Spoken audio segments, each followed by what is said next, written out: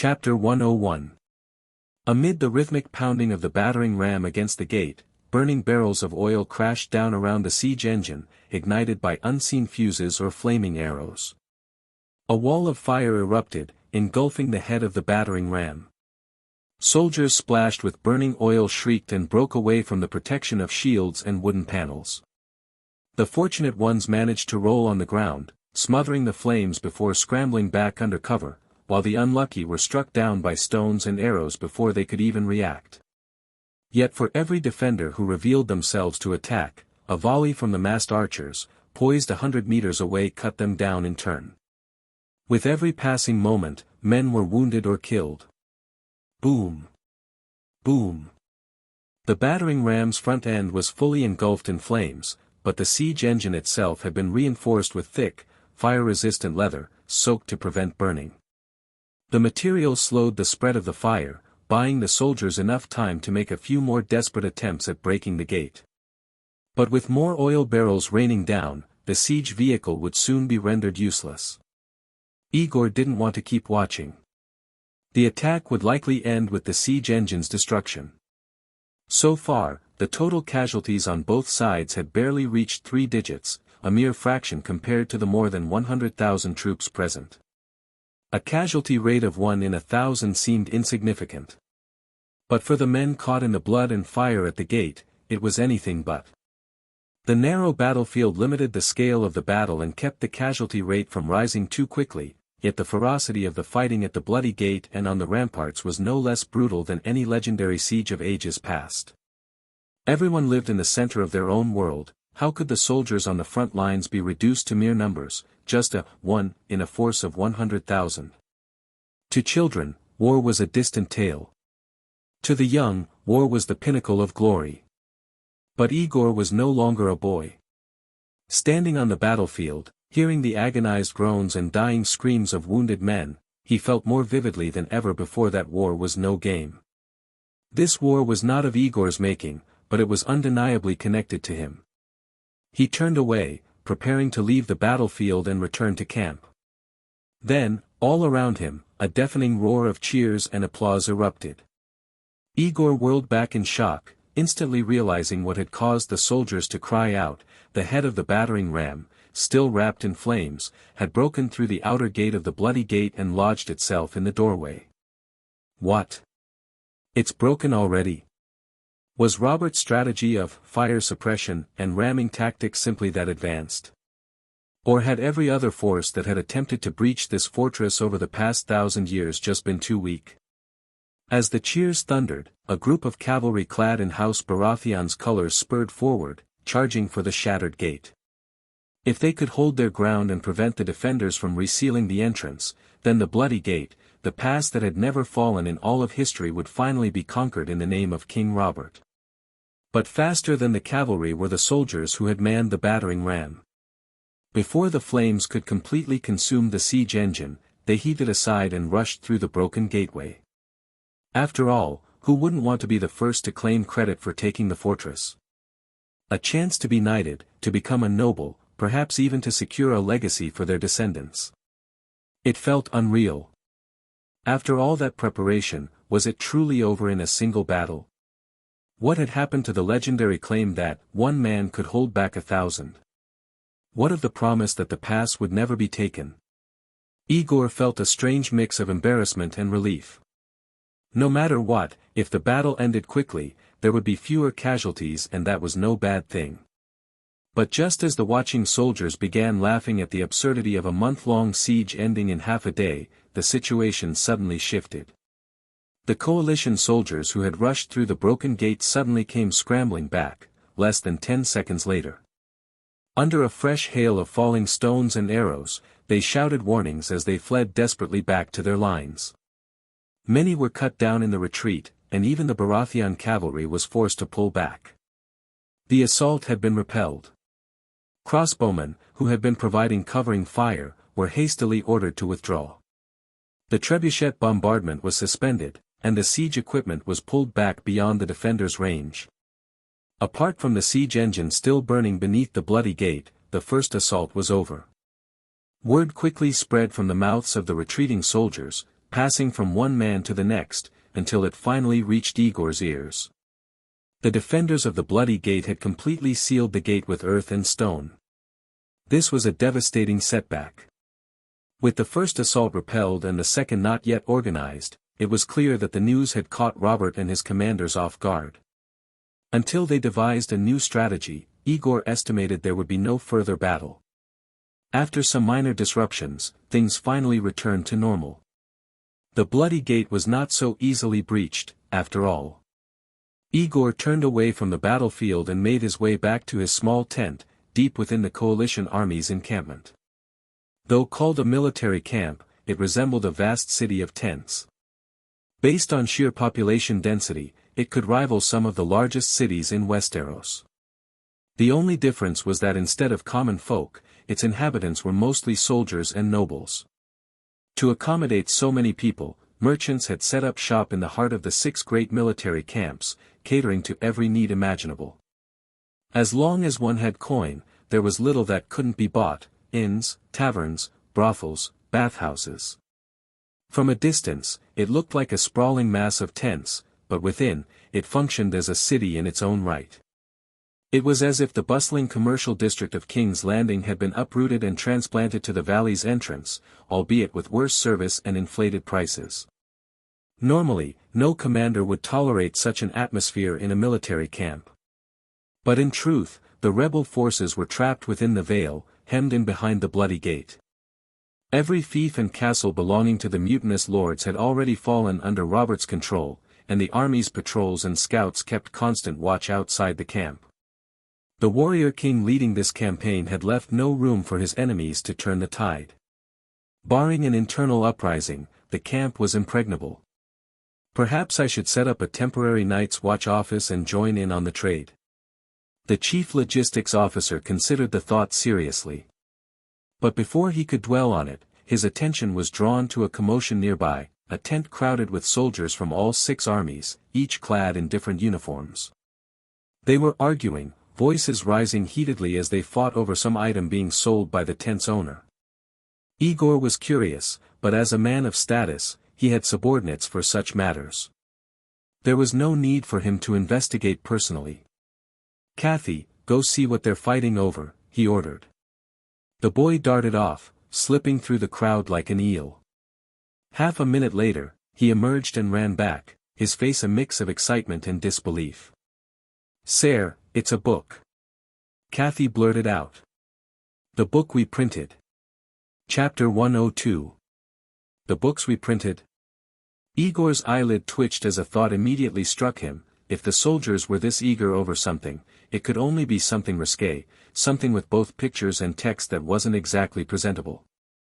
He strode toward the tent, and as he got closer, the argument between the stall owner and the soldiers became clear. "Are you trying to rob me? 10 silver stags for this piece of trash.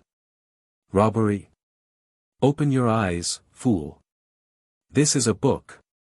The stall owner, unfazed by the soldier's indignation, flipped through the pages in his hand, displaying the contents as he shouted back.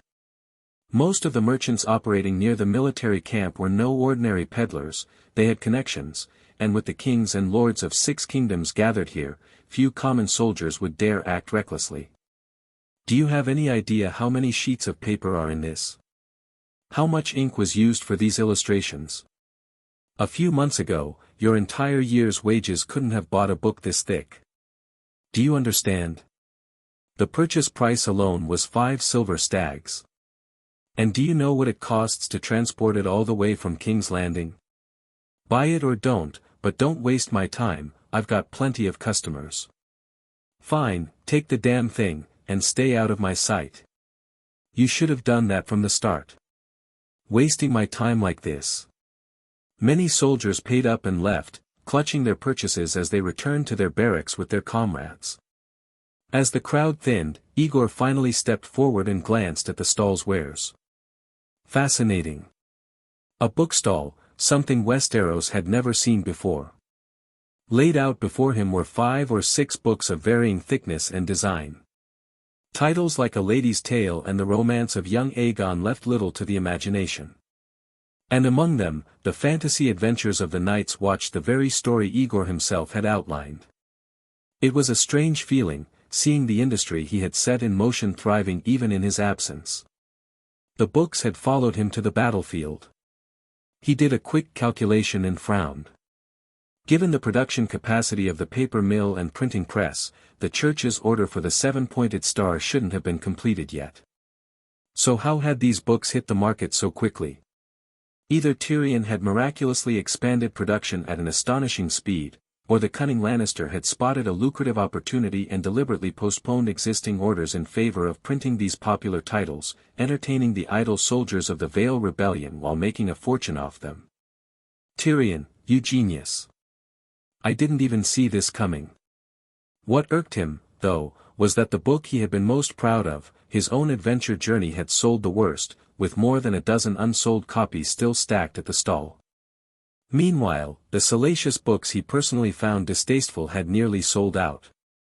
The best-selling title, and the most expensive, was something called The King's 100 Beauties. Curious, Aegor picked it up and flipped through it, only to have his eyes nearly pop out of his skull. Each page featured a portrait of a woman, posed seductively.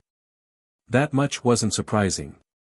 What was astonishing was the detailed information printed on the back of each page: name, age, background, and location.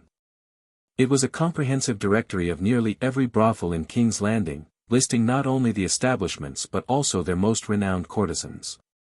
This wasn't the King's 100 Beauties. It was a damn guidebook. Aegor nearly laughed aloud. Gods knew where Tyrion had gotten the inspiration for this, but the concept was genius. With barely any words and nothing but useful information, it was the perfect book for its target audience. Soldiers with this in hand could pretend to be seasoned regulars, effortlessly navigating King's Landing's pleasure houses. No wonder it was flying off the shelves. His own adventure journey couldn't possibly compete. Wait a minute. Isn't this basically a paid advertisement for these places? If it were me, I'd be charging the brothels for placement fees. Then the realization hit him: if he could think of that, surely Tyrion had too. Gods only knew how much business the Night's Watch had expanded and how much coin they had raked in during his absence. If you're not buying, stop wasting my time. The stall owner yanked the book from Aegor's hands. But as he glanced up and noticed the black of Aegor's attire, something clicked in his mind. Hesitantly, he asked, are you the chief logistics officer? Lord Aegor. Before Aegor could answer, a familiar voice called his name from behind. Turning, he found himself facing Buckwell, a man he had become quite familiar with in recent days. Though Buckwell had never been arrogant or dismissive, he was still a landed noble, a lord, and by the laws of Westeros, his rank was far above that of a Night's Watch officer. Courtesy was one thing, but politeness should never be mistaken for true equality. Aegor didn't dare show disrespect. He stepped away from the stall, walked a few paces forward, and greeted him properly. My lord, good morning. Will His Grace be continuing the assault on the Bloody Gate today? The old knight had the privilege of attending Robert's war councils, making him a reliable source of information. Not likely, Buckwell answered. His Grace has realized the Bloody Gate is not easily taken. He's shifting focus to the rebel castles outside the Vale. Half the army will be redirected tomorrow to deal with those easier targets.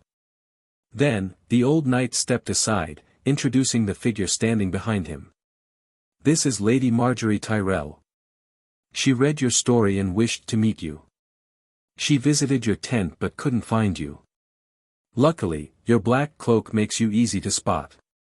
Aegor started in surprise, only now noticing the young woman standing just behind the old earl. Lady Marjgerie, he greeted smoothly, regaining his composure.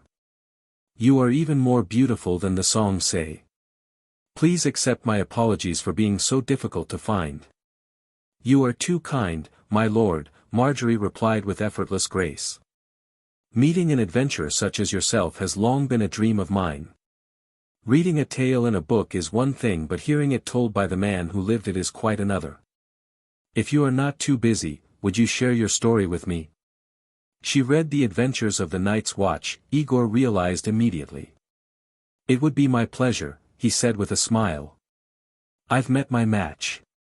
When it comes to saying one thing to one person and another to someone else, who in Westeros could possibly rival the daughter of Mace Tyrell, the sister of the Knight of Flowers, the most cunning girl in the realm, known as the Rose of Highgarden.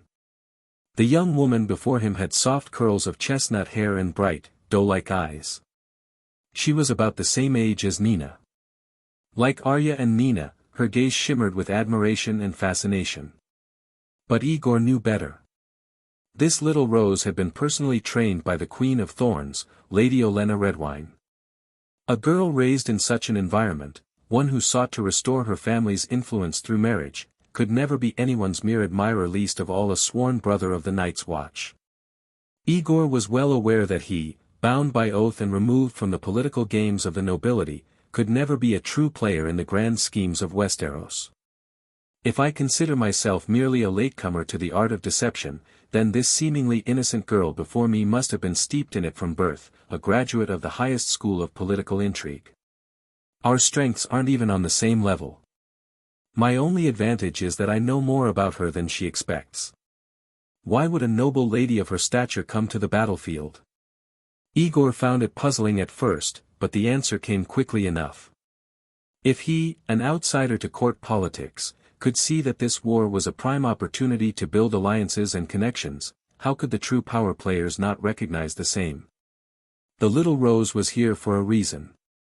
As for why she sought him out specifically, that remained to be seen. It would take careful listening and a measured response to uncover the truth hidden in her words. Asterisk. Chapter 103.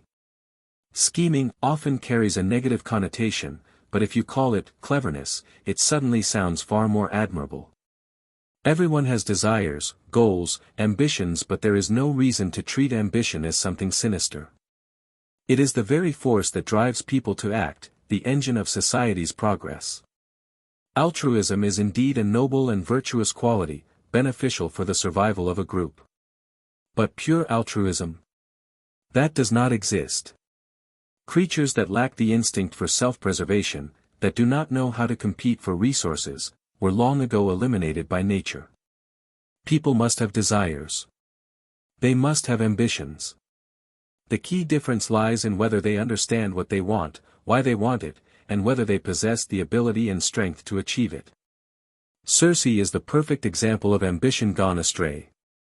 She is cunning, yes, but her scheming is meaningless. She wants everything yet lacks the foresight to understand why she wants it or how to obtain it properly. She seldom considers the consequences of her actions. A fool, but not a simple fool, that is what makes her truly dangerous. She turns allies into enemies with ease, yet is unpredictable as an opponent. One cannot reason with a player who refuses to follow the rules. Aegor had always kept his distance from such chaotic personalities, and even knights like Jaime were wary of entanglements with them. But Marjgerie Tyrell? Marjgerie was the perfect example of a competent schemer. Her goal was clear. She sought to restore House Tyrell's influence, diminished after backing the wrong side in Robert's rebellion through marriage, securing a place for her family at the very heart of power.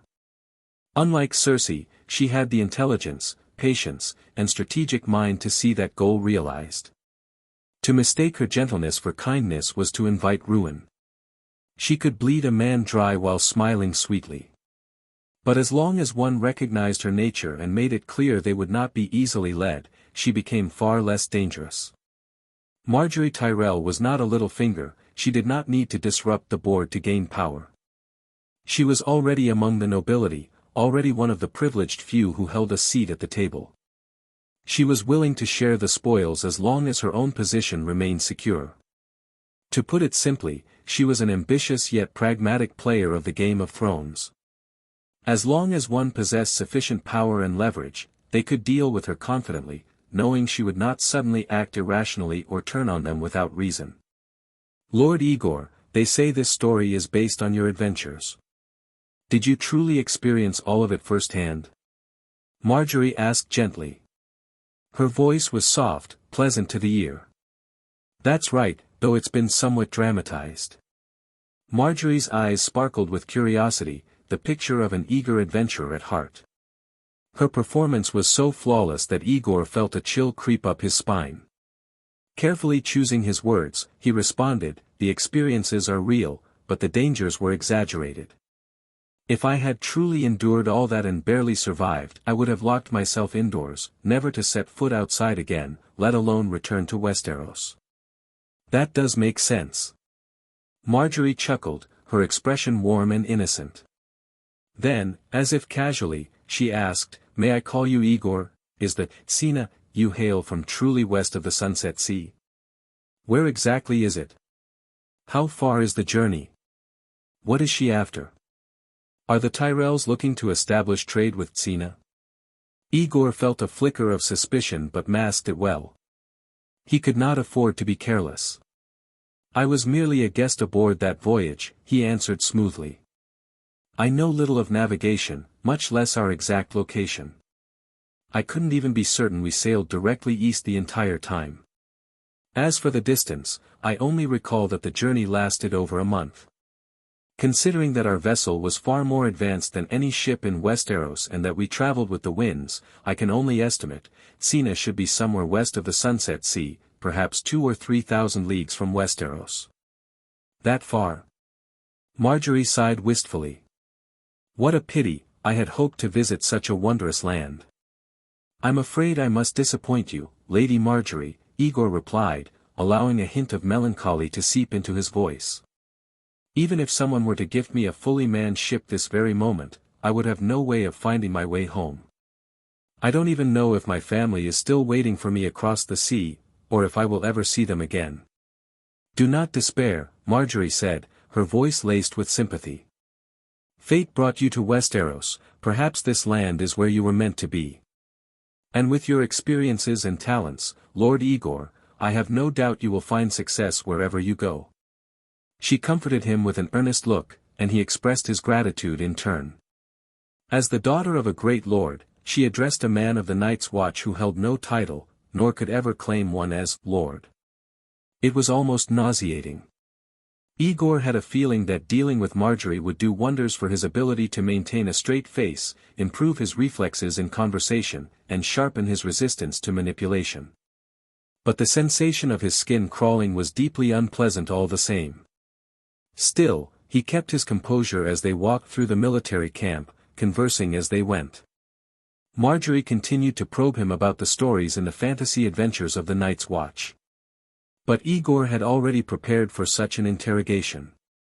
Without hesitation, he spun elaborate tales, some based on real events, others fabricated so seamlessly that no outsider could tell truth from fiction.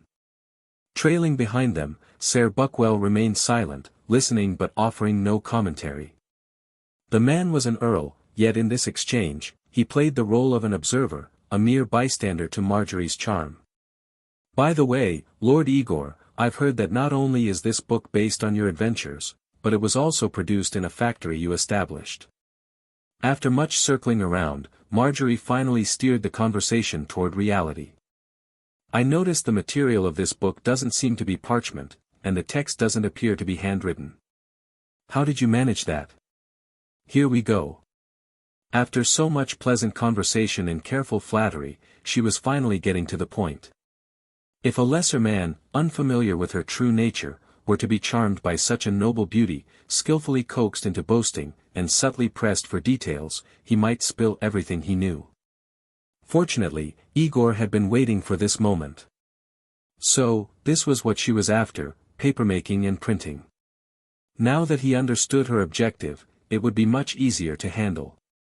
"Yes, that's true," Aegor admitted with a casual nod. "The books are produced by a factory under the Night's Watch. But I only oversee funding, set general direction, and ensure our profits support the watch with food and supplies. The specifics are handled by the craftsmen.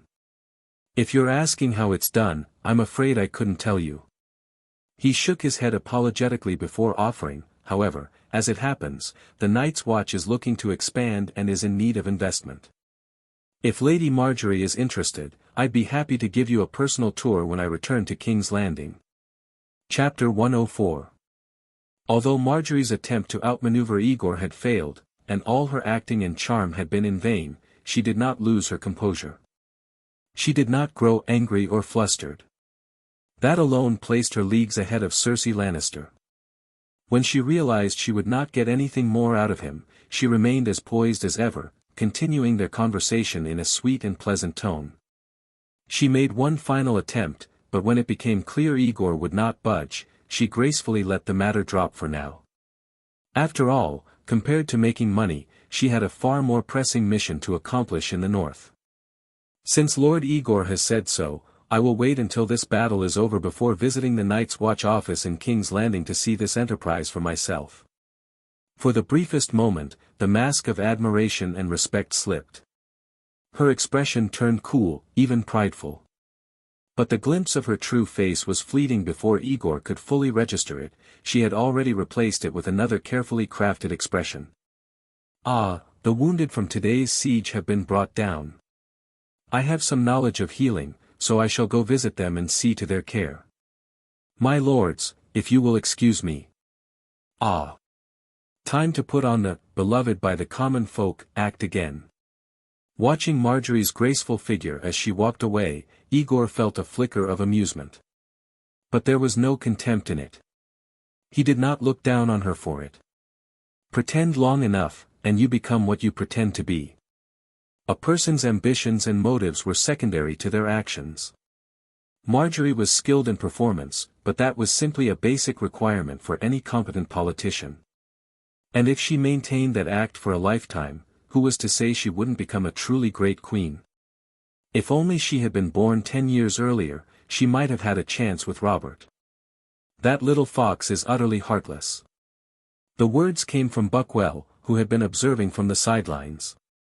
I was worried she'd trick you, and I nearly stepped in to warn you more than once. But it seems I was concerned for nothing. You are the man Tyrion Lannister chose as his partner, after all. How could you fall for such an obvious trap? House Tyrell was powerful and wealthy, but they were not Buckwell's liege lords. He had no need to speak kindly of them. There aren't many in this camp who can make that girl lose face. Robert is one. And now, so are you.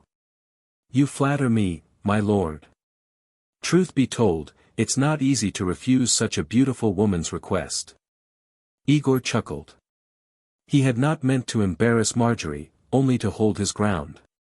If he hadn't known exactly what kind of person she was, even with all his experience and caution, he might have, he would have fallen for her charms. Have you heard the rumors circulating in the camp these past few days? Buckwell asked, stroking his beard. He had initially sought out Aegor for his role in the Night's Watch, but the more he observed him, the more he found the young man intriguing. Everyone says Marjgerie Tyrell bears a striking resemblance to the late Lady Lyanna Stark.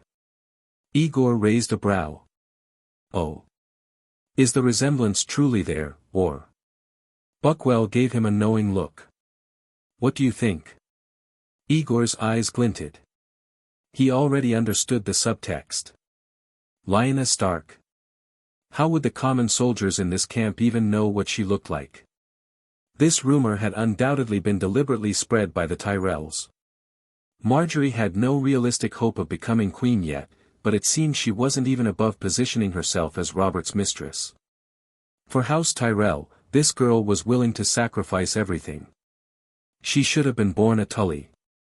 Has His Grace seen Lady Marjgerie yet? Aegor asked. He has. Buckwell smirked. He complimented her a few times, and that was the end of it. All her efforts, the styling, the rumors, the carefully chosen dresses were wasted. She is a beauty, but what woman has King Robert not seen? And His Grace is no fool. He wouldn't be so easily ensnared by a Tyrell. The old knight twirled his beard thoughtfully. Besides, I doubt even Robert remembers what Lyanna Stark looked like. Forget, she resembles her even if she were her exact double, I doubt it would move him. Aegor nodded in agreement and sighed. After more than a decade, who still remembers the face of a lost love? Robert Baratheon, who indulged in new conquests and cast off old ones with ease, had long ceased loving the woman Lyanna Stark had been. What he still cherished was the idea of Lyanna, the fiancée stolen from him, the love he was denied. "I can bed another man's wife, but no man can bed mine." Robert was, at his core, a petty, domineering scoundrel.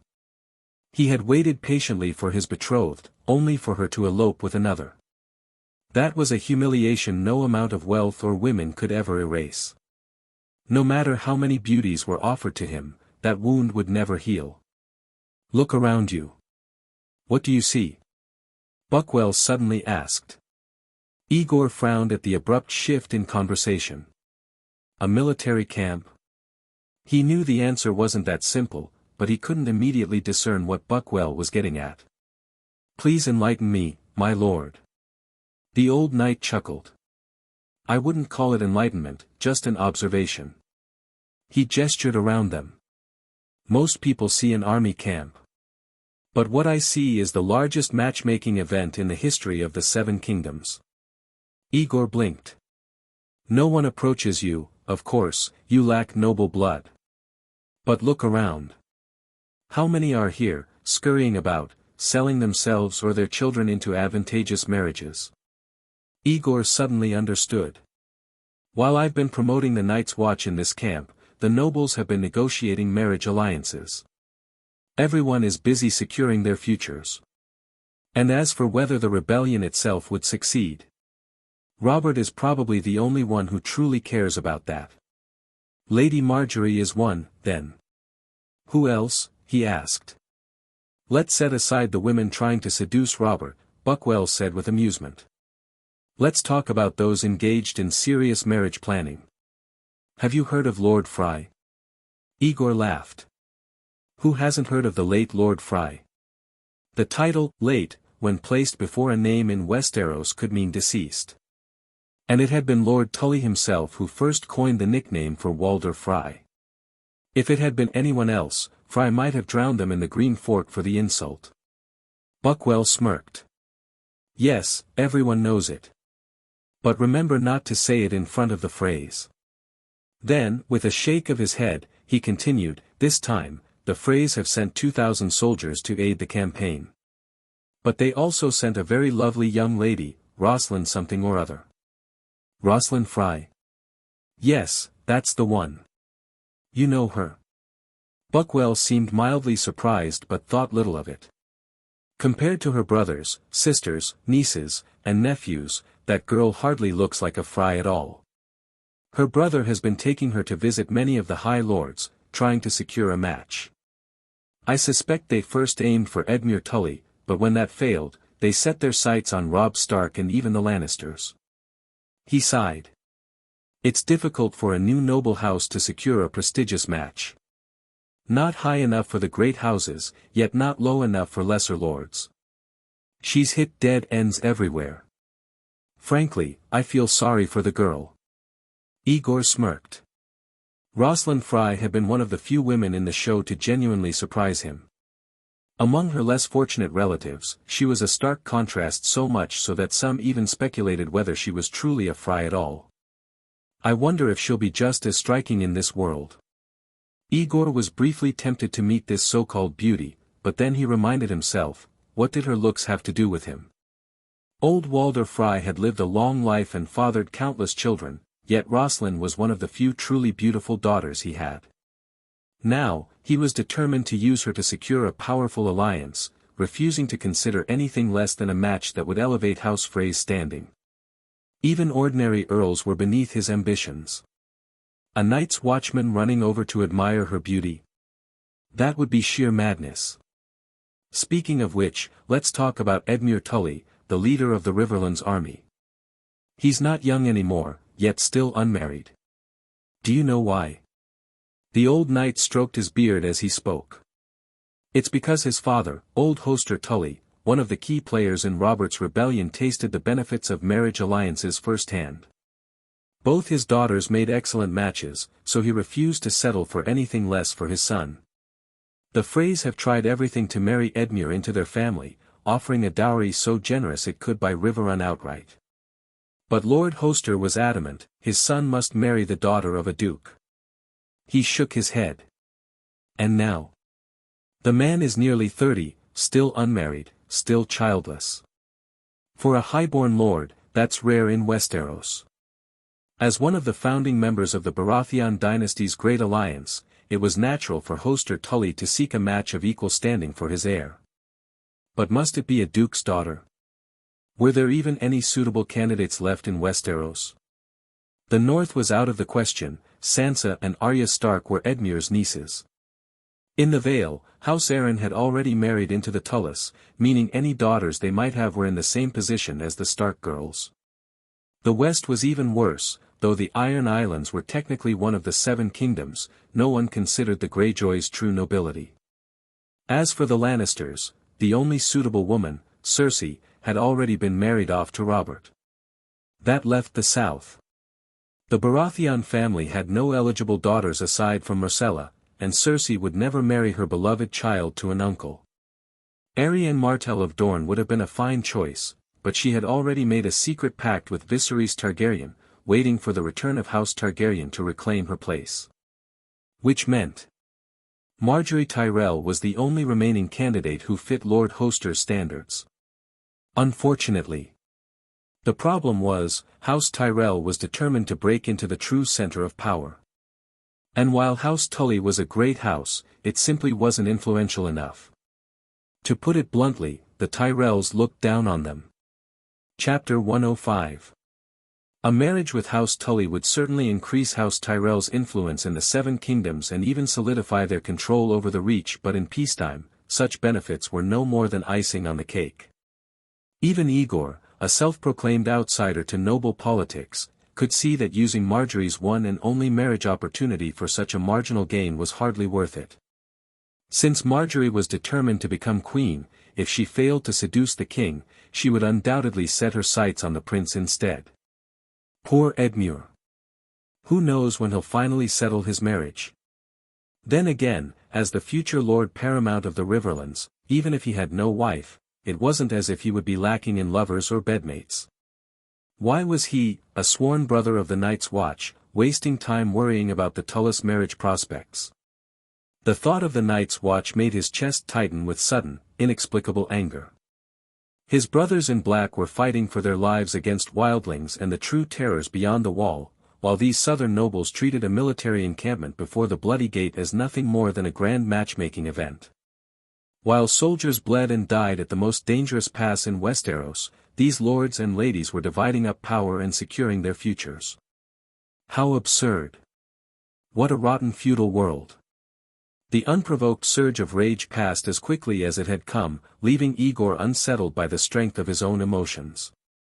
Had he spent so long pretending to be a loyal Night's Watchman that he had begun to believe it? He scoffed at himself and shook off the thought. In the end, everyone wants to climb higher, but no one ever truly gets what they want. These alliances are a tangled mess. Buckwell, oblivious to Aegor's brief turmoil, sighed as he gazed at the endless rows of tents. Yes, a mess indeed. But not everyone is aiming for a grand match. I only spoke of nobles who outrank my own house, Buckwell, ambitious men seeking to rise higher. But the Seven Kingdoms are not just made up of great lords. Countless landed knights, minor lords, and small folk thrive in their own circles. In fact, I know of at least 2 marriages that were arranged right here in this camp before the first battle had even begun. Congratulations to them, then, Aegor said absently, though he found he no longer cared enough to ask which houses were involved. Instead, he changed the subject.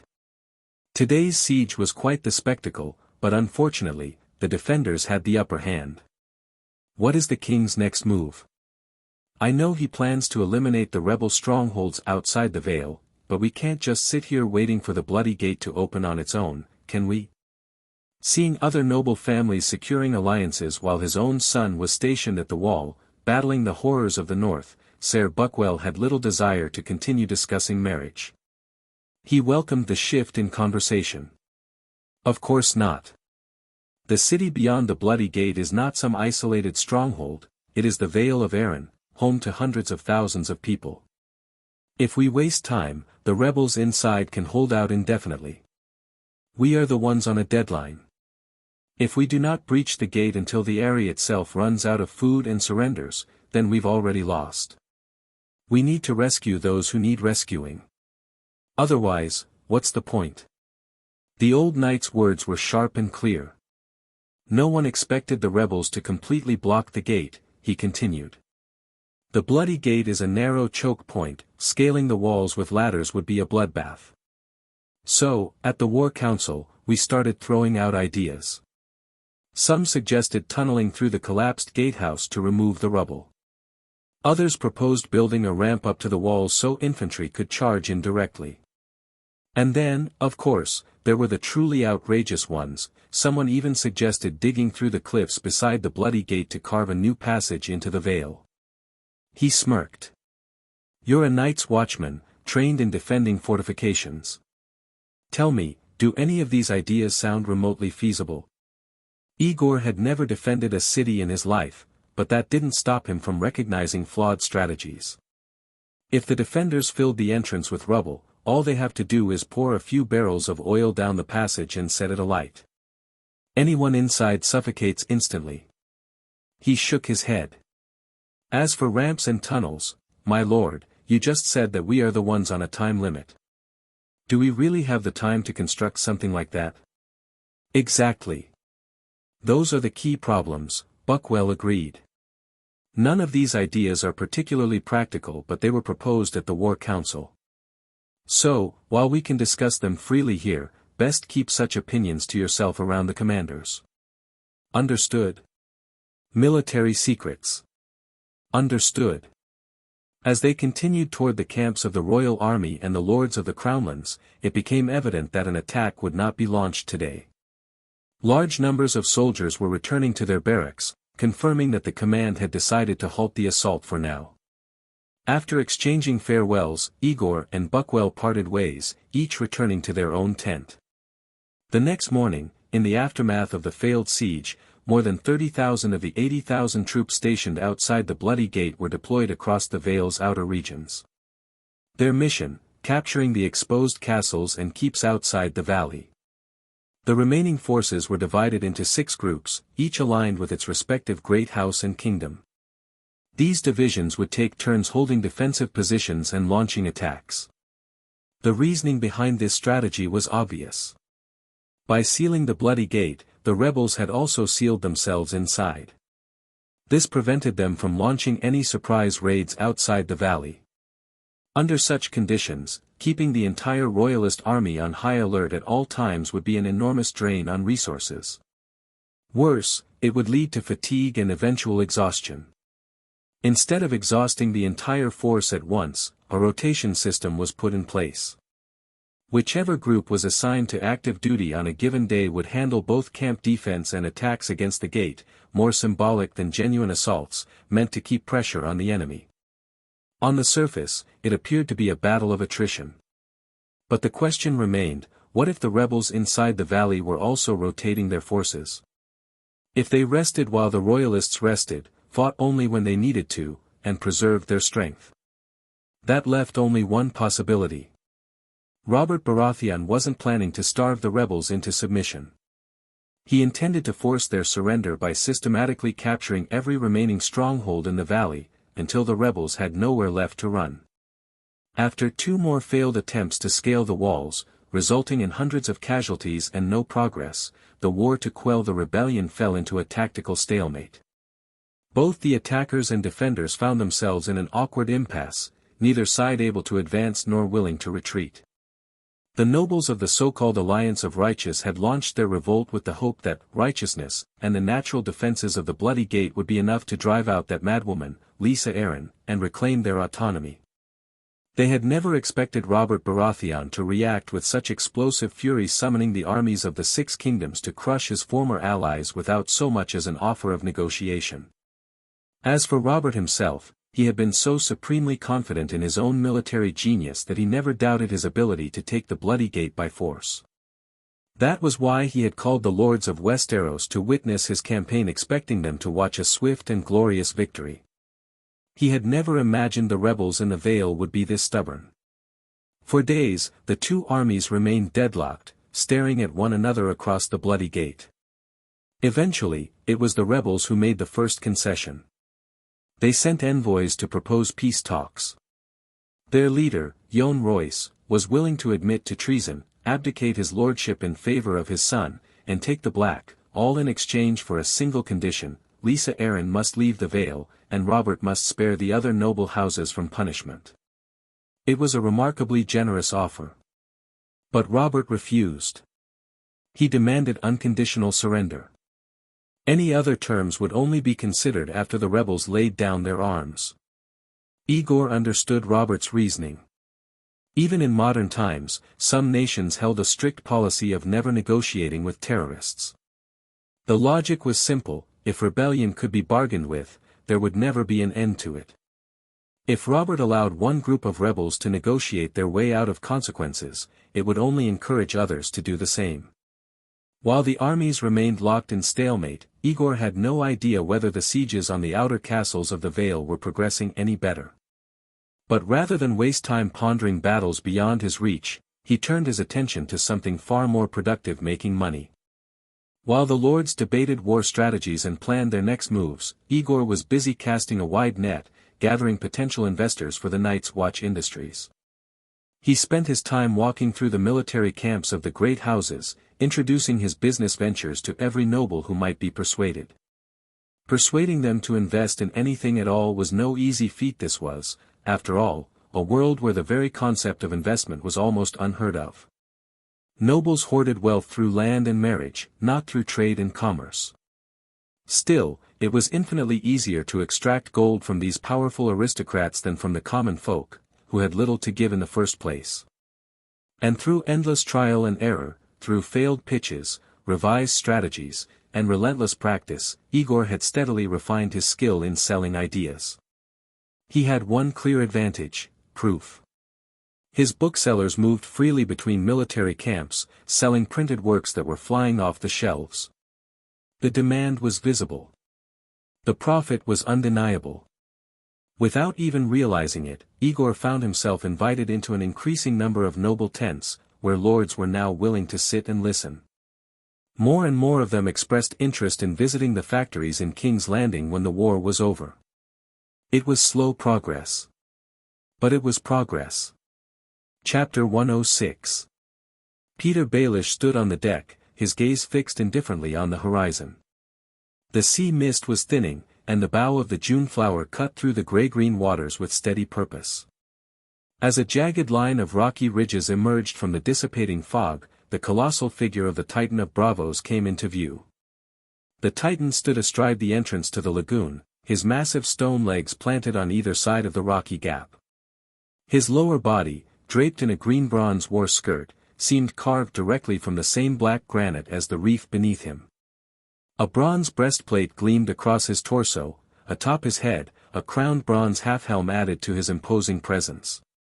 His hair, fashioned from thick ropes of green hemp, cascaded down his back, while his cavernous eyes burned with fire. One enormous hand clutched the ridge of the left cliff, fingers pinching a boulder. The other arm stretched toward the sky, gripping the hilt of a broken sword. The Titan of Braavos was, without doubt, the largest humanoid statue in the known world. Even without its defensive capabilities, it remained a breathtaking sight. But Peter spared it only a passing glance. He had seen it before. His great-grandfather had been a Braavosi sellsword, though the man's son, Peter's grandfather, had sworn fealty to House Bray and become a knight. That was how House Baelish first came to Westeros. When his grandfather was granted a knighthood, he'd chosen the Titan's head as their family sigil, a nod to his Braavosi roots. Irony. If the old man truly admired the Titan so much, why couldn't he have passed down some of its strength? Instead, Peter inherited a wiry frame, unimpressive height, and a mocking nickname that had stuck with him his entire life. Littlefinger. The first person to call him that was Catelyn Tully. He could still remember the sound of her voice when she said it, soft, teasing, and utterly unaware of the wound it left. He had adored her then. He adored her still. That name might have been an insult from anyone else. From her, it had been a gift. Peter shook his head, forcing the memory away.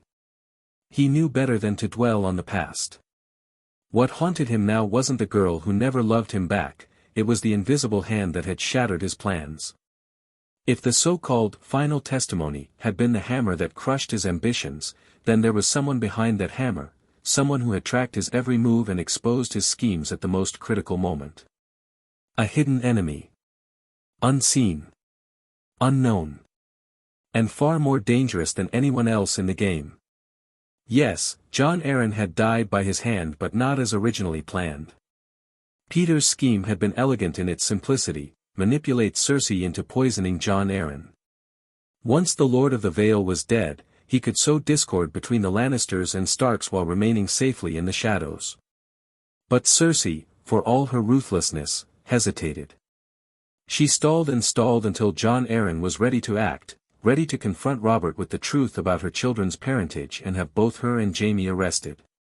Faced with that looming disaster, Peter was forced to activate his backup plan. He convinced Lysa Arryn to poison her own husband. It was effortless, really. Lysa was a fool.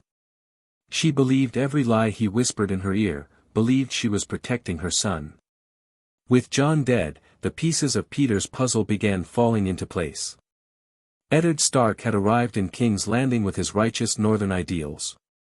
A minor knight became the next pawn, an expendable figure Peter had maneuvered into position. First, he persuaded Robert to knight the young man for his loyal service. Next, he arranged for the knight to earn a small fortune, just enough to buy himself armor and enter the tournament. Then came the crucial step, whispering carefully chosen suspicions into Cersei's ear. It worked like a charm. Cersei, ever the paranoid lioness, feared that he had learned too much. She ordered Gregor Clegane to deal with the man. A mountain crushed an ant.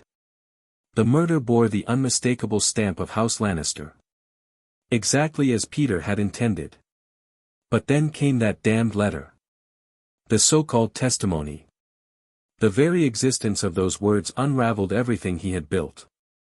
The writing wasn't the knight's. Peter was certain of it. The man had never even been near Lysa Arryn, let alone learned of the conspiracy. Someone had fabricated the note and timed its release perfectly. Who?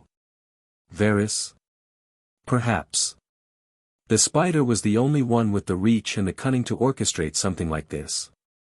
But if Varys had known the truth, why not move sooner? Why not stop Jon Arryn's death in the first place? No. Varys had his secrets, but this didn't feel like his work. The eunuch might scheme and manipulate, but he didn't leave his enemies clueless.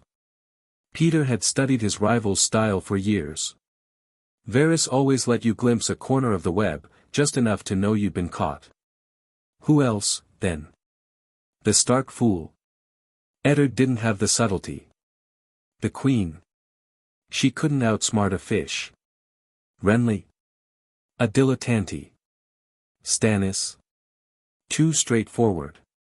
If he knew of Peter's involvement, he would have had him arrested immediately. Peter rubbed his temples. His mind kept circling the same barren terrain. If Varys hadn't done it, and none of the usual suspects had the capacity for it, who the hell had? The Titan loomed closer now, its burning eyes staring down at him like twin accusations. Peter clenched his jaw. The Vale had once been his failsafe, a sanctuary to retreat to if things went wrong. But with the alliance of righteous in open revolt, that option was gone. He needed a new plan. The June flower glided past the Titan's legs, entering the harbor. Braavos was his last refuge. There, hidden from the eyes of Westeros, Peter Baelish intended to sell his final secret asset. The gold would be enough to live comfortably for the rest of his life, as long as he rid himself of the royal guards trailing him and disappeared before Robert Baratheon sent anyone after him. Peter Baelish stood at the edge of the deck, his eyes fixed on the horizon. The briny sea breeze tugged at his cloak, and the ship beneath his feet, the June flower, glided through the grey-green waves with steady determination. The morning fog thinned as the sun rose higher, revealing the jagged ridge of rocks that guarded Braavos' lagoon. Moments later, the Titan came into view. The Titan of Braavos, colossal, ageless, unyielding. The stone colossus straddled the narrow entrance to the harbor, his feet anchored on twin crags of black granite, as though he held the sea itself at bay. Time and wind had darkened his weathered surface, yet the bronze war skirt encircling his waist still glinted faintly in the light. A massive breastplate covered his chest, and a half-helm crowned his head, its crest adorned with a sculpted laurel. Green ropes of hemp hair fell to his shoulders like seaweed-drenched locks. His eyes were empty caves with flames burning in their depths. One hand gripped a stone outcrop, the other thrust a broken sword skyward, as though in eternal defiance of the waves below. The Titan had stood sentinel over Braavos for centuries. Peter had seen it before, more times than he cared to remember. Today, it evoked no awe. Only resentment. The Titan's gaze bored into him as the June flower approached the harbor. Peter turned away from the sight and instead forced himself to consider his next moves. He was no longer Littlefinger, master of coin. No longer the clever puppeteer behind the Iron Throne's purse strings. The game had shifted, the board upended. But the game isn't over. Viserys Targaryen might be a promising candidate for his next gamble. The last known male heir of the Targaryens, a wandering exile in Essos. But the intelligence reports Peter had acquired painted the beggar king as impulsive and arrogant, a fool convinced of his own divine right. No. That option was too risky. Perhaps another player. The June flower sliced through the harbor waters, passing beneath the Titan's legs. The sunlight caught the bronze sheen of the war skirt, momentarily blinding Peter. He blinked away the glare and turned to face the two guards standing at his back. "Braavos welcomes us," he said with a charming smile, slipping effortlessly into his familiar persona. "And we should extend our gratitude, don't you think?" The guards exchanged wary glances. "Gratitude?" one asked. "Of course." Peter spread his hands. "His Majesty will deal with repaying the loan. We're only here to secure it. In the meantime, Braavos boasts some of the finest hospitality in the world." His smile deepened. "I insist. My treat. You've both worked so hard on this journey. A little wine, a little music.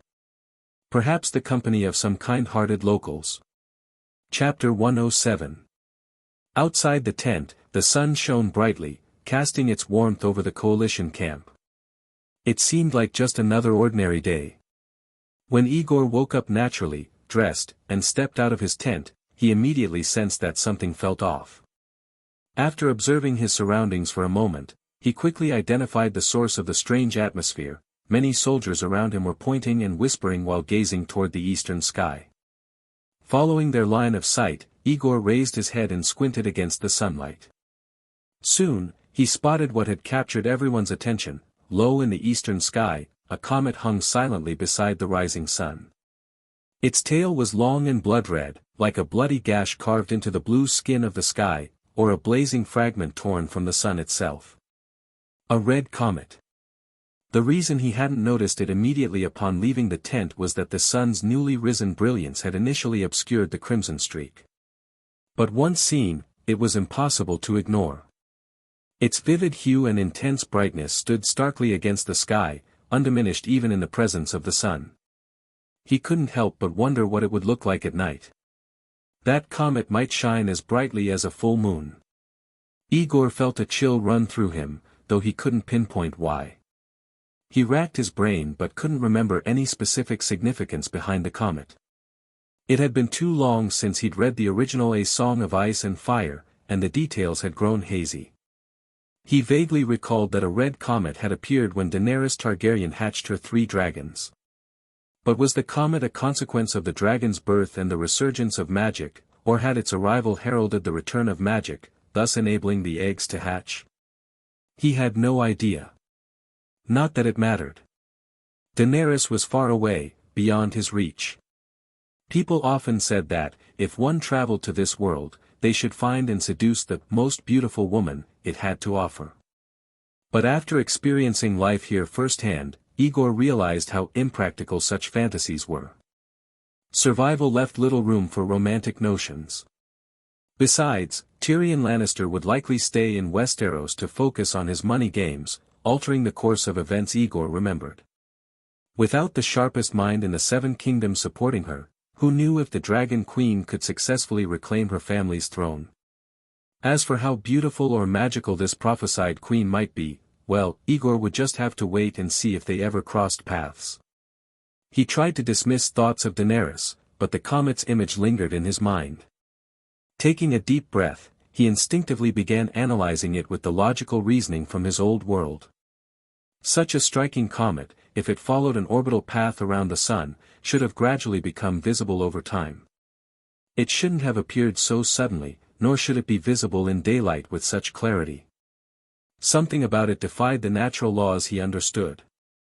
It looked so close, dangerously close. If it truly were near the planet, its angular velocity should make it streak rapidly across the sky rather than hang motionless like a bloody scar. Could it be further away than it seemed? Perhaps it only appeared so vivid because of its immense size. But that didn't add up either. A celestial body that large would cause noticeable gravitational disturbances, yet the world remained calm and unaffected. Unless, it was relatively small and shared a near-parallel orbit with the planet, giving the illusion of stillness. But if that were true, how had it appeared so suddenly? Aegor's head throbbed as the contradictions piled up. After a while, he decided to stop trying to make sense of it. This world often defied the principles he'd once held as truths. The Red Comet was just one more mystery in a land already filled with magic, dragons, and prophecies. Knowledge from another world had its limits here. The sooner he accepted that, the better. Instead of dwelling on cosmic anomalies, he needed to focus on surviving this harsh reality and adapting to its unfamiliar rules. Everyone's saying that the appearance of the bloody comet is a sign that the bloody gate will definitely fall. Casey reported excitedly, repeating the rumors he'd picked up around the camp. Bloody comet, bloody gate. Aegor's lips curved into a faint smile. The logic does have a certain appeal. Do you believe it? Isn't it true? The boy hesitated, clearly inclined to say yes, but, under the sharp gaze of the Night's Watch chief logistics officer, quickly corrected himself. I mean, no, I don't believe it. I'd wager there are people inside the bloody gate whispering the same thing, saying the comet foretells King Robert's defeat and the collapse of his coalition. Believe it or not, it's your choice. Just remember to think for yourself. No matter what conclusion you reach, whether it's right or wrong, it's better than blindly following others. Oh. I understand, the boy responded, though Aegor doubted he'd truly absorbed the lesson. Aegor gave a brief nod and said no more. Whether others acknowledged it or not, he'd become a man with influence, and it was both natural and necessary to guide the people around him. After all, the more capable his subordinates, the stronger his position and the more promising his future. That day, the Martell forces were responsible for the assault on the bloody gate. After a charge that resulted in casualties on both sides, they declared the day's siege efforts complete and retreated to their camp to re-establish defensive positions. People often say you don't know your limits until you push yourself. A month and a half after leaving King's Landing, Aegor had met most of the knights and minor lords from the Six Kingdoms who had answered the king's call to war. Among them, 40 or 50 had shown interest in the Night's Watch's bond offerings. Even if only half followed through and each invested just 100 gold dragons, that would still amount to thousands of gold dragons raised for the cause. By the time he finished breakfast, the sun had climbed higher, yet the crimson comet remained visible in the eastern sky. Having spent a year at Castle Black, Aegor had grown accustomed to strange and imposing sights. Compared to the immensity of the wall, this streak of blood across the sky hardly seemed worth noting, so long as it didn't come crashing down to obliterate mankind. Life went on. The business he could conduct within the coalition camp was nearing its conclusion. Now, Aegor was simply waiting for Castle Black to send a raven or a brother of the Watch to relieve him of his temporary post. Once that happened, he could return to King's Landing and continue expanding the Night's Watch's financial ventures. The war's outcome. That was Robert Baratheon's concern, not the Watch's. With the burden of responsibility temporarily lifted from his shoulders, Aegor allowed himself to enjoy a rare moment of leisure. He wandered the camp aimlessly, considering which noble or officer he might visit, and silently rejoicing that, no matter what happened on the battlefield, he would never have to fight. Ahead, beneath a towering banner depicting a crowned stag in red and gold, a din of cheers, shouts, and clashing steel filled the air. When an army was encamped, soldiers needed distractions beyond drinking, gambling, or chasing camp followers. Competitions provided that entertainment. The men divided themselves into teams, often based on their lord's allegiances, and held contests of all kinds, justs, group skirmishes, one-on-one duels. Victors earned glory for their banners, losers sought revenge by sending in stronger challengers. Casey reveled in every competition, but after watching a few rounds, Aegor quickly lost interest. Skill at arms was, undeniably, a valuable talent. Most of the men in the ring were better fighters than he was. Yet, in his experience, those who swam the best were often the ones who drowned. The more proficient these men became with sword and shield, the closer they drifted toward danger and death. Aegor's ambitions lay elsewhere. His was a different game, one that influenced the entire realm from behind the scenes. If he succeeded, he would not only shape the world but also keep himself far from the peril of the battlefield. Just as he was preparing to leave, the tone of the crowd's cheers shifted, drawing his attention back to the competition. "Beauty," someone shouted. "Prince," echoed another voice. Aegor narrowed his eyes. Were they talking about Brienne of Tarth fighting Oberyn Martell, the Red Viper? Chapter 108. In this counterinsurgency war, how many minor characters from the world of ice and fire had gathered here at this coalition base? Countless. Due to limited time and his low status, Aegor had neither the opportunity nor the means to visit and get to know these individuals one by one. Not to mention the two renowned warriors, Oberyn Martell, the Red Viper, and Brienne of Tarth, the Beauty, he had never even met them before. The former was inaccessible due to his high status, while the latter was likely overlooked because her tent was too inconspicuous. Now that they had encountered them, it was only natural not to let the opportunity slip away. Even if they couldn't get acquainted, at least recognizing each other the next time they crossed paths would be worthwhile. With Casey, who was visibly thrilled, Aegor squeezed his way toward the competition circle. Hundreds of people had gathered, forming a tightly packed crowd around the competition circle. It took significant effort for him to push through to a spot where he could see the fight clearly. "Beautiful. Beauty, finish him off." Amid the cheers of the surrounding soldiers, Aegor saw the two warriors locked in battle. One of them, much taller, was fully clad in blue armor from head to toe, with even the eyes concealed. Opposite the armored figure stood a black-haired, black-eyed man holding a spear, Oberyn Martell, he guessed. Compared to his opponent, the Red Viper seemed almost unprotected. Aside from greaves, vambraces, throat armor, a war skirt, and a helmet without a face guard, he wore only soft leather and smooth silk beneath his armor. The chainmail, layered with polished copper scales, barely covered a quarter of his body. Aegor wasn't familiar with the sigil of House Tarth, but from the shouts of the crowd, he quickly confirmed that the Red Viper's opponent was indeed the Beauty, Brienne. After a closer look at the Blue Knight, he couldn't help but exclaim internally, "Gods, this woman is tall." Standing before Brienne, fully armored and wearing thick combat boots, Oberyn barely reached her chest.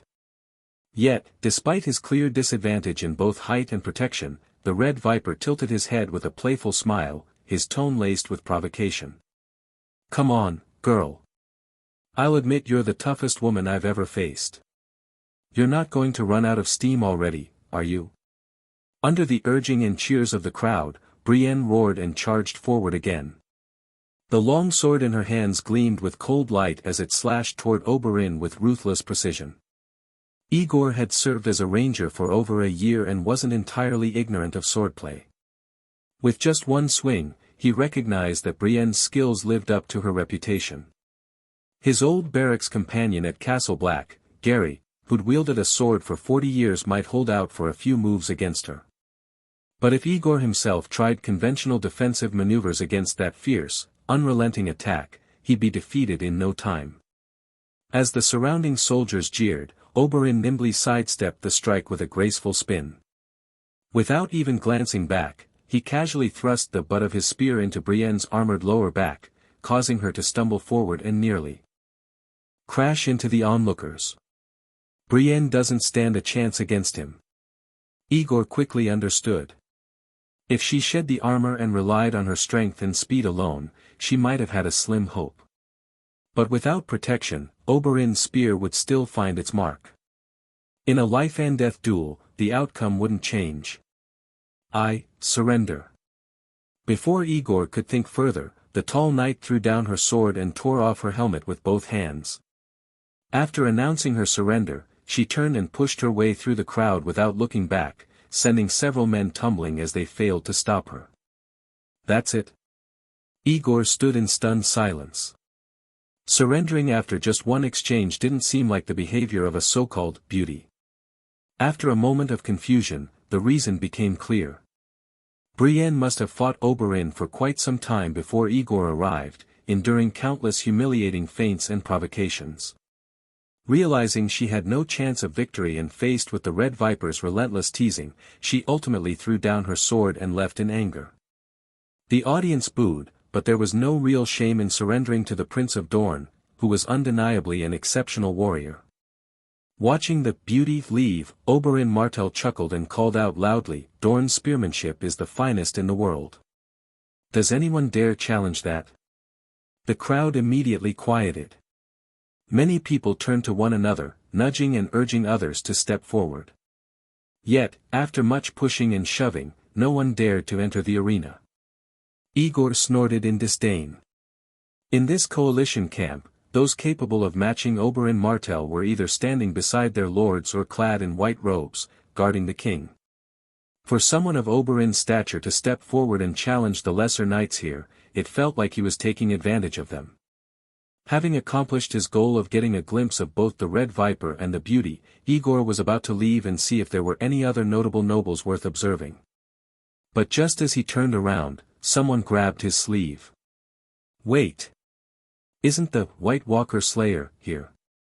Let him go up against the prince. Let's see the Night's Watch in action.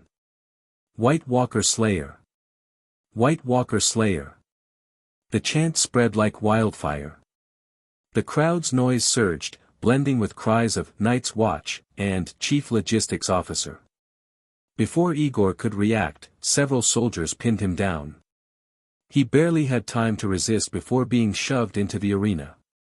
It was no exaggeration to say that Aegor had become something of a celebrity. The fantasy adventures of the Night's Watch had been on the market for a few weeks now. Although its sales lagged behind the more sensational publications released around the same time, there was a limit to how long people could spend reading bawdy stories. While many of the coalition soldiers were illiterate peasants, the combined forces of 6 kingdoms brought together a far higher literacy rate than most other places in Westeros or even the world. Here, perhaps 1 in 10 people could read, if not more. And, of course, even those who couldn't read could still enjoy the tale when literate comrades read it aloud. As one of the first books available in camp, The Journey of Adventure stood out with its unusual protagonist, a member of the Night's Watch rather than a noble knight, and its fresh, unconventional narrative. Word of mouth did the rest, spreading the tale far and wide. Aegor had originally hoped the book would tell the world that he was a foreigner who'd been forced to join the Night's Watch due to a language barrier. He wanted to shed light on the Black Brothers' struggles against the Wildlings and White Walkers, hoping to improve the world's opinion of the Night's Watch. But reality rarely aligns with one's intentions. For reasons he couldn't fathom, readers seemed to ignore the larger message entirely.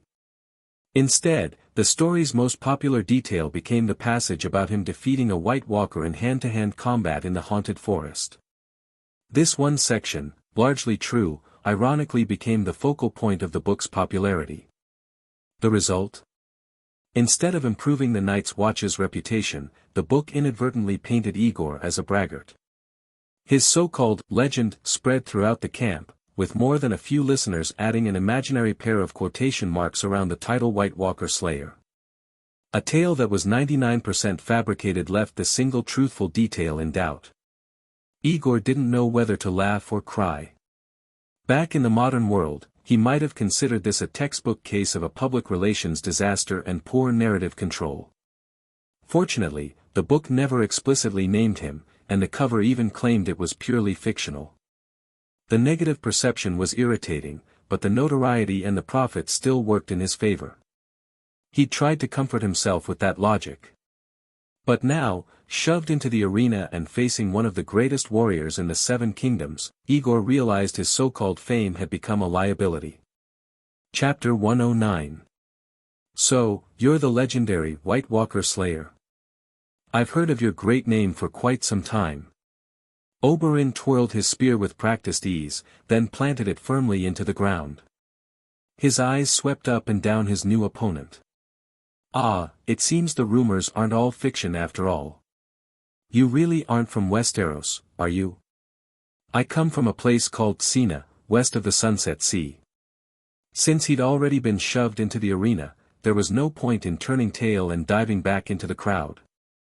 Losing to Oberyn wouldn't bring shame, but lacking the courage to face him would only further damage the Night's Watch's already tarnished reputation. Thinking quickly, Aegor decided to make the first move, at least verbally. Dorne's spearmanship is the best in the world, I have no argument with that.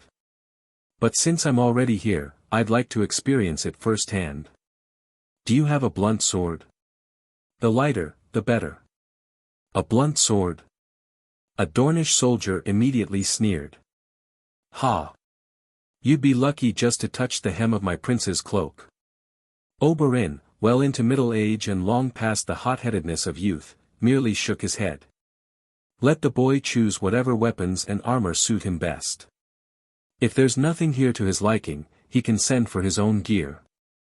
There's no need to fret over a blunt sword. Well, Aegor did have a sword with him, though for someone of his meager skill, there wasn't much difference between his own weapon and a standard practice blade. He gave a self-deprecating shrug. Your Highness, you may not know this, but the Night's Watch mostly fights wildlings. In terms of martial prowess, they're not much different from ordinary farmers. The only real challenge is their overwhelming numbers. The more you use your brain, the sharper it gets. After leaving the Wall and partnering with Tyrion in King's Landing, Aegor had cultivated the habit of warming up his mental muscles daily. He'd trained himself not to panic or freeze when faced with unexpected situations. Standing in that circle, it took only a few seconds for several potential strategies to surface in his mind. 1,000 Night's Watch brothers must defend against nearly 200,000 wildlings beyond the Wall. On average, that's 200 foes for each of us. He exaggerated the numbers slightly. Almost every battle we fight is against overwhelming odds. That's why our training focuses on offense over defense. Only by swiftly dispatching the enemy before us can we assist our comrades or move to the next target. If we hesitate, we risk being surrounded. Technically, that wasn't a complete lie. Most wildlings fled at the mere sight of rangers unless they set an ambush. Beyond the Wall, the Night's Watch rarely bothered with wildling villages unless they posed a direct threat. In truth, occasional bartering for supplies wasn't unheard of, though the common folk in the Seven Kingdoms imagined a constant, bloody conflict. So. Oberyn cocked his head, intrigued. He knew little about the Night's Watch. After all, no member of House Martell had ever been exiled to the Wall. So, Aegor continued earnestly, our combat style is more instinctive, wild, even. We're always preparing for real war, not civilized duels. We don't fight for honor, we fight to kill. His tone was serious, despite the nonsense spilling from his mouth. Of course, your Highness's martial skill is unmatched. You're no wildling, and I'm merely a logistics officer. I wouldn't dare boast about my chances with a real sword. I'm afraid if I get flustered, I might injure myself. It's hard to strike a man who flatters you so openly. Aegor had deliberately softened his tone, conceding inferiority and appealing to Oberyn's better nature. The Red Viper, who bore no particular grudge against the Night's Watch, chuckled and nodded. Very well. Bring the man a blunt sword. With a flick of his wrist, Oberyn tossed his spear to a soldier standing at the edge of the crowd. The man quickly returned with a blunt practice spear. It was an unwritten rule: when one combatant opted for a dulled weapon, the other was expected to follow suit, a nod to chivalry, even here on the eve of war. Though the realm was at war, the men here still adhered to certain codes. Aegor accepted the practice sword and declined the offer of protective armor, opting instead for a small round shield just large enough to guard his vitals. Facing an opponent as agile as Oberyn while weighed down with heavy armor would be pure folly. His sword skills were already mediocre, adding cumbersome gear would only worsen his odds. Besides, Oberyn wasn't a bloodthirsty brute. As one of Dorne's ruling elite, he had no reason to seriously harm a Night's Watchman, especially in an informal duel like this. If the prince genuinely wished him harm, armor wouldn't make much difference anyway. Still, caution was warranted. By pushing for blunt weapons and declaring his preference for offense over defense, Aegor hoped to provoke Oberyn into underestimating him. Masters like the Red Viper often grow arrogant in the face of amateurs. If he thinks I'm nothing more than an overeager novice, maybe, just maybe, he'll leave an opening. The Night's Watch trains for survival, not showmanship, Aegor said, tightening his grip on the hilt. We aim to kill, not fight fair. I look forward to seeing Dorne's legendary spearmanship in action. Please go easy on me. The words were courteous, the tone humble, but for the first time since being shoved into the arena, Aegor felt a spark of genuine resolve. Admit you're a coward, use your best moves, then find the right moment to lose or surrender. That was Aegor's entire plan. It sounded simple, but executing it was far more difficult. After standing with his sword raised for only a few seconds, Aegor realized he had no idea how to attack. Oberyn stood across from him, relaxed and casual, spinning his spear like a golden hoop as if he were performing for children. From the outside, his posture seemed riddled with openings, but Aegor knew better. Every move was deliberate, every gap an illusion. He could already picture it: the moment he lunged, Oberyn's counterattack would come with lightning speed, leaving him flailing like Brienne of Tarth had minutes earlier. This is what it feels like to face a true master, Aegor thought. After less than 10 seconds of facing the Red Viper, he felt like one of those doomed villains from a martial arts tale, a pawn confronting the story's hero. His instincts screamed that any attack would be suicidal, while standing still only prolonged the inevitable. His grip tightened on his shield as beads of sweat trickled down his back, despite the summer warmth of the valley. "Come on, White Walker Slayer," shouted a voice from the crowd, someone eager to see blood spilled, as long as it wasn't their own. "Show that southerner what northerners can do," added another, this one clearly from the north. The Northmen always treated the black-clad brothers as their own. "Stop dawdling and fight already," complained a third voice, betraying complete ignorance of swordplay. Only amateurs dismissed the opening moments of a duel as mere time-wasting. Oberyn, meanwhile, studied his opponent with a practiced eye. The boy had clearly received training, nothing extraordinary, but he wasn't just flailing around either. The prince had crossed swords with mercenaries like him many times before. Still, there was something puzzling about him. The accent, the clothes. Where had he said he was from? West of the Sunset Sea. Clean cut, sharp eyes. Oberyn's lips curved into a wicked smirk. He suddenly wondered if this so-called White Walker Slayer might be as adventurous in bed as he was on the battlefield. He spread his arms wide, leaving his chest exposed in mock invitation. "Come on," he called, voice low and smooth. "You take the first shot." Aegor had no inkling of the prince's personal intrigue. He only saw an opening finally, a genuine gap to exploit. "If I hesitate now, he'll grow bored and punish me for it. You're not here to win. Just attack and get it over with." Planting his left foot into the dirt, Aegor launched himself forward, raising a small cloud of dust in his wake. The sword in his hand was lighter than he expected, a fortunate choice by the tournament's organizer.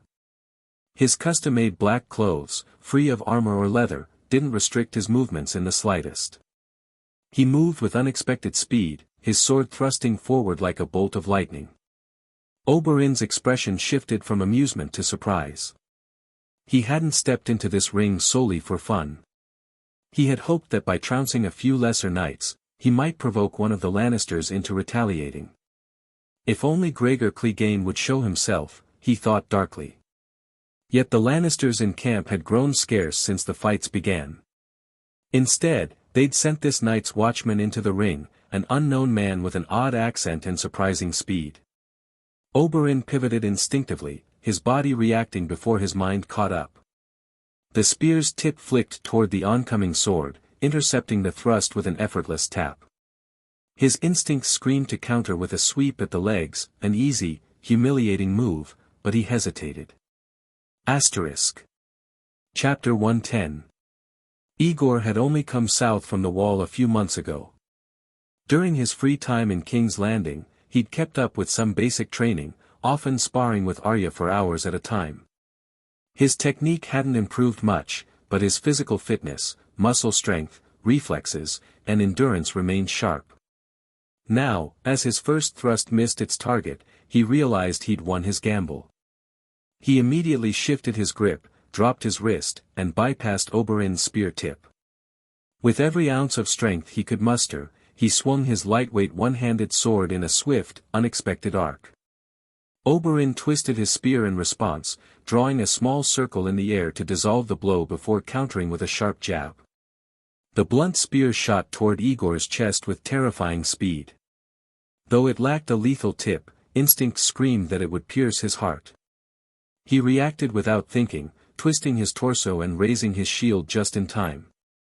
The spear struck the shield with surprising force, sending a wave of numbness up his arm. The prince hadn't even exerted full force. Aegor was certain of it. Still, he couldn't afford to hesitate. Clenching his teeth, he pushed closer and lunged again. Nice! The crowd erupted in cheers. Everyone knew the saying, an inch longer, an inch stronger. A sword, by nature, was disadvantaged against a spear. The only viable tactic was to close the distance. Aegor's bold move, though more instinctive than strategic, gave the illusion that he'd successfully forced Oberyn into close quarters, seemingly gaining the upper hand. Had Brienne still been there, or if a true master like Ser Barristan Selmy or Jaime Lannister had been watching, they would have sneered at the crowd's naivety. They would have pointed out that Oberyn was humoring his opponent. Aegor's movements were riddled with flaws, his technique unpolished. But the Red Viper, rather than exploiting these weaknesses, was deliberately engaging Aegor at his strongest point, speed. Some might call it reckless. Others would call it pride. Oberyn wanted to beat Aegor where he was strongest to prove that Dorne's spearmen were peerless in every sense. Ping! Bang! Even Aegor struggled to process what had just happened. One moment, he was mid-swing. The next, his shield and sword simultaneously absorbed powerful strikes that sent him staggering back half a step just beyond spear range. The crowd, blissfully unaware of the gap in skill, roared with excitement. They thought they were witnessing a clash between masters. Aegor, on the other hand, was painfully aware of how one-sided the fight truly was. "Come on, Night's Watchman." Oberyn grinned, spreading his arms in mock invitation once again. Aegor's head throbbed from the prince's lightning-quick counterattack. His original plan had been to find an excuse to surrender after a few moves, but Oberyn's teasing got under his skin. "I can't back down now, not this soon." Gritting his teeth, he charged again. Raising his shield horizontally to cover his chest and lifting the sword above his head, he sprinted forward and brought the blade down in a powerful overhead slash. The last time he'd used this move was against the White Walkers. It was an ill-suited tactic against an opponent with a spear, but Oberyn didn't seem inclined to hurt him. That fact gave Aegor just enough confidence to commit. Good. Oberyn called, nimbly sidestepping the downward strike. As he retreated, his spear tip flicked the blade aside with contemptuous ease. Then, with a flick of his wrist, he thrust the blunt spear toward Aegor's face, stopping mere inches from his nose before tapping the shield again. If this spear were real, I'd have a hole through my skull right now. The realization sent a cold shiver down Aegor's spine. Oberyn hadn't merely dodged and counterattacked, he'd done so with deliberate flair, casually reminding his opponent how easily he could end the fight if he wished. Despite exceeding his usual abilities, Aegor was being utterly outclassed. His plan to feign defeat? Laughable. Against someone this skilled, he couldn't even lose convincingly. Every time he tried to create an opportunity, the Red Viper shut him down with humiliating ease. So this is what true mastery looks like. He clenched his sword tighter. He'd always dismissed martial prowess as irrelevant compared to money, status, and strategy. But here, in this moment, it hit him, skill with a blade could be the difference between life and death, between survival and slaughter. I need to take my training seriously. I don't need to become a master, just good enough to defend myself. The crowd's cheers continued, oblivious to Aegor's internal epiphany. They saw only the fearless Night's Watchman pressing the Prince of Dorne with relentless attacks.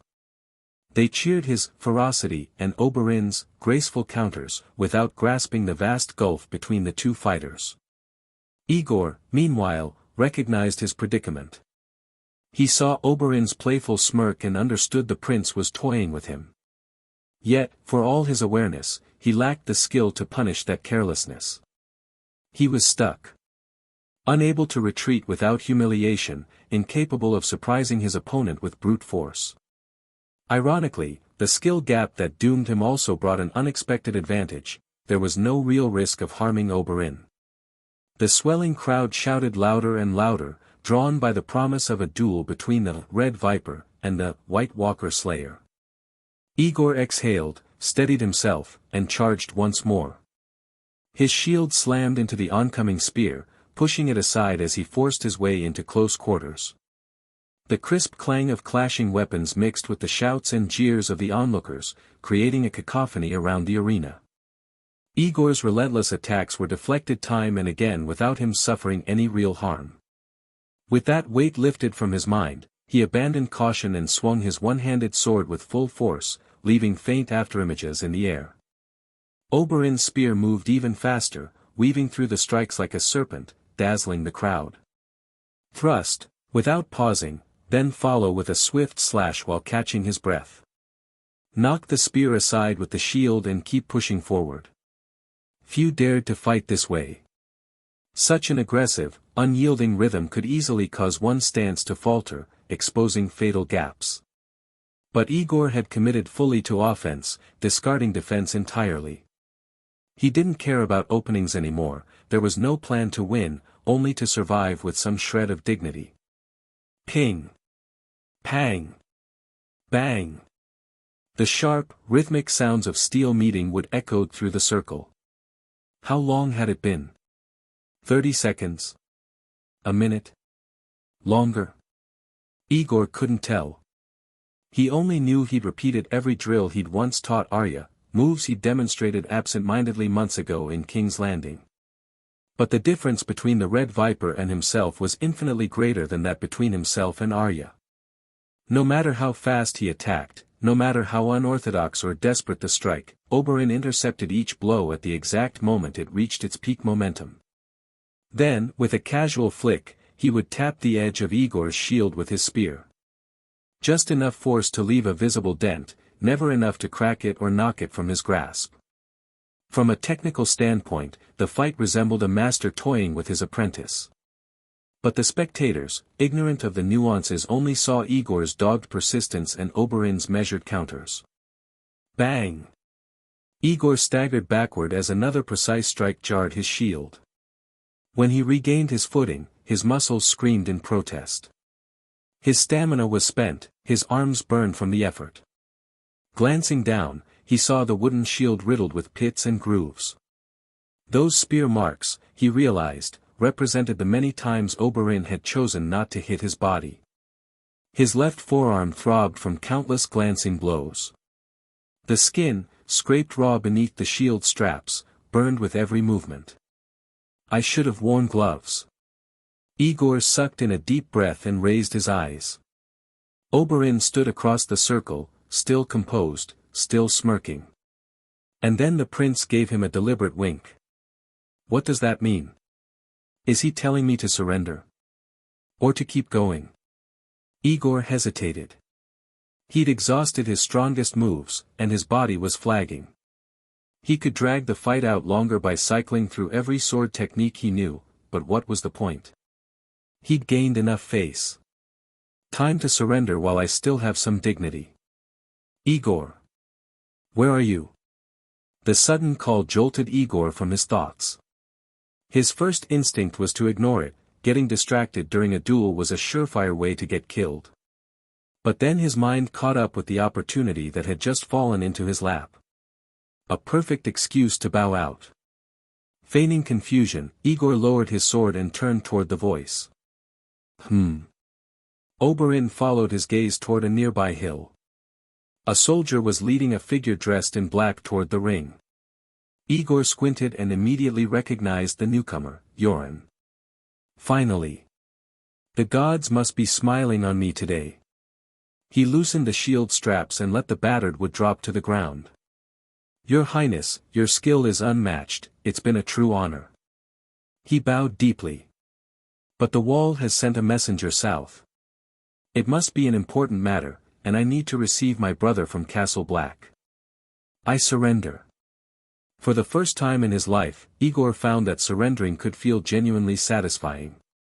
He walked to the edge of the circle, handed the practice sword to the nearest attendant, and made a beeline for the approaching black-cloaked figure. Official duties must come first, Oberyn called after him, still leaning on his spear with that same lazy smile. Perhaps we can pick up where we left off this evening. A little more spear and sword practice, and maybe a lively discussion about life while we're at it. Chapter 111. Aegor was grateful for Oberyn's mercy during the duel, but now that he had surrendered and the outcome was decided, he should count himself lucky that Oberyn hadn't mocked or humiliated him. As the Prince of Dorne, why would he bother flattering him? How could a mere logistics officer of the Night's Watch, with mediocre martial skills, be qualified to discuss life with him? Wasn't this a little too strange? Aegor looked at Oberyn in confusion, only to see the prince wink at him again. Suddenly, a thought struck him. Oberyn was known for certain preferences. Could it be? Well, the Night's Watch has been busy lately, so I won't trouble you. We'll have a chance to discuss this after the battle. Aegor felt a chill run down his spine and quickly excused himself. He hadn't traveled through time and space just to end up violated. No one could stop an opponent from surrendering. Though the onlookers clamored for the fight to continue, they eventually let Aegor leave the training yard. Suppressing his unease, he forced himself to walk off the field, only to run into Yoren, who was approaching him. Before leaving King's Landing to join the royal army, he had written to the Wall, requesting that they send someone to take over his tedious duties as a Night's Watch officer. But the Watch was as miserly as ever. They refused to send even one extra man south. Instead, they had Yoren come alone, forcing him to juggle both roles. If Robert managed to break through the Bloody Gate, Yoren would be responsible for escorting the black-clad lords of the Just Alliance back to the Wall. And if the rebellion failed, well, either way, they planned to ask Aegor for another batch of recruits, so it would be a win-win situation. Although Aegor knew why Yoren had come, he had just surrendered in the ring under the pretense of entertaining his comrades. With who knew how many people still watching him, he had no choice but to keep up appearances. Yoren. You must have had a rough journey. Aegor greeted him with a bright smile, holding his breath as he pulled the older man into a hug. When did you get here? Just now. This camp is massive, I thought it'd take some time to find you. But turns out, you're a celebrity. All I had to do was ask around. Yoren was taken aback by Aegor's uncharacteristic enthusiasm, but he didn't dwell on it. He assumed the younger man was simply enjoying his comfortable life in the south and was in high spirits. You brat, living the good life, huh? You even have time for tournaments? It had been months since they last saw each other, and Yoren was as unkempt as ever. He was still wearing the summer clothes Aegor had bought him back in King's Landing, likely the only warm-weather attire he owned. He looked Aegor up and down with a grin. Oh, no, wait, I should be calling you Chief Logistics Officer now. Forget that title, it sounds ridiculous. Aegor was eager to leave. He grabbed Yoren and hurried toward his tent. You came at the perfect time. I'll leave this place to you. I need to get back to King's Landing and start training new recruits as soon as possible. Yoren raised a brow. Training new recruits. That's Mormont's job, isn't it? Why would he need you for that? And if you're handling it, what's the point of keeping Ser Alicer? It's complicated, Aegor said. You know how hard it is to recruit men. The Watch is desperate for new blood, so I decided to hire some help. He led Yoren through the Antlers camp, gradually leaving the tournament grounds behind. But the commander-in-chief is worried that hiring outsiders would affect morale, so he set a rule: they can't be taken to Castle Black for training. T/N, I have been using Deer Horn/Stag Horn, which should have been Antlers. Sorry about that. Which means if they go to the wall untrained, they'll just die, Yoren concluded. Exactly. And I can't afford to hire mercenaries, so I have to train them myself. I see. The plan was set in motion a while ago, but then King Robert ordered me to serve as a night's watchman with the army. I've wasted months on this nonsense and haven't even begun training the recruits. Aegor's frustration was evident, but with an Antler soldier leading the way, he forced himself to hold back from complaining too much. Thankfully, you're here now. I can finally free up my hands and try to send some men your way before you head back. As the two Night's Watchmen walked, they spoke in hushed tones about the situation at the wall. From Yoren, Aegor learned that the Rangers were already attempting to capture Whites, though they had made little progress. That was good news. Without stopping, they soon arrived back at Aegor's tent. Thank you for your trouble. Here, take this and buy yourself some wine. Aegor smiled at the soldier who had led Yoren to him, slipping a few silver stags into his hand before ushering the Yoren into the tent. I'll be leaving for King's Landing soon. You'll stay here, Aegor told Yoren before tilting his head slightly and giving an order. Casey, pack my personal belongings. Don't bother with anything that can be bought in King's Landing, leave those for Yoren.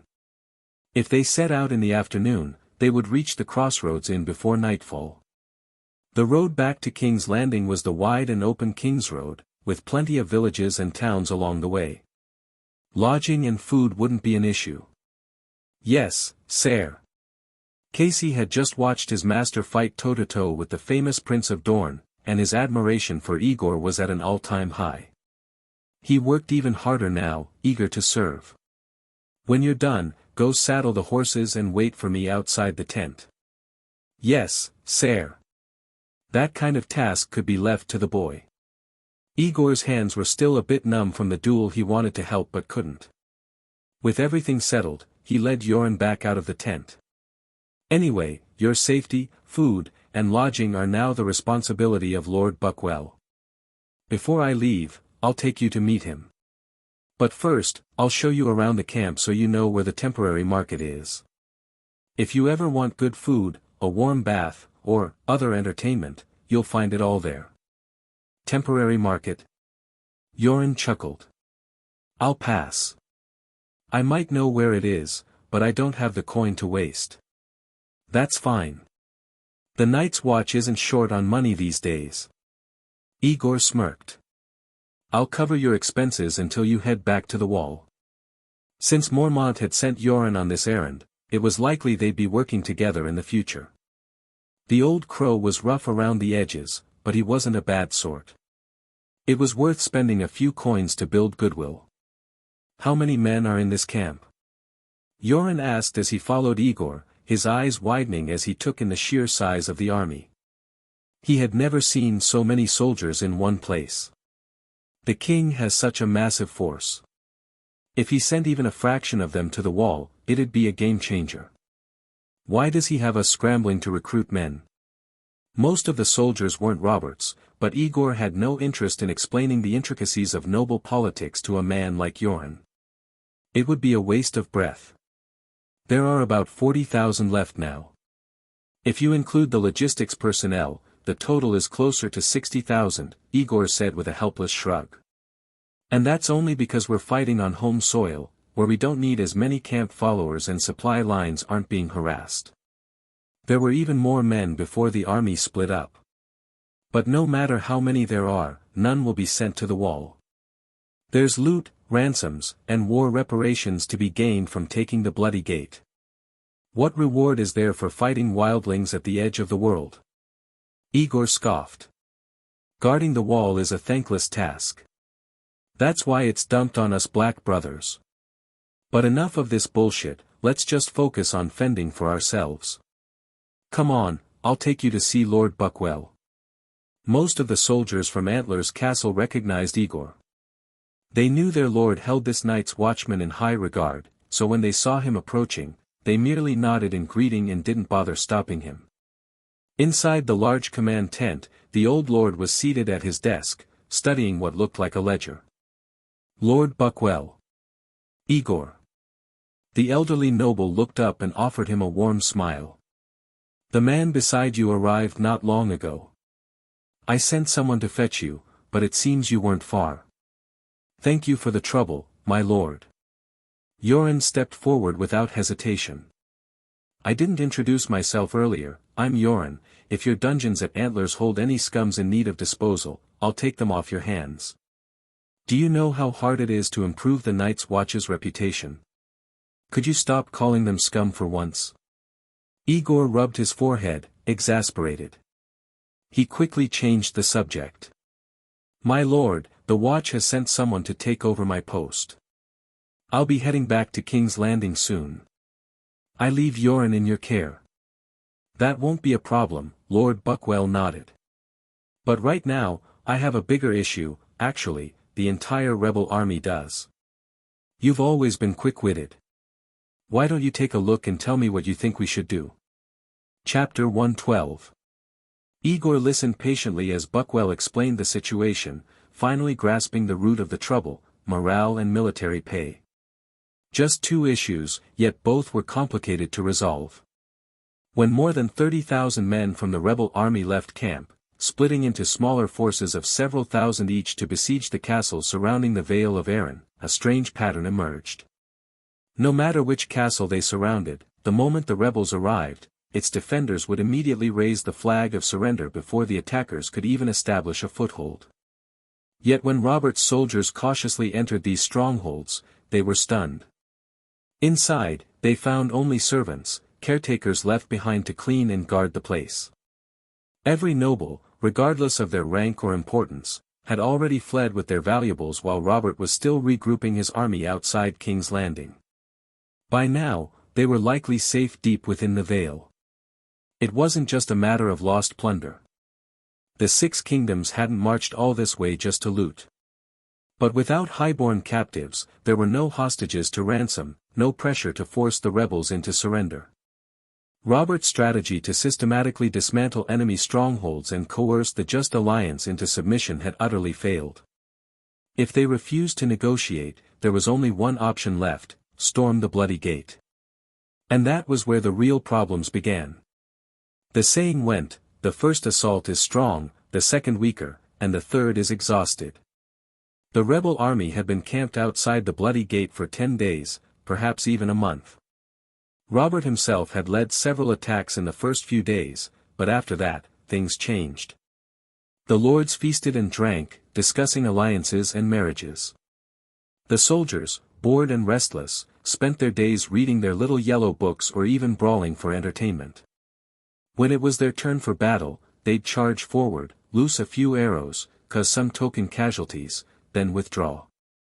The cycle repeated every 6 days. After so many half-hearted assaults, the weaknesses of the army's structure and training became glaringly obvious.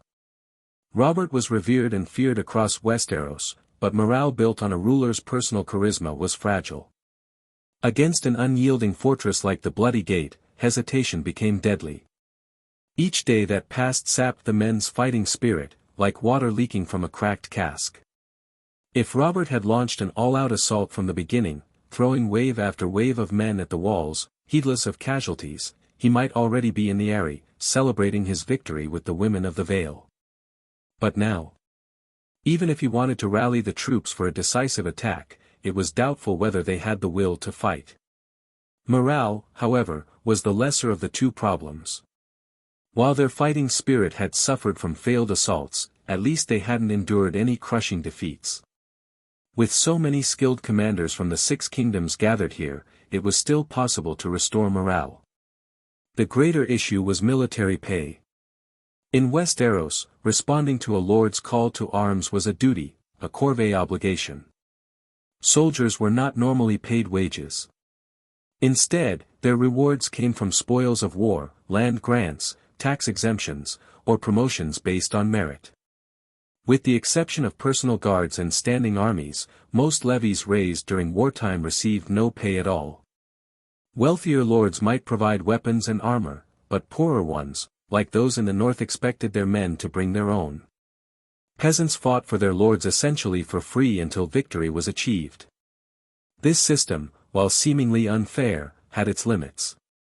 Military service was only unpaid when defending one's own lands, and only for a set period. The moment a campaign extended beyond that time or crossed into foreign territory, the soldiers had to be paid. This time, the armies of the Six Kingdoms had marched far from home, fighting not for their own lords but for King Robert and Lord Arryn.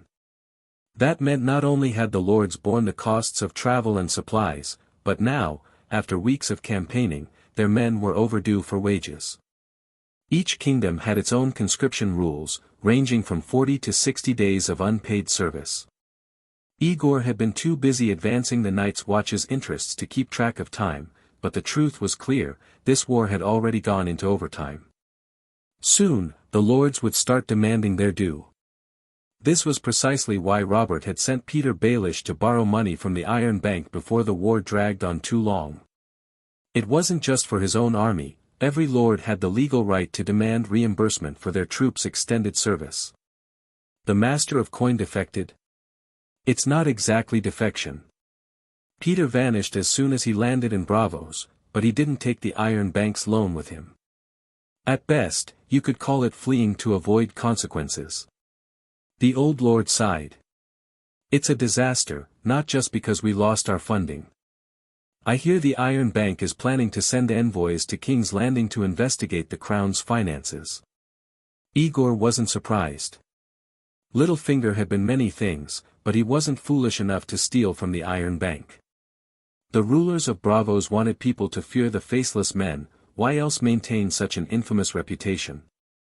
The threat alone was often enough to ensure compliance. Aegor shrugged.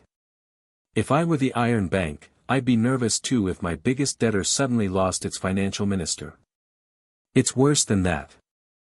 Littlefinger running off is as good as a confession. He's practically admitting that Lisa Tully did conspire with him to murder Lord Arryn. Now, even our own position is in jeopardy. Aegor nodded thoughtfully. That is troublesome. If it were me, I'd take the Just Alliance's offer and end the war with some dignity. But His Majesty the King is not you, Buckwell said with a bitter smile. Aegor laughed. He could already picture Robert's reaction in the War Council, red-faced with rage, likely flipping tables and shouting obscenities. A man like Robert would never accept such an open insult. If anything, this humiliation would only make him more stubborn, less willing to negotiate. But no matter how furious he is, Aegor mused, he doesn't have the gold. And he can't force the lords to keep their armies here once their service time is up. The rules of the game don't allow it. It's certainly not allowed, Buckwell said. Robb Stark. I don't know if you're familiar with him, but he's the son of the Hand of the King. At the War Council, he's already stated that he'll be sending some of the less trained peasant levies home to tend to their farms. He'll personally lead the remaining knights and elite troops to continue assisting. At the heart of it, this was a matter of productivity. Medieval society simply couldn't sustain the long-term absence of able-bodied young men, who made up roughly 1% of the total population. No matter how magical this world was, certain fundamental laws still applied. The Starks are among Robert's most valued allies, and they took little for themselves after he overthrew the Targaryens. There's no reason for His Majesty to stop such a loyal and hard-working family from returning home to labor on his behalf, Aegor mused, suddenly grasping Buckwell's dilemma. Those who contributed and those who defied the king would be treated very differently. Precisely, the old lord agreed. The Starks and the Tullus have been unwavering in their support of His Majesty. He can't force them to remain without pay. The Tullus are in a slightly different position. Lady Lisa is holed up in the Eyrie, so they'll likely leave 10,000 men behind to keep the pressure up. But the Starks, they're too dutiful for that. They're keeping 5,000 here, but if they miss the planting season, people will starve in the north. Aegor's mind began to work. Let me make a guess, half the army from the Stormlands will likely leave, but since they're the king's bannermen, his best troops will stay. The Lannisters, being his in-laws, can afford to remain, but you can be sure they'll charge every silver stag in expenses to King Robert's debt to Lord Tywin. His thoughts moved faster now, his mind no longer dulled by the tournament. The only ones likely to just walk away are the Dornish. House Martell has never cared for the Iron Throne. They sent their troops here out of obligation, but the moment their conscription time expires and the king fails to pay them, they'll vanish within days. As for the Tyrells, they're desperate to worm their way into the center of power in King's Landing. They wouldn't miss this opportunity to prove their loyalty. Aegor exhaled sharply. 7 hells, now I see why Highgarden only sent 5,000 elite troops instead of committing more men from the Reach. This way, they can put on a grand show of loyalty under the king's nose without having to shoulder a massive payroll. The rules of the game were as simple as they were crude. When the king called for war, refusing to fight branded you a traitor. But once a soldier's service time was up, staying on proved your loyalty, while leaving to tend to your lands was perfectly acceptable. Robert could resent those who left, could make things difficult for them later, but he had no grounds to accuse them of wrongdoing. The problem was that Dorne was the only kingdom in Westeros that didn't care if Robert resented them. 10,000 men had come from the north, yet half would leave before the war was won. Robert might not say it aloud, but it would surely sting. Meanwhile, Highgarden had sent only 5,000, but by standing firm to the bitter end, they could win the king's favor. Clever bastards. The politics of it all were fascinating. Aegor wondered, had the Tyrells planned this so precisely, or had they just stumbled into the perfect strategy? Your analysis is sound, Buckwell admitted. But you left out the Crownlands. Aegor frowned. Our lands, the old lord clarified. Not only did we fight on the wrong side during His Majesty's rebellion, but we are directly under the authority of the Iron Throne. This is our chance to prove our loyalty and wipe away our past sins. We don't dare leave, and we certainly don't dare ask the king for military pay. Damn it. If Aegor weren't standing in front of Yoren and Buckwell, he might have slapped his own thigh in frustration. He was only now realizing that this war, with all its absurdities, had spiraled far beyond Robert's original plans. And worse, its outcome now directly affected his own interests. How long can Antler's wealth sustain this? Fortunately, the Tyrells have been supplying food and fodder, which eases some of the burden. By my calculations, we can last a month. If we start selling off property, maybe 2 months at most. Beyond that. Buckwell shook his head grimly. Forget the investment deal you proposed, even my own family will have to borrow just to buy grain. Trouble. A huge trouble. Many of the nobles Aegor had courted as investors were from the Riverlands and the Crownlands. If their armies bled themselves dry solely to avoid offending Robert, then vast sums that should have gone into his projects, into the Night's Watch, would be swallowed by the war. The money wouldn't disappear, but once it ended up in the hands of exhausted, unpaid soldiers, it would be nearly impossible to retrieve. And that was a loss Aegor could not afford. He inhaled sharply, hissing air through his teeth as he thought. Then, after a long moment, he clenched his fist. Your position determines your perspective. If profit was on the line, then he had no choice but to intervene. Lord Buckwell, he said at last, his voice steady. I have an idea. Present it to the king at the next war council. If it works, we might be able to end this war sooner and cut our losses. Chapter 113. Wait. Aegor had expected Buckwell to eagerly accept his proposal, but the old man surprised him by raising a hand to stop him. Aegor, you're certainly clever, I've seen it firsthand, and I have no doubt of it. But let me ask you, is your plan guaranteed to take the Bloody Gate? No, Aegor answered honestly. It's not about taking the Bloody Gate, it's about taking the Vale of Arryn as a whole. He continued, the idea comes from the history of Tsina, my homeland. But given my limited knowledge of military strategy and my complete ignorance of the Vale's specific conditions, I can't make any guarantees. In that case, I won't present it to His Majesty, Buckwell said, shaking his head. His gaze was steady as he looked at Aegor. Don't forget, we are the king's banner men, repaying our debts while proving our loyalty. We are not seeking glory, only avoiding failure. If your plan works, His Majesty will see it as expected of a noble lord offering counsel, he may not even be grateful. But if it fails and costs him time, he may well blame me. I have no intention of taking risks where the consequences outweigh the rewards. Aegor stroked his chin, frowning. That's reasonable. Then what should I do? If you ask me, you should advise Robert yourself, Buckwell suggested. You're an officer of the Night's Watch, appointed by the king himself. If your plan fails, he can't truly blame you, and even if he does, he has no power to punish a man sworn to the wall, beyond his jurisdiction. It was a sound idea. But Aegor had already decided long ago he wouldn't be the first to step forward. Advising Robert on how to crush the Vale's so-called rebels.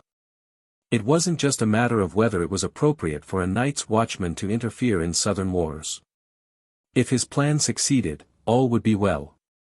But if it failed, and Robert was forced into a compromise with men like Jon Royce, the Vale's nobility would remember who had tried to break them, and they would hold a grudge.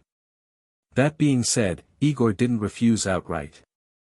Months ago, back in Winterfell, he had resolved not to stand out too soon. But since then, his circumstances had changed drastically. He had proven that the future could be altered, and he no longer had to walk on eggshells, constantly watching for danger. Now, the question wasn't whether he could step forward, but whether doing so would bring him more benefit or harm. Go on, Yoren urged from the side. What are you afraid of? You think Robert will lop your head off if your plan fails? You're already famous. Get a little more famous, and even Mormont won't be able to touch you. Aegor ignored the old crow's blunt words. As the chief logistics officer and founder of Night's Watch Industries, his concerns went far beyond just keeping his head on his shoulders. He needed to weigh his options carefully. He emptied his mind and thought. Littlefinger was gone. Of the two great manipulators in King's Landing, one had fallen. That left Varys, and when it came to the Vale's rebellion, Varys had no reason to stand in his way. Even if the Spider was truly loyal to the Targaryens, he would prefer Westeros to remain stable until the Targaryens were ready to return. As for the other great houses, Dorne and the Iron Islands might not care about this war, might even want the other 6 kingdoms to bleed themselves dry. But beyond them? No one else wanted this farce to drag on. His plan wouldn't offend any of the true power players. The only ones who might suffer were the nobles of the Righteous Alliance, and while they were formidable in the Vale, their reach ended there. As long as he stayed clear of them, they couldn't touch him. Not when he was the Night's Watch's chief logistics officer, a man with a title, influence, and position.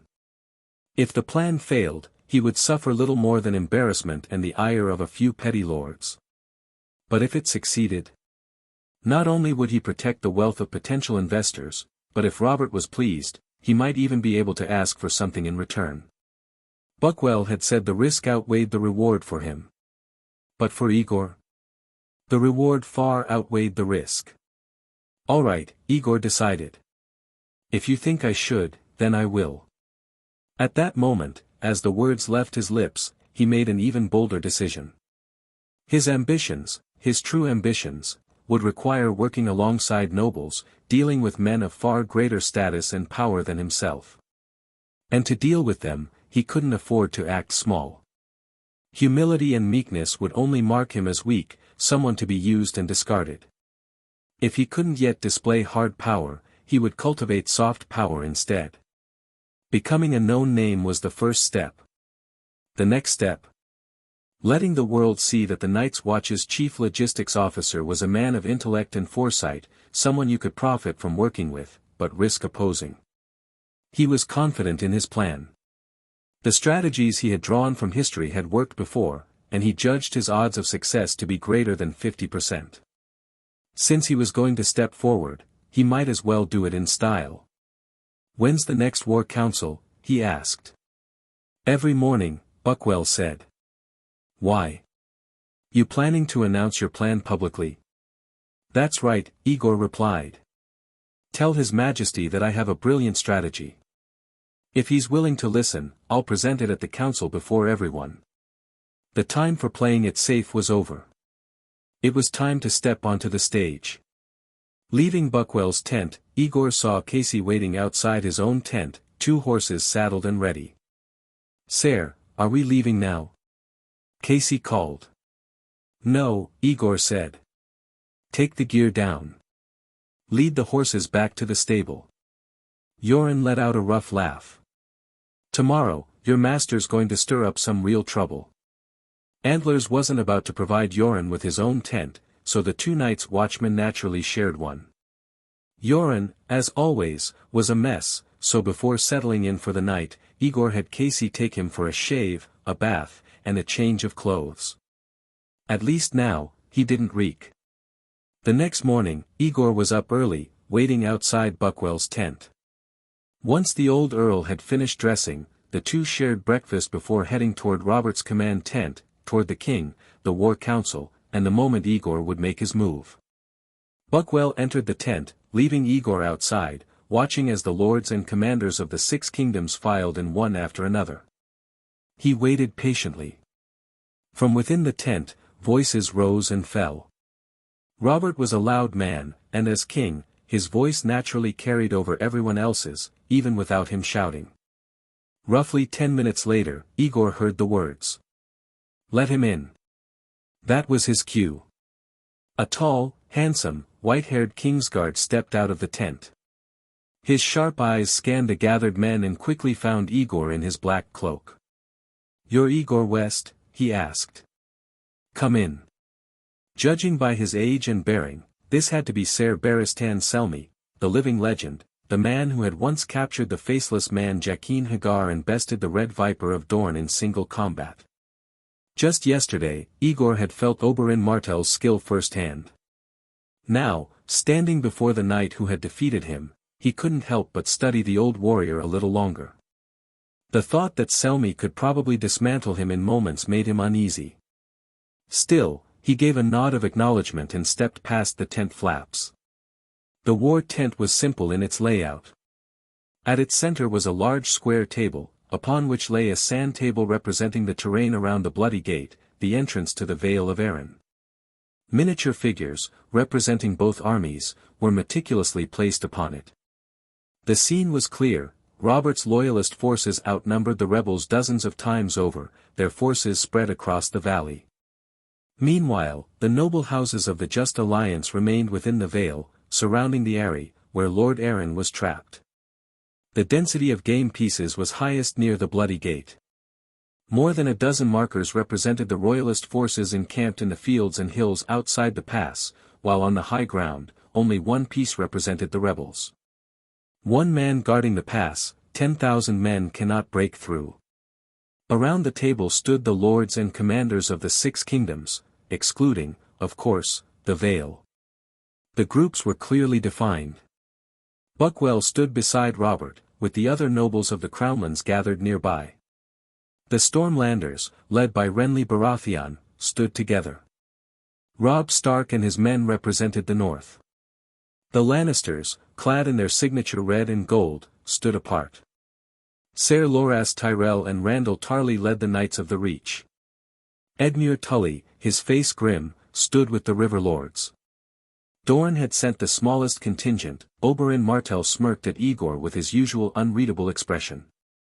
The Lords of the Vale, unsurprisingly, were absent. Robert had dismissed them from the meeting. Stannis Baratheon and Yara Greyjoy, the charming little princess of the Iron Islands, as some called her, were also missing. As for the royal fleet, they were occupied elsewhere. Well, well, came a familiar voice. So this is the famous White Walker Slayer. Robert Baratheon's voice was thick and rough. You've got a plan to break into the Vale. Let's hear it. Aegor's gaze moved to the man seated at the head of the table, the only man seated in the tent. Robert was disheveled and red-faced, a cup of wine resting before him. It was unclear whether he was still hungover from the night before or if he had already begun drinking after breakfast. It was not Aegor's first time seeing the king, but it was the first time they would speak face to face. A drunkard and a degenerate, he thought. And yet, this man is the key to keeping the Seven Kingdoms at peace. How absurd. Even more absurd. That in the original timeline, Cersei Lannister, the fool, had poisoned Robert, thinking it was a victory in the Game of Thrones. As if removing the one man holding the realm together wouldn't send everything into chaos. If not for Tywin Lannister's military prowess and political acumen, she would have been someone else's plaything before she even realized what had happened. Your Grace, Aegor said, choosing his words carefully. Before I begin, allow me to ask one thing. Old habits died hard, caution had kept him alive this long. Before he advised Robert, he needed clarity. Would my counsel violate the Night's Watch's vow of neutrality? Would offering advice to your Grace on this matter be seen as interfering in the affairs of the Seven Kingdoms? Chapter 114. Damn Night's Watch. Robert's face grew even redder. As king, he had brought a Night's Watch officer along on a whim, confident that the Bloody Gate would fall easily. But now, with the siege dragging on, his unprecedented decision had turned into an embarrassment. If Aegor had simply remained in the Antlers camp, it would have been one thing, but instead, here he was, stepping forward to advise him. Every second the man in black stood before him felt like a slap to the face. How many times do I have to say this? Robert bellowed, slamming his cup against the table after each word. They are rebels. Rebels. Rebels. By the third outburst, the cup had cracked, and red wine spilled over his hand, pooling onto the table. Snorting, Robert hurled the goblet to the floor, shattering it, then grabbed the tablecloth to wipe his hand before roaring again. I am putting down a rebellion. This is not a civil war. Do you understand? Now, speak your piece or get out. And someone bring me another damn cup. Aegor froze for half a second before realizing the last command wasn't directed at him. This, he supposed, was what people meant when they said a king's moods were as dangerous as a tiger's. He had braced himself for Robert's temper, but witnessing it firsthand was something else entirely. For a moment, he had nearly ducked, expecting the cup to come flying at his head. Fortunately, Robert had only smashed it on the ground. Unlike the Honorable Eddard Stark, not every lord in the Seven Kingdoms was reasonable or even predictable. Your Grace, calm yourself. I only needed confirmation, Aegor said quickly. Against a king like Robert, this was no time for stubbornness or bravado. What mattered was that he had received the answer he wanted. Robert had shouted rebels 3 times, loud enough for the whole war council to hear. That declaration made it clear, this wasn't a civil war but a rebellion. By that definition, advising the king on how to suppress it did not violate the Night's Watch's neutrality. Technically, as a senior officer of the Watch, the fifth in command at Castle Black, Aegor's actions could only be judged by Lord Commander Mormont. Robert's words carried no real authority over him. But in the real world, authority came down to power. The man with the strongest fist made the rules. And with Robert making such a public declaration, Mormont wouldn't dare challenge what had now become an established fact. Aegor glanced around the tent. Robb Stark caught his eye and gave him an encouraging nod. Aegor returned the gesture, then turned his attention back to the king. In Tsena, where I come from, there is a place. It is surrounded by mountains on three sides, with an impassable river to the east. The terrain is as treacherous as the Vale. For a long time, the only way in from the north was through a pass, an even stronger natural defense than the Bloody Gate. Yes, I get it, Randall Tarley interrupted, his tone as sharp as ever. And then someone managed to break through the gate. How? Stop telling stories and get to the point. Robert snapped impatiently. Aegor sighed inwardly. No patience at all. They really don't play by the rules. Most of his prepared speech was now useless. What should have been a carefully constructed argument had to be condensed into a blunt summary. At Thermopylae, the Persian army was held off by a mere 300 Spartans. Even after suffering thousands of casualties, they could not break through, until they found another way around. Take a detour. Since Robert had no patience for the full story, Aegor skipped straight to the conclusion. Leave a large force outside the Bloody Gate to keep the defenders occupied, he said. Meanwhile, send your most elite troops through a hidden path. Once inside the Vale, you can either strike directly at the area to force a surrender, or coordinate an attack from both inside and outside to overrun the Bloody Gate itself. The choice is yours, your grace. Snort. Ha! The lords around the table reacted with skepticism. Some chuckled. Others shook their heads. Randall Tarley remained expressionless as he coldly remarked, "It's a fine strategy, if you can find such a path. Tell me, Chief Logistics Officer, do you happen to know which route leads into the Vale unseen?" "I don't," Aegor admitted. "If I knew, then the rebels in the Vale would know as well, rendering it useless. What we need is a path they don't know about or a new one, carved out for this purpose." "Oh, well, that's easy then," Tarley said dryly. "Do you think every army that has ever attempted to take the Vale, over thousands of years, was full of idiots? You believe you'll just find a secret path no one has before?" He gestured toward the sand table, his voice laced with contempt. "The mountains stretch for hundreds of miles. How long do you suppose it would take to traverse them and find such a route? A month? 2? Half a year? And what do you expect our tens of thousands of soldiers to do in the meantime? Go home and plant crops? Sit here and rot at the valley's edge? The Tyrells may be able to afford supplies for that long, but who will cover the costs of marching the army back and forth, not to mention the soldiers' pay?" "Lord Tarley, your question is valid," Aegor said, having anticipated the challenge. "If King Robert were to summon the few Vale clans that did not join the rebellion to this council, they would tell his grace that there are existing paths into the Vale, more than one, in fact. The only reason these routes remain unused is that they are controlled by the mountain clans, who submit neither to the Eyrie nor the Iron Throne. Outsiders unfamiliar with the Vale have been misled by the claim that, the only way in is through the Bloody Gate, when the truth is, if you want to take the main road into the Vale, then you must go through the Bloody Gate." Exposing a flaw in thinking was easy. The challenge lay in how to exploit it.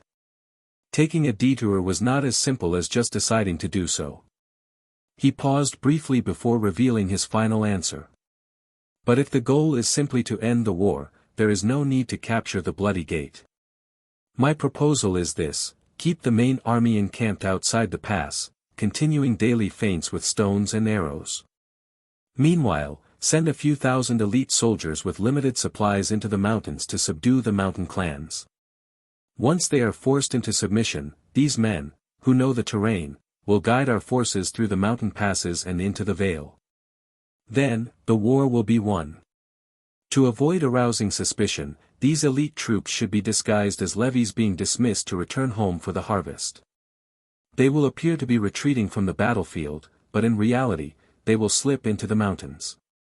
The rebels will never suspect that the troops we leave behind are mostly raw recruits and camp followers, while the battle-hardened veterans have already vanished.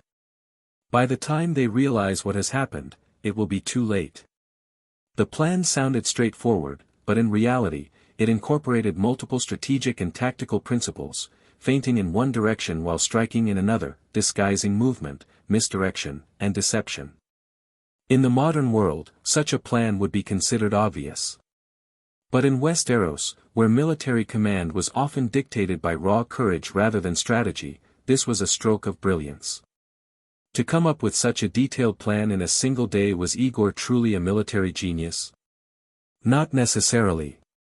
The truth was, the moment he had first laid eyes on the Bloody Gate and noticed its similarities to the pass, his mind had already begun working on how to break through it.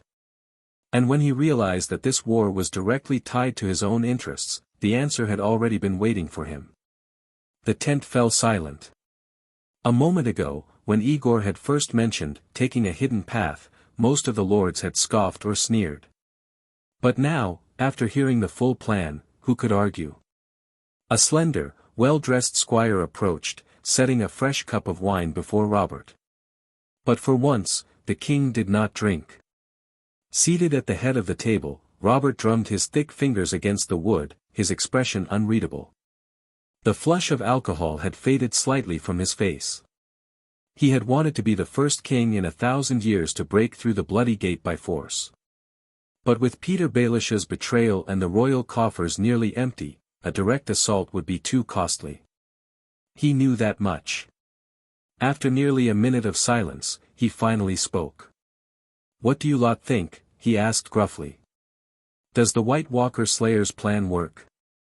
"I believe it does, Randall," Tarly said without hesitation. His tone remained stern, but his stance had shifted. If he hadn't mentioned it, how many in this tent would have remembered that the mountain clans of the Vale do not answer to the Eyrie?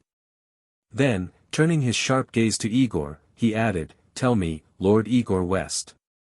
I hear you came from overseas, and that you were shipped to the Wall the moment you arrived.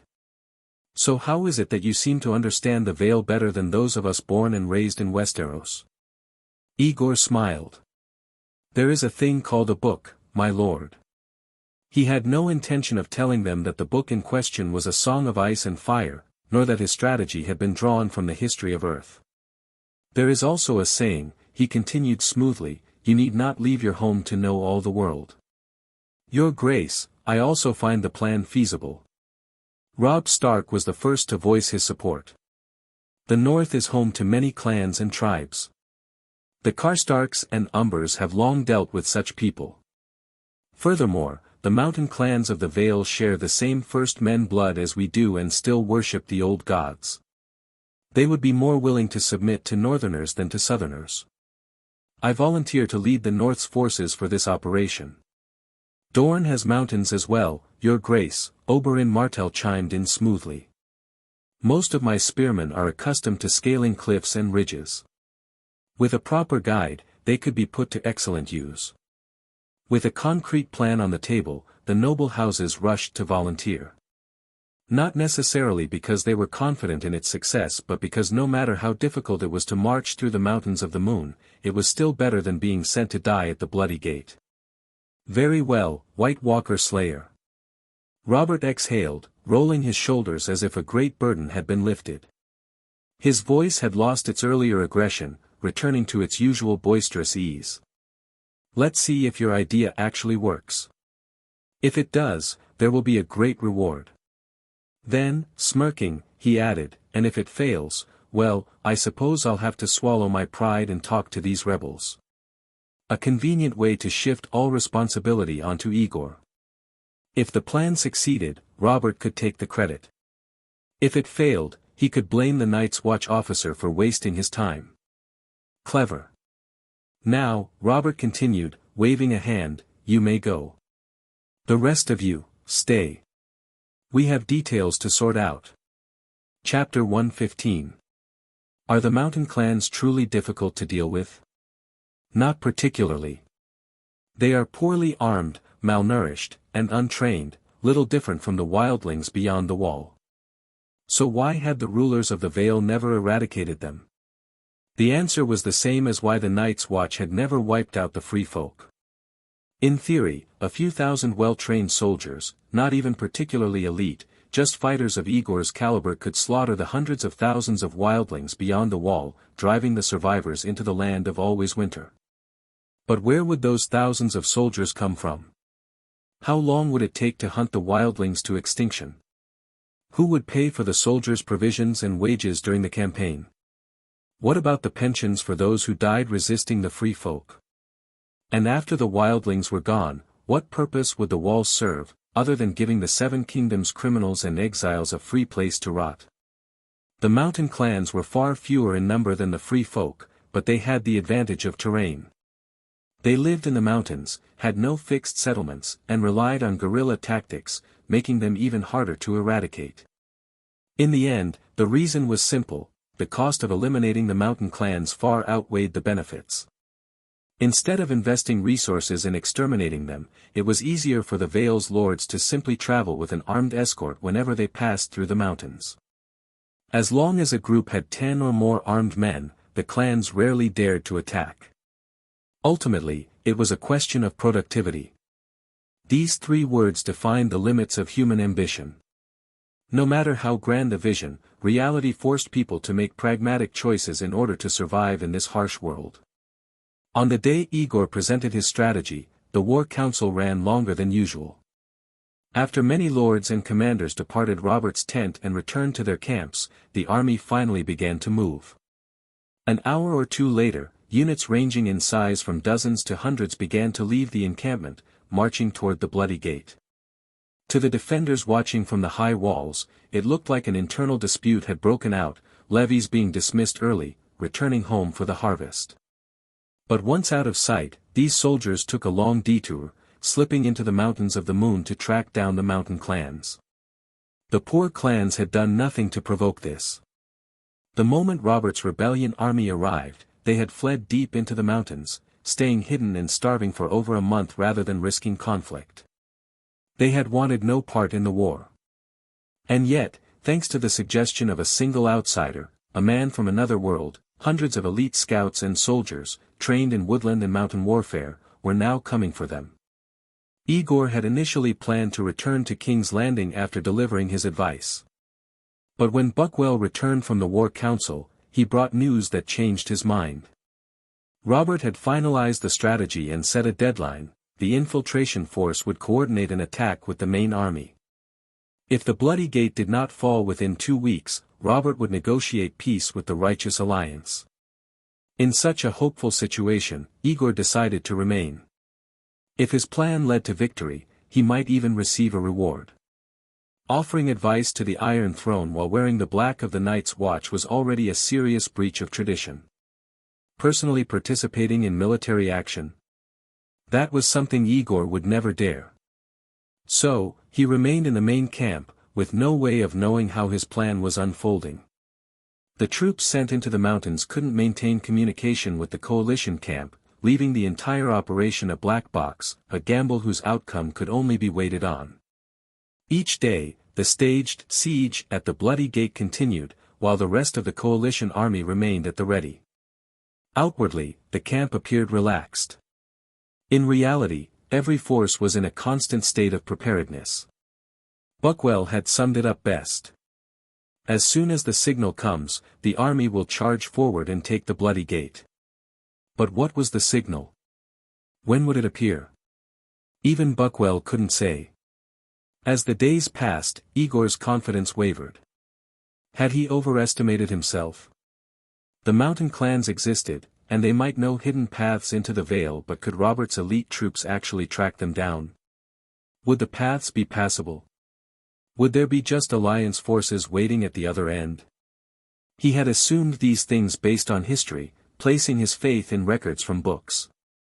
But this wasn't his world, and history didn't always repeat itself.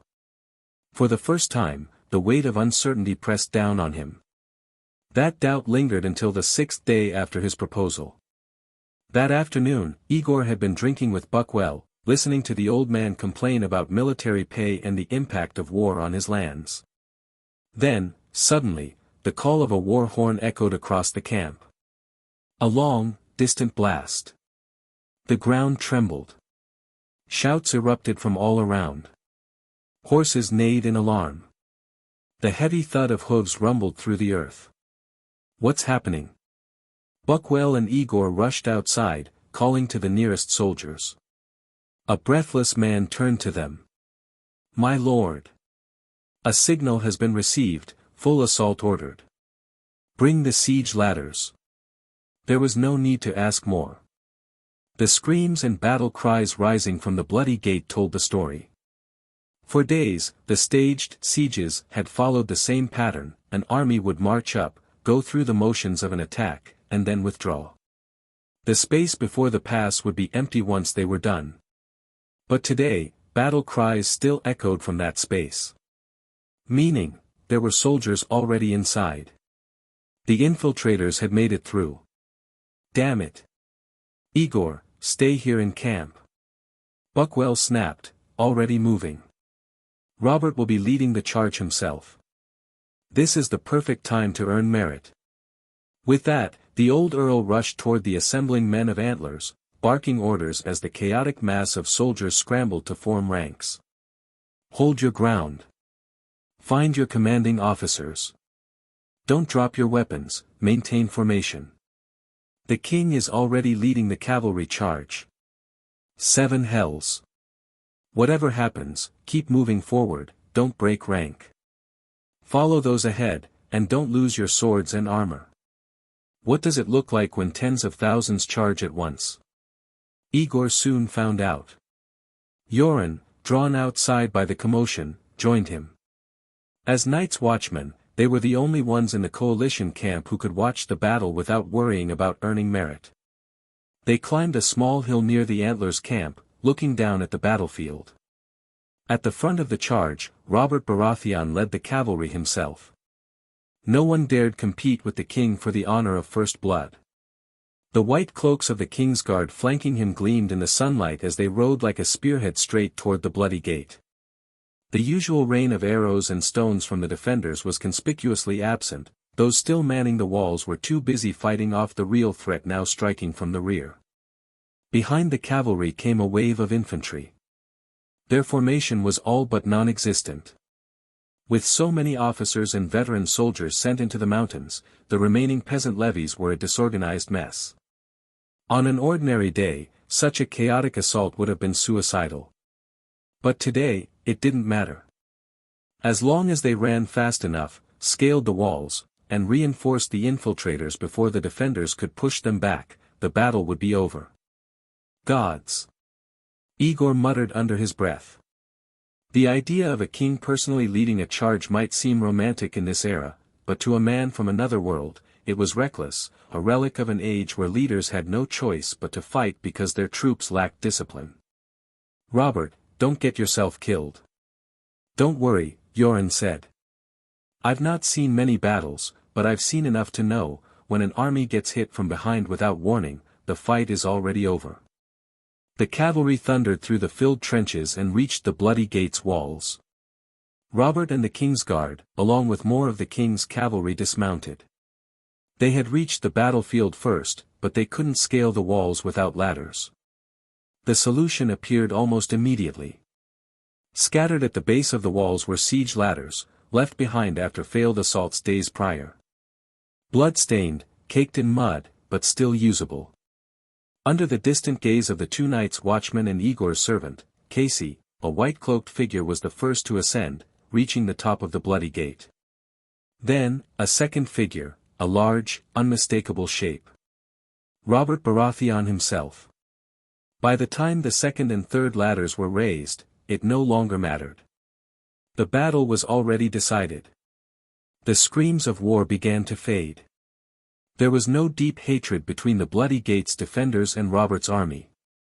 Many had likely fought side by side during the usurper's war.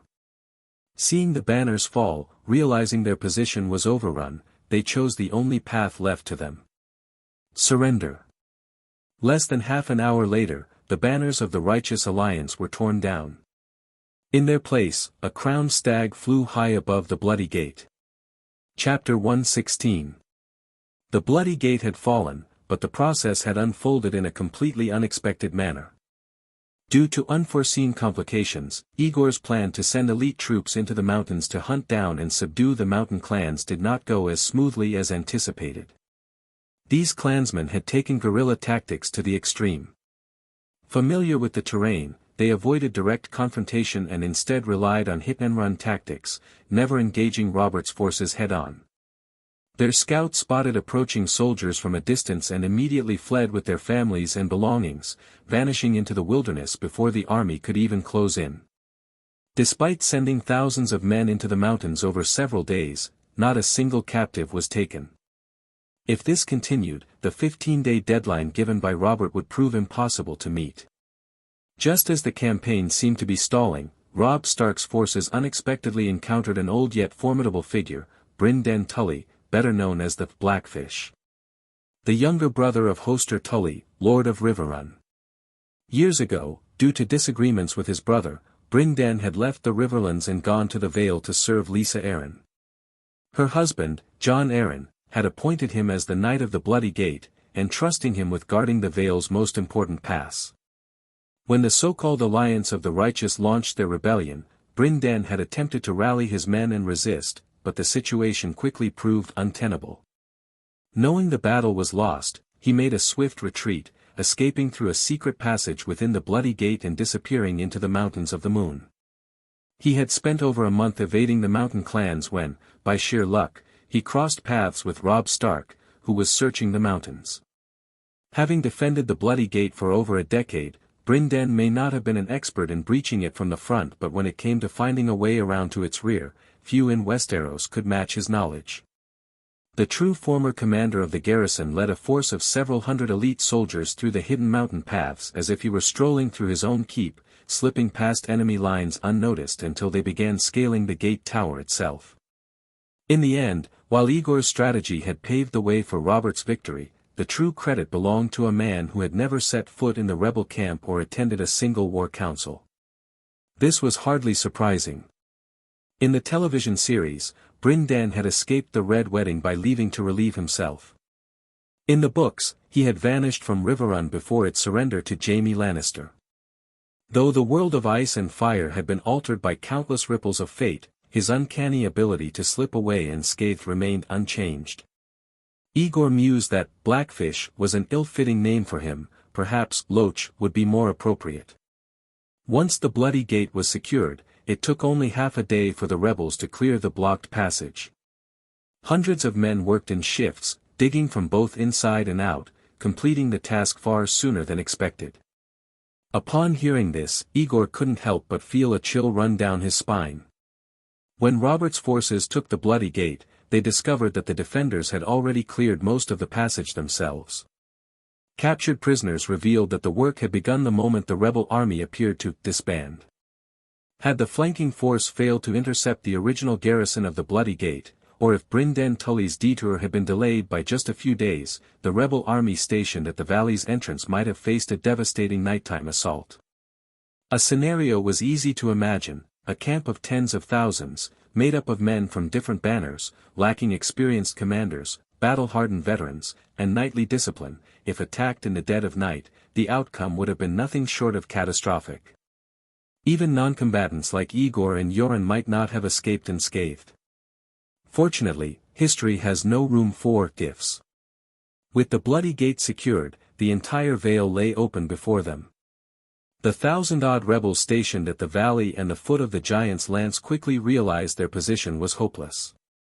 Seeing that the gate had fallen, they surrendered without hesitation. Within 2 days, the entirety of the Vale had fallen into Robert's hands. The only remaining stronghold was the area itself. However, reaching it required passing through the Gates of the Moon, another formidable fortress. This castle, too, was held by a member of House Royce, though not of the same branch that had pledged loyalty to the rebels.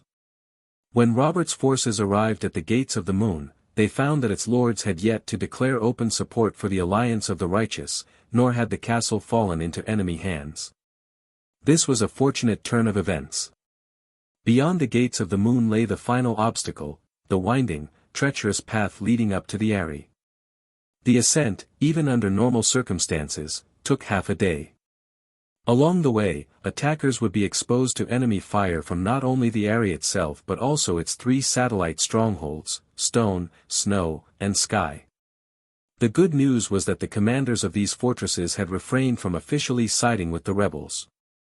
While they may have once sympathized with the cause or even secretly supported it, the arrival of Robert's combined army, bearing the stag banner of House Baratheon, had swiftly reminded them of their true loyalties. Lysa Arryn, however, refused to accept reality. She remained holed up in the Eyrie, unwilling to descend. Yet with supplies dwindling inside the castle, the outcome of this rebellion, which had shaken the 7 kingdoms for nearly 2 months, was already clear. It was only a matter of time before it came to its inevitable, anticlimactic end. The victory feast was held in a field within the Vale of Arryn, overlooking the towering peak of the Giant's Lance.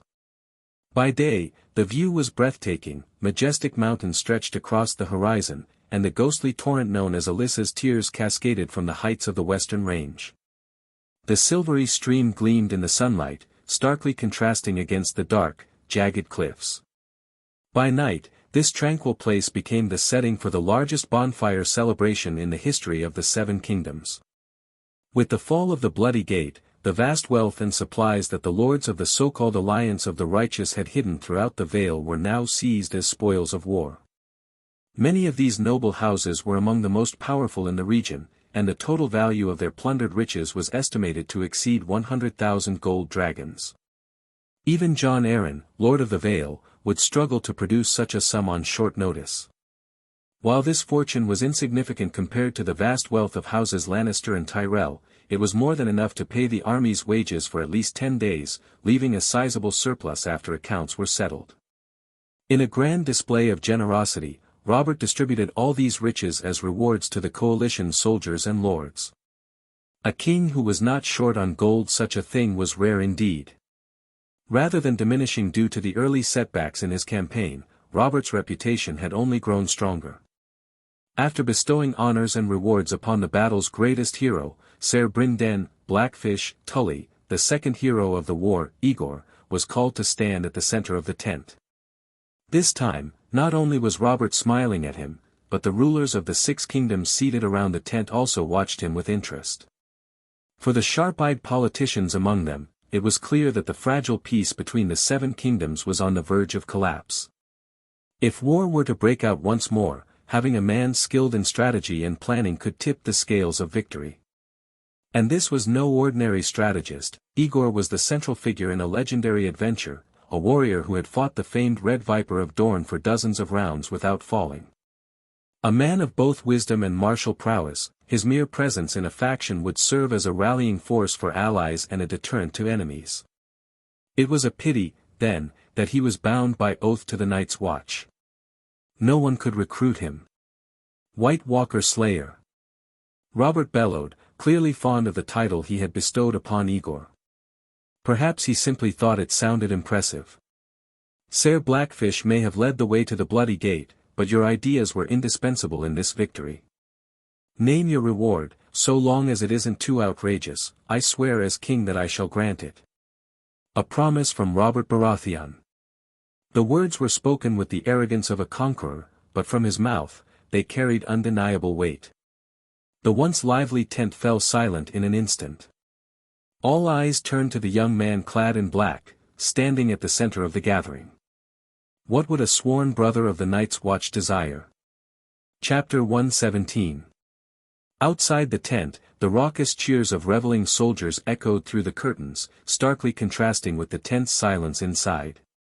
Under the watchful eyes of countless nobles, Aegor's body trembled slightly. He hadn't expected Robert to distribute rewards in this make-a-wish fashion, leaving him unprepared. Your Grace, please release me from my vows as a brother of the Night's Watch. The words almost escaped his lips, but reason held him back at the last moment. Would such a request be too outrageous for Robert? Aegor couldn't say for certain, but he knew the king had the power to grant it. If Robert declared him a free man and a citizen of the Seven Kingdoms, Jeor Mormont wouldn't dare openly object. But how would Eddard Stark react? As Hand of the King, he had the authority to challenge royal decrees, and from a legal standpoint, while a king could legitimize a bastard, he had no right to absolve a sworn brother of the Night's Watch from his vows. That had been the rule for 1,000 years. If Ned insisted on upholding tradition, Robert would have no legal ground to stand on. Even if the king's will ultimately overpowered the Hand's principles, Aegor would forever be at odds with Ned Stark, a dangerous position for any man in the Seven Kingdoms. And then, what of the Night's Watch Industries? If he were freed, there would be no justification for him to continue managing the fledgling manufacturing and financial empire he had built under the Watch's banner. Mormont could appoint someone else to seize control of all its assets. Ned Stark, in his unwavering sense of justice, might even assist in preventing Aegor from transferring any of its wealth. Beyond that, on a personal level, Aegor had grown accustomed to life as a Night's Watchman, particularly the privileges that came with his unique position as Chief Logistics Officer. He never had to fight on the battlefield, a luxury few men could claim in an era where life was as cheap as dirt. Not under the jurisdiction of any lord, not bound to anyone's will, not subject to any orders. Anyone with an ounce of intelligence could see how much power such a position held. He might wear the black and carry an oath, but the privileges he wielded were far more valuable than a mere citizenship that held no real influence. As things stood, he was the only man in the Seven Kingdoms who could carve out his own path purely through his own merit, free from noble birth or family ties. Throw all of that away and start over. The thought alone was unbearable. If he abandoned his Night's Watch identity, how many years of struggle and risk would it take before he could once again stand among the real power players of Westeros, drinking and laughing with knights and lords, or sitting face to face with a king? What? Robert, though impatient, was noticeably softer toward Aegor than he had been in their last war council. After all, this was the man who had saved his honor. If you can't decide right away, sit down, have some wine and meat, and tell me when you've made up your mind. No, Your Grace, I've already decided. Aegor raised his head, forcing down the mix of excitement and nervousness. You said I could ask for anything, without limit on quantity. Well, no, but it can't be too outrageous. Let's set a limit, 3 requests, as long as they don't break the law or violate your Night's Watch oath. I only need 2. Aegor felt a surge of relief. He had prepared only one true request, but the second was a necessary pretext, a cover to make his real demands seem more reasonable. First, the Alchemists' Guild in King's Landing has, by your command, safeguarded the wildfire left over from the previous dynasty. In the warm south, such a thing is dangerous, but in the cold and desolate north, it could be a stable and effective weapon.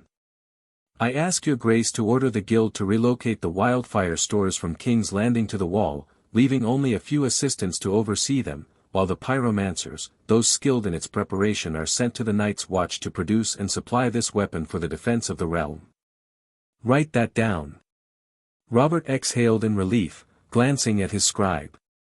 So long as it wasn't about gold, he had no objections. What's the second request? There are over 100,000 wildlings beyond the Wall, restless and in need of aid. However, the Iron Throne. Aegor hesitated, knowing he couldn't say outright that the crown was broke. Robert would take offense. Instead, he softened his words. Is unable to provide the necessary support. The Night's Watch understands your grace's difficulties, so we have chosen to be self-sufficient.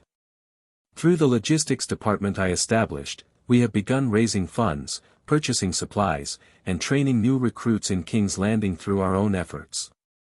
Many in the tent were already aware of the Night's Watch's growing industries. Even Robert himself had heard bits and pieces. After all, every book sold in Westeros, even the cheap brothel pamphlets, bore the same tiny imprint on the back, produced by the Night's Watch. Well, go on. But one thing frustrates me, Aegor continued, his tone measured. Despite our efforts, all business ventures that provide logistical support to the Night's Watch are taxed by the Iron Throne just like ordinary merchants. The Crown is meant to fund the Watch in its defense against the White Walkers, yet instead, the money we work tirelessly to earn is being drained back into the kingdom's coffers instead of going toward the Wall's defense. All right. Robert waved a hand impatiently. The Night's Watch's purchases of food and arms, oh, damn it all. Never mind. From now on, all Night's Watch activities within the Seven Kingdoms are tax-exempt. Gasps rippled through the assembled lords. Robert, who had not yet drunk himself into a stupor, suddenly realized something was amiss. Wait, no. No names allowed. Only sworn brothers of the Night's Watch, men who have taken the oath and stood atop the wall, can be exempt. Your Grace. Ser Barristan Selmy, standing beside the king, finally spoke up. As a king's guard, he had a duty to advise his liege against reckless decisions. Rules exist to prevent exploitation. If you set such a vague condition, what's to stop men from taking the oath, standing on the wall for a few days, and then returning to claim lifetime tax exemption? Within a decade, every merchant in the realm will become a Night's Watchman. Robert frowned, realizing the flaw in his decree.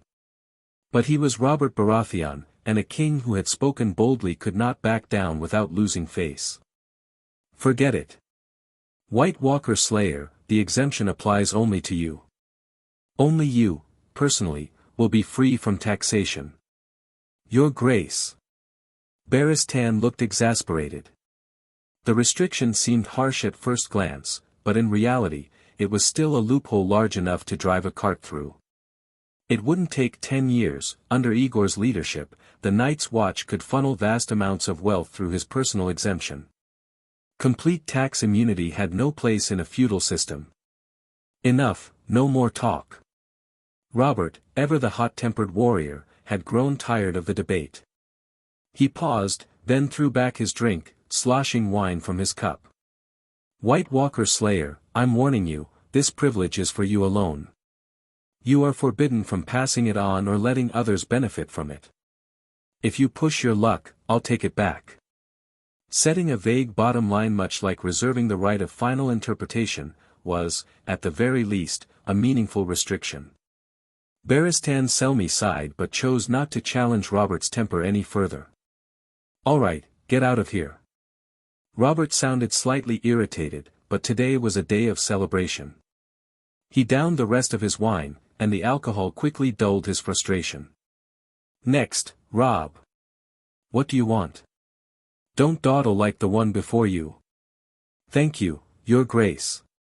Aegor suppressed his excitement and returned to his seat. His original goal had been to secure tax exemptions for the Night's Watch factories, but he had ended up receiving something far greater, tax exemption privileges for himself. With this in hand, as long as Mormont remained clear-headed, Aegor would never have to worry about being sidelined or recalled. As for the supposed restrictions, in the future, he would simply have to travel frequently to apply his personal tax-free status to the ever-growing Night's Watch industries. He might not yet be among the most powerful figures in the Seven Kingdoms, but he would soon be one of the most valuable.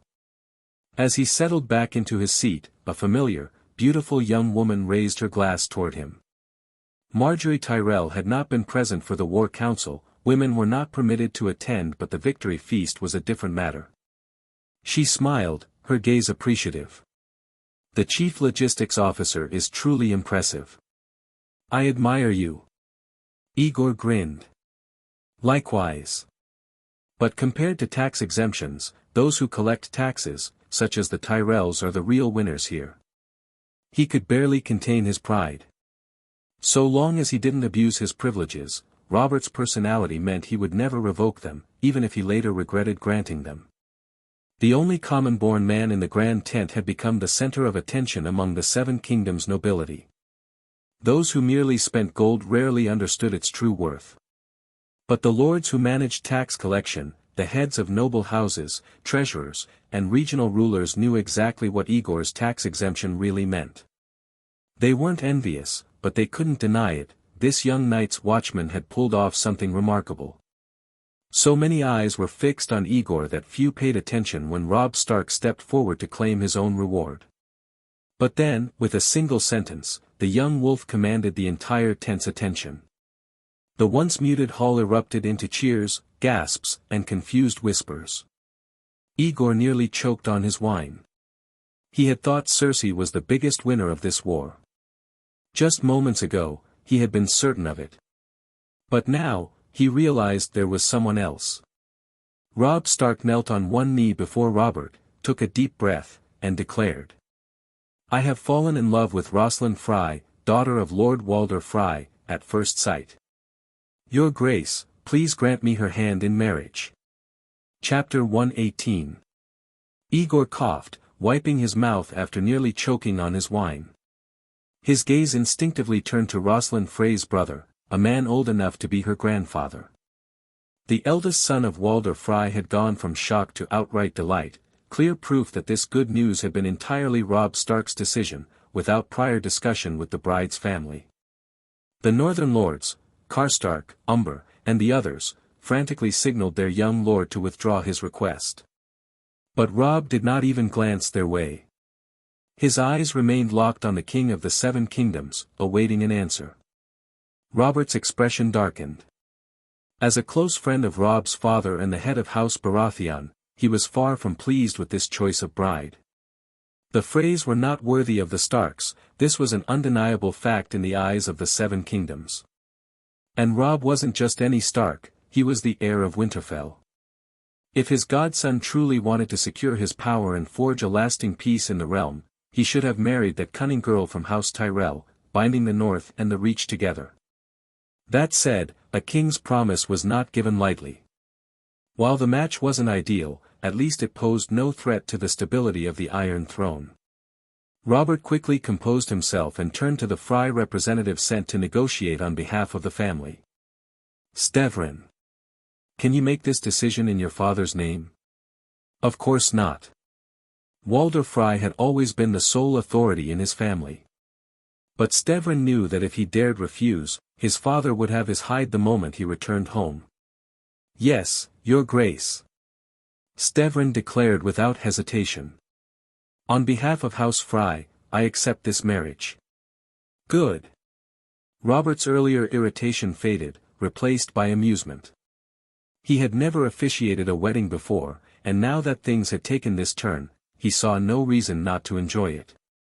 Since we have lords from all over the Seven Kingdoms gathered here, why wait for another day? Let the mountains of the Vale and the nobles of Westeros bear witness. Someone bring me a septon, Robb, straighten up. You're getting married tonight. A Frey knight immediately rushed out of the tent to fetch the bride, while inside, the atmosphere erupted into chaos.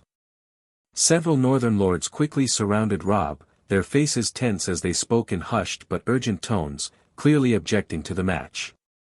But they were soon drowned out by the swelling tide of congratulations, some cheering for the young wolf's good fortune in love, others praising the Freys for securing such a powerful match.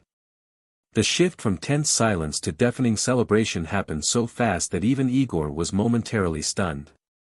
Robb's parents didn't even know about this, yet here was Robert, throwing a wedding for their son on the spot.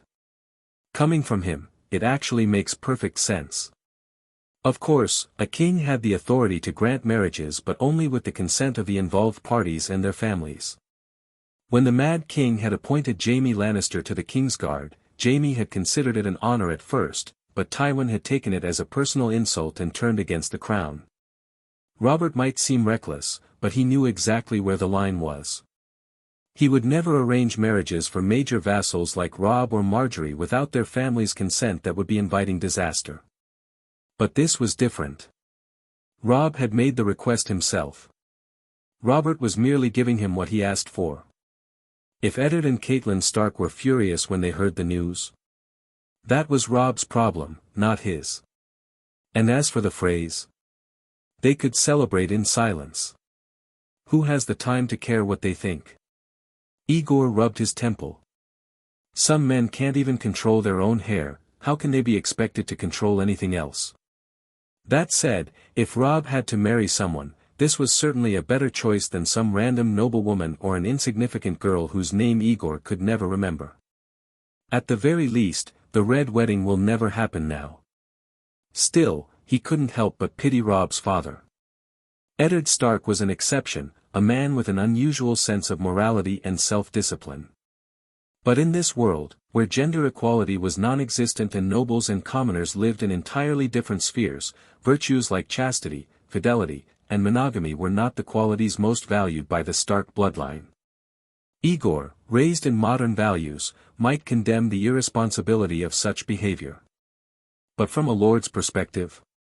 From a father's perspective? A man like Eddard, who tried to raise his son with strict moral boundaries, was only increasing the likelihood that Robb would rebel. If Eddard had instead let his son indulge early, taken him to a few brothels, taught him the real rules of the nobility, made him understand that women are like clothes, but vassals are like brothers, then perhaps Robb wouldn't be so easily swept away by a pretty face, making impulsive decisions that disregarded the interests of his house. "Your Grace," a voice finally broke through the noise. A knight stepped forward hesitantly. "Should we not, at the very least, inform the hand of the king before proceeding with the wedding?" "Damn you, King's Guard!" Robert bellowed.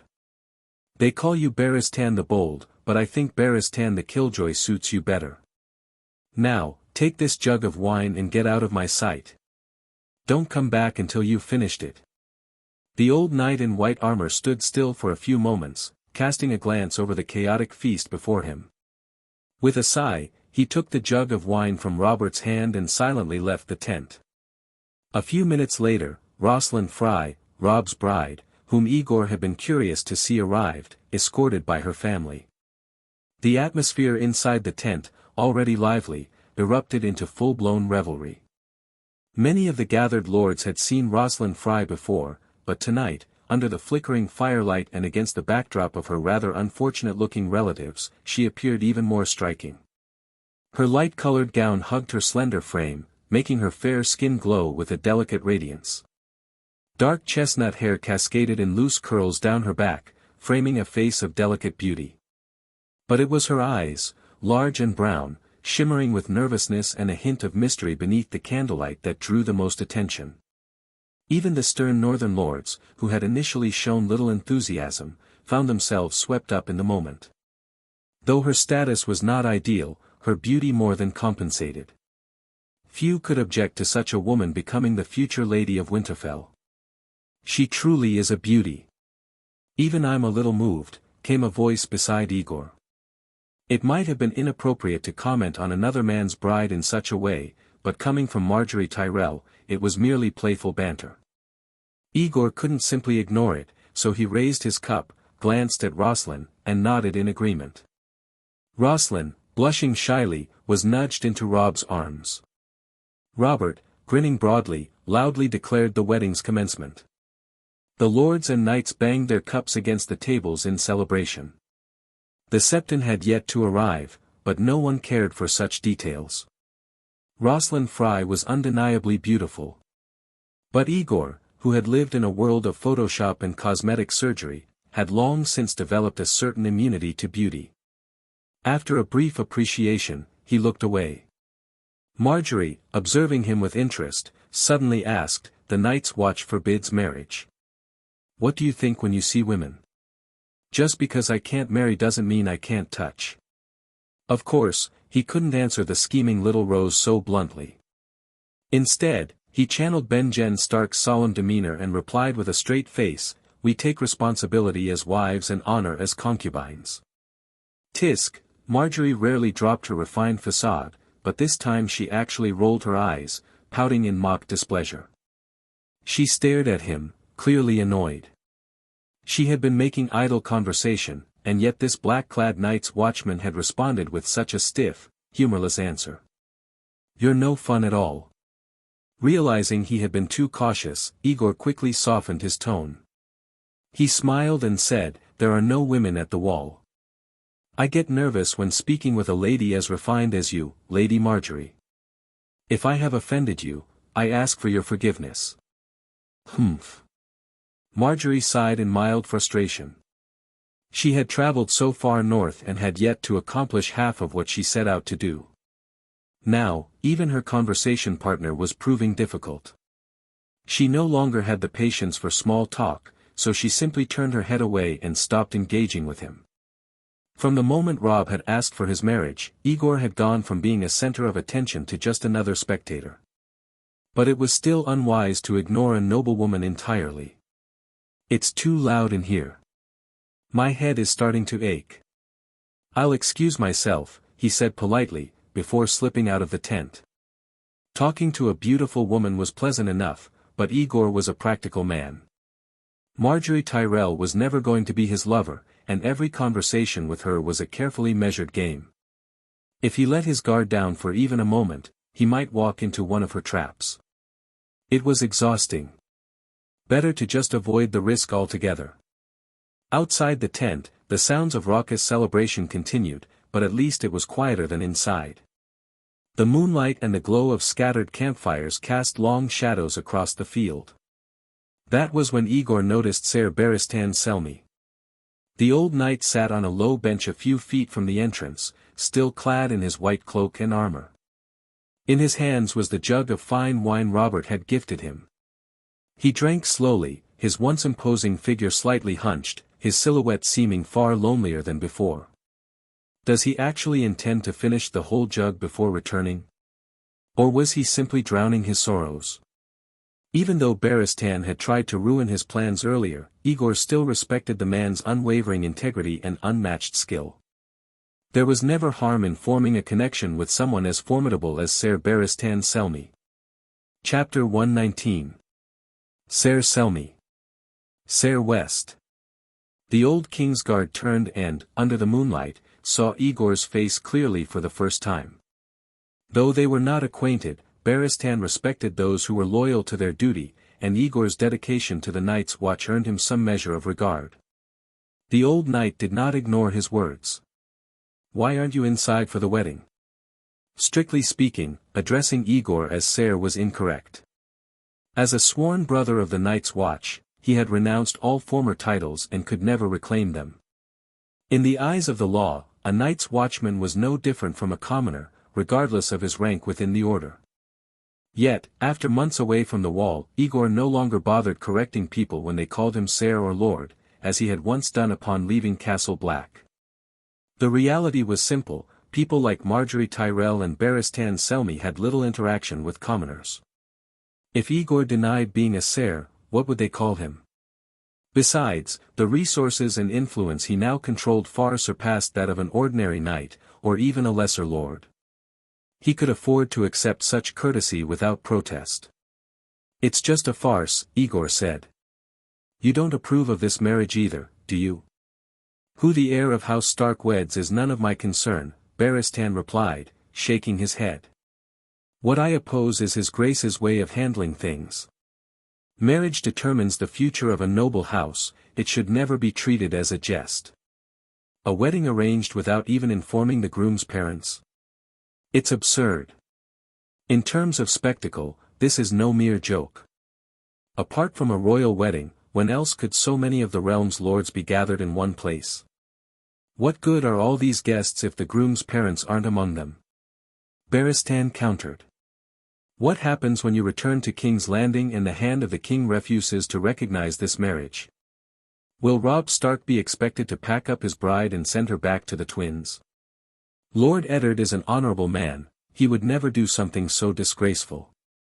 Aegor considered for a moment. "And as for rejecting the marriage entirely?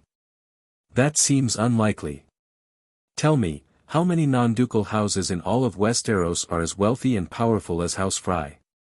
Rhetorical questions were typically meant to imply a negative answer. But as Barristan pondered, he realized Aegor's point had merit. "In the north, there's House Manderley of White Harbor," Barristan mused. "In the Vale, never mind, after the Righteous League fiasco, they're in shambles. In the Westerlands, there are certainly wealthy houses, but none with significant power, Lord Tywin has made sure of that. In the Stormlands and Dorne, the harsh conditions prevent any non-ducal houses from rising too high. And in the Reach, there's House Hightower of Old Town and House Redwine of the Arbor, both as rich and powerful as the Freys, if not more so. And certainly more prestigious. The Manderleys are already Stark loyalists, marrying their heir to them would be a wasted alliance, Aegor reasoned. The Westerlands, Stormlands, and Dorne aren't worth discussing. As for Old Town and the Arbor, their influence is undeniable, but tell me, where are their lands? In the southwestern corner of Westeros, thousands of leagues from the north. If trouble arises, what aid could they possibly provide? Such an alliance would be meaningless. There's a reason people say, befriend distant lands, strike nearby foes. He shifted his tone slightly, pressing his point. But the Freys? They control the key crossing between the north and the rest of the realm. They have wealth, troops, and a strategic location. A marriage alliance with them would not only increase the North's available forces by a tenth, but it would also extend their influence southward by hundreds of miles. The Starks would grow stronger, and at the same time, it would stabilize House Tully's hold over the Riverlands. 2 birds, 1 stone. Why wouldn't they do it? That's a fair argument. Barristan gestured toward the flask of wine Robert had bestowed upon him. Come, have a drink. If we're speaking purely of wealth and military strength, the Twins is a valuable ally. But House Frey's history is short, and they've never produced any heroes or great men. Their reputation as nouveau riche does them no favors. Thank you. Aegor took a seat beside the old knight and accepted the offered flask, taking a long drink. The wine was strong, but the brewing methods of this era were still primitive. It was more an alcoholic beverage than a true spirit. Short history. The North is filled with houses that have existed for 1,000 years, but most of them combined still don't match Lord Walder's power. And does anyone send their daughters to them just because of their history? He smirked. As for being upstarts, tell me, sir, who is the biggest upstart in Westeros right now? 300 years of history, not even half of House Frey's. But so long as he sits on the Iron Throne, who would dare call him an upstart to his face? The bigger the fist, the greater the truth. House Frey may have a poor reputation, but after tonight, as kin to the Starks, they will no longer be mocked. They will be a great house in all but name. Aegor hadn't spoken the name outright, but Barristan knew exactly whom he meant. Comparing House Frey to House Baratheon. It was a bold statement. Yet despite himself, Barristan found Aegor's perspective compelling. His logic was cold, pragmatic, and difficult to refute. The old knight could have argued further, but deep down, he felt any counterpoint would be weak. He chuckled instead. I won't argue with you. But if what you say is true, then surely House Stark, being a ducal house, should have secured an even stronger match. If you could choose freely, which lord's daughter would have been the best choice for Robb?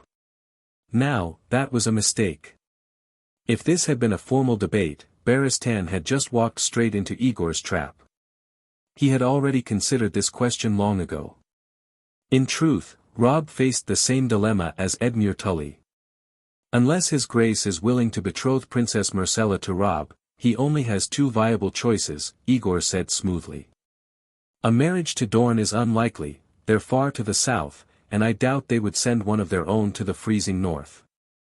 That leaves only one option. He smirked. Marjgerie Tyrell is in that tent. If you're so curious, why don't you go in and ask her if she'd be willing to marry Robb? Barristan coughed awkwardly but said nothing. Thank you for your concern, Chief Logistics Officer, but my marriage is not something you need to worry about. A soft, lilting voice interrupted their conversation, making Aegor stiffen in surprise. He turned to find Marjgerie standing behind him. Sire, you wear the black, yet you seem to know everything about the Vale and the 7 Kingdoms. How curious. Aegor exhaled, masking his momentary embarrassment. He hadn't even noticed her approach. Between the revelry in the camp and his conversation with Barristan, he had been completely unaware. Fortunately, he hadn't spoken ill of her. He forced a casual tone. As the Night's Watch's chief logistics officer, it is my duty to secure supplies and funding from the realm's lords. Naturally, I must learn everything I can about them. Of course, Aegor's understanding of Westeros didn't come solely from watching plays and reading books before his arrival in this world. After reaching King's Landing, he had relied on Tyrion's introductions and various documents to develop a thorough grasp of the Seven Kingdoms' political landscape.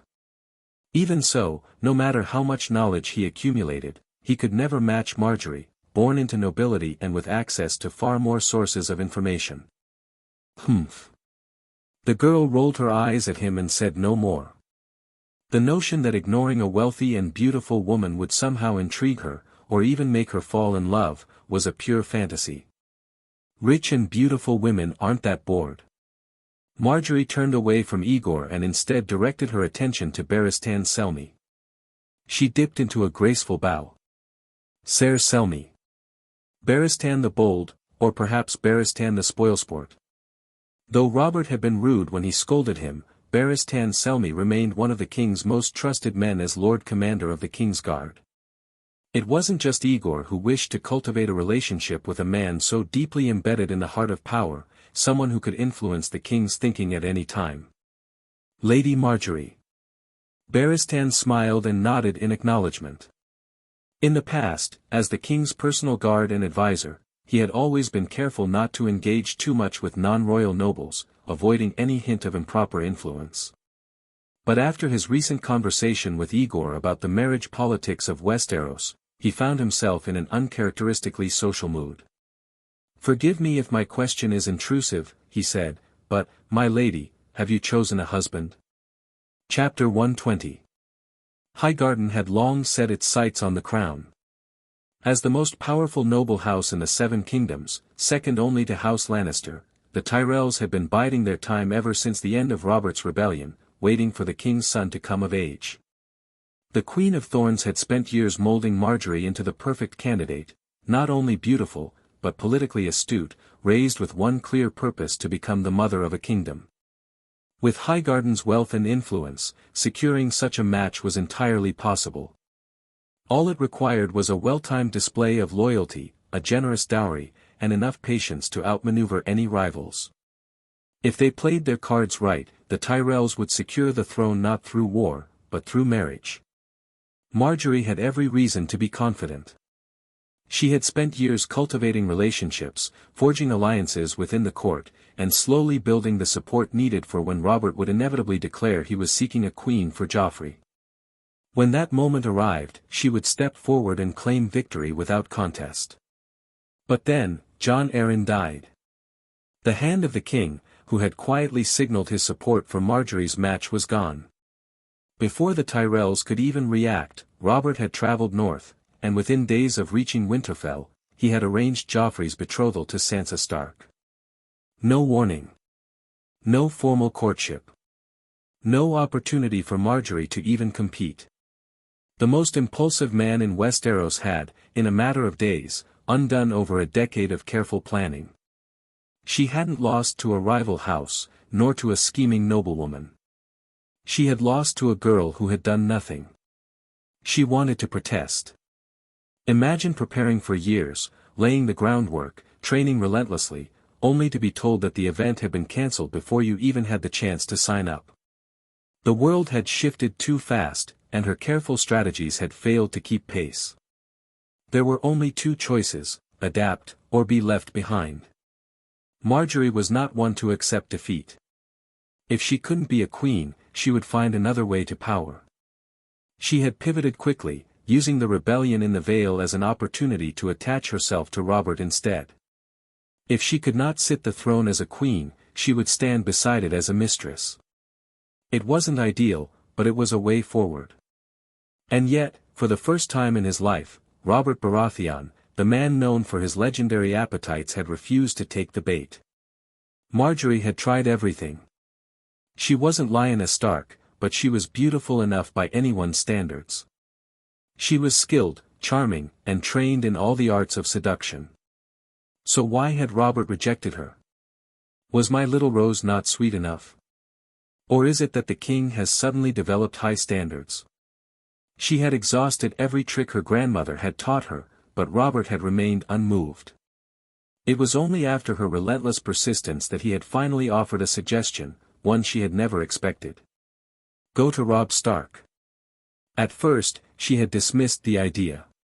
But as time passed, she had come to see the truth. House Tyrell was rich, powerful, and had vast armies. But none of that meant anything if the hand of the king was against them. Breaking Joffrey's betrothal was impossible. Undermining the Stark influence in King's Landing was even harder. The only path forward was the one Robert had given her. She could no longer chase the crown, but the hand's power. That was still within reach. And so, she had made her decision. By the time the night's celebrations ended, she would make her move, approaching Robb Stark under the pretense of congratulations, admiration, and goodwill.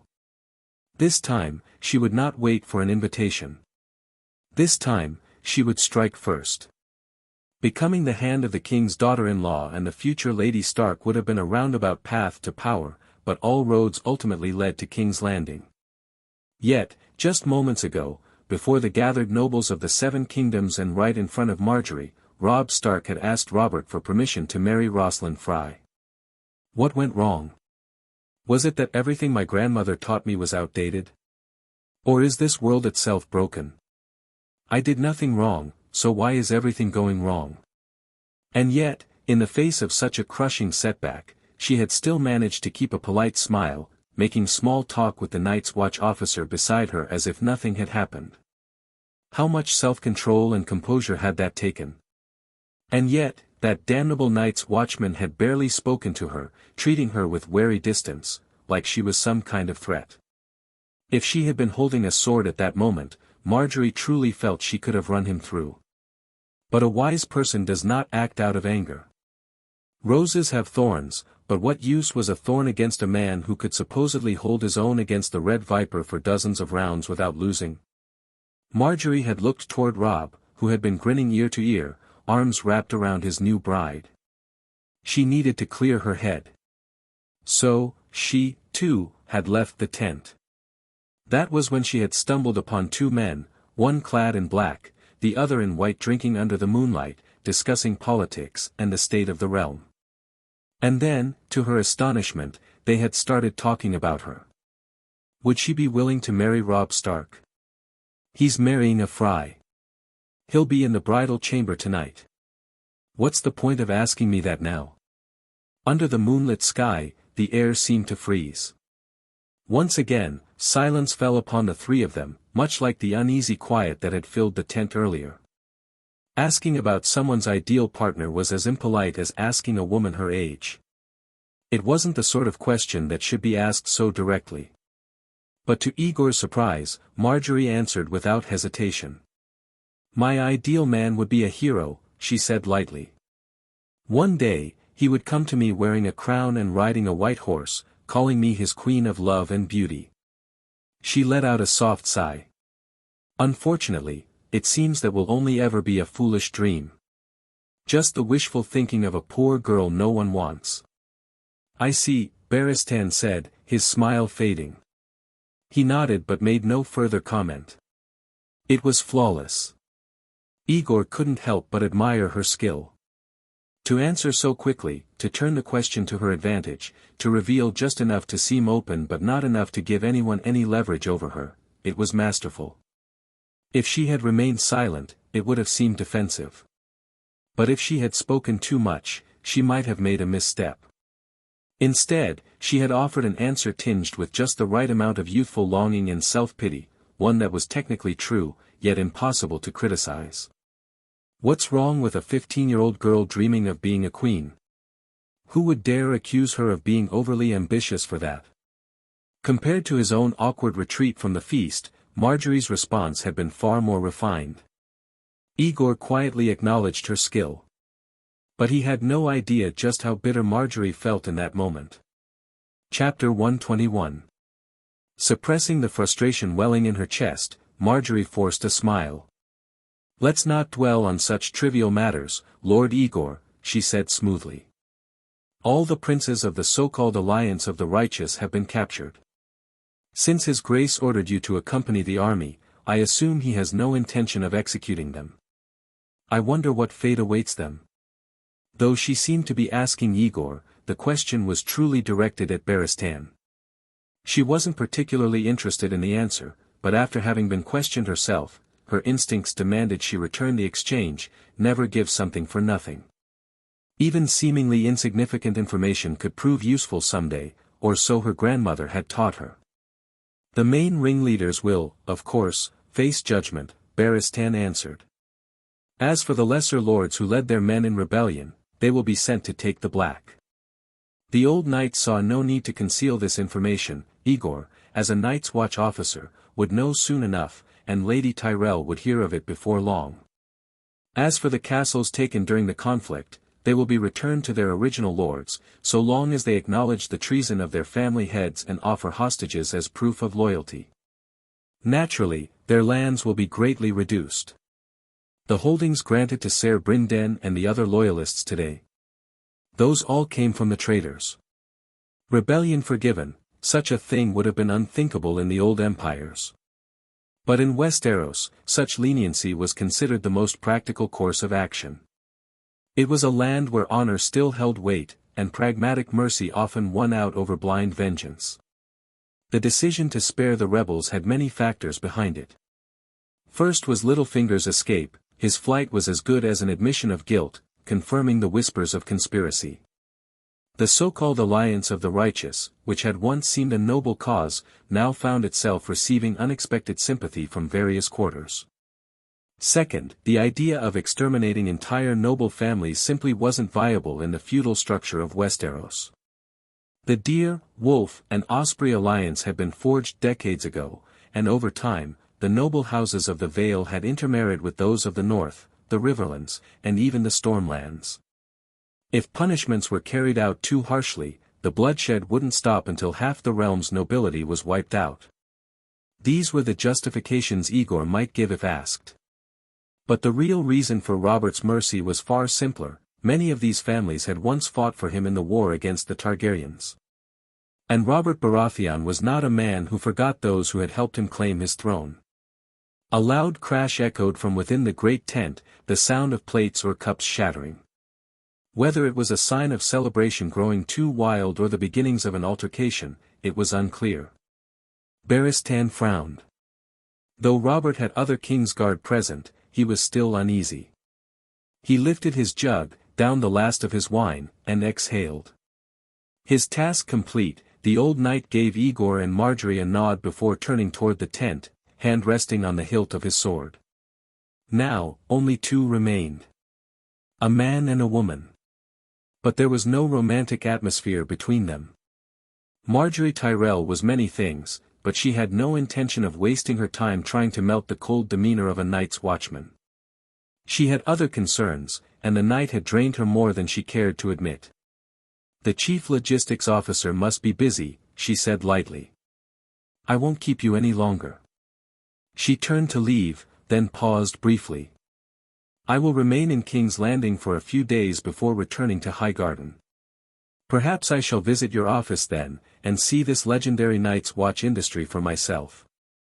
Aegor exhaled subtly, relieved that their conversation had reached its natural conclusion. I look forward to your visit, my lady. Marjgerie lifted her head, turned on her heel, and walked away without looking back. Her movements were graceful, composed, almost indifferent. But inside, her thoughts were in complete disarray. She had once aimed for the crown, yet now, she couldn't even secure a ducal marriage. Jaime Lannister, bound by his Kingsguard vows, was not an option. The young Lord Arryn was sickly and unlikely to live long. Renly Baratheon, well, Loras had already secured that alliance, making her own involvement unnecessary. What was left? Would she be reduced to climbing into Edmure Tully's bed? Was that all she had left to offer her family? Her grandmother had always taught her that seduction was the ultimate weapon, one used with great precision, and only when absolutely necessary. After all, it had been Olenna's skill in such matters that had once secured her place within House Tyrell. But for Marjgerie to resort to such measures now, with Edmure of all men. It was a risk. What if he rejected her, out of pride or spite for past slights? She would lose not just her dignity, but any remaining leverage she had. For the favored daughter of House Tyrell, the darling of High Garden, to find herself unwanted, it was an unbearable humiliation. Beneath the flickering firelight, unseen in the night, unshed tears welled in her eyes. She quickened her pace and disappeared from Aegor's sight. The chaos sparked by a single, reckless rumor had finally settled after nearly 2 months of upheaval. Aegor had always understood the power of words, but never had he witnessed firsthand how mere whispers could set entire armies in motion. Yet in the end, rumors, no matter how fierce, were but paper tigers. Their greatest strength lay in their spread, in the uncertainty they sowed. Once a rumor became fact, it lost its edge, deflating like a punctured wineskin. For all their danger, rumors were nothing compared to the brutal certainty of war. The morning after the feast, the great host of 80,000 men dispersed like scattered crows. Each lord and knight returned to his own lands, his own family, his own hearth. Only a token force remained, some 1,000 men under Robert's banner, along with the last loyal knights of the Vale camped at the foot of the Eyrie. Their task was simple: wait. Either Lisa Arryn would come down willingly, or hunger and fear would drive her from her mountain stronghold. After all, the king had summoned the banners of 6 kingdoms to crush a rebellious vassal. Even if she had no intention of defying the crown further, she had to present herself before the king to kneel, to beg forgiveness, to swear her loyalty anew. More than that, Jon Arryn had been Hand of the King for over a decade. Countless nobles had tied their fates to his. And now, his wife had poisoned him for the sake of an affair. Robert might be willing to let the matter slide, but others would not be so forgiving. As for the rebel lords, of the leaders of the Alliance of the Just, only Lady Anya Waynwood had been spared execution, imprisoned instead in the Red Keep, if only because she was a woman. The others? No ransoms. No pardons.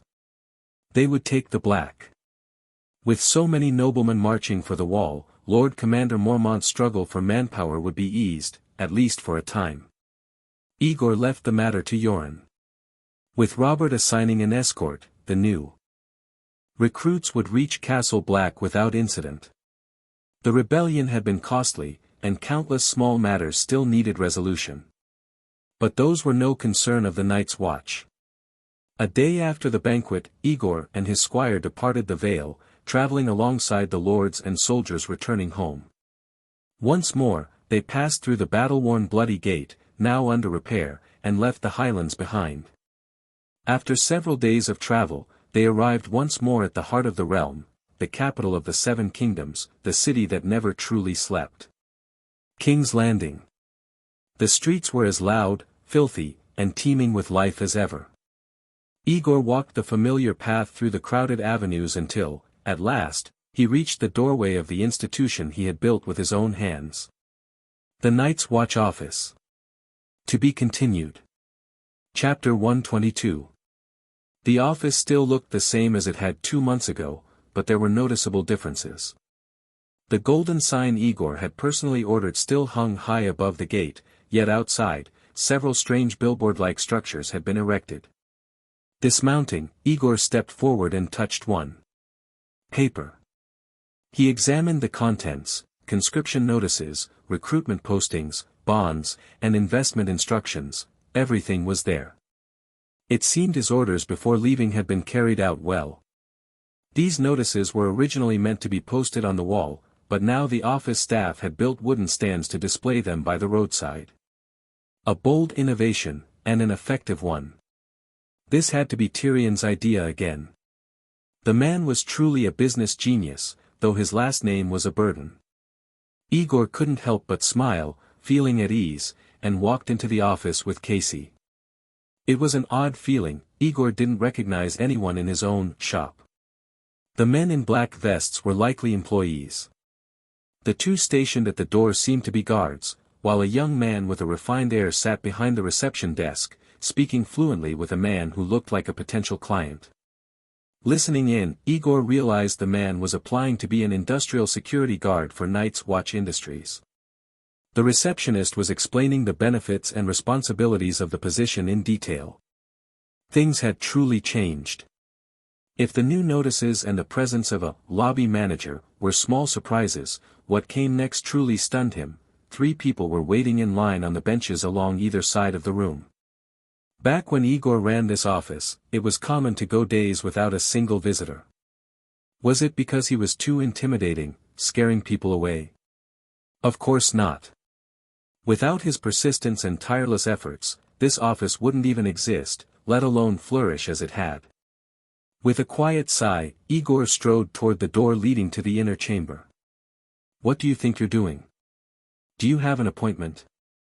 The receptionist, who had been explaining the job details moments ago, abruptly stopped talking, stood up, and blocked his path. He was about to summon the guards at the door when he hesitated. His gaze fell on Aegor's well-tailored black suit, an unmistakable mark of wealth and status. He froze, stunned for a few seconds, unable to finish his sentence. Aegor was about to introduce himself when Casey, his ever-keen companion, sensed an opportunity to make an entrance. Without hesitation, he stepped forward and snapped, "How dare you? This is the chief logistics officer. He needs an appointment to enter his own office." Aegor found the situation amusing. He never expected to experience the classic scenario of an employee failing to recognize their own boss. He studied the receptionist, curious whether the man truly had no idea who he was or if he was merely trying to assert his authority. After all, Aegor was far better known in the rebel army camp than in King's Landing, and he had been gone for 2 months. He could hardly blame them. Through sheer determination and the fortune of meeting the right people, Aegor, once an unlucky transmigrator and a brother of the Night's Watch, had clawed his way to his current position.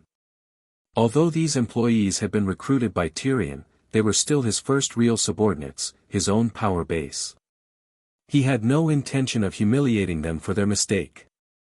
Raising a hand to calm the indignant Casey, Aegor gave the receptionist a reassuring smile. "It's fine. You've worked hard. Carry on." With that, he pushed open the door and stepped inside, unconcerned with the man's reaction. The door had changed as well. Once a simple wooden slab, it was now much thicker, likely for better soundproofing. Because of that, the people inside hadn't heard the brief commotion outside. Aegor expected to find Tyrion or another one of his personally recruited staff inside, but as he entered, he was met with an unexpected sight. A young woman sat behind the desk. Who was she? Could she be Tyrion's new mistress? This was the inner chamber of the Night's Watch office, the very place where Tyrion and he once conducted their business dealings.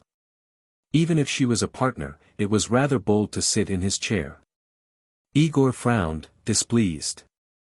But before he could say anything, he noticed the woman's posture, her head lowered as she scribbled something on parchment. Without looking up, she spoke in a brisk, professional tone. "Contract signing, bond purchase, investment negotiations, or are you here for a loan or joint venture application?" "Ah, so she's not just some outsider." Aegor relaxed.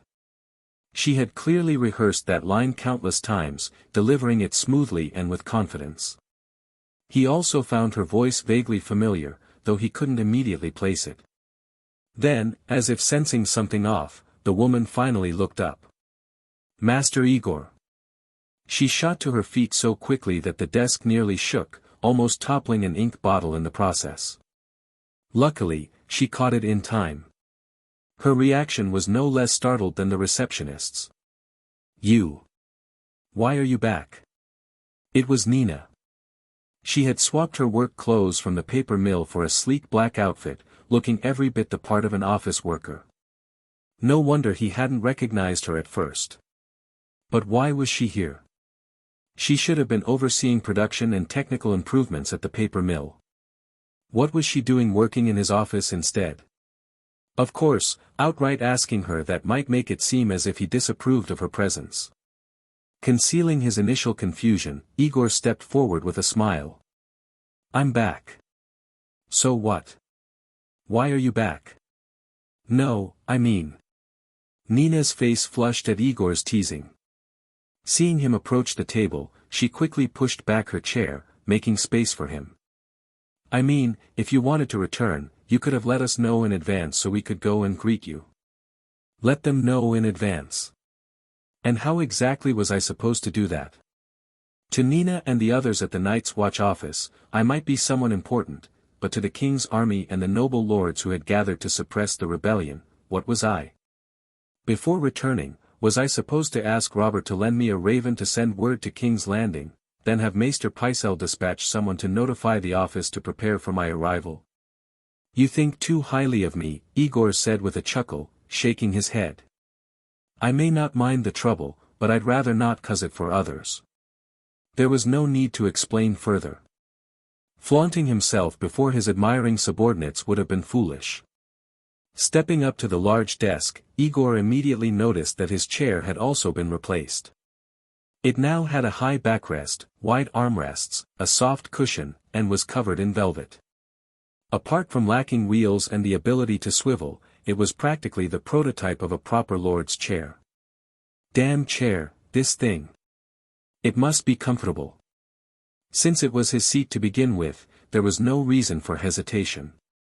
Aegor sat down without a second thought, leaned back, and let himself sink into the plush cushion. Who bought this chair? Yes, my lord. Lord Tyrion ordered me to purchase it. Not bad. Far more comfortable than that hard one I had before.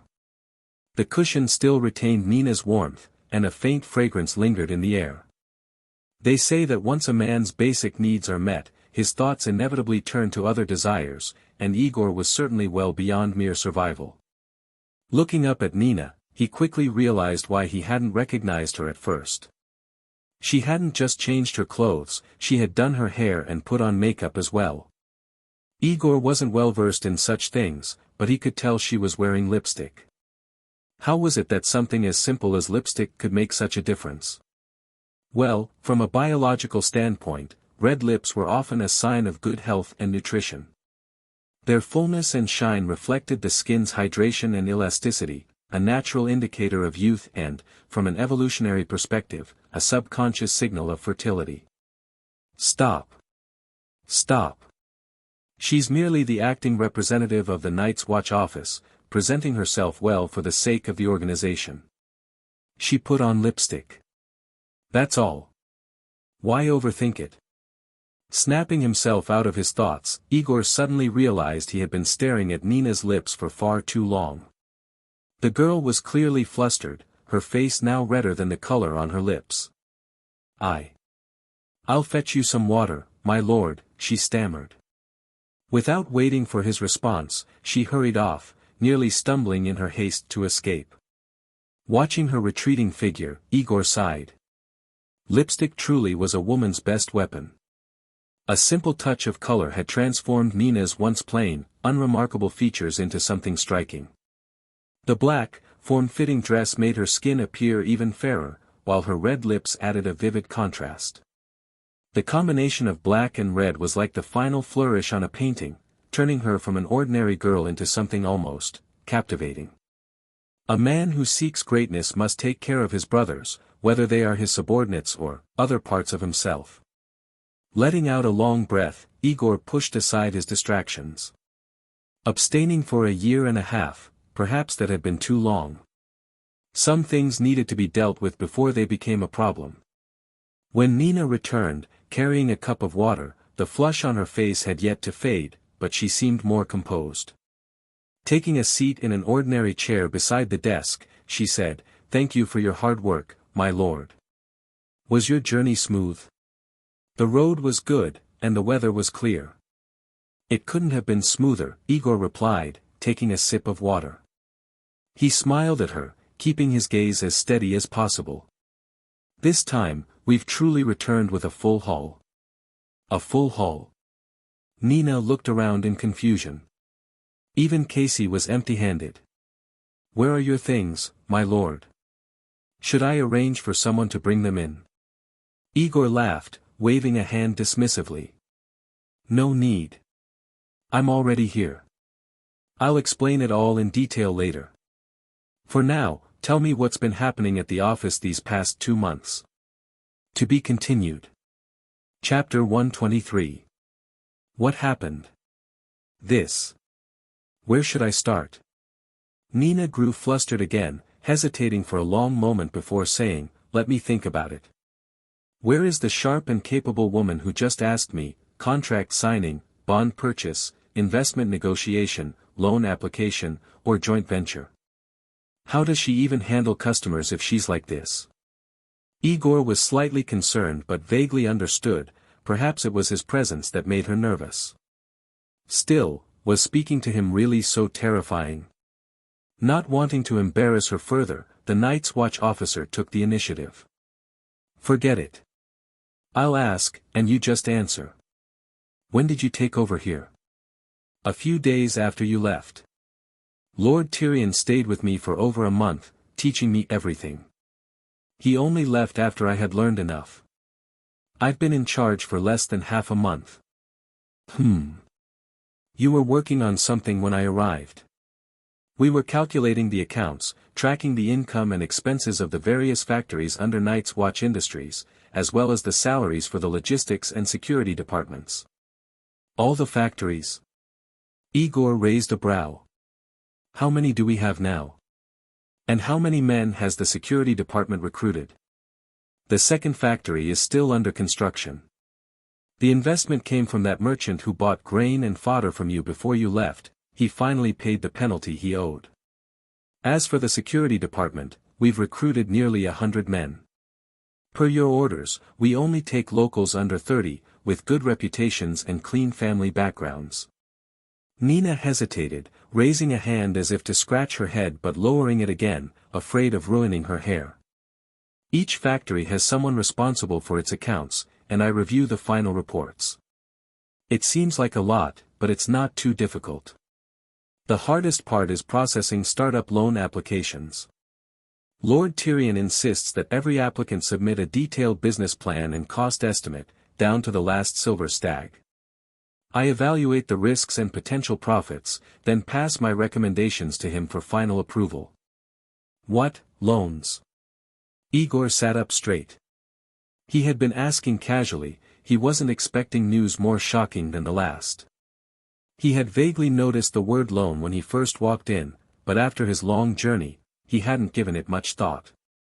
Now, the realization hit him. His eyes widened. You mean we are lending money now? Do we even have that much spare capital?" "No, not yet," Nina quickly waved her hands, startled by his reaction. "Right now, our funds are just enough to keep things running, with little to spare. But Lord Tyrion analyzed our net profit and said we'll have surplus funds by next month. He said, we can't let gold sit in a vault and rot, we need to put it to work. So he started a small business loan program, specifically for people like me and my brother, those with good ideas and inventions but no money to bring them to life." Aegor took a deep breath. This wasn't part of his plan. He had only mentioned the idea of lending as an example, he never expected Tyrion to actually implement it. That little imp was proving to be far more competent than Robert. Straightening up, Aegor grabbed the stack of loan applications from the table and began flipping through them. The applications varied widely. Some sought loans to open snack stalls or clothing shops, while others wanted to follow the latest trend in open bookstores. These were unremarkable. What caught his attention was the pile of proposals for new inventions and ideas. Literacy was rare in this era, and even fewer people could describe things clearly and concisely. Aegor skimmed through the first application and found a description of solid soap. In this world, soaps and detergents were usually powders or pastes. This applicant proposed a method to harden the mixture into solid bars and add herbs or scented oils, creating a product that would not only clean but also leave behind a pleasant fragrance, perhaps even remove invisible dirt from the body. Soap. Medicated soap. The people of Westeros had no concept of germs, but even without that knowledge, this was an advanced idea. The next application had a similar theme, an improvement on lipstick. The applicant suggested replacing toxic mineral-based dyes with natural pigments derived from fruits, vegetables, and insects. He had also developed a method to solidify the mixture using wax and oils, creating a more stable and safer product. Aegor paused. He pulled the first application closer and compared the handwriting. The same person. Lifting his gaze, Aegor studied the young woman in front of him and made a bold guess. "Nina, where did you get that lipstick?" "It's a sample from this applicant," she admitted, blinking at him innocently. "I only wanted to test it. It's still in the drawer, I didn't take it home." "Why are you panicking?" "I didn't say you couldn't use it." Aegor chuckled. "You look quite fetching, but don't overdo it. Just because the inventor claims it's non-toxic doesn't mean it's harmless. Try not to eat it." "Yes, my lord." "Approve both of these immediately. Tell Tyrion this venture will definitely be profitable. As for the funds, we won't have to wait 2 months, money will be available soon." Using the conversation as an excuse, Aegor openly admired how Nina looked with makeup before turning his attention back to the stack of proposals. There were all sorts of ideas, one suggesting a lottery system, another proposing a new type of loose, breathable undergarment that would distinguish innerwear from outerwear. The more he read, the more he realized that nearly all of them were viable. When did this miserable place start producing so many bright minds? As if sensing his thoughts, Nina spoke softly. "There were many ridiculous proposals too. I threw those into the waste bin. If you'd like, I can retrieve them." "No need," Aegor interrupted. "If you discarded them, I trust you had a reason." So that was it. What he was reading had already been filtered, the best of the best. "For the proposals that passed, we'll begin funding them immediately." "Do we have a system in place for this?" "Yes." Lord Tyrion divided the loans into 3 categories, each with different terms depending on the specifics. "I can summarize them for you." After a few minutes of casual conversation, Nina gradually relaxed. The initial awkwardness of suddenly facing her boss and idol without warning had faded. The redness in her cheeks subsided, and her composure returned. With her clear and structured explanations, Aegor quickly gained a thorough understanding of the recent changes within Night's Watch Industries. The first factory was already in full operation, something Aegor was well aware of. With continuous improvements in technology, the cost of papermaking had been further reduced, now less than half of what it had originally been. Paper itself was cheap, but its status as a luxury item in the minds of the people had yet to change. Since there were no competitors in the market and the price of orders remained high, the business had yielded staggering profits, several 100% in a short span of time. Last month, for the first time, all 3 production lines ran uninterrupted for an entire moon's turn, bringing in over 400 gold for Night's Watch Industries. However, as much of the cost had only just been recouped, it was difficult to determine the exact net profit. The Night's Watch bonds had also moved past their initial challenges. After enduring the trial of a large-scale redemption, their reliability had been proven. The real money return spread by word of mouth, and with active buyers emerging, Tyrion had decisively announced a reduction in the rate of return both to maintain a stable capital flow and to emphasize the higher profits of investment in cooperative ventures. By the time Lord Buckwell departed for King's Landing, the first major investment, amounting to several thousand gold dragons had already been secured. As for the loans, Tyrion had divided them into 3 categories. The first were short-term small loans, sums under 5 gold dragons, granted with minimal requirements to any citizen of King's Landing who could provide proof of identity and residence. Outsiders, for now, were excluded. The second were standard business loans, issued for shop openings.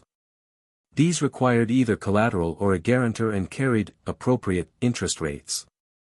The third category, however, was venture capital for new inventions and innovations, which, strictly speaking, was not a loan at all. Under this system, if an application was reviewed and approved, Night's Watch Industries would directly purchase the rights to the invention. All research, development, marketing, and expansion costs would be covered by the company. In return, the inventors or creators were required to disclose everything, formulas, principles, and production methods, without withholding any information from the company's designated project leader. As compensation, the inventor would permanently receive half of the net income from the first workshop and storefront related to their invention. In other words, the ownership of the invention itself would belong to the Night's Watch, while the creator could only enjoy a share of the profits. Why did this arrangement seem so familiar? Aegor was momentarily dumbfounded. Before he had traveled to this world, wasn't this exactly how modern creative industries operated? Studios and publishing platforms owned the rights to a creator's work, while the creators themselves could only take a cut of the revenue. For inventors and craftsmen, there were only two choices. They could keep their ideas forever locked away, hidden in their homes, or even buried with them in their graves. Or they could bring them forward, hand them over to the Night's Watch, and allow Aegor and Tyrion to feast on the meat, while they settled for drinking the broth. It seemed unfair, perhaps. But these were the rules set by those who controlled the resources, in short, capitalists. If they didn't like it, they didn't have to participate. And if they did participate, they had no right to complain. After all, without the possibility of enormous returns, what noble or merchant would be willing to make such a risky investment, one that could just as easily end in ruin? Beyond these financial changes, there were countless other developments that couldn't be easily summed up in words. At this moment, Aegor felt like a man playing a strategy game with his friends, only to disconnect at the very start, then finally reconnect, only to find that his team had already stormed the enemy stronghold. He had been gone from King's Landing for 2 moons. Nearly 60 days of being away. And yet, the rapid expansion of Night's Watch Industries had outpaced even his wildest expectations. Fortunately, his trip to the Vale had not been for nothing.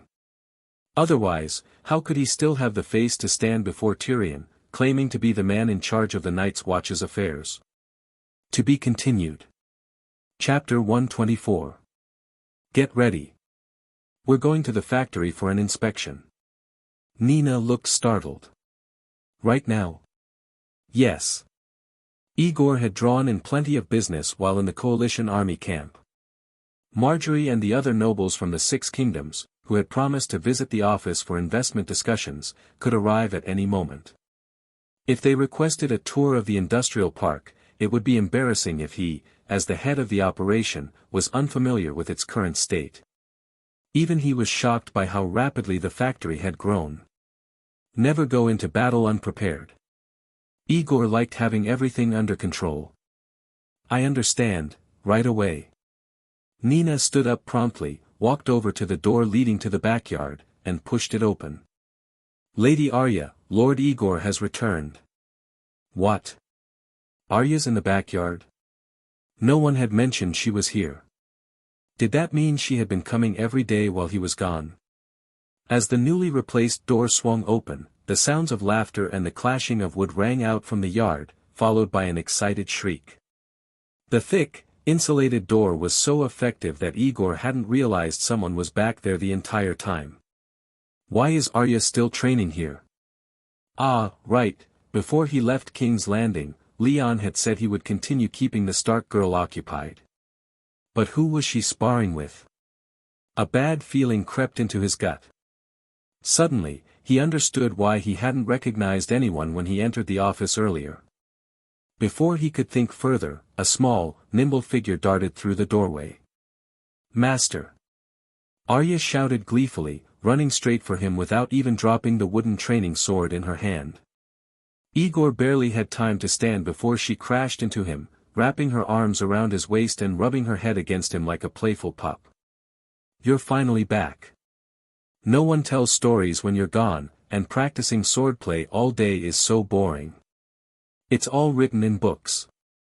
Read them yourself. And stop acting like a spoiled child, mind your manners, girl. Helpless, Aegor ruffled Arya's hair. After 2 months apart, she seemed to have grown taller. As she pulled away, Aegor noticed something that left him stunned. Why are you wearing lipstick? Didn't you say girls should know how to dress up?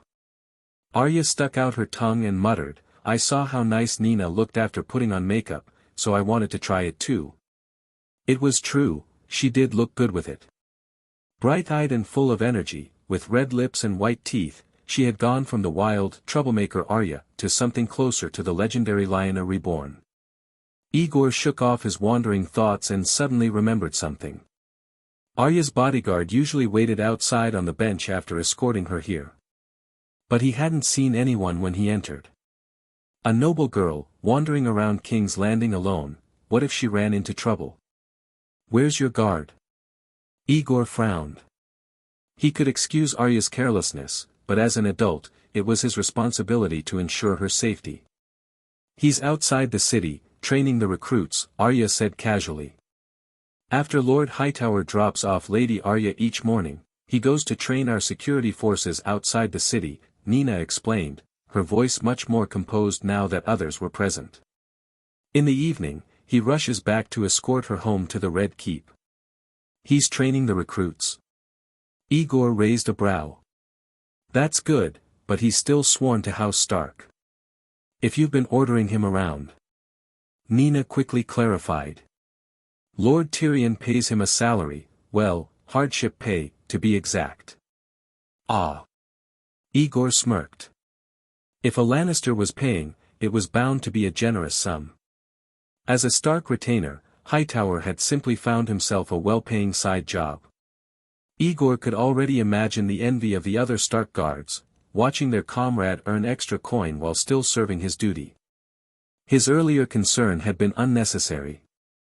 With Tyrion in charge, there was no way anyone would be working for free. Eddard Stark, are you using my office as a free daycare? Still, Arya had contributed greatly to Night's Watch Industries. If anything, this arrangement could be considered a century's worth of prepaid trust fees. Aegor had been about to lecture her about treating cosmetics like toys, but then another thought struck him. The hand of the king's daughter is using Night's Watch products, and it actually looks good on her. Isn't that free advertisement? Perhaps he should be encouraging her instead. If the lipstick proved to be safe, he might even pay her for the promotion. Well, I'm heading to the industrial park outside the city. Want to come along? Of course. Arya cheered. She was full of boundless energy, afraid of nothing, except being left alone. I want to ride my own horse. In the backyard, Arya's personal sword instructor finally stepped inside and greeted him. Lord Aegor. Yeah. Aegor nodded in response. Since returning to the office, he had heard plenty of good news, but Jaqen's continued presence wasn't a mere surprise, it was a shock. Why hadn't he left? As one of Braavos' most skilled spies and assassins, if his mission was to infiltrate the royal library and gather intelligence, why had it taken him 3 or 4 moons without completion? Aegor had reason to suspect that Jaqen's true purpose in staying had nothing to do with the library. More likely, he was here to monitor the growth of Night's Watch Industries, waiting for an opportunity to steal business secrets. If this man, one of the first employees of the office, managed to embed himself as a veteran of the company and turn into an agent of the Iron Bank within its ranks, that would be a serious problem. And now that Tyrion had begun preparing for large-scale lending, did that mean Night's Watch Industries was now competing with the Iron Bank? Would he and Tyrion find themselves facing the threat of the Faceless Men? Nina had no idea what was running through Aegor's mind. She simply turned to the Faceless Man and instructed, Akun, ride ahead to the industrial park and inform Lord Tyrion that Lord Aegor is coming to inspect. Yeah. Jaqen nodded without hesitation, pushed open the door, and left. Aegor watched him go, slightly taken aback. Nina can order Jaqen around. Was it because she was particularly persuasive, or was Jaqen simply too immersed in playing the role of a dedicated office worker? After a moment of thought, Aegor decided to set aside his concerns about Jaqen's presence and the Iron Bank's potential reaction. I am the lawful overseer of the Night's Watch, its rightful leader and navigator. Since he already knew Jaqen's true identity, all he needed to do was ensure the man never entered the core management circle. If the rulers of Braavos truly wanted intelligence on the Night's Watch, getting rid of Jaqen wouldn't stop them in the slightest. As for competition, there was no competition. The Iron Bank couldn't lend money in Westeros. The policy of keeping the Iron Bank out of the Seven Kingdoms had been established as early as the Targaryen dynasty. And while the Baratheons had overthrown their predecessors, they had largely upheld their policies. Though they borrowed from the Iron Bank, they refused to allow Braavosi political and financial influence to spread within the realm. Even if Tyrion never lent out a single coin, the Iron Bank still wouldn't be able to break into this market. Westeros shut out foreign financial influence but never built its own banking institutions. Aegor shook his head. That was a failure on the part of the Iron Throne's rulers. But in their failure, they had unwittingly left behind an enormous, untapped market, a perfect opportunity, as if the world itself had been waiting for someone like him, a man from another time, to come and stir up chaos. No competitors. No challengers. Finance is nothing more than a single-player game. As for the Iron Bank's stance, business is never a matter of life and death. Rather than seeking to strangle him, the rulers of Braavos would be far more likely to support and subtly assist him. As long as Aegor ensured that all core management remained under his control, then even if he died, Night's Watch Industries would not fall into enemy hands. He would never allow his opponents to seize his empire and steal the fruits of his labor. With that in mind, his personal safety was hardly at risk. The Iron Bank was powerful, at least, its reputation made it seem powerful, but at the end of the day, it was still a business. And businessmen don't kill without first trying to negotiate. With that realization, Aegor felt far more at ease. Gathering his companions, Nina, Arya, and Casey, who was standing outside with a smug look, he led the horses onto the road, setting off for the Night's Watch Industrial Park beyond the city walls. The weather had cooled since the peak of summer, which meant that the infamous stench of King's Landing had diminished somewhat. This difference became even more noticeable as they rode beyond the city gates, where the fresh breeze from the open plains carried away the lingering filth. They chatted as they traveled. Arya talked endlessly, filling the air with tales about how incredible the Kun was. Then she boasted about how much her swordsmanship had improved and insisted she wanted to challenge her master. She even brought up the little yellow book she had hidden, how it was discovered by Septa Mordane, how she had refused to admit that Tyrion gave it to her, and how she had nearly been beaten for her defiance. She sounded as if she were boasting of her loyalty, waiting to be praised. All the way, her yapping never ceased. From Arya's stories, Aegor was at least reassured about one thing: Jaqen might not be teaching her everything, but he was genuinely training her in swordplay. He found himself looking forward to seeing if she would truly become a great swordswoman in the end. Of course, that was only idle curiosity. As a man who has lived another life, who knows the plot, who understands far more than anyone else, a grown man, a teacher, and the idol of this young girl, it is my duty to protect those who admire and trust me. How ridiculous would it be to sit back and expect Arya to suffer hardships, grow into a ruthless assassin, and then protect me? Half an hour later, Aegor arrived at the Blackwater River, southwest of King's Landing, the very site he had once personally selected. After 2 months away, he was finally back online. To be continued. Chapter 125. From a distance, Aegor could see his own property. The assembly line required significant space, and its reliance on the rapids of the Blackwater River for water power dictated both its layout and location. The factory itself was a massive rectangular structure, stretching 50 or 60 meters in length, 30 or 40 meters in width, and standing 7 or 8 meters high. From afar, it looked like a colossal brick-built aqueduct spanning the river. A few thousand square meters might be unremarkable in a modern industrial zone, but here out in the wilderness beyond King's Landing, it was an imposing sight. Even Aegor, who had once guarded the wall, found it impressive, let alone the common folk of Westeros, most of whom had never seen anything of the sort. Nina had told him that the merchant investing in the second factory had made his decision on the spot after seeing this spectacle from several hundred meters away. In hindsight, it was easy to understand why. Hearing about the Night's Watch industry was one thing, but seeing its sheer scale was far more persuasive than any boast Tyrion or Nina could have made. Beyond the first operational workshop and the second one under construction, several smaller longhouses were scattered around, likely serving as living quarters. However, from this distance, their layout was unclear, so the group pressed onward.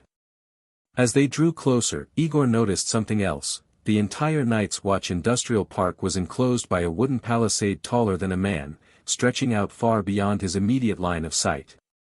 Gods know how much land Tyrion had claimed. The only openings in the fence served as gates, much like those of a school or a modern company, complete with doors, signage, and even a security post. Above the entrance, a row of large letters, Night's Watch Industrial, stood prominently, visible even from a distance. A dozen or so people stood gathered near the gate, looking toward the road from King's Landing. Though their faces were still indistinct, the short figure among them was unmistakable. Tyrion. Jaqen must have arrived well ahead of Aegor. But how long had this group been standing there, waiting? The gesture left Aegor feeling flattered. He and Tyrion were partners. And while Tyrion was a nobleman and had contributed more to the Night's Watch industry than anyone besides Aegor himself, the Lannister always ensured Aegor was given proper respect in public. Having such a teammate, one who was not only brilliant at business but also willing to let Aegor take credit, was an invaluable stroke of luck. With a slight kick of their horses, the four riders quickly approached the gate. Aegor. It must have been exhausting following King Robert into battle. I barely did anything, just spent 2 months idling about. And somehow, I ended up making a fortune along the way. Aegor responded modestly before glancing at the industrial park. But you, Tyrion, you've transformed this place so much I hardly recognize it. He dismounted and strode toward his ever-reliable ally. Their height difference made hugging impractical, so they settled for a firm handshake and a vigorous high-five. Tyrion then turned to the assembled group and raised his voice. Listen up, everyone. This is Aegor West, the legend who has traveled the world, the chief logistics officer of the Night's Watch, the highest authority in Night's Watch industries, the boss and top leader of everyone here, including me. Don't let him walk in and go unrecognized next time. Welcome, Lord Aegor. The greeting was loud but uneven, clearly uncoordinated. Aegor smiled and waved. The last time he had inspected the papermaking workshop, he had simply enjoyed the novelty of being a leader. But now, he was the true leader. For reasons beyond my control, I, your founder, disappeared for 2 months, even though I should have been here leading you all, Aegor said. Fortunately, with Tyrion's wisdom and guidance, and, of course, your hard work and dedication, we've achieved this much. Please, allow me to thank you. It's our duty. You're too kind, Lord Aegor. Alright, let's not get too sentimental, Tyrion interrupted. We're still expanding. It's not time to pat ourselves on the back and split the profits just yet. He then began making introductions.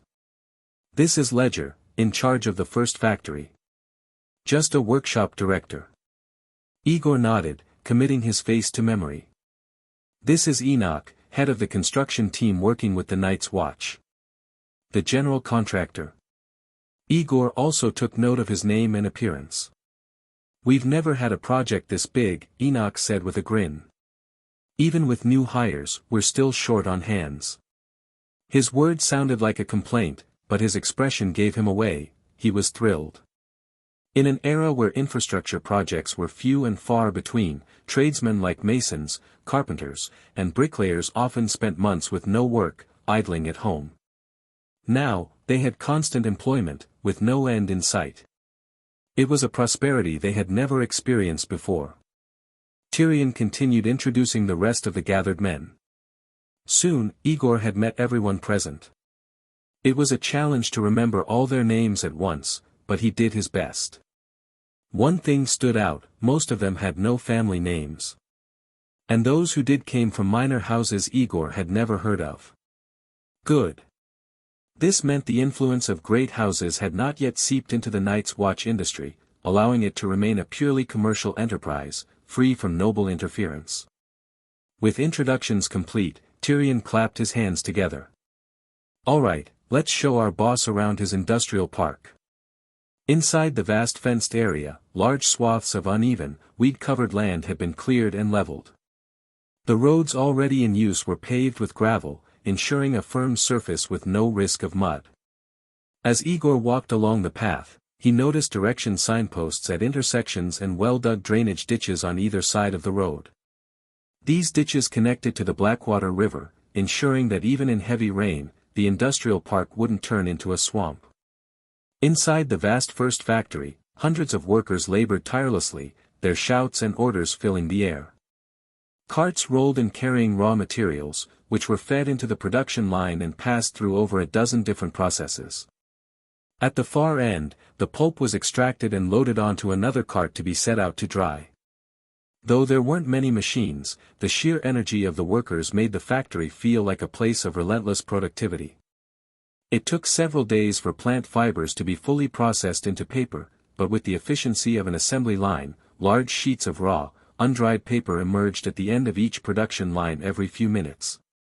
The factory's success was built on a fundamental economic principle, hiring free workers to mass-produce goods for a growing market. It was only at this stage that capitalism could truly take root. But Aegor knew this prosperity was only an illusion, limited to the Night's Watch industrial park. The paper mill's management and production model might have reached the cutting edge of its time, but aside from the water-powered crushing mechanism, nearly everything else still relied on manual labor.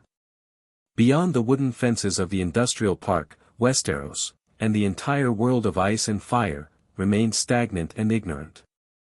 In a land plagued by irregular climate shifts, a long winter could still easily freeze this fragile prosperity before it had the chance to grow.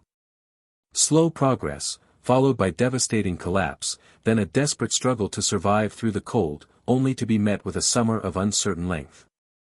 This hopeless cycle was why the people of this world lived without ambition, why they had no real drive to build a future. It was why Westeros had remained in a state of stagnation for thousands of years.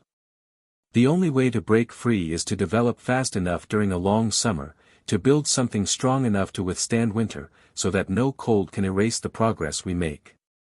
Of course, that was a concern for kings and lords. Aegor wasn't at that level, yet.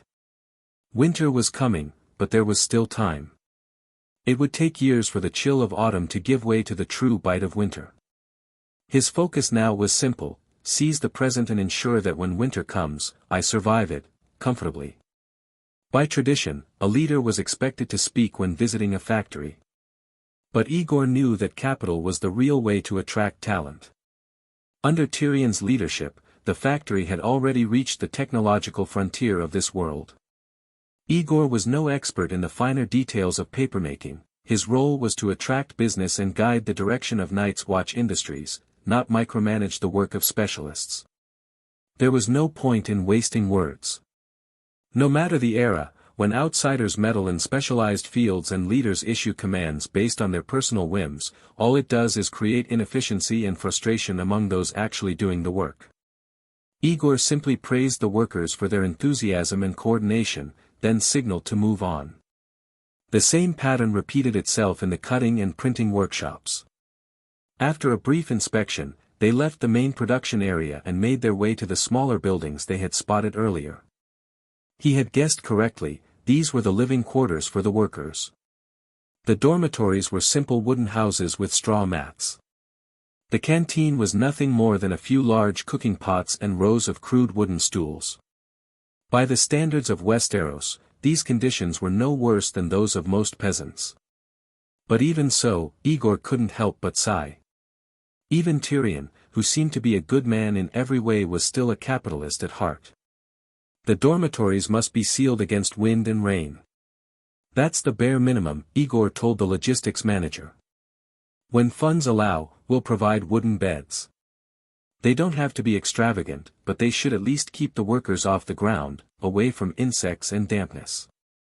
And when possible, will establish a medical station. He then turned to the head of human resources. Wages can't be the same for everyone. We need to evaluate performance, recognize the best workers, and reward those with special skills. Retaining skilled labor is crucial. They're our most valuable asset. Write it down. Tyrion added from the side. Aegor nodded in satisfaction. All right, I've seen most of it. Overall, no, not overall, it's excellent work. Keep it up. The gathered workers and managers smiled at the praise. Now, take me to see the security team's training.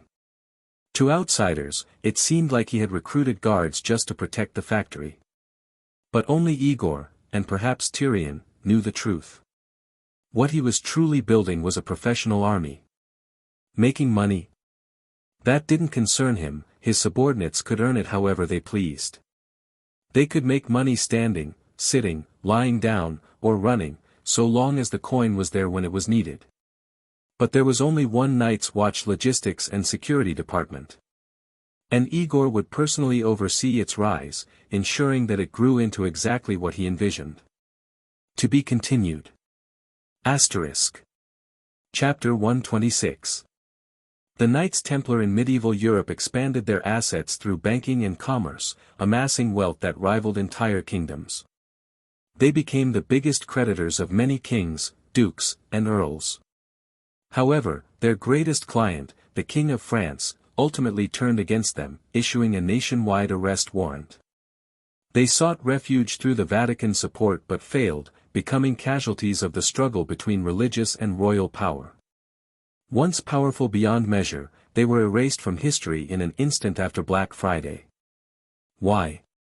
Aegor summed up the reasons. 1. No stronghold of their own. After the fall of the Kingdom of Jerusalem, the Knights Templar became a lost cause. Despite their immense wealth, they lived under the protection of others, committing the fatal mistake of possessing treasure without sufficient power to defend it. Worse, they forgot their primary duty, ensuring the safety of pilgrimage routes and instead prioritized financial dealings. They had no land of their own yet were wealthier than anyone else. When their protector turned against them, they had no strategic depth, no fallback, and no means to reverse their fate. 2. Lending money at high interest to those more powerful than themselves. This needs little explanation. Lending money to a stronger force is inherently risky. The Knights Templar went as far as to lend at high interest to the very ruler who sheltered them. While European kingdoms warred among themselves, the Templars merely reaped the profits. Who wouldn't grow envious and resentful? When their debtor could no longer pay and began eyeing the Templars' wealth, their downfall was inevitable. 3. Lacking a sufficiently strong, independent armed force. Originally a military order, the Knights Templar abandoned their martial roots after retreating from Jerusalem, shifting their focus to finance and expanding their network of contacts. They relied on the protection of the Holy See, believing themselves safe. But history proved that no matter how many allies one has or how great the supposed protection, nothing is more reliable than one's own strength. Learning from history, Aegor was determined to follow the path of the Templars in building wealth through finance, but he refused to let the Night's Watch industry suffer the same fate. To avoid that, he had to make critical adjustments while imitating them. The walls served as the natural and legal strongholds of the Night's Watch. As long as he was careful and avoided antagonizing rabid enemies like Cersei, he could act freely under the pretense of being a sworn brother. No matter what trouble he stirred up, his worst-case scenario would be retreating to Castle Black, not losing his life. But the Night's Watch and the Night's Watch industry, though sharing a name, were entirely separate. The latter provided resources and manpower to the former, yet they remained distinct forces with minimal interference between them. Aegor hoped this separation would remain permanent. Power begets ambition. Once, he had only wanted to leave the wall as a simple ranger. But now, with resources and connections, his ambitions had begun to take root. While Aegor maintained the facade of a loyal Night's Watchman, he never forgot the truth: he had no intention of remaining bound to his vows forever. His future goal was to transform the Night's Watch's land into territory belonging to the Night's Watch industry. How and when he would make that transition depended on circumstances. As for reckless lending, he already had a plan. He would use the excuse that the Night's Watch must remain neutral in the politics of the Seven Kingdoms. With this justification, he could outright refuse to lend money to noble houses and the Iron Throne. By establishing this boundary from the outset, he would avoid making powerful enemies. The first 2 points were long-term strategies, but the third was something Aegor could act on immediately, strengthening his private military force under the name of the Night's Watch Logistics and Security Department. Flanked by his subordinates, Aegor arrived at the security department in the northwest corner of the industrial park. In front of a row of buildings distinct from the staff dormitories, dozens of young men in black vests sparred in pairs with training swords. 3 Stark guards oversaw them, correcting stances and stopping reckless moves, far more diligent than Ser Alisar, Castle Black's combat instructor. Of course, they had to be. Unlike Ser Alisar, they weren't in a position where bad teaching went unpunished. Wait, why were there 3 Stark guards? Aegor looked closer and recognized them all. Hank, Odin, David, he called out. Nothing important, just saying hello. Carry on, and thanks for your hard work. 2 of the instructors besides Hank were men Aegor had originally requested from the hand of the king when he first arrived in King's Landing. He had sent them to escort the first shipment of supplies to Eastwatch by the sea, and they hadn't returned since the Vale Rebellion. Who would have thought they'd reunite under these circumstances? Tyrion chuckled. After they delivered your goods to Eastwatch, the captain didn't want to sail back with an empty ship, so he lingered along the northern coast until he got a new delivery order for King's Landing. When they reported back and asked if they could be of further service, I had them reassigned to me. Naturally, they received their hardship pay. I see. Aegor was relieved. The hand had never specified a time limit for their assignment, he could use them as long as he needed. Tyrion had simply repurposed them to train new recruits for the Night's Watch, something even Eddard Stark wouldn't object to.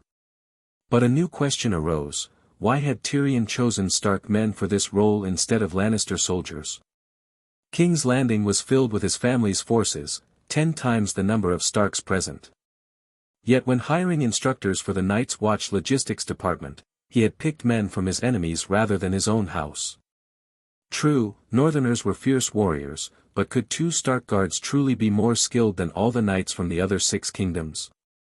Or was it possible that, aside from Jack and Morris, who were more like glorified babysitters, the Lannister soldiers in King's Landing only took orders from their queen and the Kingsguard prince? That they ignored their own dwarf prince entirely? Reflecting on the story so far, Aegor found it entirely plausible. Tywin had never hidden his contempt for his son. In such a household, what Lannister retainer would swear true loyalty to a son with no chance of becoming the family's heir? Whether it was true or not didn't matter. Asking would only reopen Tyrion's old wounds, so Aegor decided to let it go. He turned to Nina and asked, "There don't seem to be that many people here. Didn't they say there were nearly 100? The head of the security department, a burly man named Jellos, stepped forward and answered, "Half of them are on guard duty, patrolling the factory. The other half are in training. The 2 shifts rotate, sir." "Is that so?" Aegor turned to the logistics officer. "The security team's accommodations and meals should be better than those of the regular workers. Has that been arranged?" Per Miss Nina's instructions, all accommodations are equipped with beds and bedding. As for meals, we ensure they receive at least 1 serving of meat per day. Good. Very good. To train a competent and disciplined force, the first priority was to take care of them. The common folk in this world didn't have the ideological discipline of certain armies that could fight wars on mere rations of millet and rifles. Unless one intended to train unsullied, ensuring they were well fed, clothed, and treated better than the average laborer was the bare minimum. Without material benefits, where would a sense of honor or motivation to fight come from? Are there any other aspects to their training? Or are the 3 instructors only teaching swordsmanship? Well, not yet, Jelos admitted honestly. I was waiting for your orders, sir. Good. Then I'll handle it. Make sure to remember. To be continued. Asterisk. Chapter 127. Someone once said, political power grows out of the barrel of a gun. Aegor agreed. Though he had no thoughts of rebellion or revolution, if one removed the words, political power, from the phrase, the blank could be filled with countless possibilities. In this chaotic and primitive world, the value of armed force was immeasurable. Aegor had always kept the idea of building his own army in mind, and he already had a plan. There was no need for improvisation. An army is a fighting force composed of soldiers. Organizing them into structured units makes it easier to calculate strength, command troops, and deploy them effectively. Aegor first established the structure of his security force. 10 men formed a squad, 3 squads made a platoon, 3 platoons made a company, and so on. The difference between having a structure and not having one was significant, though whether it was inherently good or bad remained to be seen. Before an army reached a certain size, the specifics whether a squad consisted of 9 or 10 men, or how many subordinate units a larger one contained, weren't overly important. As long as there was consistency and order, there was no need to overthink it. Training was the key. Keep the swordsmanship lessons, but get some bows and crossbows as well. Close combat weapons alone aren't enough, Aegor said, speaking rapidly. Add physical training and formation drills. It's not just about fighting, we need discipline and obedience as well. Bows, crossbows, formations, discipline and obedience. Jelos asked hesitantly. Sir, are you trying to train an army? Aegor stared at Jelos for a few seconds but didn't answer. Instead, he turned to Nina and asked, what's the base salary for the men in the logistics and security department? A silver stag per day, my lord. Aegor turned back to Jelos. How's that pay? Is it enough to support a family? The security chief wasn't sure what his leader was getting at, so he answered honestly, it's enough. A month's wages are about what a farmer would earn in half a year. Then I'm relieved. Aegor was willing, and at times, obligated to patiently explain things to high-ranking Night's Watch officers or nobles who might become his clients. But now, he was speaking to his subordinates, and he had no intention of exhausting his mind on them. If they understood, good. If they didn't, they could leave. He had no need for fools. What gave you the impression, he continued coldly, that I'd offer a soldier's wage just to hire a bunch of glorified gatekeepers? Jelos heard the dissatisfaction in his tone. His face reddened, much like Nina's did whenever she was suddenly confronted by Aegor. I understand, sir. I will follow military standards. Good. Tyrion chose you because he believes you have some ability. Don't disappoint me. The Night's Watch was, after all, a military order. Training soldiers within a military order, what could anyone say about that? Aegor had no intention of hiding it. Beyond your own military experience, I have additional things to implement. Then, he introduced elements of military training he remembered from modern armies, standing posture, formations, commands, marching techniques, and even barracks discipline. Everything had to be orderly, both in movement and in stillness. Orders were to be carried out swiftly and decisively. Work and rest schedules had to be regular. In the barracks, beds, clothing, and equipment had to be arranged uniformly. Upon seeing a superior, soldiers were expected to salute without hesitation. Even though he had simplified his explanation, Aegor still managed to leave his listeners utterly baffled. It's just a small army, why make things so complicated? Jelos barely retained any of it and immediately voiced his doubts. Sir, I understand military drills, but, spending time on standing in formation, marching, arranging daily necessities, and folding blankets, does any of that actually matter? Did it matter? Aegor understood the question. Even in the modern world, people still debated whether military drills and barracks discipline were mere formalities, empty rituals with no real value. It was difficult for them to grasp that beneath the appearance of formalism, these practices reflected the level of military discipline itself. Believe it or not, under the same conditions, the army that marches in perfect formation and folds its blankets with precision will always be the stronger one, without exception, in both ancient and modern times, across every land and battlefield. If equipment and the quality of individual soldiers are the flesh and bones of an army, then discipline and obedience are its soul. The strength of the Unsullied comes precisely from their twisted yet unparalleled military discipline, a special case that is impossible to replicate. Aegor, however, was taking a more conventional approach. There was no doubt that transforming free men, accustomed to independent thought, comfort, and laziness into a disciplined force that followed orders without question would be difficult. But fortunately, the Night's Watch industry was no longer short on coin. Aegor didn't bother explaining further. The superiority of modern military training methods could only be proven by results, not words. If he had to explain every command he gave, he wouldn't have time to breathe, let alone lead. "I forgot to mention one thing earlier," he said. "In the army I want, subordinates do not have the right to question their superiors' decisions, unless a strategy meeting is being held. When I give an order, your only response should be, 'Yes, sir,' and then you carry it out to the best of your ability. This applies to everyone, including you. Do you understand?" Jelos looked displeased. He stared at Aegor with a serious expression, then glanced toward Tyrion. "What do you expect me to do?" Tyrion snapped, glaring at him. "I hired you, so I should be the one to defend you." He crossed his arms and continued, "Didn't you hear what I said earlier? Lord Aegor is the true master of the entire Night's Watch industry. I am just another of his employees. Do you think I was joking?" Tyrion himself had doubts about the necessity of barracks discipline training, but over time, he had developed an almost blind trust in Aegor. In Aegor's eyes, Tyrion was a great teammate. But in Tyrion's eyes, wasn't Aegor the same? The dwarf clasped his hands behind his back and stared coldly at Jelos. "If you understand your superior's command, then carry it out. If you don't, go find Nina, collect this month's salary, and enjoy an early retirement. She's standing right here, so you won't even have to run around.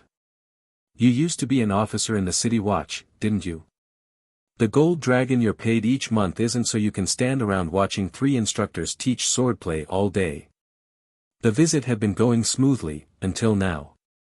2 senior leaders publicly confronting a subordinate in the security department had created an awkward tension. The other department heads wanted to ease the situation, but no one knew how. Jelos, as a grown man, found it hard to swallow the humiliation of being reprimanded in public. A part of him wanted to throw up his hands and say, "If someone else wants to do the job, be my guest," before walking away. But a monthly salary of 1 gold dragon and the hungry mouths waiting for him at home left no room for pride. He took a deep breath, lowered his head, and said, "Yes, sir."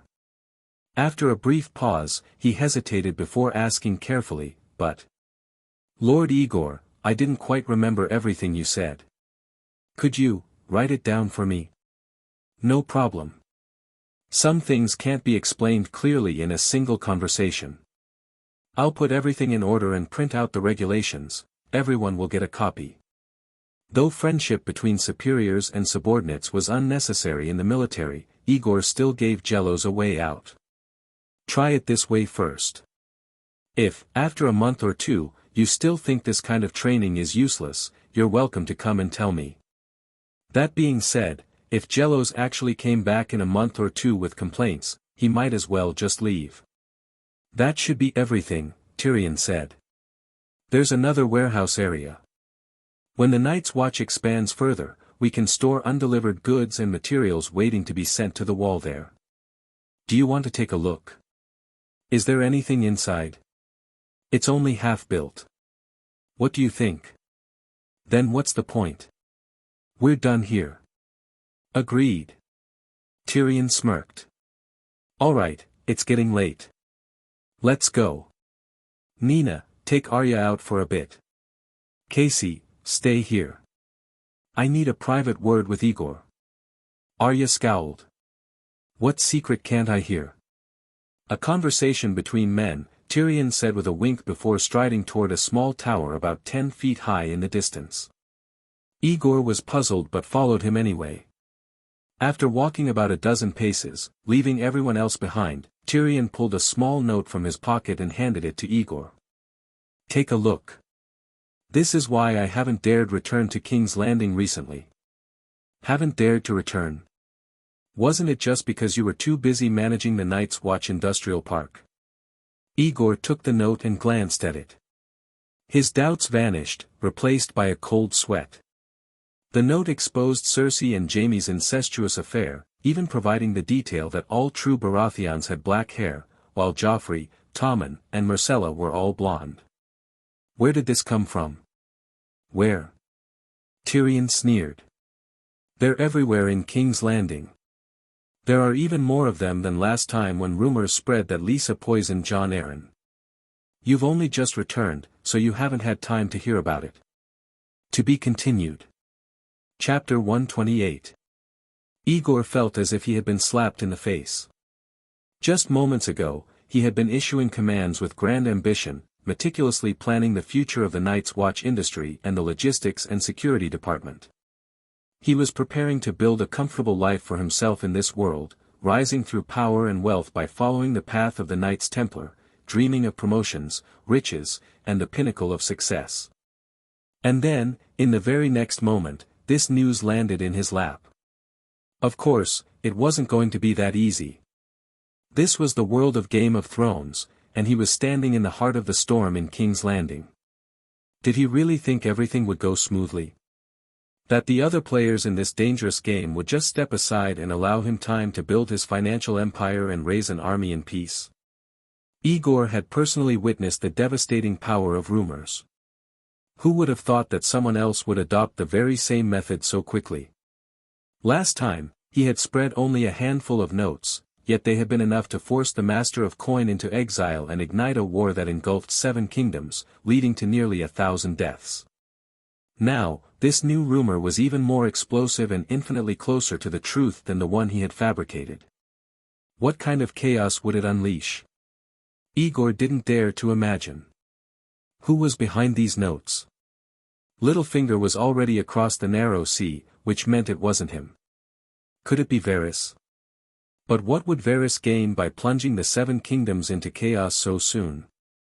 If Westeros was already torn apart by the time the Targaryens rallied their forces for a return, wouldn't their conquest be even easier? There aren't other transmigrators causing trouble, are there? But soon, Aegor realized there was an even more pressing issue than his long-term plans or his past role as a rumormonger. Why are you still here? He turned to Tyrion. Why haven't you gone back to Casterly Rock? I can't bear to leave. This is the first time I've found finance so interesting, the dwarf replied with a smirk. Of course, the real reason is that Robert isn't in King's Landing. If he weren't busy dealing with the rebellion in the Vale, my most precious head would already be mounted on a spike atop the Red Keep. This is absurd. Robert is just waiting for Lisa Arryn to come down from the Eyrie. Their food supplies are running low, he could bring that madwoman back to King's Landing at any moment. And once he returns, given the previous rumors about Jon Arryn's poisoning, if he chooses to believe the content of this note, he'll have every Lannister in King's Landing executed, Tyrion finished dryly. You don't have to spell it out for me. He flashed a grin that didn't quite reach his eyes. Fortunately, I tracked down the person responsible for spreading the notes. Aegor exhaled in relief. But then, an odd thought surfaced in his mind, a brothel owned by the Night's Watch. Wouldn't that make it a Night's Watch brothel? Tyrion, you really are too playful. Suppressing the urge to rub his temples, Aegor asked, and? This brothel was one of Littlefinger's tools for gathering intelligence. He had hidden holes in the walls for eavesdropping, and his whores doubled as spies, Tyrion explained. After I acquired it, completely free of charge, mind you, I asked them to track down whoever was distributing the notes. He smirked. And wouldn't you know it? Before fleeing to Braavos, Littlefinger himself returned to the brothel and instructed his men to spread them. Littlefinger again? Aegor gritted his teeth. Damn that scheming bastard. Peter Baelish had always been cautious, so why had he been so reckless this time? Oh, right.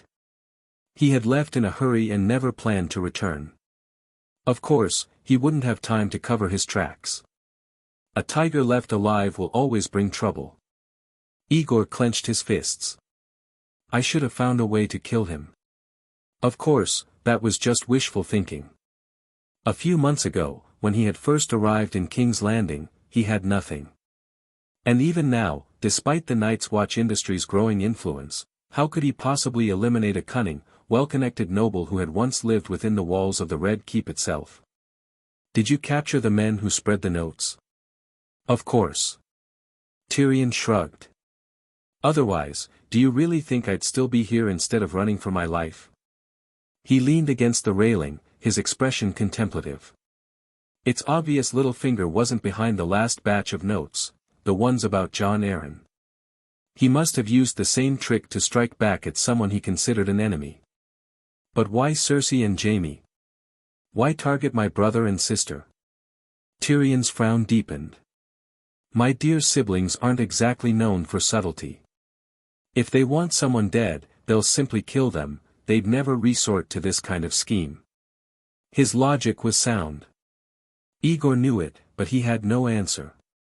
He could only offer a wry smile. In the end, people enjoy seeing the powerful brought low. Who cares how it happened? After a moment's thought, Aegor finally asked, who did you hand the captured man over to? As the younger brother of the accused, I had to avoid suspicion. Once I uncovered the truth, I passed the information to an acquaintance in the City Watch and had him lead the arrest. After capturing the suspect, they handed him over to Ed, our good and honorable hand of the king, who quickly made a public statement refuting the rumor. Unfortunately, most people refused to believe him. As they walked, approaching the small watchtower, Tyrion continued lamenting his predicament. The same kind of note appearing twice has created an illusion in the minds of the people, that both incidents were orchestrated by the same person. And who is this mysterious figure? A knight of justice, a righteous hero exposing the debauchery and corruption of the powerful elite in the Red Keep, ensuring they face the punishment they deserve. Tyrion sighed. Ed refuted the rumor and declared that Littlefinger was responsible, but most people think he's just covering for the king and queen. What a mess. Justice? Righteousness? Who the hell has time for that? Aegor frowned. Catching the man who distributed the notes hadn't solved the problem. This was a fire that would not easily be extinguished. The Baratheon family had always been known for their black hair, yet Robert's 3 children, Joffrey, Tommen, and Myrcella, all had golden locks. That fact alone was like a dangerous truth hidden in plain sight, easy to overlook until someone pointed it out. But once spoken, it would spread like wildfire. Soon, the people of King's Landing and beyond would whisper about it with growing fascination. Black-haired father, blonde-haired children, incest between the mother and her brother. The logic was, of course, deeply flawed, unscientific, even. But the real problem was that this flawed reasoning led to the correct conclusion. Cersei, in her hatred of Robert for loving Lyanna Stark, had ensured he would never father a child with her. She timed her pregnancies carefully, calculating whether any child she carried could possibly be Robert's. The drunken king, too fond of ale and brothels, rarely shared her bed, and Cersei knew how to keep him satisfied in other ways. Over more than a decade of marriage, Robert had only managed to get her pregnant once, and she had ended that pregnancy with moon tea. Cersei had used timing to determine that Joffrey, Tommen, and Myrcella were all Jaime's children, and if she believed it, then it was almost certainly true. Even with the identity of the rumor-monger revealed, neither Cersei nor Jaime could prove their innocence. If Robert or Eddard started digging deeper, they would soon find evidence, comparing the hair color of past Lannister Baratheon marriages, for example. And that wasn't even the worst of it. The real danger lay in the fact that the people involved in this mess were all volatile. If they acted rashly, the consequences would be catastrophic. Aegor's personal ambitions were one thing, but full-blown civil war in the Seven Kingdoms. If he got caught in the crossfire, there would be no escape. Though Tyrion's short legs slowed him down, the watchtower wasn't far, and soon they arrived. The structure was newly built, the contrast between fresh footprints and unstained wood still stark. Judging by the wear on the stairs, no more than a dozen people had passed through. "Come upstairs," Tyrion said, stepping onto the staircase. "Just listen to what I'm about to say, and don't repeat it to anyone." Aegor followed as the dwarf climbed. "Even though it's been proven that this rumor was Littlefinger's doing, there's still a problem." "How should I put it?" Tyrion paused, gripping the railing. "My brother and sister have always been close. Now that I really think about it, even I find it a little unnatural." He shook his head. "The truth of the note isn't the issue. The issue is whether Eddard and Robert will believe it." Aegor was silent for a moment. "It's hard to say," he admitted. He had personally removed Littlefinger to prevent him from whispering this exact suspicion into Eddard's ear. But now, the idea had already taken root. If the Hand of the King decided to investigate on his own. Aegor exhaled slowly. He had expected trouble from Varys, not from Littlefinger, even after he was gone. "My advice?" Aegor said at last. "You should return to Casterly Rock. Stay out of sight for a while." "I agree," Tyrion replied. "But too much has happened in the past 2 months. The Night's Watch industry can't function without me, yet. That's why I need to spend this time transferring my connections and resources to you, arranging everything properly, so that if the situation turns ugly, I can leave for Casterly Rock at a moment's notice. Preparing for a storm before it arrives." Aegor could appreciate the foresight. He enjoyed having a teammate who actually knew what he was doing. But ultimately, Tyrion's life was at stake, and Aegor couldn't justify keeping him in harm's way. "It's a good plan," he conceded. "You're laying the groundwork for me. If I can't protect what we've built, I might as well go back to the wall." "Ha! My thoughts exactly," Tyrion chuckled.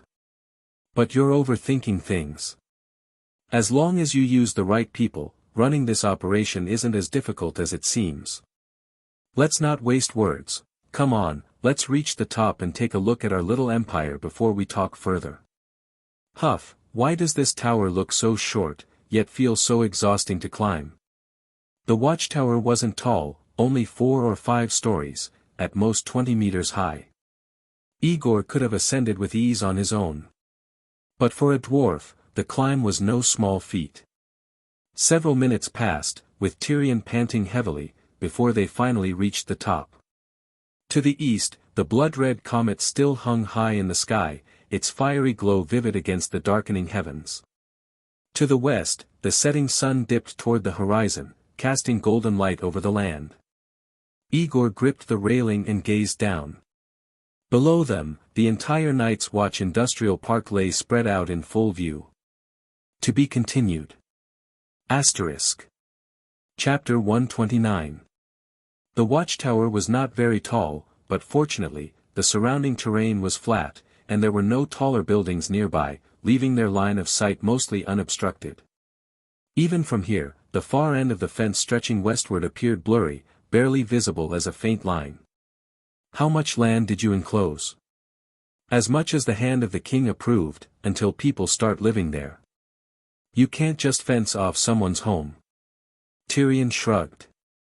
"The area already enclosed is probably the size of 5 or 6 red keeps. Don't underestimate it. If all goes well, it still might not be enough." Aegor glanced around before looking at the first factory, which had already begun operations. If the buildings didn't require partitions, he reckoned dozens of factories of similar size could fit within the enclosed area. Tyrion continued, "When the armies of the 6 kingdoms gathered at the Bloody Gate recently, book sales hit their peak. Workers toiled from dawn until dusk, yet they still couldn't keep up with the rising demand. Now that the war has ended, the growth rate of orders has begun to slow. Once the second factory is built, the pressure on papermaking and book printing will ease considerably. The nobles and soldiers who took part in quelling the rebellion in the Vale also saw the books we printed. When they return home with the cheap books they purchased in the barracks, shrewd merchants will soon seek us out to buy books in bulk for resale beyond the royal domain. I've considered that issue, but long-distance transport costs are too high, it won't become our primary sales channel. The dwarf, too short to lean over the railing comfortably, draped himself against it instead. He pointed toward a plot of land on the riverside, west of the factory under construction. Once the investment is secured, the last papermaking and printing facility will be built there, and then this industry will be complete. I've calculated that even factoring in the external sales you mentioned, 3 factories will be sufficient. Any further expansion will require tapping into the markets of the other 7 kingdoms. Indeed, the market was reaching its limit. In this era of low productivity, the wealth gap was not as extreme. Aside from the noble lords, most people had little money. Even if the cost of paper decreased and book prices dropped, the majority still couldn't afford them. Literacy rates among the poor were even lower. The Night's Watch industry couldn't actively lower prices just to attract customers who seemed numerous but mostly wouldn't buy anything. If we want to expand, our only option is to partner with the great houses of the 7 kingdoms. We provide the technology, manpower, and initial funds, while they offer us access and trade privileges. Aegor nodded, though his expression was troubled. But I fear these nobles will covet the profits and refuse to cooperate. Instead, they'll try to seize the technology and go at it alone. Leaving everything else aside, Lady Marjgerie of House Tyrell has already tried to pry information about papermaking and printing from me. Really? I recall she's just a young girl, about Nina's age, yet she already has such ambitions. If that's the case, there's little we can do. We're not the only ones with intelligence, and papermaking and printing aren't exactly complex. You can't expect to monopolize this forever. That's why I established entrepreneurial loans and invested in new inventions. Tyrion gestured toward another section of land. Look, the fenced area has been leveled. You and I have the final say on how to use it.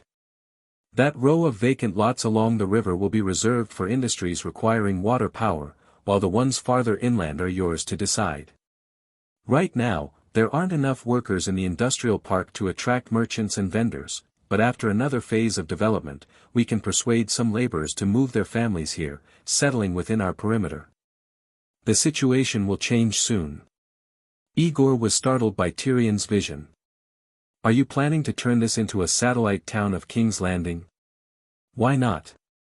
Have you seen how many people live outside the city walls of King's Landing? They're a ready supply of cheap labor. Once they get steady jobs and wages, they'll quickly form a new class, one far wealthier than ordinary farmers. Why shouldn't we profit from their gold dragons and silver stags? Tyrion withdrew his hand and continued, of course, this is just an ideal plan. Reality will never go so smoothly. We'll have to adapt as things unfold. For now, I want to discuss people with you. Aegor nodded.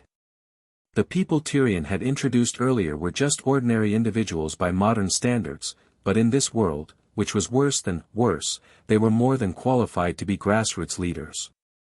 As for promotions, their abilities would be assessed accordingly. That Jellos we just confronted, he was once a gold cloak officer. He left the city watch due to his frustration with its corruption.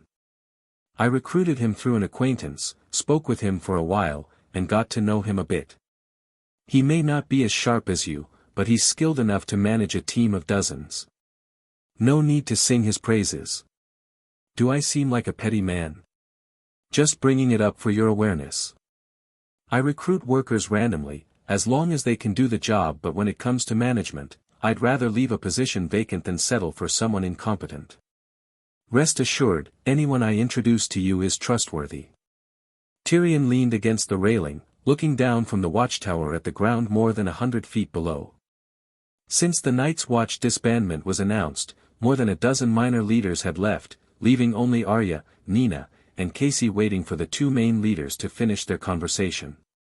The two girls, one older, one younger, were chatting animatedly, while Casey, Aegor's young follower, stood solemnly a few paces away.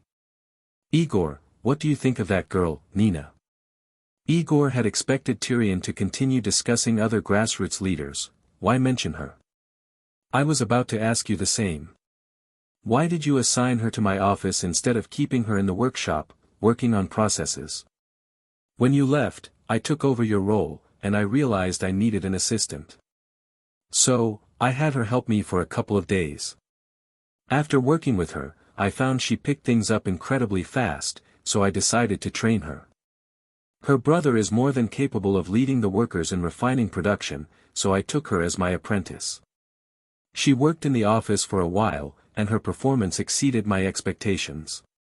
When the forged note incident happened, I was so spooked I fled the city, yet she handled everything independently. And you're still not convinced? You took her as your apprentice? What, you can take a female apprentice, but I can't." Tyrion rolled his eyes at Aegor's questioning tone. "It's no exaggeration, she's smarter than anyone in the Night's Watch, except for you and me. If not for being a woman, she'd be recognized for what she is, a rare gem in a pile of gravel." Aegor hadn't realized Nina was this capable. But Tyrion had risked his life by staying in King's Landing to support the Night's Watch. Arguing with him felt unnecessary. An office manager needs more than literacy, accounting skills, and intelligence. They have to handle visitors. She blushes and stammers just talking to me. How will she deal with outsiders? Blushes and stammers? Tyrion looked surprised. She was never like that with me. She's cheerful, assertive, and meticulous, utterly intolerant of mistakes. When she gets angry, she even dares to talk back to me. Ask any of the new office staff, every single one of them both respects and fears her. Tyrion was fond of joking, but he never lied. Aegor stroked his chin. Had he startled her with his sudden return? But if she lacked the composure for this, how had she earned such high praise? "TSK, the answer's obvious. You're her weakness. She turns foolish around you. Of course, we can't rule out the possibility that she's faking it." Tyrion studied Aegor for a moment. "She likes you. Don't tell me you haven't noticed. While you were in the Vale, she asked me every day when you'd be back. And earlier, during your lecture, you didn't notice the way she was secretly watching you? Her eyes were full of stars and tenderness. So, what are you going to do about it? Keep stringing her along for amusement? That's dull, isn't it? Doesn't it make you sad?" It was disheartening, but I held it in with self-control. Aegor shrugged. "That's not what I meant. It's just that subordinates are subordinates, and women are women. If the relationship becomes entangled, it could cause trouble. Is that really a conflict? I'm a straightforward man. I'm good at seducing women, but terrible at matchmaking. I won't beat around the bush with you, I'll be blunt. My apprentice likes you, and as her mentor, I hope you can acknowledge that. There's a lot of selfishness in this, but also some serious considerations." Tyrion spread his hands and got to the point. "If I were to return to Casterly Rock today, Nina is the only one who could somewhat fill my role in the Night's Watch and help ease your burdens. We've expanded too quickly, and our personnel structure has weaknesses. The biggest issue is the lack of strong middle and senior management. Men sometimes stay loyal to a person or a cause out of belief or sworn oaths. But women? Women want their emotions reciprocated. Right now, she likes you and goes to great lengths to meet your expectations, but that passion won't last forever. And there's something else you can't ignore. I don't know what the customs of marriage are in your homeland, but in Westeros, once a woman weds, her priority shifts to bearing children, raising them, and serving the interests of her husband and his family. Do you understand?" "I see. You should have just said so earlier." Aegor suddenly realized what Tyrion was implying. He was warning him not to assume that Nina was a fully devoted subordinate. He couldn't be overly confident in relying on her, as a woman like her could be claimed at any time. I imagine you see yourself as a member of the Night's Watch, but I must remind you, Nina still likes you despite knowing you belong to the Watch. Tyrion rolled his eyes. A commoner girl like her never had a chance to marry into a noble family. But now, she was part of the Night's Watch industry from the very beginning. Her knowledge and experience have grown tremendously. Do you think she'd still be content to marry an ordinary man? Tyrion had thought that after uncovering the source of the rumors, he'd be able to relax for a while. But Aegor knew that Eddard Stark might already be investigating the lineage of the princes. The thought weighed on him like a massive stone, making it hard to breathe. How could he spare time to worry about a girl's affections? The little lion failed to notice Aegor's unease and continued rambling.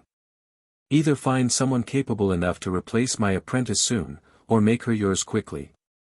The longer you hesitate, the worse it will be.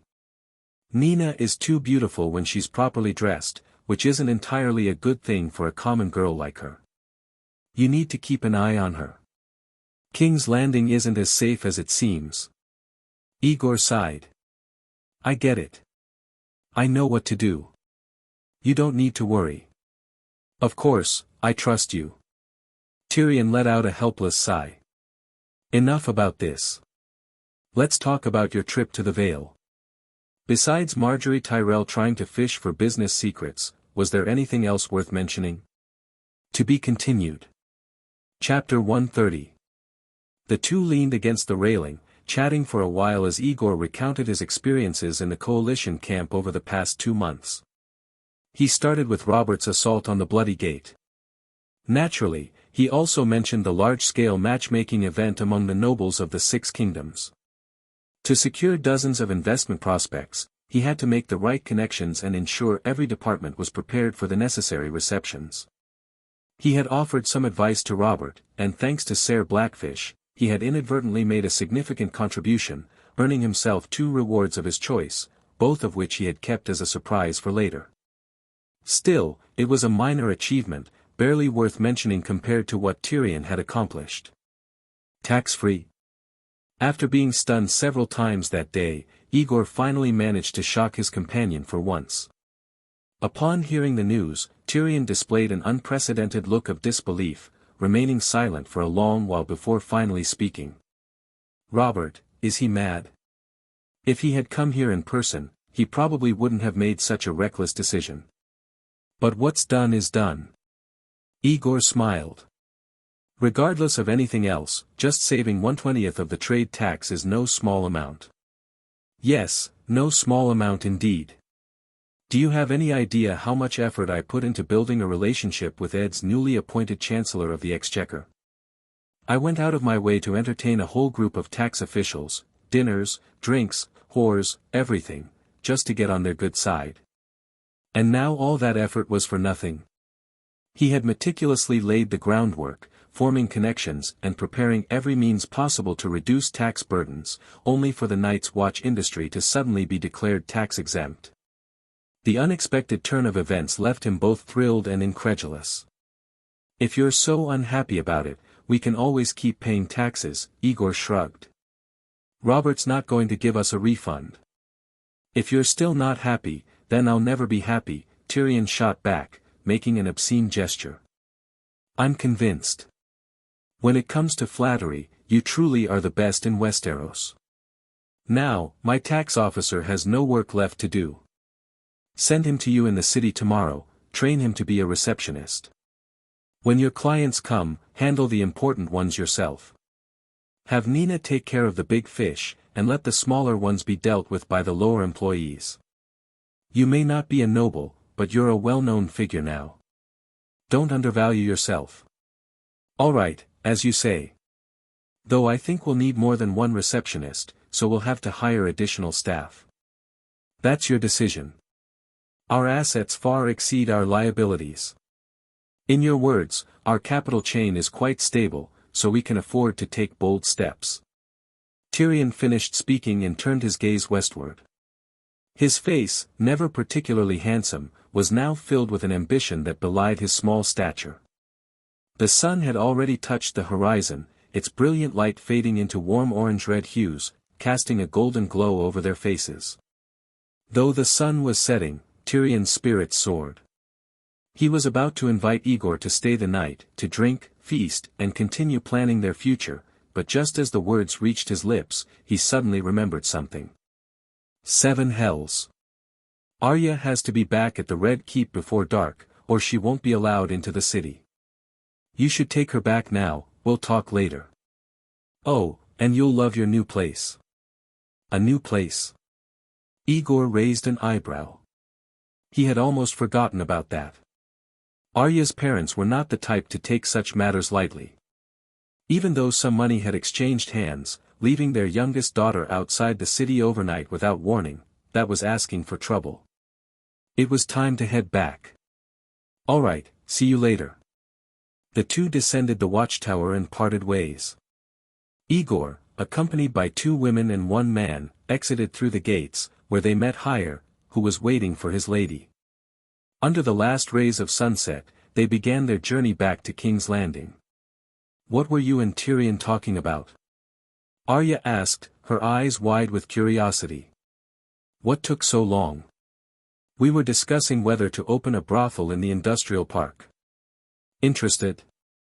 You could invest some of your pocket money, we'll give you dividends like always. Ugh.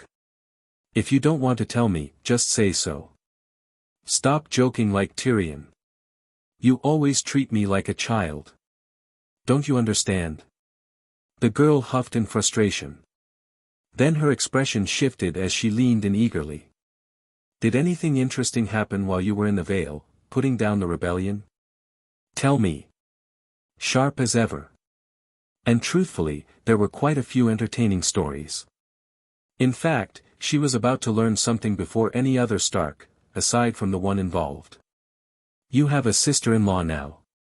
Her name is Rosalind Fry, well, now she's Rosalind Stark. But you probably won't see her for a while.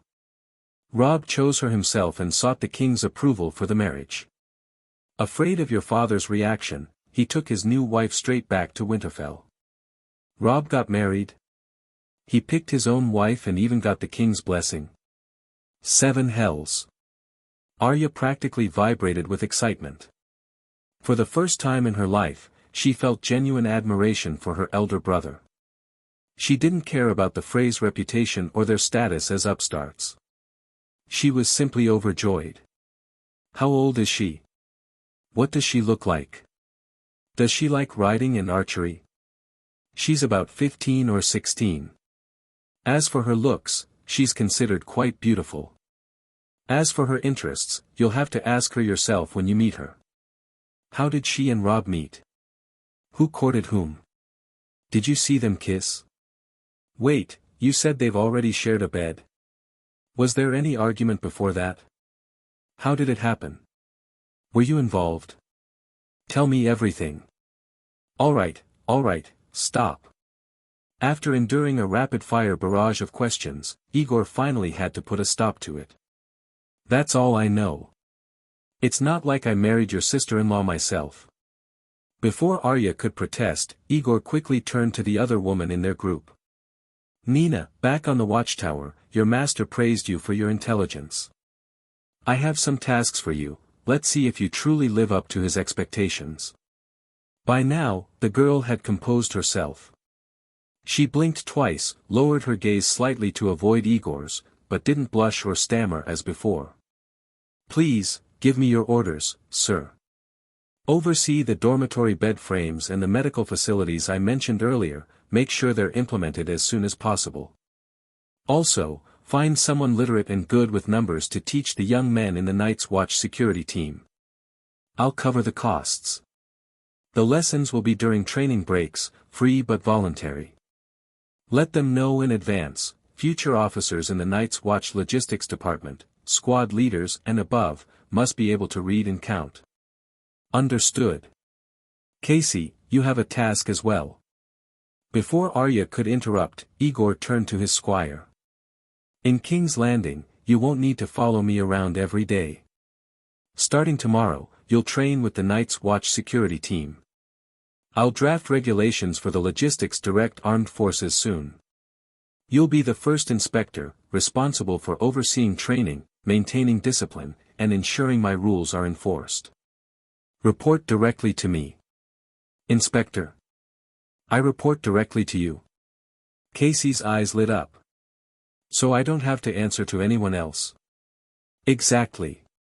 Warn those who ignore the rules, then reprimand them. If that doesn't work, dock their pay. If they still refuse to comply, or dare to defy orders, dismiss them. Aegor smirked.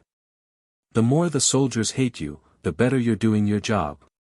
And if you need help, recruit 1 or 2 assistants but no thugs. Whatever rules apply to the men apply to you as well. Led by example, and no one will complain. Casey grinned. Got it. After setting his affairs in order, Aegor finally turned back to Arya. So, Arya, how has your father been these past 2 months? Has the hand of the king been keeping busy? He never stops. Jory says the king's arse is too dirty, and no matter how hard my father scrubs, it won't get clean. The girl pouted, then snickered at the image she had conjured. Let him be busy. I'd rather practice swordplay with a kun. There was nothing useful to be gleaned from Arya's response. It was only natural for the hand of the king to be busy. Who knew whether he was investigating the rumors about the Lannister twins? Asking outright, what has the hand been busy with lately, would be far too suspicious. Even if Arya didn't think much of it, her bodyguard was still present. Better to have the Night's Watch brothel spies keep a close eye on things. Since they were now in place, they had to be put to good use. Hey, did you eavesdrop when Robb and my sister-in-law entered the bridal chamber? Come on, just tell me a little, master, please. This was bad. It wasn't necessarily a bad thing that Arya and Tyrion got along well, but children were easily influenced. The dwarf's irreverence seemed to have imparted an overly free-spirited view on certain matters. This was really... Aegor frowned. Alright, what kind of girl chases after people asking questions like that? Is that ladylike behavior? 7 hells with being a lady. Arya grumbled, sounding exactly like Tyrion. Fortunately, Aegor was relieved and even a little proud, that despite being gone for 2 months, his authority over his students still held. After receiving 2 stern glares, Arya pursed her lips so tightly that a bottle of wildfire could have been hung from them, but she finally fell silent. No one disturbed his thoughts after that. Sitting astride his horse, Aegor calmed himself and considered how to stop Eddard Stark from investigating the Lannister twins scandal. Unfortunately, after a thorough mental exercise, the conclusion he reached was, almost impossible. Within the Night's Watch Industrial Park, he was the founder, the leader, the ultimate authority. Everyone showed him respect, and none dared to disobey. But in King's Landing? Who was he there? A Night's Watchman. A Night's Watchman who happened to do business. Even though he had been received by both the Hand and the King, had secured tax exemptions, and was running a thriving operation, so what? He was still a man who wasn't even qualified to sit at the game table in the grand contest for the Iron Throne. Not to mention stopping Eddard Stark from pursuing the truth of the rumors, logic dictated that it would be best for him to stay as far away from this matter as possible. Whether as an enemy or an ally of Cersei, he could easily find himself in deep trouble. Lost in these thoughts, they soon approached the King's Gate. Beyond this city wall, the powerful figure of the Night's Watch Industrial Park would become merely the head of the Night's Watch office in King's Landing. Under the shadow of the Iron Throne, they had neither the standing nor the power to be arrogant. The gate was half closed, offering a brief, final chance for all manner of latecomers to slip through before it was shut for the night. The gold-cloaked standing guard didn't recognize Arya, but they did recognize Hailey, the Stark retainer who frequently passed through. That alone was enough for them to allow the group entry without questions or delay. The sun had already set. Once inside the city, Aegor learned more about recent developments at the office from Nina's briefing. The employee Aegor had personally recruited, the one who had joined at the same time as Casey, had not resigned and left, as Aegor had initially assumed. Instead, he had taken charge of a second Night's Watch office. Operating out of a small shop in the western district of King's Landing, this branch independently handled labor recruitment for the Night's Watch enterprises. Thanks to this, residents on the west side of the city no longer had to cross most of King's Landing to the garrison's eastern camp in search of job opportunities. Since it was already late, there was no need to make a detour to check on the new chain store, which was likely closed for the night anyway. After Nina pointed out its location, they continued eastward until their path no longer aligned with Arya's route back to the Red Keep. I lost track of the time today and delayed Arya's return. I'd appreciate it if you could get her back to the Red Keep as soon as possible. If she's late for Lord Stark's family supper, please apologize on my behalf and make it clear that it wasn't Arya's fault. Thank you. There's no need to thank me. This is the duty Lord Stark entrusted to me. If anything goes wrong, the responsibility is mine. Well, my father won't be mad if I'm just a little late. But hurry up, I'm starving. As she was led away, Arya turned back when she was barely 10 paces away and shouted, "Master, I'm challenging you tomorrow. Don't forget." Aegor grinned. He didn't believe for a second that a girl who had only been learning swordplay for 2 months could defeat a Night's Watch ranger with real combat experience. Alright, sleep well tonight. Let's see if you can surprise me tomorrow. Nina then led Aegor and Casey through several winding streets, eventually stopping before a mansion in the Eastern District. With their funds growing and their workforce expanding, it had become both impractical and expensive for the Night's Watch office staff to keep lodging in inns. Thus, Tyrion had rented this residence from a friend, providing a place for the office's core personnel and managers to live. To be continued. Chapter 131. Most of the Night's Watch office employees were from King's Landing and had homes to return to after work. For now, only Jaqen, the siblings Neil and Nina, Aegor, and Casey lived here, 5 in total. Even with each of them having a separate room, less than a quarter of the house was occupied, leaving plenty of space. It was nearly dinner time. Before Aegor had left King's Landing, the Albatross Inn had provided his meals. Now that he had moved out, he had to make his own arrangements. "Casey, are you familiar with this area?" Aegor asked his squire. "Take us to a good place to eat." Sire, this district is mostly for nobles, and I've never been here before." Aegor sighed and turned to his more capable subordinate. "What about you, Nina? How long have you been living here? How do you usually handle meals?" "There's a kitchen," she replied softly. "I usually cook something for my brother, Akun, and myself." She hesitated before adding, "There's a restaurant nearby, but it's quite expensive." "You've been running around all day, don't bother with cooking. Just tell Casey where the restaurant is and have him bring back some food." "Understood. Take me to my room first." As the head of the Night's Watch industry, Aegor's room was naturally the most central and spacious in the house, the master bedroom. Even though you weren't here, the cleaners came every few days to tidy up. "Everything is set up, and the bedding was aired out just a couple of days ago. You can move in right away," Nina said. Then, after a brief pause, she added in a noticeably quieter voice, "I live next door. If you need anything, just call me." "Ha! Living next door. Was that Tyrion's arrangement or her own? If I told you to warm my bed, would you do it?" Aegor glanced at her, intrigued. It was too dark to make out her expression, but chances were high that she was blushing again. "All right," he said casually. "Now tell Casey where to buy dinner." "Casey, do you have money?" "Yes, sire." "Then go quickly and come back just as fast. Oh, and mention my name to the owner, see if we can set up a tab. We'll likely be giving him plenty of business in the future." "Yes, sire." "Good. Nina, you should head to your room too.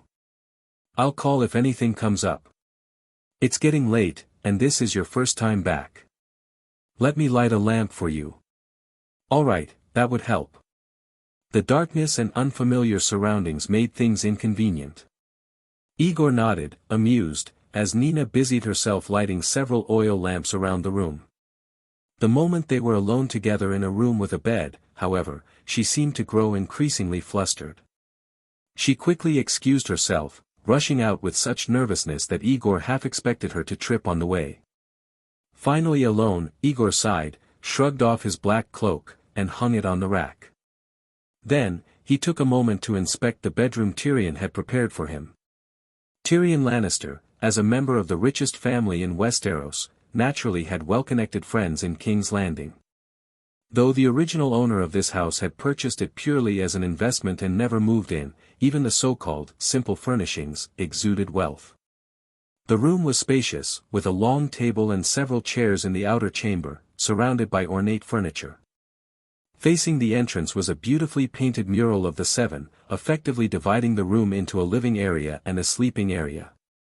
It felt oddly extravagant for a night's watchman, but this was a rented property, changing the decor wasn't exactly an option.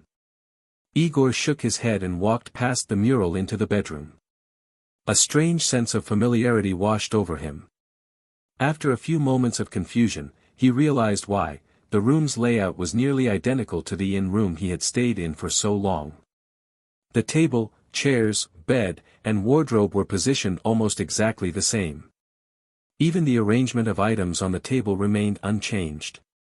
When he pulled open the drawers, everything was still there. If he had to guess, the clothes in the wardrobe had probably been transferred over as well. Did Tyrion actually have someone move my things from the inn, piece by piece? It wasn't a bad idea. It saved Aegor the trouble of unpacking and readjusting. And time, especially now, with the looming disaster of the Lannister twins, was something he sorely lacked. Thinking about that particular time bomb, Aegor ran a hand through his hair in frustration. Am I really just going to stand by and watch it explode? Trying to push the thought aside, he continued inspecting the room. There was one noticeable difference from his old lodgings: a row of bookshelves had been added. The books looked uniform, likely all publications from the Night's Watch printing press. He casually skimmed through the selection. There were copies of the Seven-Pointed Star, various instructional texts, and some, less scholarly materials, including a particularly thick volume titled A Guide to Navigating King's Landing. To be honest, he had never actually read that book, despite it being one of the best-selling publications his own press had produced. It had contributed nearly a tenth of their total revenue. As the boss, that was a bit embarrassing. Deciding he'd rather not dwell on looming disasters, Aegor pulled a different book from the shelf, 100 Beauties. A little light reading to relax, and familiarize myself with my company's products. Settling onto the bed, he crossed his legs and flipped through the pages. The illustrations were vivid, though naturally rough compared to real portraits. But distractions only worked for so long. Even after skimming through a dozen pages, his thoughts drifted back to his problems. Instead of reading this, I might as well head next door and tease Nina. Watching her blush and get flustered was amusing enough on its own. Under different circumstances, he might have actually done it. But the weight of his troubles kept him rooted in place. Just then, a commotion erupted outside. A man's voice rang out. Nina! Where are you? Hiding again? I know you're here. The voice sounded familiar, but Aegor couldn't immediately place it. Frowning, he set down the book and rose to his feet. Grabbing his coat, he strode toward the door, pushing it open to step outside. 3 men in golden cloaks stood in the courtyard. Their leader stood with his hands on his hips, calling toward Nina's room. As Aegor approached, he took a moment to study the man's face, then recognition hit. Lord Slint, Aegor said flatly. What brings you here? Yano Slint, the commander of the city watch, turned toward him with a smug smile. Aegor West. Sire, I heard you made it back from the battlefield safely. Congratulations. He spoke with mock cordiality before getting to the point. Where's your female subordinate? I've been wanting to invite her to dinner for days now, but she keeps refusing, always saying she's too busy with Night's Watch business. But now that you're back, surely you can give her the night off, can't you? To be continued. Chapter 132. Being pretty isn't always a good thing for a common girl. Tyrion had said that over an hour ago. Was his tongue cursed? Otherwise, how could it come true so soon? Was it the little man's sharp mouth at work, or had he already known about this and deliberately warned Aegor in advance? The act of powerful men using force or coercion to claim women was not just some fabricated plot device used to vilify villains in stories. It had existed since ancient times and persisted even now, though as laws evolved, the methods had shifted from brute force to more refined, discreet tactics. And why was the emphasis always on common girls? The answer was simple, because only common girls could be taken without consequence. This tied into an important principle of feudal society, the chain of protection. Lords and their vassals had a mutual obligation to protect one another. In peacetime, this protection was primarily granted from the top down, extending layer by layer until it encompassed even the lowest-ranking nobles. Take the king, the supreme ruler of the Seven Kingdoms. Suppose Robert Baratheon, in a drunken stupor, forced himself on the daughter of a landed knight sworn to an earl in the Westerlands. What would happen? The knight would report it to his liege, the earl. The earl would then appeal to the Warden of the West, Lord Tywin Lannister, a man not known for his tolerance of slights. And then? Lord Tywin would demand an explanation from the king himself. It had nothing to do with whether the knight in question was influential, whether the earl was rich or powerful, or whether the Lord of Casterly Rock was particularly hard-handed. It was simply the rules of the game. If the victim was a noble, the crime was no longer, Robert slept with so-and-so's daughter. It became, the king violated a noblewoman. If her family pressed the issue and if the king wasn't reckless enough to behave like the Mad King, he would have to take responsibility. His reputation would suffer, and he'd be burdened with the consequences. If he was already married, he couldn't wed the girl, so he would have to provide her with a dowry when she eventually married someone else. If she bore a child, the king would have to acknowledge it, arrange for its upbringing, and ensure it lived a better life than the average commoner. These were the rules of the noble game, and even Robert Baratheon, notorious for his appetites, had suffered for it.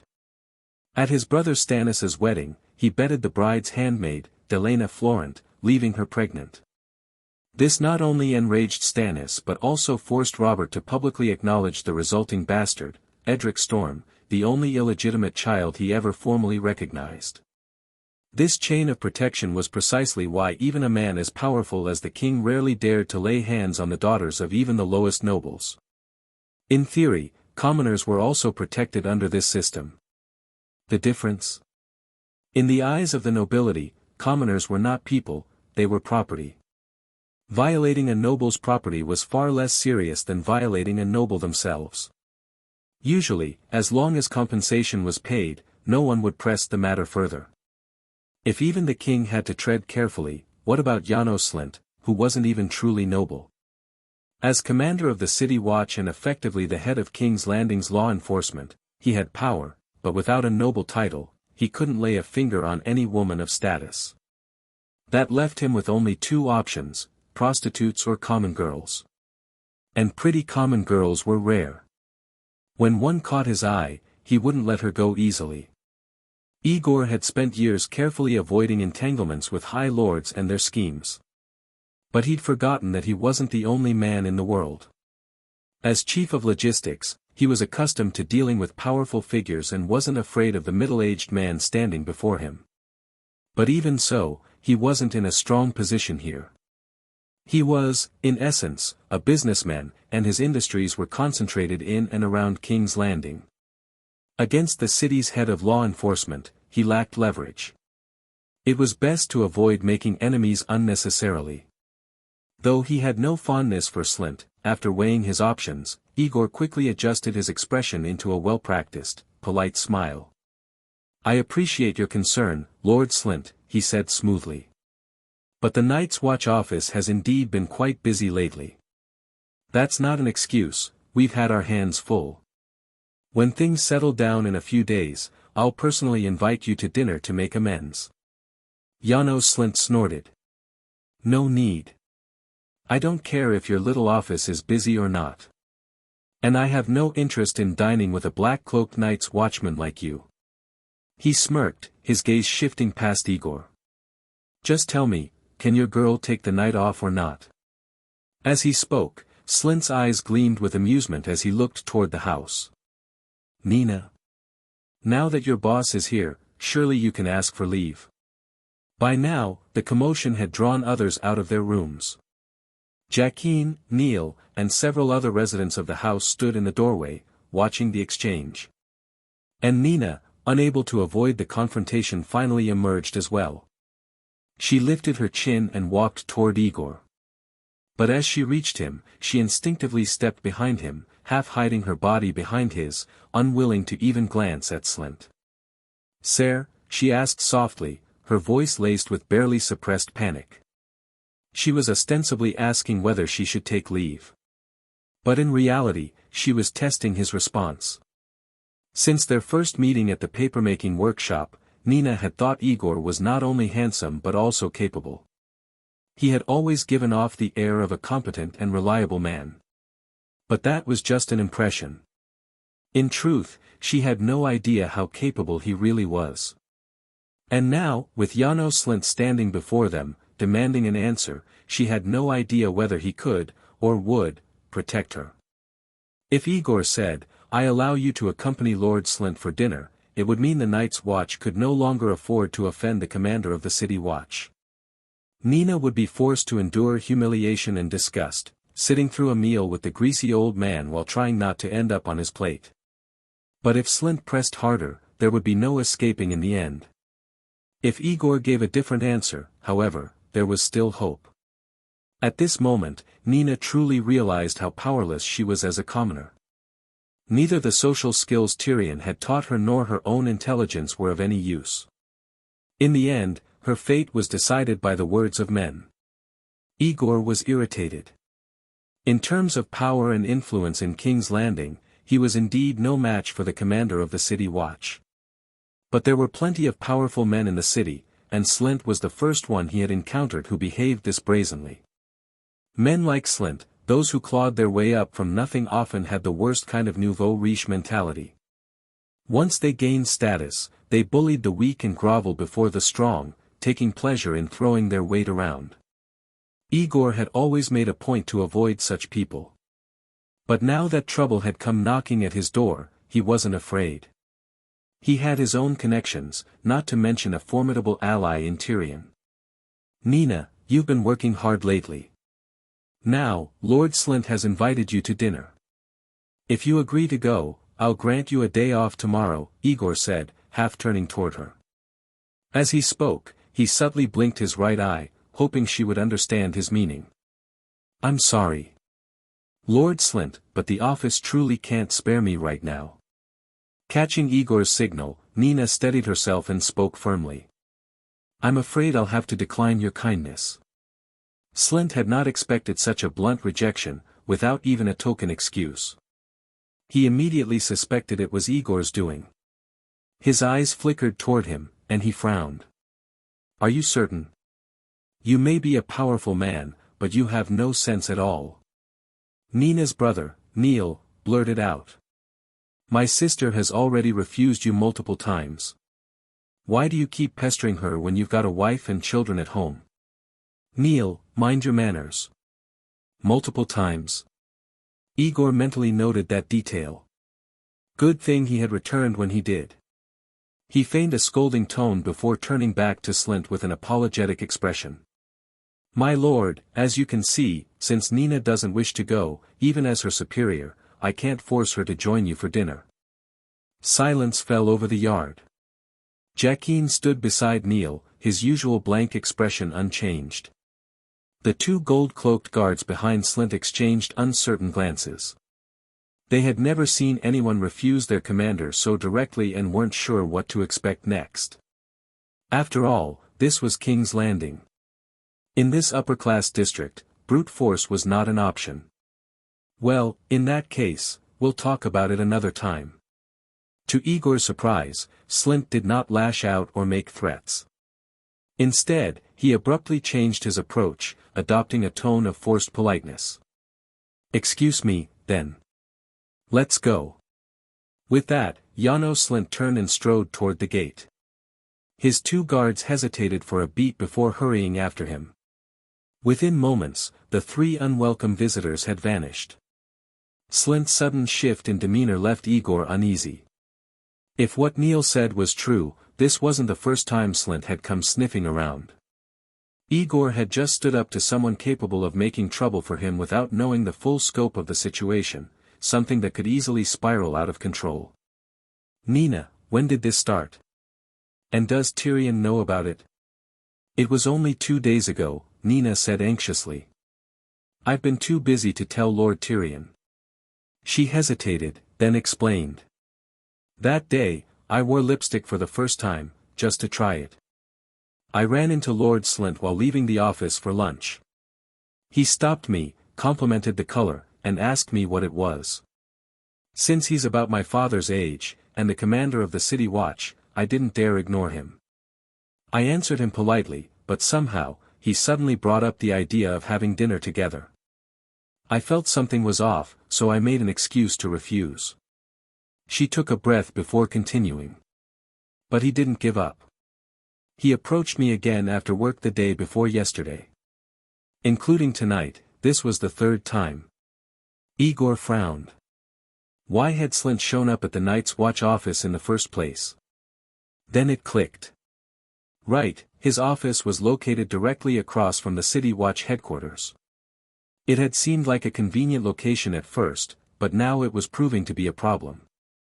Neil scowled at his sister. "I told you not to dress up like that, but you wouldn't listen. And now you've caused trouble for Ser Aegor." Nina looked aggrieved. "I just wanted to test the product one of the applicants sent in. How was I supposed to know he'd be the one attracted?" "Enough. This isn't Nina's fault." Aegor sighed. This was far from over. As the commander of the City Watch, Slint had plenty of ways to make trouble. Aegor would just have to deal with it as it came. "Neil, you mentioned he has a wife and children. Then why is he acting like this, so openly?" Neil's expression darkened. "It's like this, Ser. Slint was born the son of a butcher. When he got married, he was still just a foot soldier in the City Watch, so his wife was a commoner with no background. No one expected his career to take off, but somehow, he kept climbing until he reached the position of commander." Neil shook his head in disgust. "His wife's family has no wealth or power. She can't control him, not now that he's the most powerful man in the City Watch.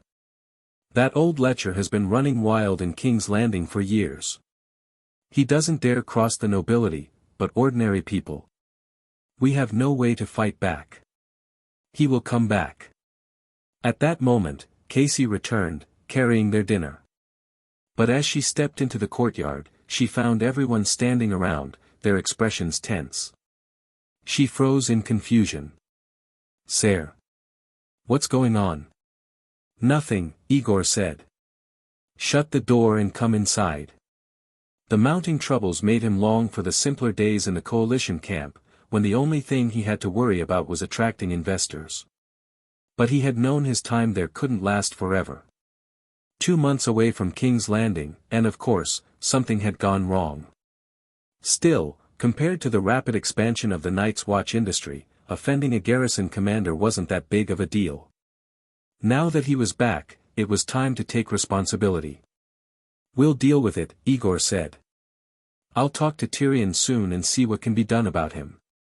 But until then, none of you, especially you, Nina, go anywhere alone. Take someone with you, always. Now, let's eat. No point in standing around on an empty stomach. My paramour, Ilaria Sand." Then, with a playful smirk, he turned to Aegor. "And this, my love, is the famed White Walker Slayer, Chief Logistics Officer of the Night's Watch, Aegor West. And his paramour. What was her name? May I have the honor of an introduction?" In any of the 6 kingdoms outside of Dorne, paramour was not a flattering term. Had anyone else asked, Aegor would have denied it outright. But this was Oberyn.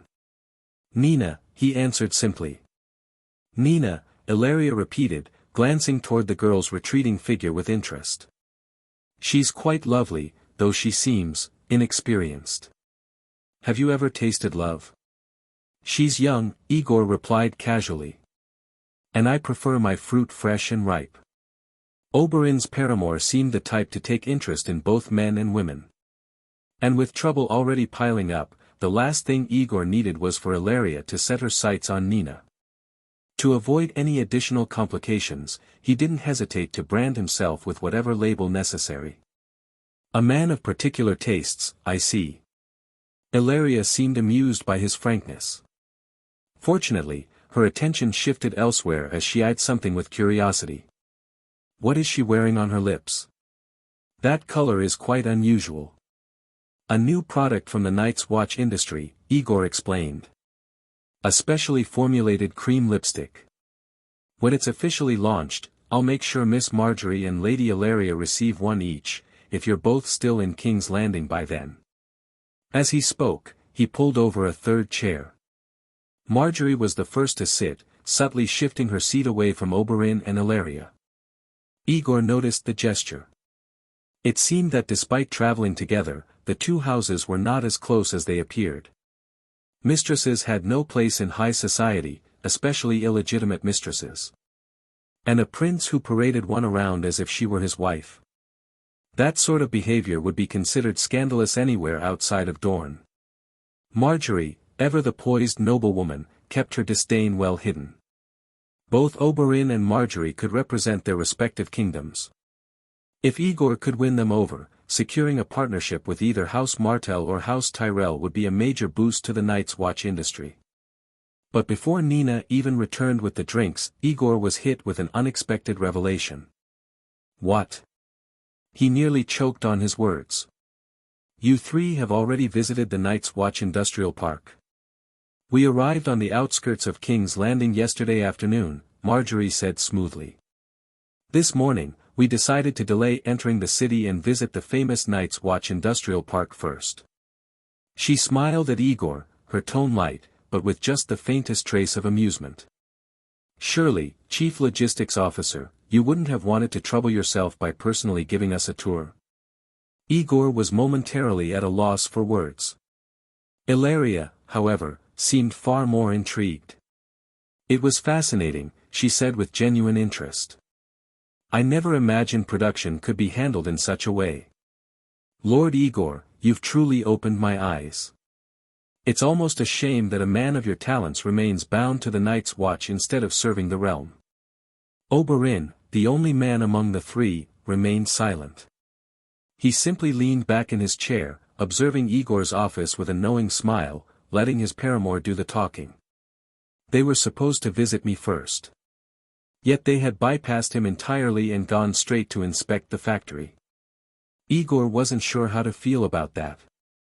Upon reflection, it wasn't difficult to guess the reason. He had been less than courteous in his past dealings with Marjgerie. She must have taken the opportunity to return the slight, a small, civilized form of revenge. Fair enough. They were even now. There was no need to dwell on it. Still, their decision to investigate the factory before meeting him left an uneasy feeling in his gut. Had he known, he might have given orders to limit access to outsiders. Then again, outright barring 2 highborn visitors from entering the industrial park would have only made things worse. Instead, Aegor feigned indifference. Well, since you've already seen it, there's no need for me to waste time with explanations.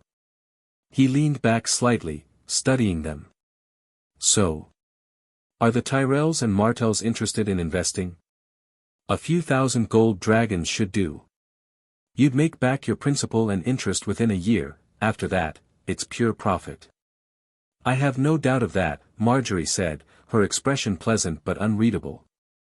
But wouldn't it be improper for the noble houses of the Reach and Dorne to interfere in business within King's Landing, profiting off the king's subjects? Her smile remained unwavering. If his grace were to learn of it, well. I doubt it would sit well with him. Aegor frowned slightly. She wasn't here to invest. She was here to buy. I came to discuss something else, Marjgerie continued. I'd like to negotiate the transfer of your papermaking and printing techniques. After all, such innovations, ones that benefit the realm, should be shared for the good of the Seven Kingdoms. Aegor exhaled slowly. So it's come to this. As expected. Finance and business had been fun, like playing a single-player game. But the nobles of Westeros were not NPCs. They had ambitions, too. House Tyrell ruled the most populous region of Westeros. They controlled the largest market in the Seven Kingdoms. Why would they invest in Aegor's business when they could take the knowledge and do it themselves? Tax exemptions meant nothing to them. House Tyrell collected taxes, they didn't pay them. Rather than pouring money into his operation, Marjgerie had decided to acquire the technology for herself and bring it to the Reach. Was there any room for negotiation? Aegor met Marjorie's gaze, studying her carefully. Probably not. Someone as shrewd as her wouldn't have come unprepared. She'd already weighed the pros and cons. She wasn't here to debate. If Aegor had political capital to offer, titles, influence, leverage, perhaps he could bargain. But he had none of those things. Which meant there was no persuading her to give up on her claim to a share of the Night's Watch industry. At best, he could negotiate the price. You make a good point, Aegor admitted. But papermaking and printing may seem simple, in reality, it took extensive time and resources to develop. You can't just create it from nothing. He gestured toward Nina, who had just returned with drinks. She was directly involved in the research and refinement process. Ask her how long it took us, how many materials and experiments we ran, before we perfected a viable method for production. Marjgerie barely spared Nina a glance. She simply smiled. I appreciate the effort. Then, without hesitation, she named her price. The Tyrells won't take your knowledge for free. As compensation, we'll offer 500 gold dragons as a belated investment. 500. The Night's Watch industry made close to that much per month. This little Rose drives a harder bargain than she lets on. You both. Aegor caught the wording and glanced at Oberyn. Oberyn waved a hand dismissively. This has nothing to do with me. You two talk. Once you've reached an agreement, I'll follow suit. Then, as if to prove he wasn't interested, he pulled Ilaria into his lap and began kissing her, unbothered by the audience. What does this mean? Aegor frowned but quickly dismissed the thought. Trying to analyze Oberyn Martell's behavior was probably a waste of time. It seemed clear now that he and Marjgerie hadn't planned this visit together. They were likely just traveling south from the Vale at the same time and took advantage of the opportunity to approach him. I took the risks, raised the funds, spent months on research and development, built the entire Night's Watch industry from the ground up. And now these nobles just waltz in, barely lifting a finger, and expect to take it all with a few bags of gold. Aegor clenched his teeth in frustration. But there was little he could do. In a world without the concept of intellectual property, the fact that they were even offering to negotiate, rather than outright stealing his methods or poaching his workers, was already an act of restraint. Miss Marjgerie, let's be clear. Aegor leaned forward, his tone calm but firm. If we were only talking about research and development costs, even 500 gold dragons wouldn't be enough. But this invention isn't just about costs, it's about the intellectual value behind it. The Night's Watch industry took a risk when we invested our coin and manpower, unsure of what the future held. We spent months refining our methods, gathering experience in mass production and management, things that took time and effort to perfect. Yet, in your eyes, none of that holds any value. Aegor's words were reasonable. Marjgerie, however, only smiled sweetly. Oh dear, she said, feigning innocence. I'm just a girl, sire. What do I know about such complicated matters? If I've said anything inappropriate, I do hope you'll forgive me." Then, just as smoothly, she shifted tactics. "But since this is business, I'm sure we can negotiate." She met his gaze, her expression unwavering. "If we can't reach an agreement, I suppose I'll just have to return home empty-handed, and hire someone to figure it out for me." Hire someone to figure it out herself? Aegor scoffed internally. That sounded nice and harmless, but he knew exactly what it meant. If they didn't settle things today, by tomorrow, a wave of Night's Watch industry workers would suddenly be resigning, only to show up under House Tyrell's payroll. It wouldn't even require much effort. A few well-placed bribes, a few higher wages, and before long, his entire operation could be replicated without him. Marjgerie wasn't just making idle threats. She was telling him plainly, either sell willingly, or lose it anyway. Damn it. He couldn't let her take it for free, but he also couldn't afford to demand too high a price. 5,000 gold dragons, Aegor said finally. He leaned back, keeping his voice even. For that price, you won't just get the technology. I'll provide skilled workers and train your staff. He gestured toward her. If you want to set up a papermaking and printing press in Highgarden, or anywhere else, I'll oversee its development until it's fully operational. It sounded generous, but in reality, these were standard services when selling trade secrets. Marjgerie had offered 500. Aegor demanded 5,000. A single zero stood between them. And now, the only thing left was to negotiate the difference. To be continued. Chapter 135. If A Song of Ice and Fire were turned into a role-playing game, Marjgerie would be one of those characters with almost no combat ability but exceptionally high charm and intelligence. On top of that, she'd have a passive skill acquired through years of training under the Queen of Thorns. She's resolute and completely immune to nonsense.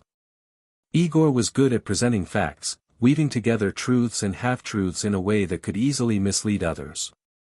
But the real reason he was so persuasive wasn't just his silver tongue, it was that, most of the time, what he said was actually true. More importantly, the things he urged others to do were rarely harmful to them. But haggling? That was another matter entirely. In a negotiation, truth and falsehood blurred, right and wrong ceased to matter. And in this case, they weren't even trading a physical item. How was he supposed to convince a woman as intelligent and sharp-minded as himself that paying an extra 4,500 gold dragons was in her best interest?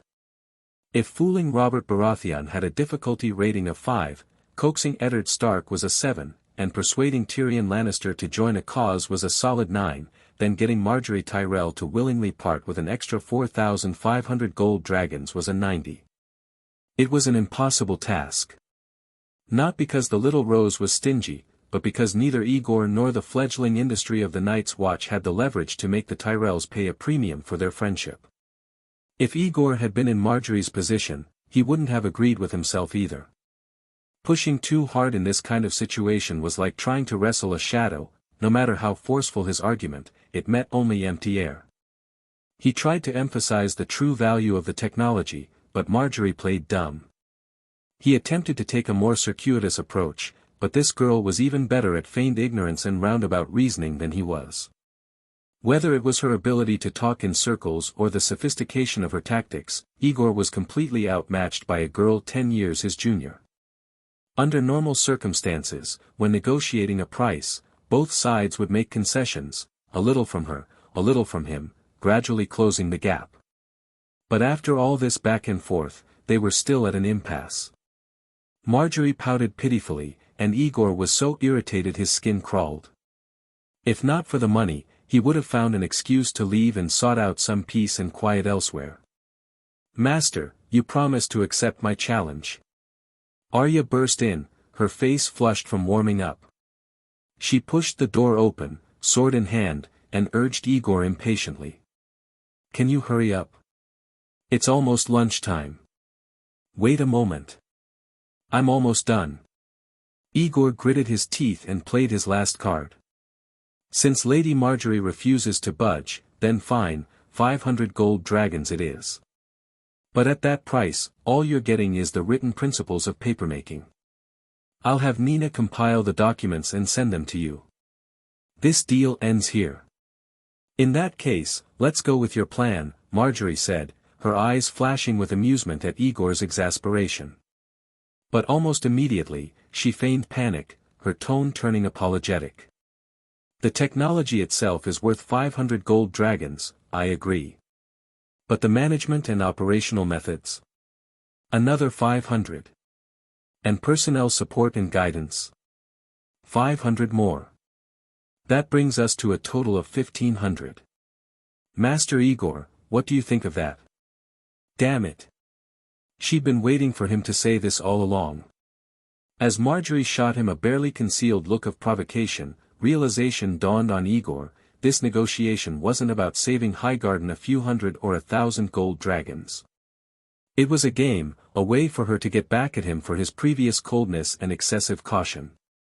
Against an opponent like this, there were only two effective strategies: either put a knife to her throat, or wait until the balance of power shifted in his favor and force her hand. Trying to outtalk her was a waste of time. Women were truly impossible to deal with. At least Marjgerie wasn't Cersei, she wouldn't want him dead. Aegor sighed inwardly and made one final attempt. Add another 500, not because the technology is worth that much, but because the Night's Watch is a profit-driven organization. As Chief Logistics Officer, my job is to make money for the Watch. We're expanding, and there will be more opportunities for cooperation in the future. If we make a profit this time, we can work together again down the line. Given that, can Lady Marjgerie understand and accept my terms? Your Excellency is so sincere, how could I possibly refuse, she said with a charming smile. 2,000 it is. The extra 500 gold dragons will be a donation from the Reach to the defenders of the Wall. She had clearly negotiated a much lower price, yet she framed it as a donation. Perhaps influenced by Arya's presence, she suddenly became easier to deal with. I'll have my men deliver the gold this afternoon. As for the personnel and materials I need, please have them ready as soon as possible. I plan to leave King's Landing in a few days, and I'd like to take them with me. Aegor let out a long breath. Dealing with a woman like Marjgerie was exhausting, but at least the final price was within his expectations. He had no illusions about breaking into the Highgarden market, but cashing out quickly was still a good strategy. With his modern knowledge and perspective, making money from capital was hardly a challenge. Nina, take note and arrange everything as soon as possible. Yes, sir. The negotiation had lasted so long that the drink Nina had brought in was nearly finished, shared between Aegor and Marjgerie. Once the price was settled, neither wasted time on unnecessary details. They swiftly finalized the agreement. Aegor would select a skilled technical team from the best workers, provide them with brief training, and send them to Highgarden in about 10 days.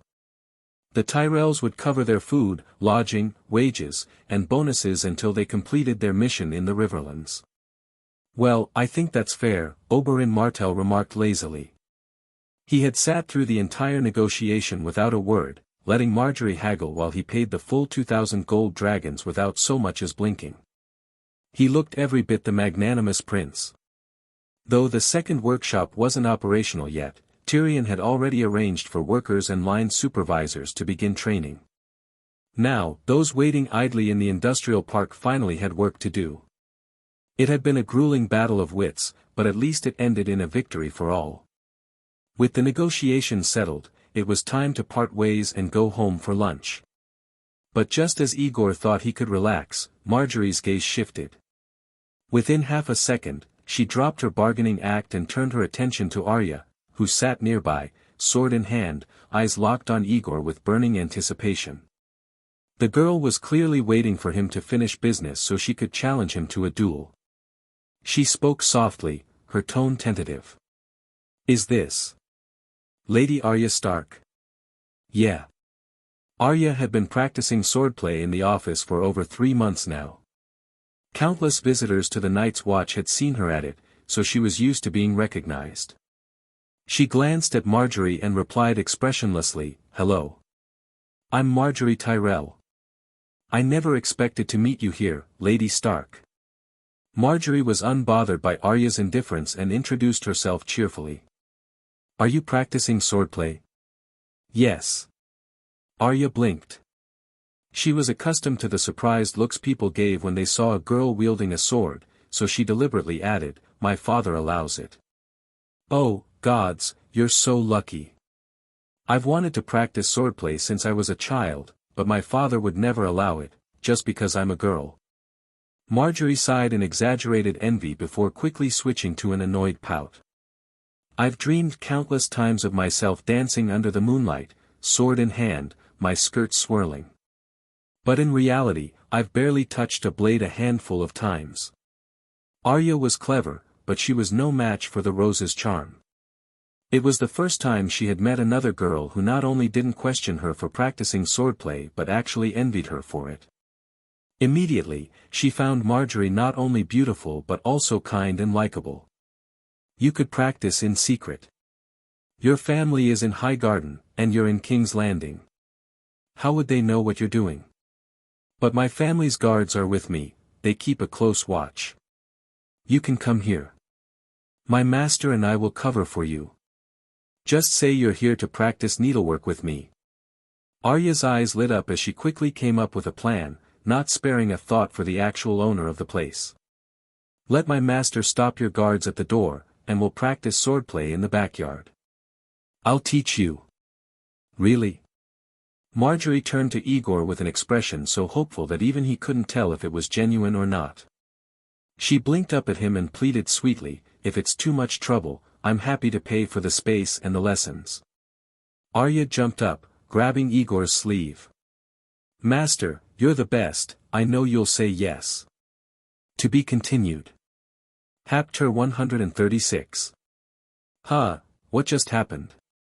Aegor had just finalized 2 deals, each worth 2,000 gold dragons, and was considering the best way to reinvest the 4,000 once they were in his hands. He had barely taken a moment to relax when, right before his eyes, his beloved disciple was kidnapped. Marjorie's ability to turn strangers into instant friends was truly astounding. Moments ago, she had been a tough negotiator, yet in the blink of an eye, she had transformed into a Highgarden girl who loves swordplay but has never been given the chance to learn. Her seamless performance was nothing short of masterful. If I didn't already know what kind of person she is, my first meeting with her in the camp might not have gone much better than Arya's just now.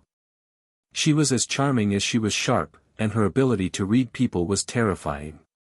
Just a moment ago, she had been unwilling to budge on the price. But the moment Arya appeared, she had suddenly become far more agreeable.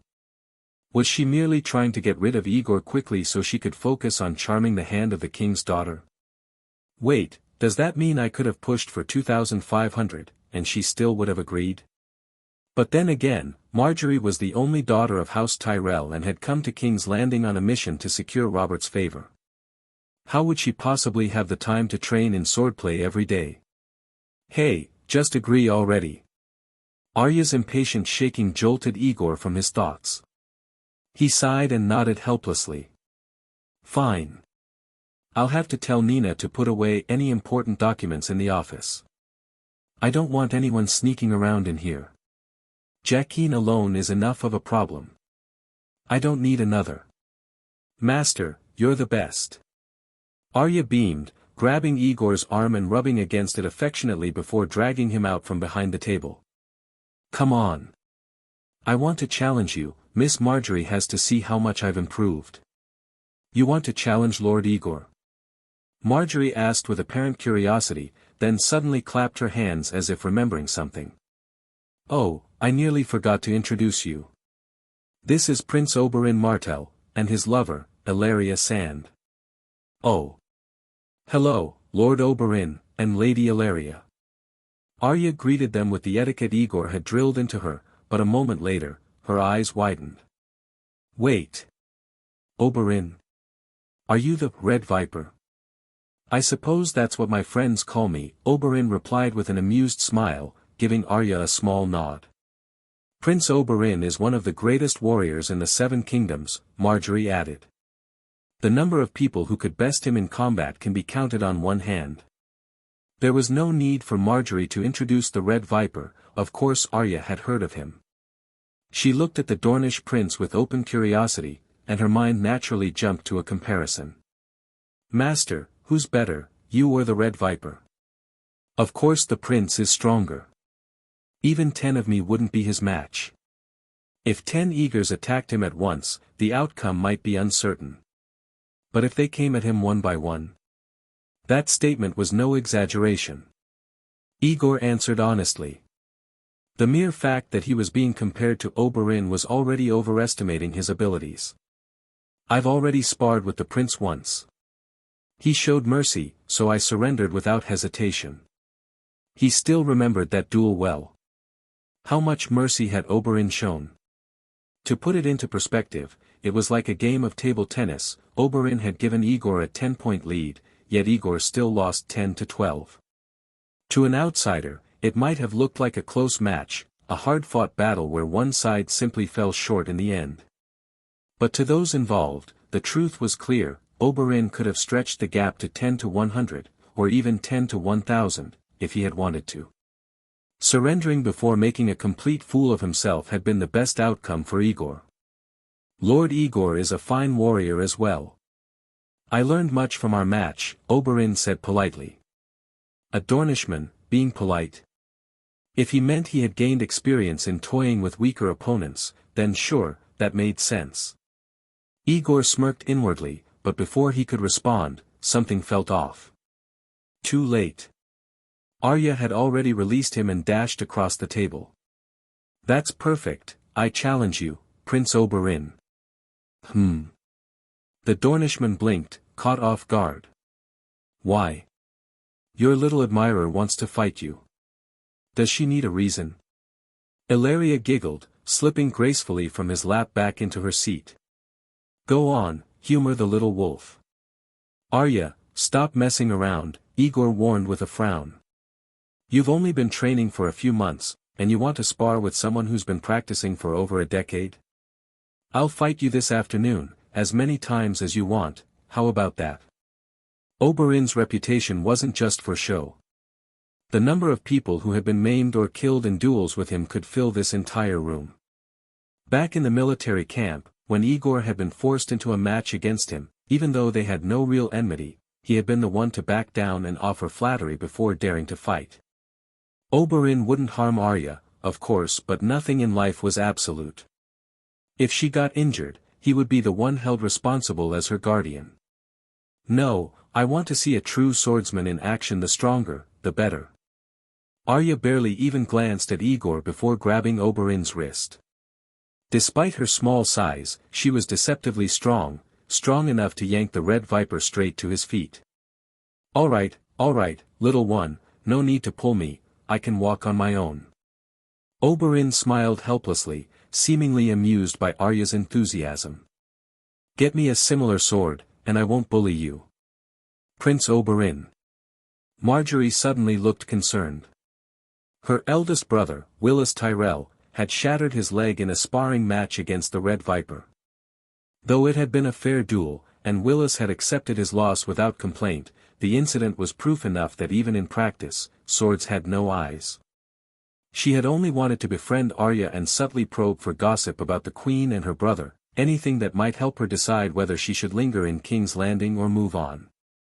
Introducing the Prince of Dorne had been mere courtesy. But if an accident happened because of a few casual words, her already difficult journey north would become completely pointless. Please, be careful, she urged. Oberyn's lips curled into a slight smile. Relax. I don't play dangerous games. The entire group followed Arya and Oberyn to the backyard, most of them looking uneasy. Jaqen was seated on a bench, sipping water, and raised an eyebrow at the sudden influx of people. When he heard that Arya wanted to challenge the Red Viper, his expression flickered with mild surprise.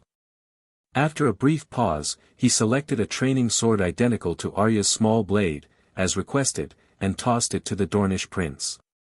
The two stepped into the center of the yard and faced each other. The duel was starting to feel all too real. Come on, then. Oberyn barely spared Arya a serious glance. He swung the wooden sword lazily, as if it were a mere toy. Show me your best moves. The patience of a viper is very short. To be continued. Chapter 137.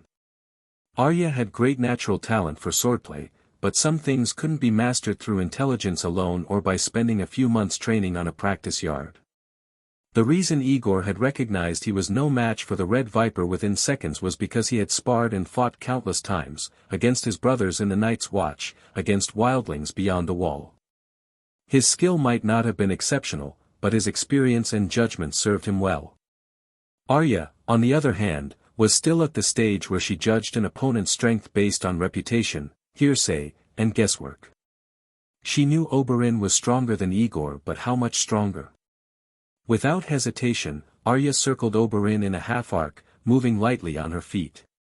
She feinted a small charge, then confidently lunged forward, aiming a precise stab at the prince's abdomen with her wooden sword. It was fast. Faster than Aegor had expected. But for Oberyn Martell, it was no threat at all. Left shoulder, he murmured, effortlessly flicking Arya's sword aside before tapping her left shoulder with the rounded tip of his practice blade. The girl had left herself completely unguarded.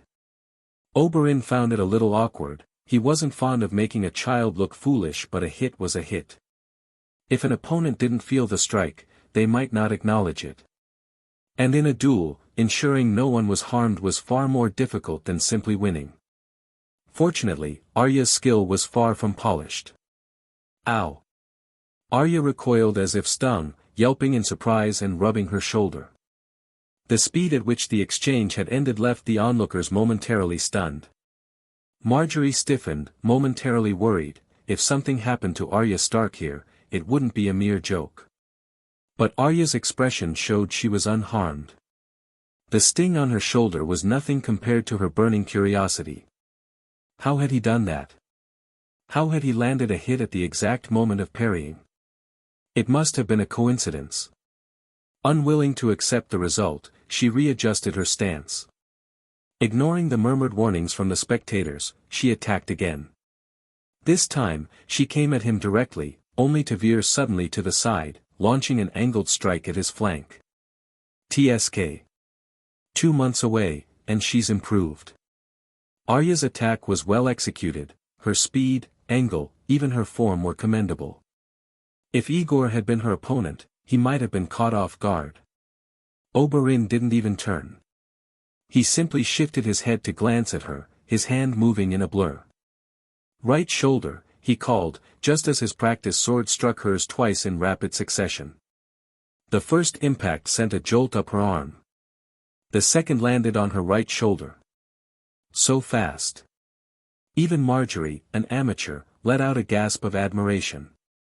None of them had seen Oberyn's movements, only the results. All they could do was piece together what had happened from the sharp cracks of wood on wood. Aegor, having once been on the receiving end of such an attack, could vividly imagine Arya's shock. I didn't expect him to go all out like that, and except for the force he held back at the last moment, he barely restrained himself.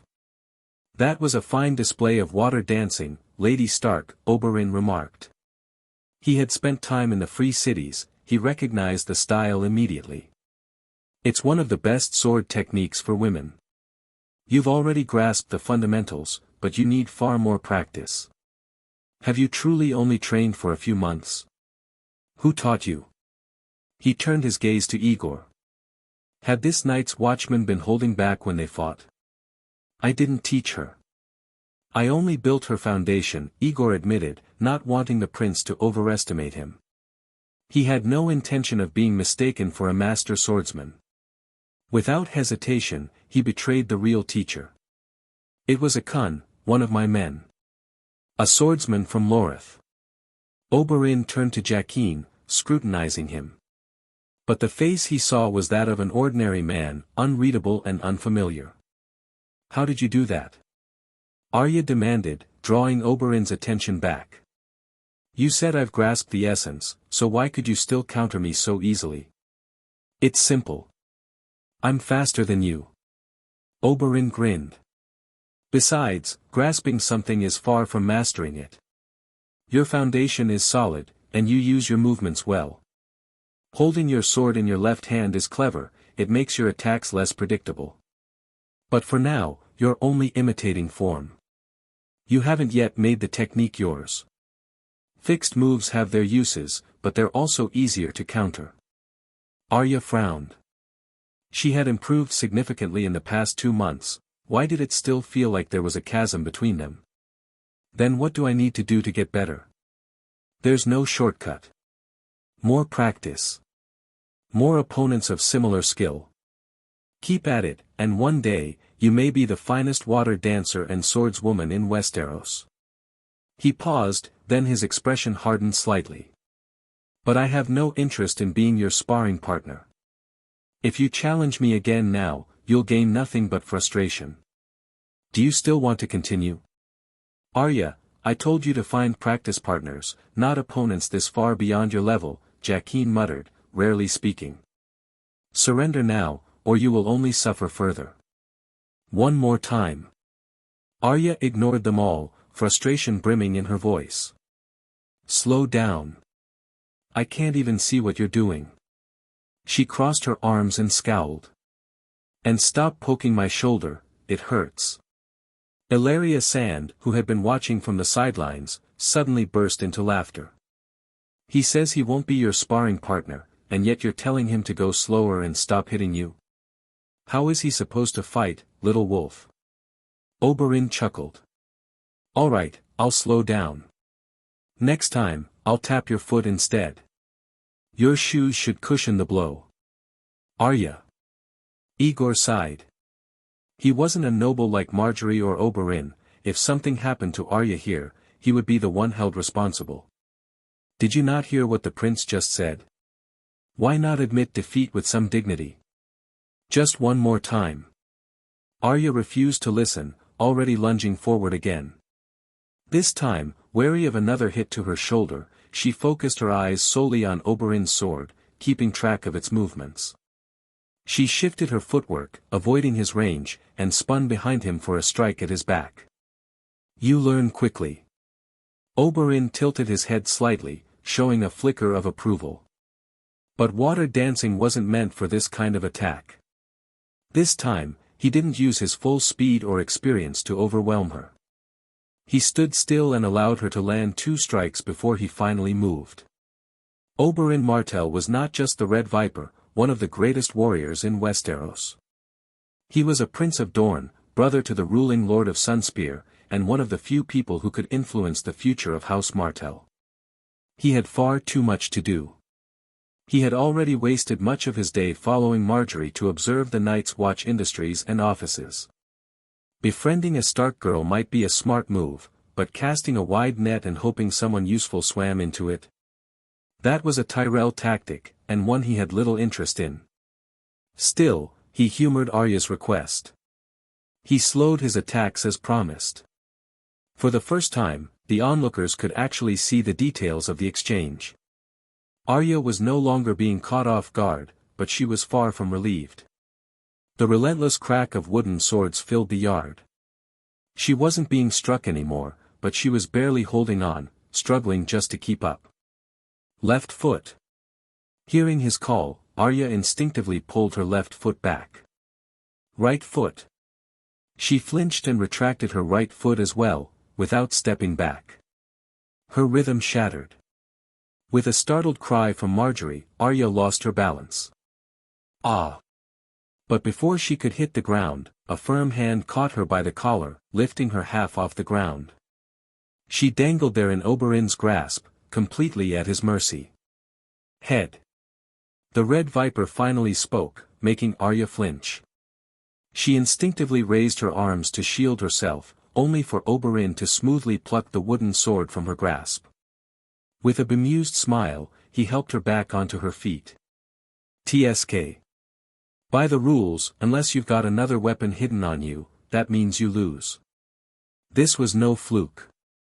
At last, Arya fully grasped the vast difference between them. More importantly, she realized that Oberyn had never intended to spar with her in the first place. Pouting, she admitted defeat. Fine, I surrender. If you truly wish to practice with me, go home and speak to your father, Eddard Stark. Marry into Dorne, and everything will be much easier. Oberyn sheathed his practice sword, letting her go with a smirk. My brother has 2 sons, Prince Quentyn and Prince Trystane. Both are fine boys. Humph. That, we'll talk about it later. Arya scowled. The mere mention of princes irritated her. Joffrey had left an awful impression. All princes had to be insufferable. Frustrated, she turned and ran back to Aegor, tugging at his sleeve with pleading eyes. Master, the Red Viper doesn't even know how to go easy on me. You should spar with me instead. Oh. You just said I wasn't as good as him, and now you come running back after getting schooled. Aegor arched a brow, unimpressed. Check if your shoulder is bruised, then go have lunch. Though he kept up the stern demeanor of a master, inwardly, he was relieved. Good. Oberyn taught her a lesson today, that should curb her arrogance for now. But what about in a few months, when her skill improved so much that even he couldn't keep up with her?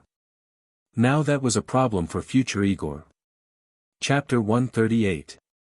Winter is here.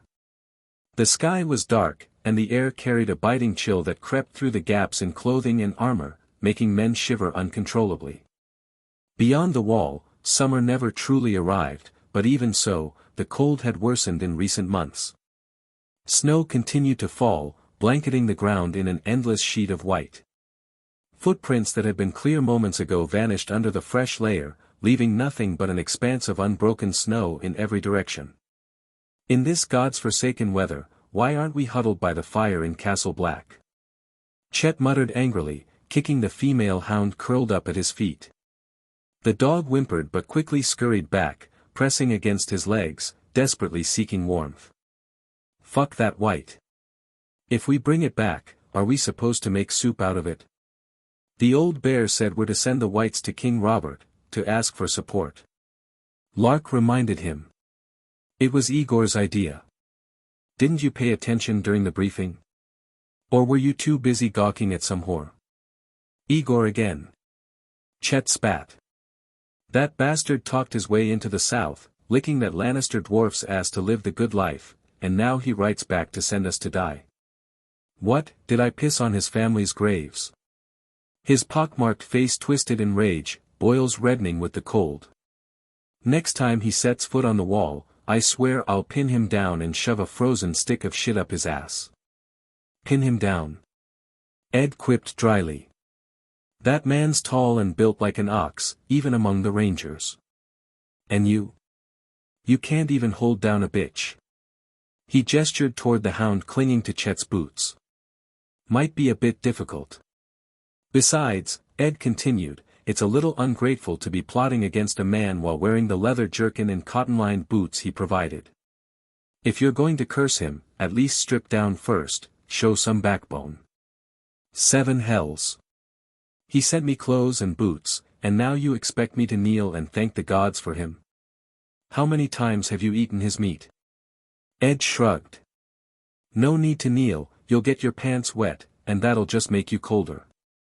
He sighed, then added, and if you're smart, you won't make an enemy of him. When he and Will abandoned that fool Waymar Royce to feed the White Walkers and fled back to the Wall, who at Castle Black didn't think he was dead.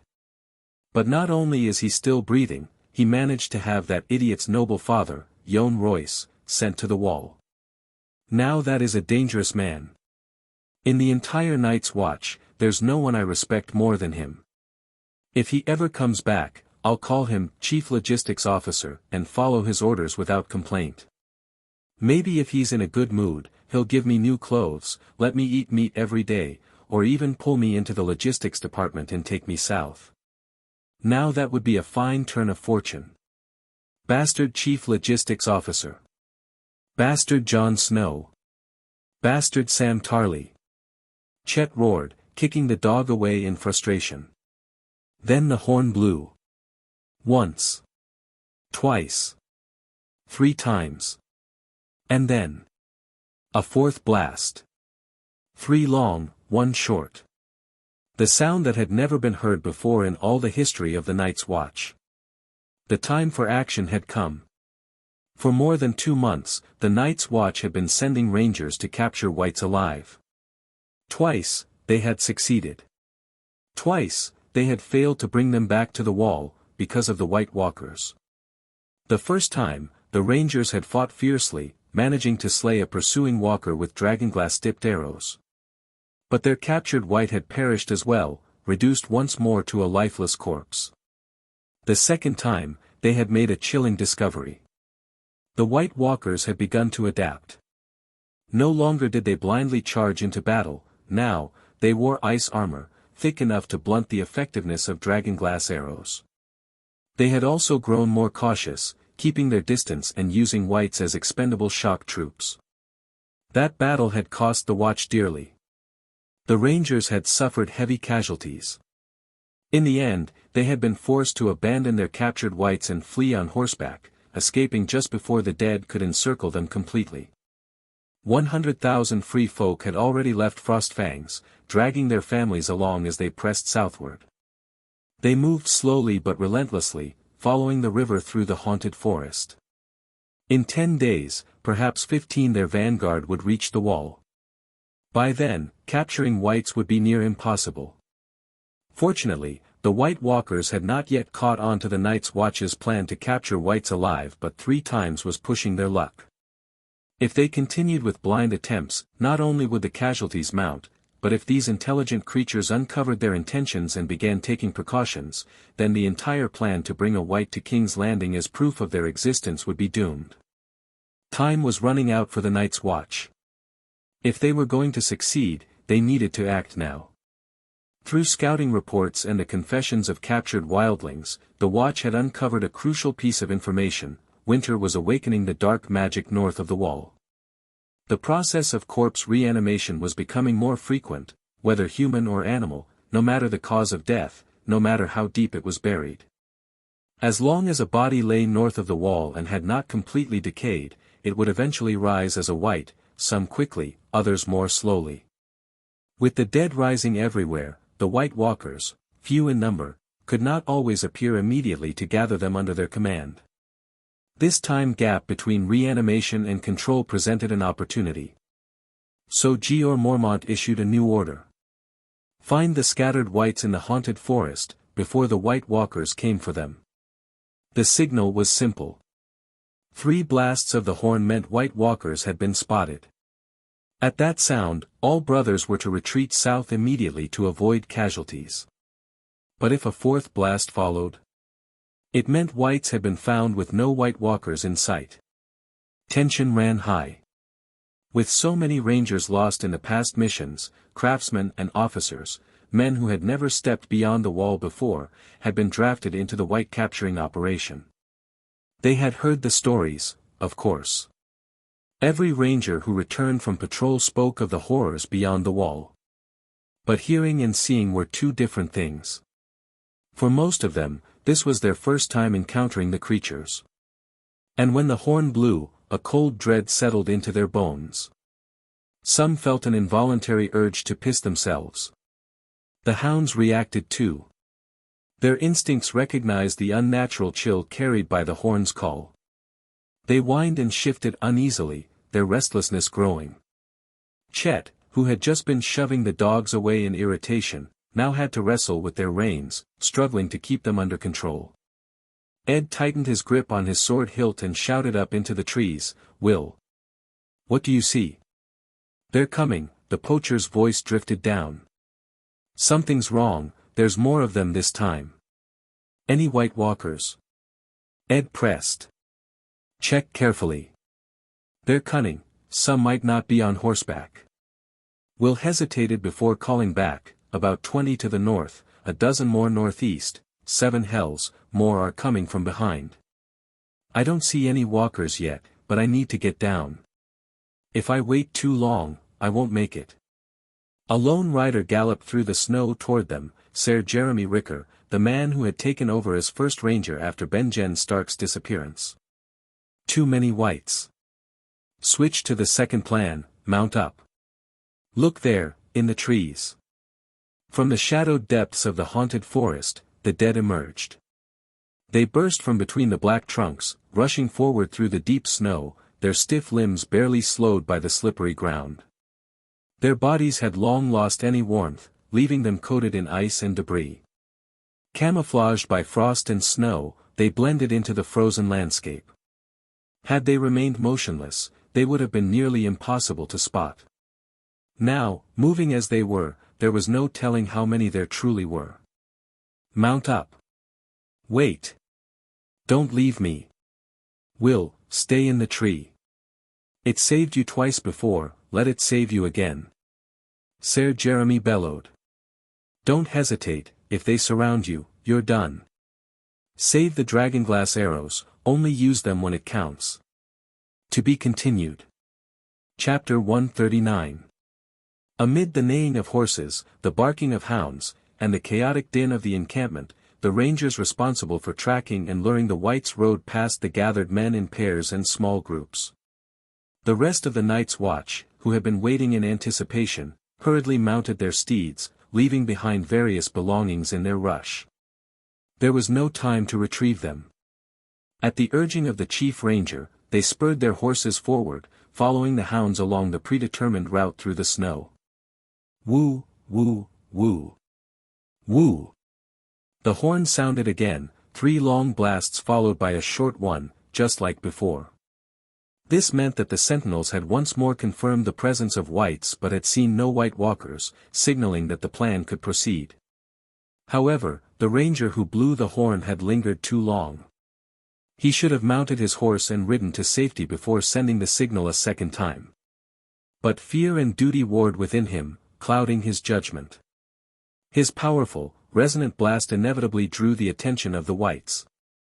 The rock he had been standing on was soon besieged by the undead. Will watched the scene unfold from his perch in the tree. The young man, realizing his mistake too late, dropped the horn and leapt from the boulder, sprinting toward the horses. But before he could reach them, whites emerged from the forest ahead, cutting off his escape. He tore the short spear from his belt, its tip made of dragonglass, and drove it into the chest of the nearest white. When he wrenched it free, the spearhead snapped from the sheer force of the strike. Weaponless, he threw the broken shaft aside and ran a few more steps before an undead dire wolf, its belly torn open with its intestines spilling out, lunged from the side and dragged him to the ground. A strangled scream rang out, then was abruptly cut short. Will clung to the tree trunk high above, trembling. He gripped his dragonglass dagger so tightly his knuckles turned white, barely daring to breathe. He admitted to himself that he was a coward. That night, when Ser Waymar Royce fought the White Walkers, Will had hidden in the trees, watching the young knight perish. But at least he had been following orders, his superiors had commanded him to remain in the tree and await further instructions. By sheer luck, he had survived, bringing back Ser Waymar's shattered sword, and the grim news of the White Walkers' return to Castle Black. His merit had outweighed his failure. If someone accused him of desertion and tried to take his head for it, he would have been the first to protest. But what about the last time, when he led the search for Benjen Stark? His party had encountered a foe more terrifying than any wildling, a man who commanded hundreds of whites. Armed with weapons crafted specifically to fight the White Walkers, Will had still been too terrified to stand his ground. Instead, he had seized his horse and fled. He had clutched the dragonglass dagger given to him by Aegor all the way, but rather than wielding it in battle, he had prayed for it to grant him safe passage. The first weapon to slay a White Walker in 1,000 years. In Aegor's hands, it had been the nemesis of mankind's ancient enemy. In Will's hands, it had been nothing but a lucky charm. If the dagger had a mind of its own, it would probably weep at its own uselessness, or perhaps, out of sheer shame, it would shatter itself. And his cowardice hadn't ended there. After stumbling back to Castle Black, he had lied. He told Lord Commander Mormont that he had remained in the trees to keep watch, that he had waited until his brothers were slain and turned into whites before coming down to search for a horse. A deserter and a liar, his crimes were indefensible, even to himself. Benjen Stark and his men never returned. In time, the world simply assumed they were all dead. And so, no one was left alive to expose Will for what he truly was. To his brothers in black, he became the man who had escaped from the White Walkers twice. Though he was never promoted, men were reassured by his presence whenever he rode beyond the wall. When no senior officer was present, they would even look to him for leadership. The whole thing was laughable. Below the tree, the forest was crawling with whites. Ser Jeremy had claimed, "There are too many of them." But that was an understatement. It wasn't just many, it was a horde. Hundreds of whites streamed past Will's hiding place, all moving at different speeds, chasing after the Night's Watch Rangers who had just retreated. Among them were white dire wolves, white bears, even white giants. The undead giant was slower than the rest of the pack, but its strides were long, covering great distances with deceptive speed. Its pursuit was relentless. 1 step. 2 steps. 3 steps. 4. The ground trembled beneath its weight as it drew closer to Will's tree. It was twice the height of a man. If it still had the same agility it had possessed in life, it could easily leap up and pluck him from the branches. Will shut his eyes and began to mutter a frantic prayer to the gods. But in his heart, he knew, if the gods truly watched over men, they would bless heroes like Benjen Stark. Not cravens like him. Boom. The giant's body slammed into the tree, making it sway violently. Snow tumbled from the branches, dusting Will's face as he clung desperately to the trunk. His skin scraped against the bark, but he held on with all his strength. If he was going to die, at least let it be when the tree fell. Gradually, the shaking subsided. Silence returned. Will risked a glance downward and saw that the undead were slowly moving away. The giant still staggered as it walked, occasionally colliding with nearby trees. Then he noticed, this particular wight was lame. It had only struck his tree by sheer misfortune. The danger passed, and the world fell still once more. But Will did not dare climb down. The hornblower lay motionless in the snow, his body slick with blood. It was only a matter of time before he would rise again, this time as something other. Will decided to wait. If the others succeeded in their mission, they would return with the horses and retrieve him. This place was too far from the wall. He had no desire to make the journey back on foot, relying only on his meager survival skills. The Night's Watch had split into 3 groups, each retreating in a different direction. As a result, the pursuing whites had divided as well. Without the White Walkers' command, they were mindless, more so than the dumbest beasts. They chased anything that moved, their endurance and speed unnatural. The only blessing was that most whites were still slower than a galloping horse. That gave the Night's Watch time to maneuver to lead the undead into their trap. A single scout, mounted on the fastest horse, darted between the 3 fleeing groups, relaying messages and coordinating their retreat. Through careful planning, he helped the rangers evade most of the slower whites. They fled, stopped, lured the dead forward until at last, they reached their ambush point. "We're here for corpses, not beasts," Ser Jeremy Lake shouted. "Wolves, bears, they're too dangerous. Kill them all. Keep your distance." A giant, a ranger called out. "What do we do?" "Shoot it. Unless you plan to drag that thing all the way to King's Landing as a gift for King Robert. Dragonglass arrows don't work on it. I've shot it twice already, it's still moving. Then burn it. A beast that big should catch fire easily." The new chief ranger barked his orders. "Get to it, now. The trap is just ahead." Setting something ablaze while riding at full speed wasn't easy. Fortunately, one of the rangers had been carrying a lit torch. He rode alongside an archer, lighting the man's fire arrow before veering away. The archer waited until the flame had heated the arrowhead red-hot, then turned in his saddle, drew back his bow, and let the fiery missile fly straight at the white giant. The target was massive, and even the worst archer could hardly miss. The flame on the arrowhead flickered out as it cut through the frigid air, but the red-hot tip soon reignited the oilcloth wrapped around it. Under the watchful eyes of several Night's Watch Rangers, the tattered animal pelts draped over the white giant suddenly caught fire. The trap was just ahead. The Rangers urged their horses forward, quickly skirting the pit and leading the pursuing white straight into it. The ground gave way. The fastest of the undead lost their footing and plunged into the deep pit below with a thunderous crash, like a collapsing house. Those that followed had no sense to avoid the trap and tumbled in one after another, falling into the pit like dumplings dropped into a pot. A cheer rose from the men as they reined in their horses. The pit was 3 meters deep, its walls steep and sheer. The whites that had fallen in would have a hard time climbing out. The plan had worked. Now, the Night's Watch could stand at the edge of the pit and inspect their captives as if selecting livestock at a market, choosing the best ones to bring back to Castle Black. The idea was sound. Reality, however, had other plans. The white giant that had been chasing them, its body now fully engulfed in flames, was still moving. Normally, corpses burned quickly, collapsing into lifeless husks within moments. But this one was different. Perhaps because of its sheer size, or perhaps because of the lingering ice magic within its corpse, it remained standing, its vitality unnaturally strong. Staggering forward, it charged straight toward the pit. "Stop it!" Jeremy roared.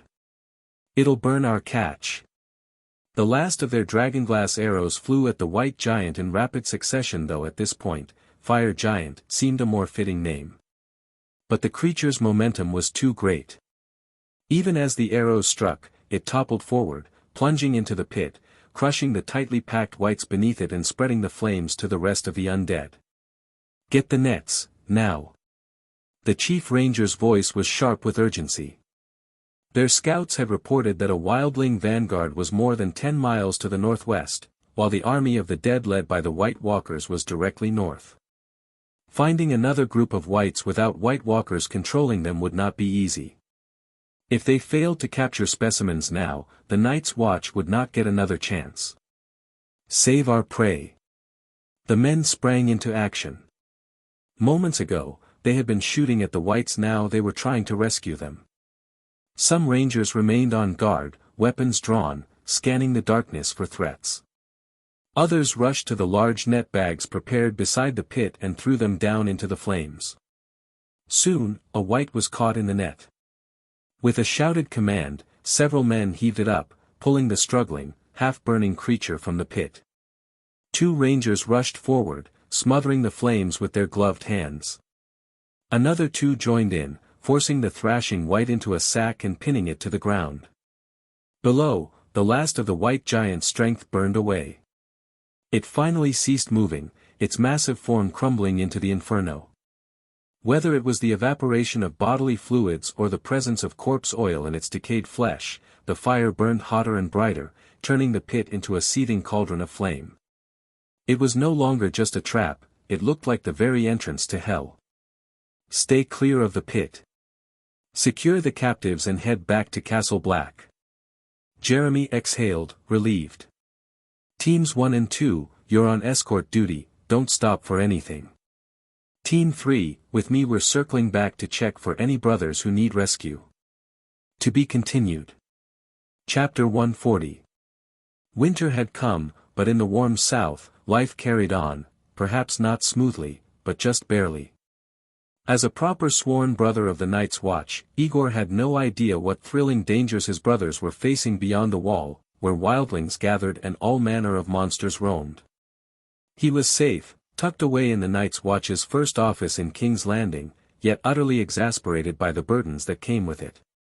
The first of those burdens was the sheer volume of work that came with managing both family and business, bond sales, loan processing, account balancing, negotiations with clients, even training the so-called security team.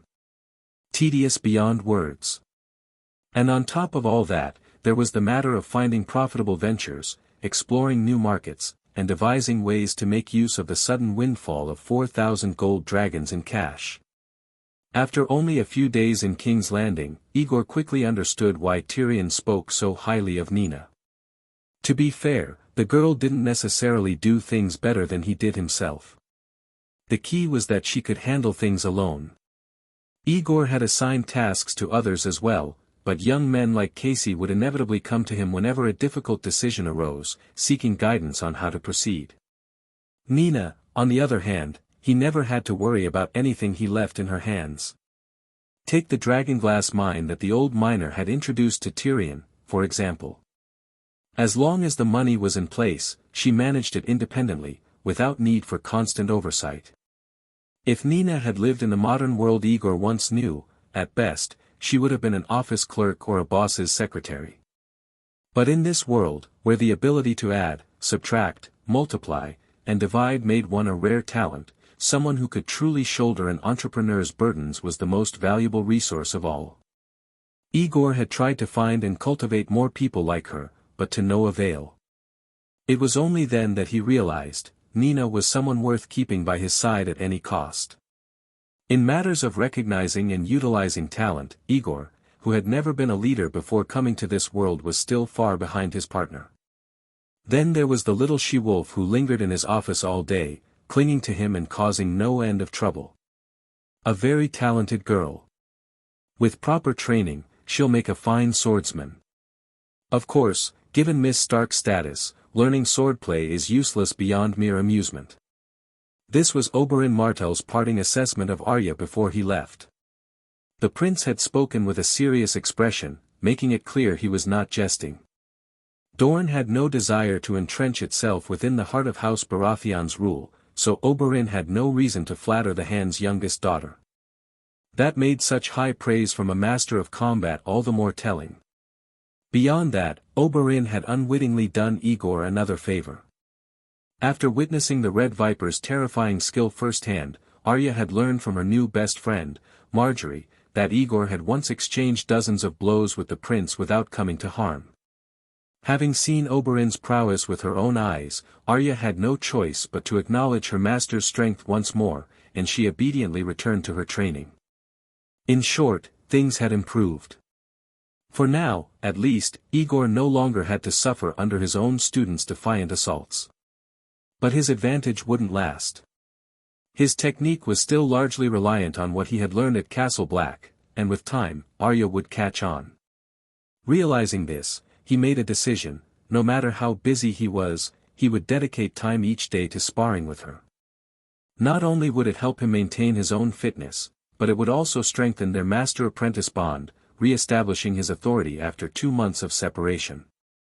And perhaps, just perhaps, it would improve his swordsmanship as well. After all, if he ever found himself facing an assassin from Braavos who fought in the water dance style, at least he wouldn't be completely helpless. In a sense, he was stealing from her training. Fortunately, Jaqen H'ghar, with his ever-cryptic demeanor, never exposed him. And Arya, who could hold her own in battle against the Night's Watch, remained blissfully unaware, naively assuming her master was simply going easy on her. Those were 2 unavoidable annoyances. But the third, the one that came knocking at his door, was truly a headache. Marjgerie Tyrell had started visiting the office under the guise of learning swordplay. Unlike Arya, who trained seriously from morning till evening, the little Rose always arrived at just the right time, right before Aegor and Arya sat down for lunch. She would feign interest in swordplay, share a meal with them, and then promptly excuse herself with various pretexts. In truth, the time she spent dining far exceeded the time she spent training. After 2 such encounters, how could Aegor not see through her game? The sword lessons were a farce. What the little Rose truly sought was the opportunity to have lunch with Arya and extract information from the little she-wolf. First, the conversation would revolve around swordplay. Then it would drift toward daily life, then family matters. From Bran, the topic would shift to Sansa. From Sansa, to Jon. And from Jon, inevitably, to Arya's father, Eddard Stark. With practiced ease, Marjgerie inquired about the Hand's health, his work, his daily routine. Her curiosity never seemed unnatural, never felt forced. And before their meal was even finished, the conversation had shifted once again, this time, to rumors. That is, to the queen. Her methods were leagues beyond Aegor's own. This little Rose was still fixated on becoming queen. She must have been hoping that Eddard Stark would uncover the truth about Cersei and Jaime's affair, that Robert would cast Cersei aside, leaving an opening for Marjgerie to take the throne. Aegor knew she was using him to gather information. But he allowed it because he wanted information, too. If someone was willing to do the work for him, why not sit back and listen? With that mindset, what had seemed like an intrusion became a convenience. The bad news? From Arya's vague but honest accounts, it seemed their model hand of the king was indeed investigating Cersei and Jaime. And if that was true, the stability of the Seven Kingdoms was on the verge of collapse. If Eddard uncovered the truth, would he fall back on his old habits, going to Cersei, pleading with her to flee with her children only for the queen to seize the opportunity to kill Robert, throwing the realm into chaos? Aegor cared about the peace and stability of Westeros. But not everyone in this world had such lofty concerns. Some people only thought about the worst possible outcomes. On the fourth day after Janos Slynt had taken his men to Nina's house to invite her to dinner, only to be stopped by Aegor, and the fourth day since the chief logistics officers returned to King's Landing, the Night's Watch had been so busy they had nearly forgotten about Janos Slynt. But Slynt had not forgotten about them. The City Watch launched a raid on the Night's Watch's papermaking workshop inside the city, and arrested Neil. They just took him. On what charges? Aegor frowned, staring at the workshop employee who had rushed over to report the news. What did they find during the search? Nothing. They arrested him for obstructing the inspection. Then they told the family they could come pick him up. Impossible. I warned my brother about this. Nina's face darkened with worry. I told him, no matter what Slynt tries, he must control his temper. He must not give them an excuse to interfere. Neil didn't do anything, the worker insisted. He just stood at the door and asked for their identification. That's all. Then two gold cloaks grabbed him and dragged him away. It's obvious they were looking for trouble. As Aegor listened, he ran a hand through his hair in irritation. You take on the responsibility that comes with your status. There's no such thing as a free lunch. Being the boss meant enjoying the privileges of leadership, but it also meant dealing with the consequences when your people were targeted. Using family as leverage was an old trick. But in a world as old-fashioned as this one, it made sense. Still, at least Slynt had made his move. A thief might steal for 1,000 days, but no man could guard against thieves forever. Better to force the confrontation now, end it, and be done with him. Instead of constantly wondering what trouble this greasy, middle-aged fool would stir up next, Aegor would rather settle things quickly. He had already saved Eddard once. Now, he was preoccupied with figuring out how to save Robert or Cersei. He had no time to waste on small men like Janos Slynt. First, Aegor said, his voice cold, send word to the informants in the brothels. I want a full report on Janos Slynt, his background, his connections. I want to know exactly how he rose to become the commander of the City Watch and why he thinks he can throw his weight around in the capital of the Seven Kingdoms. His mind was already working several steps ahead, despite his anger. Nina was his person. That was non-negotiable. He would not abandon her.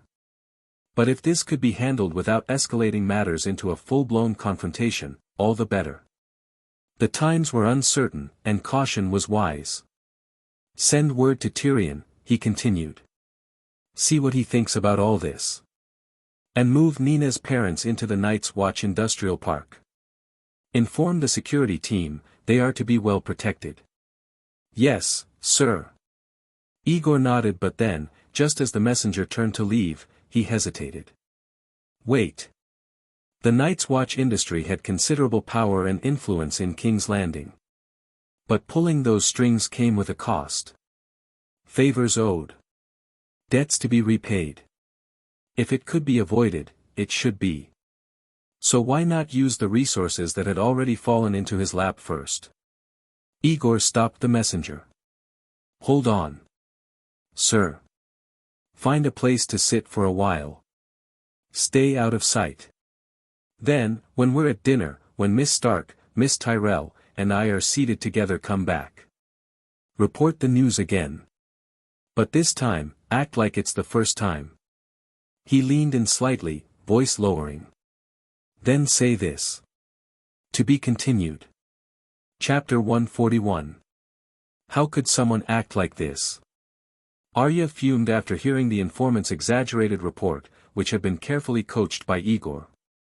Just because Nina didn't have dinner with him, he held a grudge and arrested her brother. This is abuse of power, plain and simple, Marjgerie chimed in, feigning innocence and indignation while casting a meaningful glance at Aegor. She didn't believe this was all coincidence, but she couldn't tell what exactly the Night's Watchman was scheming. You should ask your father, Lord Eddard, to give that man a proper beating. I'll tell father as soon as I get home. Arya said, grabbing Nina's hand. Don't be afraid. I'll get your brother out tomorrow. Thank you, Miss Stark. Don't. The hand is very busy, don't trouble him with such small matters. Aegor quickly waved it off. Eddard Stark was a bit rigid, but he wasn't stupid. Blatantly using Arya in this way could easily earn his disapproval. Such a powerful backer and trump card should be saved for when one was in real trouble. It was too extravagant to use it now, for Neil, who wasn't even in danger. Let's handle this ourselves. Oh, trouble. Lady Marjgerie, may I ask when you plan to leave King's Landing? Perhaps in 3 or 4 days. I don't have much keeping me here, the girl replied with a tinge of sadness. That part wasn't an act. Though the Tyrells ruled the Reach, they were under pressure from the alliance of 5 great houses, Baratheon, Stark, Arryn, Tully, and Lannister. No one with true influence was willing to openly associate with her. Among all her recent contacts, Arya Stark held the highest status. Tisk, that's troublesome. Aegor slapped his thigh with a look of irritation. Neil, he's the one I arranged to train the technical backbone. He's in charge of teaching workers the papermaking and printing processes in the Riverlands and Dorne, and leading the team back to Highgarden with you, Lady Marjgerie. If I can't get him out in the next few days, that'll be a major setback. Nina looked at Aegor in surprise. He clearly hadn't planned this. Could it be? So that's what this was about. Marjgerie narrowed her eyes. She stared at Aegor for a moment and said, in that case, please assign someone else quickly, Master Aegor. We can't let clients who've paid handsomely for technology be kept waiting just because you can't get your man out. Exactly. Lady Marjgerie and Ser Oberyn were our very first customers to purchase the technology and paid generously. I dare not show any negligence. That's why I specially selected the inventor of the papermaking process, the developer, the one who improved the technique, and the only one who fully understands the principles and methodology to lead the team. I have only 2 such people. One is Neil. The other is his sister, the young lady beside me, Nina. Aegor put on a troubled expression. Aside from these 2, sending anyone else might not suffice. If any issues arise on site, they wouldn't be able to resolve them. But now Neil has been detained by Slint, and Nina is assisting me here. I really don't have anyone suitable. Then what are we supposed to do? Marjgerie asked, sounding innocent but inwardly, she was fuming. She should have paid only half the deposit. This petty Night's Watchman was clearly holding a grudge over the bargaining match from 2 days prior and wanted to get back at her. Perhaps we could delay the mission a bit, Aegor suggested, looking helpless. Lady Marjgerie can return to Highgarden first. I'll work on securing his release and preparing everything else. Once it's ready, I'll send the team to find you. Or, we could go ahead without the full staff. But if problems arise, resolving them will take time, messages sent back and forth, delays. Marjgerie glared at Aegor in frustration. How can he be like this? Just because I came to his office for 2 meals and asked a few questions of his apprentice, he refuses to let me go unless I use the Tyrell family's connections. She rarely let her emotions show, but for some reason, this man in black seemed able to see right through her. In that case, well, at least she didn't have to pretend anymore. Aegor feigned ignorance to her expression and stepped forward, speaking half to himself. Lady Marjgerie, perhaps you could speak to your brother, ask Ser Loras to have a word with the city watch. Surely Slint wouldn't dare ignore the honor of the Knight of Flowers. Arya jumped in immediately. Yes, Marjgerie. My master is just a night's watchman. He's strong, but he can't just rush over and chop that bad guy down. That guy's really brave. We need someone even stronger to scare him. Aegor was pleased. At last, the little girl was saying something sensible. Marjgerie rolled her eyes. Just like her, Loras was only somewhat well known in King's Landing and didn't hold much real influence. Janos Slint could easily ignore him. Aegor wasn't counting on Loras Tyrell, he was counting on Renly Baratheon behind him. The king's brother, the Lord of Storm's End, and a powerful member of the small council, getting someone released from the city watch was a trivial matter for him. One word would suffice, no trouble at all. For the Tyrells, it truly was a small matter. What annoyed Marjgerie was the feeling of being used. Had Aegor brought this up to her face to face, she would have rejected him outright.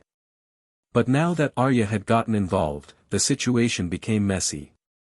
To maintain her image in Arya's eyes, she couldn't use any of her usual tricks and had walked straight into Igor's trap. Though annoyed, it wasn't worth fighting over. She cast a warning glare at Aegor, then, just as quickly, it faded. She returned to her usual role as the sweet, naive young lady from Highgarden who loved swordplay but lacked any true talent. She hesitated, then said in a soft, uncertain voice, then. I'll go back and try talking to Loras. Though Marjgerie had reluctantly taken over the matter, she wouldn't turn on Aegor over something this small not when they were business partners. Once the Tyrells had secured Neil's release and Janos Slint saw just how deep their connections ran, Marjgerie would send a few gifts to his house to apologize. The carrot and the stick, there was no need to be afraid that Slint wouldn't yield. And if he didn't accept the olive branch? So be it.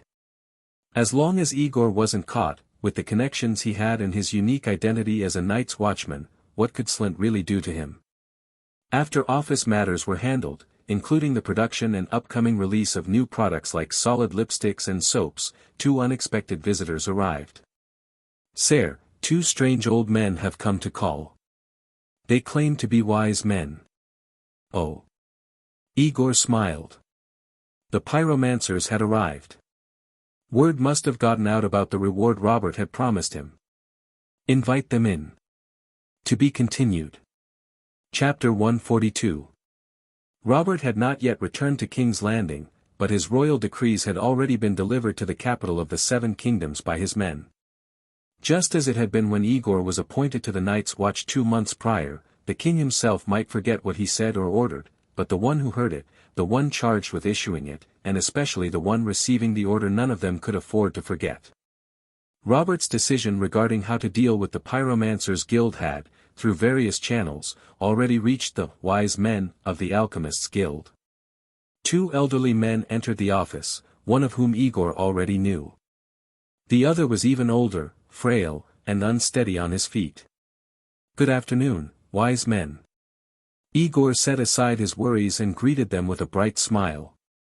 If you hadn't come to see me, I was just about to visit you. Please, take a seat. Humph. The older pyromancer pulled a chair over and sat with a sour expression.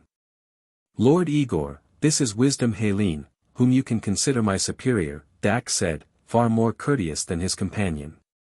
He quietly took a seat and offered the introduction, then remained silent. What a capable chief logistics officer. Halene's lips trembled as he spat out the words. Our Alchemists Guild has already fallen to such a pitiful state, and you still think it's not miserable enough. Now you want to send us to the wall. Are you trying to kill off us old men? The wisdoms gathered and reached a consensus, going to the wall is absolutely unacceptable. After all, we are old men. At worst, we'll be beheaded. Dak, having met Aegor before, remained calm and composed as he spoke. Lord Aegor, if you want wildfire, there's plenty in the vaults. You can use it freely.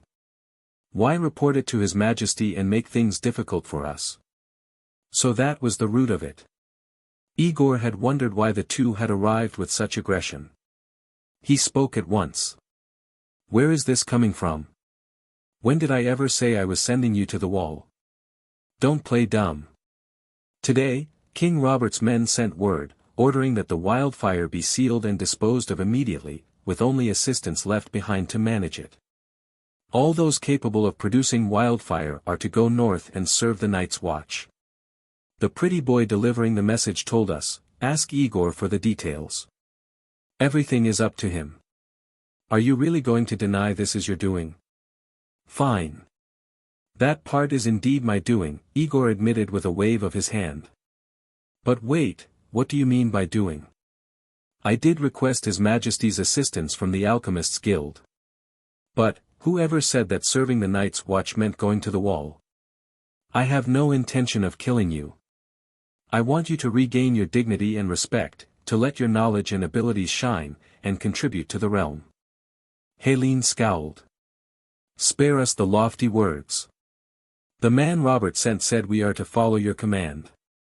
Once we leave King's Landing, our lives are in your hands. I just want to ask, if we're not going to the wall, then where are we going, and how exactly are we supposed to serve the Night's Watch? Aegor smiled. Nina, bring me the map of the north. Yes, sire. The girl quickly hurried to the cabinet by the wall and began searching. Watching her focused movements, Aegor sighed inwardly. It felt like a waste of talent to keep such a capable girl by his side as a secretary. But after she had become so familiar with the work, he simply couldn't find a suitable replacement. In Westeros today, where could one find so many smart, diligent, and capable young women? Arya barely qualified, if not for being too young and far too unruly. Marjgerie had a mind sharper than most men, but would a noble lady be willing, or allowed, to spend her days working in the Night's Watch office? As the thought passed, Nina returned with the map. Sire, should I open it? Yes. Open it. He brushed the clutter from his desk, and the A2-sized map of the north was spread out. The curled edges were weighed down with heavy objects. The entire northern region, including the wall, was laid bare atop the Night's Watch office desk. Please relay what I'm about to say to the rest of the guild. Aegor pointed to the edge of the map and traced a line along the dotted border.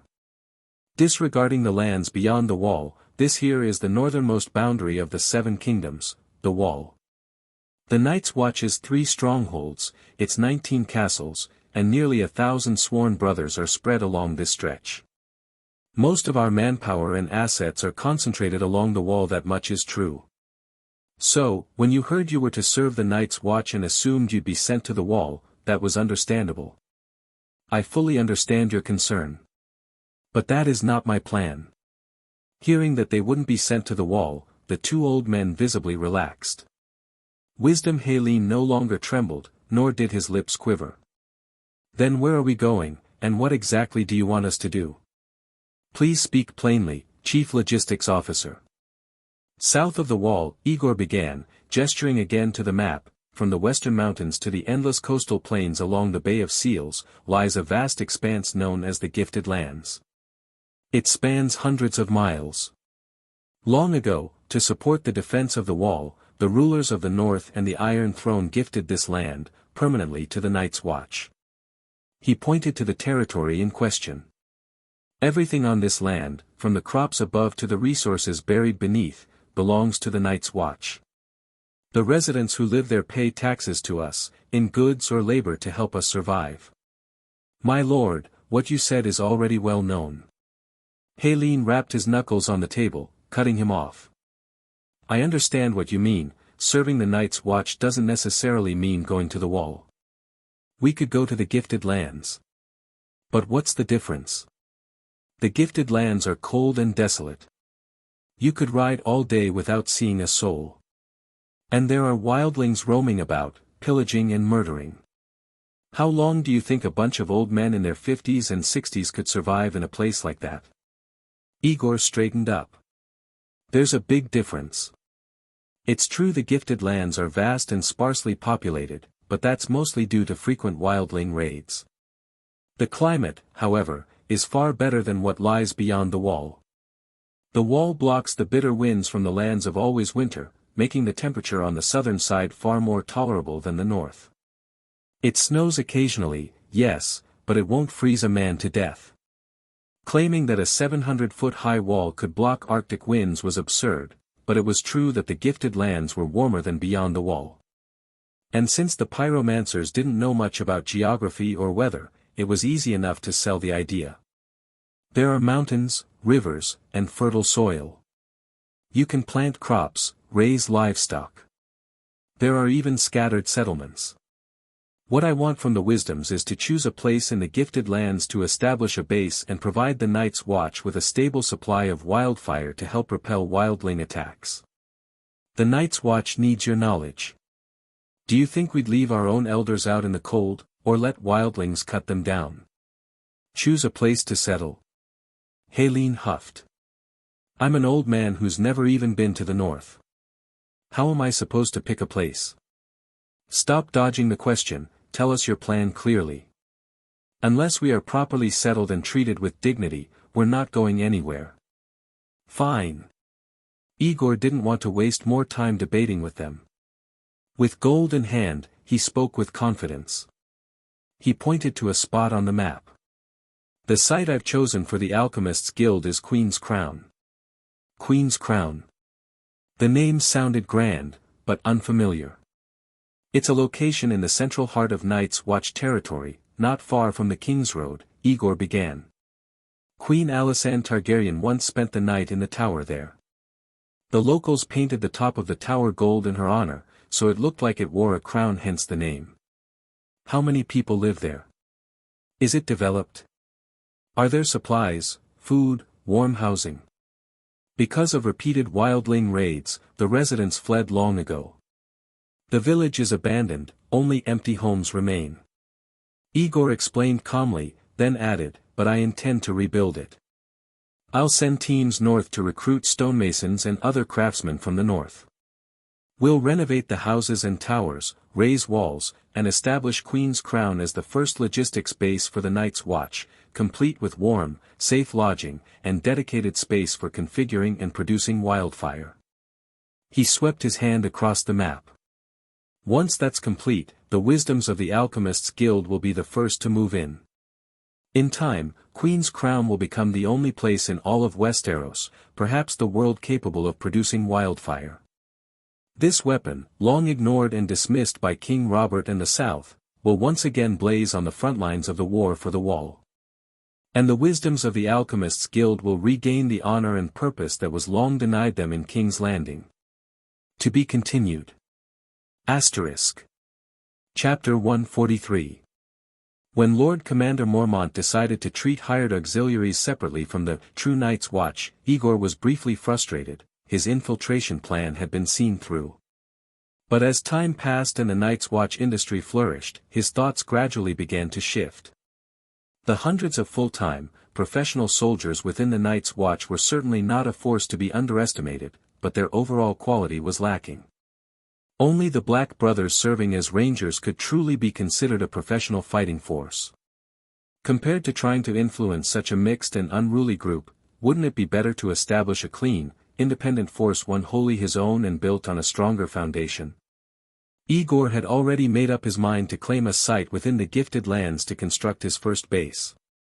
But when the 4,000 gold dragons were actually secured a few days ago, he brought the construction plans forward ahead of schedule, now backed by ample funds. The purpose was not, as it appeared, to accommodate the pyromancers. In truth, providing a base for the wisdoms to produce wildfire was merely one of several pretexts to justify acquiring Queen's Crown.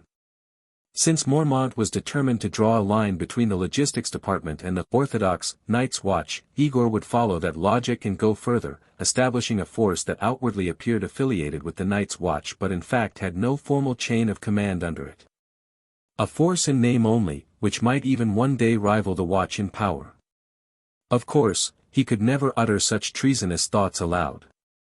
To carve out a portion of the gifted lands to be used exclusively by a logistics department that didn't answer to Castle Black, if one were to exaggerate the matter, it would be akin to a miniature land division, a political maneuver rarely tolerated in Westeros. A bold step, to be sure, but one that must be taken with great caution, under the protection of carefully prepared, seemingly legitimate justifications. Aegor had prepared three main ones. First, since the Lord Commander had decreed that the mercenaries under the logistics department were to be trained outside Castle Black, they would need a place to do so. No. Second, as the wisdoms themselves argued, wildfire could not be transported all the way from King's Landing to the Wall. Was there any place more suitable than the gifted lands to store, produce, and move wildfire under cold, stable conditions? Third, the Night's Watch had an enormous and growing demand for supplies, especially food and meat to improve the diet of the Black Brothers, but these had limited shelf lives. After Nina did the calculations, she determined it was far more cost-effective to purchase directly from the north and deliver to the Wall, rather than shipping everything up from the south.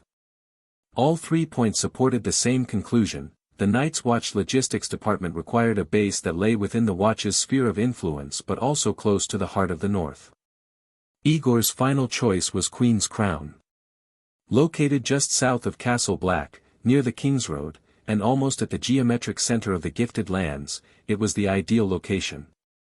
It lay equally close to both the eastern and western ends of the Wall, allowing support to be dispatched quickly to any part of the Wall or wildfire, stored provisions, and food to be delivered to any stronghold, or even any territory within the north. Though the village had been abandoned, Aegor had passed through it once, somewhat casually, while traveling south with Tyrion. Its infrastructure, roads and foundations, remained largely intact, meaning construction materials and labor costs could be significantly reduced. Most importantly, its status as abandoned gave Mormont little ground to refuse Aegor's application. After all, what objection could there be to the department that regularly supplied the Watch with goods settling in an empty village? As Tyrion once said, this was an open scheme. Unless Mormont suffered a sudden lapse of reason and chose to rupture their alliance, he could do nothing but watch as Aegor advanced step by step toward a future where he could stand on equal footing, and control his own fate. "That all sounds very impressive," said Wisdom Haleen. A man who had witnessed the rise and fall of dynasties, a veteran of many courts and intrigues, he was not easily swayed by Aegor's grand vision. "We'll see what it's actually like when we get there. Even if I believe in the chief logistics officer's intentions, you'll have to properly arrange housing and supplies for our alchemists and their apprentice assistants before we agree to anything else." "Certainly. Whatever the guild requires, just say the word. If it's within my ability, I'll see it done." With funds in hand, Aegor spoke with confidence. But the longer Haleen went on, the more he realized the matter was far more complicated than he'd expected. What he thought was a lucky opportunity might, in the eyes of others, be more like inheriting a burden. The Alchemists' Guild was in far worse shape than even the Night's Watch had imagined. During the chaos when Lannister forces breached the gates of King's Landing and ended the Targaryen dynasty, many pyromancers had either died or vanished, leaving the order grievously weakened. After the war, Robert Baratheon issued a decree: they were to manage the vast stores of wildfire hidden beneath the city. This order was non-negotiable, and it meant that a group of pyromancers, along with their apprentices and assistants, were now permanently bound to a deadly task from which they could never withdraw. Until the end of their days, they would be caretakers of volatile, flammable substances. Do the job well, and there would be no reward. Make a mistake and lose your head. The arrangement itself wasn't entirely unreasonable. What was unreasonable was that, as punishment, Robert had also refused to provide them with any funding. The work was unpaid. Alchemists are not immortal beings who can go without food, they need to eat. The once vast assets of the Alchemists' Guild had been plundered by the Lannister army, reduced to nearly nothing. The pyromancers and their companions, who had once thrived under the Targaryen dynasty, had now fallen so low that they worried daily about their next meal. Those with intelligence and connections had long since vanished without a trace. The only ones left in King's Landing were a handful of aging men who lacked any transferable skills and couldn't flee even if they tried. They survived on whatever they could scavenge. The younger apprentices and assistants could still find part-time work around the city to earn a little coin, but the pyromancers themselves relied on the occasional illicit sale of wildfire to stay afloat. Aegor had once taken part in such a black market transaction. In truth, even Tyrion had heard of these dealings by word of mouth. With Varys as his master of whisperers, it was impossible that Robert Baratheon didn't know. But the king himself was perpetually short on coin, and besides, he lacked the standing to interfere, being in the wrong. The matter of resettlement, of course, applied to both groups, those remaining in King's Landing and those moving north to the Gifted Lands. After considerable negotiation, Aegor finally reached an agreement with the two old foxes. The Alchemists' Guild filled the wildfire storage cellars in King's Landing with water and sealed them with stone walls. The Night's Watch Industries arranged jobs for the family members of guild members in the soon-to-be-opened workshops for household goods and cosmetics. Aegor also took responsibility for hiring people to clear out all facilities and equipment from the guild hall and oversee their safe transport by ship to the north. In addition, a new and secure wildfire production chamber had to be built in Queen's Crown, a stone structure modeled after the Alchemists' Guild Hall in King's Landing, one that would automatically collapse and extinguish any fire in case of an accident. The pyromancers would only agree to work under absolutely safe conditions. Then came the matter of compensation. Robert had ordered the pyromancers to serve the Night's Watch with just a single command, but the Alchemists' Guild was not a subordinate branch of the royal government. Even if they followed the order, they still needed some incentive to do so. That was simple enough. Aegor copied the Night's Watch Industries' compensation and reward structure for senior team leaders, added a few generous bonuses, and managed to coax the two elderly men, who hadn't lived well in more than a decade, into a complete change of attitude. To demonstrate both sincerity and strength, Aegor also inquired about the residences of the pyromancers and promised to deliver the first installment of resettlement funds shortly. After all was said and done, the two fire mages who had barged in so aggressively were sent away in high spirits. Aegor made a rough estimate. Just cleaning up the Alchemists' Guild's mess and relocating it to the Gifted Lands would cost at least several hundred gold dragons, and that wasn't even counting the ongoing wages and bonuses. He had only just begun to build his power, and he was already learning what it meant to burn through coin like wildfire. Not long after, the Royal Herald finally arrived at the Night's Watch office. Aegor West, by command of King Robert, I've already informed the Alchemists' Guild. They should be coming to report to you shortly, announced the young attendant from the Red Keep, with an air of self-importance, completely unaware that the pyromancers had outrun him. In addition, I bring a certificate, signed and sealed by the hand of the king and the master of coin. From this day forth, you and all activities you directly oversee shall be permanently exempt from taxation across Westeros. He added, the master of coin also asked me to remind you, this exemption only applies to taxes owed to the Iron Throne. When dealing with the other 6 kingdoms, you may still be subject to local levies imposed by the regional lords under different names. I understand. You've done well, young man. Aegor accepted the royal decree and the tax exemption certificate with a beaming smile. He pressed a few silver stags into the boy's hand. Take this and buy something nice for your horse. It must be worn out from running messages all over the city today. He examined the document and nodded. This came at just the right time. But since His Majesty's order has already reached us, may I ask, when will the king himself return to King's Landing? The herald coughed lightly and tucked the coins into his pouch. Hard to say, my lord. But the matter in the Vale has been resolved. He should return in 2 or 3 days at most. To be continued. Chapter 144. The door to the hand of the king's office was kicked open without warning, yet the guards stationed outside made no attempt to stop the intruder. Was it a lapse in vigilance, or had they abandoned their sense of duty? Before Eddard could feel confusion or anger, he merely looked up and stood from his chair in shock. "Your Grace, why are you back? I heard this morning that you wouldn't arrive until tomorrow at the earliest." "Don't mention it. I rode all day. With everything falling apart at home, how could I have the energy to lounge around on the King's Road, hunting and chasing skirts?" Robert walked to the other side of the hand's desk, pulled out a chair, and sat down with a dark expression. "To get back this quickly, I didn't even bother dealing with that lunatic Lisa. I just sent her back to Riverrun and set off. Your Grace, Lisa may have been involved in John Arryn's death. Isn't that rather hasty? Gods, Barristan's been nagging me to death. Can you give me a break?" Robert slammed his hand on the table in frustration. "It's one thing if it were someone else, but she's your sister-in-law. What do you expect me to do? Hang her? Lop off her head and stick it on a spike outside the Red Keep? Why don't you even have a bottle of wine here? When I'm thirsty, I usually drink water." "Wine dulls the mind," Eddard sighed, pulling a kettle from under the table. He poured a cup and handed it to Robert before sitting back down. "It's not that Lisa must be punished. The issue is the message it sends. You just sent her back to her family without any consequence.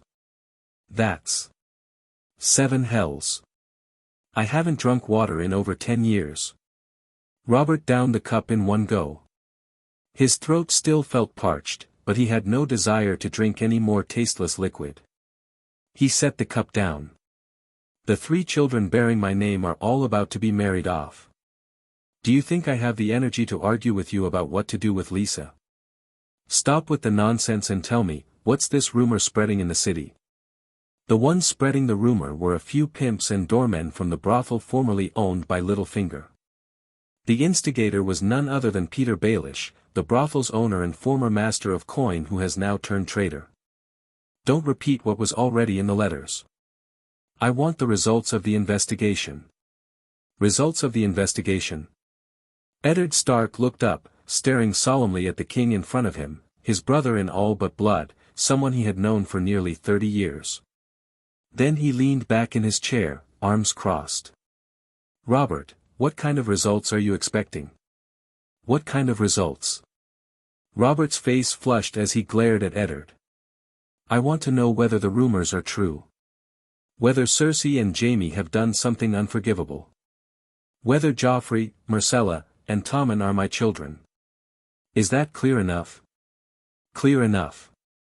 Unfortunately, my answer is no." Eddard's face turned grim. "I hate the Kingslayer, and I've never hidden that. You know it. I advised you to send him to the wall when we first discussed it.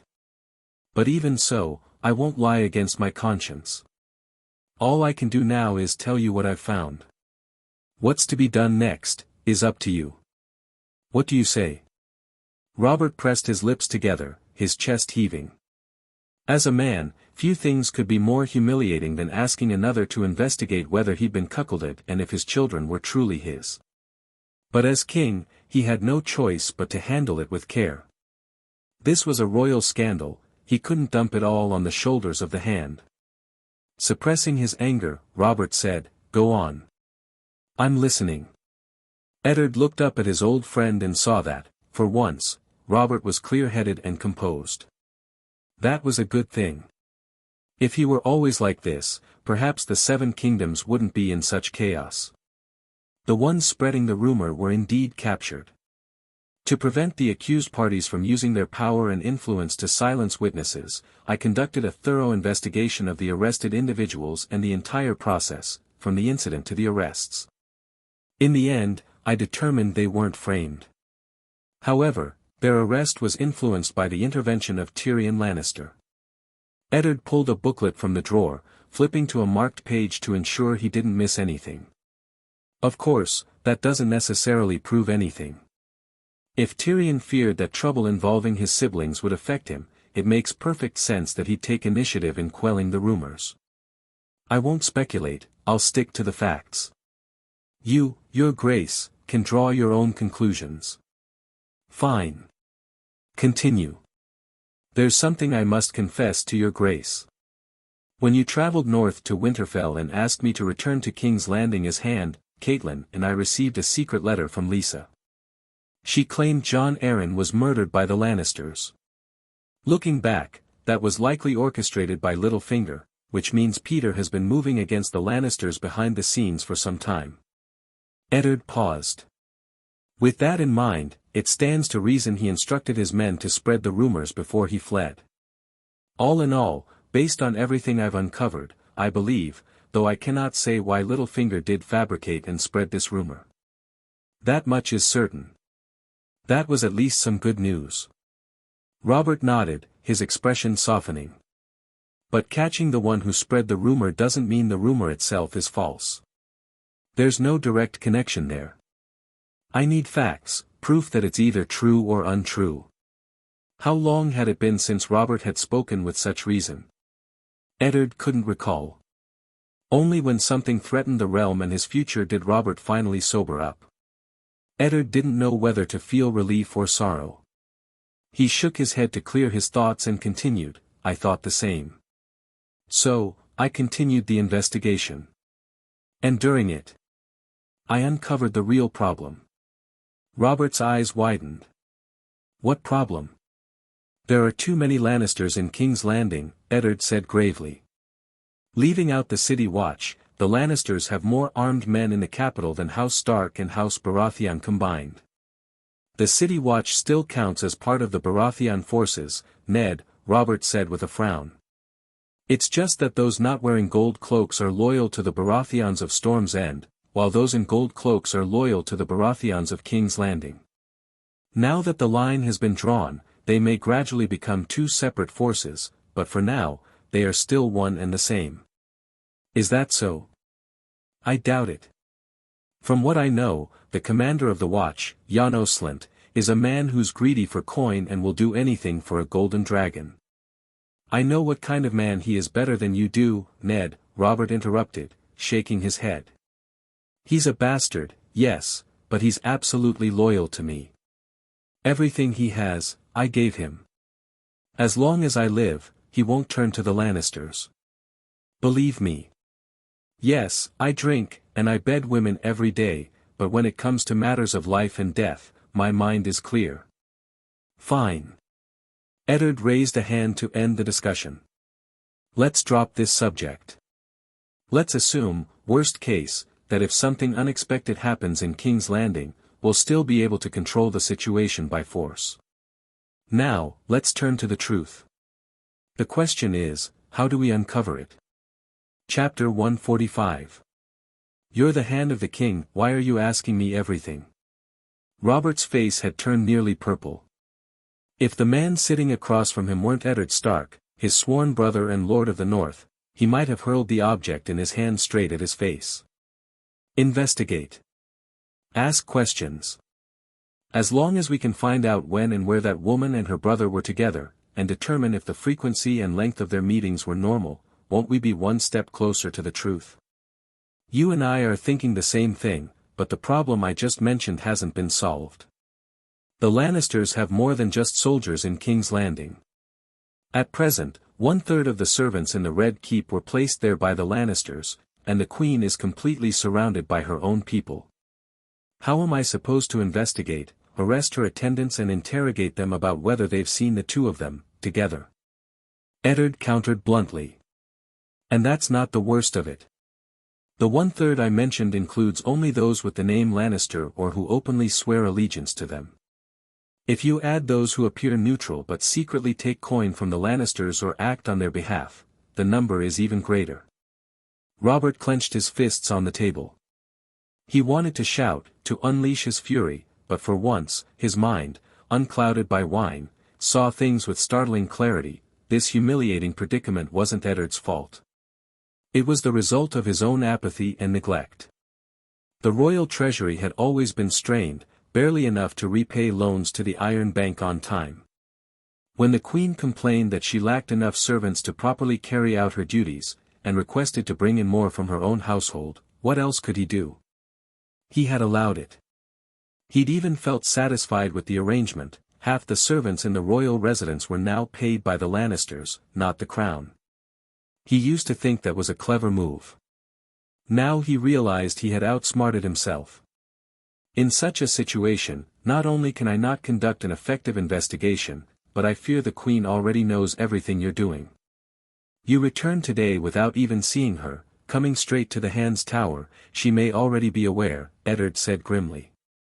I can't openly confront Cersei over a rumor started by a traitorous noble. I can only probe through irrelevant individuals on the periphery. After many rounds of questioning and visits, I've come to one conclusion: the queen and her brother are indeed very close and spend a great deal of time together. Beyond that, there's no further evidence to prove guilt or innocence. Heh. Robert's face had darkened from purple to black. Yes, Cersei and Jaime have been close since childhood. I've heard whispers for years and always dismissed them. Now I see that was just a convenient excuse. It makes sense for siblings to be close when they're young, but they're in their 30s now. What secrets could they possibly have to share every single day?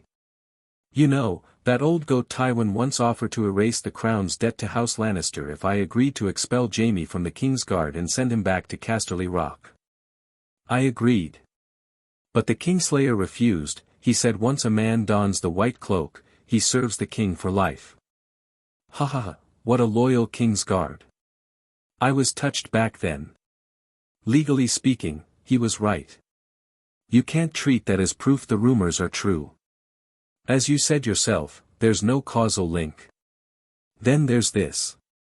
During my campaign in the Vale to put down the rebellion, Cersei came to me and said I could do whatever I wanted there, as long as I left Jaime in King's Landing to accompany her. How do you explain that? Does it need explaining? War is dangerous. What's so strange about the Queen wanting to keep her brother safe? Eddard had a headache. He was the Hand now. He didn't have time to listen to these grievances, even from the king. Robert, you came here to ask me for the facts.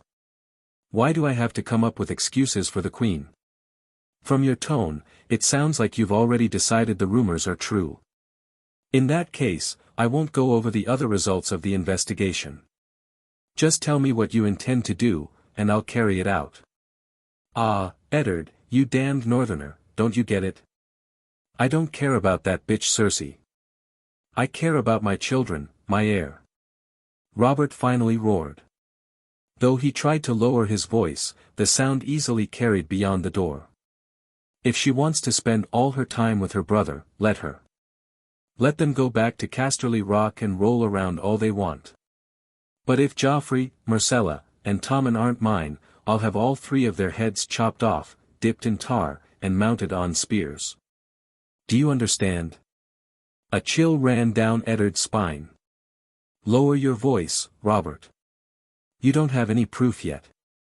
Do you want to become the second Mad King, spouting such madness? I'm talking about executing the man who slept with my wife and the bastards they spawned. What does that have to do with the Mad King? Eddard stared at Robert for a moment before realizing he was overthinking it. Even without wine clouding his judgment, it was impossible for Robert to remain calm.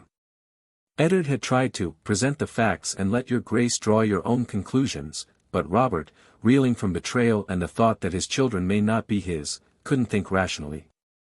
If Eddard was honest with himself, he was beginning to believe the rumors might be true.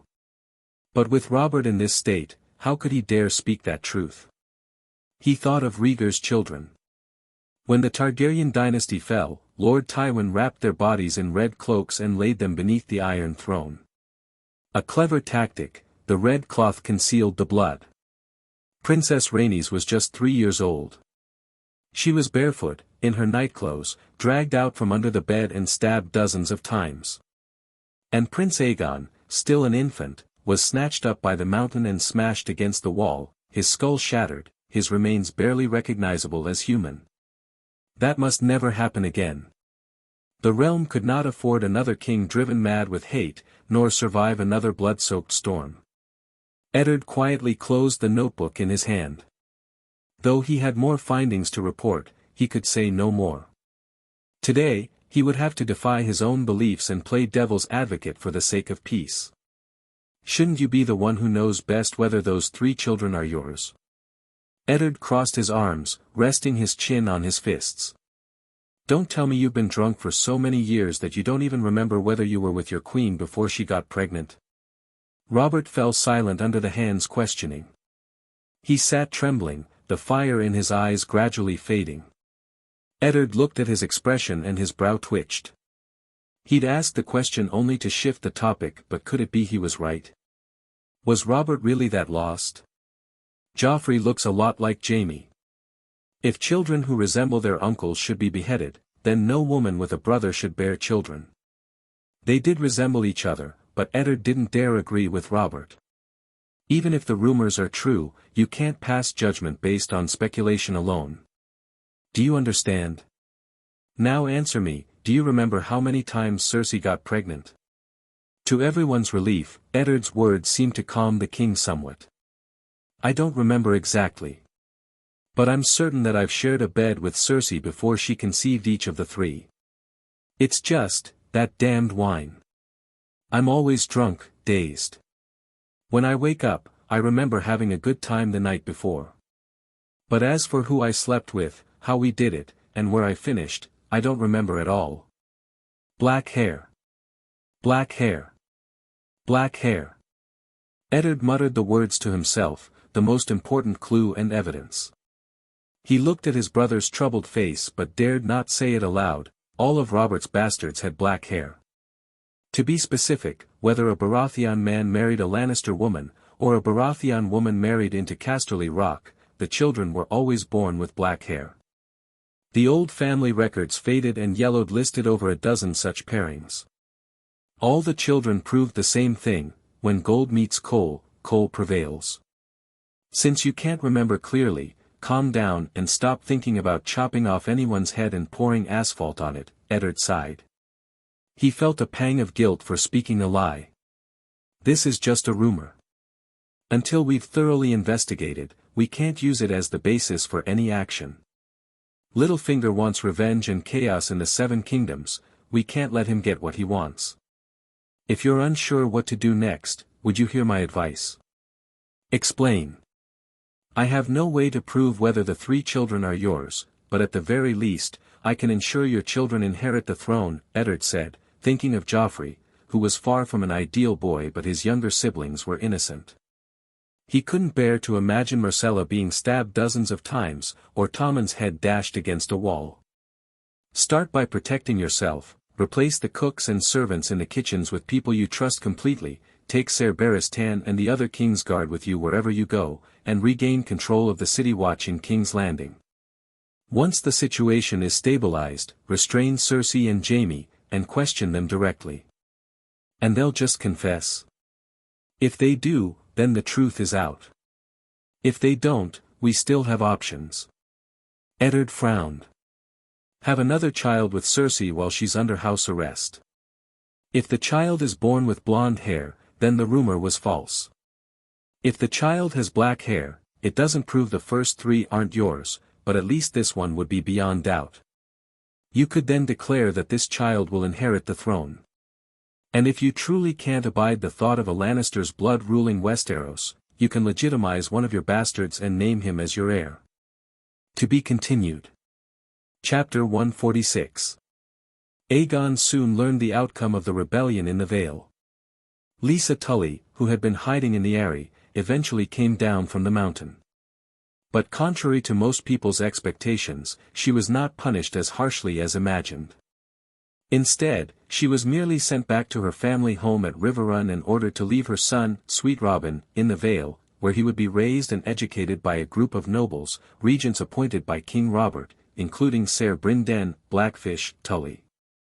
After a moment's thought, Aegor understood why things had played out this way, since the leaders of the so-called Alliance of the Righteous had already been sent to the wall. Punishing Lisa Tully now would only be a slap in the face. Robert was being stubborn, As long as the powers that be insisted that the rebellion had been a matter of protecting their vassals, and pretended they had never heard the rumors about Lisa, then everything could be swept under the rug.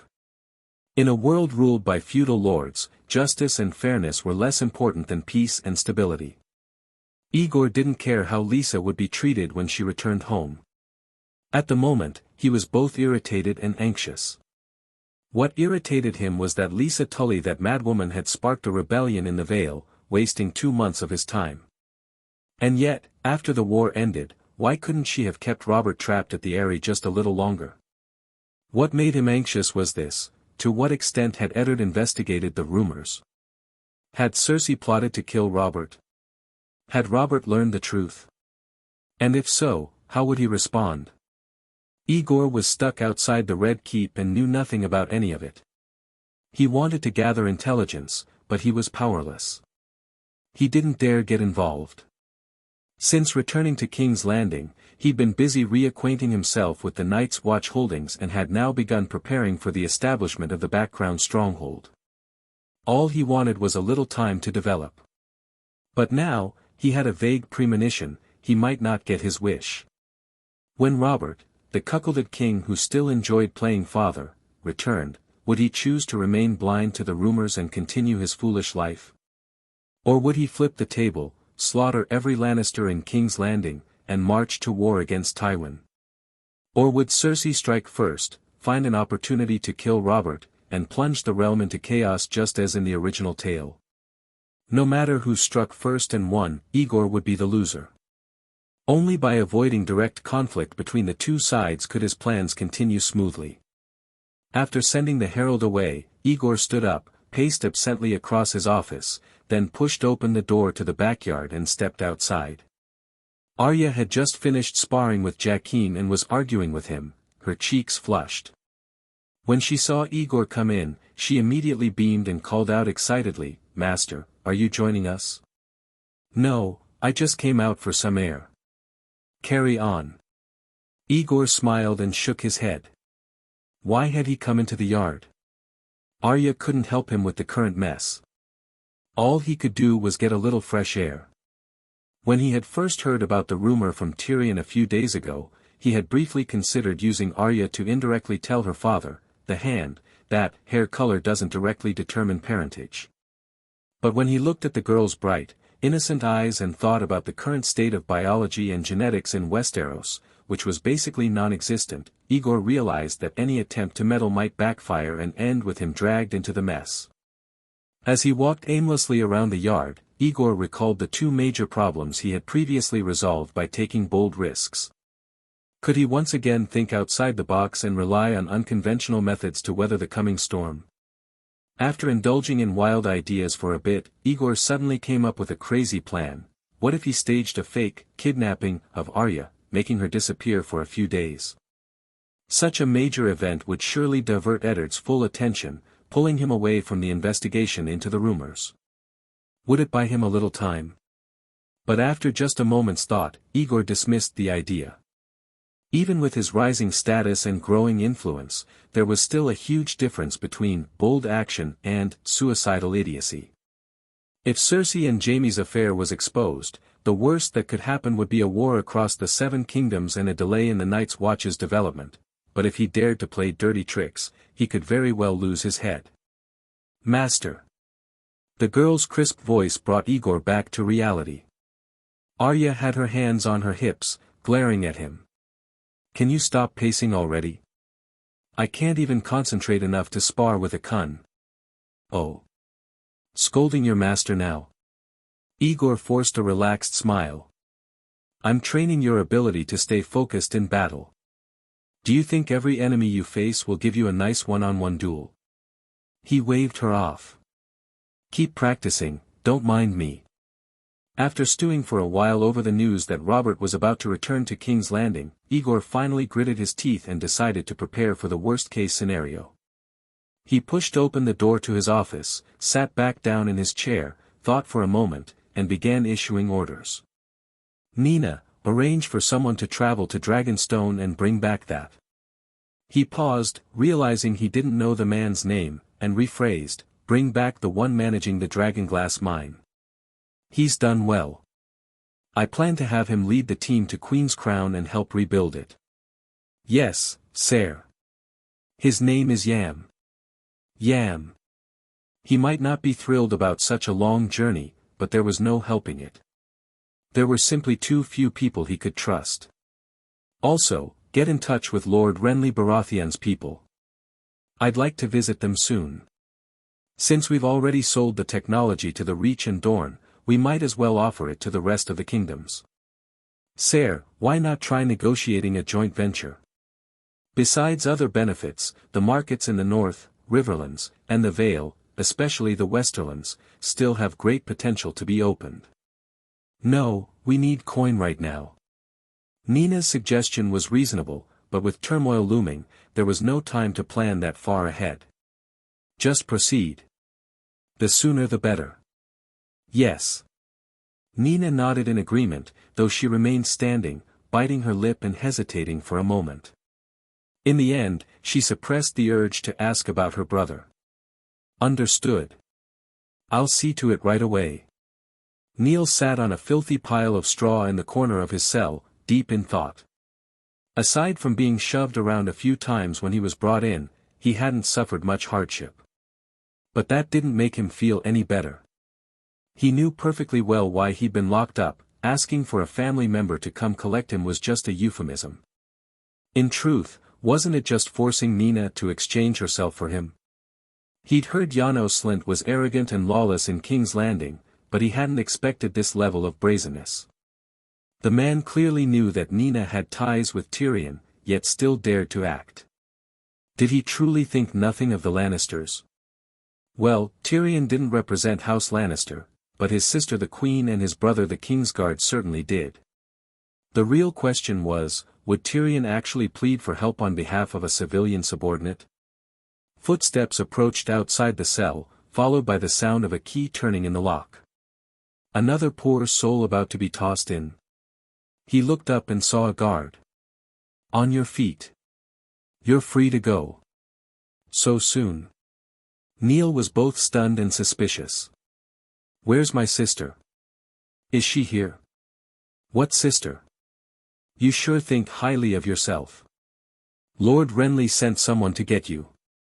Stop talking nonsense and get out. Haven't you been sitting here long enough? Lord Renly. Neil was dumbfounded. Who's Lord Renly? The king's brother. Lord Renly Baratheon, the guard replied impatiently. Hurry up, our commander's waiting for you outside. Soon, Neil came face to face once again with the garrison commander who had his eye on Nina, and the man looked less than pleased. Neil, is it? What happened this morning was likely just a misunderstanding between you and my men. You're free to leave now, Janos Slynt said in a cold, flat tone. Go back and tell the chief logistics officer that he's quite capable, and I admire that. But he's been using the garrison's building to open the Night's Watch office. That building was vacant before, so I allowed it. But now I need that space for official use. Please ask him to pack up and move out as soon as possible. To be continued. Chapter 147. Aegor finally understood the meaning of the saying, it's easier to see the king of hell than to deal with his little devils. His original plan had been simple, wait for Neil to be released, then personally visit the garrison, apologize, admit fault, and offer some compensation to smooth things over.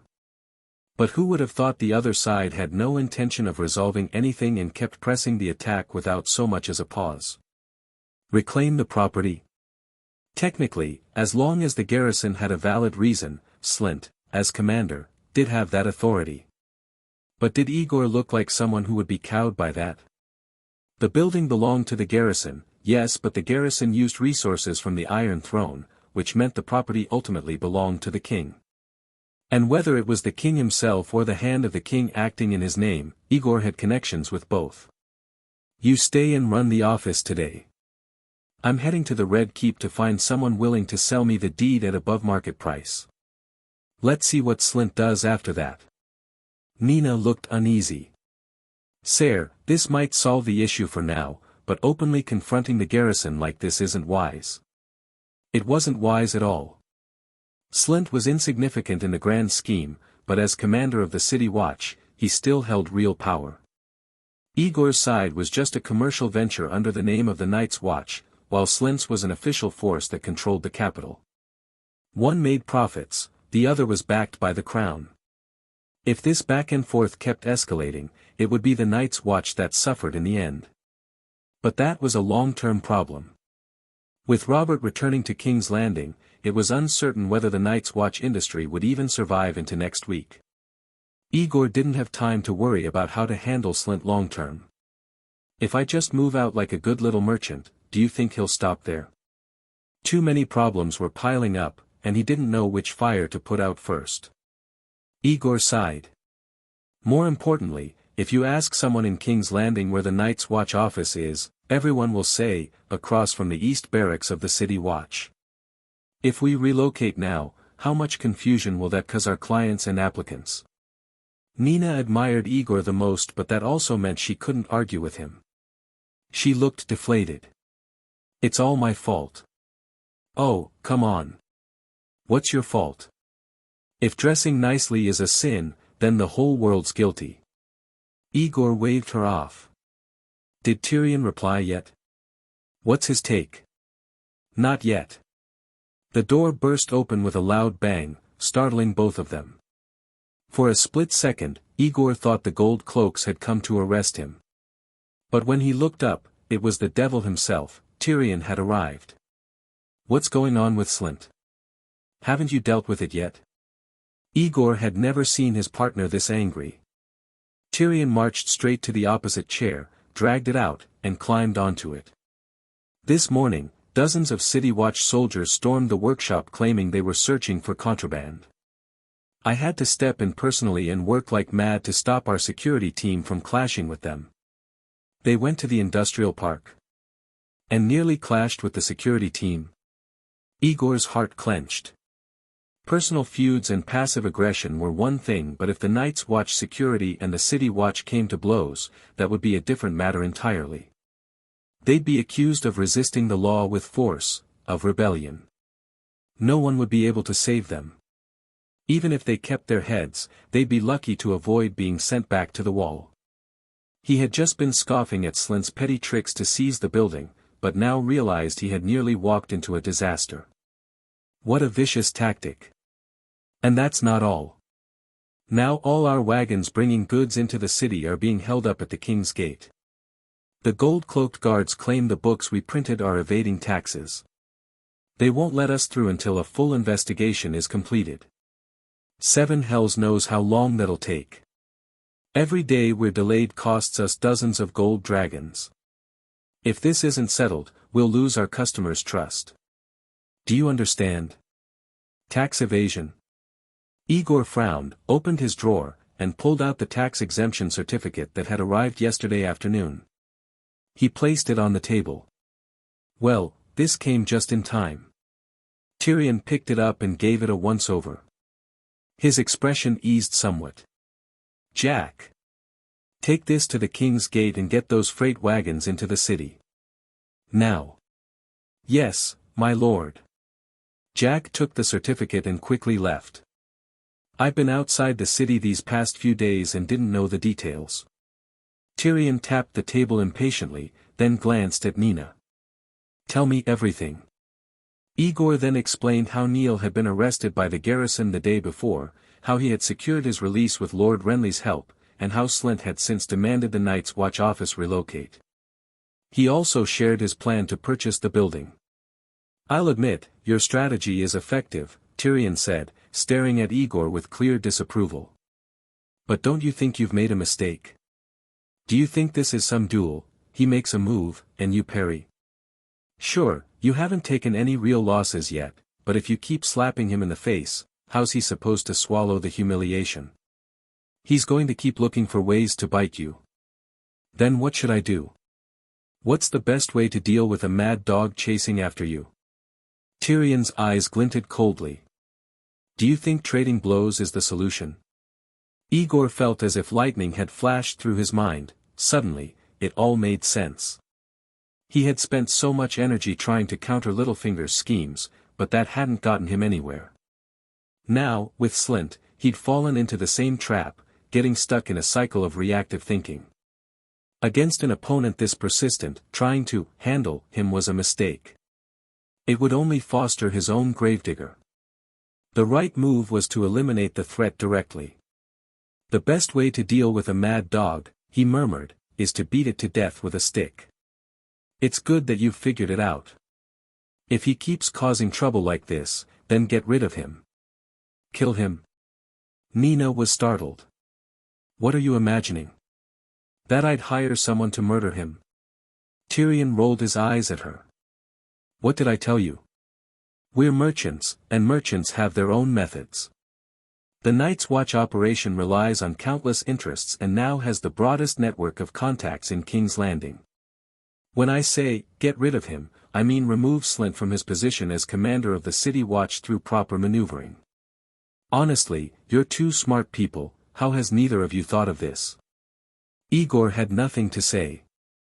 He'd been away for 2 months and still hadn't fully adapted to the shift in his identity, from a logistics officer of the Night's Watch to one of the major merchants in King's Landing. Not to mention, most of his attention had been focused elsewhere. As for Nina, she was just an ordinary girl who had never seen such schemes unfold. How could she be expected to think of something like this? It wasn't a matter of intelligence, but of mindset. Looking at the serious, slightly fierce expression on his dwarf friend's face, Aegor suddenly realized that the man in front of him was no longer the jovial, unemployed noble, the mischievous imp Tyrion Lannister, he'd met half a year ago. No, this was a newly risen capitalist, a noble who now saw the Night's Watch enterprise as his life's work. And capitalists, as Aegor now saw clearly, had 2 defining traits: greed, and ruthlessness. He'd already seen the greed when he first visited the Night's Watch Industrial Park. The ruthlessness was now showing itself for the first time. In this world, the most dangerous people were those who controlled resources. And if someone like Tyrion, who was born into wealth and noble blood, was crossed, the consequences would be far worse. Thankfully, he and Tyrion were on the same side. Of course, getting rid of a City Watch commander, easier said than done. If we can avoid that path, better not to push it. Tyrion didn't realize he'd just earned Aegor's cautious respect. He tapped his foot, thought for a moment, then made a decision. Aegor, sign a bond for 100 gold dragons. I'll go talk to Slint. If he's smart, he'll take the money and back off. If he's looking to get himself killed, then he shouldn't blame me for being unkind. Chapter 148. As soon as Tyrion appeared, the entire Night's Watch office seemed to exude a domineering atmosphere. Aegor felt the burden on his shoulders lighten, as if he now had a backbone.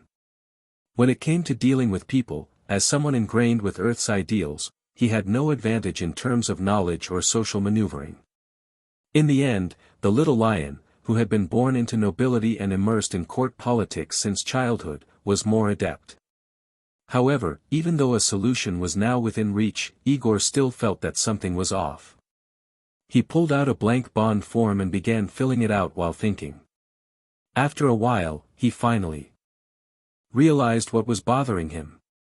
Wait, Robert is returning to King's Landing in the next couple of days. If you use your connections to appoint the commander of the King's Landing garrison at this time, won't it look like the Lannisters are trying to seize control of the military? It's not like I'm going to fight him myself.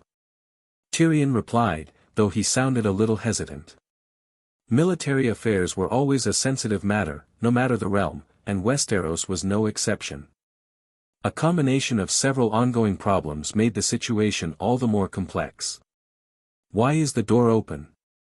Arya's voice floated into the office. The students in the sword class were always punctual. She pushed the door open and instantly spotted the dwarf. She laughed and said, Tyrion. Long time no see. How come you're here earlier than me today? Robert is going back to King's Landing. Tyrion waved his hand to motion for Arya to be quiet, then asked anxiously, where did you hear that? Is the source reliable? I heard it when his herald came yesterday and I chatted with him a bit. Should be accurate. Aegor frowned. Are you sure you don't want to return to Casterly Rock and instead stay in King's Landing to deal with Slynt? Are you talking about his grace? Arya wasn't the least bit annoyed that no one was paying attention to her. If you didn't count the time she spent sleeping, she had spent more hours in the Night's Watch office than in the Red Keep. It felt like a second home to her, and she showed no signs of shyness. She walked over to the table and sat down next to Tyrion, interrupting again without thinking. He's back. When I got home last night, he was in the office talking to my father. Then we had dinner together in the Hand of the King's Tower. The first-hand intel from this little informant always caught people off guard. Aegor gasped. His Grace has returned. Don't joke around. Why would I lie to you? The king and my father chatted in the office for a long time after dinner. It seemed like they were still talking when I went to bed. Aegor and Tyrion exchanged glances. The atmosphere in the office instantly froze. The king had gone to suppress a rebellion and return victorious, but instead of returning with fanfare, he quietly entered the city, going straight to the Hand's residence without seeing his wife or children. Not only had he shared a meal with Eddard, but they had secret discussions late into the night. What was he planning? This isn't a good sign, Tyrion. Why don't you return to Casterly Rock and let us handle things here? Arya asked, confused. What's going on? Why are you going back to Casterly Rock? Tyrion also sensed something was off. Arya, did anything unusual happen at the Red Keep this morning? Nope. Why would something happen? Nina interjected and reminded, if something had happened, Lord Eddard wouldn't have let Arya leave the keep. Nina's right. If Robert truly intended to act against the Lannisters, the gold cloaks who came to the workshop this morning wouldn't have just caused trouble, they would have come to chop off my head. Tyrion let out a breath. Since nothing has happened in the city yet, it means Robert doesn't fully believe the rumors. But things could change at any moment. Aegor said seriously. Don't forget, you yourself said your brother and sister are indeed too close, and your sister has always been questionable in judgment. What if something unexpected happens at the Red Keep? If I leave now, can you and Nina manage the Night's Watch on your own? Tyrion shook his head. Just the little mess Slynt made this time already has me worried. Let's settle this matter first, then I'll leave. You're gambling with your life. I'm not afraid, so why are you worrying about me? My mind's made up. Don't argue anymore. Tyrion shook his head firmly. The Night's Watch is like my child. Now someone wants to kill my child, and as the father, I'm supposed to run home scared just because of some baseless speculation. Might as well kill me instead. What are you saying? Who wants to mess with your child? Arya asked, puzzled and annoyed. Someone, pay attention to me. Hey. All right, I'll pay attention to you. Aegor replied helplessly. We're talking about how to get rid of that annoying Slynt. Really? I support you. Arya always liked a bit of chaos. What does this have to do with going back to Casterly Rock? We have to move fast. I'll head back to Casterly Rock as soon as we finish this. Are you ready? Hurry and stamp your fingerprint. I'll take this. Tyrion urged impatiently. He watched Aegor sign and press his fingerprint, then took the bond. All right, I'm off to talk to that bastard. Wait for my news. Shouldn't I go with you? No, that's not appropriate. I'll represent the Night's Watch this time. I'm going. With that, the dwarf jumped off his chair, left the office, called for Morris, and walked toward the east camp of the garrison across from the office with his short legs. The two opposing sides were so close to each other, it saved a lot of effort. You're definitely hiding something from me. How could a guy like Slynt force the little lion to run home? Arya asked with wide eyes. Tyrion was her good friend, so of course she was concerned. What's going on? Tell me. Slynt has a gold cloak worth 2,000 dragons. If he loses his temper, he can be dangerous. Aegor stood up and patted the girl's shoulder. Let Tyrion handle Slint. Come on, let's head to the backyard and train. You're changing the subject again. Arya shook his hand off. If you don't tell me clearly, I won't practice swordplay today. If you don't want to train, then go home. This is the Night's Watch office, not a playground for little brats. Aegor stared at Arya, who was thin and small, weighing no more than 40 or 50 kilograms. How could she possibly win against a big man like him who had served in the army? He easily dragged the girl into the backyard, tossed her a training sword, and master and apprentice began yet another reluctant sword lesson. The basic swordsmanship taught to the Night's Watch emphasized defending oneself and finding an opening to counterattack. Victory or defeat depended on how quickly one recovered after a clash and whether they could exploit any flaws exposed in the collision. Generally speaking, the stronger and better armed fighter had the advantage. The Braavosi water dance, on the other hand, relied on suddenness and surprise. It discouraged direct confrontation, instead emphasizing stealth, feints, using the opponent's force, and adapting to situations. In theory, that meant the water dance was a natural counter to defensive counterattacks. But such a conclusion couldn't be drawn without real practice. As a famous sword style, the water dance undoubtedly had great potential. However, the more complex the system, the less reliable it became, and the more advanced the technique, the harder it was to master, making it so that a beginner of the water dance might not be able to defeat someone who had thoroughly learned the basics. Just like in a game, high proficiency in a basic skill wasn't necessarily worse than a newly acquired ultimate move. Now, Aegor and Arya each represented these two situations. As a unique sword style combining assassination and performance, the water dance lost its biggest advantage, surprise, in day-to-day sparring.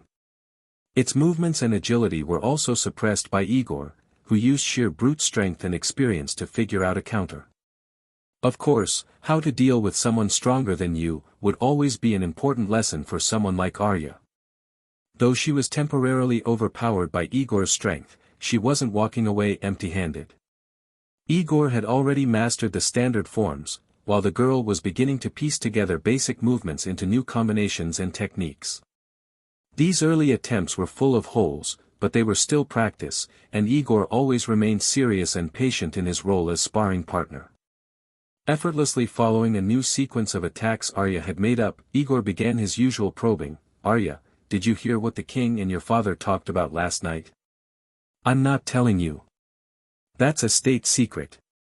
Arya waved her small wooden sword and snapped, unless you tell me why Tyrion wants to go back to Casterly Rock. Heh, so the little girl actually knows it's a secret. Come to think of it, Arya had always been tight-lipped and very loyal to her friends. It wouldn't hurt to tell her the bare minimum. They were close enough that dancing around the truth all the time was just exhausting. Have you heard the rumors about the queen and her brother? You mean the one where she slept with her brother? Yeah. Do you believe it? I don't know. It's none of my business. None of your business? This concerns whether your sister's fiancé is the rightful king or a bastard. Aegor found it funny but didn't say more. Whether you believe it or not doesn't matter. What matters is what the king thinks, and Tyrion is the queen's brother. Oh, now I get it. Arya suddenly understood and shouted in excitement, then failed to dodge Aegor's swing and got hit on the arm with a sword. Ouch. All right, then tell me what the king and your father talked about. It might affect the life of our friend Tyrion. Don't leave anything out and don't repeat a word of it when you go back. Got it? To be continued. Chapter 149. Father told me to let him know whenever I returned to the Red Keep after sword practice. So I went to find him when I got home yesterday, and I heard King Robert's loud voice from a distance. As I got closer, I could clearly hear them talking about Varys, the master of whisperers. My father seemed to be asking, whose side is that eunuch really on? Arya tried to recall. After I pushed open the door and greeted father, he asked me to leave. A while later, at dinner, I remember. They mentioned summoning Slint. Why summon him? How would I know? After dinner, father sent me back to my room. There were guards outside his study. I couldn't just stick to the door and eavesdrop. Aegor frowned. The information Arya provided seemed important, but when he thought about it, it was completely inconclusive. The king might summon the commander of the city watch for any number of reasons. Even if it was related to the rumors, without hearing the critical part of the conversation, who could say whether Robert intended to act against the Lannisters, or was merely inquiring into the investigation or ordering the arrest of those spreading the gossip? Since all had been peaceful in King's Landing from last night until now, it meant that, for the moment, it wasn't the worst-case scenario. But if they relaxed just because Robert hadn't taken immediate action against the Lannisters? Tyrion hadn't returned yet, but Aegor had a bad feeling. Slynt, who had just been summoned by the king himself, was unlikely to show respect to a Lannister who had nothing but a name, no rank, no power. I'll go call a Kun into practice with you. No more practice. Let's wait for Tyrion to come back. Arya tossed the wooden sword aside and followed him. I want to see how to take down a big villain. No, I have to be part of it. The common folk of King's Landing might not recognize the imp, but the gold cloaks, guards of the city, certainly did. Tyrion, relying on his high visibility, led Morris straight into the east camp of the garrison. Under the guidance of the guards along the way, he arrived at the commander's office. After adjusting his expression, Tyrion pushed the door open with the easy smile of a seasoned merchant. Lord Slynt, it's been quite some time. How have you been lately? Not well. There's far too much to do, can't keep up, Slynt said, a little surprised by the visitor but remaining seated behind his desk. He neither stood up nor invited Tyrion to sit. Ser Tyrion, what brings you to the garrison when you're so busy? Alas, there's been some recent misunderstanding between the Night's Watch office and the garrison. Tyrion wasn't just short, his legs were slightly deformed, and he couldn't stand for long. Even though Slynt didn't say anything, Tyrion still had to find a chair and sit down. As someone in charge, I had to come clarify the situation. Oh. Slynt snorted, offering a sarcastic smile. A misunderstanding? What misunderstanding? How come I don't know about it? This morning, a group of garrison soldiers ran to the paper mill I oversee outside the city, claiming they were searching for contraband. What's the meaning of that? Oh, so that's what this is about. We received a report that someone was raising private troops and stockpiling weapons and food near the Blackwater River, outside King's Gate. King's Landing is the capital of the Seven Kingdoms, after all. As commander of the City Watch, I must be vigilant against this sort of thing. Lord Slynt, those food stores and weapons are war supplies for the Night's Watch, to be transported to the Wall at any time. The so-called private soldiers are the guards of the factories and warehouses, as well as newly recruited trainees for the Night's Watch.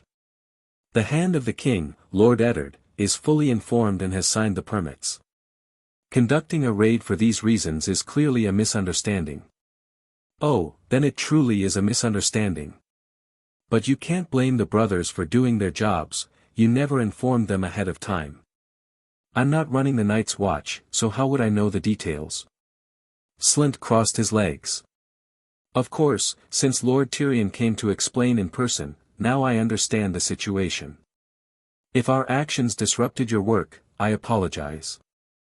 But if we receive similar reports in the future, we'll still carry out routine investigations. Lord Tyrion, I hope you can understand, it's our duty. Indeed, the earlier misunderstanding was due to our own oversight. I apologize for the trouble we caused your men. Please forgive us, Commander Slynt. Tyrion already sensed something was off.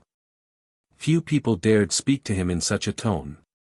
Suppressing his displeasure, he continued, the Night's Watch business in King's Landing is currently managed by Aegor West and my apprentice Nina. One is a former Wall soldier and rather rough around the edges, the other is a girl of common birth who's never seen the world. Neither is very familiar with the rules, so they're bound to make some mistakes while operating in the city. I offer my apologies on their behalf. Commander Slint is a magnanimous man, I hope you can forgive the missteps of these two young people. No need for that, it's all in service to King Robert. As long as you keep to your place and obey the laws His Grace has laid down, why would I cause trouble?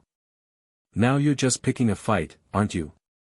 Tyrion could hardly bear the backhanded mockery from the greasy man before him. He pulled out the 100 gold dragon bond he had prepared and placed it on the table. Then I'll trouble you, Commander. Please accept this as a reward for your men who've been working so hard. Slint glanced at the note, and his expression changed. What do you mean by this? You think this little bit of coin can buy the loyalty of the commander of the City Watch? No, no. Nothing like that. We all know your loyalty to King Robert can't be measured in coin. This is merely a token of apology for the earlier offense caused by those two young ones. Lord Slint, I beg you to accept it. Otherwise, I won't sleep well tonight. If you can't sleep, take more rest. Lord Tyrion, why trouble yourself over others' mistakes? Slint sneered. It's not that I don't respect you, but whoever caused the problem should be the one to resolve it. Please go back and send your lovely little apprentice to speak with me instead. That girl is quite proud, hard to approach. Even I can't get her to show up when I want to. Who do you think you are, trying to toy with my apprentice? Once, Tyrion would have exploded with curses. As a dwarf, he had a foul mouth known for getting him into trouble. If not for his powerful father, he'd have been dead long ago. But managing the Night's Watch's business had taught him much. It gave him a place to use his talents, and as a businessman, he gradually learned how to speak with restraint and tact. His cheek twitched. Tyrion resisted the urge to curse or threaten. He sighed and retrieved the note. In that case, I will pass on your wishes to the two young ones. Let them decide for themselves. Good. Slint smirked. No need to see me out. The garrison camp was just across the street from the Night's Watch office, so Tyrion didn't keep Aegor and Arya waiting long. As Aegor had expected, Tyrion slapped the bond onto the table, 100 gold dragons, and not a coin accepted. He didn't take it. Arya beamed. Now we can talk about how to kill him. Do you like killing people that much? Tyrion rolled his eyes at her, his expression a bit awkward. Strange, as far as I know, isn't Slint a commoner? Where does he get the nerve to be so arrogant? Did you look into his background? Lord Aegor told me to investigate, and I got plenty of information from people who used to work at Littlefinger's brothel, Nina reported. Slint was born a commoner. His father was a butcher. He was appointed commander of the City Watch by King Robert by mistake. At first, he kept a low profile, but later he began abusing his position.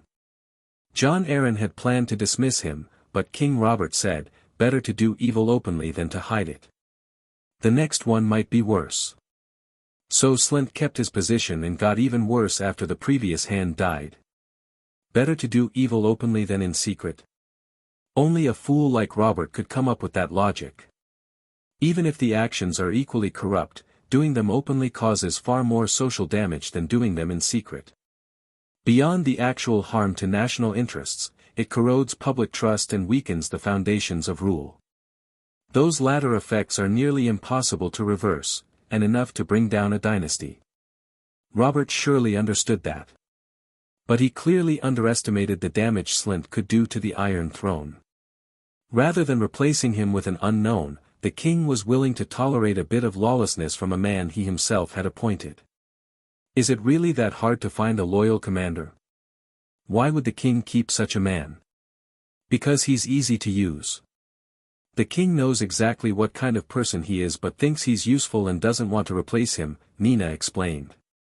Before the former master of coin defected, he once told people in his brothel, Janos Slint has no talent.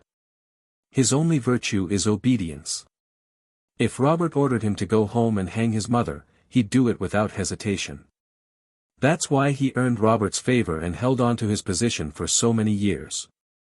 In other words, he's an executioner without a conscience who blindly follows orders. His father was a butcher, so is Slynt just carrying on the family trade in his own way? Tyrion muttered. So that's why he's so confident, his backer is the king. No wonder he's arrogant and afraid of no one. To be fair, that's quite the backer. Not something ordinary people can challenge. With a cloak worth 2,000 dragons and the king behind him, this guy's even harder to deal with than I thought. But now that we know his background, we can come up with a plan, Tyrion said with a cold smile. The king may be useless, but we have a new hand who loathes corruption. If Eddard Stark gets solid proof of Slynt's misdeeds, I doubt he'll care what Robert says. Arya puffed out her chest proudly. Of course he will. My father dares to argue with the king. 7 hells. He's just Robert's dog, and he dares to act like this, Tyrion swore, taking a deep breath to vent his frustration. Why does a short-legged man like me have to run around fixing other people's messes? If I don't take him down within 3 days, I'll write the name Lannister backwards. Support, support, support. Arya cheered, clearly enjoying Tyrion's curses. She bounced in her chair with excitement. Let's get started on the plan to kill him. To be continued. Chapter 150.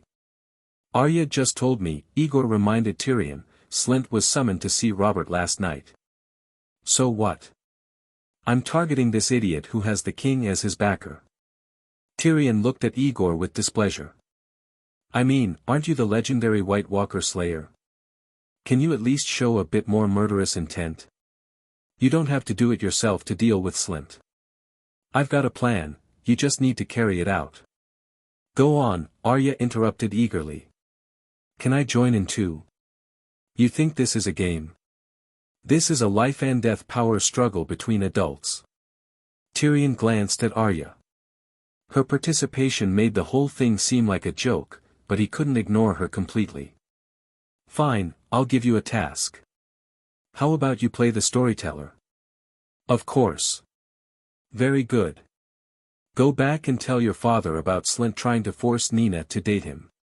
Choose a time like dinner, and don't exaggerate, just tell him everything you know. The goal is for your father, the hand of the king, to form a bad impression of Slynt. But don't be too obvious, and don't let your father know I was the one who asked you to say it. Tyrion spoke seriously. We won't treat you as a child this time, so don't let us down.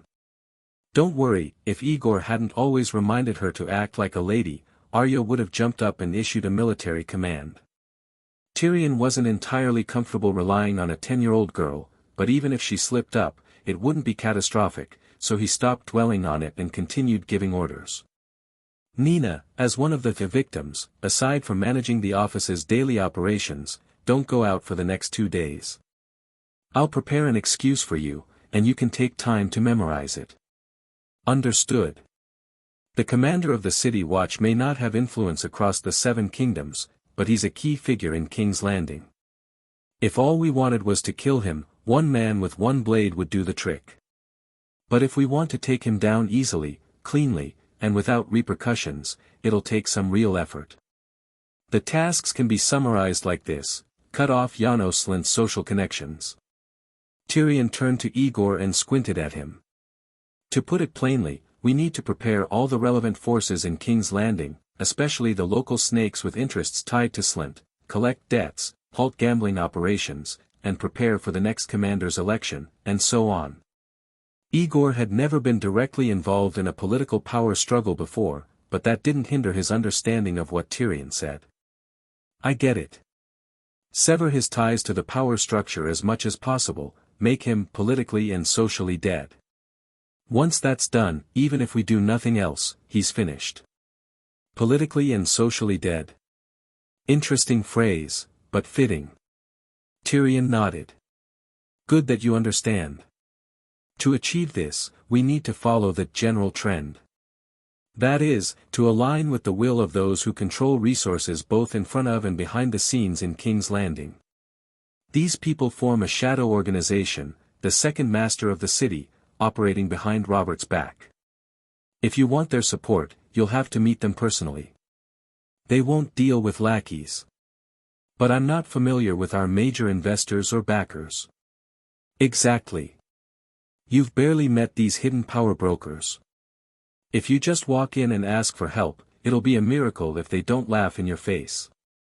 So, we'll divide the work. I'll speak with the big players I know, and you go deal with some of the mid-level officers in the city watch. Try to pry open a crack in their ranks. Talk to city watch officers. Aegor looked confused. How are we supposed to break through there? The capital city watch isn't some unified force. Remember our security captain, Jareth? His name's similar to Janos Slint, but they were enemies before he left the watch. After Slint was promoted to commander, he bullied Jareth out of the post. That's how he ended up working with us. Tyrion explained. He told me a lot about the watch's structure. It's a very complicated organization. Arya stared at Tyrion intently, full of excitement. Isn't it just patrolling the streets and guarding the gates? What's so complicated about that? It's a long story, so I'll keep it brief. The City Watch of King's Landing has over 2,000 men. Half of them come from the Baratheon family's lands, and from noble houses in the capital, soldiers and officers alike. Tyrion continued, these men only answer to King Robert and their real patrons. Janos Slint knows this well. He can't actually control them, so he doesn't dare cross them. Instead, he uses them to suppress the other half, the ones recruited from King's Landing, who have no backing. And according to Jareth, those men have long resented Slint and have been waiting for someone to take him down. I get it. Half of the watch is loyal to Slint, and the other half hates his guts. That makes him an easy target. Don't underestimate him. As long as he stays in power, we haven't won. The plan's clear and straightforward. I have no problem with it. Aegor actually opposed Tyrion staying in King's Landing to stir up trouble at such a delicate time, but since he couldn't persuade him to return to Casterly Rock, he could only support his decision. The sooner they ousted Slint, the sooner Tyrion could leave with peace of mind. So what's next? Slint's messing with us, not those big players. Why would they help us? Profit. I'll distribute this month's dividends to all investors in Night's Watch Industries. The amount I give will be a little higher than what they're actually owed. Since Slint doesn't want the money, there are plenty of others who do. After I send it out, I'll tell them, Slint tried to get a cut of the Night's Watch Industries' profits. After I refused, he got angry and started sabotaging our operations, which hurt this month's returns. Guess what happens next? That's a smart move. Cutting off someone's income is worse than killing their kin.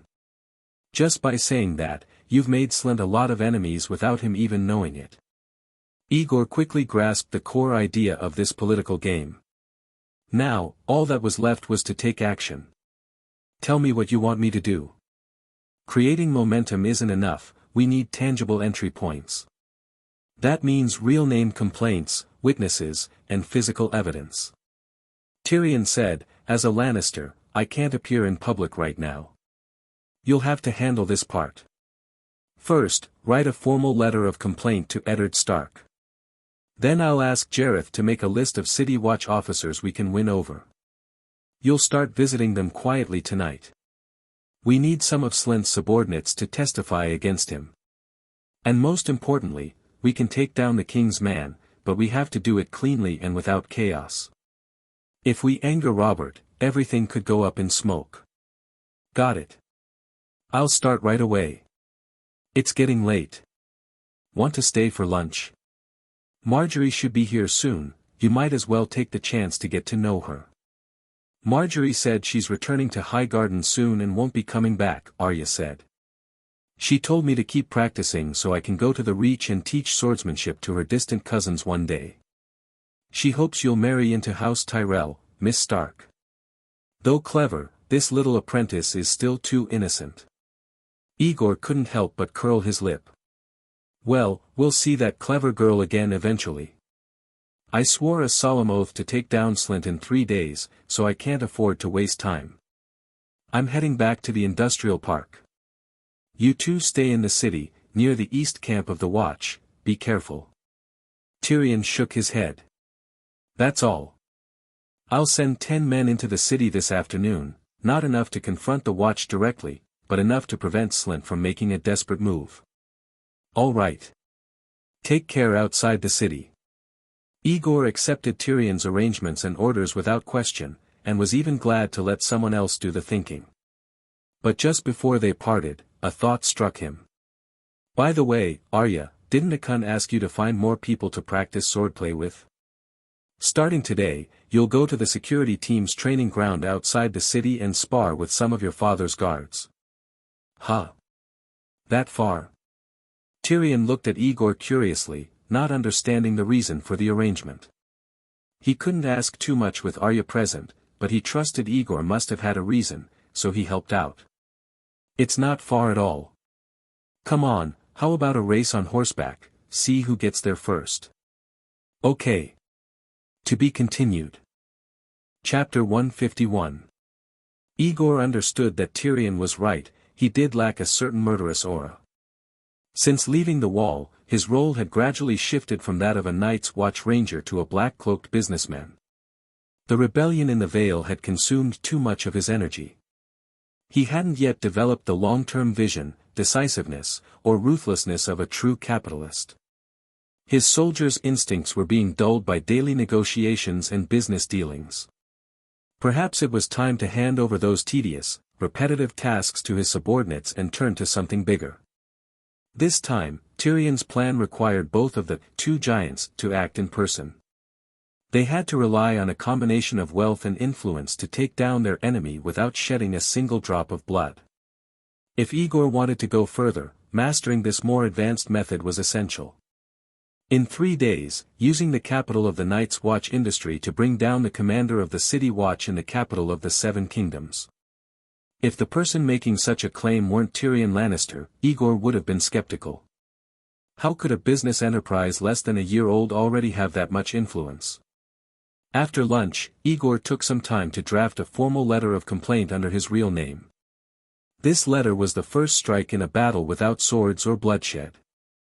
It didn't need to be precise or powerful, just fired. As such, the contents were simple. In his capacity as Aegor West, Chief Logistics Officer of the Night's Watch, he accused Janos Slynt of harassing female employees at the Night's Watch office, disrupting normal operations, abusing his power, and soliciting bribes. Combined with Arya's narrative, it should be enough to give Eddard Stark a general impression of Slynt, and pave the way for everything that followed. That afternoon, while waiting for Tyrion to send the list, Aegor received another raven, one letter from the Red Keep, and one from the Wall. He assumed it was a routine supply list for the next month, but upon opening the letter, he was shaken. The first piece of news was that the vanguard of the Wildling army was nearing the Wall, and Castle Black now urgently needed manpower and material support. The second piece was explosive. After weeks of struggle, the Rangers had ventured deep into the haunted forest and captured a White, suffering double-digit casualties in the process. The White had been secured aboard the warship Storm Crow at Eastwatch and was en route to King's Landing. With favorable currents, a northern wind, and a full crew of oarsmen, it was expected to arrive within 10 days. Ravens take time to fly. This letter had been written several days ago, and Aegor didn't know how long the Grand Maester had held it before passing it along. It said 10 days, but in reality, only a few days might remain. That meant, the ship carrying the White would arrive in King's Landing very soon.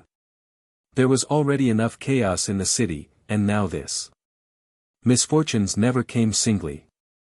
Aegor's mouth went dry, but deep down, he understood, it wasn't that these events had collided.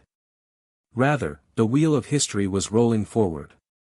These events were always meant to unfold simultaneously, he just happened to be in a position that bridged Castle Black and King's Landing, making them seem intertwined. With rumors about Cersei and Jaime spreading, and strange movements among the Wildlings and White Walkers beyond the Wall, it was no longer realistic for the Night's Watch to develop peacefully. Still, capturing a White wasn't bad news for someone in his position. What mattered now was figuring out how to control the public reaction when the creature arrived in King's Landing, and how to use that shock to the Night's Watch's advantage, without disrupting normal operations. That was what he, the chief logistics officer, needed to consider. No, what mattered most right now was the present. As for the white, he'd wait until it arrived safely in King's Landing before making further plans. Today, the priority was still removing Janos Slint so Tyrion could flee to Casterly Rock and lie low. "Sire, what's in the letter?" Nina asked when she saw the change in Aegor's expression. "Is the supply list from the wall beyond what we can handle?" "How could that be?" Aegor smiled, carefully tore Mormont's letter in half, handed the portion containing the supply request to Nina, and tucked the rest into a drawer. "Pass the list to the warehouse and purchasing department. Gather everything and send it to the wall as soon as possible." Nina glanced at the list and looked surprised. "Sire, this is half again as much as last month. If we don't take a cut, then after paying dividends, wages, and other costs, we won't make much profit. Have you forgotten the 4,000 gold dragons I earned from selling papermaking and printing? Besides, when did I ever say our goal was to make money? As long as our capital flow remains steady, we will never cut corners on supplies for the wall. Tell everyone in those departments, not a single grain of wheat is to be lost. If the wildlings or White Walkers breached the wall, the game was over. That was the line that could never be crossed, no matter how busy they were. See to it immediately. Also, I'll be leaving early today. After dinner, I'll start visiting the people on Tyrion's list." The list Tyrion sent contained many names, but the one he recommended Aegor visit first was Ser Jacelyn Bywater, captain of the city watch at the River Gate, commonly known as the Mud Gate. This officer had once been a close friend of Jareth, the current head of security for Night's Watch Logistics. He also had a long-standing grudge with Slint, but was luckier than his friend. He hailed from a lesser branch of House Bywater in the Crownlands. Though his family held no lands of their own, they were still noble, and thus sworn bannermen to the king. Bywater had also distinguished himself in battle during Robert's campaign against the Greyjoy rebellion and had been knighted.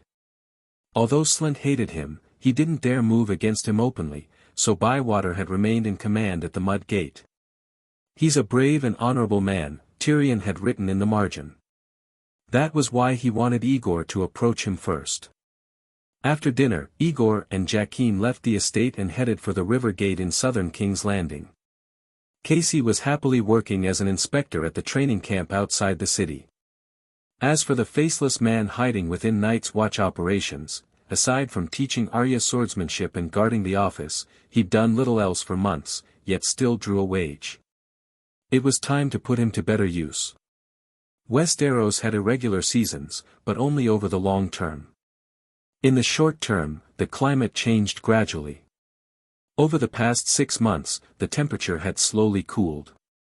Subjectively, King's Landing was now transitioning from midsummer into early autumn, still hot at noon, but cool in the mornings and evenings. By now, the sun had sunk behind the city walls. The last rays of light bathed the taller buildings within the city in gold. The sky overhead was clear and deep blue. Birds flew overhead. Smoke curled from the chimneys of nearby homes. With the arrival of autumn, the city's infamous stench had lessened considerably. To describe the weather in a more poetic fashion, the day had spent all its heat. If not for the blood-red comet still hanging in the eastern sky, it might have been called a peaceful evening. Aegor arrived at the Mud Gate just before sunset. After a brief negotiation with the guards, he was allowed into the gatehouse and brought to meet the man he'd come to find, inside the squad leader's personal quarters. The captain of the Mud Gate Guard was a weathered middle-aged man.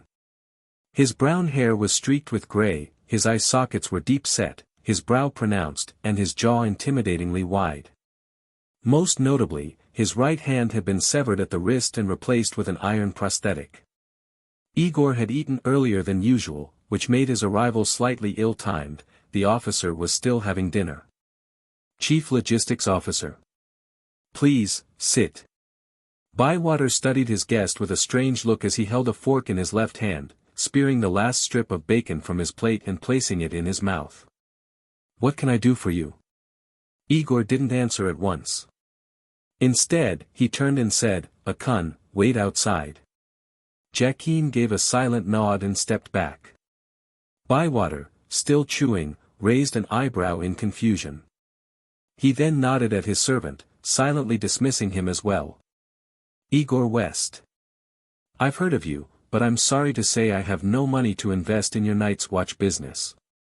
The Mud Gate captain set down his fork, pushed his plate aside with his left hand, and wiped his mouth with a napkin. If that's why you're here, you can save your breath. If it's something else, get to the point. Though blunt, he hadn't been outright rude. And based on what Tyrion had written, Aegor held a favorable impression of the man. Sir Bywater, your friend Jareth asked me to come to you. I've heard that you and Commander Slint don't exactly get along. Jareth? I heard that bastard's doing well under you. Sharing a mutual acquaintance, Bywater's tone softened slightly. Yeah, no point pretending. There's no love lost between me and Slint. In fact, a lot of the City Watch doesn't like him. But he's the man His Grace appointed, so what can we do but keep our heads down? Now, you may have a chance to see him brought down. I wonder, would Sir Bywater be interested? When dealing with a straightforward man, Aegor believed in being just as direct. Slint has violated the interests of both Tyrion Lannister and myself through his actions against the Night's Watch industry. We're preparing to bring him down. We've listed several charges already, but we'll need witnesses and evidence to make them stick. That's why your friend recommended you. To be continued. Chapter 152. You are not the first person who wants to overthrow Slint. After a moment of silence, the captain of the Mud Gate garrison spoke. But do you know who's behind him? King Robert. I also know His Grace favors him because he follows orders without question, never talks back, and doesn't brag about it afterward. Isn't that right? It seems you've done your research. But since you know that, what gives you the confidence to go after Slint? Sir Bywater shook his head. You might as well just hire someone to kill him. That would be cleaner and more efficient, without leaving any loose ends.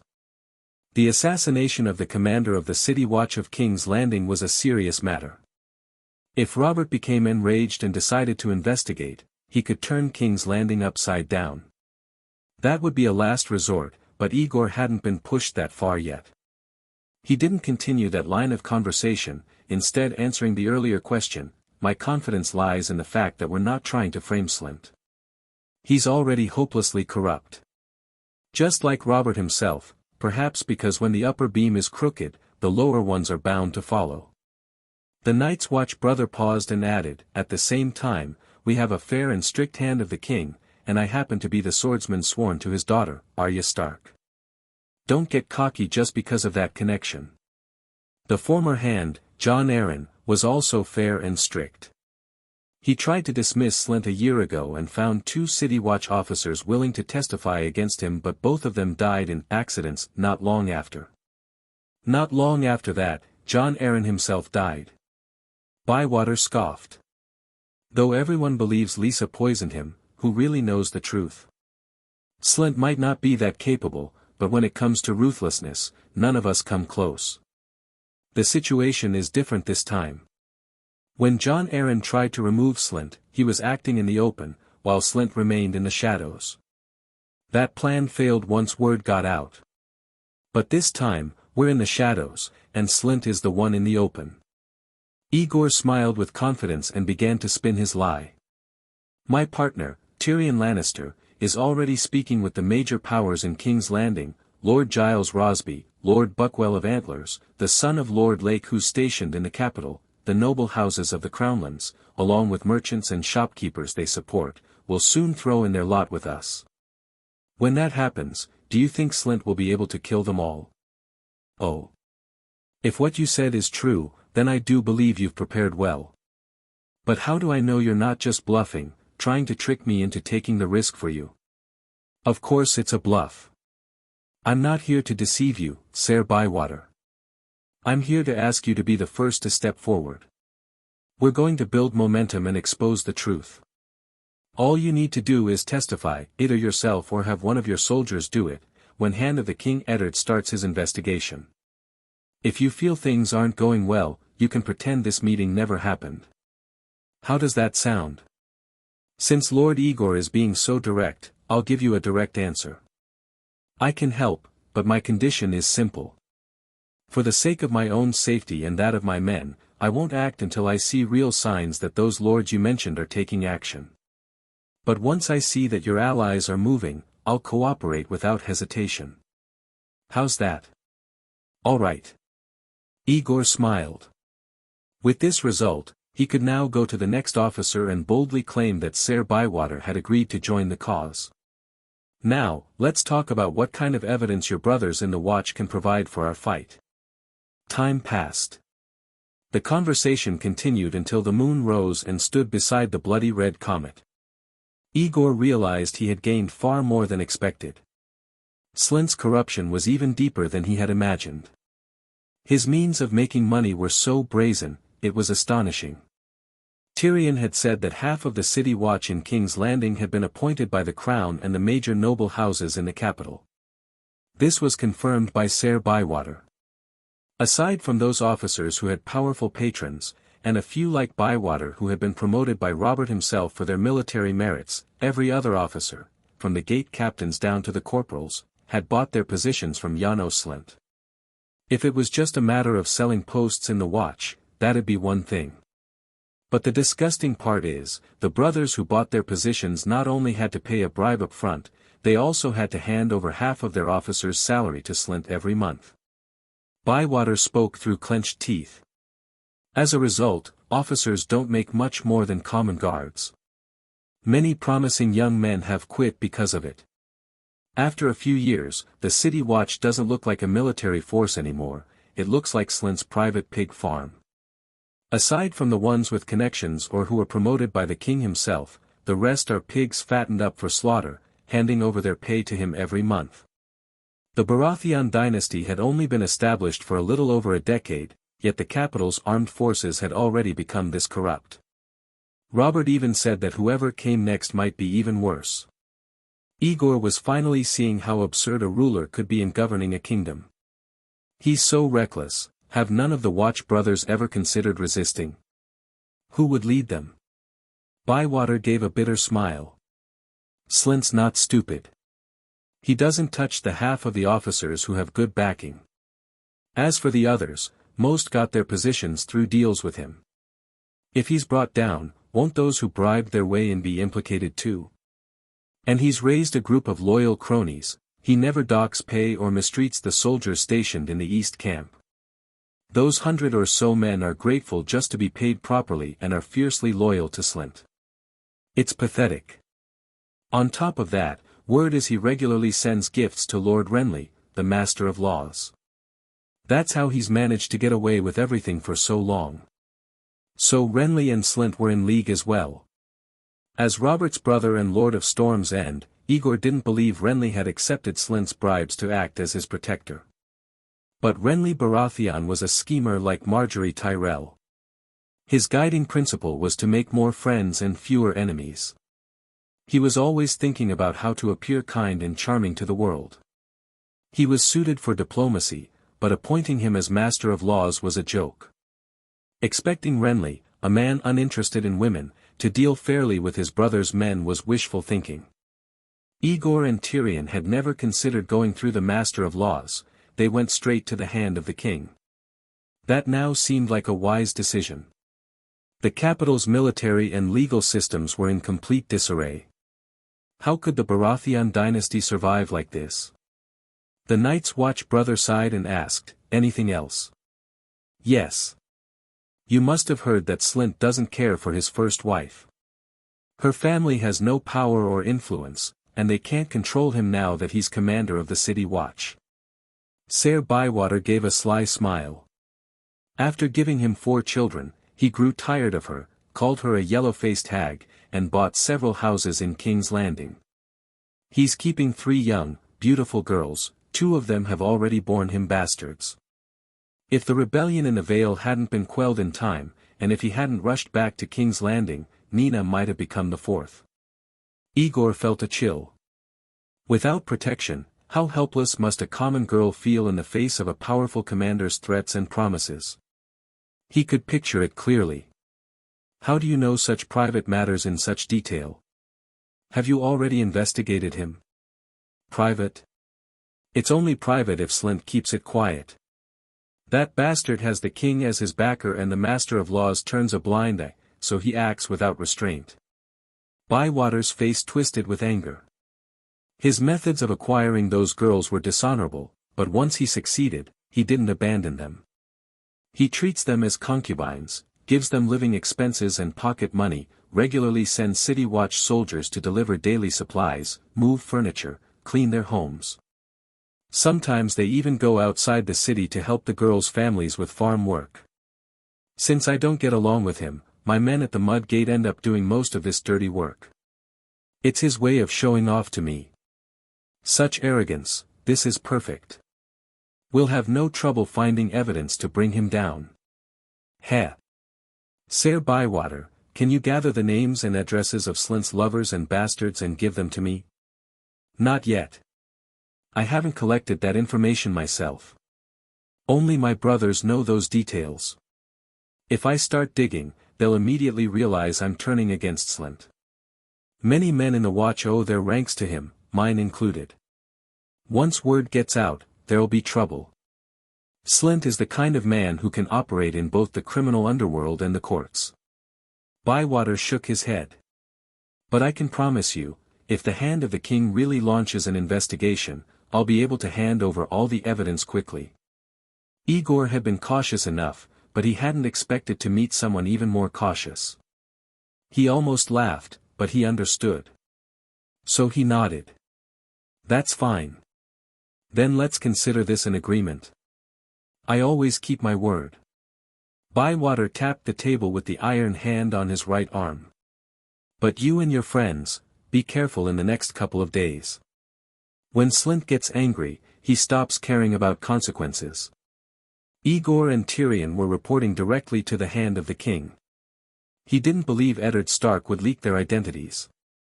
Still, to be safe, he'd brought Jaqen with him. Thank you for the warning. Well then, goodbye. The operation will begin in a day or two, please remember that, sir.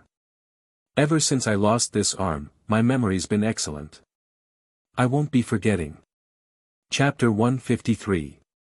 The fact that Janos Slint became commander of the City Watch was actually the result of an accidental compromise among multiple factions. The City Watch of King's Landing serves as the administrative and enforcement force in the largest city of the Seven Kingdoms. It is an incredibly lucrative position. The royal lords, especially those with local influence in King's Landing, all competed fiercely to gain control.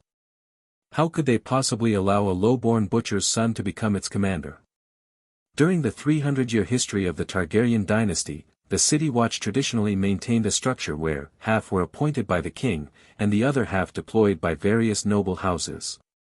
The commander was usually a member of the royal family. The royal faction, being the king's direct vassals, naturally aligned their interests with the Iron Throne.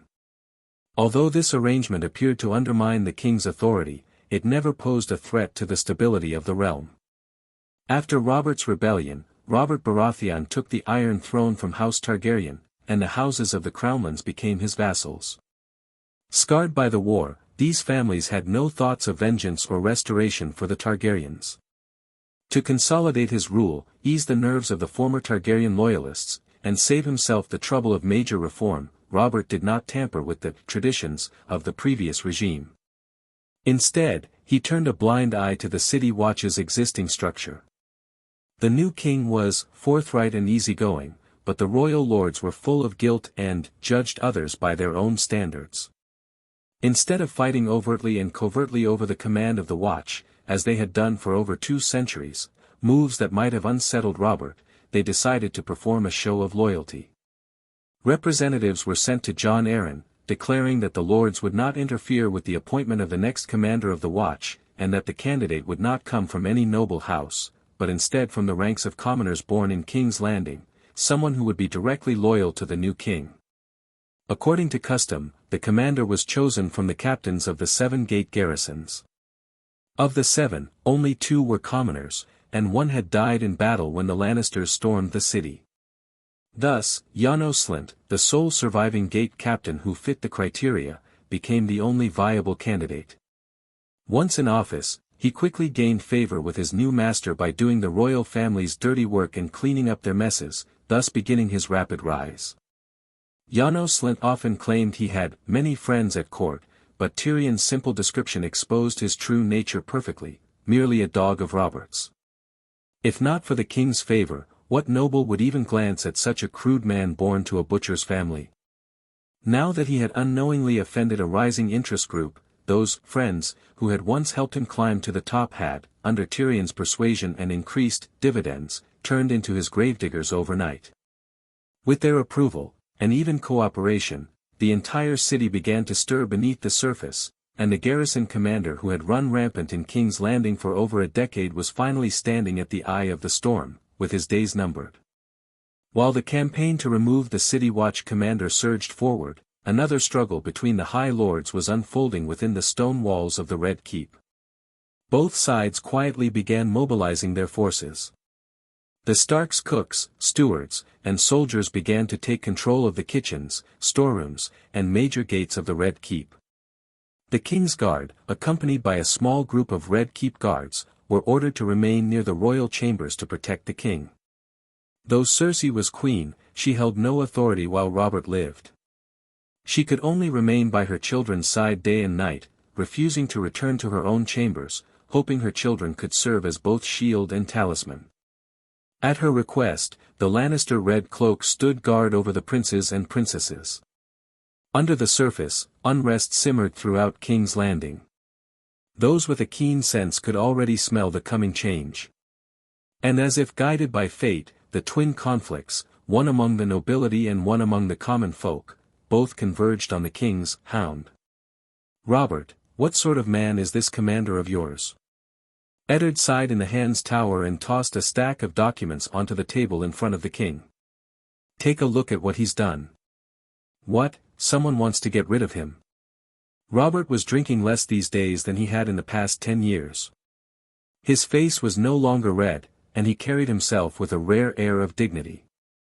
"Don't worry, it must be that woman Cersei's doing. She's brought over 100 red cloaks to her side. If she had nothing to hide, why would she need to do that? We're outnumbered in the Red Keep, and her soldiers are well trained. If the City Watch turns against us right now, we'll be out of options." "Oh, Your Grace, you believe the Queen orchestrated these reports?" "I disagree. I've gone through the contents, every report is signed with a real name. The complainants range from common folk and merchants in King's Landing to nobles from the Crownlands. Even the Night's Watch is involved. If the Lannisters could control all these people from afar, then I might as well pack up and return to Winterfell for good." Eddard's expression didn't change as he continued, "And I can tell you plainly, after a full day of preliminary investigation, every one of these accusations is well substantiated and doesn't appear fabricated. One of the attempted assaults was even witnessed by Arya. Do you think my daughter would lie to me?" "Assault? You always exaggerate. That fool Slynt might have flirted with girls on the street, taken some gifts from his men, maybe skimmed a bit off the top from merchants. Oh, fine, let me see." Robert snatched the documents, pulled them close, and began to read. Though he claimed disbelief, Robert's expression slowly darkened as he flipped through the letters Eddard had given him. The initial sneer on his fat face faded, replaced by unease. After reading 5 or 6 of them, his surprise and annoyance turned into anger. He stopped reading and slammed the stack down on the table. "This is outrageous. Is this King's Landing mine or his? I'd say Slynt's career has just come to an end. Didn't Your Grace say before, I know him better than you do?" Eddard folded his arms and looked at Robert, completely unfazed. "It seems your understanding of the people around you isn't as thorough as you thought. Maybe Janos Slynt really was a fool 16 years ago, but so many years have passed. People change, especially when they hold power and command troops in a city like this. Alright, I admit it. Slint's problem is more serious than I thought. I was fooled by his honest face in front of me. Robert's fury subsided, replaced by suspicion. But don't you think the timing is too convenient? Why would all these reports surface just when I need the watch the most? Are you blaming me? Isn't this supposed to be the responsibility of your brother, the Master of Laws? If he had done his duty sooner, people wouldn't be coming to the new hand to bypass him and report directly to me. Eddard shot back without hesitation and sighed. That said, I can guess why these complaints all ended up on my desk, Night's Watch Industries. You remember granting its founder tax exemption not long ago, don't you? Yes. I remember. I was a little drunk when I agreed to that. Robert looked annoyed. But I already said it, and there's no taking it back. What's the harm in letting him keep a few coins? You always act this way. But this time, I think your decision was sound. The Night's Watch is in dire straits, and it's good they're trying to solve their own problems.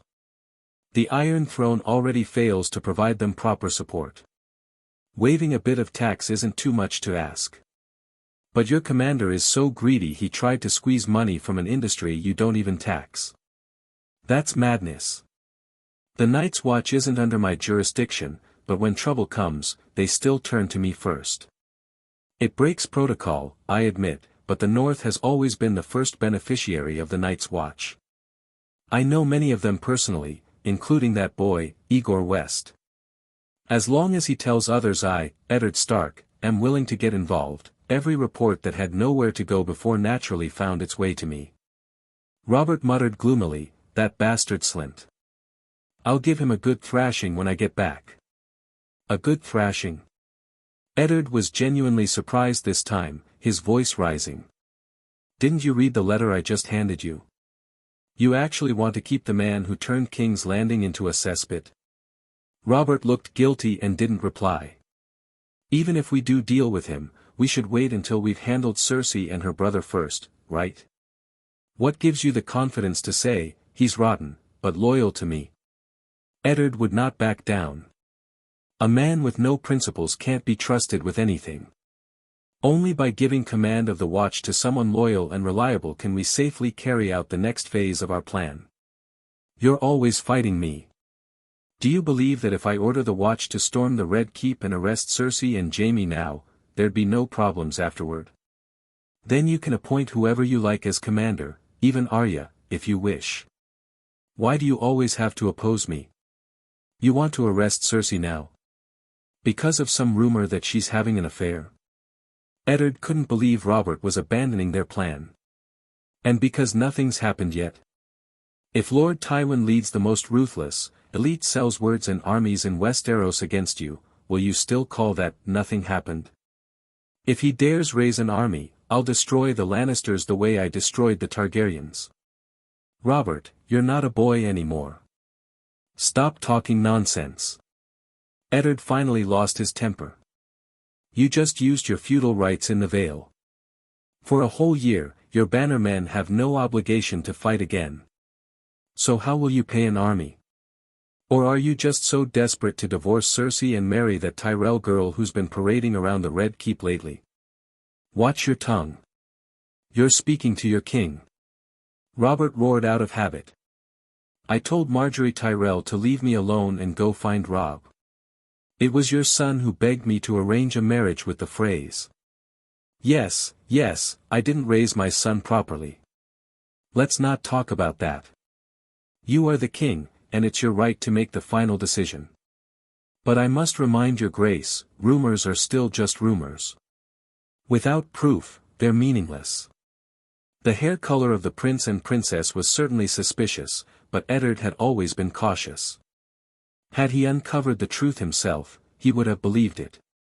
But now, this evidence had been forced into his ears by Littlefinger through gossip. Driven by distrust, Eddard felt uneasy. If your grace insists on acting, I won't oppose it, but allow me to resign first, and then you may carry out your swift and decisive plan. Fine. Robert slammed the table in frustration, but there was nothing he could do against someone immune to his wrath. Go ahead and investigate this damned Slint. But remember, the next commander of the watch must be ours. Ah, you damned northerner. You don't know what it's like, just thinking about the rumors out there makes me sick. How can I even imagine having another child with Cersei? If I die before you uncover the truth, it'll be your fault. And I'll come back from the grave to haunt you, remember that. To be continued. Chapter 154, Win or Die. On the first day of the 3 days, declared by Tyrion, the King's Landing garrison continued to obstruct and harass the normal operations of the Night's Watch until Tyrion arrived with his men. Only then did they feign a retreat. But Janos Slynt wasn't without sources of intelligence. On the second day, a strange shift in the wind made him sense something was wrong, and he ordered the gold cloaks to stand down. Inside the east camp of the garrison, the commander sat in his office, discussing the mysterious visitor who had just left with his trusted aide. That was the Queen's man. Jarl Dim, Slynt's top henchman, asked in surprise. Why would the Queen send someone to see you? He gave me a generous gift. He told me the Queen's dwarf brother is conspiring with that Night's Watchman named Aegor to frame me. He convinced many nobles at court to accuse me of numerous crimes in the name of the hand of the King, all to remove me from my post as commander of the City Watch, Slynt said stiffly. No wonder, when I visited several shops yesterday, their attitudes weren't as respectful as usual. Their masters must have told them to report me by name. Huh? Jarl looked confused. Why would the Queen bother with this? And she's Tyrion's sister by blood. Why would she betray her own brother to help us? As Queen, isn't it natural that she has spies in the palace and access to inside information? Slynt's expression darkened. He was beginning to regret dealing with the Night's Watch. As for why she would help me, she wanted to bribe me to turn traitor for her. Kill the king, drive out the hand, and put her bastard son on the throne. The reward she promised me was that, if successful, all accusations against me would be silenced and I would be granted a title. Rebellion? Jarl was shocked. So, the rumors about her and her brother are true? Now that the king has returned, she can't hide the affair anymore, so she's gambling it all. Seems that way. Jarl, if you were commander of the City Watch, would you agree to her offer? My lord, this. I'm afraid it wouldn't work. King Robert knows every one of our brothers in the Watch. If he shouted at us in public, the lads would tie us up and hand us over to him on the spot. Jarl stammered.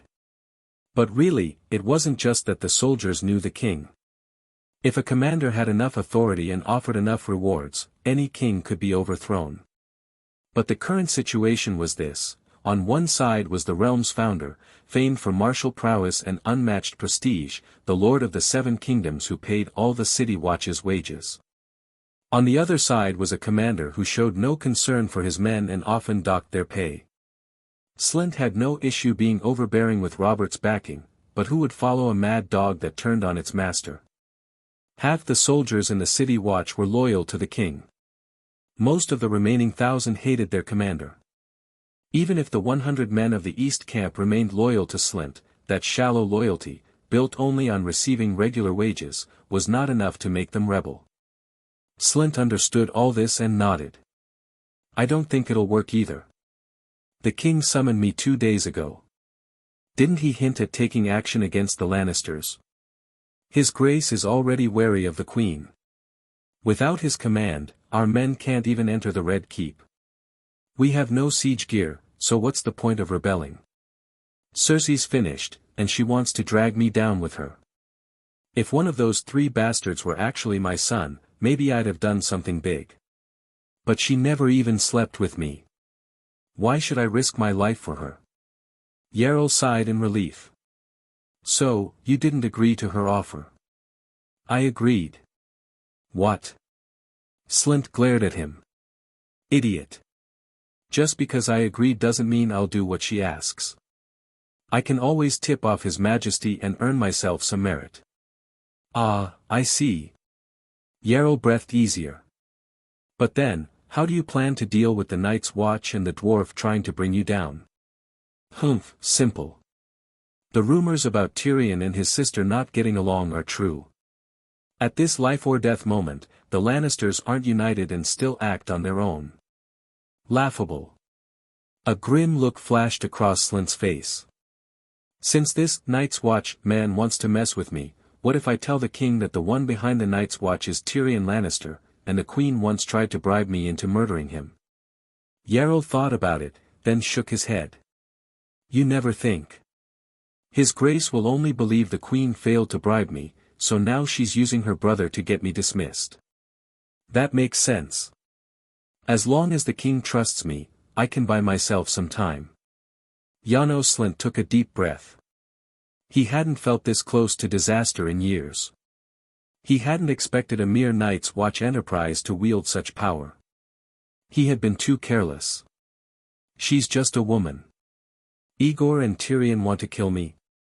Since they made the first move, they shouldn't blame me for striking back. Didn't you start the fight first? Can't others retaliate? Yarrow thought, but since he and Slint were in the same boat, he could only support his boss. My lord, what do you want done? Kill the two of them.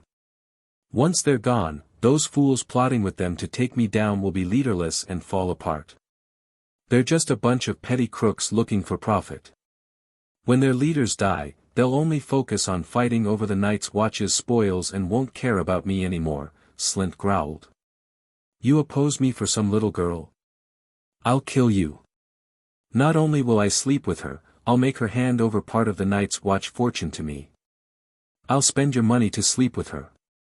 I'll use your money to raise my son. Brilliant idea, my lord. I heard Nina handles the accounts for the Night's Watch. It should be easy to get her to move some funds back your way. Yarrow said excitedly, then hesitated. But, my lord, these two aren't like those fools who promised to testify against you for Jon Arryn last year. And now isn't a good time. His Grace just ordered us to reorganize the watch for use at any time. If we mobilize our men and kill two important figures in broad daylight, we won't be able to explain it. Besides, the Hand has already begun his investigation. We can't kill the Hand too, can we? Then don't use our city watch men. Use your underworld friends. Slint frowned in thought. As for the Hand, I'll simply tell His Grace, the Lannisters are planning rebellion and may strike at any moment. Please act swiftly. With the king's temper, he'll definitely strike first. As long as chaos breaks out in the Red Keep and the lions, wolves, and stags are fighting, do you think the Hand will care about a nobody like me? A smug expression crossed his face. Once we help King Robert bring down the Lannisters and secure King's Landing, we'll have earned great merit. Even if the Hand keeps investigating, at worst our crimes and deeds will cancel each other out. My life will be safe. And once we clash with Lord Tywin next, who'll have time to look into me during such a mess. What a great plan, my lord. Yarrow realized for the first time that his boss wasn't just ruthless, he was smart too. This plan was flawless. It's not that I have a good plan. It's that you're too stupid and I have to think of everything. Slint snapped. Go, act quickly. I want those two ungrateful rats dead today. The longer they live, the greater the risk I lose my head. Pleased with his own brilliance, Slint suddenly remembered something and added, wait, don't touch Tyrion. He's still a Lannister. Better to wait for His Grace's orders. His father, Tywin, is still out west. If the king strikes a deal with him later and tries to swap hostages, then investigates his son's death, we might get sold out by that stiff-necked Eddard Stark. The terror of the Reigns of Castamere still echoed. Even in King's Landing, the commander of the City Watch feared Lord Tywin's wrath. Understood. I'll get it done. Hold on. Why so eager? Slint slapped the table. There's one more thing. If I didn't tell you, you'd never guess. This Aegor West was once a ranger of the Night's Watch, nicknamed White Walker Slayer. They say he's skilled enough to fight the Dornish prince, the Red Viper, for dozens of moves. Your street thugs might bully common folk, but can they handle a warrior like him? I'll give you a note. Go to the armory and fetch 2 crossbows. Slip them to your friends. Tell them to get some practice in before taking action. Yes, my lord. Yerald Dim collected the crossbows and bolts, then left the commander's office. Janos Slynt stood and slowly walked to the window. If Cersei hadn't sent me that intel in time, I'd have sunk in this ditch. I really ought to thank her. But getting dragged into a rebellion that'll get me killed? No chance. Let those highborns play their Game of Thrones. People like me, with no name and no background, just need to cling to the right leg. I've got an old mother and a pile of wives and children. Why should I fight for the realm with a lunatic who beds her own brother? What a joke. The 7 truly favor me. Gazing at the busy Night's Watch office across the street, Slynt sneered. Soon, another woman would join his harem. The harder the woman was to get, the more fun she would be. As long as that girl didn't have any foolish ideas about avenging her boss, he would make sure she was well pampered. To be continued. Chapter 155, The King's Rebellion begins. Before crossing over, Aegor had never been a boss or a ruler. He couldn't have imagined how terrifying the power of capital could be until he experienced it for himself. The Night's Watch, a business enterprise barely 6 months old, was compared by Tyrion to his own daughter. This half-year-old infant had just thrown its first punch, and the balance of victory nearly tipped in its favor. By the end of the second day, even the most ill-informed shopkeepers and merchants were whispering over dinner to their families and friends, Janos Slynt is about to be in big trouble. Tyrion had declared that he would bring the man down in 3 days, and now, it seemed there was a real chance he would succeed. In his communications with partners, Aegor learned that every faction in King's Landing with financial interests in the Night's Watch enterprise had already nodded in agreement with Tyrion's plan to replace the commander of the City Watch. Even those not yet aligned with the group had agreed to stay out of the matter after Tyrion sent word. The Lords of the Crownlands had even begun preparations for a meeting of representatives to choose a new commander. Having learned their lesson, this time they wouldn't entrust such a key position to some irrelevant citizen of King's Landing. All that remained was for the hand of the king to make his move, and all of Aegor's preparations would come into play. This must be the trend of the times, or more bluntly, when the wall collapses, everyone pushes it down. Aegor walked out of the Steel Gate garrison, pleased to have gathered yet more evidence of Slynt's misdeeds. The enemy was finished. The final and only factor that would now determine whether Tyrion's last name would need to be written backwards was when Eddard Stark would officially dismiss and arrest Slynt for investigation. Lannister, written backwards in Westeros, might sound like Retsnell. Amused by how Tyrion's name sounded in reverse, Aegor untied the horse at the entrance of the Iron Gate Watch station, mounted up, and rode home in the fading twilight. Half the list of City Watch officers had yet to be visited, but there was no need anymore. The evidence they had already gathered was enough to see the current commander executed 10 times over. Sometimes, it turned out, swords were not needed to bring down an enemy. You've been running around these past 2 days. You're exhausted. Tomorrow, the whole office will take a day off. We'll head to the Night's Watch Industrial Park outside the city to avoid the spotlight. Who knows if that mad dog Slynt will get desperate and lash out. We'll return after he's under control. The Night's Watch Logistics Security Team had now grown to over 100 members, plus many employees. Even if Slynt rallied his loyalists, it would be far from enough. Yes, Jaqen replied, as curt as always. Let's go home and get some sleep. Night had just fallen, and King's Landing was not yet asleep.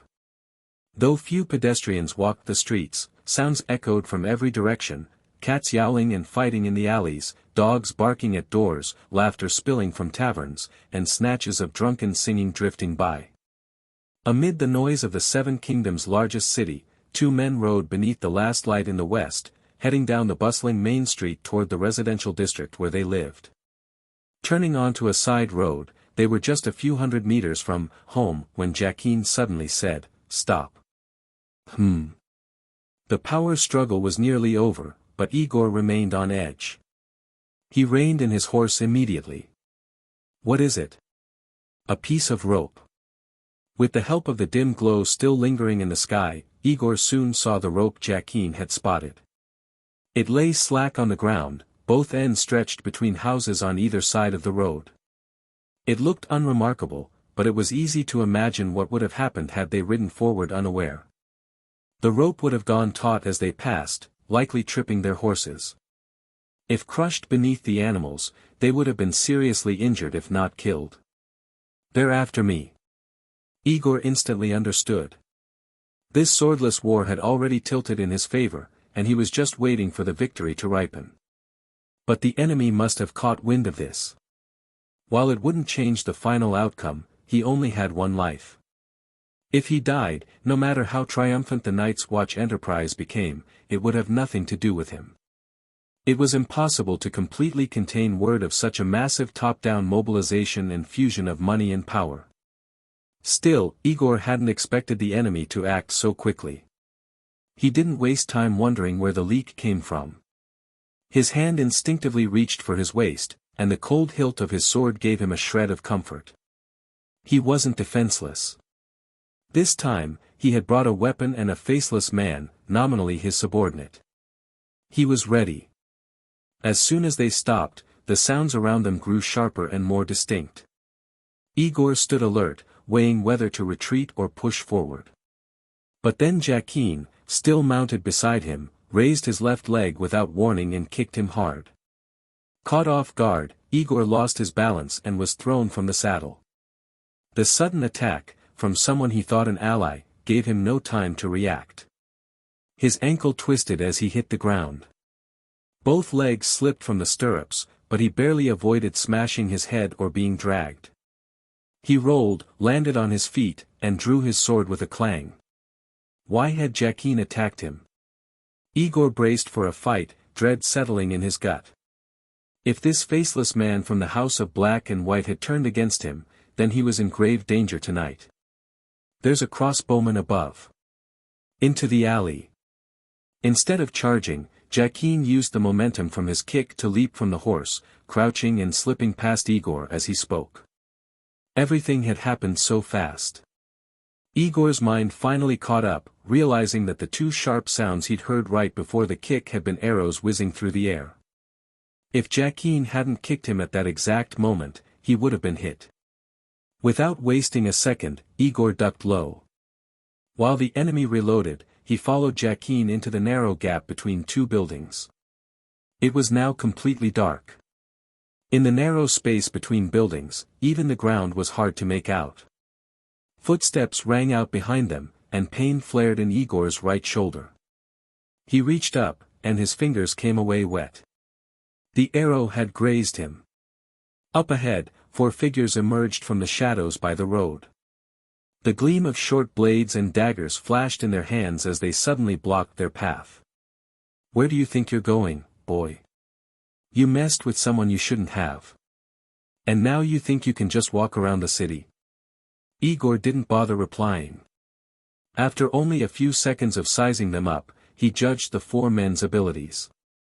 They were clearly untrained, thugs who had only just picked up weapons. In a real fight, they would be no better than wildlings beyond the wall. Even though it was 2 against 4, as long as Jaqen fought at full strength, they posed no threat. But with more enemies pursuing from behind, the situation was dangerous. Aegor didn't want to get caught between 2 groups. Gritting through the pain in his shoulder, he raised his sword and swung it. The steel blade whistled as it cut through the air. Chapter 156, A Night of Chaos, Part 1.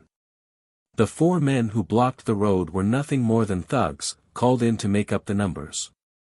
Their task was to block the way if the target tried to escape. As long as they could delay the target until their leader and the main force arrived, their job would be done. Only one among them had ever stabbed someone, while the other 3 had never seen blood. They could hold their own with weaker opponents, but when faced with someone who dared to fight back, especially a real fight to the death, they were terrified. Facing the Night's Watch man in black, charging toward them through the darkness with sword raised and a fierce momentum, their morale had already broken before the fight even started. Clang! A crisp metallic sound rang out as the thug closest to Aegor ducked and raised his knife to block the first sword strike. His hand went numb from the unfamiliar shock of impact, and the courage he'd gathered from years of bullying the weak instantly drained away. He forgot all about defense, counterattacks, or coordination. He didn't even try to block the second sword, he turned and fled into the darkness. A fleeing deserter usually becomes the best target, but the remaining three instinctively stepped in to block for him.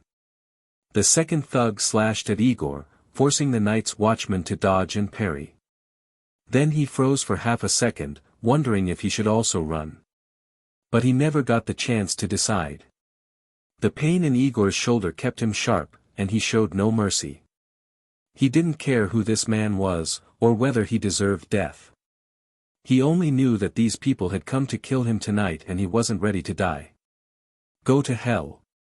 That was the only thought running through Aegor's mind as he struck sideways when the man's chest was exposed. Blood splattered across his cheek and the walls of the alley. The wounded man clutched his chest and collapsed, screaming. One down, two to go. Aegor tensed, preparing for the next round, but found that Jaqen had already taken care of the other two. They were lying motionless on the ground, their condition unknown. Not a drop of blood on him. Truly, a faceless man. The first skirmish ended in mere seconds, but the chaos of the night had only just begun. The two disappeared into the shadows, running deeper into the darkness. Don't let them get back to their lair. Spread out and cut them off, the gang leader shouted, looking down at the three thugs lying on the ground. He gritted his teeth, waving his hand with a vicious glare. Two go this way, two that way. If you see them, don't fight, just shout. Yes. Move faster, don't let that Night's Watchman escape. He led four men in the direction the targets had fled. Fury and bloodlust burned in him, but within half a minute, he realized he wasn't hunting the prey anymore. He was the prey. Life is fragile. Killing is easy. In that first short clash, Aegor's instincts as a soldier were reawakened by the blood on his face. His bloodthirst, buried deep in his bones, surged to the surface under threat of death. Though he had faced real combat before, he didn't panic. This was more than a mile from his home. Hoping to escape blindly was nearly impossible. When ambushed, the worst thing one can do is fall into the enemy's rhythm. He had to kill his way out and break their formation if he wanted to survive. With that in mind, he and Jaqen hid in a nearby alley. Their black clothing blended into the shadows. After a minute, they ambushed the pursuers and cut them down. This second wave wasn't much stronger than the first. Their only advantage was using crossbows. But it was a poor choice for the twisting alleys of King's Landing. When Aegor and Jaqen burst from a dark corner in a surprise attack, the fight became another one-sided slaughter. Aegor's sword slashed down at the man in front. The thug tried to raise his crossbow to block, but the weapon cracked with a sharp snap. Before the sound faded, Aegor's second strike pierced the man's chest. Behind him, the gang leader with two daggers finally reacted, screaming as he lunged forward and forced Aegor to retreat 2 steps. This leader was infamous in the flea-bottom underworld. He had killed dozens, including trained swordsmen. One-on-one, he might have been a match for Aegor. But he had placed too much trust in his underlings and never expected the target's companion to be the best assassin in Braavos. The faceless man. His focus stayed on the White Walker Slayer in front of him. So when Jaqen silently knocked out another crossbowman with an elbow and appeared behind him, the gang leader didn't even have time to cry out before his neck was snapped. In an instant, the top 2 fighters were down, the third was bleeding out on the ground, and the last 2 panicked and dropped their weapons, fleeing in terror. Real combat was nothing like dueling. There were no fancy exchanges, no showy footwork. These attackers were untrained and had no idea how to defend against an ambush. Two of their best fighters had the wrong weapons. Excluding the White Walkers, this was the first time Aegor had killed someone. He had swung his sword only 5 times that night and taken 2 lives. As for Jaqen, his blade hadn't even been bloodied, yet he had taken out twice as many. That seemingly insignificant chess piece they had placed months ago had saved their lives tonight. But the chaos was not yet over. They quickly left the bloody scene and ran several hundred meters in a random direction before stopping. They're using crossbows. Slint has gone mad, Aegor panted, wiping his sword with a cloth. Slint's madness was his own problem, but Aegor had no intention of dying because of it. What do we do now? Hide out for the night. I follow your command, my lord, came Jaqen's calm voice from the darkness. Well, saving him in a critical moment was already a big favor. It was too much to expect Jaqen to also provide strategy. Aegor stood between 2 buildings, thinking. If they're ambushing us on the way home, that means my brothers at home are still safe. Slint might not have the guts to hire a killer directly, but he might use the garrison. We'll go back and gather everyone. Yesterday, Tyrion had sent 10 young men from the outer city security team to reinforce Aegor. They were part of the guard squad of one of the Night's Watch's 2 major leaders. Though not seasoned fighters, they could easily deal with a gang of clumsy thugs, as long as the garrison wasn't involved. Leaving them at the house instead of keeping them close was a serious mistake. But then again, if he had gone out with bodyguards, Slint would likely have sent more than just a few hired blades. After circling around for several hundred meters, they finally returned home about half an hour later. On the way, they encountered a city watch patrol. They hid in the shadows across from their door, observed carefully, and when they saw nothing unusual, dashed across the street and entered the yard. Home was safe for now. 3 newly assigned guards from outside the city were chatting on a stone bench. When they saw Aegor, they immediately rose and saluted. Where's your commander? Gather everyone. We can't stay here. We're leaving now. Half a minute later, the group had assembled in the courtyard. Nina was shocked at Aegor's appearance. What happened? Is that blood on your face? Not all of it's mine. Slint got wind of something and set up an ambush. I barely escaped. He'll probably send the garrison next. We need to leave, now. At least bandage the wound. I won't die. Stop fussing. Open the door. We're moving. As the guard squad filed out, Aegor spotted 8 or 9 figures across the road. Seeing the 14 of them emerge, the watchers quickly scattered into the night. He had escaped, but was still being watched. And another question immediately arose. My lord, where are we going? Where? The drawbacks of being new to King's Landing became painfully clear. The Night's Watch had 3 locations in the city, the first and second offices, and the staff residence. All were known and exposed. In this critical moment, Aegor realized he didn't even have a safe house. Could they just pick a random spot and wait out the night? King's Landing was too crowded. Even the filthiest alleys under bridges were full of beggars and vagrants. There was no such thing as hiding quietly. And he was already being followed by a dozen men. He was just an outsider Night's Watchman. Slightly well known, perhaps, but far from someone the locals would protect like some guerrilla hero.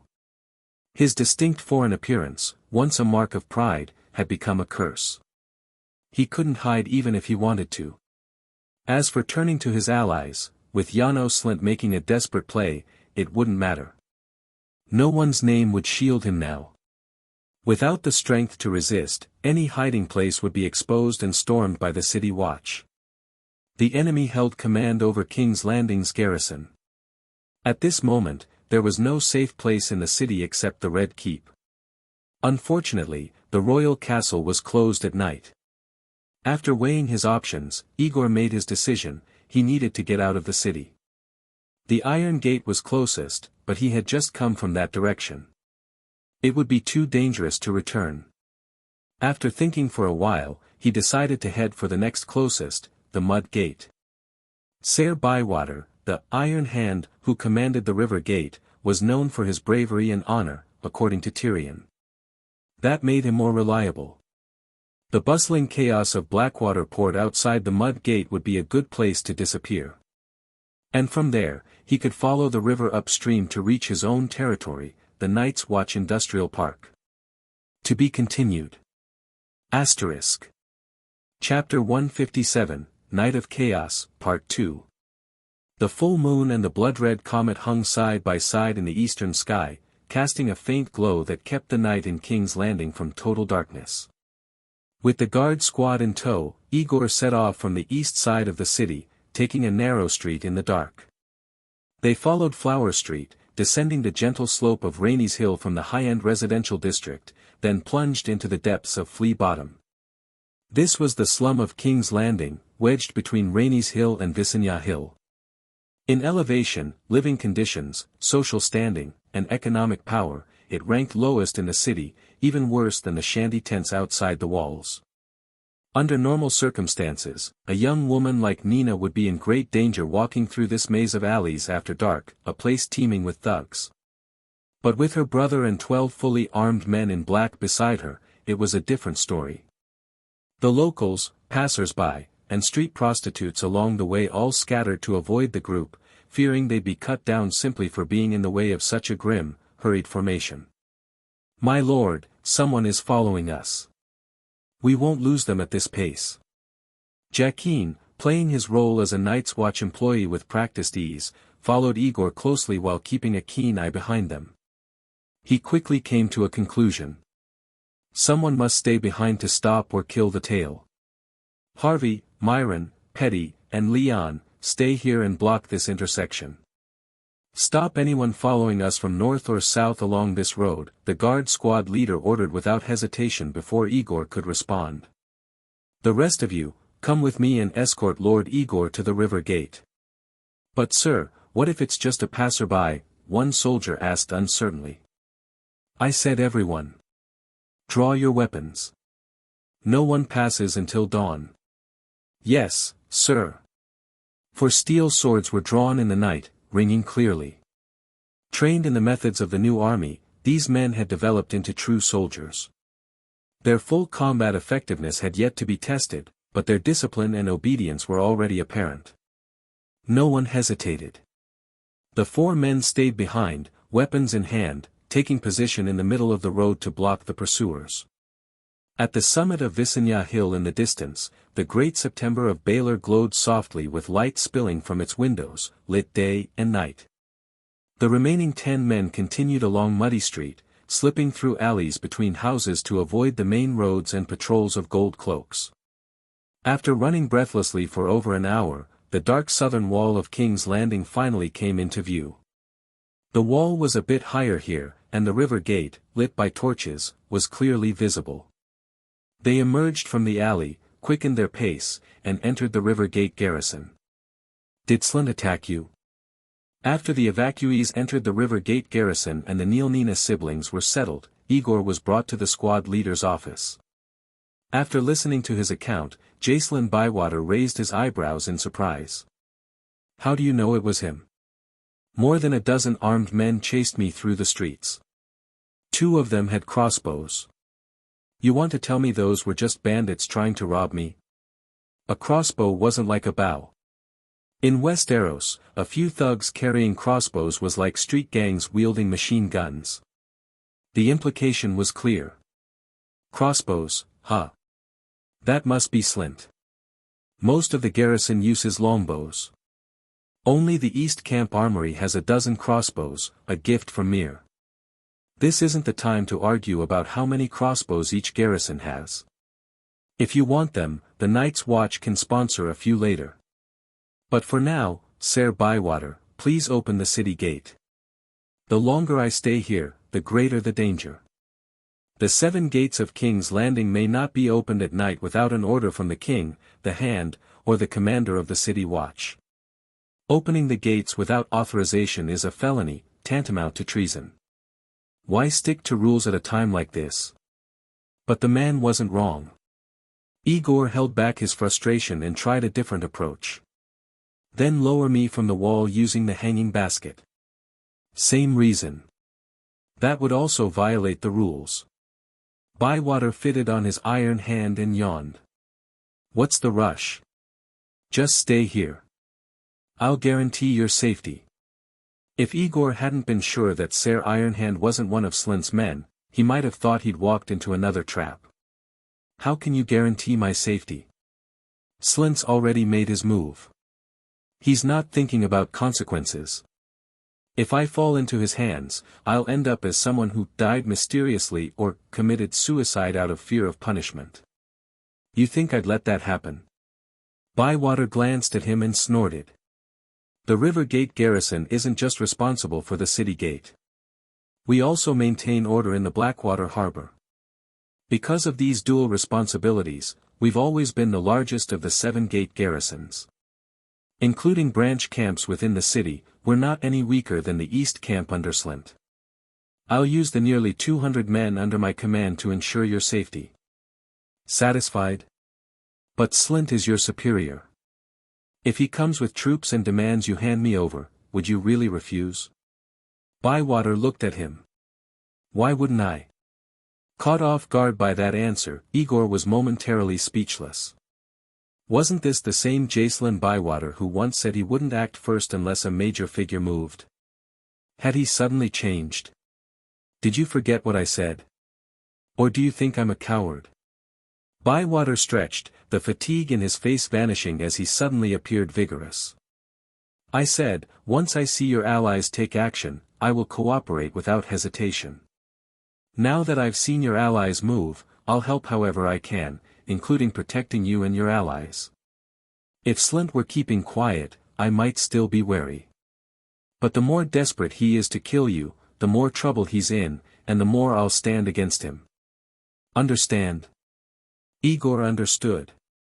Bywater was ready to confront the commander of the garrison. Though Slint still held nominal command of King's Landing's forces, Aegor was no longer helpless in the city. He hadn't prepared for Slint's desperate retaliation because he believed Tyrion's swift political assault would topple the man before he could react. But somehow, Slint got word just a day after the offensive began and started counterattacking. The assassination attempt had indeed caught Aegor off guard, but the tide was irreversible. With Tyrion leading the charge, backed by a group of royal loyalists and the hand of the king, Eddard Stark, who insisted on uncovering the truth, the situation had reached a breaking point.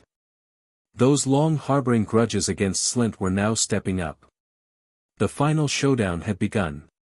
If they could hold out safely in the River Gate garrison until morning, when the Red Keep opened and Eddard intervened, this power struggle would be resolved. I see. Thank you for your help, Ser Bywater. But is it worth the risk? If I leave the city, I'll be safe. If I stay, and Slint gets angry and tries to storm this place to take me, it could lead to an internal conflict with casualties. That would be disastrous. Avoiding unnecessary bloodshed was crucial. This was a sensitive time, and any chaos could ruin everything. I appreciate your kindness, but please send me out of the city. I don't want to cause trouble for the men of the River Gate. Slint will soon know you came to me. My men dealt with the ones tailing us. And that's enough. Look, I wasn't the one being hunted, so stay calm and hear me out. Bywater shook his head. You came through the main gate. How many people saw you? Someone will report to Slint. Whether I open the gate or lower you with a basket, he'll find out. Even if he's brought down later, I'll still face consequences, and so will you. If you flee to your territory outside the city, Slint will chase you with troops. Do you want your security team to fight the city watch? Of course not. No matter how despicable the commander might be, the Golden Cloaks represented the king. Fighting them would be seen as rebellion, and there would be no way to explain it. But out of the nearly 200 men at River Gate, how many would defy Slint for you? At least 150, Bywater replied confidently. He may still be the commander of all 2,000 city watchmen in name, but of the remaining 1,800, how many would follow orders to storm this place tonight and capture you? Even if he tries, how many of them are willing to shed blood fighting my men, who also wear gold cloaks? I'll tell you. Not one. Ser Ironhand raised a finger. Unless that coward leads the charge himself, there will be noise at the river gate tonight, but no real fight. Before dawn, the Hand and the King will hear what happened. When men from the Red Keep arrive, I'll hand you over to Lord Eddard or His Grace Robert. Then you won't need to fear Slint anymore. If I smuggled you out of the city, I'd be breaking the law. Best case, I'd lose my post. Worst case, I'd lose my head. But keeping a targeted witness under protective custody inside the garrison? That's not against any rule. Since we've already won, why sacrifice myself? Aegor had never served in the city watch and didn't understand its internal politics. But now that Bywater had laid it out clearly, he saw the logic. After thinking it through, the chief logistics officer calmed down and made a decision. Since Ser Bywater has said this much, I'll trust you. My life is in your hands tonight. To be continued. Chapter 158, A Night of Chaos, Part 3. You want me to give you your life? That's a bit much. Just stay in this building tonight and don't go anywhere. Have your men guard the door. Those black-cloaked lads are decent, but I can't guarantee there isn't a Slint loyalist in this garrison. Ser Ironhand glanced at Aegor's shoulder. Tend to that injury quickly. I'll send word to Tyrion Lannister for you. A letter? He's outside the city right now. Didn't you just say it's a serious offense to send someone out in the middle of the night? He's at the Night's Watch Industrial Park, I know.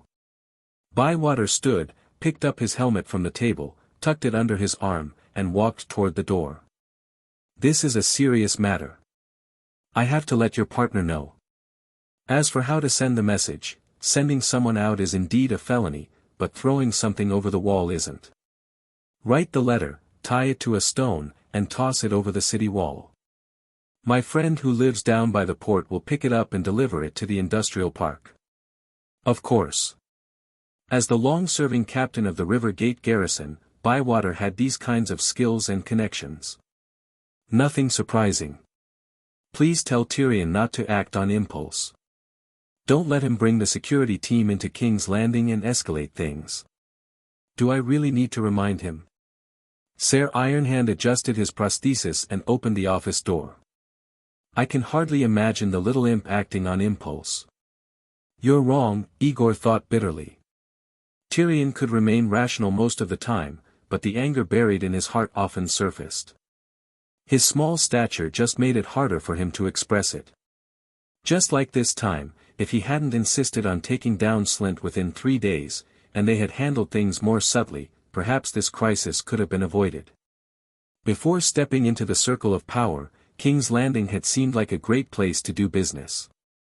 But once entangled in the Game of Thrones, the capital of the Seven Kingdoms became perilous.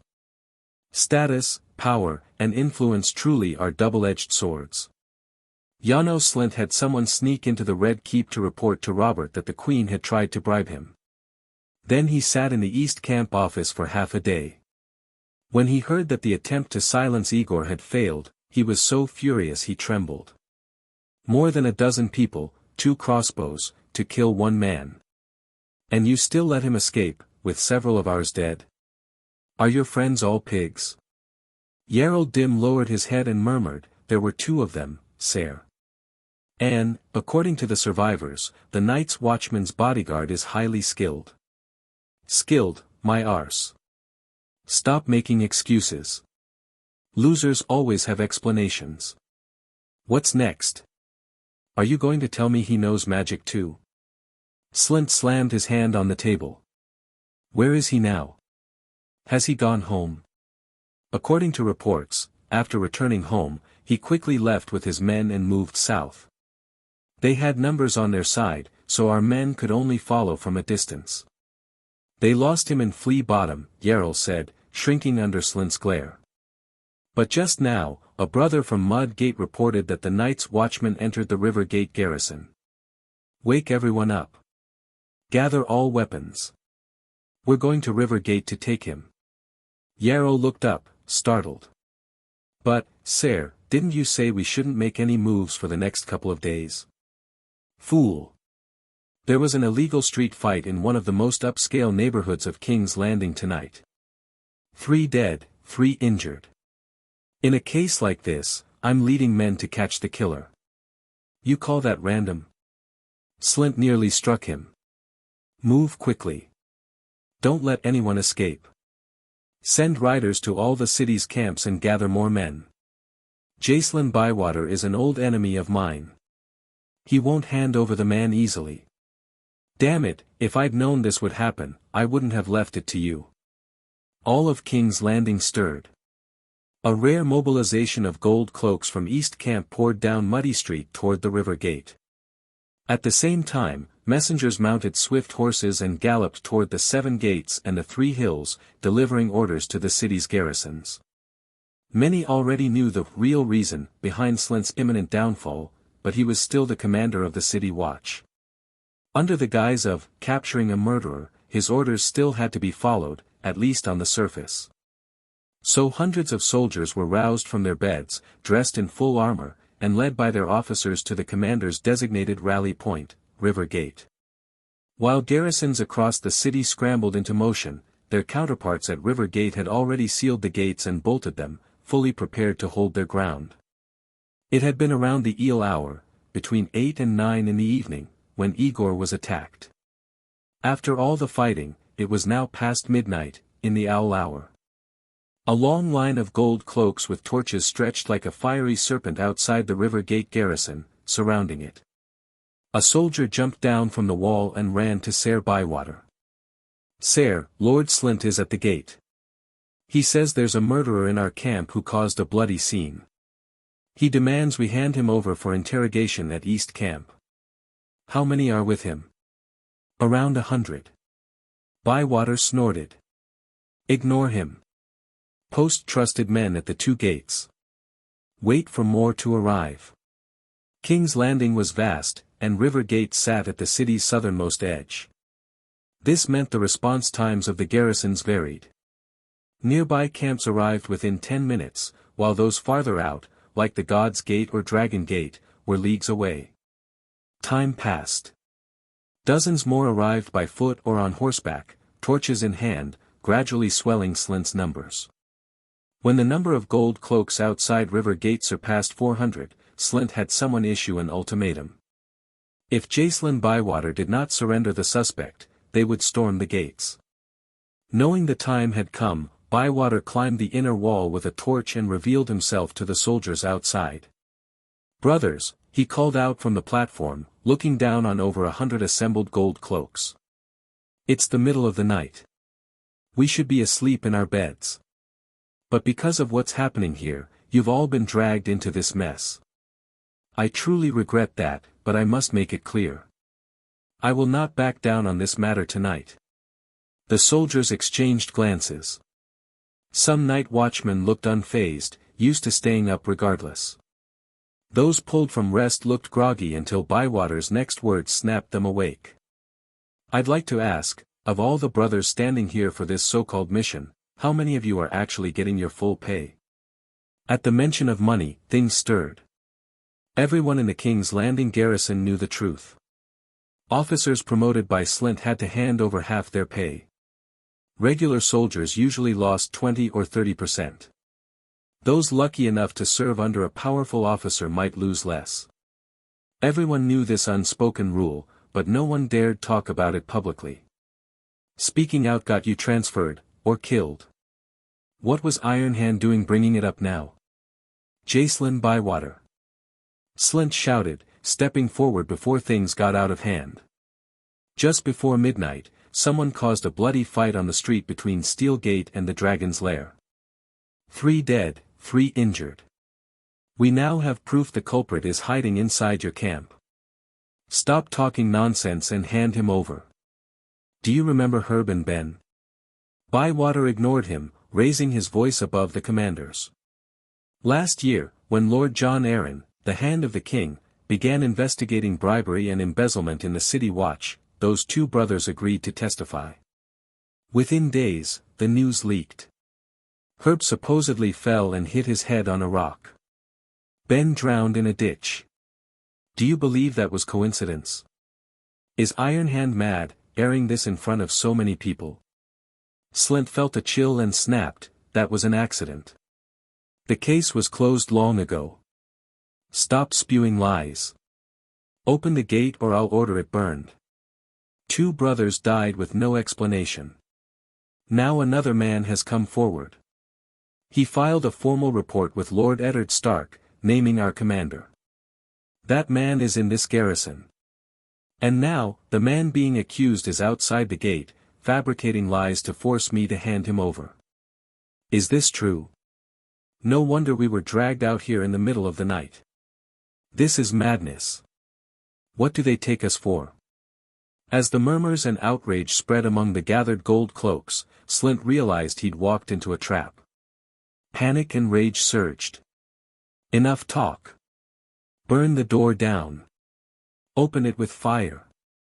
To be continued. Chapter 159, The Darkness Before Dawn.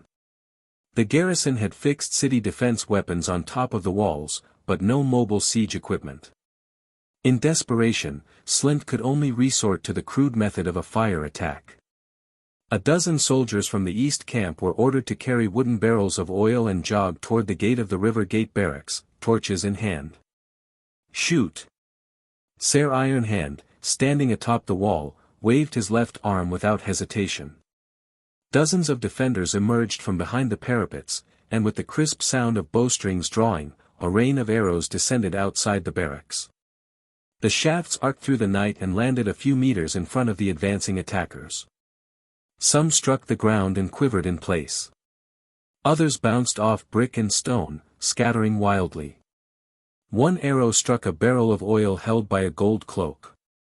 With a muffled thump, the man dropped the barrel in fright. It cracked open, and dark fuel spilled across the ground.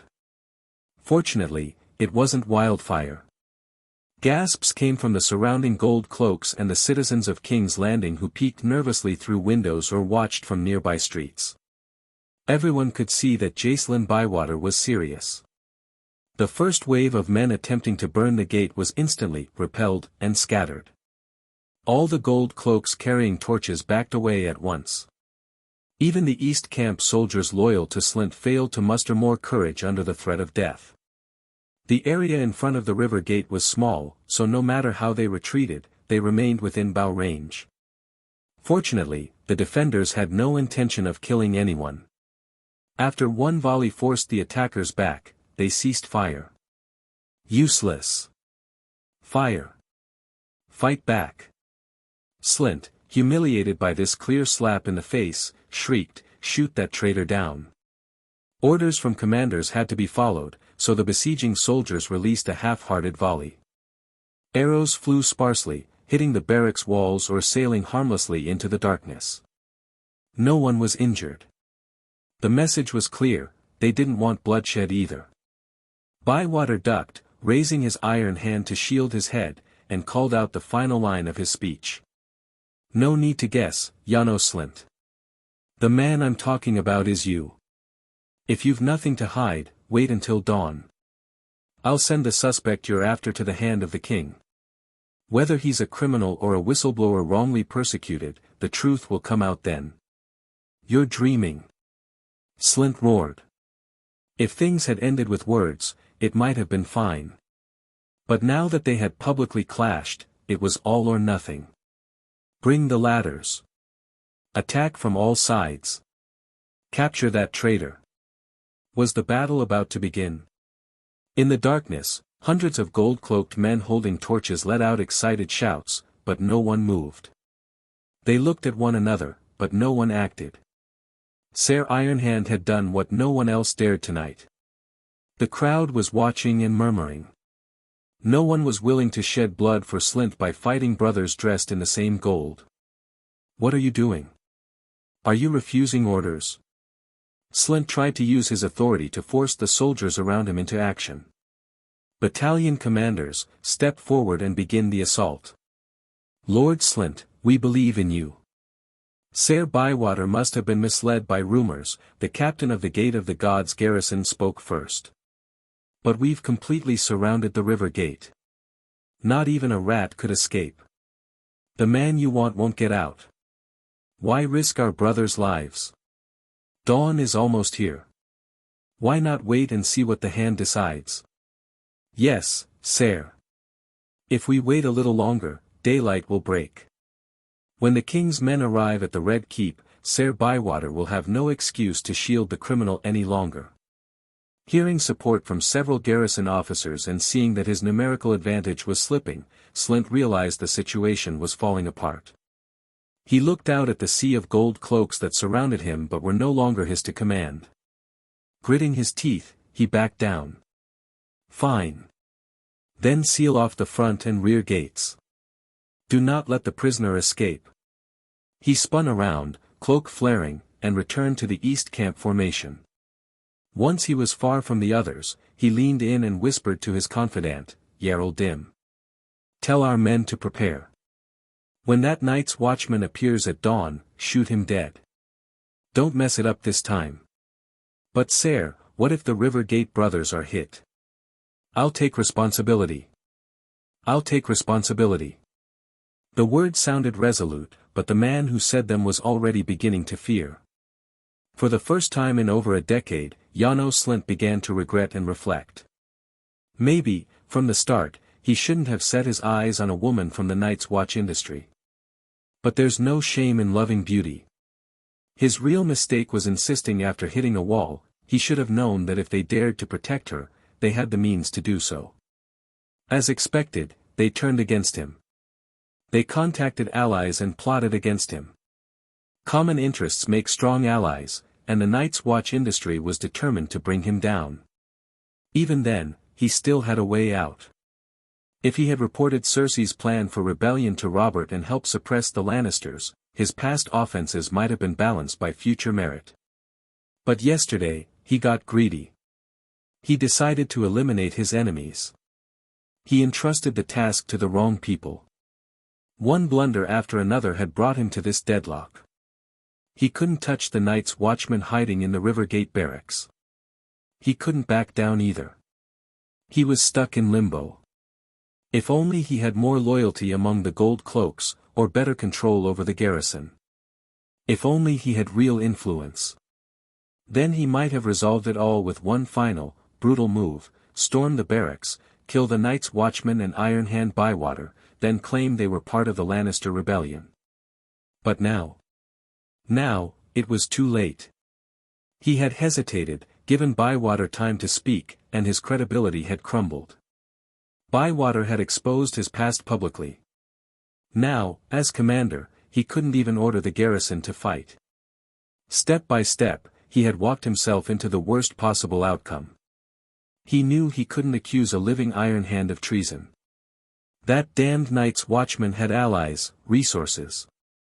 If he didn't kill him tonight, the Night's Watch industry would hunt him forever. There was no escape. His only chance was to kill Aegor and hope the storm that would soon erupt in the Red Keep would be big enough to cover up this fiasco. The man he sent to inform Robert had returned with word. The king's secret command was for Slint to bring 200 of his most trusted gold cloaks to the Red Keep by noon to await orders. It was clearly a signal. There was no more time to waste. Once dawn broke and the Night's Watchman emerged, he must be killed at any cost. Then, Slint would march straight to the Red Keep and await the king's will. This time, he told himself, no more improvising. Inside the River Gate barracks, Aegor watched the show unfold through the window. He couldn't see Slint's men outside the wall, but judging by the relaxed manner of the River Gate guards, Ser Bywater had been right. He was safe, at least for tonight. The thought eased him, but the pain in his shoulder spiked. He sucked in a breath. Hiss. I'm sorry, sire. Nina immediately stopped. Did I hurt you? After being wounded, he'd fled through the city without a moment's rest. The untreated wound had continued to bleed, soaking into his black clothes. The dried blood stiffened the fabric around his shoulder and arm. They had to cut it away. Watching the chaos that her pursuers had brought upon her hero, seeing Aegor nearly die because of her, Nina was devastated. She had done nothing herself, yet things had spiraled far beyond her control. After she cleaned and dressed the wound, the basin of bloody water nearly made her break down. "It's nothing," Aegor said through gritted teeth. "You didn't hurt me. It'd be strange if it didn't hurt. Keep going." The steel-tipped crossbow bolt had sliced open his shoulder, leaving a 10-centimeter gash, nearly to the bone.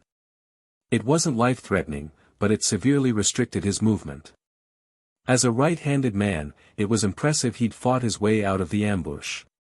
If Jaqen hadn't kicked him aside at that critical moment, the bolt would have pierced his chest or lungs. He'd be dead now. He was scared, no question, but seeing Nina so full of guilt, tears, and confusion, he forced himself to stay composed. "Don't overthink it. I've told you a dozen times, this isn't your fault. Apply the salve and stitch it up. Stitch it, like sewing cloth. Yes. If you can't, have Ser Bywater find someone who can." She came from a family of weavers. Sewing wasn't difficult. After trembling through the stitching, the girl stood helplessly, awaiting further instruction. "There's nothing more you can do. Find a place in the next room and get some rest." "I can't sleep." "Then lie down and close your eyes. Don't just stand here like a statue. Go." "My lord, what will you do in the morning?" "What else?" "Wait here. Slint probably still wants me dead. It's too risky to show myself before someone from the king or the hand arrives." After running for his life all night, after watching this absurd drama play out among the garrison, Aegor found he couldn't sleep. Outside the window, the sky had reached its darkest hour before dawn. This was the brutal world of the Game of Thrones. Chase death and you'll die. But avoiding it doesn't mean you'll live. The long night was finally coming to an end. It felt good to still be breathing, but as the sun rose, what would come next? To be continued. Chapter 160, Legend takes the stage. Dawn was approaching. Inside and outside the city, early risers preparing to enter or leave King's Landing began to gather. Situated across from bustling Blackwater port, the river gate saw the highest volume of daily cargo and foot traffic among the 7 gates of the capital. Though the gates closed at sunset, ships that arrived at the mouth of the Blackwater River after nightfall didn't wait for sunrise to dock. By morning, several more ships had unloaded cargo and passengers, forming a long line outside the river gate, all ready to enter the city. The eastern sky began to pale, washing out the blood-red tint cast by the comet. The comet's brilliance was no match for the sun, and its crimson hue quickly faded, leaving only the main body visible as a blot of color in a light pink sky. As the sun neared the horizon, pink gave way to an array of vibrant dawn shades. With the comet, the clouds, and the rippling waters of Blackwater Bay working together, the horizon became a spectacle of shifting colors: gold, red, purple, black, white, blue. The brilliance transformed by the second, the edge of the world like a canvas painted anew with every breath. Then came the sun, leaping from the sea like a fiery god. Its flames wiped out the other colors and bathed the bay in golden light, turning the waters into molten mirrors. For a moment, it was as if there were 2 suns in the sky. But no one watched this masterpiece. Those who had worked through the night were now sleeping. Those just waking had no time to admire the sunrise. Reality left no room for wonder. Outside the river gate, the crowd thickened. Carts and people waiting to enter the city clogged the road. Laborers itched to begin their day's work, merchants urged the guards to let them through so they could sell their goods. Complaints and shouts echoed through the gathering crowd. The river gate, typically opened at dawn, remained shut even after sunrise. The line outside grew longer, and the 20-odd gold cloaks assigned to the port could do little beyond maintaining order. Though part of the river gate garrison, they couldn't open the gate from the outside. They had to wait too. There are so many people, Domi muttered. But these southerners are lazy. The sun's up and the gate's still shut. King's Landing is warm. Not like the wall, where the cold wakes you every morning. Maybe the gatekeepers are still in bed. No blankets needed here. I could sleep on the street and not freeze. Being a beggar here is better than being a ranger up north. Enough chatter. We're on duty, not a pleasure trip, Ser Alistair Thorne growled. Form up around the wagon. It's too crowded. Don't let anyone near the cage. There was no need to force space. The surrounding crowd instinctively gave the Night's Watch a wide berth. This group of escorting rangers and Eastwatch sailors had just arrived in King's Landing the night before and hadn't changed into warmer southern clothes. They stood shirtless or sweating in heavy black uniforms. Not even the background stench of the capital could mask their wild aura. Armed and hardened, they were not to be approached. Sir, looks like there's a group ahead dressed in black. More than us. I thought only the Night's Watch wore black. Alistair frowned. Were all Eastwatch men this talkative? Maybe someone died. Get back in line and stop asking dumb questions like some backwater yokel. But I am a yokel, sir. First time in the big city, Domi said with a grin. Unlike you, who used to serve in King's Landing, drinking wine and chasing skirts. Shut up. No one will think you're mute if you stay quiet. Alistair's authority still carried weight. The Black Castle men fell silent and held their formation. The group of men in black ahead had also noticed them. After a brief discussion, several pushed through the crowd toward the white escort. Black met black. One group looked like laborers, con men, and street thugs. The other stood upright and disciplined. The former were the logistics security team of the Night's Watch. The latter were true brothers of the Watch, guarding the wall. Among the impostors stood a dwarf and a red-cloaked Lannister guard, making for an odd sight indeed. Ser Alistair Thorne. What brings you here? Tyrion Lannister blinked in surprise. Did Lord Commander Mormont send you to inspect Aegor's work? What's in the wagon? The Master-at-Arms of Castle Black looked down at the dwarf and snorted. A white. Lord Mormont ordered us to bring it to King's Landing, to present it to his grace and request support for the wall. A white? Tyrion raised an eyebrow. The Night's Watch has been given plenty of supplies. And now you're resorting to tales from old Nan. His grace enjoys wine, but he's not an idiot. Alistair didn't respond. Instead, he turned his head. Uncover it. Let our Lannister giant see for himself. My lord, easy to pull off, hard to cover again. Do as I said. Tyrion and the fake Night's Watchmen from the logistics team circled around the wagon. The tarp was thick and black, double-layered. Two men untied the ropes, pulled back the corners, and revealed the cargo underneath. It was a cage. Reinforced with iron, its bars were spaced tightly. Inside, a filthy, rag-covered man was chained to the floor, lying motionless.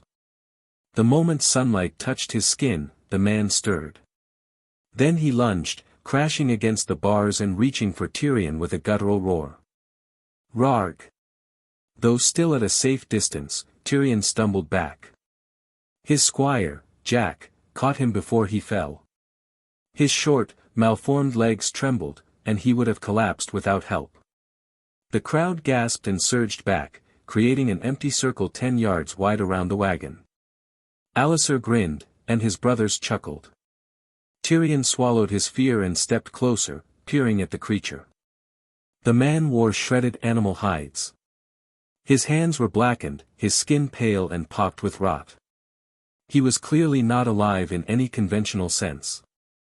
There are illnesses that do this. Grayscale. Rabies. Brain fevers, Tyrion muttered.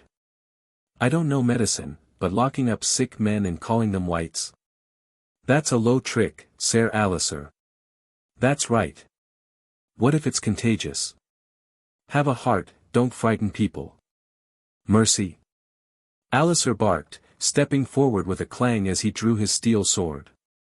The crowd recoiled again. I'll show you mercy. He walked to the cage, staying just beyond the creature's reach. Before everyone's eyes, he thrust his blade into the creature's chest. The tip came out the other side. Then he pulled it out and stabbed again. Then a third time. A woman screamed on the first strike. Men muttered on the second. By the third, all eyes at the river gate were on the small, shabby cart. It had become a stage. Alliser withdrew the sword and held it toward Tyrion. Want to check if it's real? Tyrion stepped back, frowning at the gleaming blade. 3 fatal wounds. No blood. No cries of pain. The thing hadn't flinched. It simply switched targets, reaching past the bars for Alliser with blackened claws. North of the wall, there are tens of thousands more like this. Ghosts, dead things, enemies of mankind, Alliser declared. While you sit safe in the south, dreaming of golden ages, we fight for your survival. These were Mormont's orders. Show the white if needed. Alliser had no patience for secrecy. This wasn't myth. This was war. With steel in hand, he called out loud for all to hear, the cold winds blow. Winter is coming. We must hold the wall. We need support. The shut river gate had created a captive audience.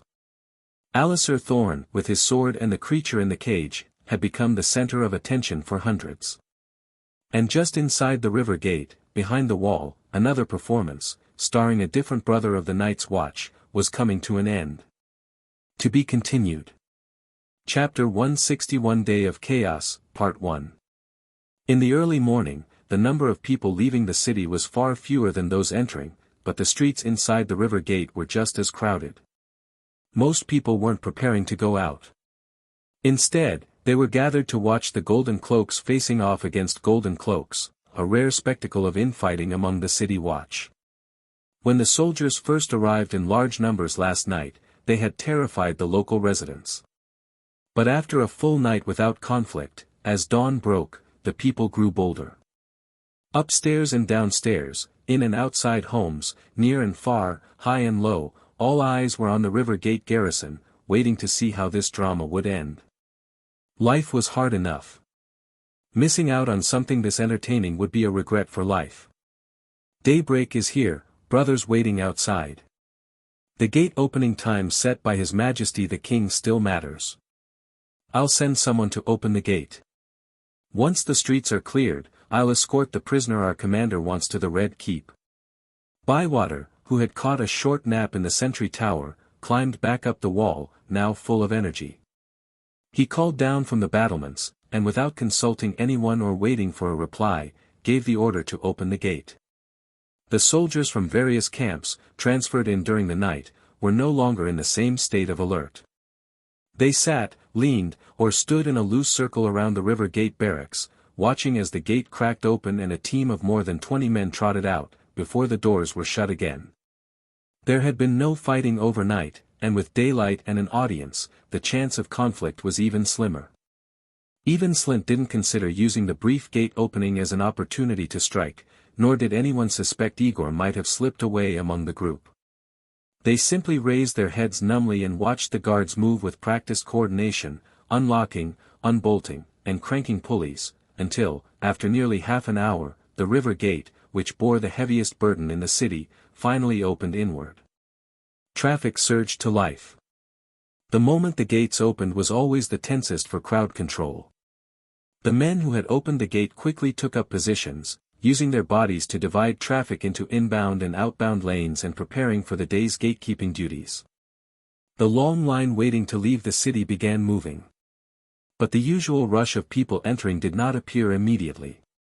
First through the gate was a group of men in black escorting a carriage. The rest followed at a distance, as though avoiding a plague. No one dared overtake them. Slint's eyes lit up, his sleep vanishing. He rose to his feet, feeling a flicker of satisfaction. After a long, tense night, was the turning point finally at hand? If the Night's Watch had sent reinforcements to stir up trouble and rescue Aegor, then he wouldn't even need to fabricate a crime. He could arrest them with full legitimacy. On such a sensitive day, the charge of raising private soldiers in rebellion would stick. No one could talk their way out of that. Damn, what a spectacle. The Night's Watchman who had just arrived in King's Landing had no idea what was happening. Domi stared in awe at the crowd of gold cloaks surrounding the Rivergate barracks. Under the rising sun, their golden cloaks gleamed brilliantly. One or two weren't much to look at, but en masse they were quite a sight. Are all these guys just gate guards? Just this one gate has more troops than the whole Night's Watch. Truly worthy of the capital. Alliser Thorne frowned. As a former garrison officer in King's Landing during Robert's Rebellion, he knew the composition of the city guard well. It was normal to see more men at the river gate, but even during wartime, it was never this overblown. Had the city watch expanded so drastically in peacetime over the last 10 years? Lacking answers, he shook his head. Never mind that. The important thing is to deliver the white to the Red Keep. Hey, someone's coming. Maybe the king heard we were coming and sent people to greet us. But the gold cloaks ahead blocked their path, brandishing their weapons. Dozens of spears pointed toward the escort team. Stop. The men from Castle Black had all seen real battle. Without hesitation, they reached for their swords. The newly opened city gate was once again blocked by a fresh standoff. Alliser Thorne raised his sword, scanning the opposing crowd. When he spotted a familiar face, he sneered. Oh, Lord Janos Slint. Quite the welcome. The garrison blocks our way. Care to explain? Sir Alliser. Slint stepped forward, feigning surprise. He'd clearly stopped the wrong people. At the end of Robert's Rebellion, he and Alliser had both served in the City Watch. When Tywin Lannister tricked the gates open, Slint surrendered, and Alliser resisted. As a result, Slint became commander, and Alliser was sent to the wall. Given their shared history, it was hard for Slint to play the tough guy now. What are you doing here? We're escorting a white to present to his grace, Thorne answered curtly. Why? Does that violate any law in the Seven Kingdoms? Of course not. Slint glanced at the cage. But I'm curious. Why is Sir Alliser traveling with Tyrion Lannister? Coincidence, the dwarf replied with a smile. The gate opened late, so we ended up waiting together. Lord Slint ordered the Night's Watch office relocated, Tyrion added. I'm here to carry out that order. Why not use the King's Gate? And why bring so many men? Slint narrowed his eyes. The difference in clothing made it easy to distinguish true brothers of the Watch from the security team. Looks to me like you brought your little army to help your fellow rebel escape. Or perhaps you planned something worse. Not a fool, are you? Tyrion smirked. My lord, I don't know what you mean. We're law-abiding citizens of the realm. We entered unarmed. What could we possibly do? Slint scanned the black-clad security team. Empty-handed. No excuse to attack. But he made up his mind. Tilting his head, he signaled. Sir Alliser, take your men and go.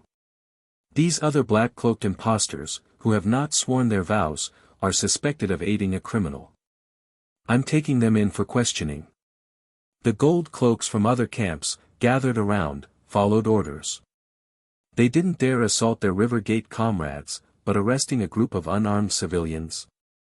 That was easy. The rangers from the wall sheathed their swords and stepped aside with Sir Alliser, distancing themselves from their brother unit to avoid being drawn in. They watched the mass arrest, confused. Tyrion stood, calm-faced, as the gold cloaks, several times his number, surrounded and detained the security guards he had brought. The process was smooth. No struggle, no bloodshed. He had come to rescue Aegor, to find or force an opportunity. But Slynt gave him none. Fortunately, Tyrion had anticipated this. Before setting out, he'd instructed the team not to resist, not to carry weapons, no matter what. Now, dozens of black-clad men stood still, allowing themselves to be taken. It wasted the garrison's manpower and denied them any excuse to escalate. Tyrion wanted to curse, to mock, to threaten. But in the end, all he said was a merchant's pleasantry, "Lord Slynt, very well. I wish you a smooth investigation." The battle to remove Slynt had lasted 3 days. Leaks had thrown everything into chaos. Tyrion was growing uneasy. He began to wonder if he should call on his brother in the Red Keep for help. But then Slynt, after staring at Tyrion for a long moment, gave a new order. "Take Lord Tyrion as well. I suspect he's involved in the murder and brawl last night." "Slynt, are you mad?" Tyrion raised his brows.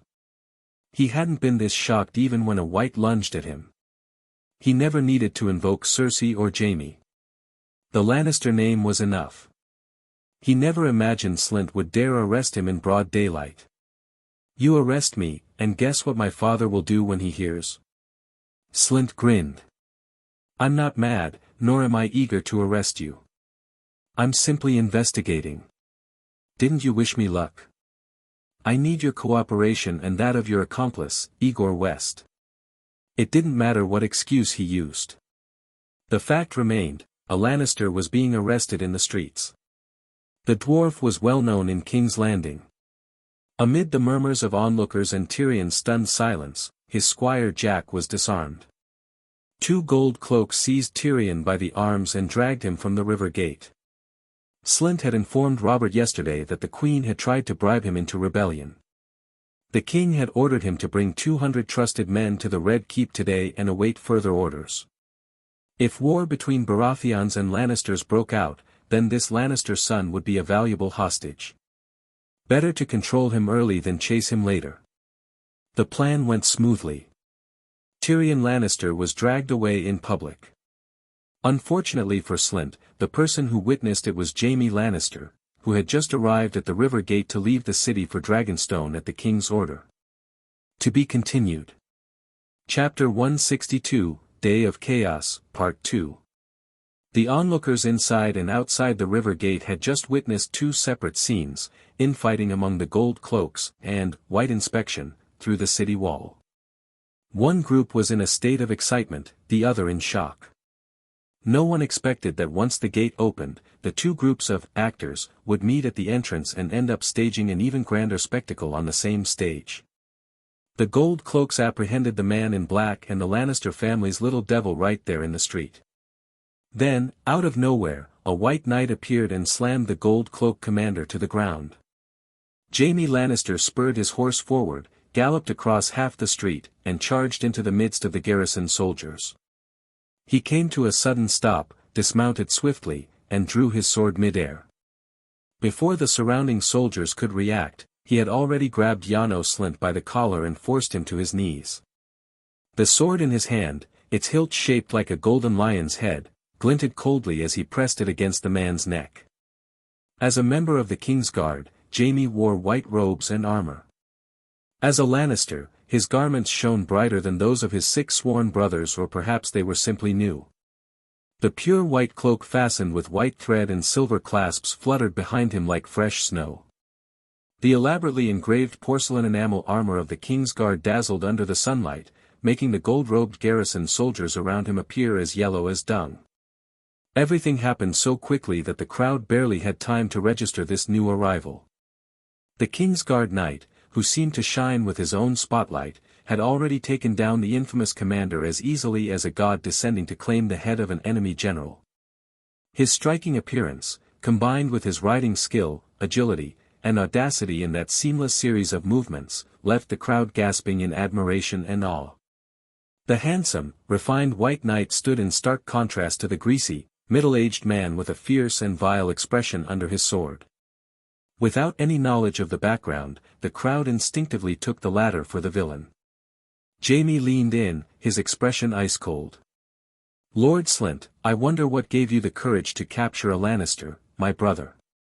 Only when he felt the chill of the blade at his throat did Janos Slint recognize who his attacker was. Ser Jaime. The garrison commander clutched at the Kingsguard's sword arm, terrified that a mere tremble could cost him his head. Kneeling on the ground and trembling, he spoke with a voice that shook as much as he did, trying hard not to wet himself. This is a misunderstanding. I merely wish to invite your brother back to assist in an investigation. If the Lannisters want to help, they'll help. If they don't, do you think it's your place to invite them? I was wrong. Release him immediately. The Lannisters are in deep trouble, and you still dare act so high and mighty? Just wait until that sword is lowered, then I'll show you who's boss. Ser Jaime, please calm yourself. I'll handle this. Reinforcements arrived shortly after, Lannister guards in red cloaks and Stark guards in grey. They were a step behind but dismounted quickly upon arrival. One of them spoke, "Why not release Lord Tyrion?" The gold cloaks looked at one another in confusion. Why would Stark guards speak on behalf of the Lannisters? The hand of the king's men had no authority to command the city garrison, yet now their commander had a sword at his throat. What else could they do? The hand of the king has ordered the arrest of former commander Janos Slint and his detention in the Red Keep's dungeon. Jory Castle will assume his duties temporarily. The Stark guard in grey robes pulled out a document, opened it, and presented it to the surrounding garrison officers. Jory Castle, that's me. I was Lord Eddard Stark's captain of the guard, and now, I'm the acting commander of the garrison. Several officers read the document and finally showed expressions of relief. They had heard the rumors and didn't doubt the validity of the order. They nodded and signaled to the soldiers around them to follow the new commander's instructions. Sire, then, the siege of the River Gate military camp and the arrest of the Night's Watch's chief quartermaster and his industrial workers. All cancelled. Yes, sire. The Golden Cloak's internal strife finally came to an end. Aegor had been watching the events unfold outside the River Gate camp. Despite being surrounded and helpless for a time, he hadn't given in to despair. Before crossing over, he had learned a lesson from games: sometimes the winner isn't the strongest, but the one who endures the longest. As long as no fatal mistakes are made, holding on until the opponent makes an error can still secure victory. By relying on this principle, he had managed to survive countless uphill battles. Being hunted and surrounded was no game, but today, he had won again through sheer persistence, even if the reinforcement that turned the tide came as a surprise.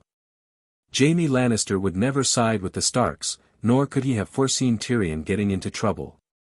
Yet, he arrived at the same time as the men sent to arrest Slint.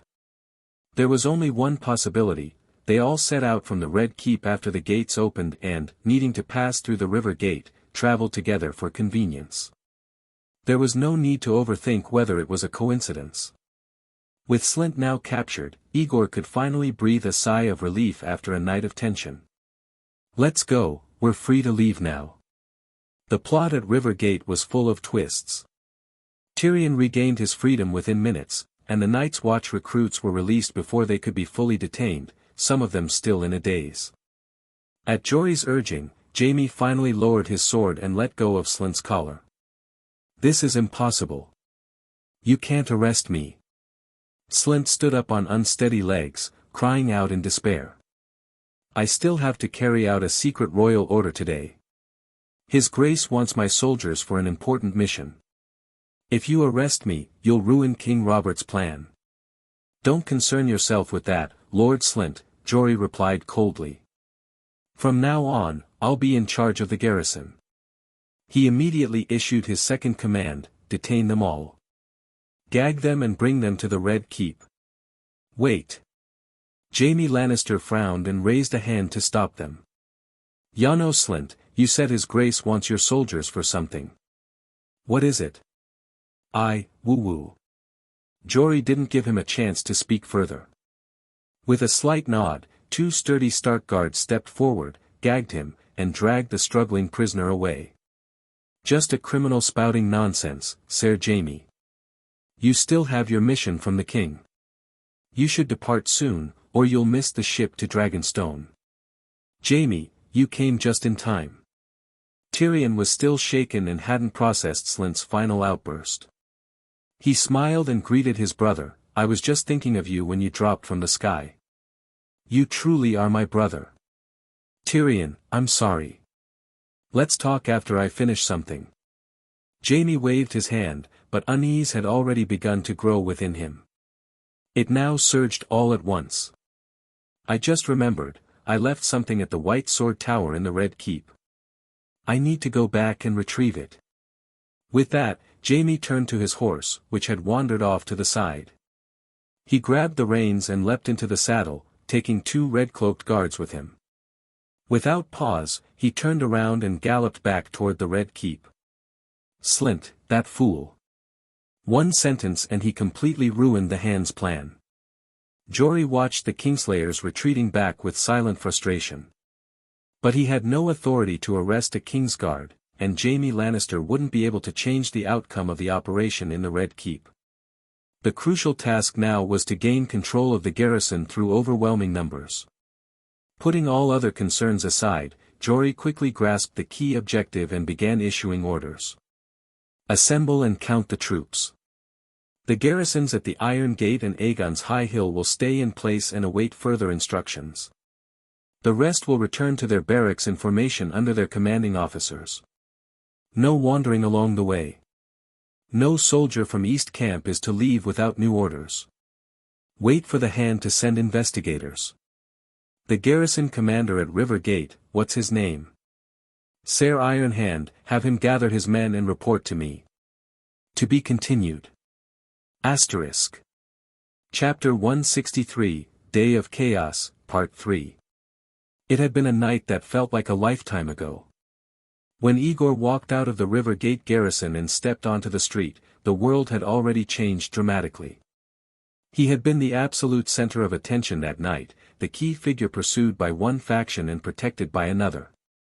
Yet, with the farce ending at dawn, he had suddenly become nothing more than a passerby no one cared about. He descended the stairs from the captain's office in the River Gate garrison barracks, walked down the corridor, past the training grounds, and exited the camp onto the street across from the River Gate. No one looked at him. No one spoke to him. Let alone attack or assassinate him. Jaime Lannister had come and gone in a flash. His appearance seemed solely to rescue his brother. Countless gold cloaks rushed back and forth on the street in front of the River Gate garrison, lining up to be counted before returning to their respective posts. Ser Bywater, the Iron Hand, was nowhere to be seen, but Aegor spotted him further off, gathering soldiers at the River Gate. What's that for? Are they about to search the East Camp? But that wouldn't require so many men. Tyrion stood with the boys from the security team and the white escort squad at the base of the garrison wall, making way for incoming traffic. They were easy to spot as the passing crowd avoided them. Ser Alliser.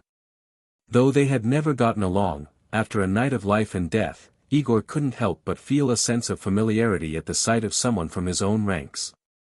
As he approached the white escort team, someone finally noticed him. I just received your letter a few days ago. I didn't expect you to arrive so soon. A youthful voice replied, it was a fast warship. The wind and current were in our favor. We had more than a dozen men rowing in shifts every day.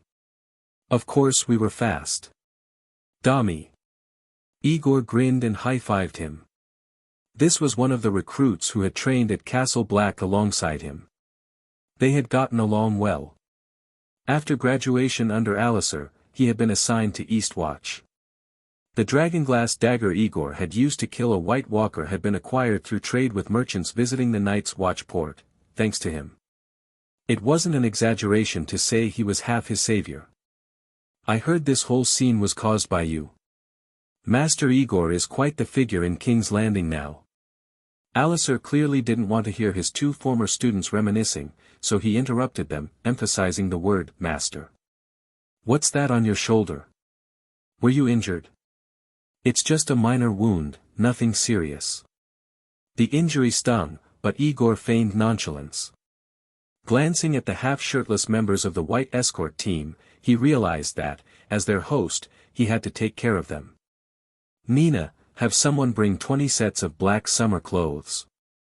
We can discuss that after we finish our mission. What matters most now is getting the white to the Red Keep and presenting it to King Robert. If this thing rots on the final stretch, Mormont won't forgive us. That made sense. Aegor didn't want to stir up more trouble. Nina, just leave the clothes in the office. We'll deal with them later. I'm heading to the Red Keep with Ser Alisar and the others first. Yes, Ser. Slint's remnants hadn't been entirely cleared. Aegor assigned 2 guards to accompany Nina to buy summer clothes for the night's watch. Then, he heard Tyrion quietly calling his name. As he approached, Tyrion lowered his voice and said, "Aegor, something's not right. I'm heading back to the city now to pack, and I'm leaving for Casterly Rock today." "Something's wrong. What did you find?" After all the twists and turns, Slint had finally been taken down. Aegor had survived, and Tyrion no longer had to worry about changing his name. They should be celebrating the Night's Watch's first victory. Why was he running?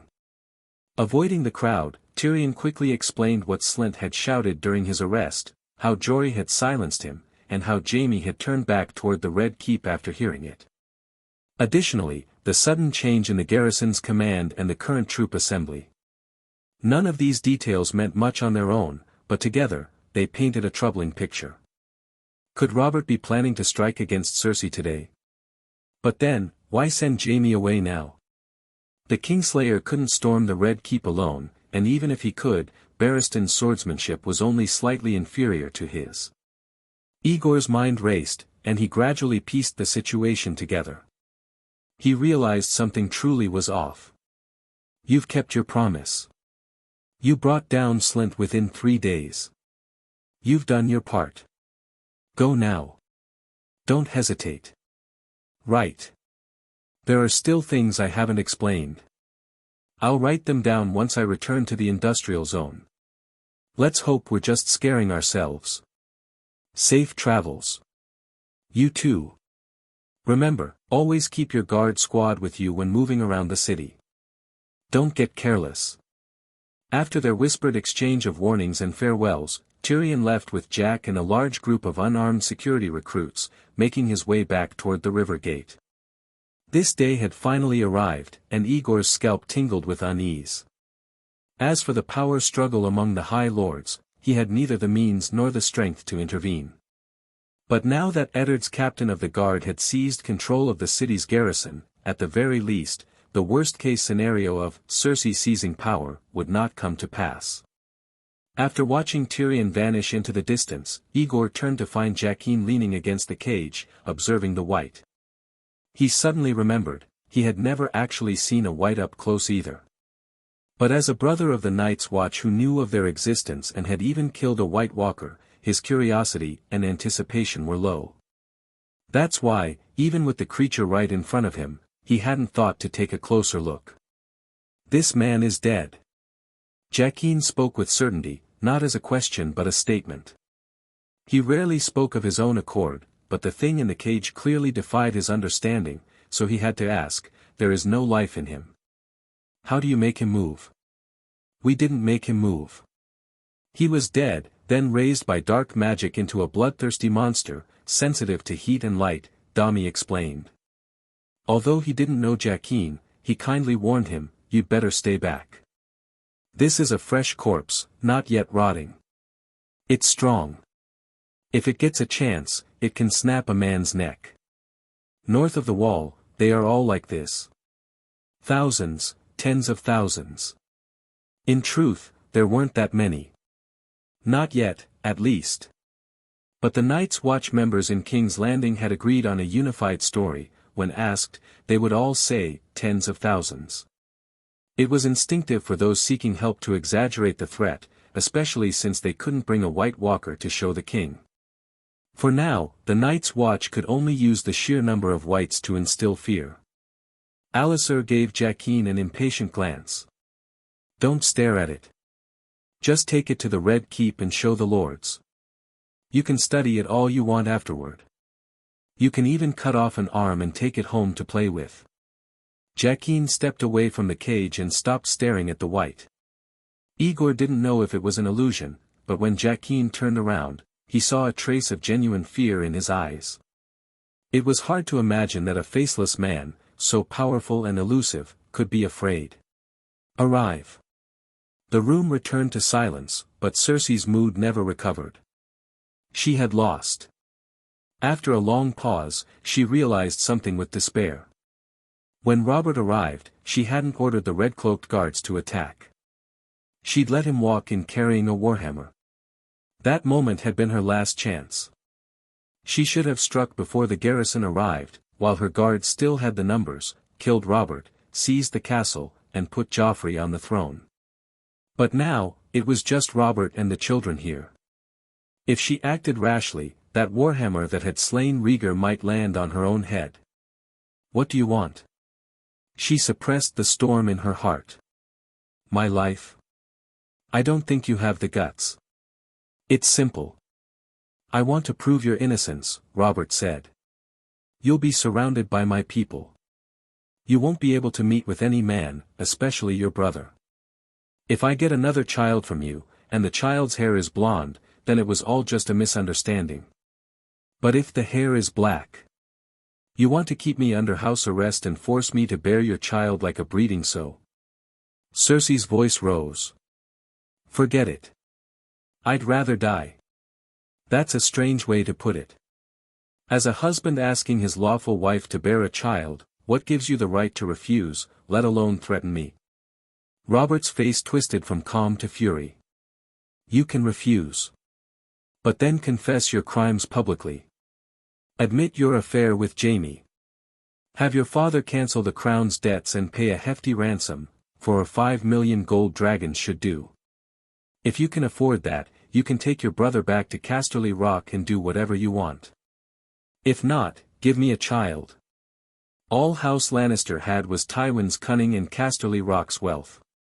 But with all her children in the king's hands, even Tywin couldn't fight the whole of Westeros. Robert's plan was airtight. There was no way a drunkard had thought this up. Cersei was drenched in cold sweat. She'd ignored the rumors, stayed in King's Landing, gambling that she could kill Robert. But she had lost the gamble. No one could defy a living king in the capital. When the whispers began, she should have fled to Casterly Rock. Her hands, still wrapped around Tommen and Myrcella, trembled. Then she realized something critical. Where is Jaime? What have you done with him? What do you think? You've arrested him. Cersei released the children and lunged at Robert, clawing at his neck. If you harm my brother, I'll never forgive you. I'll hide a knife in the bed and stab you in the gut. Then I'll tie you down while I fuck you. Robert hadn't made a move first, but she dared to provoke him. His long-suppressed rage exploded. He grabbed Cersei by the hair and slapped her across the face, knocking her to the ground. Don't think I care about what's between your legs. Even if every man in the 7 kingdoms wanted you, I wouldn't be one of them. If it weren't for Eddard Stark's advice, your heads would already be on spikes outside the Red Keep. And you dare act so arrogantly here. The king of the 7 kingdoms in a rage was terrifying. Joffrey shrank, not daring to speak. Tommen was frozen in fear. Only Myrcella rushed forward crying, hugging Robert's leg. Father! Don't be angry. Mother didn't mean it. She always says things like that when she's angry, you know. Robert stood there, breathing heavily, and reached out to stroke Myrcella's hair. Of the 3 children, he loved this daughter most. She was kinder and more polite than Joffrey, braver and stronger than Tommen, and had inherited her mother's beauty without her madness. If she weren't a girl, he might have wanted her as his heir. But seeing her golden hair, knowing she might not be his, broke his heart. All right. I know. Robert trembled with pain and gently pushed Myrcella aside. Just sit down and wait for the garrison. This mess is almost over. There was shouting outside, followed by a crash as the door was kicked open. Jaime Lannister burst in, eyes red with fury. He saw Cersei kneeling on the ground, covering her face, and Myrcella crying and trying to stop Robert. To be continued. Asterisk. Chapter 165, Showdown. Jaime was furious. He had received an urgent summons to Dragonstone early in the morning, ridden across half of King's Landing, and arrived at the river gate only to find the garrison arresting his brother. A sense of unease overcame him, and he immediately turned back to the Red Keep. Sure enough, something was happening there too. Cersei was not only his twin sister, but his first and only love. Seeing her kneeling on the floor with her face covered, looking weak and helpless, Jaime's rage ignited completely. Robert Baratheon, Jaime's voice trembled with fury as he drew his sword for the second time that day. Because two of his sworn brothers stood behind him, weapons drawn and eyes full of warning, he did not immediately raise his sword to the king's neck. Instead, he confronted Robert from a distance, as if trying to kill him with his eyes. You had better explain what's going on, or I'll show you why they call me the Kingslayer. Are you threatening his grace? Said Boros Blunt, the fattest of the Kingsguard, though he moved with surprising agility as he stepped into the room. Jaime Lannister, you go too far. Ser Aerys Oakheart followed closely behind, weapon in hand, coldly reminding him, lower your sword, Jaime. Don't forget who you are. This is the king you swore to protect. Without Robert's order to strike, the Kingsguard could not stop Jaime at the door. But that did not mean the remaining 5 white-cloaked knights would stand by and watch him run wild. The Kingsguard posted outside had also drawn their swords. 2 had entered the room and now had their blades aimed at Jaime's back, while the other 3 stood tense, facing down the red-cloaked Lannister guards who were clearly ready for a fight. Jaime's sudden return had raised the morale of the red-cloaked guards. I know why they call you the Kingslayer, Jaime Lannister. We both have names we don't like, but that won't scare me. Robert, the usurper and dragon slayer who had overthrown the trueborn Targaryens, was not a man like Janos Slynt. He showed no panic. Instead, he sneered and lifted the warhammer from the low table, weighing it in his hand and savoring the familiar heft. Jaime was an excellent fighter, but among the Kingsguard it was said he and Barristan Selmy lost more duels than they won. And Barristan had been no match for Rhaegar Targaryen, whom Robert had slain with this very hammer on the trident. Though that wasn't enough to prove Robert superior to Jaime in a fight, facing the man who had defeated the man who had defeated the man who had defeated Jaime's better, and the brother-in-law suspected of cuckolding him, Robert was not afraid, only angry. You and Cersei are alive today only because of our good hand of the king, Eddard Stark. He argued with me half the night to convince me that living Lannisters are more useful to us. So I held back and didn't act yesterday. You left the Red Keep and then came running back to die. You clearly don't value your life. I pity you, Kingslayer. Uncle Jaime. Sensing that the mood in the room had shifted from a cold standoff between man and woman to a deadly standoff between men, and that things were spiraling out of control, Myrcella ran from Robert's side to Jaime, tears streaming down her face.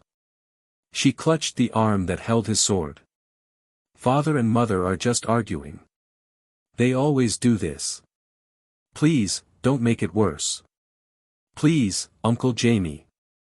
Jaime would never hurt his own daughter. His arm slowly dropped, the point of his sword finally touching the ground. The killing intent in his eyes faded. Jaime, kill him. He wants to keep me trapped in this rotten castle and make a Lannister give birth to piglets for him like a sow. Cersei lowered her hands from her face, revealing flushed cheeks. She looked up at Robert in fury. I'd rather die than live like that. Kill him. Mother, please stop. Please. Myrcella finally realized what it meant to be powerless. She sobbed harder, clinging tightly to Jaime's arm. Uncle, don't listen to her. If there's something to say, sit down and talk. We can figure this out. The rumor is true. Can this be talked out? Jaime had his doubts, but with the children present and 2 Kingsguard blades behind him, he had to calm down. Robert was not the Mad King. Killing him would bring disaster upon House Lannister. Even putting family aside, from a personal standpoint, Jaime did not want to break his vows again. You sent me to Dragonstone this morning. What would have happened if I had just gone? Nothing would have happened. That idea came from our good hand of the king. He said I couldn't kill you or arrest you without cause, but I also couldn't let you roam the Red Keep, humiliating the crown. Nor could I let you return to Casterly Rock and give your father free rein. So I needed to find a secure place to limit your movements. Robert's voice was cold. He chose Dragonstone.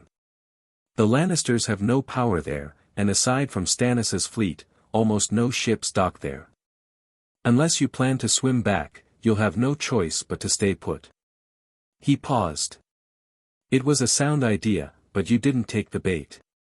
Now it's my turn to ask, after leaving the Red Keep, why did you come back? Aside from a guilty conscience, do you have any other explanation? I ran into Janos Slint on the road out. He had arrested my brother Tyrion. If a mere garrison commander had dared touch a Lannister without reason or support, he had to have been emboldened somehow. Jaime didn't know the specifics. He just knew that the moment he sensed something was wrong, he turned back, and walked into this mess. Was that your order too, Your Grace? No. Why would I arrest a dwarf? Robert snorted with contempt. Only a fool would lay a hand on your brother. If anything happened to Tyrion, Tywin wouldn't grieve, but he'd have his excuse to go to war. I already have you and Cersei. That's enough to keep your father from making any reckless moves. Since you're back, that's fine. Next question. Do you admit to the truth of the rumors? I do not. Jaime was arrogant, but not a fool. It's pure slander. Aside from the children's blonde hair, none of it's true. If your grace wants me to explain why the prince and princess don't have black hair, I'm afraid I can't help. You like black-haired women? You should have married a Dornish girl. Very good. Since neither of you admit to anything, then I came here for nothing. Robert let out a long breath. Kingslayer, for the sake of your father Tywin, I'll give you one chance. Make your decision before the garrison arrives. Pick a room in the Red Keep and stay there until my next child is born. Or, let me send someone to escort you to Dragonstone for a long vacation. To be continued. Chapter 166, Freedom or Death. Jaime's face twitched, and the fingers of his right hand unconsciously tightened around the sword in his grip. He wanted Cersei to live a free and happy life, but he wanted his sister to survive even more. What should he do? He was no longer the reckless young Kingsguard of 16 years ago, and Robert was no longer the mad king who had forced half of Westeros into rebellion. There was no elite Westerland's army stationed outside King's Landing under his father's command. Should he make a humiliating choice, or fight to the death for pride, dragging his family into eternal ruin? After a moment of hesitation, Jaime realized that neither his wisdom nor experience could resolve the current predicament. The only way to save Cersei was to survive, inform his father of the situation inside the Red Keep, and have Lord Tywin pressure Robert from all directions in an attempt to rescue her. This was true, but Robert asking him to choose his own prison. Wasn't that a form of mockery? If he really chose, and ended up imprisoned in his preferred location until Cersei was forced to give birth to Robert's child, could he still call himself the proud Jaime Lannister? The arm holding the sword trembled with inner turmoil. Myrcella clung to Jaime's arm, sensing the tension through his armor. She tightened her thin arms around him, looked up at her uncle with tearful eyes, and pleaded for him to show restraint this time. The rumors are true. Jaime is my lover, the first and last boy I ever loved, and the first and last man to sleep with me. Jaime's remaining rationality was desperately trying to suppress the beast in his heart, but Cersei, kneeling on the ground, gave him no time to hesitate. She was silent for a moment, then suddenly said, "Kill him, Jaime.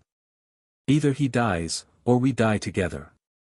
If you dare leave me here like a breeding sow, I will hate you until the day I die. To be imprisoned in the Red Keep, to give birth to a child for the man she despised like a sow, while making their father afraid to take action for her and her brother's sake. Rather than live such a life, it would be better to fight. Death would be the worst outcome. In the Game of Thrones, you either win or die, but even if you lose, you should choose your own fate. That was the last shred of dignity and pride for a Lannister. Mother was just speaking in anger. Joffrey finally dared not remain silent and used the excuse his sister had prepared. If the previous argument had just been a quarrel, the Queen's latest words were a direct threat to the prince's life. No matter what, you are my father. She was just speaking in anger, Your Majesty. For the first time, Jaime could think of nothing else to say and simply echoed the words. Goosebumps rose all over his back. In his heart, he prayed to the gods to silence his twin sister, but when he opened his mouth, he spoke even more harshly. If you dare to act again based on her angry words, then see if I'll just stand here and watch. Cersei may have been speaking in anger, but who says angry words aren't true?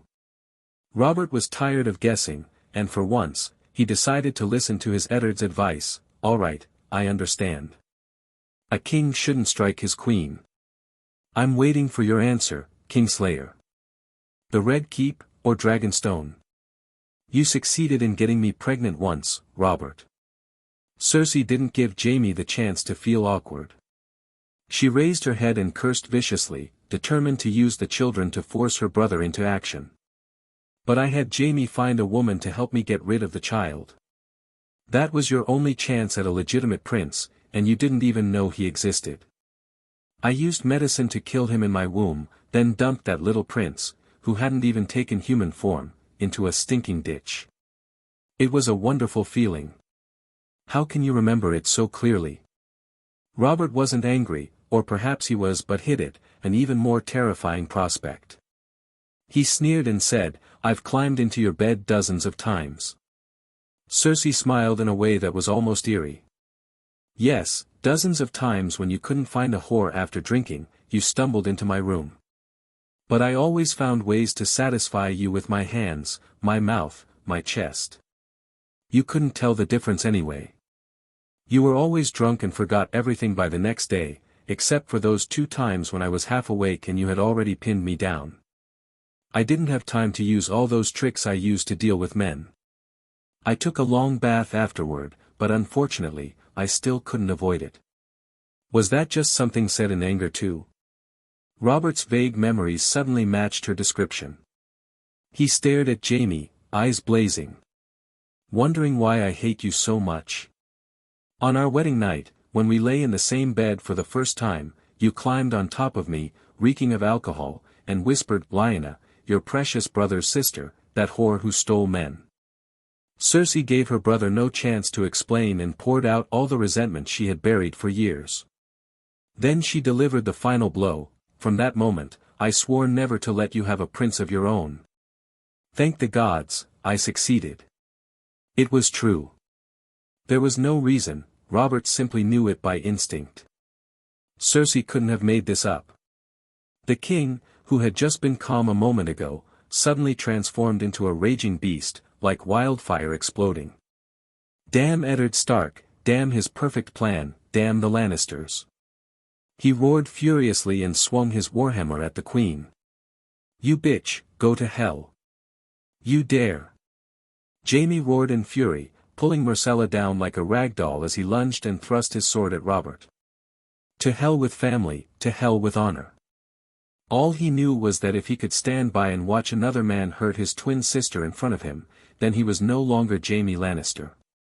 Kill him, Jaime. Cersei had achieved her goal.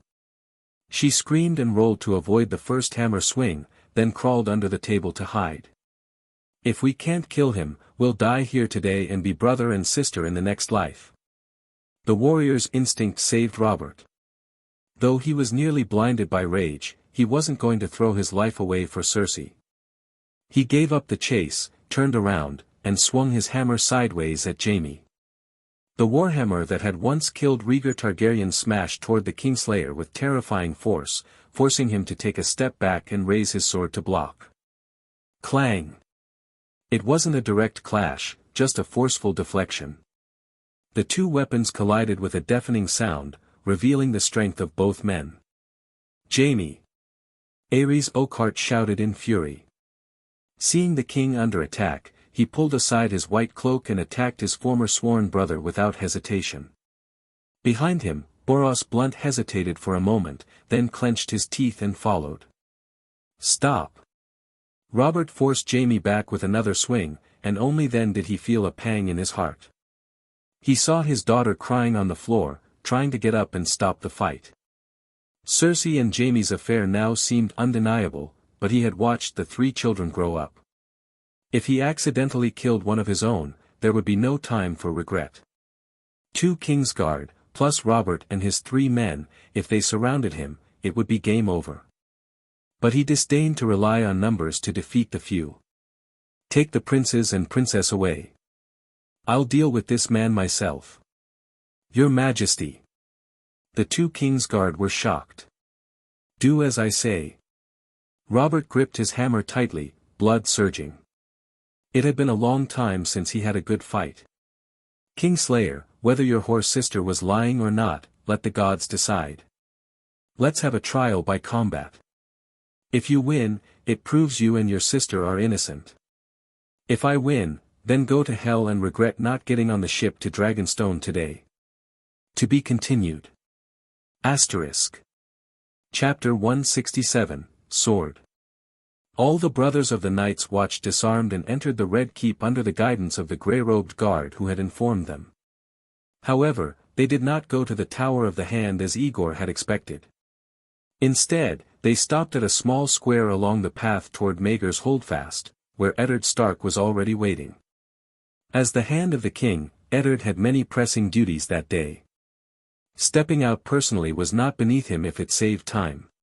He only hoped these Night's Watchmen, who claimed to have brought a white before him, weren't playing a joke. Otherwise, Eddard Stark would not hesitate to show them that he too had a temper. My Lord Hand, the brothers of the Night's Watch greeted as the King's Hand came out to meet them personally. Eddard nodded in acknowledgement but did not return the greeting. Instead, he walked straight to the reinforced wooden cage on the cart and examined the thing locked inside. Whites did not tire, and without the guidance of the White Walkers, they had no sense of strategy, but they would always work together to lunge at the nearest living creature with body heat. Their snarls and ceaseless struggles caused the entire cart to rattle constantly. Fortunately, the cage was tightly secured with ropes, and the horse pulling the cart was a remarkably steady and calm old beast, otherwise, it would have overturned countless times on the road from Linha Gate to the Red Keep. This is a white. Eddard was, after all, human, and one of the few in the 7 kingdoms born to high nobility, with education, reason, and skepticism. He quickly developed the same suspicion Tyrion had voiced before: it looks to me like a madman afflicted by some disease. That doubt was easy enough to resolve. They only needed to repeat the corpse inspection demonstration they had done before entering. But the weapons of the Night's Watch had already been confiscated. Fortunately, the guard who had seen the demonstration outside was still present.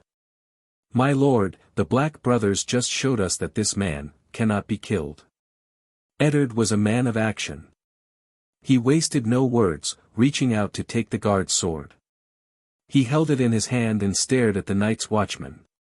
If I stab this man with my sword, and he dies, we leave it to you, my lord. If the thing inside was still alive, then killing it would be a mercy. With that thought, Eddard Stark didn't hesitate. He found the position of the creature's heart through the bars of the cage and stabbed it cleanly. The steel blade pierced in and out with ease, leaving only a greasy, translucent, sticky residue on the blade. It emitted a foul smell that no one could identify. Eddard looked at the sword in his hand, then at the still struggling figure in the cage. After waiting for half a minute, seeing no sign that the creature was dying, his face, already shadowed with suspicion and anger, grew darker. He stood still, silently brooding. Perhaps there are diseases in the world that allow someone to survive a sword through the chest, but whites have one trait no living man could ever possess, Elisha added. My lord, you could try cutting off one of its limbs. Cut off an arm. Anything works, even the head. It will keep moving without its body until it rots away, Alistair said. But the arms are easiest. They're already sticking out of the cage. One for the hand and one for King Robert. Eddard said nothing. He raised the sword and struck the outstretched arms of the white. The Northerners, descendants of the first men, believe that the man who passes the sentence should swing the sword. As Warden of the North, Eddard was well practiced in executions. He lifted the sword and brought it down like an executioner delivering a sentence. One of the white's arms dropped with a thud to the ground. He handed the sword back to his guard, bent down, and picked up the severed limb. The arm seemed unaware that it had been detached and continued to flex its fingers, grasping at the air. The scene was grotesque. Eddard had seen many severed limbs on battlefields. Some did twitch after separation, but it was always in weak, reflexive spasms, nothing like this. The arm he held moved with strength and purpose, as if it was still trying to grab something. He had never handled something so eerily alive. As he held it, the arm latched onto his own. He tried shaking it off but failed. Alarmed, another guard quickly drew his dagger, pried open the corpse's fingers, and removed the limb from Eddard's arm. It wasn't life-threatening, but Eddard Stark's face had turned deathly pale. This is a white. There are tens of thousands of them beyond the wall.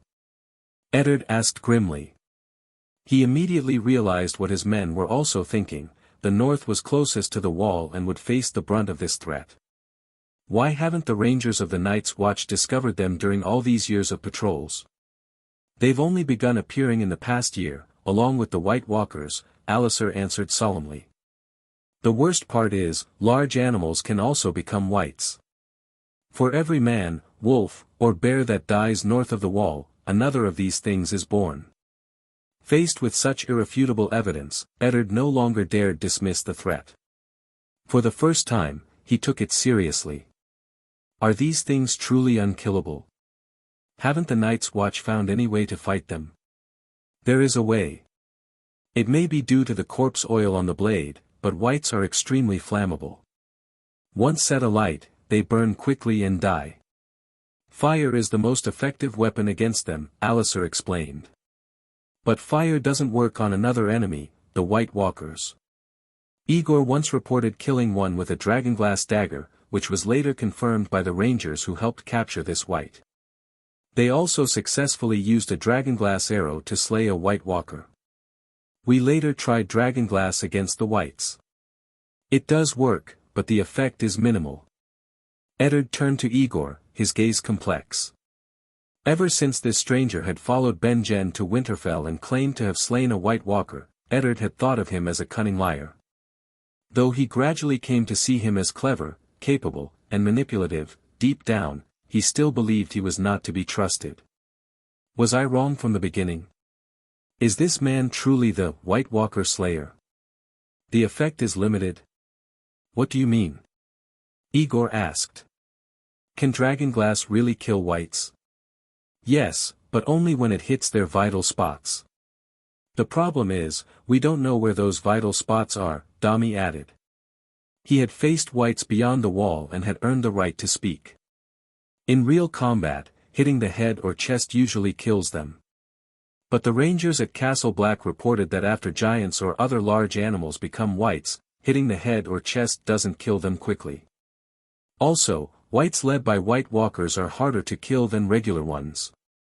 On the other hand, fire arrows usually kill them with one hit.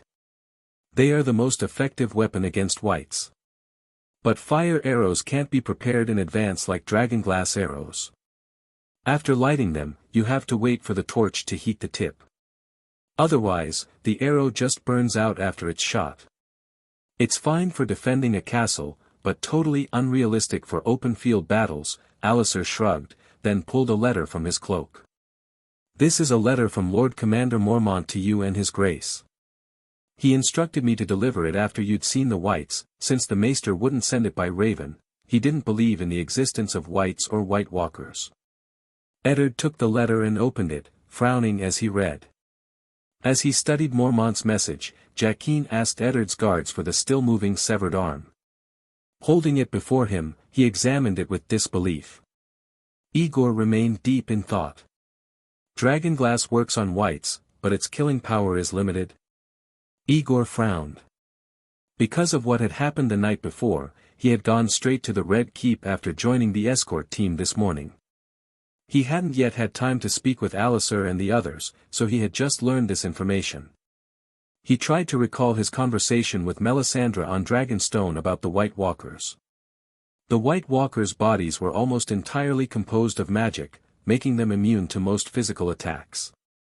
Only a physical shell embedded with sufficient fire magic could harm them, but what about the whites? Aegor had pondered this question long ago. Whites were not creations of the Night King per se, but rather resembled necromantic weapons, corpses animated and manipulated by traces of ice magic or necromancy. This connection to the White Walkers made them obedient subordinates. Whites had no vital points. Yet the Night's Watch reported that hitting certain places with dragonglass could sometimes kill them.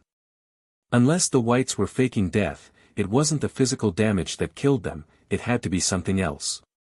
After much thought, Aegor found only one explanation: it was the fire magic within the dragonglass that, upon striking the vital spot, neutralized or dispersed the necromantic energy animating the corpse, severing its link to the White Walkers or the so-called God of Cold. That caused the phenomenon of dragonglass kills whites.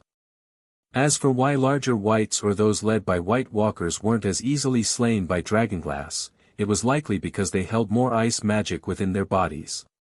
Or perhaps whites near White Walkers received constant magical reinforcement, making the minor magic in the dragonglass insufficient.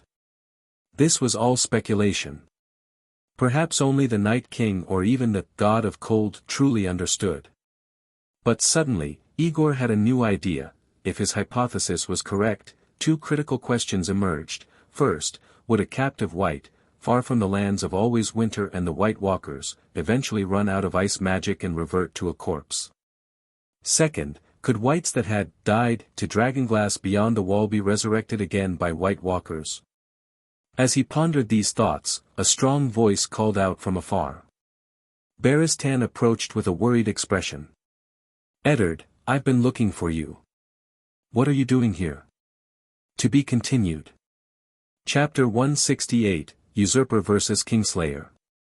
The Usurper and the Kingslayer, two Targaryen slayers, now stood face to face.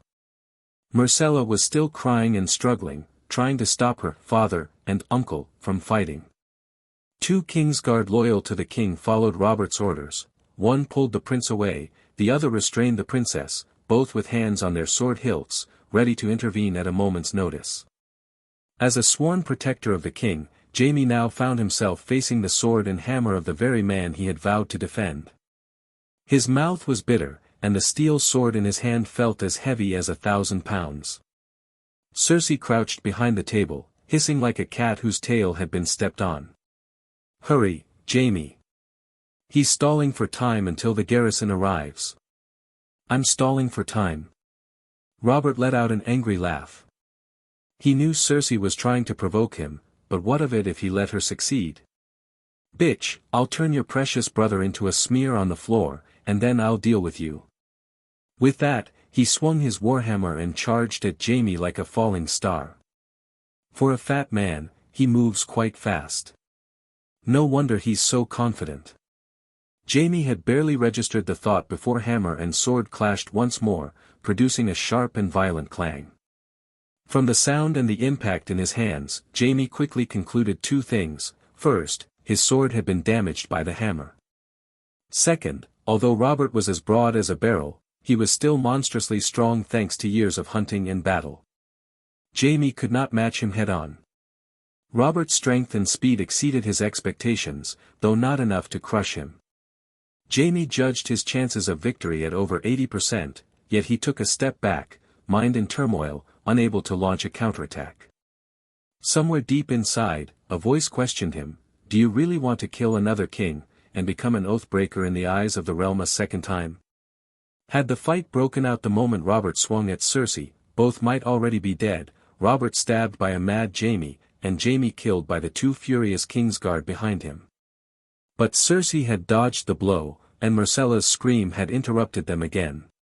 After a few seconds of standoff, Robert had fully entered the rhythm of battle, while Jaime's anger had subsided enough for reason to reassert itself. Trial by combat, if he won, would it prove his innocence with Cersei? It sounded good, but Jaime knew it was just a pretext. Robert was filled with rage, hell-bent on punishing the Queen's lover. He hadn't even considered the possibility of losing. Robert was a man of his word. If he lost, he'd be dead. But if Jaime killed him? The other Kingsguard would never honor Robert's promise. The stain of kingslaying would follow him forever.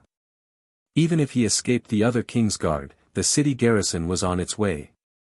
It would still be nearly impossible to get Cersei out of the Red Keep alive.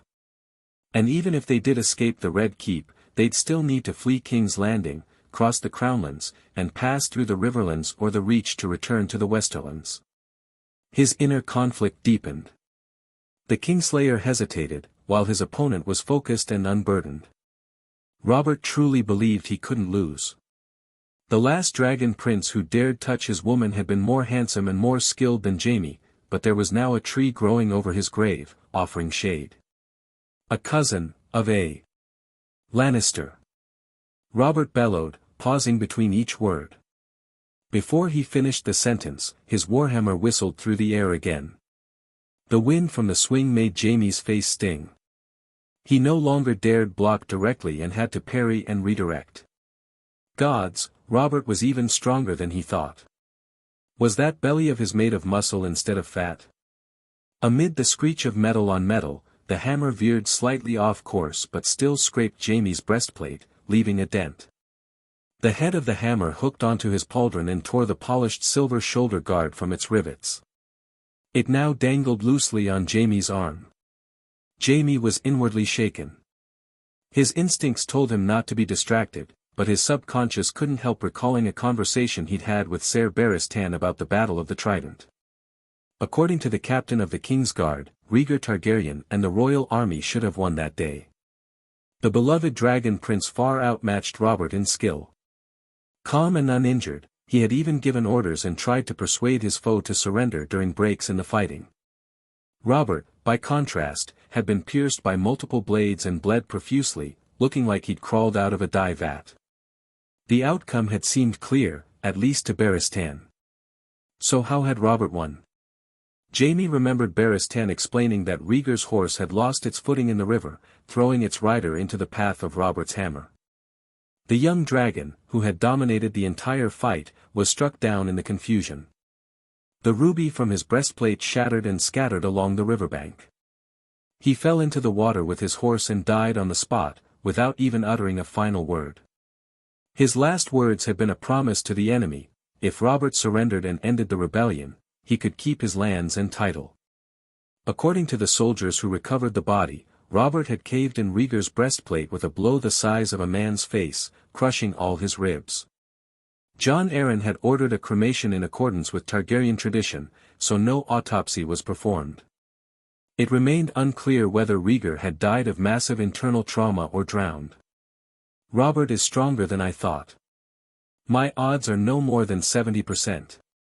Spotting an opening, Jaime lashed out with a quick thrust aimed at Robert's large round belly from an awkward angle. But Robert didn't bother to defend. He roared and launched a wild counterattack, forcing Jaime to retreat before the blade could strike home. Sparks flew as the sword scraped against the armor, a moment of regret and a missed opportunity. In terms of skill, Jaime surpassed Robert, but if Robert landed even one blow with his hammer, it could end the fight. Jaime had to be cautious. How could her fierce, unstoppable brother be on the losing end? Cersei panicked. She stood up using the table for support and shouted, "Jaime, circle around. He's slower than you." How was he supposed to circle around in here? Distracted, Jaime nearly took a hit. He gave a bitter smile. "Dearest sister, I don't need you to teach a Kingsguard how to fight." With swords flashing and hammers swinging, Joffrey and Tommen were frozen with fear. The two grown men moved so swiftly and violently, each blow loud and deadly. Yet after more than 10 exchanges, neither had prevailed. One was their father, the other their beloved uncle. The children didn't know whom to pray for.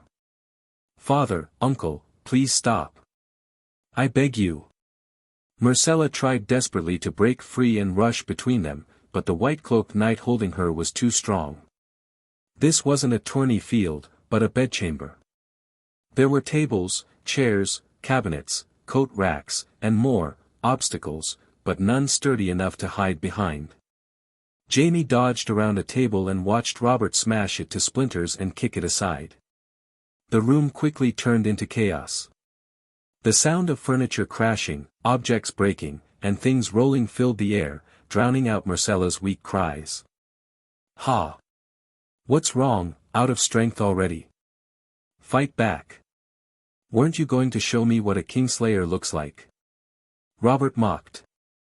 He paused for breath, then lunged again. Jaime hadn't eaten today, but that wasn't the reason he wasn't fighting at full strength. He wasn't just thinking about how to win, but how to get Cersei back to Casterly Rock safely. Win or lose, the situation was already beyond saving. His only chance was to defeat Robert without killing him, force him to admit that he and Cersei were innocent, and then take him hostage to escape King's Landing. As a handsome, rich, and privileged man, Jaime rarely had to use his brain. This was the only plan he could come up with on short notice. But facing Robert, as wild as a charging bear, killing him was easy. Subduing and capturing him was the hard part. Soon, he found his chance. Though Robert's attacks were ferocious, they couldn't last. After 2 or 3 swings, he had to pause for breath. Years of wine, women, and indulgence were taking their toll. If Jaime could outlast him, the opportunity to take him alive would come. With over 100 Lannister guards outside, there was still a chance to help Cersei flee the city. Steel clashed with steel as hammer and sword met again and again. Jaime moved constantly, retreating and sidestepping in a zigzag, left, right. He avoided direct clashes whenever possible, yet the sickening clang of metal echoed through the narrow chamber. This wasn't an arena. The limited space favored raw strength. The floor was littered with debris, broken glass, and shattered furniture.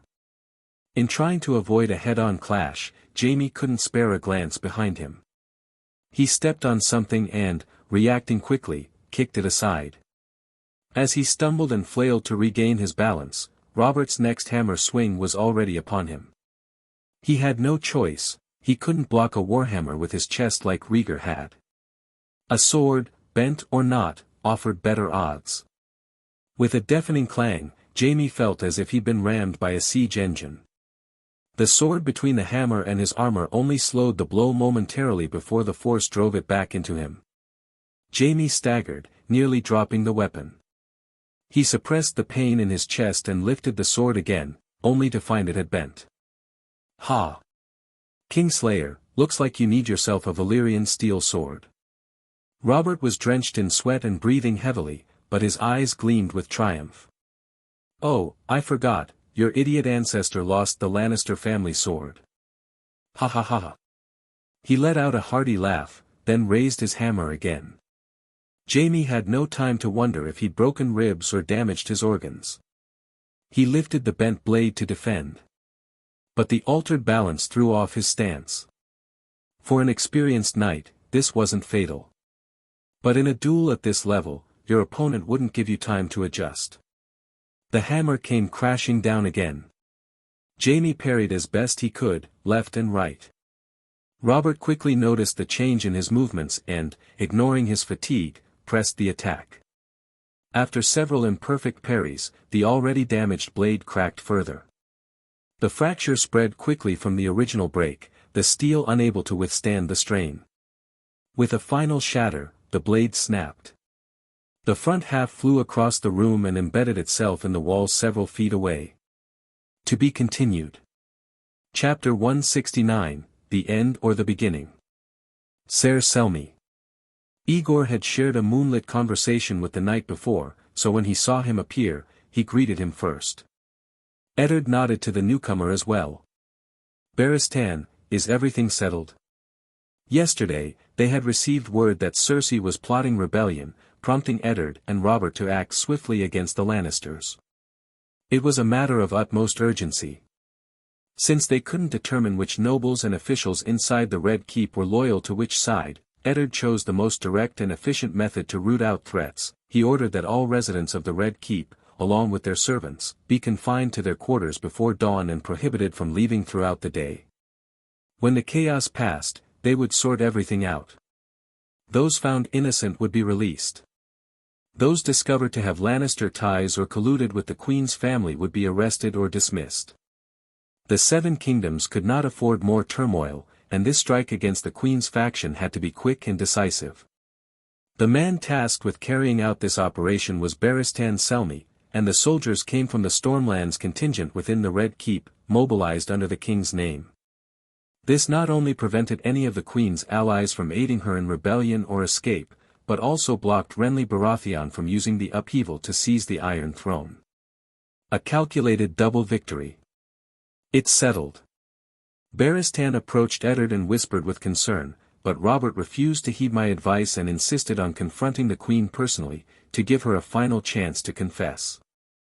When I returned after carrying out your orders, he had already gone.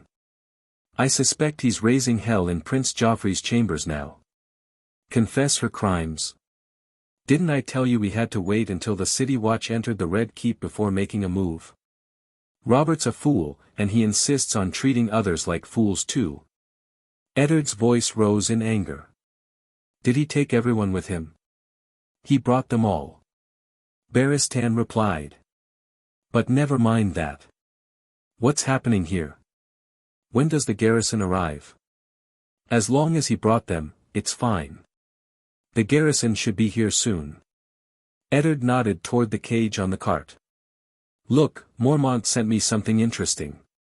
As the Lord Commander of the Kingsguard turned his eyes toward the cart, Aegor suddenly broke out in a cold sweat.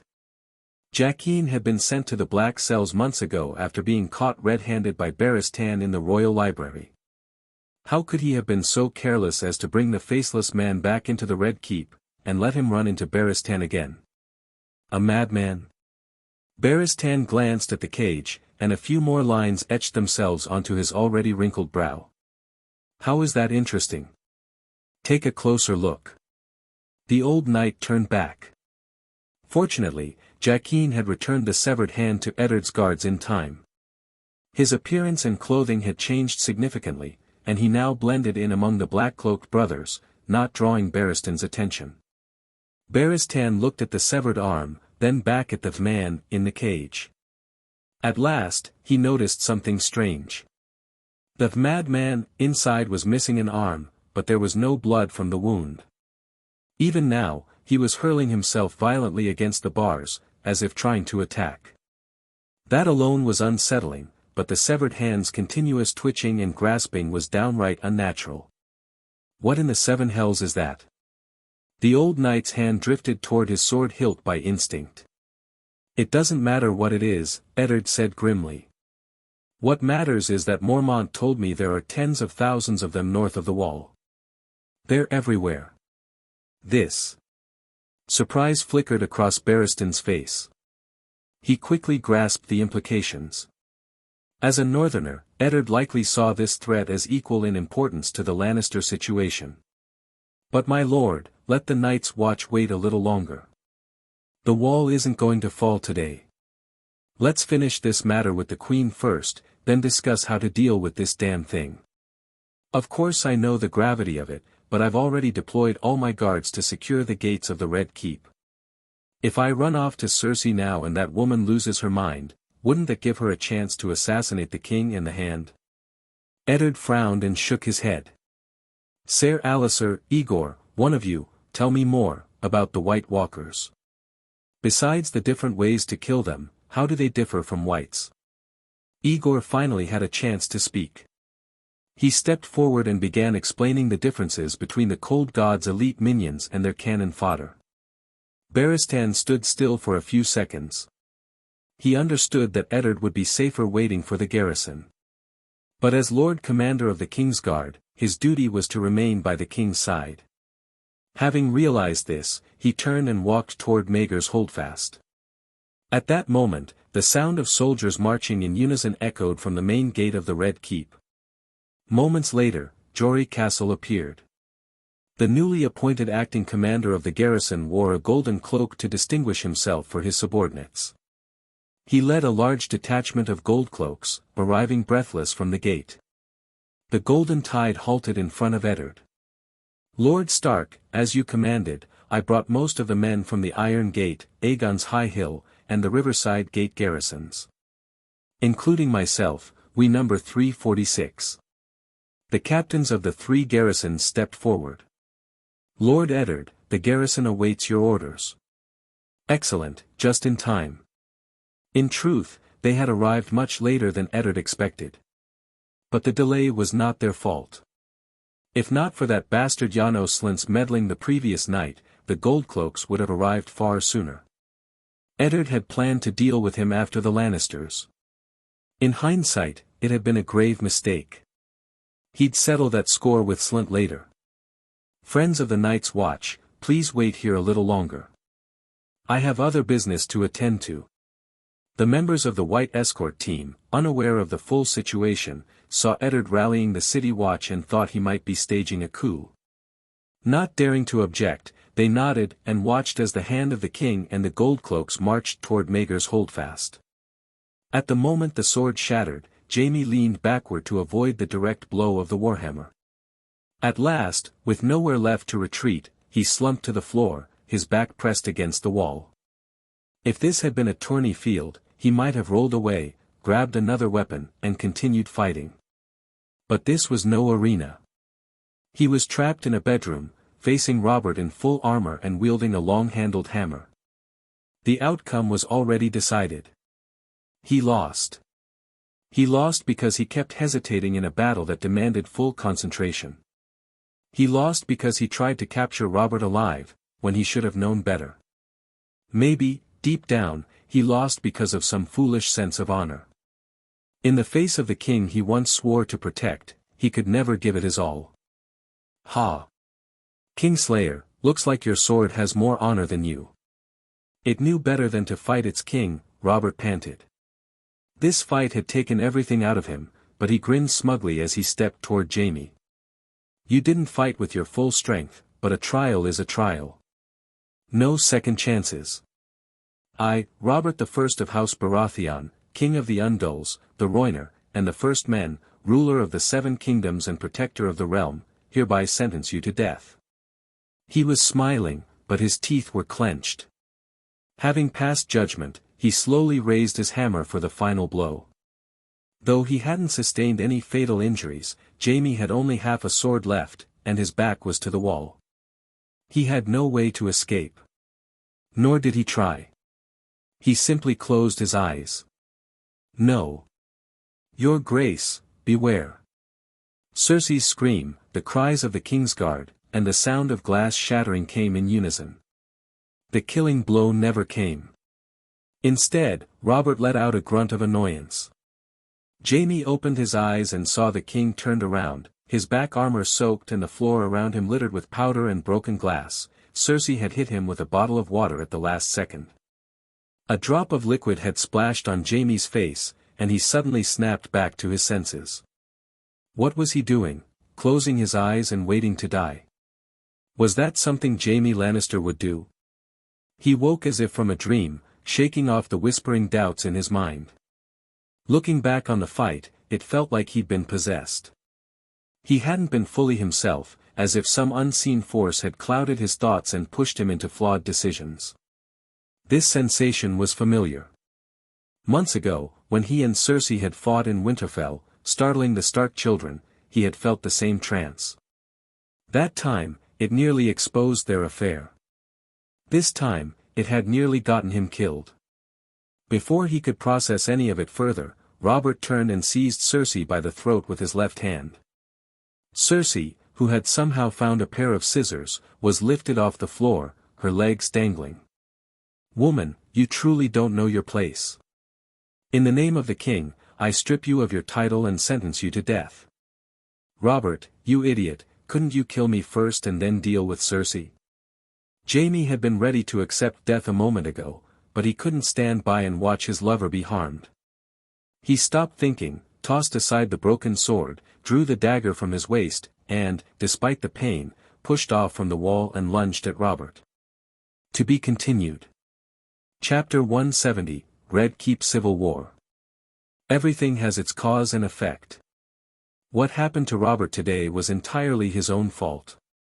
Just imagine, if all the Kingsguard were like Barristan Selmy, what kind of splash could Jaime make even if he had 3 heads and 6 arms? The purpose of the Kingsguard is to protect the king and the royal bloodline. The requirements for selection are strength, loyalty, and wisdom. At the end of the War of the Usurper, 5 positions in the Kingsguard needed to be filled, 6, if you included Jaime, the Kingslayer.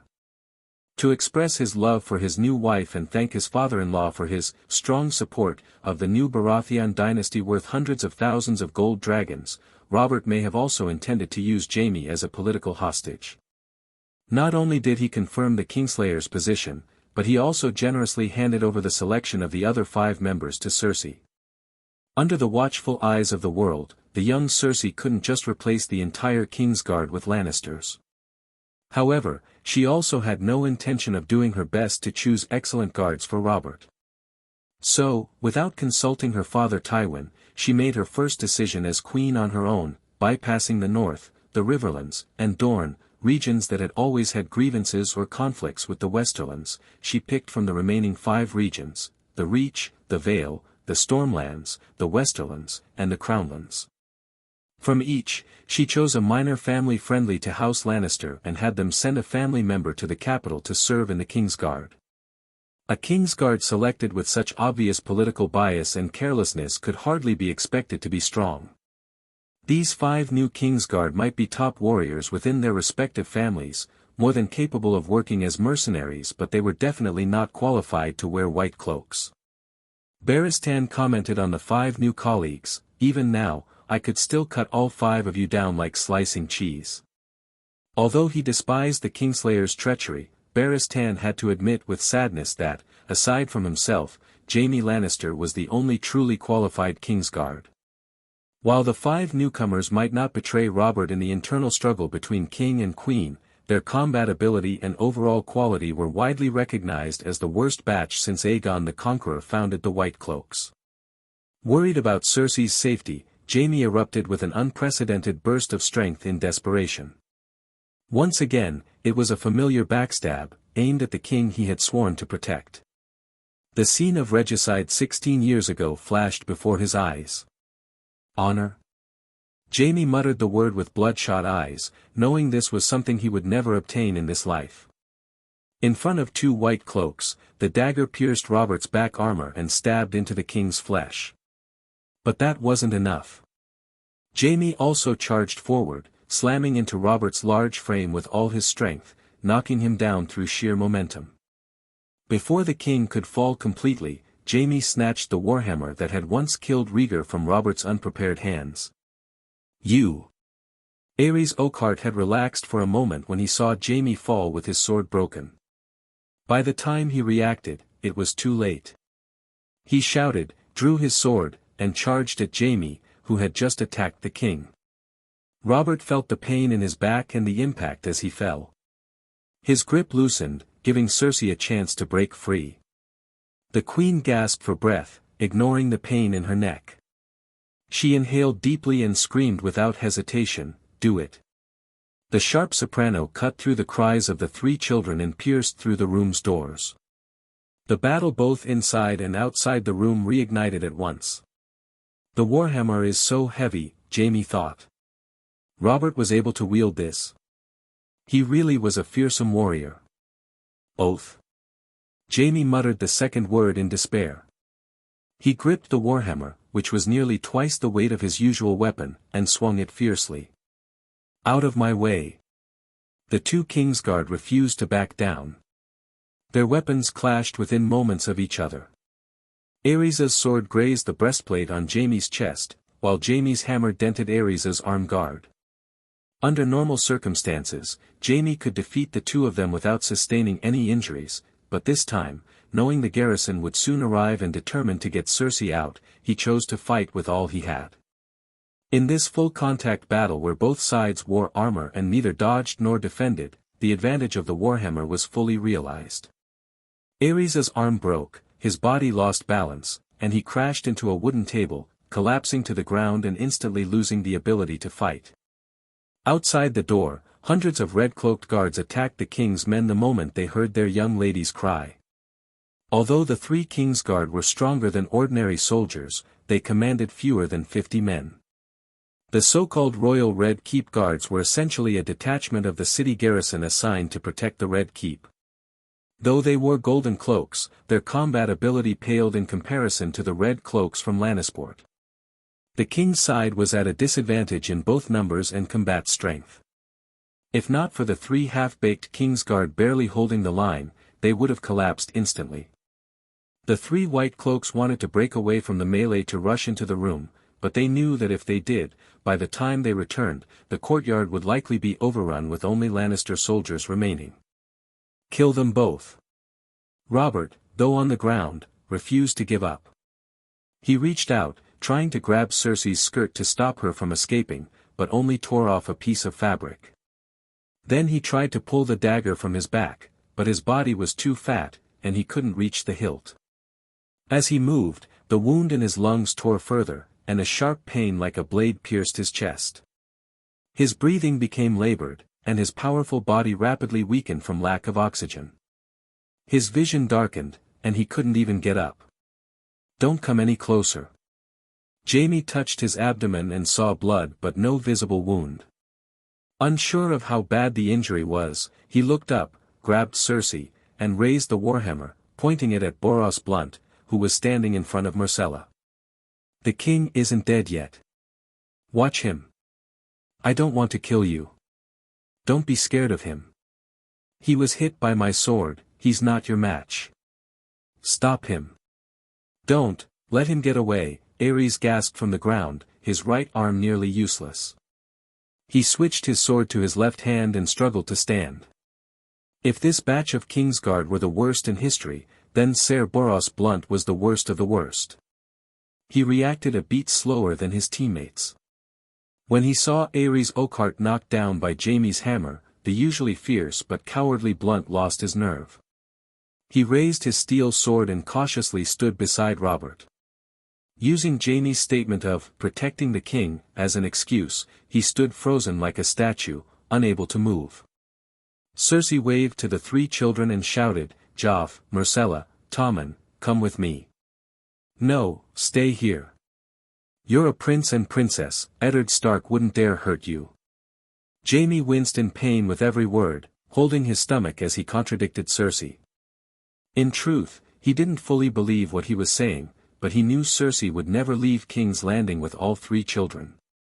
Wiping blood from his hands, he dragged his sister and lover, who still hadn't given up, back toward Boros. Step by step, they reached the door, opened it, turned around, and rushed outside. Outside, the sounds of battle, shouting, wailing, and clashing steel filled the air. Chaos reigned, and it was clear that the larger force had the advantage. Preston Greenfield saw Jaime, his white cloak stained with blood, and Cersei in his grasp. He glared and shouted, "Jaime! What have you done? You need to get to the stables. Without a mount, you'll never make it out of King's Landing." Jaime ignored the enemy's cries. The Red Keep was already under Stark control. Even with horses, their chances of escape were slim, but he had to try. The ground trembled as more soldiers charged toward them. He gave Cersei a hard push. "Once you find a horse, take your men through a side gate with fewer guards. Break through before they shut the city gates. Go. It's not just me, it's us." I've already arranged the retreat. Cersei grabbed Jaime's arm and forcefully dragged him toward the stables. Potter, take half the men and hold this spot to cover the retreat. Amos, take 20 with me. Stop the man in white. The Kingsguard charging at Jaime with raised swords were pushed back by several spears. A dozen red-cloaked soldiers either defeated or drove off their opponents, regrouped around Cersei and the wounded Jaime, and began covering their retreat toward the stables. But from the south of Maegor's holdfast came a thunderous sound of boots. Eddard Stark appeared at the edge of the chaos with a large force of garrison soldiers. Upon seeing the battle, he immediately quickened his pace and reached the scene in moments. Can you still fight? Go now. The guard at the Red Keep sewer gate is one of mine. That gate is barely marked on the map, and Stark forgot to post a replacement. It hasn't rained in days, so there won't be any flooding. The garrison captain at the Gate of the Gods is also my man. We can escape. Cersei pulled the wounded, death-seeking Jaime close and, at the last moment, turned and shouted, "Hold them off." To be continued. Chapter 171, Righteousness First. Inside the Red Keep, even a fool could sense that something was wrong as they watched a large group of fully armed gold-cloaked men march past. Bywater had no obligation to explain the situation or relay the hand's orders to a Night's Watchman who had nothing to do with it. Aegor quickly realized that Ser Ironhand had revealed this information despite its military sensitivity, likely as a subtle reminder, to go inform their mutual friend quickly. Jaime attacked the king. Was it fatal? There was no time to consider. Aegor only had enough time to tell Jaqen to take Alliser and the others back to the Night's Watch office for the night. He left his bodyguards and colleagues behind and followed Bywater to the Red Keep's gate. As for how to get out, he'd have to improvise. They quickly reached the gate. A dozen Stark guards stationed there, seeing their urgency, raised their weapons warily. What's going on? The Kingslayer attacked King Robert. The Hand ordered us to assist in guarding the gates and to send someone to notify the garrison. Do you have a warrant or command token? No, but I can vouch for the order. How could they have managed formalities at such a critical moment? But the person who issued the order had thought of this and sent a Stark guard along to verify. Eddard had brought only a few dozen men from Winterfell to King's Landing, and they all knew each other, no impersonation possible. Open the gate first and notify the city garrison. Then drop the iron portcullis and hold the gate tight. Don't let anyone out. The bronze gate rumbled open. If they missed this chance, no one knew when they'd be able to get out again. Several garrison soldiers responsible for delivering orders rushed out first. Aegor tried to slip through with them but was stopped. Night's Watchman, where do you think you're going? I'm Lady Arya's sword instructor. She goes to the Night's Watch Industrial Park outside the city for sword practice every day. Now that trouble's broken out in the city, I have to bring her back. At the last second, Aegor remembered an excuse. He'd had other motives for sending Arya out of the city for security training, but now it came in handy. She's with a Lannister right now. I must get her to safety immediately. Lady Arya? One guard glanced at his comrade. Did she leave the Red Keep today? I don't think so.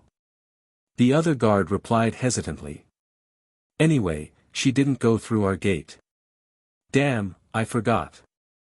Eddard Stark was the one orchestrating today's chaos in the Red Keep. How could he have allowed his daughter to leave for sword lessons on such a critical day? Arya had definitely not gone out. She was probably confined in the Hand's tower under Septa Mordane's watch. Aegor blurted, maybe she left through another gate. There's no time to check. If I'm wrong, it's just a wasted trip. Let me go. Let him through. He's the chief logistics officer of the Wall and a sworn brother of the Night's Watch, Ser Bywater added. He's not about to warn the Lannisters. Well, let him go. I saw him in Winterfell, another Stark guard said. He warned me that young Bran was climbing the tower again. If I'd listened to him that day, sigh. With more than one voice vouching for Aegor, the rest of the guards didn't raise further objections. If Lady Arya were harmed because they stopped this man, none of them could bear that guilt. All right, go ahead. Run. To be continued. Chapter 172, Tip-Off. Aegor stepped out of the Red Keep and stood for a few seconds on the gentle slope of Aegon's high hill. He had thought he had no power to interfere in this Game of Thrones and had no intention of getting involved. Yet, not only had he been dragged in, now it seemed he was walking willingly toward danger, choosing to go against the winning side. Truly. What are you standing there for? Take the horse. Quick, don't let Lady Arya fall into danger. Ser Bywater patted him on the back, handed over the reins of a garrison officer's horse, and gave him a subtle wink. Go quickly and come back quickly. Knowing this was no time for hesitation, Aegor took the reins, mounted the saddle, nodded to Ser Ironhand, and galloped toward the west side of the city. The city watch of King's Landing was a defensive force, not intended for external combat, and had very few horses in its ranks. However, the Lannister family had many members in the capital and possessed vast wealth. It would take time to capture and confiscate all of them. Hopefully, they wouldn't think of Tyrion, who was outside the city, too quickly. Unwilling to rely on the carelessness of others when it came to his friend's safety, Aegor pulled the reins tight, leaned forward over the saddle, and urged the horse to its limit. The sun was climbing high into the sky. It was nearly midday, the time of day when foot traffic was lowest. Without concern for conserving the horse's strength, Aegor galloped through the city for the first time like a reckless noble racing down crowded streets. He was riding a well-trained steed familiar with the roads of King's Landing. Even on such complex terrain, it ran swiftly. He narrowly avoided colliding with pedestrians and carts several times, but thanks to his reflexes, he dodged them all. In less than half an hour, he rode from the Red Keep to the King's Gate.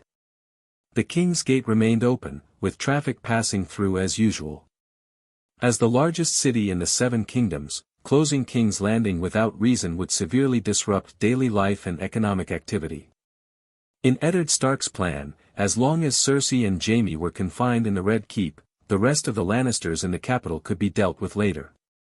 Out of both confidence and secrecy, the gate guards hadn't been informed ahead of time. This not only caught Cersei completely off guard, but also gave Aegor the opportunity to slip out and warn Tyrion. When he passed through the gate, the guards recognized him, there was no avoiding it. He was simply too memorable now. Last night, the city watch had been mobilized to arrest him. But by dawn, not only was the warrant revoked, even the officer who issued the order had been thrown in jail. Now, the man at the center of it all rode freely through King's Landing. Who among the guards would dare stop someone with such clout? Unchallenged, Aegor slowed his horse to a casual trot and passed through the gate as if nothing had happened. Moments later, he broke into a full gallop again, heading straight for his destination by the Blackwater River. The guards at the entrance to the industrial park were flustered by his sudden arrival. Aegor ignored their offers to notify or escort anyone and made straight for Tyrion's office without delay. As expected, Tyrion had not yet left. He sat at his desk, writing a letter. Jack and Maurice were busy rummaging through the place, gathering items. Aegor. What brings you here? Tyrion set down his quill. Well, never mind. I'll stop writing. It's better to speak in person. Forget any plans. Just go. Now. Right now. Aegor lowered his voice urgently. Jack, Maurice, stop packing. Just take food and water for a day or two and leave immediately. What happened? Jaime attacked King Robert in the Red Keep. The city watch is on its way here to arrest you. Aegor stepped aside, clearing the way to the door, and urged them nervously. Head for the stables now. Each of you take 2 horses. Ride west at full speed. Avoid main roads and towns. Get back to Casterly Rock alive. We'll have plenty of time to talk about the Night's Watch industry later. It took Tyrion half a second to grasp the gravity of the situation. Without hesitation, he jumped from his chair and shook Aegor's hand one last time. No words were needed. There were no farewells. No goodbyes. The two titans of the Night's Watch industry parted in haste. Aegor watched as Tyrion and the two guards ran for the stables. Then he composed himself and headed toward the security team's training ground. There, he pretended to be panicked, breathlessly asking if Arya had arrived. Naturally, the answer was that she hadn't. After putting on a show of relief, he exhaled, pretending nothing had happened. He gave a vague explanation for his worry, chatted briefly with the inspector and the security captain he'd appointed, and waited for the city watch to arrive. The guards were already accustomed to Slint's harassment in recent days, so when a squad of 10 gold cloaks rode into the industrial park, they weren't alarmed. After failing to find Tyrion in his office or room, the search team naturally sought out the person in charge and quickly climbed the stairs to stand before Aegor. Getting Tyrion out wasn't enough. With his short stature, he needed a special saddle to ride and couldn't move quickly. Only by buying more time for him could the warning truly matter. Tyrion left not long ago. He said he was heading to the port to take a ship and sail around Dorne to Lannisport. Sailing around Westeros to Casterly Rock. It was a strange choice. The gold-cloaked officer frowned. Really? I don't know if it's true, but that's what he said. The gold cloak's expression twisted in frustration.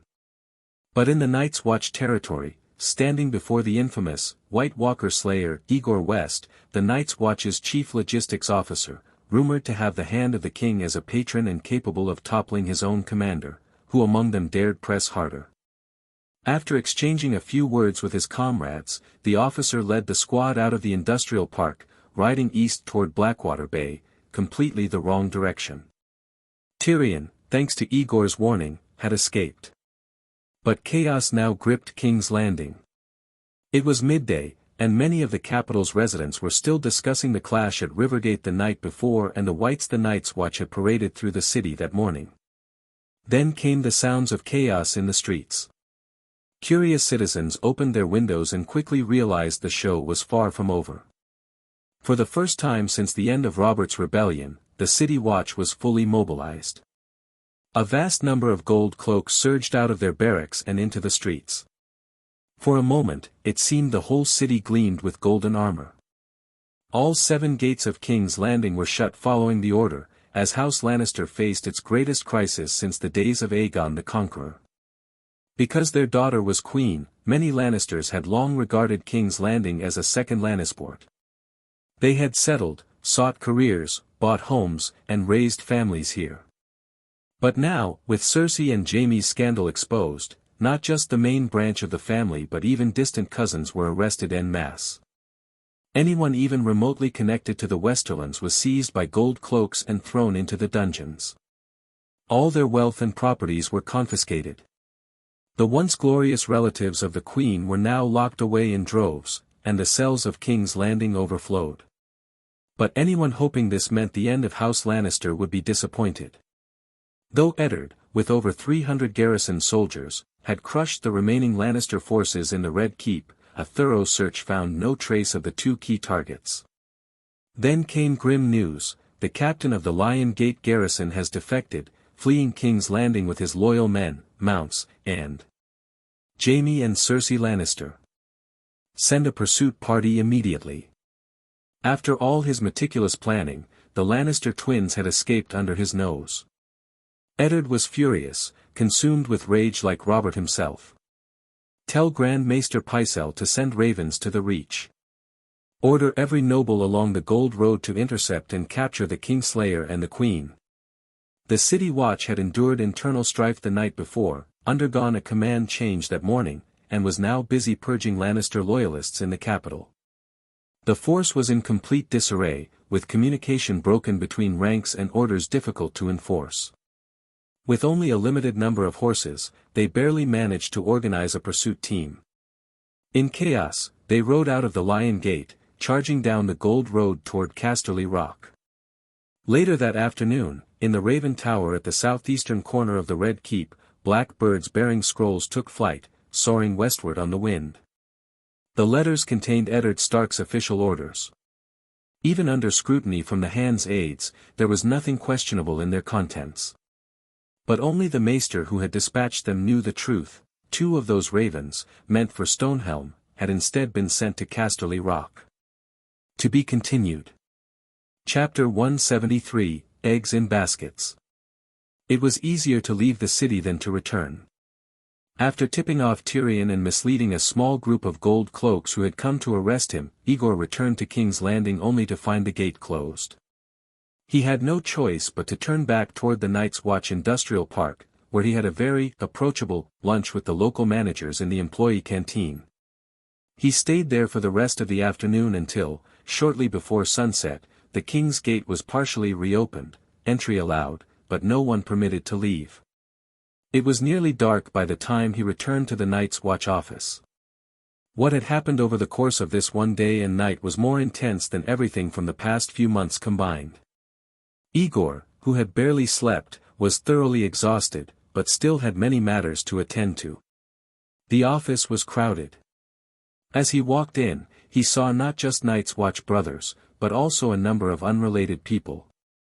Dami sat in the receptionist's chair in the lobby, recounting the story of how he and the Eastwatch Rangers ventured beyond the wall and battled the White Walkers. Inside and outside the room, people were gathered and listening with rapt attention. Even the office staff, who were supposed to be working, had joined in. The Night's Watch had been looked down on for so long. Now that they had a chance to show their worth, it was natural they'd want to boast a little. Aegor could understand the sentiment, but turning the office into a story circle was a bit much. Still, these were his sworn brothers, and it wouldn't be right to publicly scold them in front of outsiders.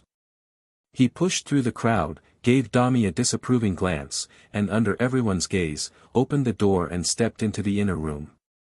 Nina was seated behind the desk, speaking with Ser Alliser, who was in the guest chair.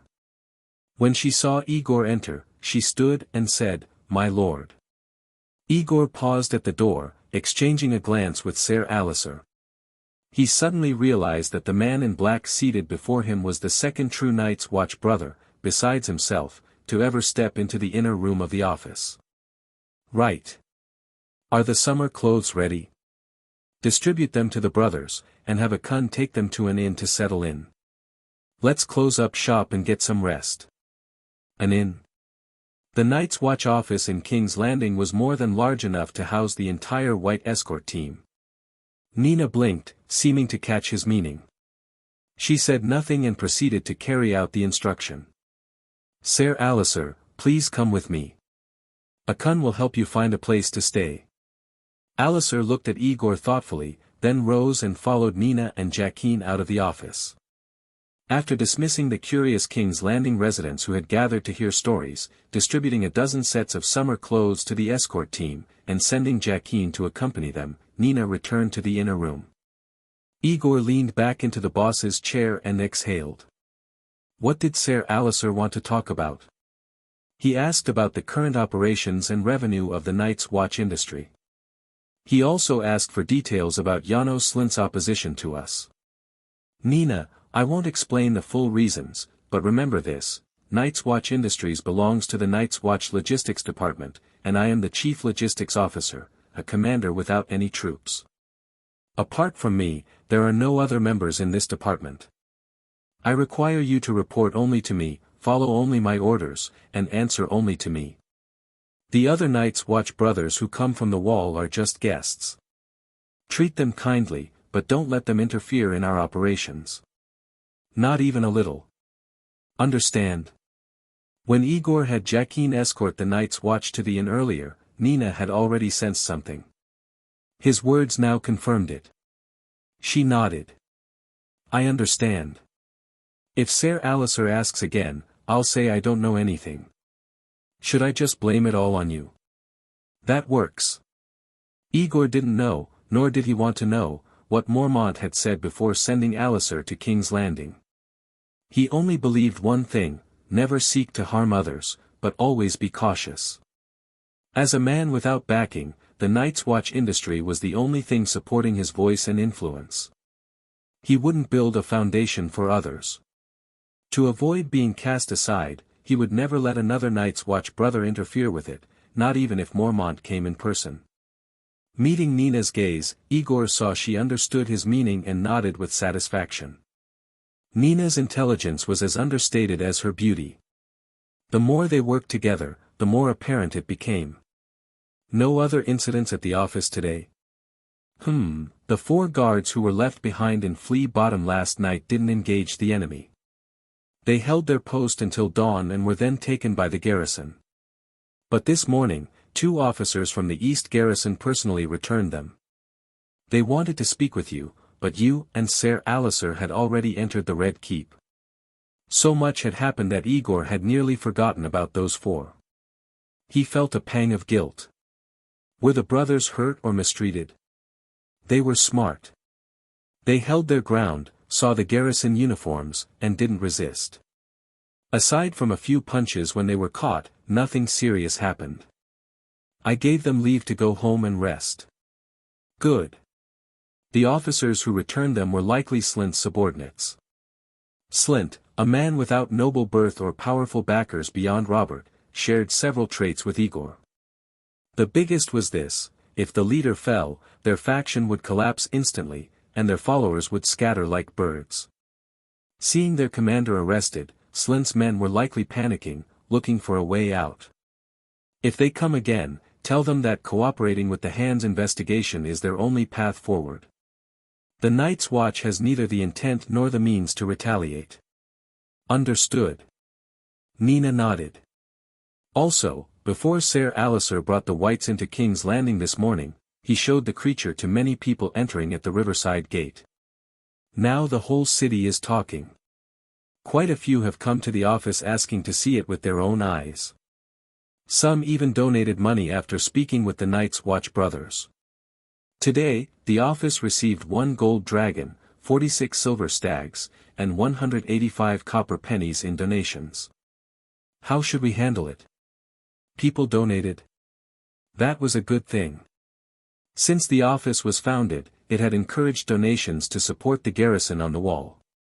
But spontaneous contributions from civilians had never been enough to fund an army. In fact, the office had never received a single coin, until now. Make a donation box. If people want to give, let them. If not, don't force it. The Night's Watch industry dealt with dozens or even hundreds of gold dragons daily. Honestly, that little bit of money meant nothing, but something was better than nothing. Open a separate ledger and keep daily records. I'll leave it to you. Sorry for the trouble. No, it's my duty. Nina was capable in every way, but still shy when praised. She blushed again.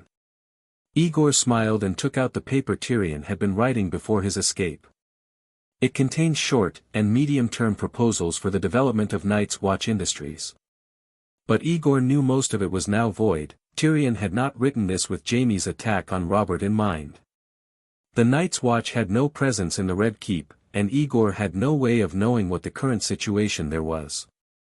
All he could confirm was that the bells of morning had not rung in King's Landing today.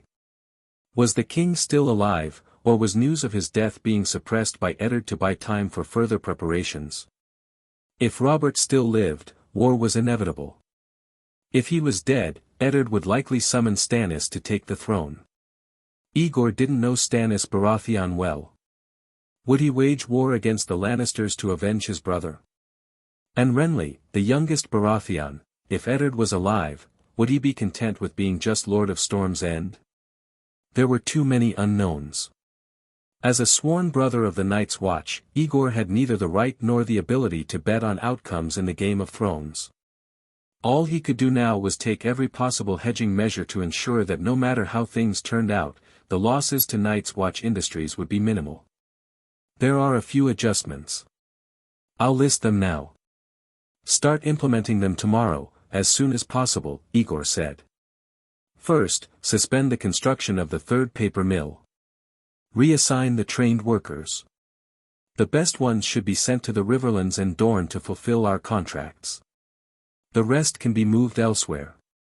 As agreed, your brother will go to the Riverlands. Let's not get caught by Lady Tyrell. Stop the build. But according to our estimates, without the third mill, we won't be able to meet production demands, especially with printing orders. Trust my judgment. As for orders, reject the low-profit ones. As you wish, my lord. But the structure is already built. Are we just going to leave it empty? What about the new project I had you prepare? The production of solid detergents and cosmetics, soap and lipstick. Is it ready? The soap is ready. As for lipstick, Blair's formula relies on certain plants and insects. We need time to cultivate them. Large-scale production won't be possible for at least a few months. Then start with small-scale production. Market it as a luxury item. Once the product is ready, give a sample to each of our investors. When the noble ladies and their lovers start using it, that'll be the best advertisement. Never put all your eggs in one basket. There were too many historical cases of businesses that grew rapidly by focusing on a single product, only to collapse during war or unrest. Aegor had no intention of repeating their mistakes. He had to plan for the Night's Watch industry's future now. Also, expand recruitment at the Dragonglass mine on Dragonstone. Dig more, send a portion to King's Landing, and have craftsmen carve it into ornaments and pendants. Spread word that Dragonglass not only kills whites and White Walkers, but also wards off evil and dispels cold from the body. Wards off evil? Really? Nina blinked. And what is cold air? It's made up. But the Night's Watch industry needs support. Aegor looked at her with amusement. No matter how smart she was still a young woman. If possible, I'll try to get the white back from the hand. Then we'll find a chance to publicly demonstrate how Dragonglass works. True mixed with false, false mixed with true. Advertising was like rumor spreading. So long as Dragonglass can kill whites was true, the rest would be accepted as truth too. I see. That's brilliant, my lord. Nina's eyes lit up. So this was how business worked. Brilliant or not, only time and the market will tell. One last thing. I may be summoned for questioning by the Hand or someone else in the next few days. During that time, don't panic. Keep Night's Watch Industries running as usual and wait for my return. To be continued. Chapter 174, Farewell. After sorting the eggs into baskets, the Night's Watch began to prepare for the coming upheaval in the Seven Kingdoms. The chaos of day and night left Aegor physically and mentally exhausted. After issuing a slew of instructions and settling more than a dozen brothers of the Night's Watch who had arrived from afar, Aegor gathered Jaqen, Nina, and his guard squad, everyone who had accompanied him through the disaster, for a grand feast to celebrate their victory.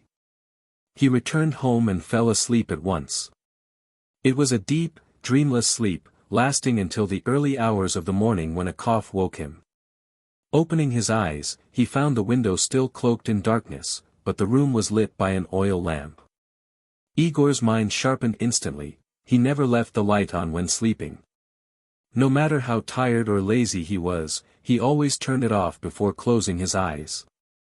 Someone else must have lit it. Aegor sat up straight in bed.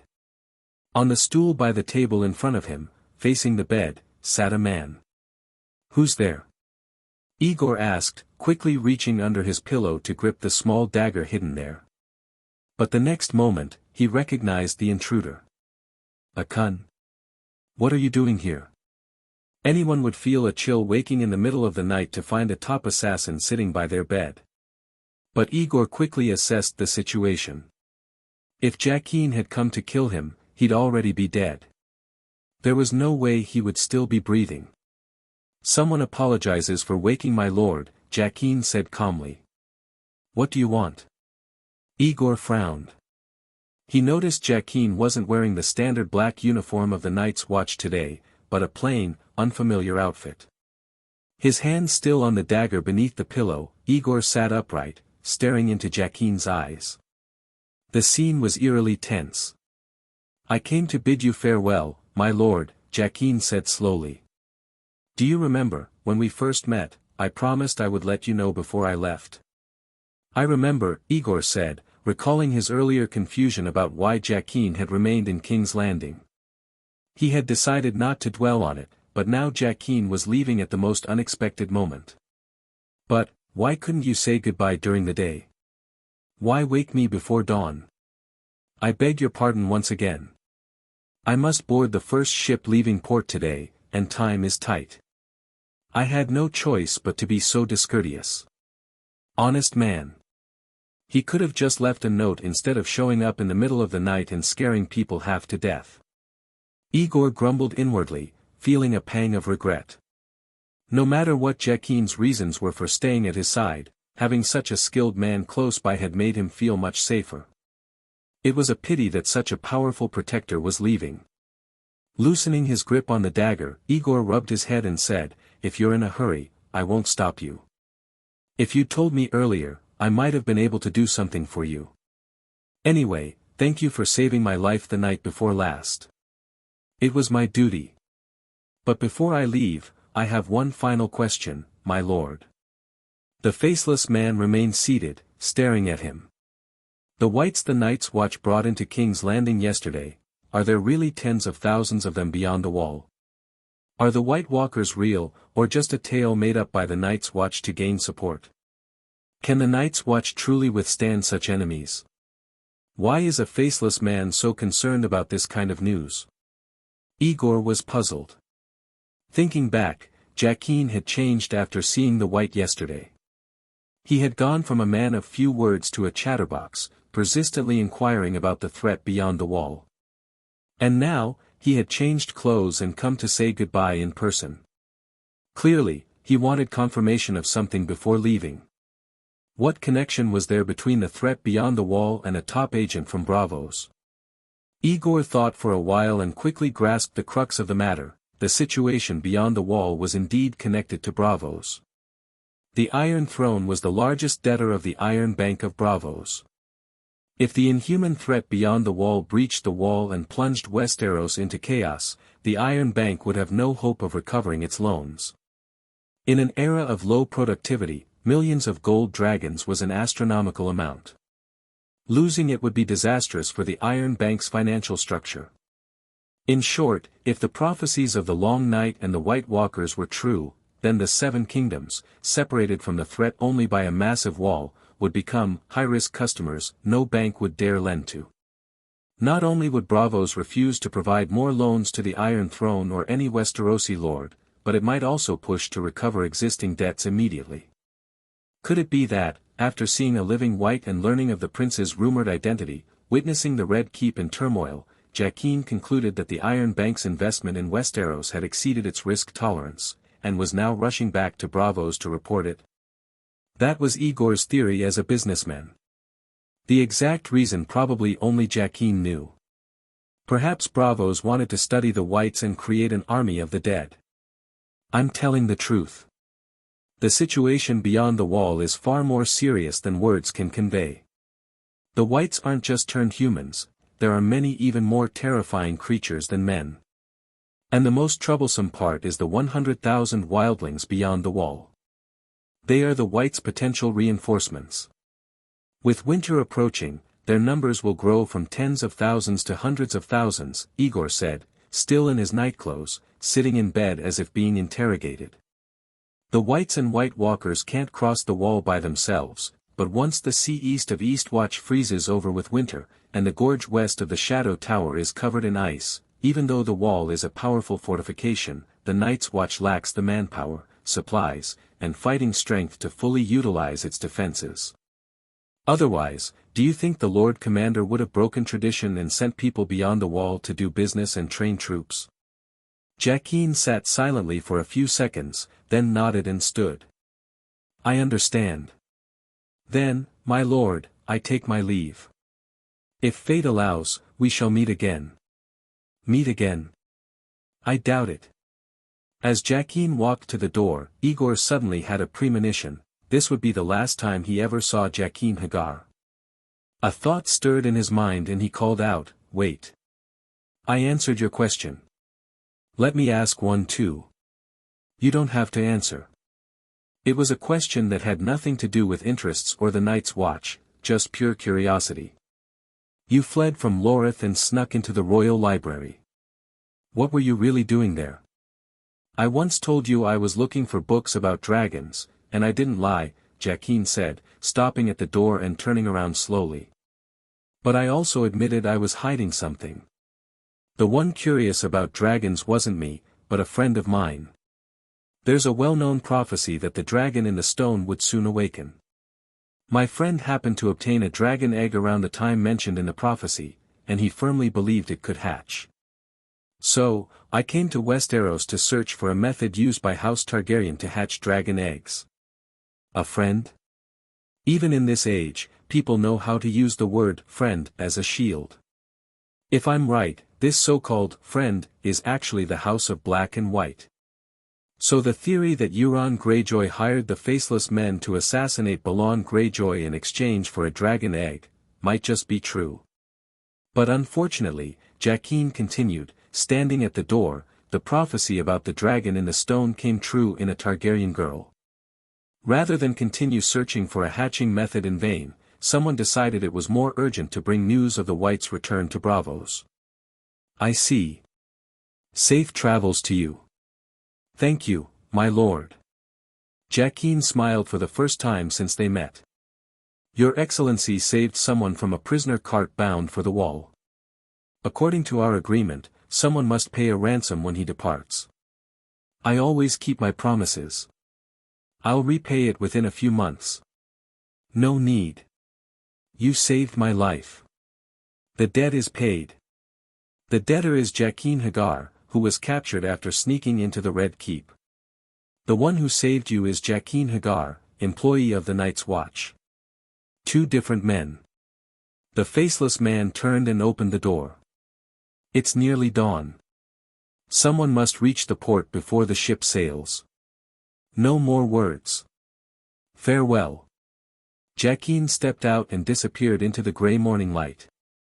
Aegor sat in bed, dazed for a moment, and instinctively touched his body.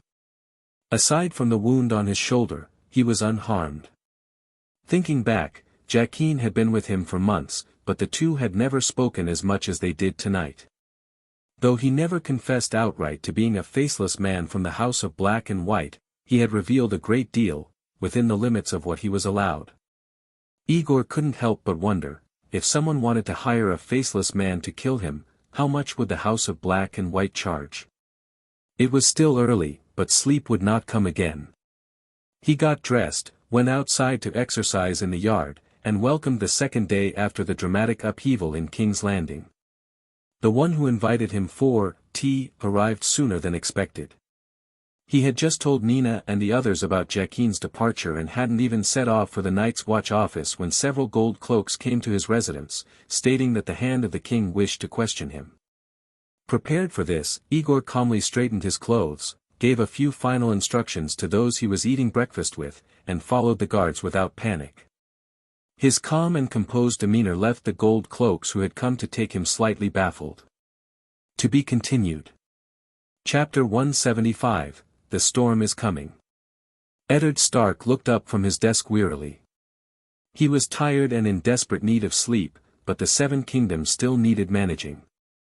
The king, who ought to have been seated upon the Iron Throne, was lying sick, lying in bed recovering from his injuries, yet he had left the entire mess he created to the hand of the king. Then again, even if Robert were healthy and whole, Eddard never expected him to shoulder any of the responsibilities. With the fatigue came a great deal of anger. The perfect plan had been ruined by the king's recklessness. Not only had they failed to achieve their intended goal, but the king of the Seven Kingdoms had nearly been caught up in the chaos himself. Eddard truly felt the urge to rip the badge of office from his chest and fling it in Robert's face, telling him to govern the realm himself. After imagining the scene of taking the silver collar pin from his chest and throwing it in Robert's face, Eddard felt his fatigue ease a little. He leaned back in his chair and looked at the two key officials who had come to see him. Tell me. What news? Varys gave Pycelle a look and motioned for him to speak first. The Grand Maester had no choice but to speak, his voice trembling. Lord Eddard, the lords of the Reach and the Riverlands along the Gold Road received a letter from the Night's Watch. 3 days ago, thousands of Westerland soldiers split into several groups and entered their territory. They drove off and intimidated the search parties you had ordered. They then moved east along the Gold Road and returned to the Westerlands the day before yesterday. We have reason to believe the Queen and Ser Jaime were escorted back to Casterly Rock by Lord Tywin's army. There was no battle? Eddard asked, displeased. The lords of the Reach simply allowed Tywin's men to march through their lands, seizing the Queen and her brother, who committed adultery and attacked the king, right under their noses. Calm yourself, Lord Stark. Varys glanced at Pycelle and spoke softly, his voice tinged with perfume.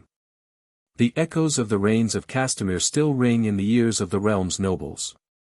Until the Iron Throne officially declares war on Lord Tywin, few will dare oppose the Lion openly. But I believe, instead of blaming the River Lords and Reach men for not confronting Tywin, it would be better to ask, how did Casterly Rock act so quickly? How did they manage to send troops to rescue Queen Cersei and Ser Jaime? Someone must have sent word, Lord Eddard. Pycelle said firmly. King's Landing is hundreds of miles from Casterly Rock. Based on the timeline, Lord Tywin learned of the Red Keep's chaos the next day and dispatched a rescue force immediately. Only birds could carry a message that swiftly. It must have been someone from the Reach who received the Hand's orders and relayed them to Casterly Rock. Unfortunately, we sent out dozens of identical letters, and so we'll never determine which one it was. Grand Maester Pycelle's reasoning is sound. Varys folded his hands on his knees and smiled. But there is another possibility not yet raised. What if the message didn't come from a lord in the Reach, but from someone in King's Landing itself? That's impossible. I hold every key to the rookery in King's Landing. I personally released every raven carrying the message. The letters were written by the Hand's attendants and me. They can all testify to this. Just because the letter was sent out properly doesn't mean the place it was sent from was secure. Are you accusing me of warning the Lannisters? Pycelle's beard quivered in anger. As Grand Maester, I would never commit such a treasonous act. You may inspect the rookery, there isn't a single raven missing. Lord Pycelle, don't be upset. I believe the rookery is perfectly in order. I said the message came from King's Landing, but I never claimed it came from the Red Keep. Varys smiled sweetly and continued. Perhaps some commoner had a bird of their own and decided to inform Lord Tywin, yes. It's possible, Pycelle muttered, staring at Varys. But he still couldn't tell if the eunuch knew something or was merely speculating. Either way, there was no evidence. Ravens were trained to fly between fixed locations. Which one flew to Stonetown and which to Casterly Rock? Without a direct trail, there was no way to tell. Who would do such a thing? Privately keeping ravens without approval from the Citadel or the Iron Throne is a serious crime. Lord Pycelle, surely you jest. Anyone bold enough to inform the Lannisters wouldn't care whether it was illegal. That's enough. Eddard interrupted the two ministers, his tone laced with sarcasm. He had no proof that either Varys or Pycelle served the Lannisters, but both had weathered 2 dynasties. Who could truly say which side they served or whose men they were? I'm already prepared for this kind of news from you, Grand Maester. So then, Lord Varys, what else do you have to report? The purge of Lannister loyalists in the city and the investigation into Janos Slynt, former commander of the City Watch, have been completed. The results are here, in this report. Also, I must remind you, my lord, if the Queen truly lay with her brother, you must consider carefully what to do with the prince and princess whose true parentage is in doubt.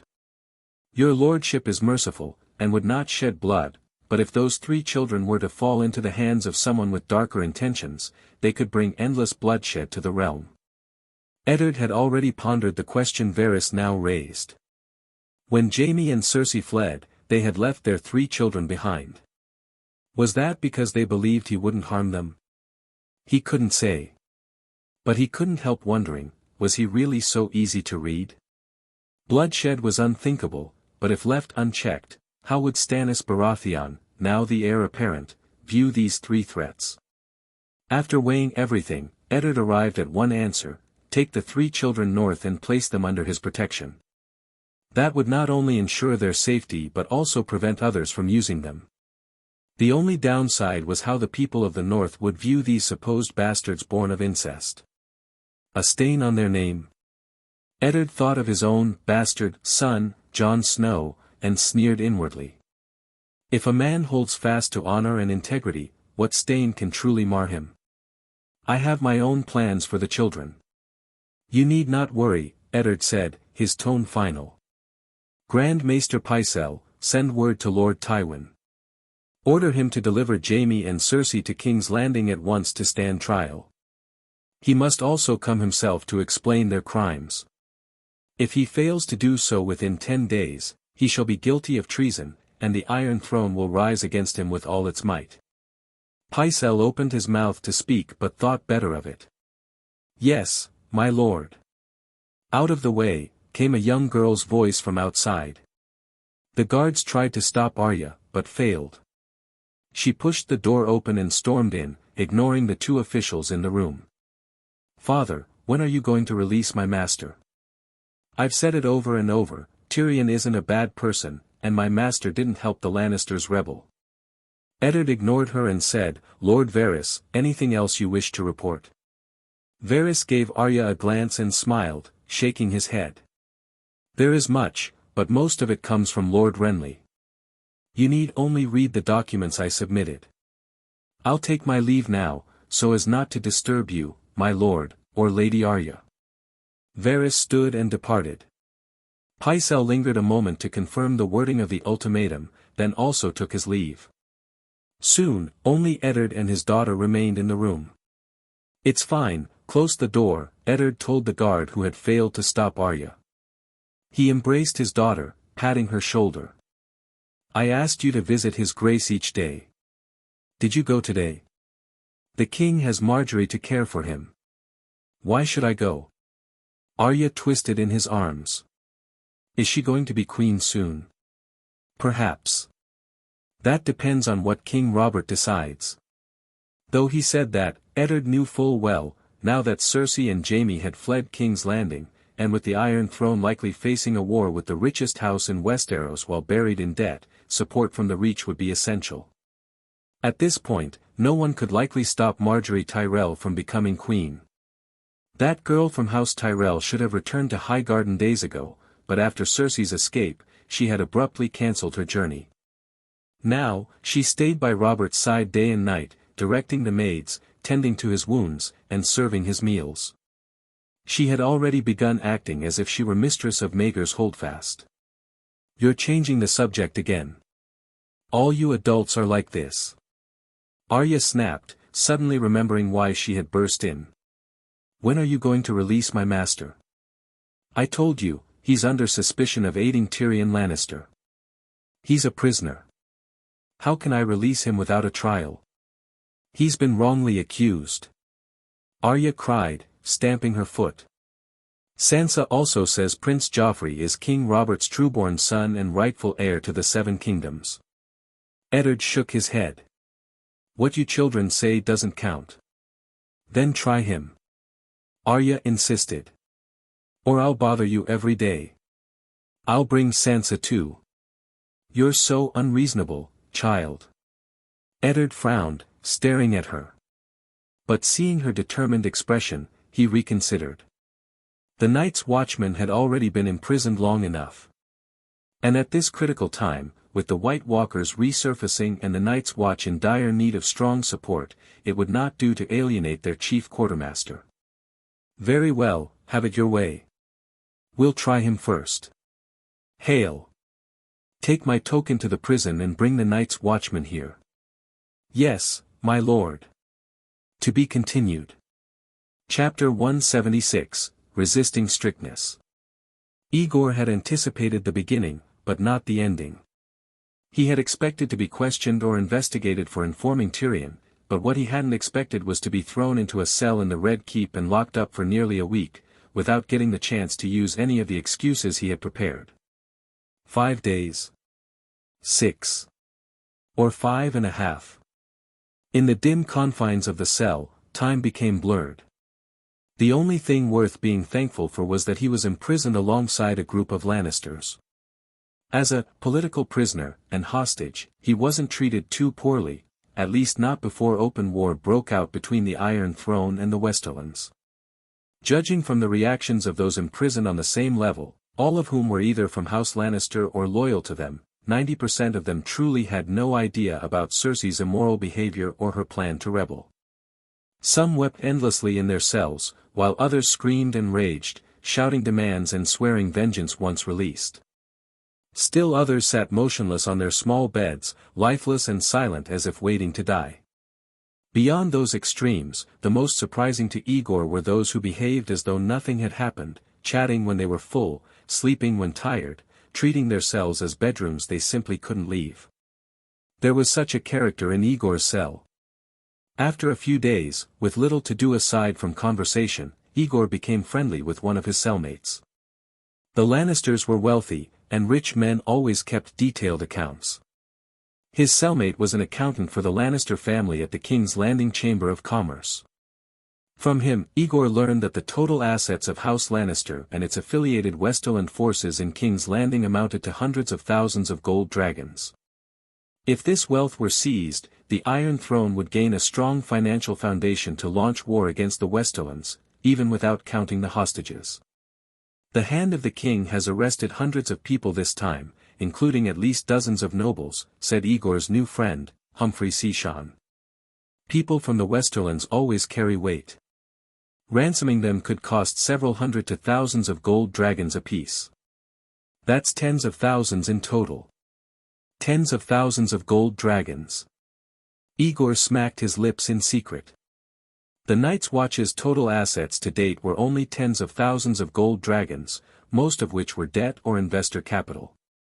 This is war. If the armies of the Six Kingdoms besieged the Westerlands, tens of thousands of gold dragons could be burned through in just a few days.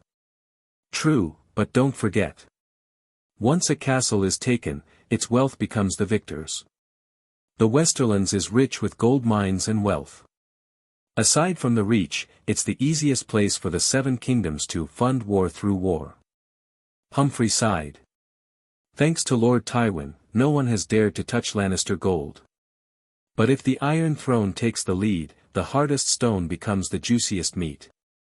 All Lord Eddard has to say is, what you seize is yours, and the lords and soldiers will come rushing in faster than anyone. If the Lannisters refuse to surrender or can't find a clever solution, their downfall is only a matter of time. After thinking it through, Aegor realized it was true.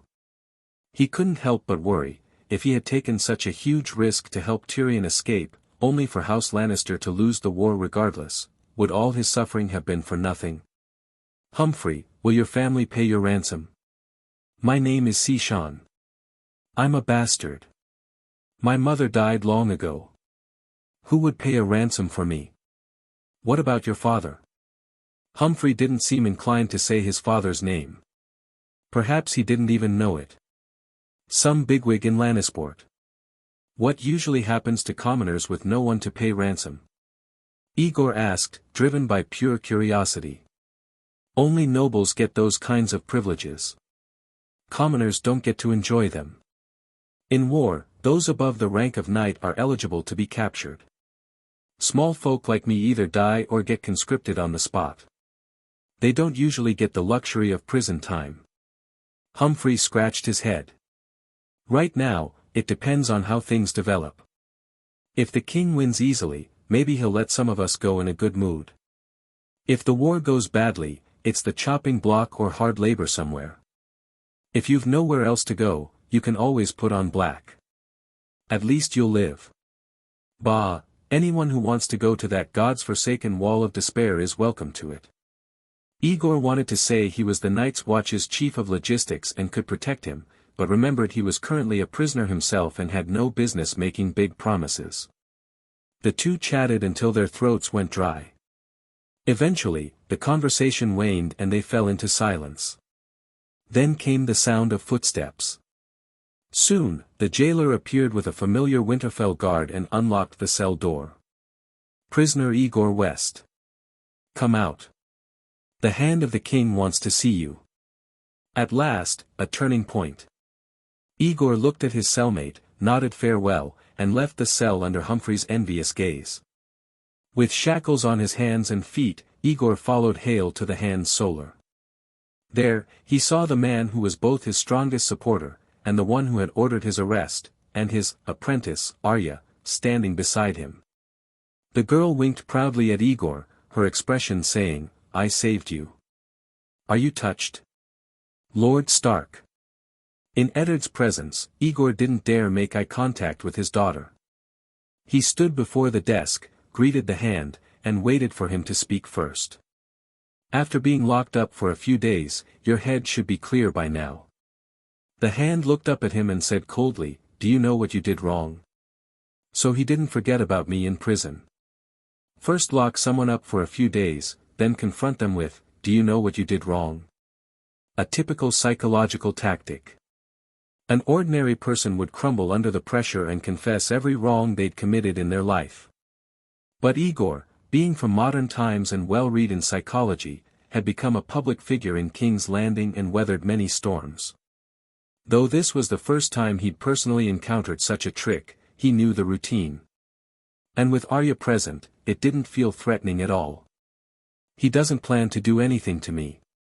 Aegor was confident in his judgment.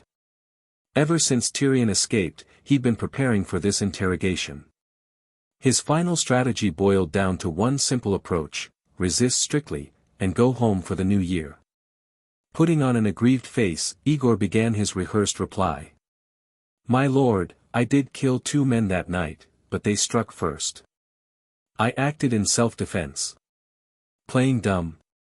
Eddard hadn't expected that. He frowned. The boy in front of him was cunning. He paused. "That's not what I meant." "Not that?" Aegor blinked, feigning confusion. "Then what is it, my lord? Please explain." "The day Ser Alliser brought the Whites into King's Landing, you accompanied him to the Red Keep, then left midway. Where did you go and what did you do?" "Oh, that." Aegor acted as if a light had gone on. "When I saw the chaos in the Red Keep, I suddenly remembered that Lady Arya often went outside the city to train with Tyrion at the Night's Watch training yard. I feared she might have been taken hostage, so I rushed out to find her. Arya didn't go to training that day."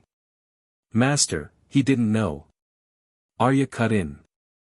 "Even I didn't know I wasn't allowed out of the Tower of the Hand until Septa Mordane stopped me that morning." Eddard gave her a disapproving glance. Arya realized she shouldn't have spoken for Aegor and pouted, saying no more. The Hand turned back to Aegor. "You may not have known, but the guards at the gate told you Arya hadn't left the Red Keep." "There's a side gate to the Red Keep, my lord," Aegor said earnestly. He hadn't felt this nervous in a long time. "Looking back, I probably should have gone to the Hand's Tower to ask about Lady Arya's whereabouts. But in the urgency of the moment, I thought, what if she had already left? Wasting time could have cost her safety. I didn't dare take the risk, so I left the city right away, even if it meant a wasted trip." "So you meant well, and I wronged you. Then explain why Tyrion rode off the moment you arrived at the Night's Watch yard outside the city. Why did you mislead the guards who were sent to arrest him, and why did Tyrion leave by boat?" Eddard's gaze sharpened, and his voice rose with every question. "There was no ship bound for Casterly Rock that day. There are rumors in King's Landing that I, as Warden of the North and Lord of Winterfell, am the Night's Watch's patron and will always protect you. Let me make this clear, I am no one's patron. Joining the Night's Watch absolves past crimes, but running around in black clothes and stirring trouble in King's Landing again, do you really think your oath makes you untouchable? There is no such thing." The rumor that the hand of the king supported the Night's Watch was widespread in King's Landing. Whether Eddard admitted it or not, his backing was the main reason the Night's Watch enterprise had grown so quickly. Could he really be so concerned with reputation that he'd use Aegor as an example, jailing him in public just to disprove the rumor? Aegor dared not dwell on it. Even if it were true, he would never hold a grudge against Eddard Stark. My lord, Tyrion left for Casterly Rock because Janos Slynt arrested him publicly at the river gate that morning. Ser Jaime and your guards arrived soon after and nearly started a bloodbath.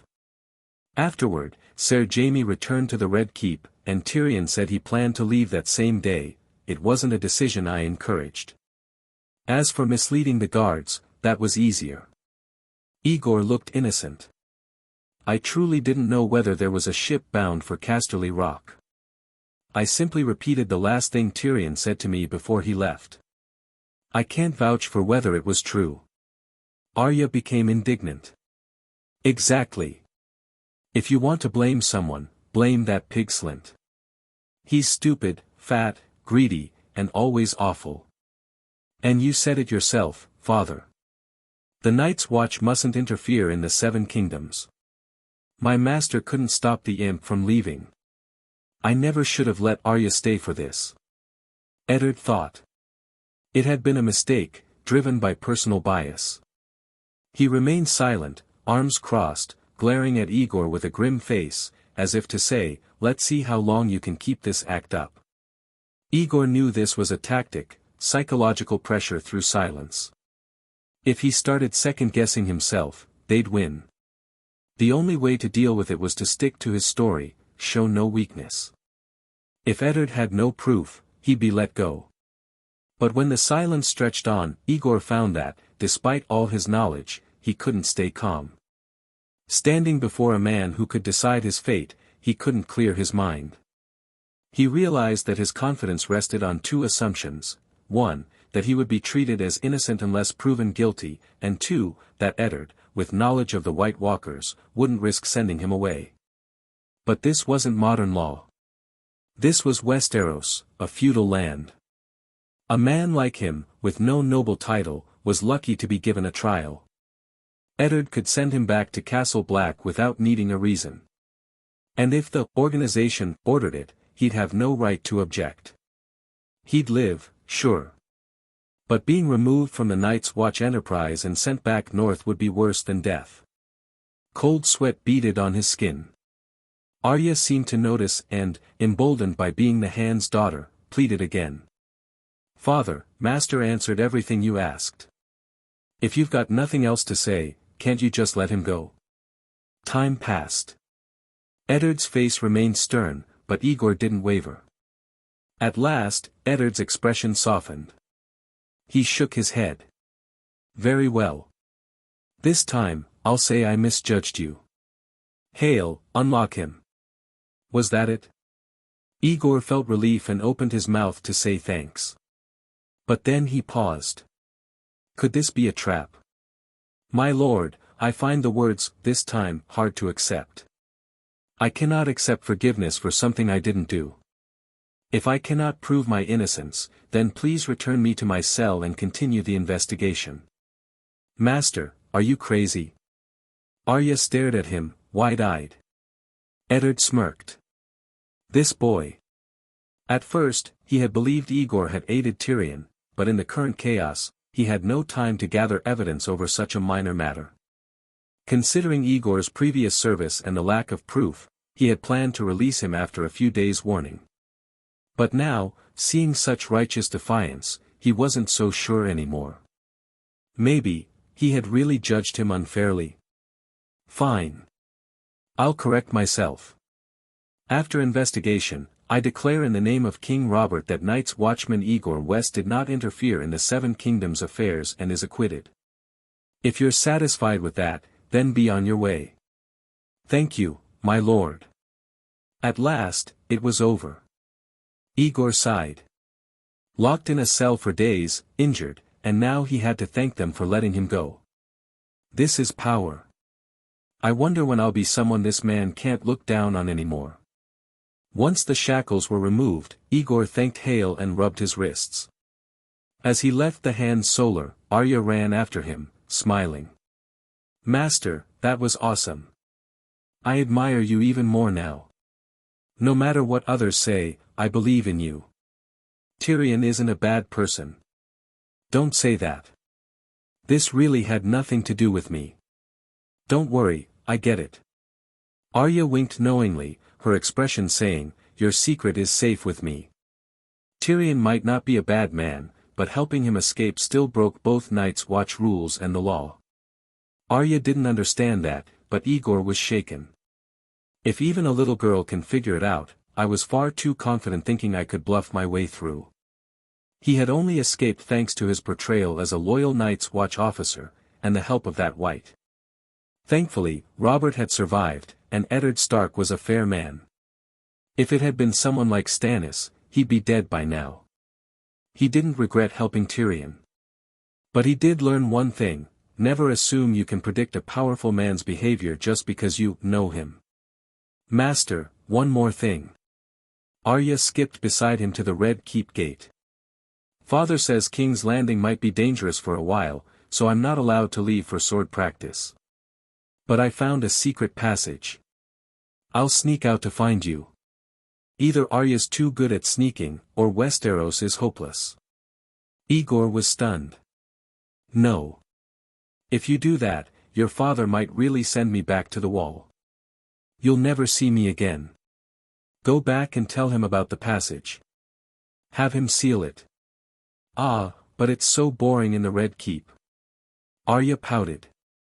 Besides, the secret door is already sealed with iron. I'm just skinny enough to slip through. You really don't want to live, huh? Aren't you afraid of getting trapped and starving to death? If you want to train, ask your father's guards. No more sneaking around. Now that he was out of the Hand's Tower and free of Stark guards, Aegor relaxed a little. If you sneak out to find me, not only will I refuse to spar with you, I'll give you a spanking and send you back. Humph, fine then. Don't talk to me anymore. It's for your safety. Your father and I won't harm you. Aegor stroked his unshaven chin, realizing how cliché he sounded, and shook his head. All right, I'll leave you here. Don't step outside the Red Keep. Master will walk back alone. TCH. I saved you for nothing. Arya, feeling unappreciated, turned and stomped off without saying goodbye. Aegor sighed. That, we won't harm you, line. I remember hearing my parents say the same thing when I was a child. I probably felt just as misunderstood. Everyone goes through that phase. The atmosphere in the Red Keep was tense. Soldiers in grey and gold cloaks stood on the walls and between buildings, patrolling with spears and crossbows. Even the gates were guarded by a mix of Stark men and city watch, in a ratio of about 2 to 1. There, Aegor unexpectedly spotted several Night's Watch members, including Ser Alliser, Nina, and Captain Gerald. How is this possible? If the Night's Watch intelligence network were this well informed, they'd have known Tyrion was escaping that day. Could it be they had waited here every day? Aegor was touched.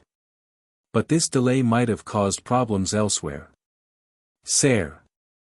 Nina spotted him from afar and waved. Aegor walked over with a smile and greeted the group in black. What are you all doing here? Janos Slint's trial is today. We're required to attend as witnesses, Nina said happily, clearly relieved to see him. Unfortunately, we arrived too early, and the guards won't let us in. To be continued. Chapter 177, First Entering the Throne Room. The trial will be held in the afternoon. Why are you here so early? The Stark guards, naturally more friendly toward men in black, greeted them warmly. A grey-cloaked guard said kindly, "Don't loiter at the gates of the Red Keep. We still need to watch you, and the sun's blazing. Everyone's tired. Go find a place nearby to eat and then come back." "We've already eaten," Nina replied, but she was quick to add, "but Master Aegor certainly hasn't. Let's go find a place to eat." The group escorted the newly released Aegor to the nearest inn by the Red Keep and ordered a generous spread to welcome him back. Several people watched while one person ate. It made for a slightly awkward scene. Fortunately, aside from Ser Alliser, everyone present was a subordinate of Aegor's, so there was no need for formality. As Aegor drank and ate, he asked casually, "The industry kept running fine during my absence, right? You informed me long in advance, my lord, so operations continued as usual. We only assisted Lord Eddard in the investigation of Janos Slynt and Tyrion Lannister." Nina sat beside him at the table, diligently pouring wine and attending to him. Her joy at his return and admiration for him were obvious. "Though you were gone longer than expected, we managed to restrain ourselves and didn't act rashly to try and rescue you. Well done." After the Lannister forces were purged from King's Landing, Eddard's grip on the city had become nearly absolute. Trying to rescue him in such conditions would have failed and likely made things worse if it earned Eddard's displeasure. Staying quietly in jail for a few days, on the other hand, had gotten him released. At first, Aegor had only used Nina as an assistant and secretary, but over time, as she never once failed in her duties, he had grown to trust her deeply. "Ser Alliser, they're here to testify. What about you?" "As far as I know, you and Slynt go way back." "We do, which is why I came to see what happens when he crosses you." Alliser replied gruffly, "I am a Thorn of House Thorn, and a knight anointed in the faith. I have every right to enter the Red Keep and attend this trial. I don't need your permission." Yes, you're certainly qualified. As a logistics officer, I shouldn't meddle in the business of Castle Black's instructor." Aegor chuckled. "But one thing I must correct, Slynt didn't oppose me. He opposed us, the Night's Watch industry and the entire Legion." Alliser snorted and turned his head away, clearly unimpressed by Aegor's wordplay. There was no point continuing the conversation. The two of them hadn't gotten along well even back at Castle Black, and moving to a new city hadn't changed that. So no more was said between them. Aegor, his appetite dulled after days of prison food, wolfed down his lunch, then rested briefly before deciding not to go home. Instead, he went with Nina and Jelos to enjoy the spectacle of their adversary being put on trial. When they returned to the Red Keep 2 hours later, the gates had finally opened to those involved in the trial. As the former commander of the City Watch and a well-known figure in King's Landing, Janos Slynt was entitled to be tried in person by the hand of the king within the Red Keep. In keeping with the traditions of the realm, such trials were customarily open to a select number of citizen representatives who held standing and had been formally invited, meant to emphasize the rule of law and transparency of judgment.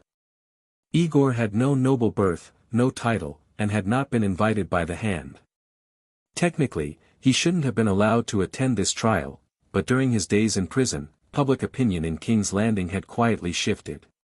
He was still known as the White Walker Killer, but with the arrival of the Whites in the city and rumors that the boss of the Night's Watch toppled the commander of the garrison, that nickname had transformed from one of mockery to one of reverence. Once, the fantastic adventures of the Night's Watch had made him a laughingstock across the Seven Kingdoms. Its single truthful event, the battle with the White Walkers, was used by many as proof of how absurd the rest must be. But after Eddard Stark gathered nobles and prominent citizens to witness the corpse of a White with their own eyes, the tide of opinion turned overnight. A Night's Watchman who crossed the Sunset Sea to Westeros, slew White Walkers, possessed remarkable martial prowess, and was clever to boot. During Aegor's time behind bars, he had unknowingly become a living legend in the eyes of the small folk and crownlanders. As that intangible quality called reputation steadily grew, he went from being a common Night's Watchman to a distinguished figure in the eyes of the Stark Guards and City Watchmen.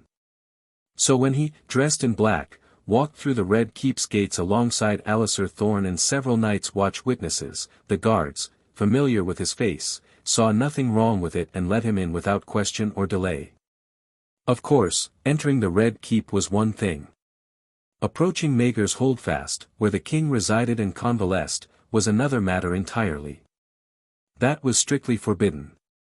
Under heavy guards stationed by Eddard throughout the keep, all spectators and witnesses were confined to a specific route and escorted into the trial chamber, the throne room. Due to the terrain atop Aegon's high hill, the Red Keep was not large. There was no separate hall built for judicial proceedings. Thus, the throne room was commonly used for trials. This was also why such hearings were typically held in the afternoon. During the mornings, Eddard held court there, receiving lords and petitioners on the king's behalf. At midday, servants would move in tables, chairs, and benches for the plaintiff, witnesses, and others. Only after these arrangements were complete could the trial begin. Stepping into the throne room, now transformed into a temporary courtroom, Aegor's lingering resentment at being imprisoned for nearly a week instantly faded. This was a real trial. Compared to this, the earlier trial in the Hand Solar, where he'd been questioned and released after a few sharp words, felt more like a family scolding than punishment. No matter how severe Eddard's expression, no matter how fair and strict he claimed to be, he was fundamentally kind-hearted. In truth, Eddard was the Night's Watch's greatest supporter. He had protected the Night's Watch and its interests before, and that wouldn't change now. Soon, Aegor realized this was his first time inside the legendary hall. But to his disappointment, the fabled throne forged by Dragonflame was not visible. Since neither the king nor the Hand would preside over the trial, and the Master of Laws had no right to sit upon the Iron Throne, they had covered it with a curtain. A large wooden chair had been placed in front of it to serve as the judge's seat. Janos Slynt had made many enemies, but few of them held real power. Thousands of commoners loathed him and would have gladly watched him lose his head, but most were not eligible to enter the Red Keep. People from all corners of King's Landing filtered into the throne room, but even at its peak, only a bit more than half the spectator seats were filled. It paled in comparison to the grand spectacle of Tyrion's regicide trial in the original timeline. After a while, Arya bounded in through the doors to join the commotion. Upon seeing Aegor, she angrily shook her head and deliberately sat on the opposite side of the gallery. "What's wrong with Lady Arya?" Nina had noticed and was puzzled. Given Arya's usual demeanor, she should have run up with a smile when she saw Aegor. "Nothing. The little lady's in a bad mood." Aegor had scolded her earlier about trying to sneak out of the Red Keep to resume her sword practice. But now he remembered, this little wolf was his only source of information within the Red Keep. If they fell out and never spoke again, he would be the one to lose out. "Nina, go sit with her and cheer her up. If you get the chance, try to find out how the king is doing and when the war might start." "Understood." Nina nodded, stood up, and made her way over to Arya. She sat beside the girl and began chatting warmly. When Lord Renly Baratheon, the Master of Laws and today's presiding judge, finally entered, Aegor realized asking about Robert's condition had been pointless. If the king were dead or dying, Renly, second in the line of succession, wouldn't still be in King's Landing. He would have returned to the Stormlands to prepare his claim. But if Robert was truly fine, why had the Lannisters gone to war with the Iron Throne? As he pondered this, Renly called for the prisoner to be brought in, and the trial began. Janos Slynt was escorted into the throne room by 2 gold cloaks. Compared to their last encounter just a week prior, the once powerful commander looked as if he had aged 20 years. His formerly solid frame had withered, and the few strands of hair remaining on his balding head were now nearly all gone and grey. He looked lifeless, leaning on the 2 soldiers as they helped him to the defendant's dock. He clung to the railing like he could barely stand. Janos Slynt, son of a butcher. Renly sat in the wooden chair before the Iron Throne, elevated on the platform at the front of the room. Clad in official robes, he looked majestic and composed. "You stand accused of hiring assassins, abusing authority, embezzlement, bribery, extortion, inciting unrest, and leaking vital military information. How do you plead?" Slynt slumped against the dock. He struggled upright and raised his head, gritting his teeth. "I deny everything. These are false accusations by the Queen and her cronies, and some with ulterior motives." Like Aegor, the former commander of the City Watch denied all charges. But would he be able to resist strictness and go home for the new year, like the chief of logistics had? Renly's expression didn't change. He turned to the guard beside him and said, "Call the first witness." To be continued. Chapter 178, The Fate of the Loser. The first witness to appear was a young man Aegor didn't recognize. Neatly dressed and well-groomed, he walked confidently into the center of the court, but instead of proceeding directly to the witness stand, he stopped beneath the judge's platform and bowed to Renly. After receiving a nod, he turned around, produced a scroll, and announced in a clear voice, "Before this trial begins, by order of the king, I hereby proclaim a royal pardon." A pardon? Slynt suddenly straightened up. For a moment, he dared to hope the king still remembered their old friendship and would save him. But the spark of hope was quickly extinguished. The pardon was not for him. Though the scroll was long-winded, its message was simple: by the king and the hand's decree, all City Watch officers who had bribed Slynt to retain their posts or gain promotion were hereby pardoned. Regardless of the trial's outcome, only Slynt himself would be punished. No others would be implicated. As long as they upheld the law and served the realm faithfully in defense of King's Landing, their past misdeeds would be forgiven. As murmurs of relief spread among the spectators, Slynt slumped back in the dock. A veteran of the capital's power games, he immediately understood the meaning of this decree. The king had abandoned him. The trial was decided before it began. He was finished. Only the extent of his downfall remained to be seen. All he could hope for now was to save his life and live out his remaining days with whatever fortune he had hidden outside King's Landing. From his seat, Aegor smiled in admiration. A brilliant maneuver. In a time of unrest and looming chaos, it quickly stabilized the political situation in King's Landing and soothed public concerns. It delivered justice, offered the people a clear answer, and preserved stability. A textbook perfect move. So long as Littlefinger wasn't around to stir up trouble, and Eddard was given the room to operate freely, the political acumen of this northern lord should not be underestimated. Still, what of Varys, that other silent schemer? What was he planning at this moment? After announcing the royal pardon, the young man ascended the witness stand and took out another scroll. Shifting roles, he began to testify. Within seconds, Aegor understood. This was the official report from the legal department's investigation into Slynt.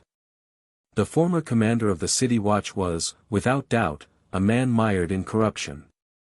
Investigators had recovered staggering sums of coin from the various homes he owned in and around King's Landing, houses bought for his family and his mistresses.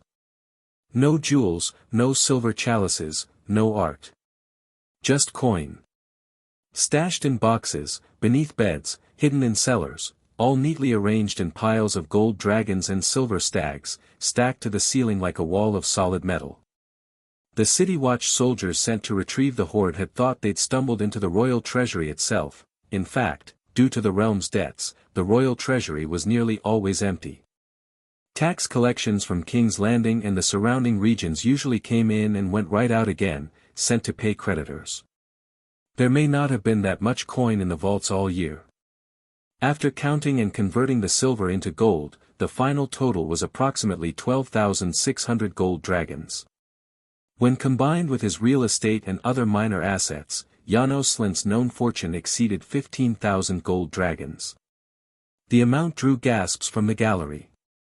Leaving aside lands and keeps, even most earls couldn't produce such wealth. Compared to this, the announcement of his 3 mistresses and 2 illegitimate children seemed trivial. The young man wasn't a witness at all. He was a prosecutor in all but name. Westeros had no formal title for such a role, so Renly had simply called him the first witness. This was what happened when a man without limits hoarded power and coin. You wouldn't believe it until you raided his house. Aegor couldn't help but sigh with mixed feelings. It had taken the Night's Watch months of hard work to climb from survival to solvency. Even now, after deducting liabilities and investor contributions, their net assets probably didn't exceed 1,000 gold dragons. Slynt had more than 10 times that in liquid wealth, and had no idea how to use it. He'd been brought down by Tyrion's Night's Watch enterprise and the alliance of shared interests built through investment. Had Slynt understood how to use that money to build alliances and recruit supporters, the outcome of this power struggle might have been very different, even with Tyrion bearing the Lannister name. Once the prosecutor had finished reading the report, he bowed to Renly and stepped down from the stand. Slynt's face was ashen. He knew precisely how much wealth he possessed. Faced with irrefutable evidence, he had nothing to say. The second witness was an officer from the east camp of the City Watch, Allor Dim, once Slynt's most loyal subordinate. Before Renly and the gathered spectators, he detailed the inner workings of Slynt's bribery and extortion schemes, the procedures by which positions were sold, wages embezzled, and whistleblowers silenced.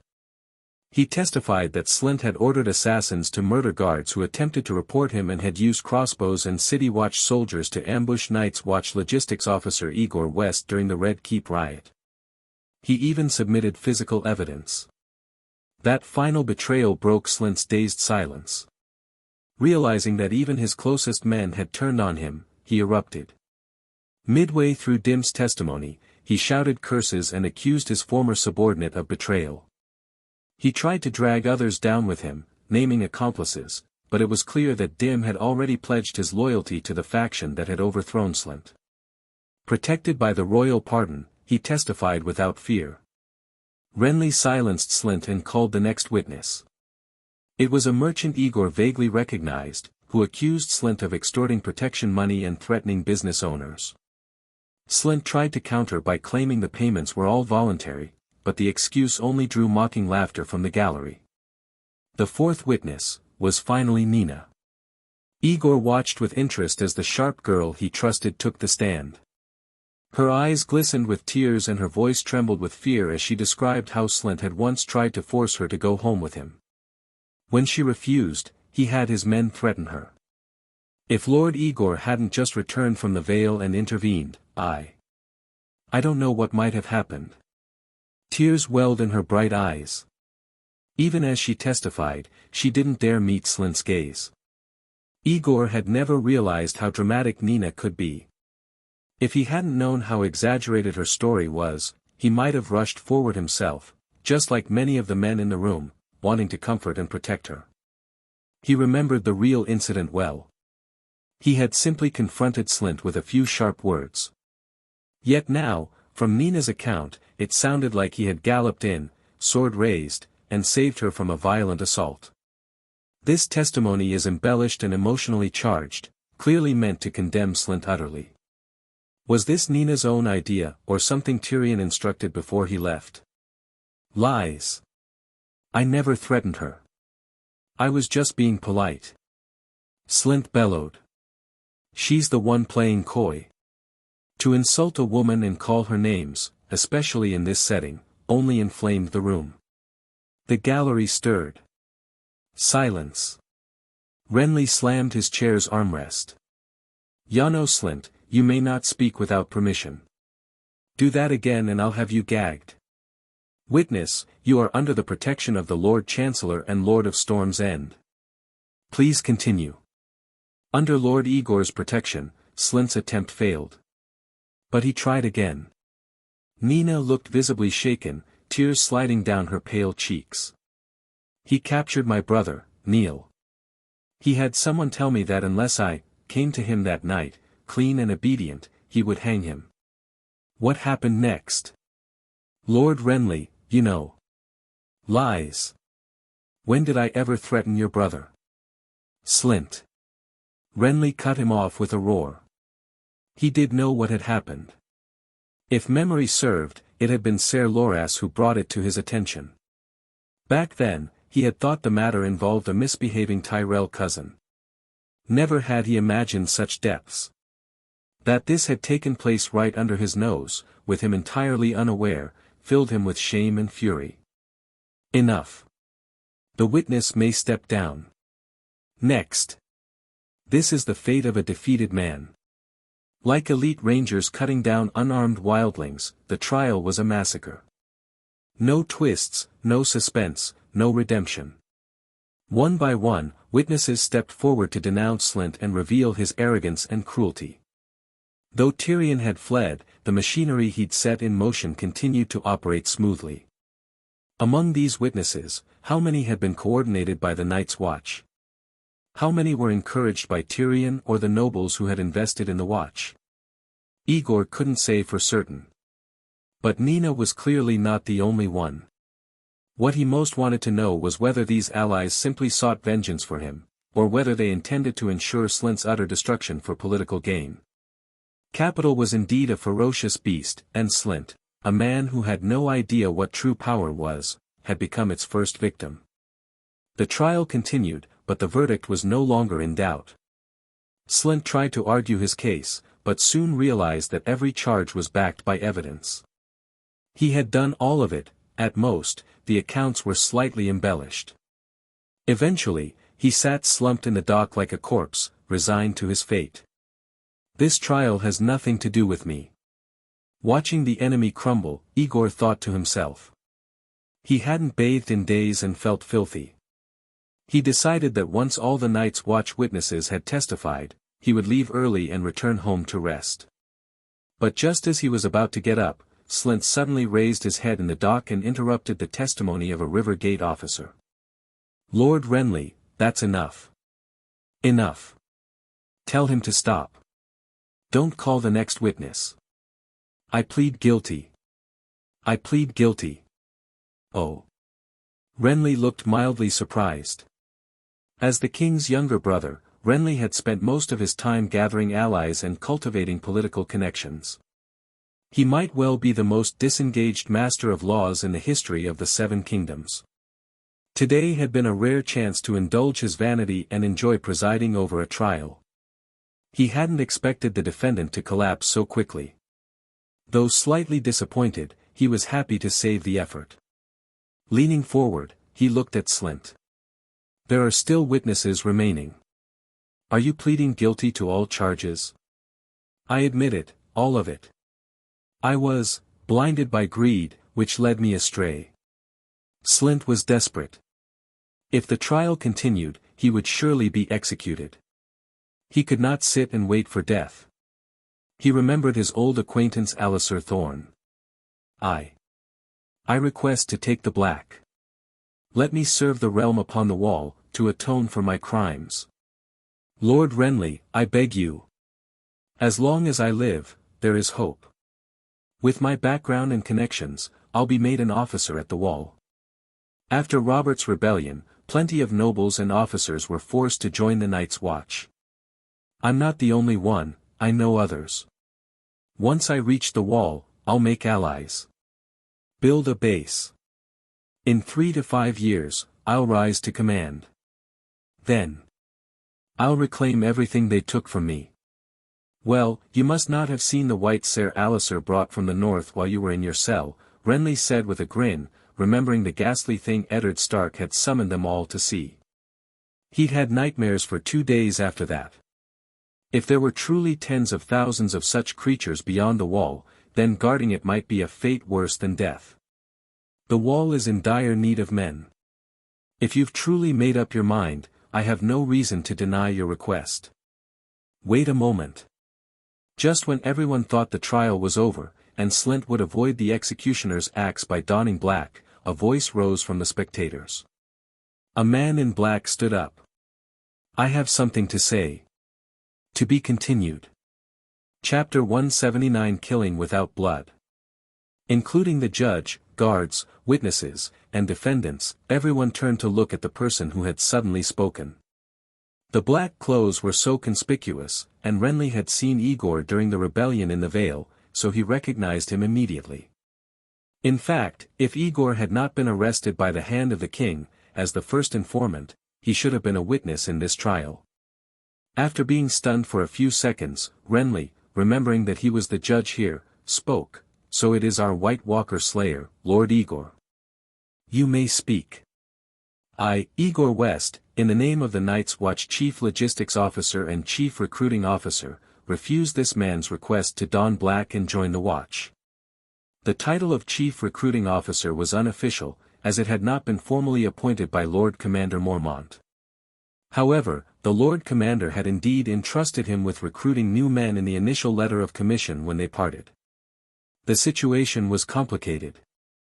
If anyone questioned him on it, Aegor would simply answer, "Write to the wall and ask, if you are willing to go through the trouble. The Night's Watch is an ancient and honorable order.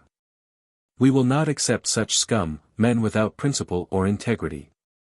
Littlefinger's betrayal and the subsequent second note incident had made Aegor deeply understand what it meant that, if you do not kill the tiger, you will surely invite disaster. His conflict with Slynt over Nina had made him personally experience just how repulsive and dangerous it was to make enemies of such villains. This kind of experience was enough for a lifetime. Let Slynt go to the wall and stir up trouble as he pleased. Give him the chance to torment Jon Snow while plotting revenge on me? Absolutely not. Because of the rebellion in the Vale, Aegor already had plenty of enemies at the wall.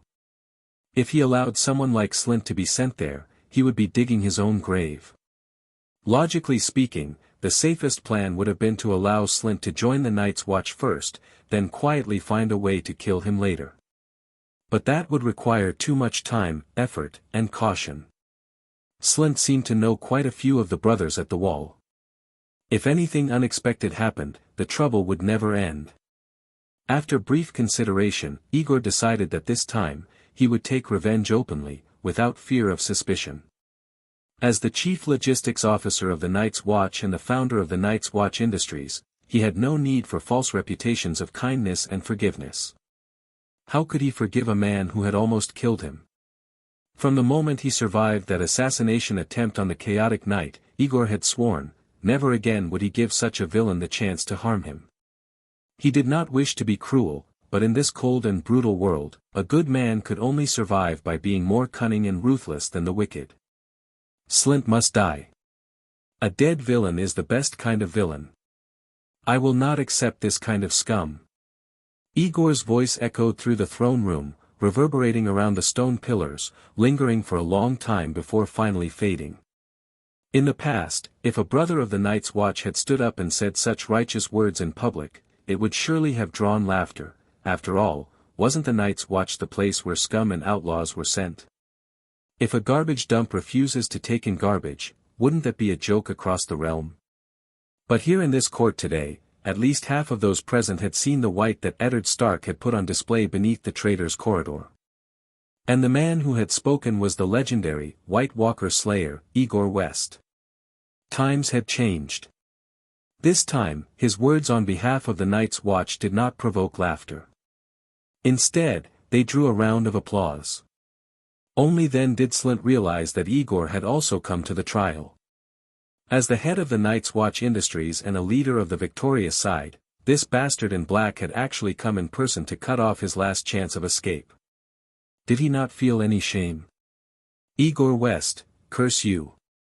I can't be a brother of the Watch now, but I swear, I won't let you off even if I become a ghost. The guard could not stand to listen anymore and stuffed the ball of cloth he had been holding into Slynt's mouth, giving him no chance to further pollute the air with his vulgar curses. The Night's Watch does not fear demons or ghosts. Aegor stood straight and tall. A few days in prison had not worn down his bearing as chief logistics officer. If you come to me as a ghost, I'll kill you. Wait. Aegor's words even drew applause from several men. Just when everyone thought the trial's outcome was already decided, another man in black, Ser Alliser, seated not far to Aegor's right, stood up and said, I have lived many years, and never have I heard of any law that allows the Night's Watch to refuse a man's request to join. Aegor frowned and glanced at his fellow brothers from Castle Black. He knew that Alliser was acquainted with Slynt, but he did not know how close they truly were.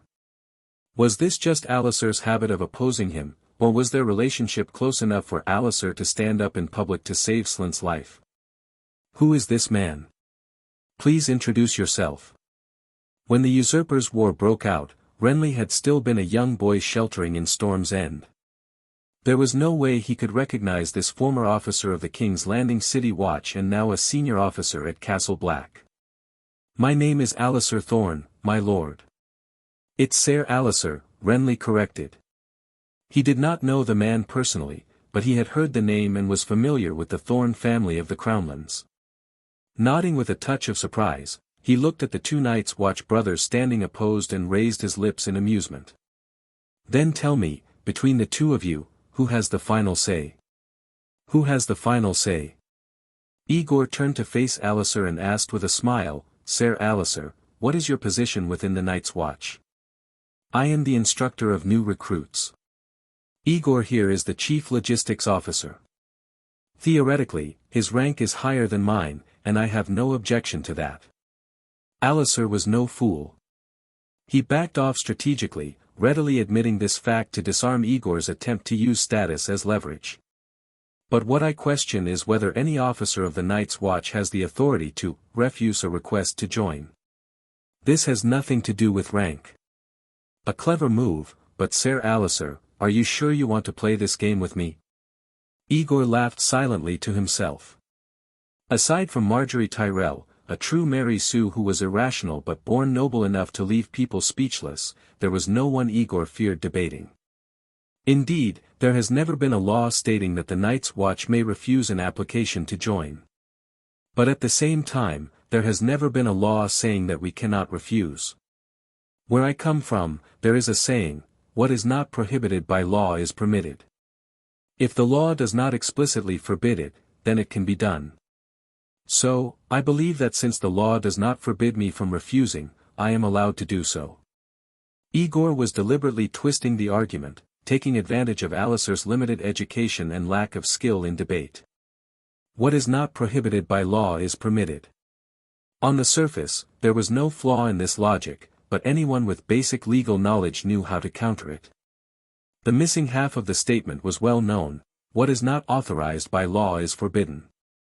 What is not prohibited by law is allowed, for individuals.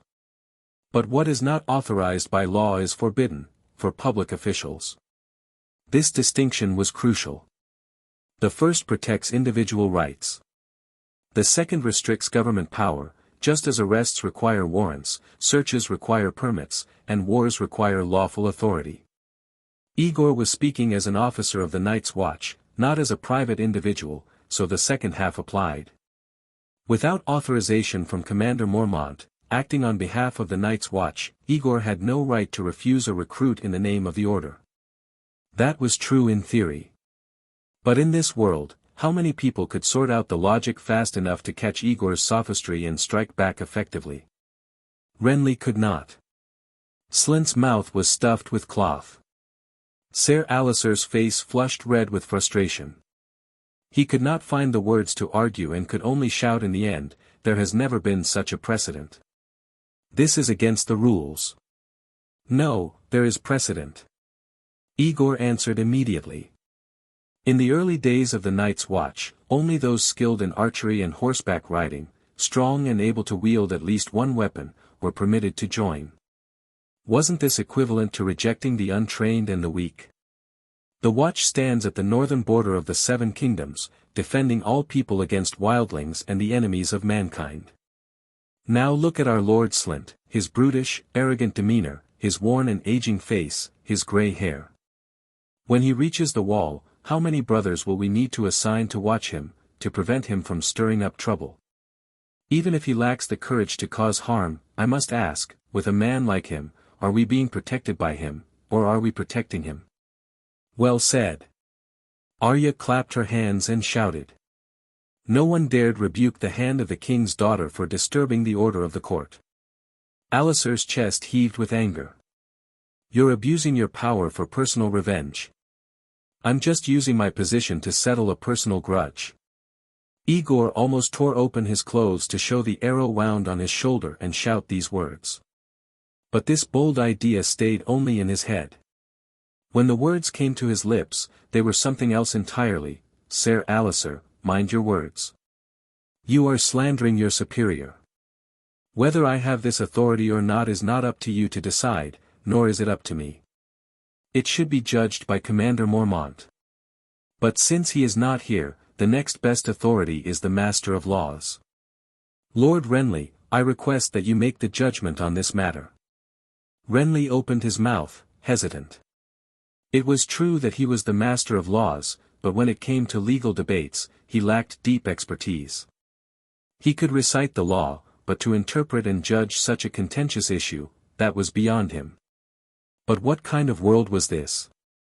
In Westeros, under feudal law, the king's word was law. If the king was absent, and the hand was absent, then the chancellor's word was law. This was a realm ruled by personal authority. Renly thought for a moment. He did not know the detailed laws or customs of the Night's Watch, but he could not find any flaw in the argument. What is not prohibited by law is permitted. As for Slynt, Renly had no desire to save him. The outcome was clear. Very well. Then I will decide. Renly tapped the armrest of his chair with his fingers. After a brief pause, he gave his ruling. As chief recruiter of the Night's Watch, you have the right to refuse an applicant. The wall is a defense for the Seven Kingdoms, not a refuge for criminals seeking to evade punishment. The defendant, Yano Slynt, has confessed to all charges. Now, in the name of King Robert, I sentence you to death. The sentence shall be confirmed by the hand of the king. If there are no objections, the execution will take place at noon, the day after tomorrow, in the square before the Great September of Baelor, as a warning to the realm. To be continued. Chapter 180, transferred to the Logistics Department. Ser Alliser was so infuriated by Aegor's, asked the Master of Laws to decide, tactic that he turned on his heel and left as soon as the trial ended. Aegor, on the other hand, remained where he was until Yano Slynt was taken away and Renly had departed. Only then did he lead the Night's Watch personnel who had accompanied him out of the throne room, walking slowly toward the gates of the Red Keep under the watchful eyes of the guards along the way. From time to time, nobles who had also exited the throne room approached him, either to offer their condolences for the assassination attempt on his life or to praise the speech he had just delivered. The death sentence, this result was not yet finalized. The procedure still needed confirmation and approval from the highest authority, that is, the hand of the king. The biggest variable was likely to be Eddard's reaction upon hearing that Aegor had publicly refused to allow Slynt to take the black. The hand of the king held greater authority to interpret the law than the Master of Laws. If Eddard believed Aegor had overstepped his bounds, then Yano Slynt's fate might still change. But that was only a theoretical possibility. Everyone knew that while it seemed Aegor West, the chief logistics officer of the Night's Watch, was the one who forced Slynt to his death, the one who had actually pronounced the death sentence was the king's brother, Lord Renly Baratheon of Storm's End. Even if Eddard eventually ruled that the Night's Watch recruitment officer did not have the authority to refuse someone taking the black, he would almost certainly wait until after Slynt's execution to announce it. It was likely he would even inform Aegor of this decision privately. The feeling of killing someone without lifting a sword was unexpectedly satisfying. Master, you were so amazing just now. Especially when you said, if you come back as a ghost, I'll kill you again. The girl truly didn't hold a grudge. Her mood flipped faster than the pages of a book. Arya, who had still been sulking just half a day ago, was now clinging to him once more, gripping his arm and rubbing against him excitedly. I'm completely obsessed with you. Aegor curled his lip and said, enough. No matter how much you flatter me, I still won't let you sneak out to find me. Oh, you're so annoying, Master. Arya's little scheme was exposed at once, and she immediately pounded her small fists against his chest in frustration, pouting helplessly. Isn't it enough that I've been obedient and not running around? Aegor smiled. Good girl, that's my disciple. They chatted and laughed as they slowly made their way out of the Red Keep. It wasn't until Arya was stopped by the guards, who reminded her that she was not allowed to leave the Red Keep, that the captain of the logistics security team, Jelos, who had been following behind them, finally spoke up. My lord, I have a request, if you would grant it. Aegor was in a good mood and nodded. Speak. On the day Slynt is executed, I would like to ask the Lord to grant the security department a day off. No training for that day. I want to take the men into the city to watch the execution. A while ago, the city garrison came to provoke us. Under Lord Tyrion's strict orders, we didn't engage them physically. More than 100 of our brothers were bullied by a few gold cloaks like beaten dogs. Especially that incident at the river gate, many of the men are frustrated and need to vent. Approved, Aegor said after some thought. But make sure the brothers change into civilian clothes. Don't wear black, and don't make noise or cause trouble at the execution site.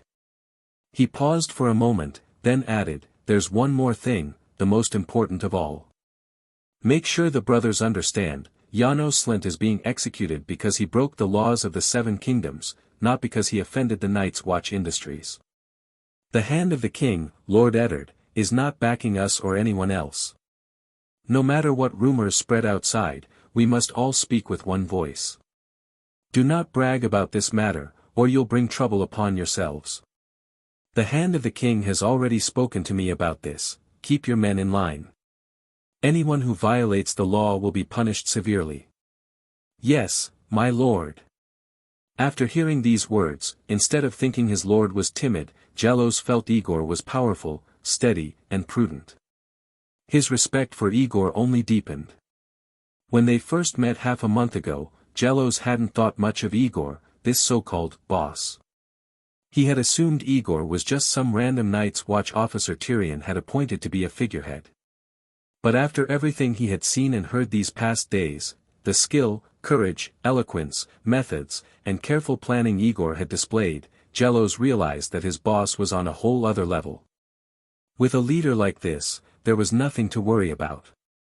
His only duty was to obey orders.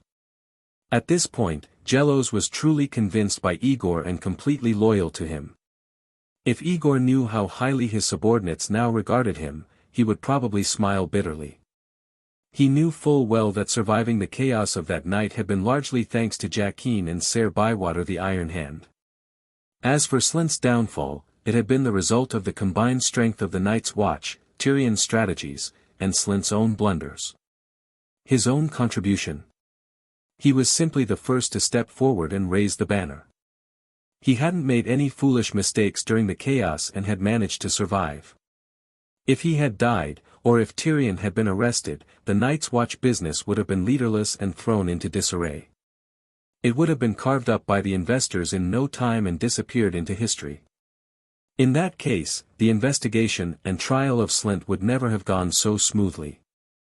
The victory in this struggle was built on the capital and influence wielded by Tyrion. But the one who stood at the forefront, whether reporting Slynt by name or refusing him the right to take the black during the trial, was Aegor. With Tyrion absent, and Aegor giving his public speech in court today, all the credit for the victory, intentionally or not, had landed squarely on his shoulders as the leader of the movement.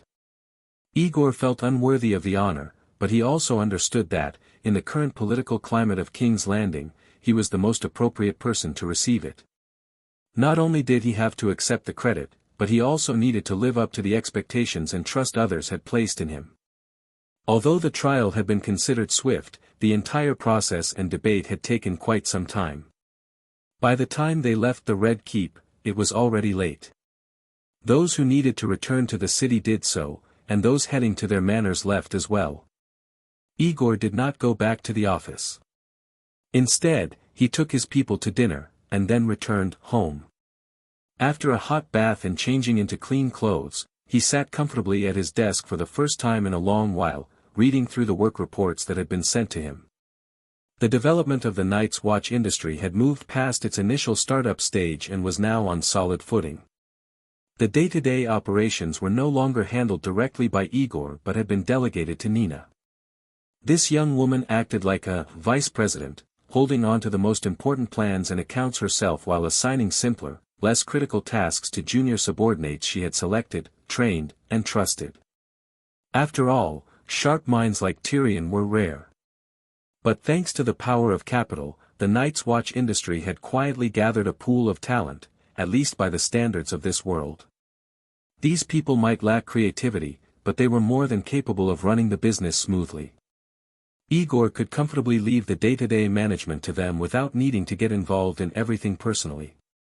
Even so, he still enjoyed keeping a close eye on the company's progress. The team supporting the papermaking and printing factories in the Riverlands and Dorne had already departed.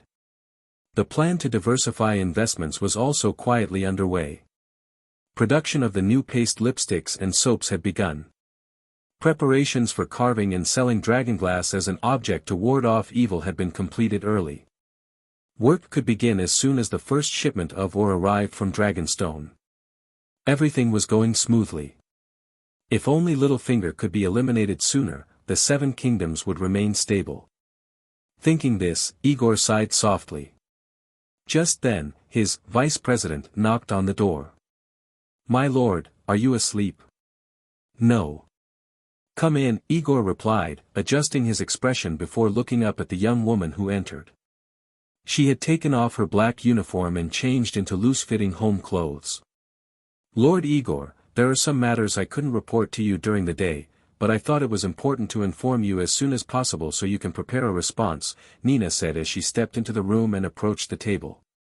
Then she seemed to remember something else. "By the way, you've been locked up in the Red Keep these past days. You haven't treated your wounds properly, have you? May I apply the medicine for you now?" "Ah, sure," Aegor replied without much thought. The wound was healing well, but there was no harm in applying the medicine. It had been prescribed by a proper maester, not some back-alley healer. He loosened his clothes, exposing the sutured wound on his shoulder. "Go ahead and apply it while we talk." Nina quickly fetched the medicine bottle from the shelf beside the table, dipped her fingers into it, and carefully applied it to both sides of the wound. "While you were taken away by the Hands people, Ser Alistair often came to the office asking me about the Night's Watch industry. I followed your instructions and pushed all the questions onto you. When he realized I was playing dumb, he showed me a document signed by the Lord Commander of the Night's Watch, saying that he was sent by the Night's Watch to take over the position and that I should cooperate with him." Aegor's heart skipped a beat. He immediately felt a surge of anger. What was the meaning of this? Why hadn't Alistair shown such a document to the chief logistics officer earlier but chose to present it to the industry managers only when Aegor was imprisoned? Suppressing his anger, Aegor kept his expression calm. "Do you remember what the document said?" "I was startled at first, but I read the document carefully, word by word," Nina replied. It clearly stated that Ser Alistair was being transferred to the Night's Watch logistics department and would remain in King's Landing to assist you. There wasn't a single word about replacing you or taking over. To be continued. Chapter 181, I'm yours. Join the Night's Watch logistics department. What else can Alistair Thorne do besides mocking others and a bit of swordsmanship?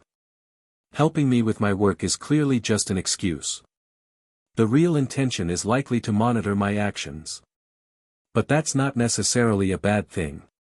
The only thing Aegor truly fears is suddenly receiving a letter summoning him back to the wall and having someone else appointed as the chief logistics officer of the Night's Watch in his place. If that happens, at this stage, there's really no good solution left, except to fight to the death. Remaining wary of others is always a good omen. It was only by staying cautious that he subconsciously blocked such a significant scheme. In this case, did Mormont have designs on the Night's Watch Industries, or did he simply want to send Alistair away from the wall so he could focus on grooming Jon Snow as his successor? Eddard Stark had locked him up for so many days before. Could it be that he was cooperating with Alistair after receiving a secret letter from Mormont, only to find that he couldn't gain control of the Night's Watch industry at all, and so finally had no choice but to release him? After calming down and thinking it over, Aegor felt it was more likely that Alistair Thorne was simply waving around a meaningless token of authority. After all, he had used this same trick on Eddard Stark when he first arrived in King's Landing. Aegor understood the approach from top to bottom. Whether it worked or not depended entirely on the vigilance of the other side.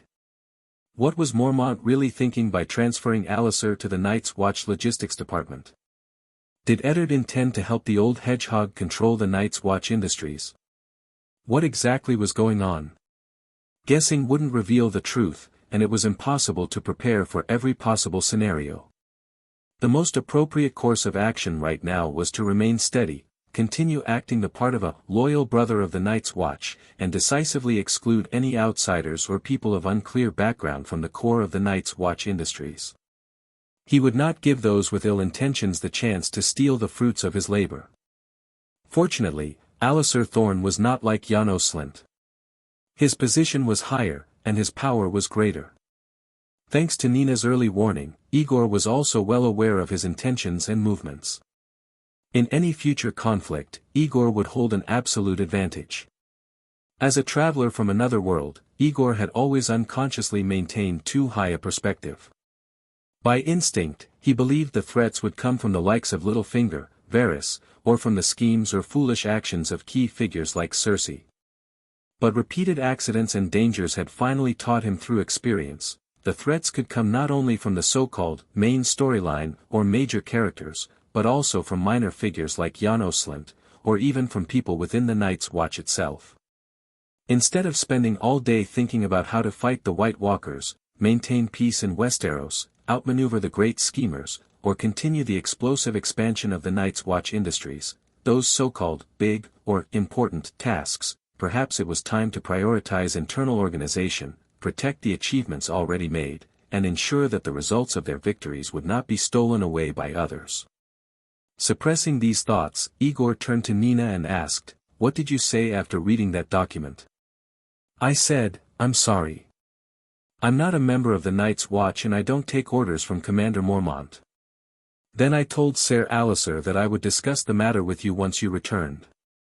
Nina continued to apply the medicine carefully, her fingertips gently moving over the skin of the man's shoulder, feeling the defined lines of muscle beneath. She even found herself wishing the wound was longer, just so she wouldn't finish applying the medicine too soon. Then, she asked cautiously, "My lord, was that an appropriate response?" "Exactly right.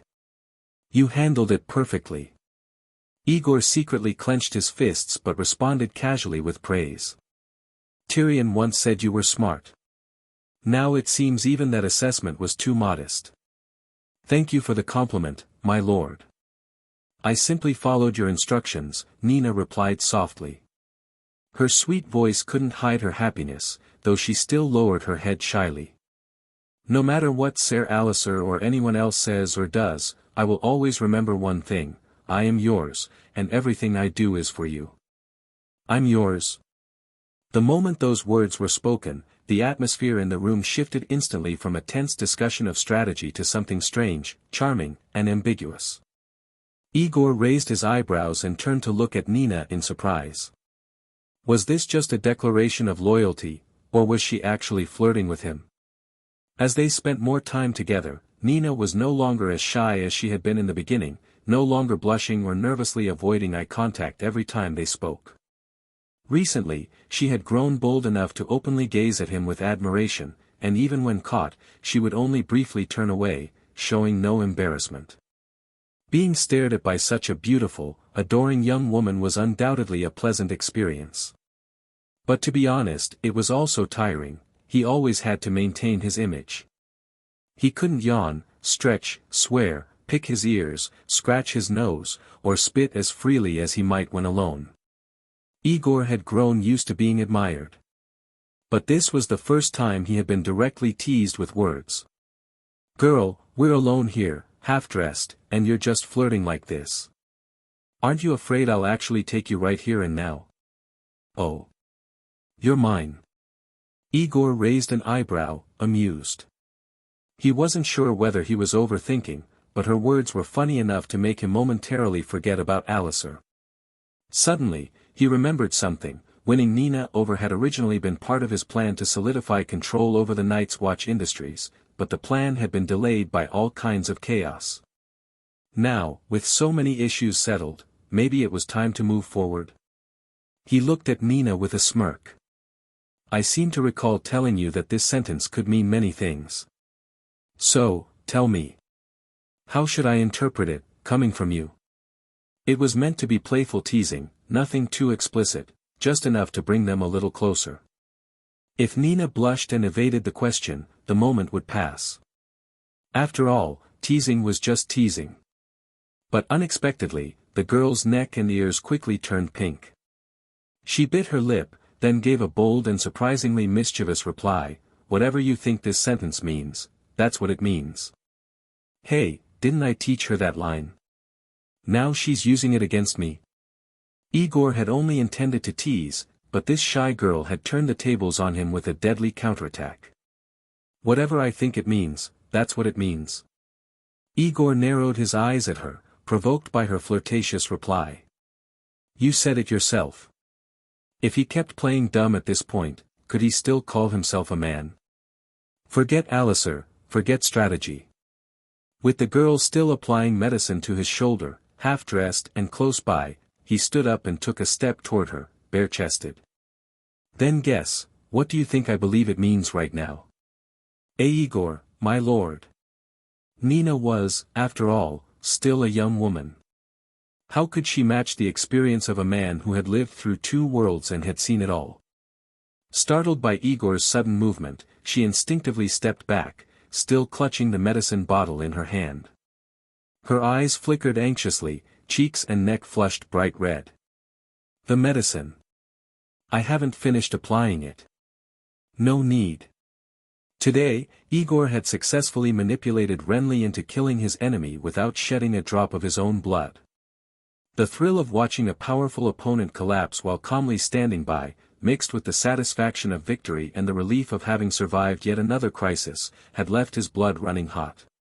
Nina's playful response had only been the spark to ignite the flame. After 2 years in this world, this was the first time Aegor's physical instincts fully overcame his reason. What self-control! What grand ambition! To hell with all that. The old saying is right, you should enjoy life while you can.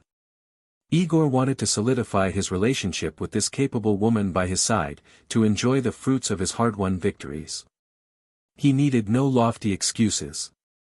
He simply wanted to possess her, here and now.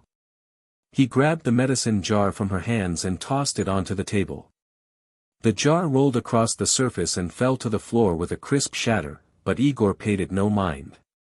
He stepped forward, and the girl instinctively retreated again. This back and forth repeated until Nina was pressed against the wall, with no room left to escape. "My lord, you." Nina had only dared to confess her feelings on impulse. She never expected it would provoke such a strong reaction.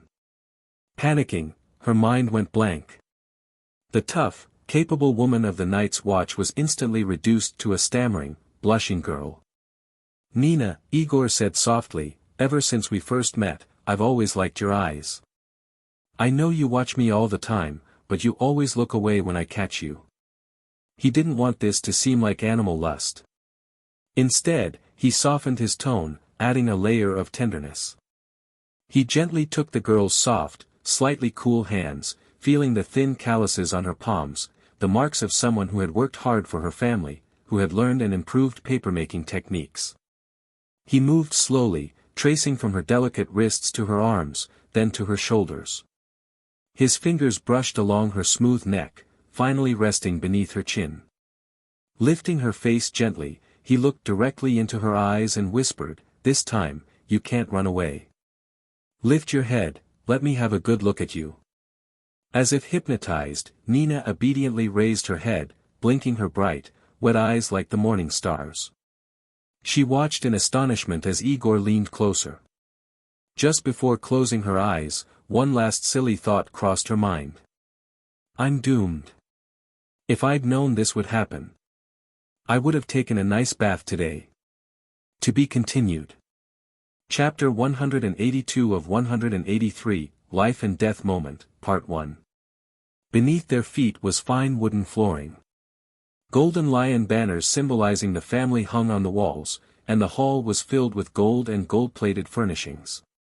In the center of this lavishly decorated and magnificent chamber, a group of well-dressed individuals sat around a table, discussing how to respond to the greatest crisis in the history of their house. Tywin Lannister, Lord of Casterly Rock and Warden of the West, sat at the head of the table. He was tall and broad-shouldered, already in his 50s but still as vigorous as a young man. His decisions were always swift and decisive. Since his hair had begun thinning at the crown, he had ordered the barber to shave his head entirely bald. He had also shaved the beard from his chin and around his mouth, leaving only the thick golden sideburns along his cheeks, which extended down to his jaw. His expression was always stern, but today, there was an almost imperceptible trace of concern on his face. An ultimatum from King's Landing. Kevan Lannister, the second in command of the Lannister family, pulled a note from his sleeve and placed it on the table. Robert demands that you immediately send Jaime and Cersei back to stand trial and punishment, and that you personally go to explain their crimes. If you do not comply within 10 days, it will be considered an admission of treason. The Iron Throne will then declare war against us with the full support of the realm. Considering it takes at least 3 days to travel from Casterly Rock to King's Landing, that leaves us with 5 days to decide. Robert would not write something like this, Tywin said without even glancing at the letter on the table. If it were him, he would have gathered his men, armed them, and marched to Casterly Rock himself. The hand of the king has the authority to speak on Robert's behalf. Kevan, bald and stout, looked far less imposing than his elder brother, but no one doubted his insight or judgment. He cast a sidelong glance at his nieces and nephews seated nearby, eyes cold and expressionless, as though he were already looking at dead men. Once upon a time, Jaime and Cersei were praised as the golden twins of House Lannister. Who would have thought that these two once proud heirs would now be the cause of the family's downfall? Whether this letter was penned by Eddard or Robert doesn't matter. It represents the will of the Iron Throne. The only question is whether we will comply. What is your opinion? Tywin did not answer directly. Instead, he looked at Kevan with his usual expressionless face and asked. Kevan did not respond right away, not because he was hesitant, but because as their uncle, it was difficult to speak such words aloud. Most of the houses in the Six Kingdoms have begun rallying their forces. The last war only just ended, but their armies will be ready again soon. Marjgerie Tyrell is about to become queen. With the Iron Throne leading the war, the Reach providing food and coin, and the other 5 kingdoms contributing men and supplies, we stand no chance of winning. There are no outsiders here. Speak plainly. Tywin's tone remained unchanged. What you mean is that I should cut off my own arm to survive, personally hand over Jaime and Cersei to be executed at King's Landing, and then offer to cancel the Iron Throne's debt to the Lannisters in exchange for pardon and the chance to return safely to Casterly Rock. Is that correct? Kevan held his head high and said nothing. He didn't wish to speak the words himself, but he was not afraid to let Tywin say them for him. This was indeed his belief, and he was not swayed by the sharp looks his nephews and niece gave him. What about our allies? We've spent so much gold over the years forging bonds with other houses. Now that we're in trouble, has no one stepped forward to help?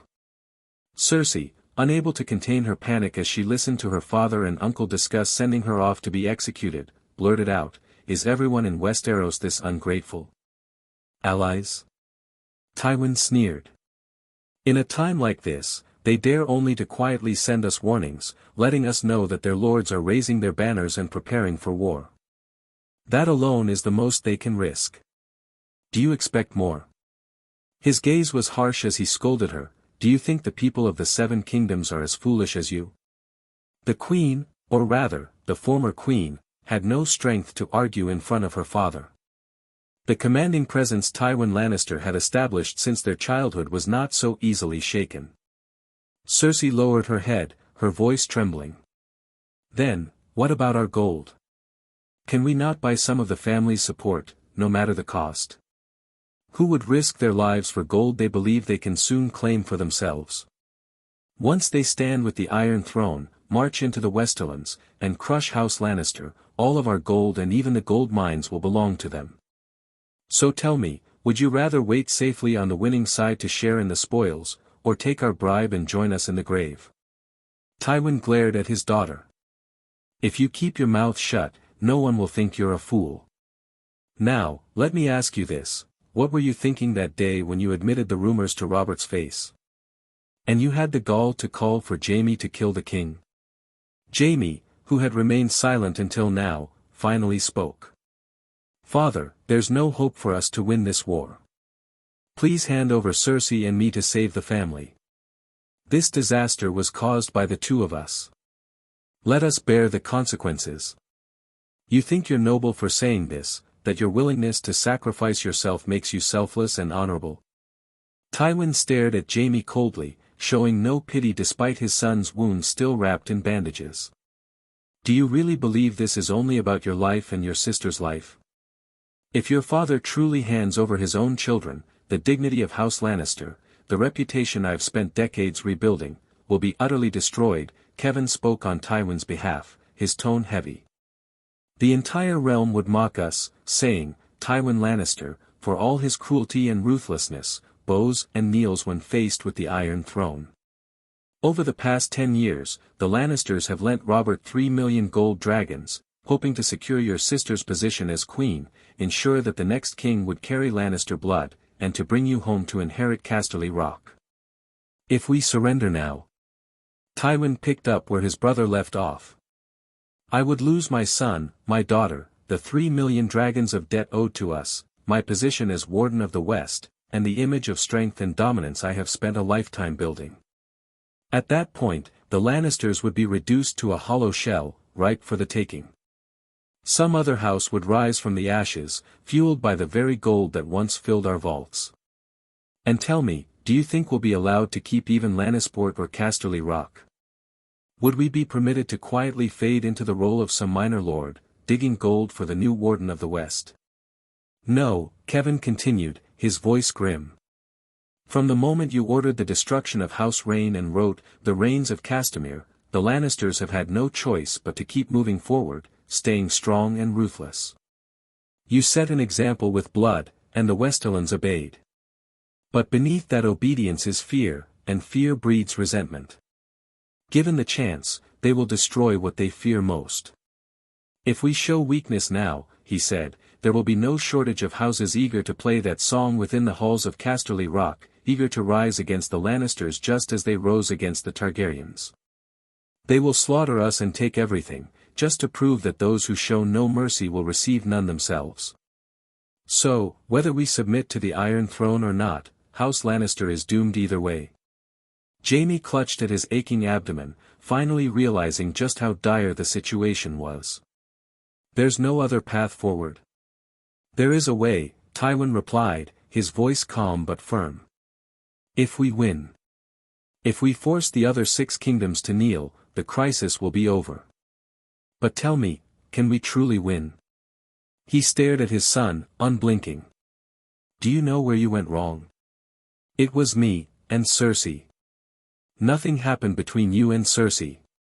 Tywin slammed the table, roaring with rage. It is a baseless rumor. And I will not repeat myself a third time. Your greatest mistake, Tywin growled, was not what happened between you and your sister. It was that after you struck, you failed to kill Robert. You didn't even bring back a prince who could have been used as leverage. If Robert had died, Eddard would have helped Stannis claim the throne. But with Stannis's inflexible nature, his hold on power would have been weak. Renly would have married into the Riverlands and risen in rebellion. The North, the Riverlands, and the Vale would support Stannis, but the Reach might back Renly. Dorne could side with either. The realm would fracture. Amidst the chaos, we could crown Joffrey Baratheon and declare that the capital would move westward. No matter how the dust settled, our power in the west would remain unshaken. Tywin clenched his teeth. But you showed mercy. You stabbed the king but failed to kill him. And kindness to your enemies is cruelty to yourself. Do you really think Robert will spare you out of gratitude for that? Just then, the door swung open with a loud bang, and a dwarf stepped into the room, facing the 4 core members of House Lannister. Uncle, Tyrion greeted with a slight bow. Father. My dear brother and sister. How delightful to find you all still alive. Lord Tywin did not rise. He only gave Tyrion a long, meaningful look and said, so the rumors of your escape from King's Landing were true. I'm sorry to disappoint you, father, Tyrion replied, walking straight toward the table. No need to jump up and embrace me. I wouldn't want you to hurt your back. He climbed onto a chair and casually poured himself a drink. I'm just curious why you sent soldiers to retrieve my brother and sister, but didn't order them to search for me along the way. You forced me to take the long route home.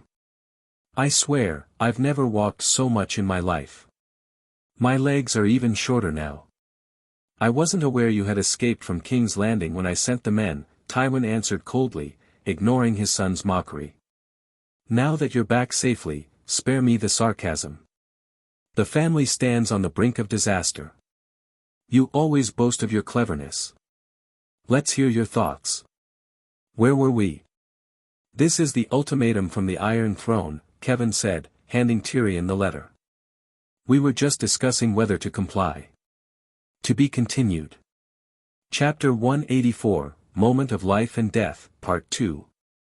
If I remember correctly, our family motto is, Hear me roar. So how is it that now we find ourselves facing death, whether we roar or not? Are you all at a loss? Tyrion still wore a grin, as if he were completely unaware of the crisis hanging over his family. He only glanced at the note before him and immediately understood the situation. The choice before us is very clear. Either we roar and get hacked to death while roaring, or we lie down, wag our tails obediently, and hand over my dear brother and sister to be executed. Then, in the future, I will inherit the title of Duke of Casterly Rock and let me, the little imp, rebuild our crumbling house. TCH, Cersei snorted coldly, while Jaime shot his brother an unhappy glare. With the situation this dire, how could Tyrion still joke so shamelessly? Tywin said nothing. He simply stared at Tyrion until the dwarf shrugged, feigning boredom. Well, there is one other option. We could attempt to negotiate a compromise with the Iron Throne. Let Jaime, who attacked the king, take the black, and argue that the charges against Cersei lack sufficient evidence to prosecute her. Compromise is always the path of the defeated, Kevin replied, his voice calm but firm. This time, Robert leads all 6 kingdoms against us. Why would he choose to show mercy to Jaime and Cersei? Uncle, you are right. Robert would never agree to such a compromise. Which is why, he needs to die. Tyrion shook his head and looked at Jaime regretfully. Brother, not killing him with your strike was the greatest mistake of your life. As long as our good king lives, there is no chance of resolving this crisis. Instead of debating whether to accept the demands of the ultimatum, perhaps we should be asking ourselves which of the free cities across the narrow sea would be safest for us to flee to, and whether the ship that carries us there can avoid pursuit by the Iron Throne's forces. The atmosphere in the hall became thick with tension. They were openly discussing regicide. Tywin continued to stare at Tyrion, saying nothing. Of the 4 others present, only his youngest son saw things as clearly as he did. If it weren't for the dwarf's appearance, which damaged the family's reputation, and his indulgent lifestyle, Tywin might have considered abandoning Jaime and Cersei altogether and naming Tyrion as his heir. Perhaps this little imp truly was the one capable of saving House Lannister from destruction. When it came to disgraceful private lives, Jaime and Cersei, the children he had always been most proud of, had done far worse. What right did he have to hold Tyrion's brothel visits against him? Father, Tyrion said, breaking the silence, you were able to send soldiers to retrieve Jaime and Cersei so quickly. Clearly, someone tipped you off. There are no outsiders here. At this moment, when the very survival of our house is at stake, may I ask, was your informant inside the Red Keep? Pycelle, Tywin replied flatly. When I served as hand of the king under the Mad King, I worked alongside him to bring order to the 7 kingdoms. We forged a long-standing friendship. Friendship was a polite term. Tywin alone knew that Grand Maester Pycelle had always been his man. Even Kevin and Cersei believed Pycelle was merely loyal to the Lannisters because of the family's wealth and royal connections. None of them knew that Pycelle had been quietly supporting Tywin long before Cersei was even born. This sort of inside knowledge would normally have remained a secret even from his closest family. But with their house now facing extinction, what use was there in keeping such cards hidden? It was him, Tyrion said, realization dawning. No wonder you always receive news first. I imagine that before Eddard's men even leave King's Landing, the ravens carrying your reports are already in flight. Let me guess, at the end of Robert's rebellion, it must have been your loyal friend who persuaded the Mad King to open the city gates and admit your army. Jaime and Cersei looked at their father, stunned. They had never imagined their father possessed such leverage. How many secrets did he still keep hidden from them? Tywin did not respond, tacitly confirming their suspicions. Tyrion recovered quickly from his surprise. It was unexpected, but made perfect sense. Then the question becomes, Father, if Pycelle was willing to help you breach the gates of King's Landing once, would he now be willing to help you by killing Robert? That may be difficult, Kevin replied thoughtfully. The last time, he could justify it as saving the people from the Mad King's tyranny. But now, public opinion is against us. Who would risk their life to assassinate a king so firmly supported by all 7 kingdoms? Pycelle is the Grand Maester. He must be tending Robert's wounds himself. If he were to tamper with the medicine, making the wound fester and refuse to heal, that would be the easiest way. Once Robert is dead and his body burned, even the 7 wouldn't be able to tell what happened, Tyrion suggested with a smile. Pycelle wouldn't have the nerve, Cersei scoffed. It would be better to go to Braavos and hire the Faceless Men. They are said to never fail. The Faceless Men are not the simple assassins most people believe them to be, Jaime shook his head. They are far more complicated. Robert is one of the Iron Bank of Braavos' most important clients. As long as he remains in good standing, the chances of bribing the Faceless Men to kill him are slim to none. Even if we offered twice his debt in coin, Braavos would hesitate to damage its reputation by accepting such a commission. Tywin ignored the argument between his golden children, continuing to watch Tyrion carefully. He did not like the boy, but he could not deny his sharp mind. Ordinary methods would not save them now. Perhaps it was time to consider more unconventional strategies. Suppose, Tywin began slowly, and I emphasize suppose, if I had a way to kill Robert, what would you suggest we do next? He already had a plan in mind but wanted to test Tyrion's thinking. Jaime, having attacked the king twice, was no longer fit to be heir. Though Tyrion was hardly an ideal choice, he might yet prove to be a valuable advisor. Assuming Robert dies, Tywin continued, whoever takes the throne would still never forgive Jaime, the Kingslayer, or the former queen accused by so many rumors. Let's take this one step at a time, Father, Tyrion replied calmly. If House Lannister wants to survive this crisis, there can be no missteps. Instead of worrying about what comes next, our first concern should be the enemy closest to us. If we make the wrong move, they could be raiding our shores before nightfall. Ironborn. Tywin's eyes narrowed. He had wanted to test Tyrion's thinking, but the dwarf's first words immediately brought him back to reality. For the past 2 days, he had been focused on the threat from the Iron Throne and the 6 Kingdoms, nearly forgetting the more immediate danger so close to home. Since Aegon's conquest, the Ironborn have been forbidden from using the old way of reaving. This has allowed the western coast to flourish peacefully. But the Ironborn have long hungered for the wealth of the Westerlands, Kevin agreed, his expression grim.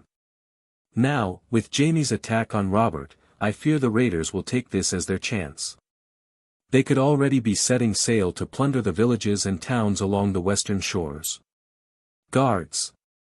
Tywin did not wait for the meeting to end. He called for his men immediately and issued orders in front of everyone. Send word to the fleets at Lannisport and Fair Isle. They are to put out to sea at once, patrolling the coast and ready for battle. Make sure they are not caught in port by an enemy blockade. Notify all coastal lords of the Westerlands to evacuate their people and secure their assets within reliable castles. Increase patrols, raise the alert to the highest level. Cersei frowned, puzzled. The 10-day ultimatum has not yet expired. Would the Ironborn really defy the Iron Throne and move first? If they attack us and force our surrender to the Iron Throne, do you really think Eddard Stark will punish them afterward? Tywin shot a cold glance at his daughter. If Cersei were not directly involved in this disaster, he would have told her to leave the room. At worst, the Ironborn can simply deny responsibility. In a realm this chaotic, who will prove otherwise? Father, your decisiveness is admirable, Tyrion said with a smile. It seems you have no intention of handing my brother and sister over to be executed. If that is the case, then we must begin preparing for war. Should we wait for the Six Kingdoms to gather their forces and meet them in open battle? Or should we strike first, avoid direct confrontation, and attack where they are weakest? If we choose to take the initiative, who should we strike first? Take the initiative? Kevin was startled by Tyrion's suggestion. We are the weaker side. If we strike first, we will be giving up any chance for negotiation. It would be suicide. Uncle is right. Whoever attacks first usually dies first. But, Tyrion pointed out, Father just said, if we can kill Robert. That changes everything. He took a sip of wine before continuing. If Robert remains alive, it doesn't matter how clever our strategies are. We will lose. But if Robert dies, the one who strikes first may well hold the advantage. So I ask you plainly, Father, no more hypotheticals. Do you have a way to kill Robert? Even a small possibility? For the future of our house, we must be willing to take any risk, Tywin answered, his eyes sharp. There are still a few within the Red Keep who are not loyal to the Iron Throne. I can reach out to them. At this point, life or death no longer matters. We have to try. He leaned forward slightly, fixing his gaze on Tyrion. Aside from guarding against the Ironborn, do you have any other suggestions? Do not hold back. Tell me everything now. To be continued. Asterisk. Chapter 185, The Plan for Casterly Rock. First of all the following plans are based on the assumption that you, Father, can find a way to get Robert out of the game. Tyrion spoke confidently, though he vaguely felt something strange. It was hard to believe that just a year ago, he would never have imagined himself discussing regicide so casually. The more one uses their mind, the sharper it becomes. Managing such a vast organization like the Night's Watch not only honed his skills and intellect, but also greatly influenced his temperament and way of thinking.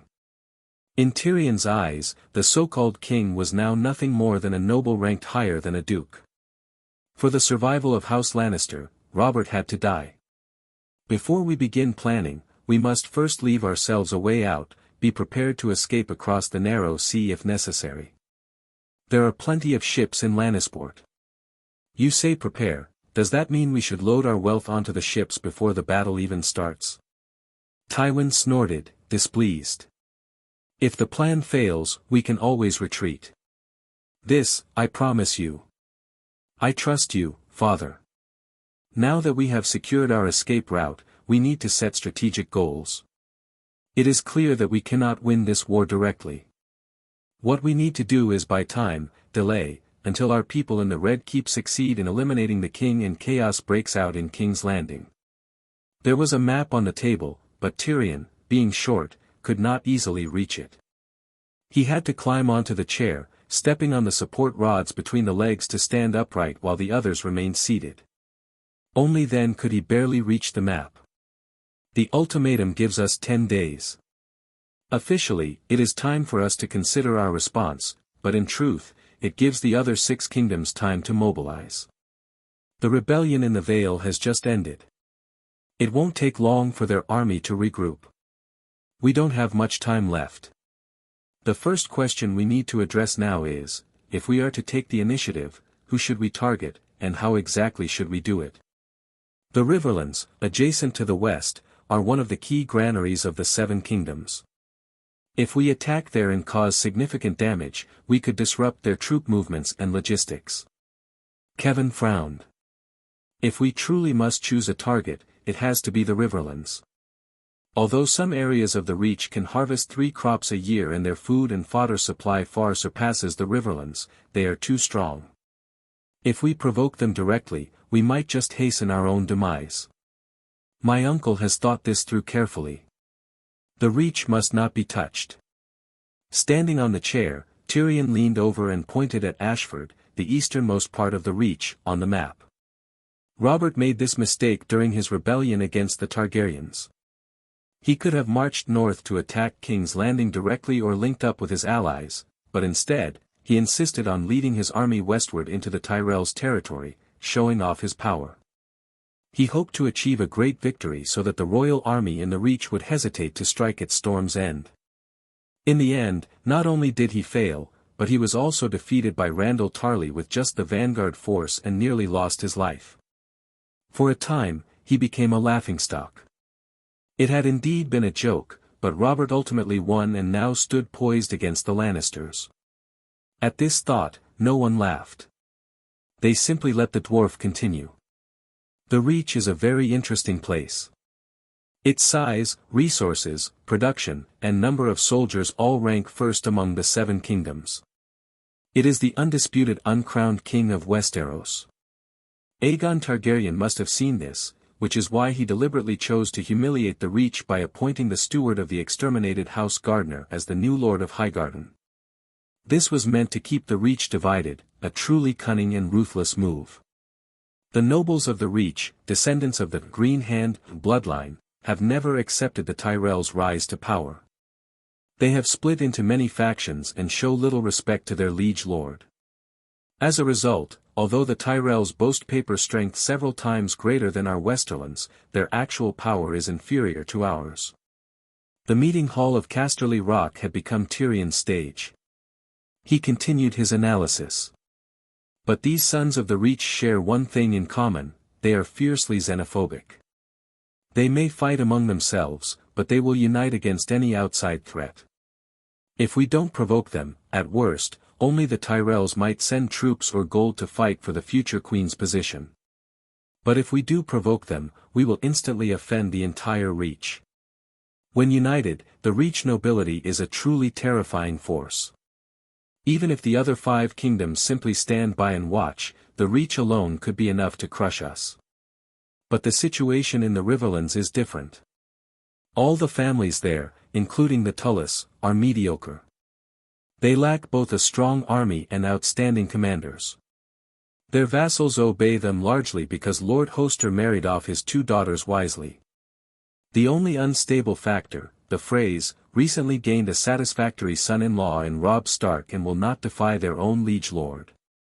This means that whether or not we strike first, the Riverlands forces will surely take part in the siege against us. Rather than waiting for them to unite and become a threat, it's better to cripple them first. This will disrupt the northern army's supply lines and weaken the alliance between the Wolf, the Fish, and the Falcon, clearing the path for our next move. Attacking the Riverlands first aligned perfectly with Tywin's own plan. He nodded, motioning for Tyrion to continue.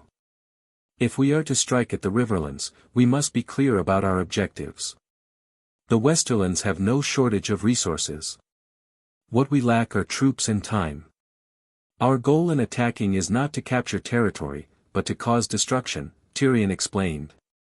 We should deploy only elite, fast-moving cavalry units. Engage and destroy small enemy detachments when encountered, but avoid any direct large-scale battles. Focus on bypassing strongholds, burning crops, and destroying grain stores nearing harvest. But we must kill as few people as possible, especially women and children. When the armies from the Vale and the north arrive, they will find the Riverlands scorched and desolate, with countless mouths crying for food. This way, not only will they be unable to gather supplies locally, they will also have to divert their efforts to feed their allies' starving civilians. This back and forth will buy us significant time. Cersei, who had always disliked Tyrion, frowned impatiently as she watched him command the family's highest strategy meeting as if he were the head of House Lannister. In contrast, Jaime wore a complex expression. He had heard of Tyrion's intellect, but rarely witnessed it firsthand. Though initially shocked by the idea of taking the offensive, by the time his brother finished outlining the plan, even Jaime found it compelling. Tywin gave a cold nod. Very thorough. Is there anything else? Tyrion looked directly at his father, lips curling slightly. It won't be as easy to hire mercenaries this time as it was in the past. In the past, whenever the Lannisters announced recruitment, free riders and hedge knights from across the Seven Kingdoms would flock to serve.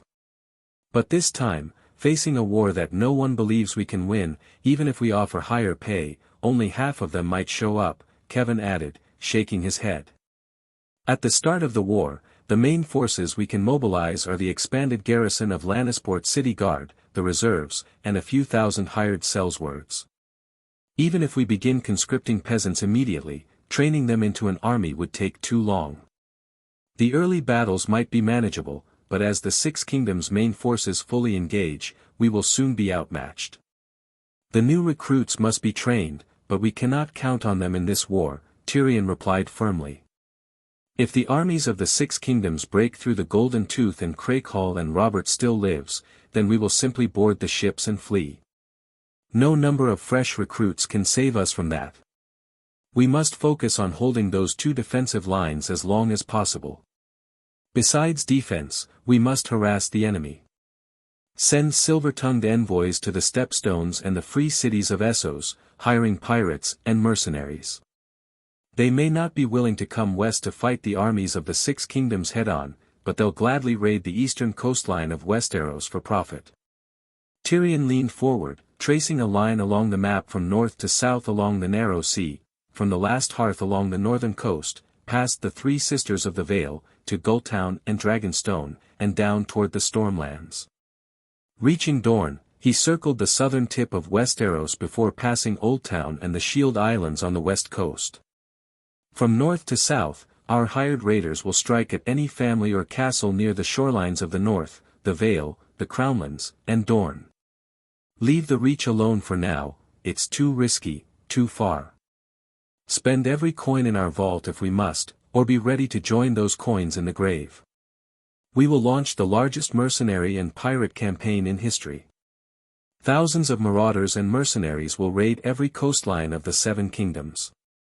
They may not take castles or fortresses, but their very presence will create chaos and trouble for our enemies. Tyrion paused, gauging the expressions of the four others seated at the table, then delivered his final point, and, of course, we will never admit to having hired them. The rest of the Lannisters exchanged glances. It was easy to guess who was behind it, but denying involvement still had its uses.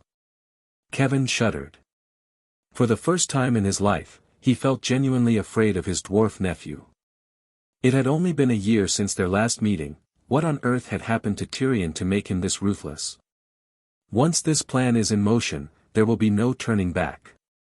Kevin wiped sweat from his brow and looked uneasily at his brothers. Tywin, I think this plan is a bit too risky. Tywin's gaze followed the curve Tyrion had traced on the map, his face growing darker.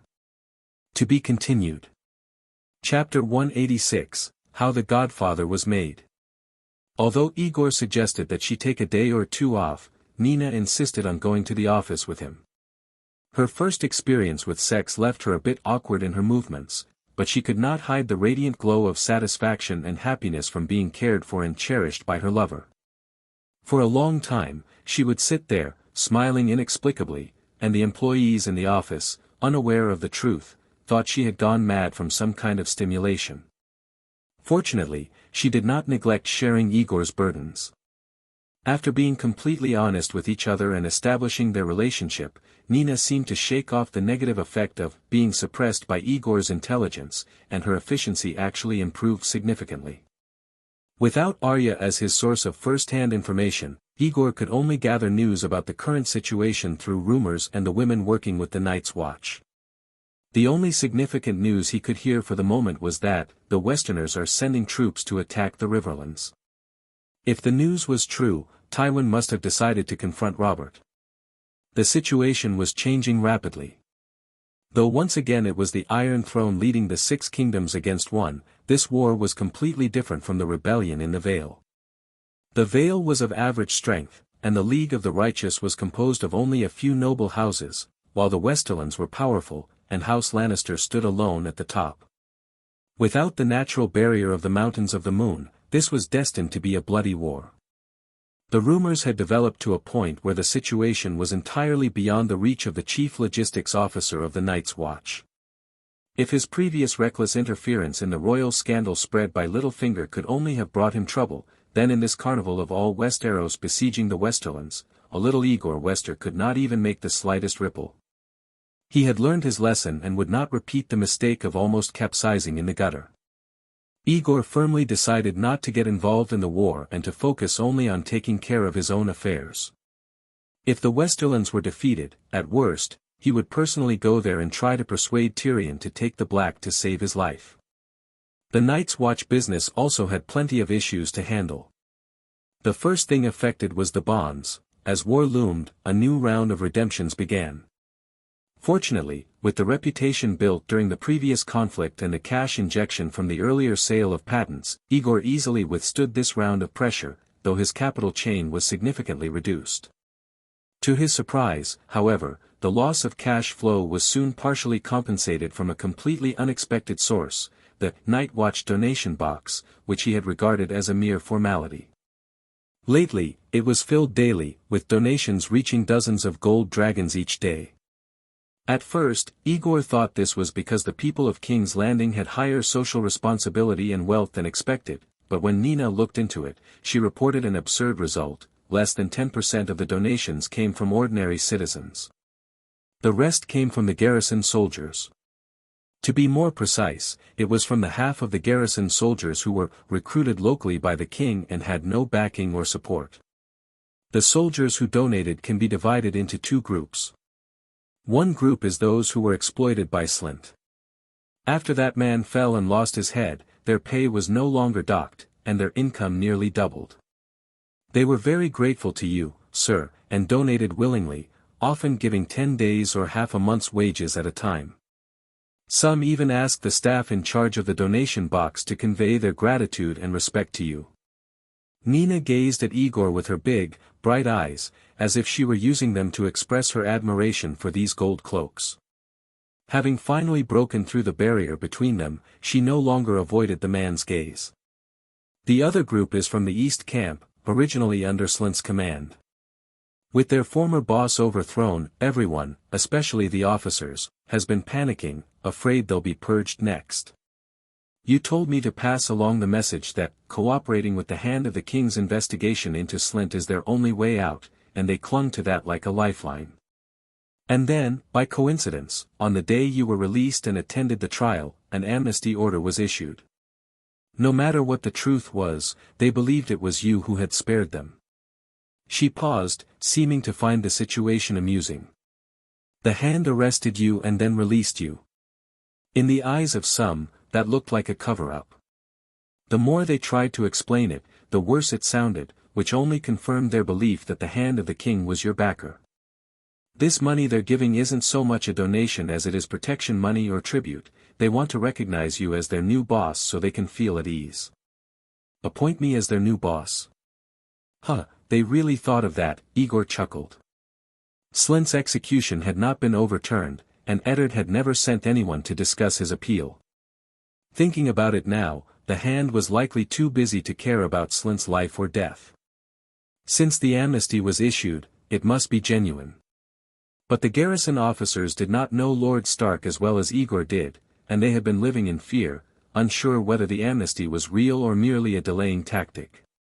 When the guilty are afraid, their imagination can run wild far beyond what the innocent can comprehend.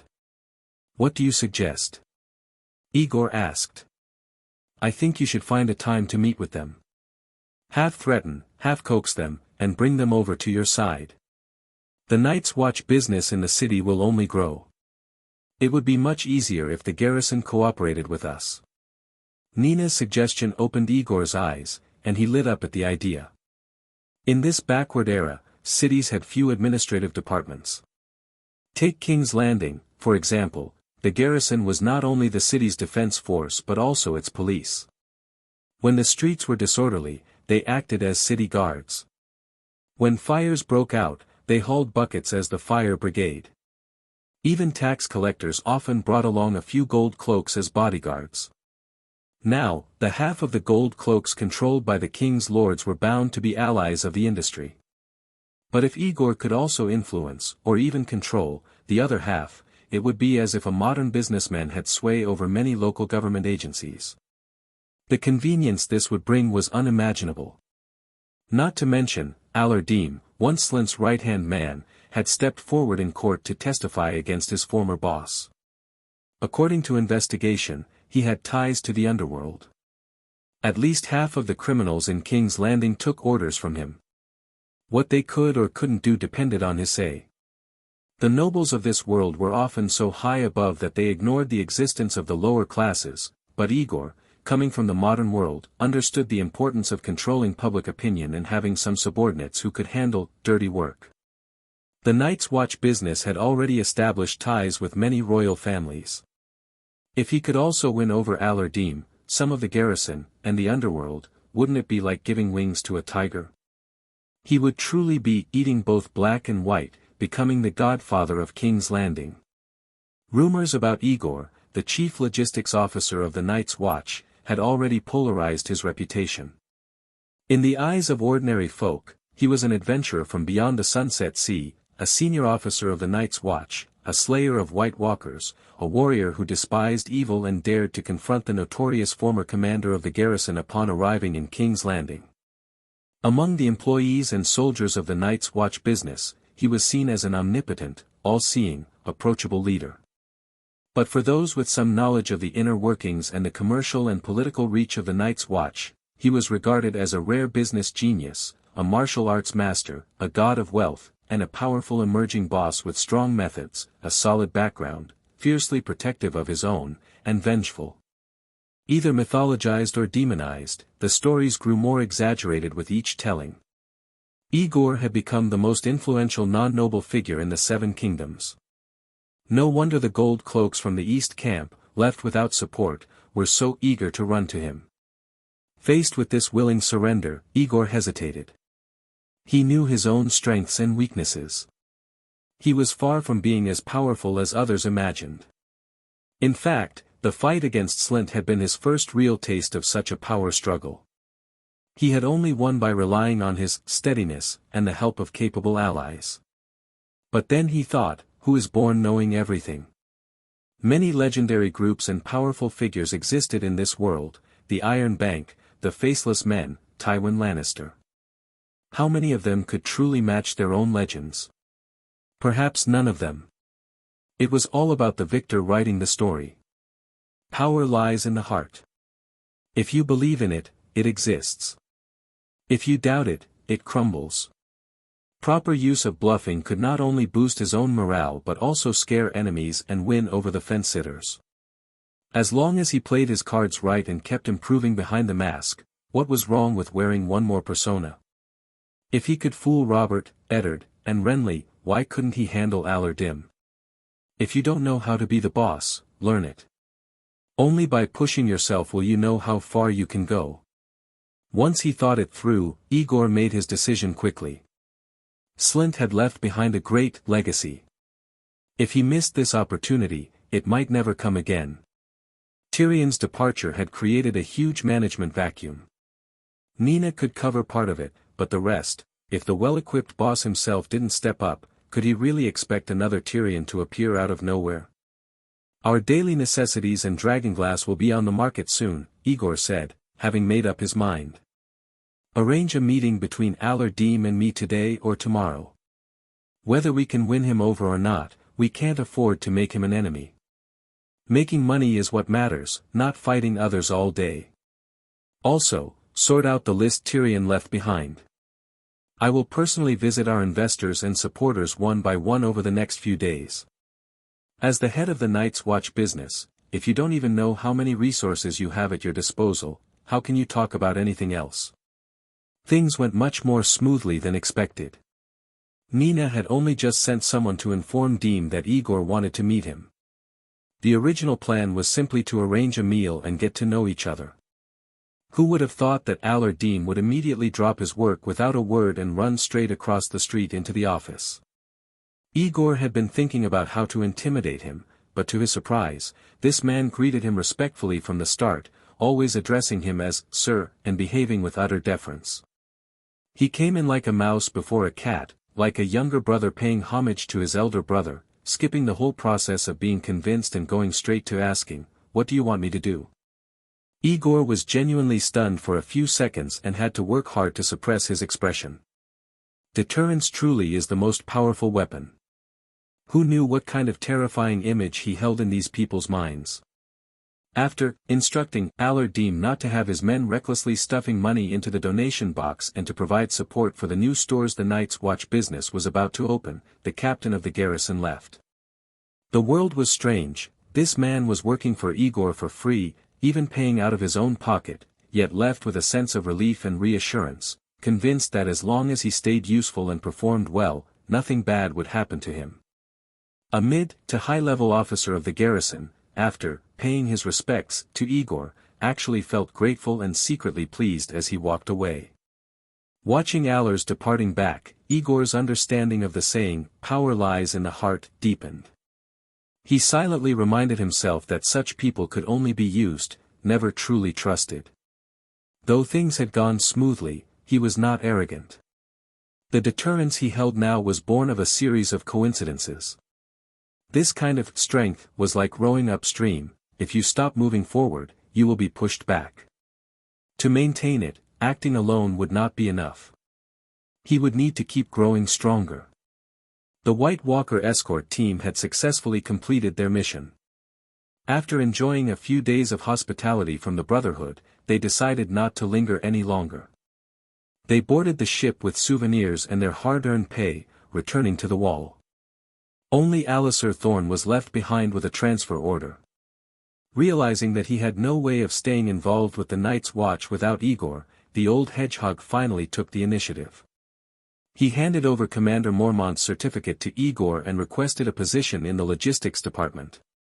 Aegor arranged it. The King's army was gathering on both sides of the Gold Road west of King's Landing. Although Robert was injured and unable to lead the army personally, he had brought Aegor with him last time. This time, he sent someone to request a Night's Watch representative. Without Tyrion, the business could not be left without someone at the helm, so Alliser Thorne received the honor. Alliser, of course, was unhappy about being pushed aside by Aegor. But outnumbered and outranked, after a few arguments and protests, he had no choice but to accept the arrangement. Aegor had not planned to openly fall out with his own people too soon, so he made sure Alliser received enough living expenses and even assigned him 2 attendants, officially henchmen, but in truth, their task was to monitor the old man's every word and action. Alliser was indeed an annoying person, but not entirely a villain. This was the general consensus among many in the Night's Watch. That said, Aegor would never again give anyone the chance to harm him. The Night's Watch business had been tossed back and forth by the great wave shaking the 7 kingdoms. But thanks to its massive scale and the right decisions made by its helmsman, the ship had stabilized and ultimately reaped the rewards after all the hardship. After weathering the storm, a piece of good news finally arrived. Eddard Stark sent men to deliver the Whites to the office and ordered the Night's Watch to handle them as they saw fit. Eddard had personally inquired about the reason and received a rather absurd explanation.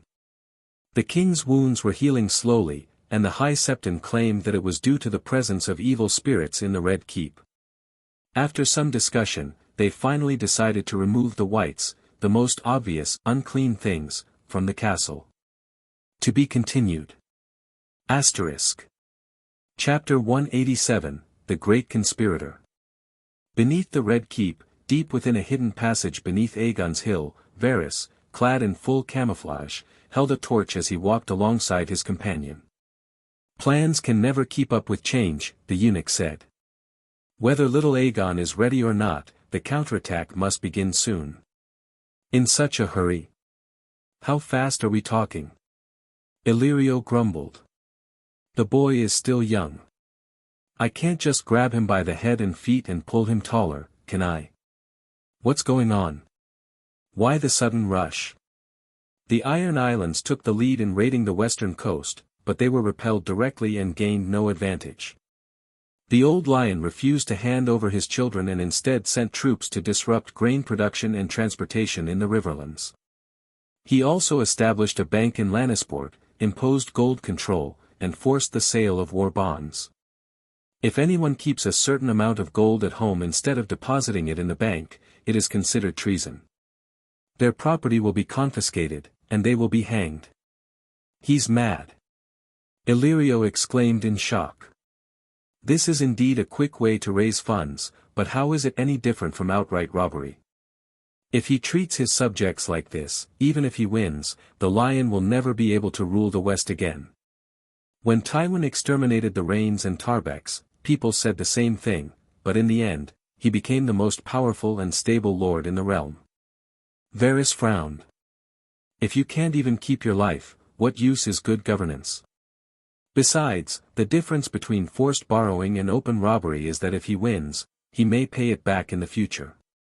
So far, I don't see how he could possibly win, but there are birds reporting that the Lion intends to hire mercenaries from the Stepstones and Essos to harass the eastern coast of Westeros, buying himself more time, but what's the use of delaying, unless Robert dies? Hiring outsiders to harass the enemy, quite an interesting tactic. Tywin's military genius is well deserved, Illyrio nodded thoughtfully, then changed the subject. How is the king's injury? No matter how clever the plan, it's useless. It only scratches at the grievances of the Six Kingdoms and breeds more hatred, Varys replied, carefully stepping around a puddle. The king's wound was showing signs of improvement, but a few days ago, it suddenly worsened. The faith claims it is because of the white brought into the Red Keep, but I suspect Pycelle tampered with the medicine. The hand of the king clearly has the same suspicion, so he ordered other maesters to take over the king's treatment. That ghoul, is it real? From what I've seen, it's real. The Night's Watch puts it on display daily, and the people coming to see it block several streets. You can see for yourself if you like, why do you ask? Varys tilted his head, casting a sidelong glance at Illyrio.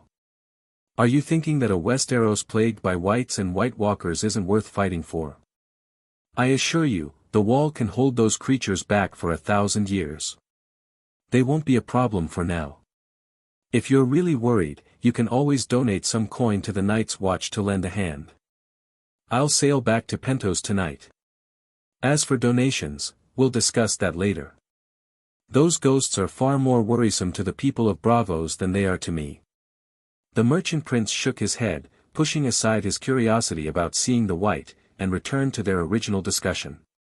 Pycelle, that's the Grand Maester you once told me is loyal to House Lannister.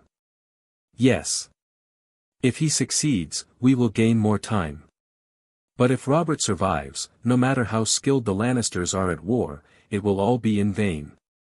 In the end, victory or defeat comes down to population and resources. Varys fell into thought. Perhaps I should help the Lannisters. The eunuch pressed a mechanism on the wall. With a low rumble, the passage behind them slowly closed, sealed by a smooth stone slab without the slightest crack. Illyrio paid no mind to the scene, continuing to press, if House Lannister is destroyed, how will that affect our plans? The consequences would be severe. The Lion is my best chess piece. They were nearing the exit now, and Varys lowered his voice. If you want the Seven Kingdoms in chaos when young Aegon lands, you need a strong enough force to tilt the scales at the critical moment. The Westerlands and the Reach meet that requirement. The North has few people, but considering House Stark's reputation and their influence over the Riverlands and the Vale, they could just barely make the cut. But of the three, Eddard Stark, the current hand of the king, is cautious and steady. I cannot control him. The Reach is riddled with factions. Trying to manipulate them like puppets would be too difficult.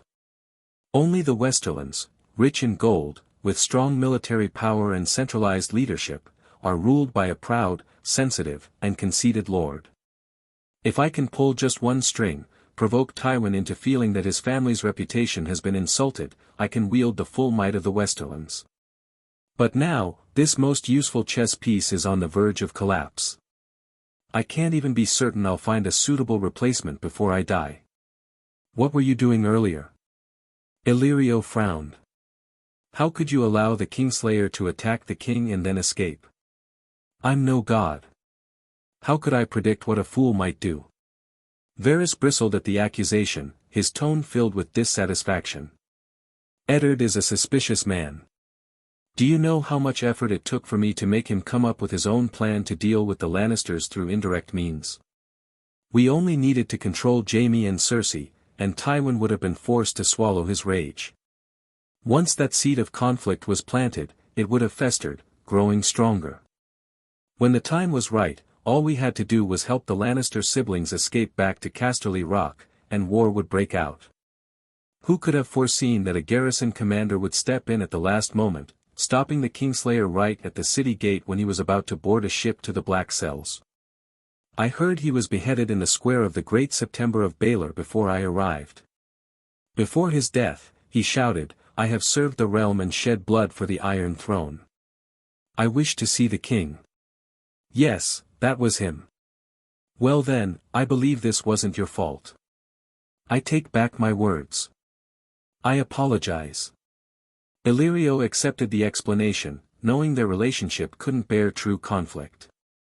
The destruction of the Lannisters will make it much harder for you to stir chaos, but in the worst case, it will simply cost more gold and manpower. The task won't be impossible, will it? I can still create chaos, but without a powerful and controllable variable, it will be much harder to maintain. Varys took a deep breath. The only thing that can still be used to shift the balance is the fight for the throne after Robert's death. Illyrio did not hesitate. Then let Robert die. You have no loyalty or affection for him, do you? Robert can die, but what happens after? The North, Riverlands, and Vale are natural allies. Littlefinger still holds some sway in the Vale through his wife, but now that he's been driven off by a letter and the alliance of the righteous has been crushed, it's nearly impossible to sow discord among those three. I don't even know who wrote that letter. The Reach and the Stormlands are now aligned. Without the neutral power of the West, and with Dorne in our pocket, no matter what I try, the war will evolve into a conflict between two major alliances, North and South. Do you understand? When civil war breaks out, can't we just wait until both sides are exhausted and then strike? You always think everyone else is a fool. We can manipulate those lords because I work in the shadows while they stand in the light, but they are not stupid. Once the war begins, I have no way to control the outcome. Both alliances are roughly equal in strength. The North cannot march into the Reach, and the Southerners cannot break through the Bloody Gate or the Neck. They'll realize there's no way to win decisively. Without a variable like the Westerlands to tip the scales, neither side will risk going all out. And remember, winter is coming. I can ignite the war, but I cannot dictate its course. No matter how it plays out, Westeros will eventually split into two halves, North and South. The only question is whether the Crown and the Westerlands will fall under Northern or Southern control. At that point, do you expect young Aegon, with no dragons, to mimic his ancestors and defeat two powerful, well-entrenched alliances with nothing but mercenaries, then reunify the realm? That's grim, but we do have dragons. 3 of them. Daenerys has the dragons, not us, Varys corrected. Only if we bring her back swiftly and marry her to Aegon can we barely call the dragons ours. You know as well as I do that Aegon can't ride a dragon. We don't even know if their children could. Damn it, if I'd known things would change this quickly, I wouldn't have let Yora take her east. The last I heard, she had just defeated the slavers of Astapor, claimed the Unsullied, and set out for Yunkai. I don't even know where she is now. Those 3 little dragons, are they really that important? The dragons are still young. The key is Daenerys Targaryen herself. You don't understand the mindset of the people of Westeros. Daenerys is the Targaryen heir the realm recognizes. Aegon, if accepted by her, becomes Aegon Targaryen in their eyes. Varys stepped onto the stairs, then suddenly turned back. I told you to find Peter Baelish. Did you? He's very skilled at avoiding pursuit, but we've tracked him down and are on his trail. However, the man's reputation is filthy in Westeros. No matter how clever he is, we can't let someone like him serve Aegon. Aegon can't use him, no. It would stain his reputation when he claims the Iron Throne. But the Queen doesn't care. Varys nodded. Littlefinger is the second smartest man in the Seven Kingdoms. For a young girl wandering alone, he could be a great help. When you find him, send him directly to Daenerys. But make sure she knows all the vile things he's done. Don't let our future queen be taken in by that scoundrel. That won't be hard. I'll send Belwas with him. If Littlefinger dares to scheme against the queen, I'll have him snap his neck. Illyrio nodded. But the girl is still in Slaver's Bay. Even if we send him now, it'll take half a year, maybe a full year, for this so-called second smartest man to help her overcome the obstacles ahead and bring her back to Westeros. By then, I fear the war here will be over. How do you plan to handle that? Have Aegon lead the Golden Company ashore first.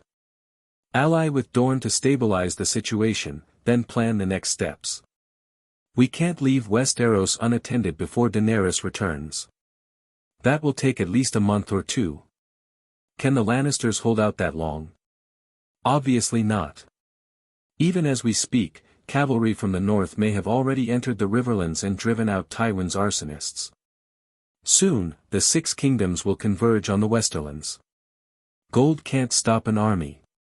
I have to buy the lion some time, give Tywin a chance to hold out until Aegon arrives. Robert must die. I may have to serve as the lion's spy, helping them avoid collapse too quickly. Varys sighed with regret. Damn it, I should have acted while Pycelle still controlled the king's treatment. I could have avoided suspicion. Now, with Robert surrounded by Eddard's men, it's too late. My old friend, you're the best illusionist in the world. Surely you can find a way to make the king disappear. I hope you can conjure more tricks. Please. I will do what must be done, but you must move faster. Even the greatest juggler can't keep 100 balls in the air forever. Varys exhaled slowly. I need more funds, and 50 birds. So many. Illyrio looked troubled.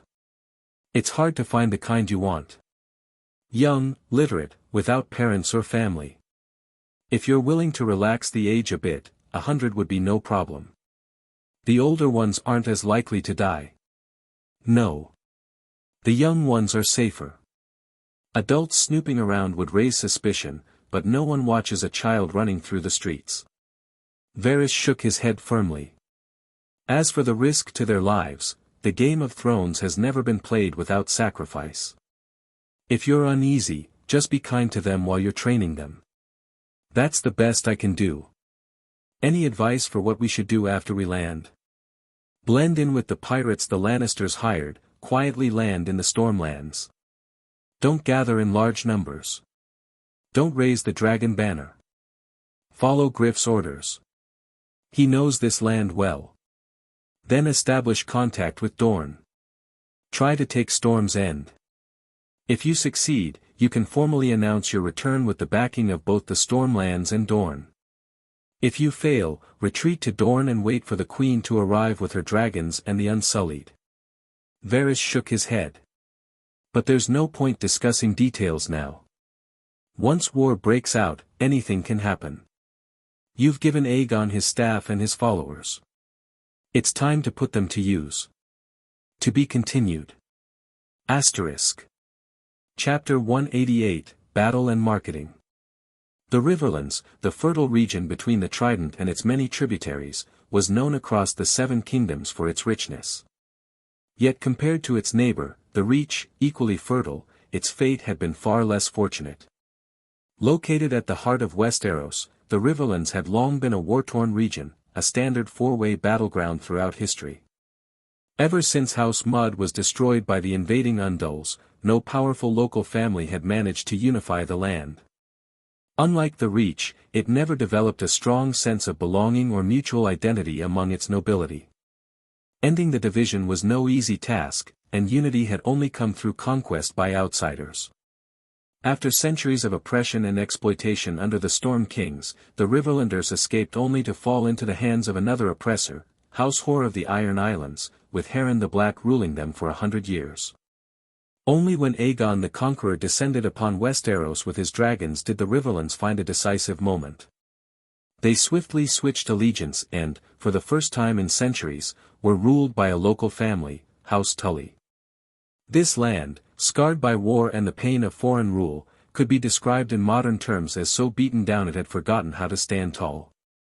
Even after 300 years of relative peace under the Targaryen dynasty, it had not developed the strength or presence to rival the other kingdoms.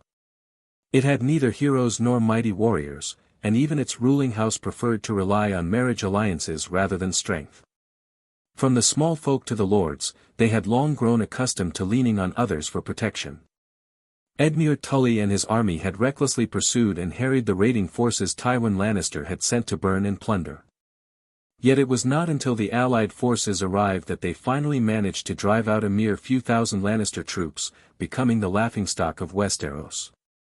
Mockery aside, the arrival of numerous vassals and allied troops did quickly change the tide. With the Eastern Riverlands army led by House Frey and the Vale cavalry joining the fray, the outnumbered Lannister grain-burning forces soon found themselves outmaneuvered and were forced to withdraw. After resting briefly in the half-devastated Western Riverlands, waiting a few days for the Northern vanguard to arrive and arranging food supplies, the coalition forces marched westward along the river road, singing war songs. Within days, they reached the fortress of Golden Tooth, the key barrier between the Westerlands and the Riverlands, and made camp, preparing for the assault. At the same time, the king's army advanced along the Gold Road toward the city of Deep Denver. The fleets from the Shield Islands and Arbor Island of the Reach set sail northward, preparing to blockade Lannisport. Meanwhile, the vanguard of the land army advanced north along the coastal road, crossed the border, and reached Craighall, a critical southern defense point for Lannisport. War loomed. House Lannister, attacked from 3 directions, faced the greatest military test in its history. Yet enemies came from even more directions. Unlike the general sympathy many nobles held for the righteous alliance of the Vale, Tywin Lannister's strength and ruthlessness had made him many enemies over the years. Stormland forces were already marching west along the Gold Road to reinforce the king's army, and even Dorne, usually indifferent to external affairs, had mobilized tens of thousands of soldiers, marching north through the Reach with the intent of exterminating House Lannister and avenging Princess Elia. As the armies of the 6 kingdoms advanced aggressively, villages and minor houses outside the Lannister heartland surrendered en masse. The Westerlands were famed for gold, not for vast territory, and lacked any real strategic depth.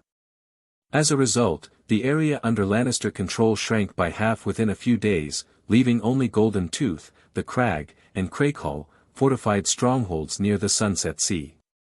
Tens of thousands of Lannister troops were crammed into this small area, barely larger than the lands gifted to the Night's Watch. House Lannister's very survival hung by a thread.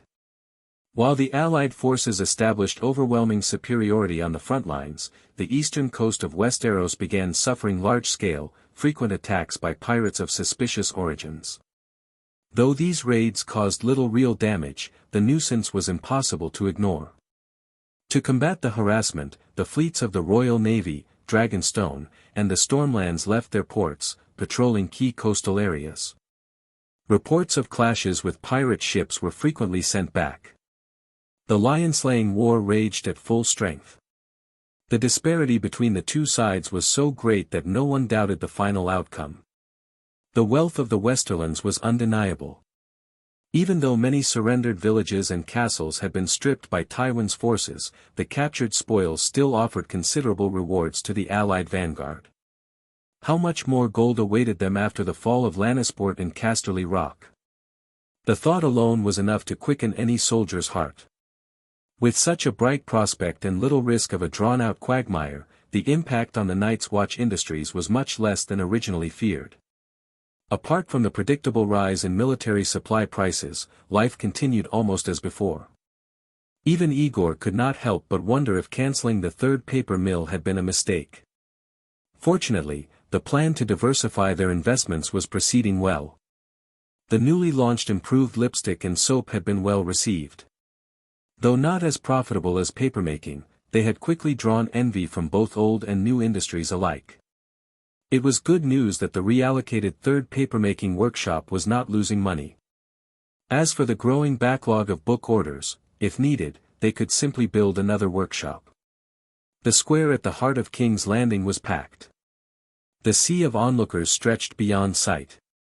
A major performance starring the Night's Watch, and more accurately, a White, was underway. Today would be the final show. This large-scale marketing event would decide the future profitability of Night's Watch Industries. Despite his busy schedule, Aegor personally brought Nina to witness the event. From the moment the Whites arrived in King's Landing, Aegor had been planning how to profit from them. However, before he could act, the hand of the king had ordered the Whites return to the Night's Watch. How could he let such a golden opportunity go to waste? Yet upon seeing the caged White again, Aegor immediately realized, its removal from the Red Keep was no accident. It had already begun to rot during its time imprisoned. Specifically, the White's arms had started to rot. On the day of the King's Landing riot, Eddard Stark had personally severed one of the White's arms. Later, whether for display or safety, someone else had cut off its other arm. Both arms had been strung up with iron hooks and hung from the corners of the cage, swinging in the air. One was crawling with maggots and emitted a putrid stench. The other could still move slightly, but it was in poor condition. Aegor had previously speculated that a White would perish once its ice magic faded. The decaying arms now strongly supported his theory. The armless White was still lively, thrashing inside its cage. Having suffered countless stabs, its chest was riddled with holes. Its heart was likely no more than shredded meat. Yet in its current, alive, state, it served the Night's Watch better. Knowing the ice magic was steadily dissipating, Aegor made a swift decision, to make the most of it through a public spectacle, then destroy it with dragonglass. By now, half the garrison of King's Landing had aligned with the Night's Watch, and the other half sought Aegor's protection. Getting things done was ridiculously easy. After a brief conversation, Allard Dean coordinated with other garrison captains, and preparations were swiftly completed. The garrison cleared the square in front of the Alchemists' Guild Hall, driving out street vendors, demolishing illegal stalls, and cleaning the streets. It became a temporary exhibition space for the Night's Watch. Each morning, a logistics team would bring the White in its cage for public display until the afternoon, allowing the people of King's Landing to see for themselves the threats faced by the Night's Watch. The show was not static. As the launch date of the Dragonglass products approached, the exhibitions evolved into interactive experiences. The White, now hung by chains through its body, had one leg severed. Its still-moving stump was paraded around for the crowd before the limb was stabbed with dragonglass, killing it publicly and ceremonially burning it. The next day, the remaining leg was chopped off and destroyed. The gruesome spectacle caused uproar and controversy. Ordinary citizens were shocked to see severed limbs still twitching, while the pious and the soft-hearted decried the cruelty. But none of that mattered. The important thing was that hundreds of people witnessed, and even touched, the horrors firsthand. The rumors about the terrors beyond the wall spread like wildfire. On the third day, today, the final performance would take place. The armies of the Six Kingdoms had launched their full offensive against the Westerlands, and Aegor's dragonglass products were officially released. The Night's Watch Industries would demonstrate publicly how to use dragonglass to kill a White. The crowd was packed shoulder to shoulder, buzzing with excitement.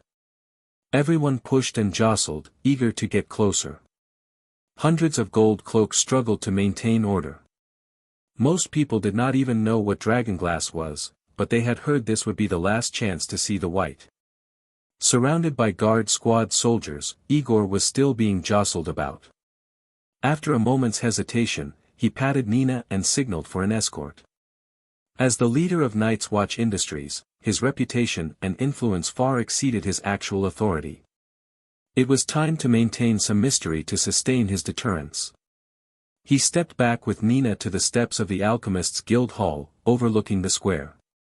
The dismembered White, now little more than a human stump, was suspended at the top of its cage by iron chains, still twitching and roaring.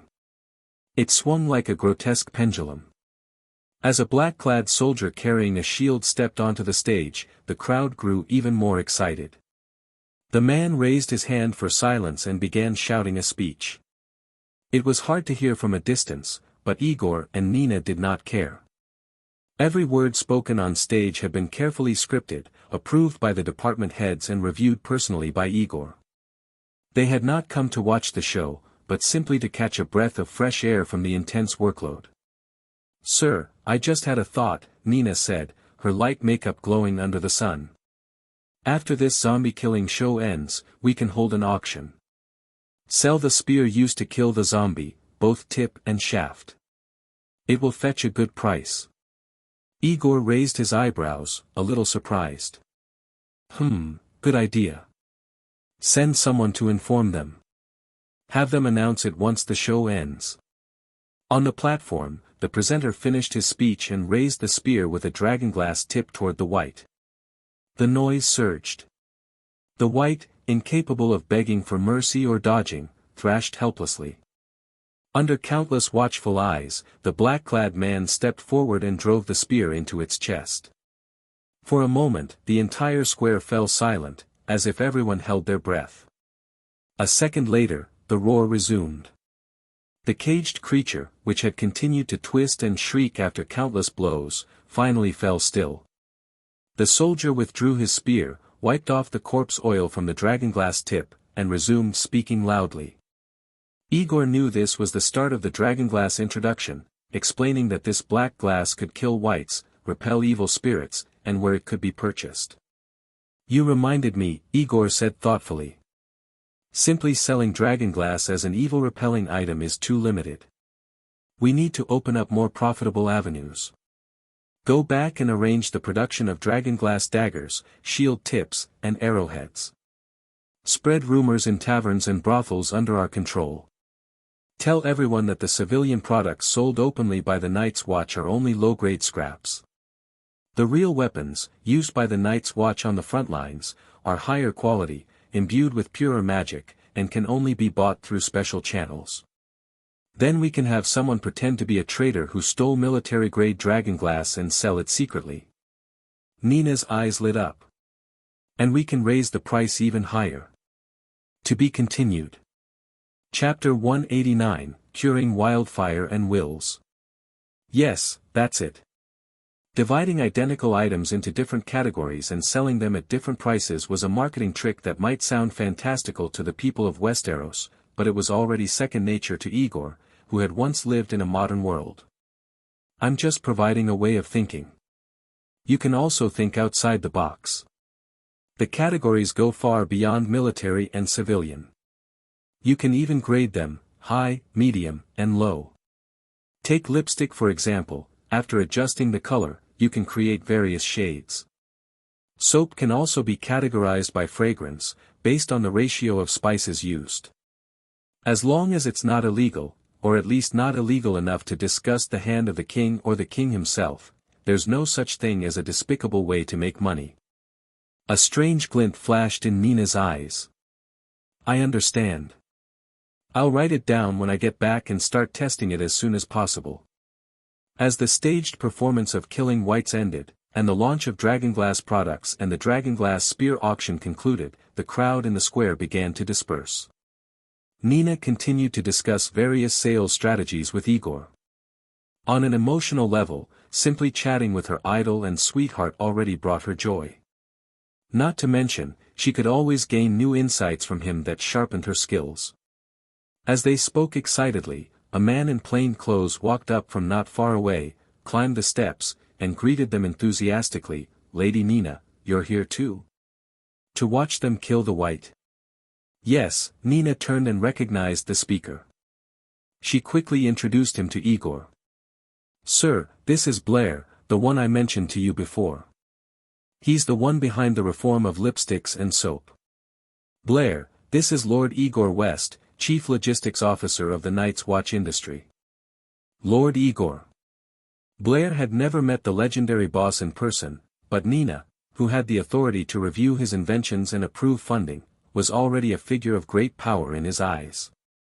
If someone like her could show such admiration and joy, then the man before him had to be someone even more formidable.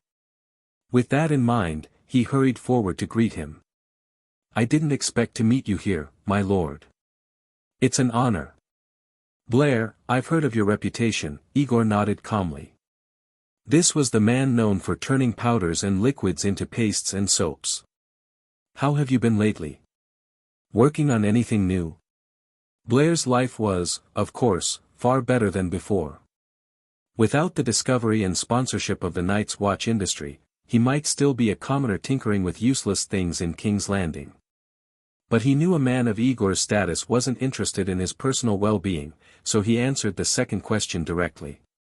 "Recently, I've been trying to solidify kerosene and create something more efficient and longer-lasting than candles, but also safer than liquid kerosene. An interesting idea, but let me remind you, even if your new invention succeeds, it may not replace candles or kerosene simply due to better performance or safety. When something performs a duplicate function, it's hard to dominate the market." Aegor no longer needed to pretend. He spoke directly, like a true leader. Rather than improving what already exists, it's better to invent something that the world doesn't have yet or something others urgently need. Although Blair didn't quite understand, he could tell that powerful people spoke differently. He stared at Aegor nervously. "My lord, could you perhaps give me a more detailed hint? If I could give you exact instructions, why would I need you?" Aegor laughed inwardly. But his brain, which had been idling for some time, suddenly sparked to life. Where was he standing now? On the steps of the Alchemists' Guild. Beneath his feet, in the deep cellars, lay vast stores of wildfire, far more lethal than kerosene, capable of burning down all of King's Landing. Wildfire couldn't be used in conventional warfare due to its instability, but what if that shortcoming could be eliminated? "All right, let's stop here. I'm assigning you a task: use any means necessary to raise the ignition point of wildfire to a safer level. If possible, solidify it into a paste or block, something easier and safer to transport." Aegor was shaken by the sudden brilliance of the idea. He should have thought of this earlier. "Nina, can you contact the wisdom from the Alchemists' Guild still in King's Landing? If I know where he lives, I should be able to find him. Send someone to locate him. Get Blair a few pots of wildfire for experiments. The experiments must be done in a remote industrial zone outside the city. Be cautious." Aegor patted Blair on the shoulder. Though he might not be much older, his authority made him seem far more mature. "Work hard, young man. If you succeed, come to my office. I'll reward you handsomely." After reading the Maester's letter, Eddard Stark sat in his chair, rubbing his temples and staring into the candlelight. Though most of the news was positive, a heavy weight still settled in his chest. He wanted to go to the God's Wood and kneel beneath the heart tree to pray for the king's recovery, but deep down he knew it was futile. Even if the old gods truly existed, how much power could they wield this far south of the north? A guard knocked and entered. "My lord, the king wishes to see you." "The king is summoning me?" Eddard repeated in surprise. He didn't know what Robert wanted, but he rose from his seat regardless. "Very well, lead the way." Passing through the dry but spiked moat and the heavily fortified drawbridge, Eddard entered Maegor's Holdfast, the royal residence within the Red Keep. After several turns, he arrived at the king's chambers. Ser Barristan Selmy stood guard at the door. Since the day of the king's attack, the old knight had been mired in guilt. Though Eddard had repeatedly told him that the blame lay with his own poor planning and the delay caused by the fool Janoslant, it did nothing to ease the knight's pain. He had failed to protect Rhaegar, failed to protect Ares, and now, failed to protect Robert. As Lord Commander of the Kingsguard, his repeated failures haunted him. Nothing could have weighed more heavily on him. Barristan shook his head grimly as Eddard approached. That gesture alone made Eddard's heart sink further. "Lord Eddard Stark, Hand of the King," the steward announced as he opened the door. "Come in quickly," Robert called hoarsely from inside. A faint stench lingered in the room, barely masked by the fragrance of fresh flowers placed throughout. The odor was disturbingly similar to that of a ghoul's rotting flesh, a smell many had begun calling the breath of death. It was this very scent that had driven Eddard to remove the ghoul from the Red Keep. But perhaps it had been too late. Or perhaps the king's health had nothing to do with that creature at all. The wound on Robert's back had nearly healed, but his condition continued to worsen. His body exuded a strange odor, and defecation had become difficult and painful. Due to his size, every visit to the privy had become a grueling ordeal. Beside him sat a young maester, who had replaced Pycelle to treat his injuries.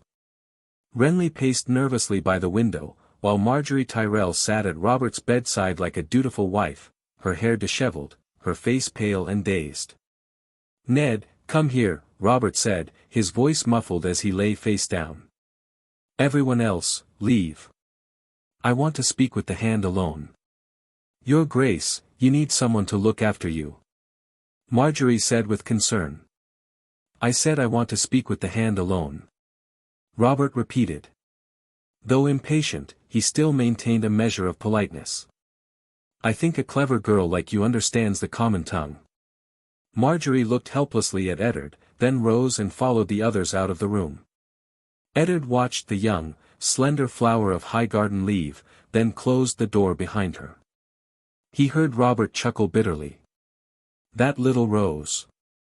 She dreamed of becoming queen and finally got her wish. Unfortunately, cough cough. I'm a useless old man. Your Grace will recover. We've summoned the best healers and maesters in the realm. Stop spouting nonsense, Ned. I feel it. I'm dying. But Your Grace, your wound is healing. But I'm rotting from the inside. I can feel it. Robert cut him off, frustrated. My life is draining away. Don't you think I can smell the stink myself? Isn't that why Marjgerie brought in all those flowers? She can't stand it either. He gasped from the pain as the wound shifted, then continued. Enough lies. Tell me what's happening on the battlefield. The battle at the Golden Tooth has begun. Robb wrote to me, swearing he would take it within 3 days. Cave Deep will take more time, due to the terrain. We'll likely have to wait until the Stormlands and Royal forces link up. As for Craighall, the fighting has already started. The last update was 2 days ago. It may already be hours. The Tyrells are approaching Lannisport. Good. Lannisters. Robert wanted to swear vengeance, but remembering his brother's temperament, he sighed. Do as you see fit. Kill as many as you want. Send as many to the wall as you like. Just one thing, Tywin and that bastard son-in-law must die. Strip the wardenship of the West from them too. Is this his will? Eddard's chest tightened. Don't look at me like that. Yes, this is a will. Robert had clearly seen through him. If I were you, I'd grab that pen and start writing. It's on the table. Quickly. Eddard hesitated a moment, then sighed and picked up the quill. I'm ready, Your Grace. This is the last will of Robert of House Baratheon, first of his name. Write all those damned titles, you know them. I hereby name Eddard of House Stark, Lord of Winterfell and Hand of the King, as Regent and Protector of the Realm, to rule in my stead after my death. As for the throne, you know who it's meant for, write it. Stannis Baratheon. Eddard's heart ached, but his hand did not pause. Anything else? Write whatever needs to be written, obey, protect, gods old and new, all that garbage. You're the Hand, aren't you? You know how this goes. When you're done, I'll sign it. After I die, give it to the small council. Robert. Eddard's voice was filled with sorrow. Don't leave us. The realm still needs you. Heh. Robert tried to chuckle, suppressing the pain. Ned Stark, you're a terrible liar. The realm knows full well what a disaster I've been. A tyrant like Ares. The only ones who'll miss me are the whores I've bedded. Gods forgive me. No, Eddard shook his head. You're nothing like Ares. You were far better than him. Maybe. At least they'll say the last thing I did was wise, handing the realm to you. You'll hate ruling more than I ever did, but you'll do it well. Is it done? It is, Your Grace. Eddard handed the will to Robert, who struggled upright, signed his name with great effort, then dropped the quill and lay back. Get witnesses. We need the seal. Wait, one last thing. Listen carefully. If the Tyrells prove themselves in this war, give them a seat on the small council. Keep them busy, so they don't stir up trouble. But don't give them any Lannister lands. The reach is big enough. The king hesitated, then sighed again. And, no matter whose children they really are, let them live. I know it may cause unrest in the future, but, never mind. No explanation. Just. I'm not completely heartless. Hide them, send them to Essos, whatever you must. And Daenerys Targaryen, gods have mercy, stop trying to kill her. This was a Robert Baratheon utterly unlike his usual self. But Eddard found no joy in it. If only he had been like this from the beginning. I will, my friend, Eddard said. I swear it by the gods old and new. Good. Now, let the others in. I'll try to hold on a few more days. Use the time well. Don't come see me every day, save your strength for something useful. And tell the Tyrell girl to stop sitting here. I don't want her remembering me like this. Ask the Maester to bring me something strong. Robert of House Baratheon's final wish is to die in his sleep. May the gods protect me from dying with soiled breeches. Damn, what a ridiculous way to go. To be continued. Chapter 189, Chapter 190, Insatiable Desire, Bonus. Eddard won't let you into Robert's room anymore. Renly paced restlessly for a while, then suddenly turned and asked in a low voice, You've been by Robert's bedside every day. What's wrong with my brother's health? I don't know. I don't know. Marjgerie shook her head in a daze, looking on the verge of tears. His grace seemed to be recovering well, but for some reason, he's growing weaker and weaker. In the last 2 days, he's even started saying he's beyond hope and about to die. No matter who tries to persuade him, it's no use. She had tended to him carefully for over half a month, only to watch helplessly as Robert withered, step by step, from life toward death. The sensation of falling from heaven to hell had left her drained. The clever gleam that once danced in her eyes was gone. A voice, like a curse, echoed endlessly in her ears, You will never, ever, ever marry the man you want to marry. She shook her head violently to dispel the illusion, but still couldn't make sense of it all. It was just a stab to the back. He's such a strong man. If he didn't die then and there, how could he not survive with so many maesters attending to him afterward? Seeing Marjgerie so disoriented, Renly realized he wouldn't get anything useful from her, so he gave up pressing further and resumed pacing. In truth, he didn't need her to say anything. He was so anxious he simply needed someone to talk to. Having lost his parents young, Renly had been raised by his 2 older brothers, Robert and Stannis. He knew them well, knew their tempers, their minds. Even though he hadn't heard a single word of what Robert had said to the Hand earlier, he could guess it with startling accuracy. If he did nothing now, he would spend the rest of his life under the rule of his second brother, a man so rigid he bordered on pedantic, and so joyless he bordered on cruel. The Baratheon family would split in 2, with King's Landing and Storm's End on separate paths. For 1,000 years, his descendants would never have the chance to sit the Iron Throne. He could not accept that. Robert just finished arranging his funeral and sealed his will. The night outside the window was as dark as ink. Renly stared out at the still-lit tower of the Hand, then turned to look at the listless Marjgerie Tyrell. He knew he couldn't rely on others to make the bold choice for him. Gritting his teeth, he stamped his foot. Guess what the Hand is doing now? I'd bet my life he's writing a letter to Stannis, asking him to bring the fleet back to claim the throne. And my second brother has a wife. Do you still want to be queen? Do I still want to be queen? Marjgerie looked up as though jolted from a dream, her face drawn with exhaustion and confusion. With Stannis's personality, how could he depose a queen and remarry? Of course he wouldn't. Even if his wife died, he'd never consider you.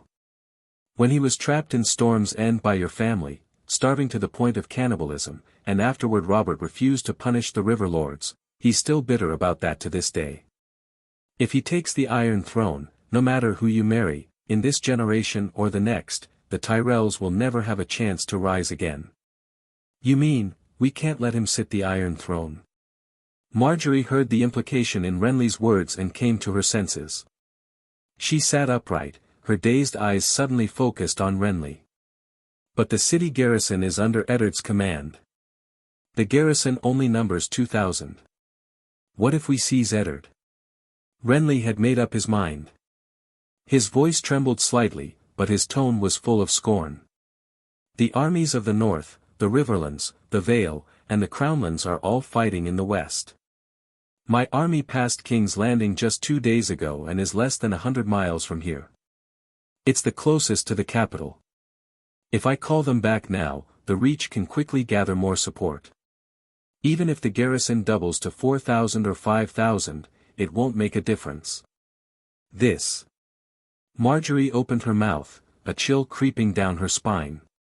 Seizing the throne by force. Though she had tried everything to return her family to power, she had never considered such a violent and dangerous path as open rebellion. This wasn't among the strategies her grandmother had taught her. I'll write to my bannermen. Renly was breathing heavily as he glanced toward the door and the window. Then he stepped closer, lowering his voice. You, write to your family. Tell Loras to bring men to King's Landing immediately. Even if you take King's Landing, how will you fend off the counterattack from the Royal Army and the Northern Alliance? You think I've spent all these years in King's Landing just drinking and carousing? All the lords of the Crownlands are my friends. They'll obey Eddard Stark's order to defend the city, but they'll run into trouble along the way. Their march will be delayed again and again, until I take King's Landing. And once I'm sitting the Iron Throne, they'll swear loyalty to me without hesitation. As for the northern forces under Eddard Stark, I can't explain the details, but I promise you, they won't be able to return in time. Marjgerie believed that the king's army might support Renly, but how could he be certain that Eddard Stark's men wouldn't return in time? She stared at Renly. His face, once youthful and handsome, now twisted slightly as he made the most critical decision of his life. Her expression shifted rapidly. After a moment of thought, she guessed the truth. Did you strike a deal with the Lannisters? Absolutely not. I've made no promises to the Lannisters. That old man Tywin is only imagining things. Renly gripped Marjorie's arms so tightly she nearly cried out. Don't hesitate. Your brother has already agreed to support me. You'll be queen, and the Tyrells will gain everything they've ever wanted. I swear it by the gods, old and new. The word queen shattered Marjorie's last shred of hesitation. Ever since stepping foot in the Riverlands, she had met with failure after failure. She finally believed she'd succeeded, only for Robert to collapse without warning. After all these setbacks, even her will, tempered by the Queen of Thorns, was starting to break. In this moment of despair, the Lord of Storm's End appeared like a drowning man's lifeline. Marjgerie trembled, hesitating for a few seconds before grabbing the straw Renly offered. She had had enough. She no longer wished to wait for the gods' favor. If the gods in heaven wouldn't give her the chance to be queen, she would seize it for herself. But even in her desperation, she remained clear-headed.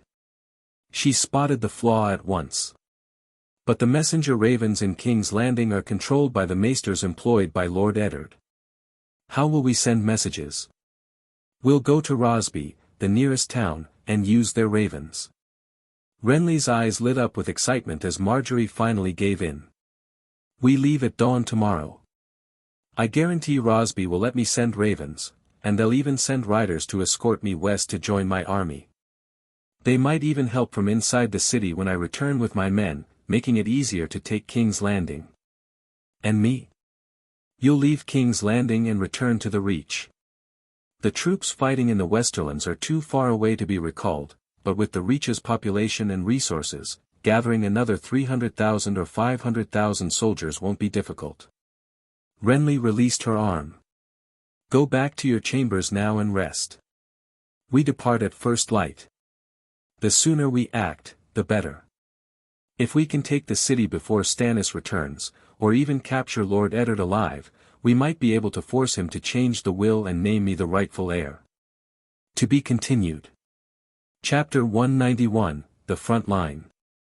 Inside the Great Hall of Sarsfield City, the Northern Army of the Lion Annihilation War, the Lords of the North, Riverlands, and the Vale, were holding their final war council before marching on Lannisport. They gathered around a long table covered with maps. Robb Stark stood at the head of the table, smiling with satisfaction, as if he were the host of the meeting. He had every right to be proud. As the youngest noble present, he commanded the strongest of the three lion-slaying armies from the north, center, and south. Since taking command on behalf of his house, he had never known defeat. He had broken through both the Bloody Gate and Golden Tooth, the two strongholds guarding the western valleys. He was also one of the few noble heirs in the Seven Kingdoms who had truly chosen a spouse for love. Even kings rarely enjoyed such fortune. Relying on an army more than 10 times the size of the defenders, the experience he gained from watching Robert attack the Bloody Gate, and the bravery of the Northern Death Squad, the Northern Army broke through the barrier on the river road on the 4th day after Robb wrote to his father, Eddard, promising, "I'll take Golden Tooth in 3 days." Though it seemed they'd taken 1 more day, the actual fighting had lasted 3. After this breakthrough, the northeast of the Westerlands lay exposed. A few days later, the Northern Army captured the Sarsfield family's castle. After leaving troops behind to garrison the route, over 30,000 soldiers remained with the Northern Army. Now, between them and Casterly Rock and Lannisport stood only a gently rolling, open river road and scattered villages and towns, no more defensible strongholds. What's there to discuss? Eat well, drink well, sleep well, get rested, and we march straight to Casterly Rock, drag out that old lion and his incestuous cubs, and hang them, roared Great John Umber. If we have time, maybe we can even dig through their caves and mines ourselves. Anything we dig is ours.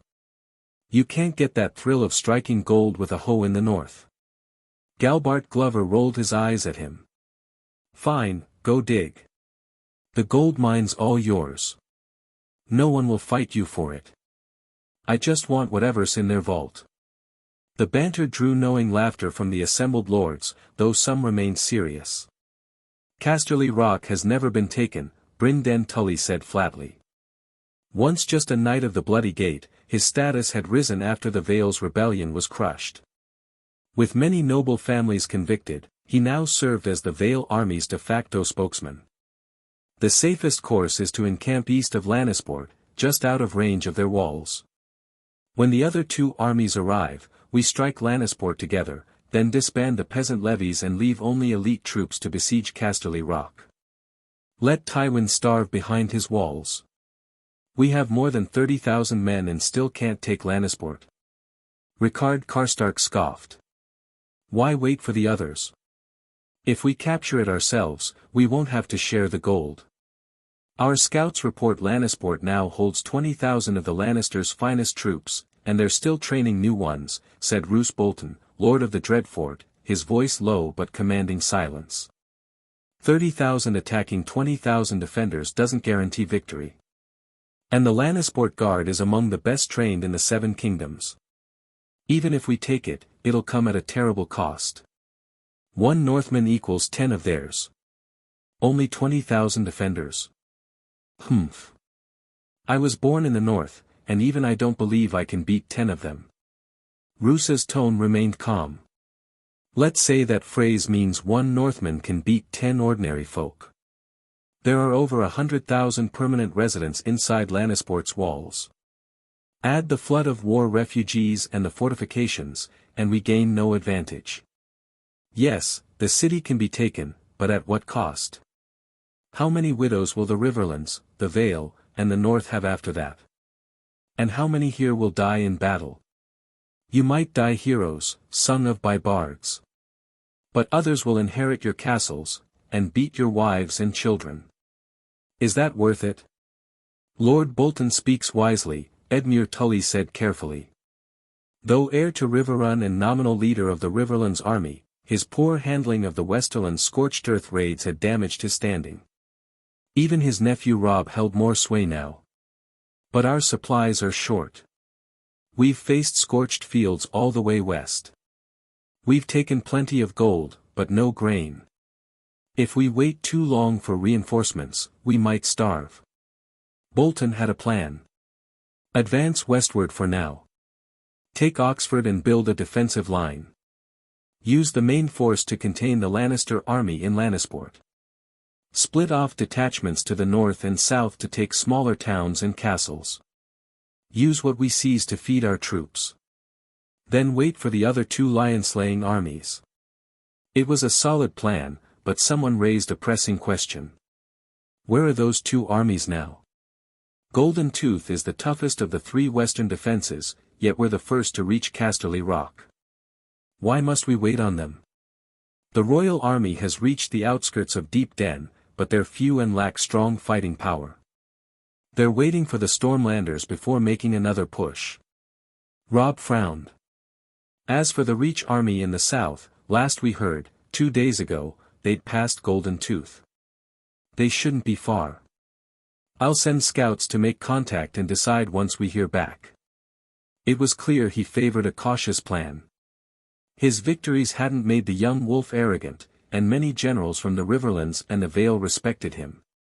If nothing unexpected happened, the next step would be to assign tasks, who would stay behind to contain Lannisport's defenders, and who would lead their forces to raid the surrounding areas. In a lopsided war, plundering towns in one of the Seven Kingdoms' richest regions was a coveted job. Everyone eyed Robb eagerly, rubbing their hands. Just as the nobles from the north, Riverlands, and Vale were preparing to compete for the most lucrative tasks, a soldier suddenly entered the hall. My lords, a scout claiming to be from Dorne has arrived outside the city. He says he brings urgent news. Dorne? That surprised them. They expected a scout from the Reach, not the south. Robb nodded. Bring him in. At Bryndon's suggestion, they quickly covered the map on the table. Soon, a dark-skinned man dressed in unfamiliar garb entered the hall. Whose orders do you carry? Lord Umber asked loudly. I come bearing a message from Prince Oberyn Martell. Who among you is in command? This is a war council. We decide together, Robb said. If you have news, speak openly. The Dornish scout nodded without hesitation. 2 days ago, our Dornish host passed Craighall and continued north along the coastal road, seeking to join the coalition besieging Lannisport and Casterly Rock. But when we were about 50 leagues from our destination, we were blocked by the Reach army. They gave no explanation, only deployed their troops and barred our passage.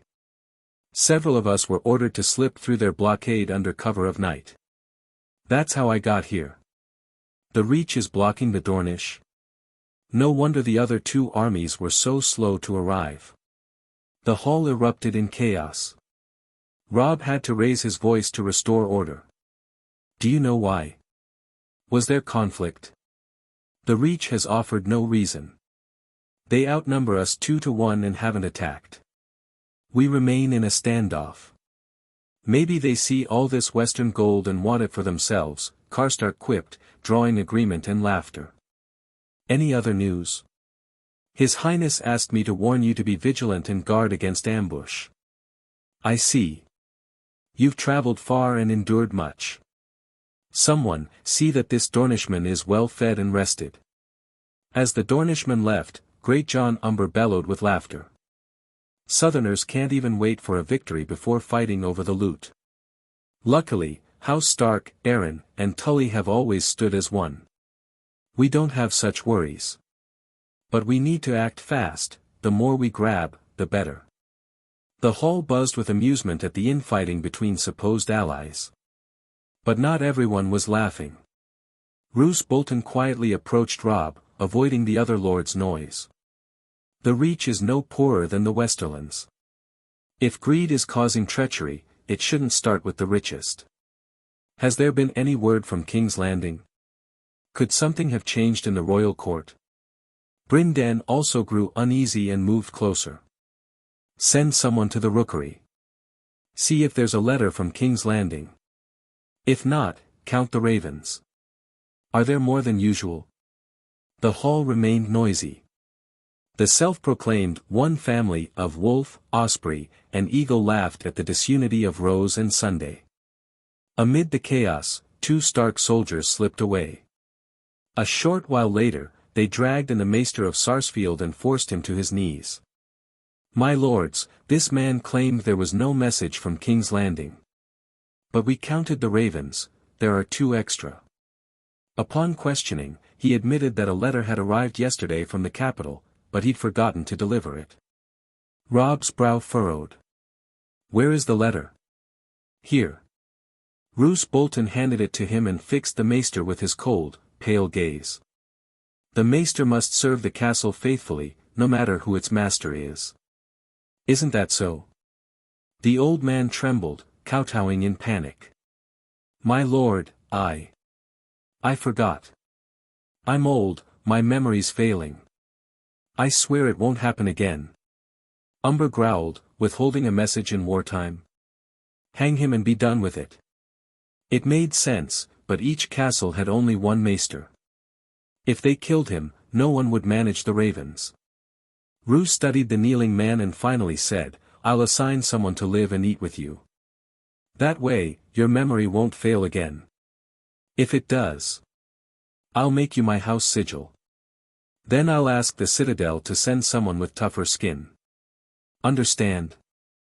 The old man's eyes widened at the sight of the flayed man on Bolton's armor. Remembering the rumors about House Bolton, he nodded frantically. Take him out.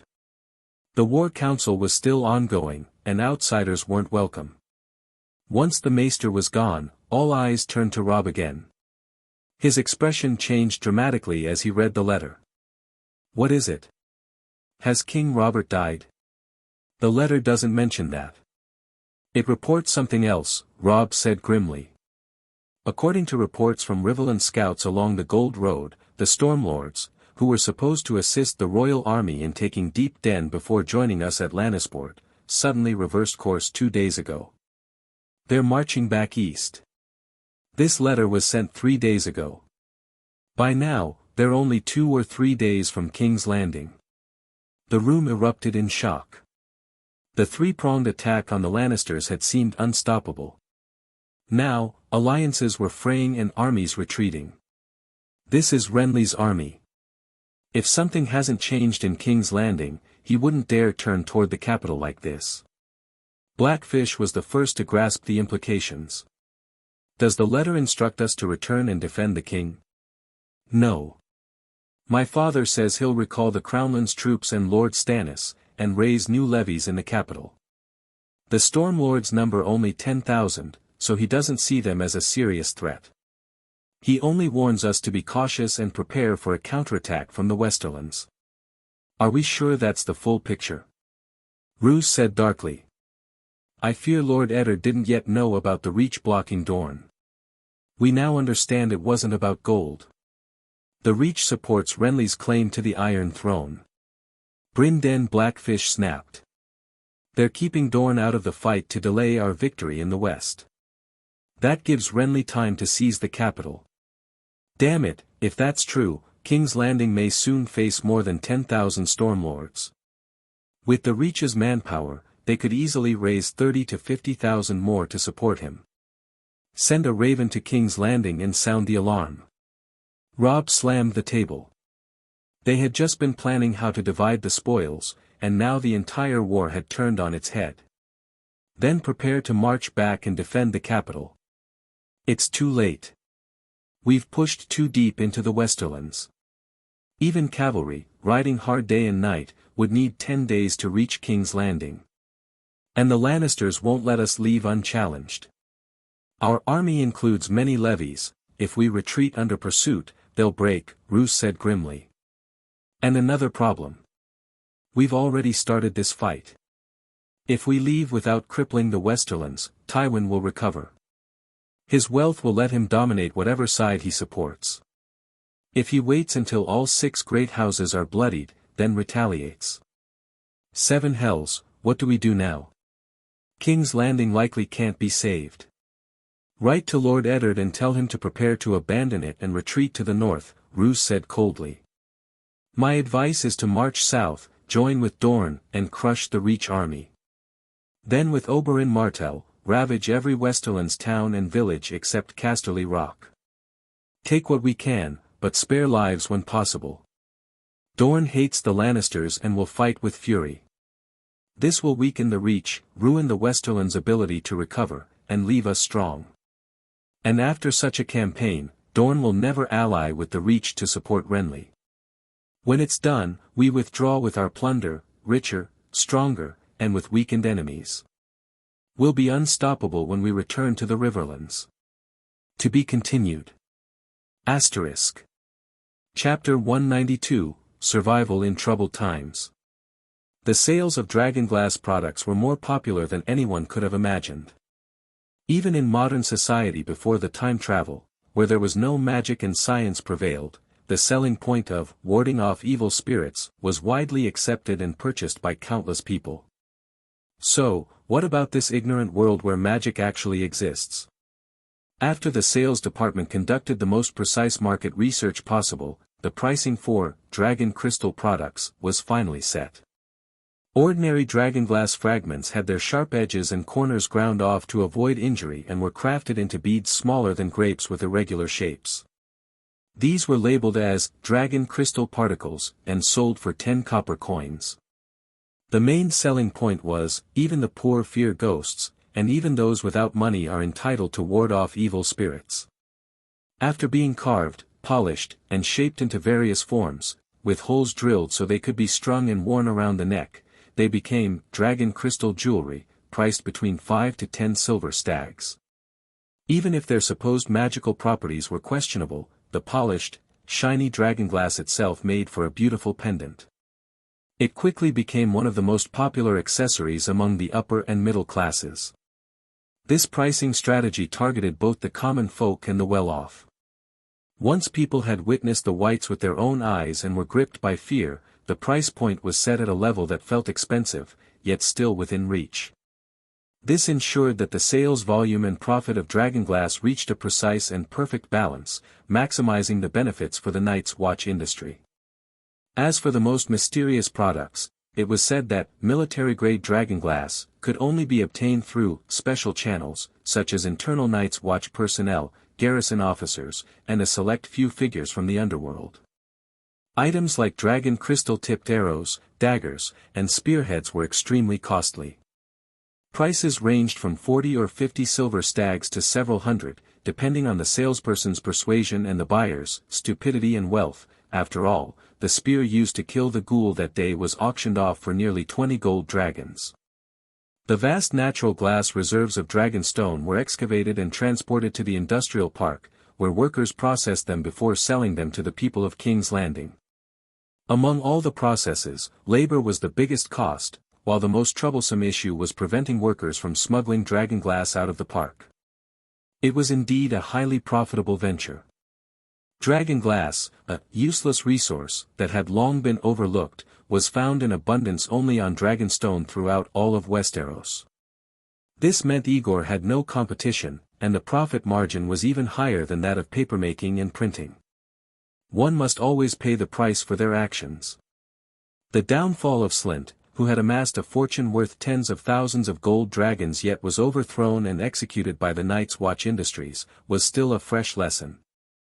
While Aegor was raking in profits and distributing dividends to shareholders and investors, he never forgot to extend benefits to the garrison and street thugs who had helped him and proved useful.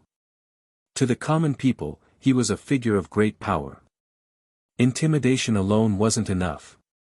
Only by scaring others while also ensuring your underlings were well fed and satisfied could you build lasting power. As the money kept rolling in, Aegor began to feel a twinge of guilt.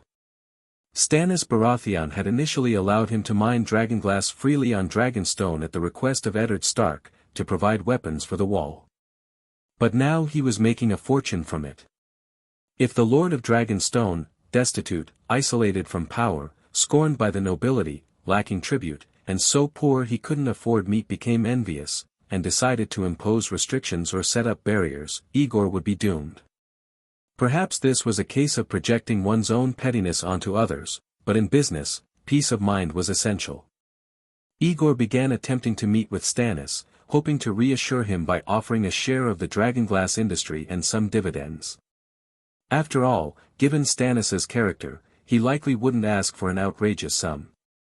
Unfortunately, the Lord of the Narrow Sea had been busy leading the Dragonstone fleet to combat the pirates and mercenary ships swarming the area, so Aegor's men failed to locate him after several attempts. Things had been going smoothly, but the good times didn't last.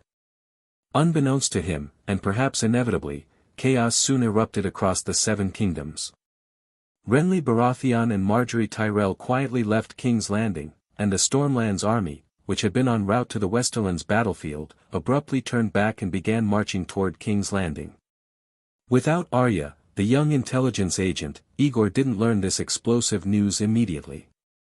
But fortunately, it wasn't too late.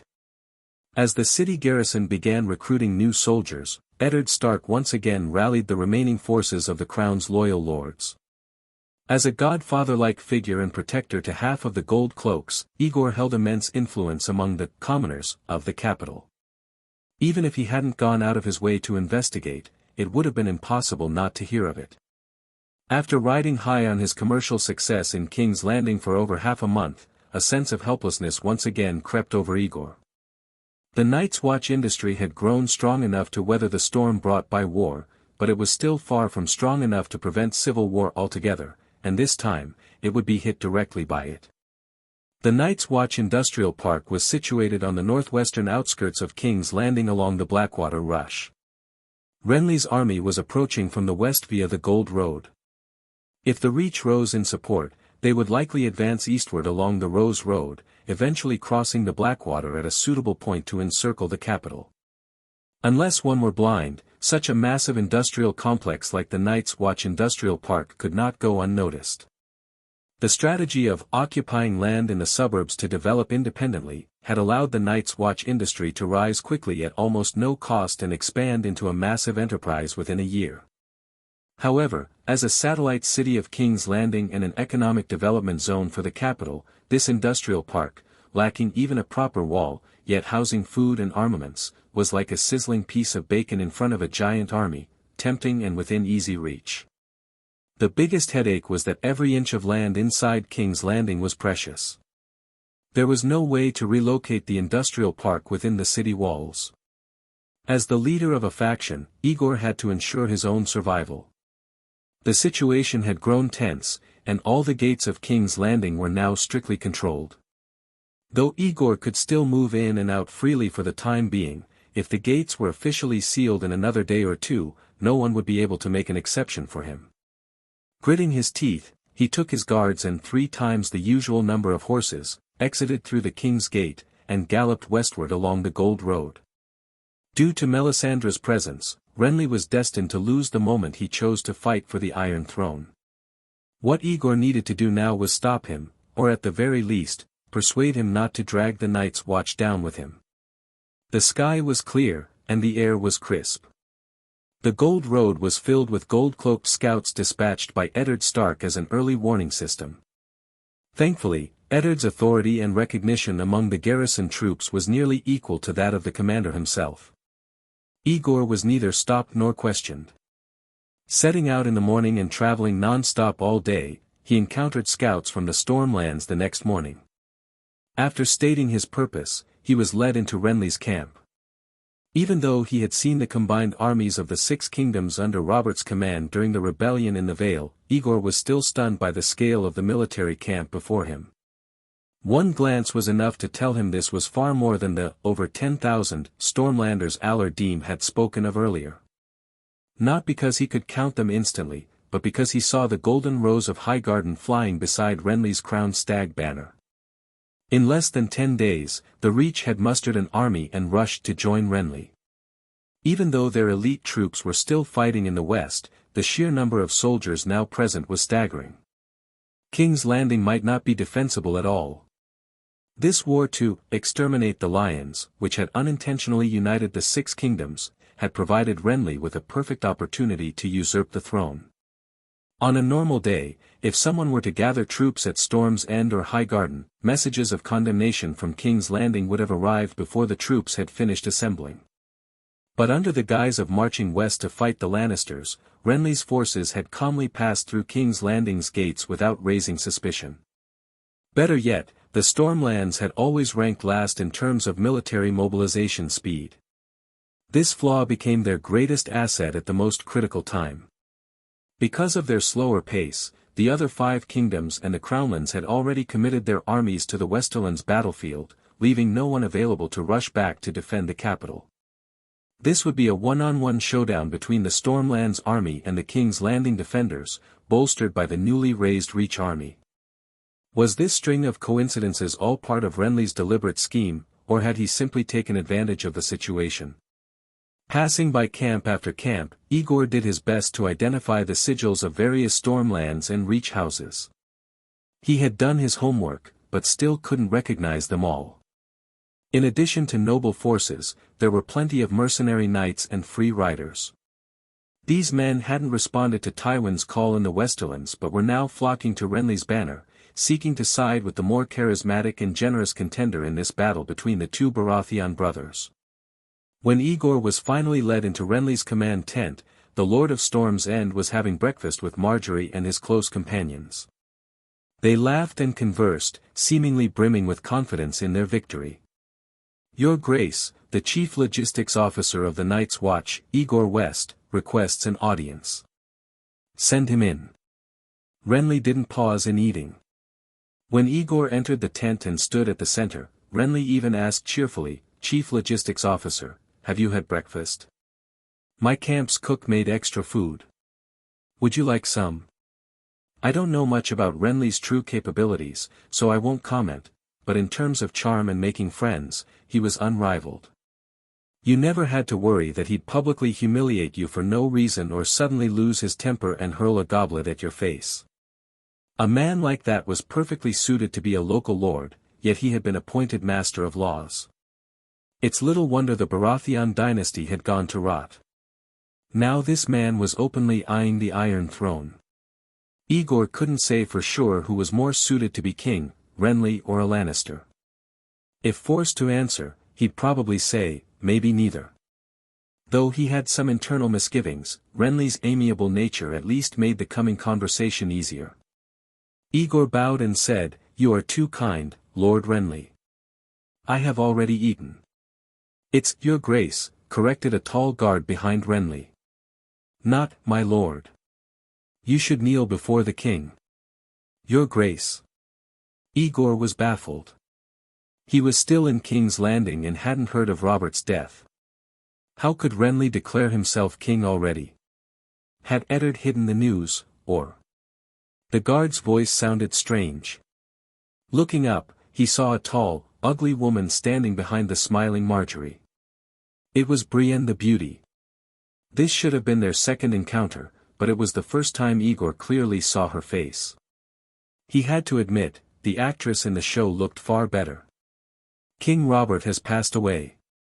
Hand of the King Eddard Stark concealed the news and altered the will, planning to crown Stannis Baratheon as king and then usurp the Seven Kingdoms. Marjgerie smiled warmly and explained the situation to the stunned Aegor without missing a beat. "I trust Lord Aegor is not here to plead on behalf of Lord Stark." If he didn't already know Eddard Stark's character from a god's perspective, Aegor might have believed them. To seize the Iron Throne, people could stoop to the vilest lies imaginable. The sheer shamelessness was beyond comprehension for any decent person. "The Night's Watch is neutral and does not meddle in the Seven Kingdoms' politics," Aegor said solemnly, secretly grateful. Thankfully, he hadn't been greedy and tried to sell the printing patent.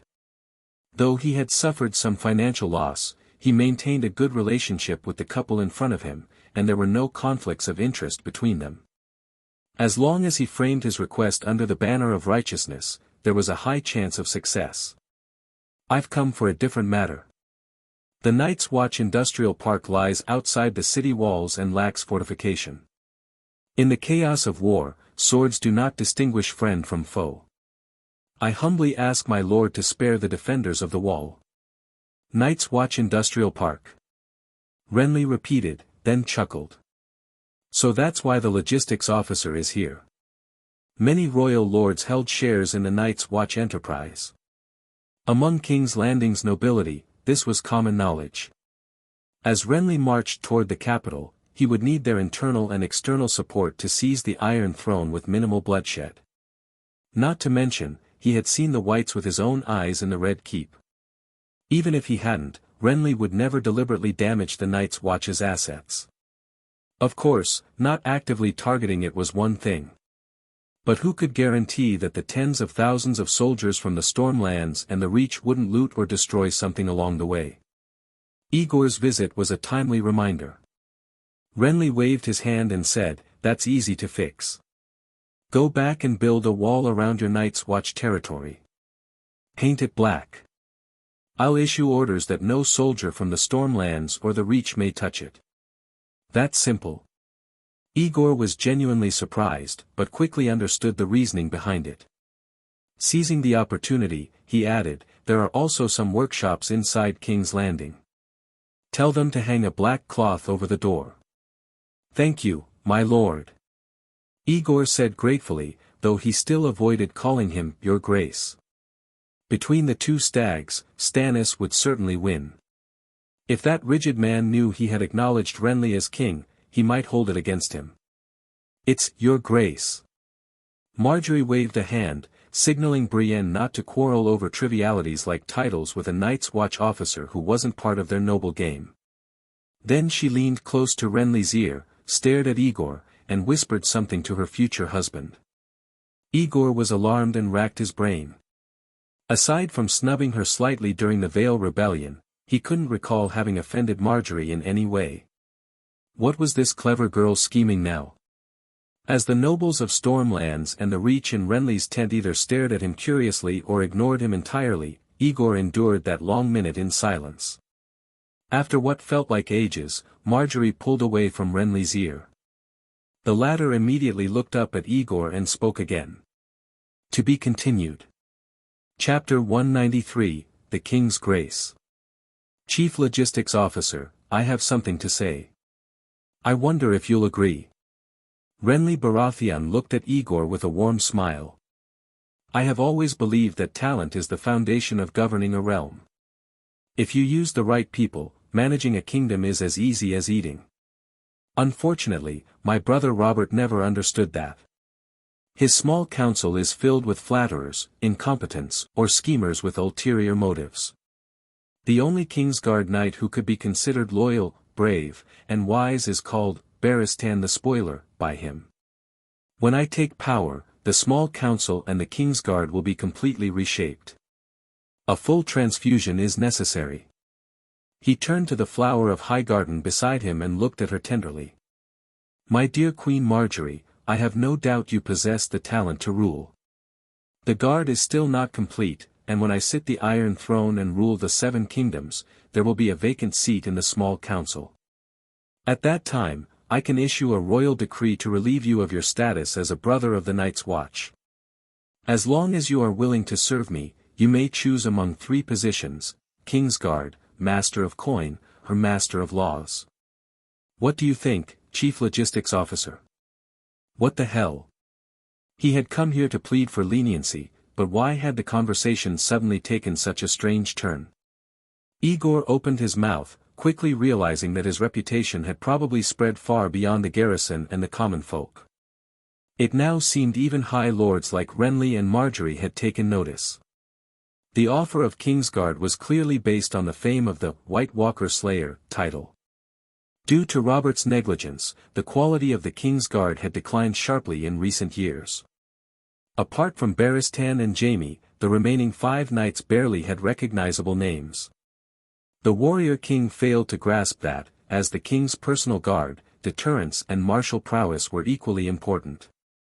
Renly clearly understood this. That was why he had organized a tournament to select guards and actively sought out famed warriors.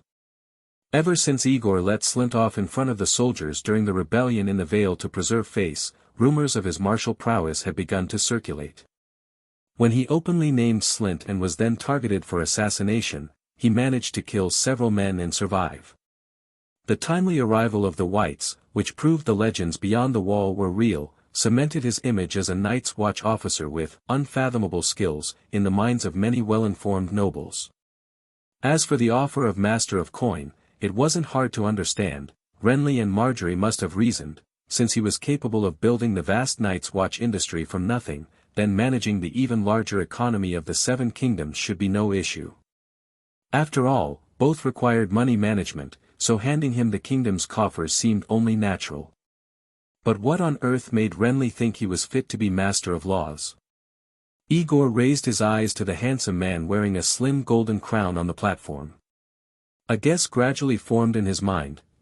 Could it be that this guy still hadn't realized he'd been fooled by me back in court? That day, Aegor had used the phrase, "What is not prohibited by law is permitted," to make a legalistic argument. Could it be that the former Master of Laws, now the self-proclaimed king, thought that meant he had true political and legal ability? In this backward world, the cost of bluffing was truly low. It was undeniable that Renly's offer was tempting. If the one making the offer had been Stannis Baratheon, Aegor might have truly considered it. He had never been an official before. Business and governance were not the same thing. But if he chose the Master of Laws position and slowly became familiar with the role, given his influence over the garrison, his exceptional learning ability, and his seriousness, he wouldn't do any worse than a figurehead like Renly. If he could go a step further and retain control of the Night's Watch industry while shedding the black cloak, he would be thrilled.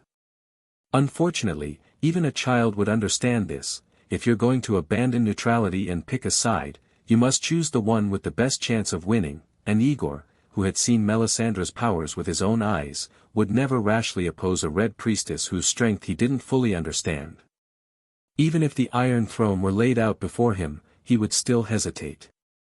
Amid the murmuring of the Riverlands and Reach lords in the tent, Aegor carefully considered his words and responded to Renly's olive branch.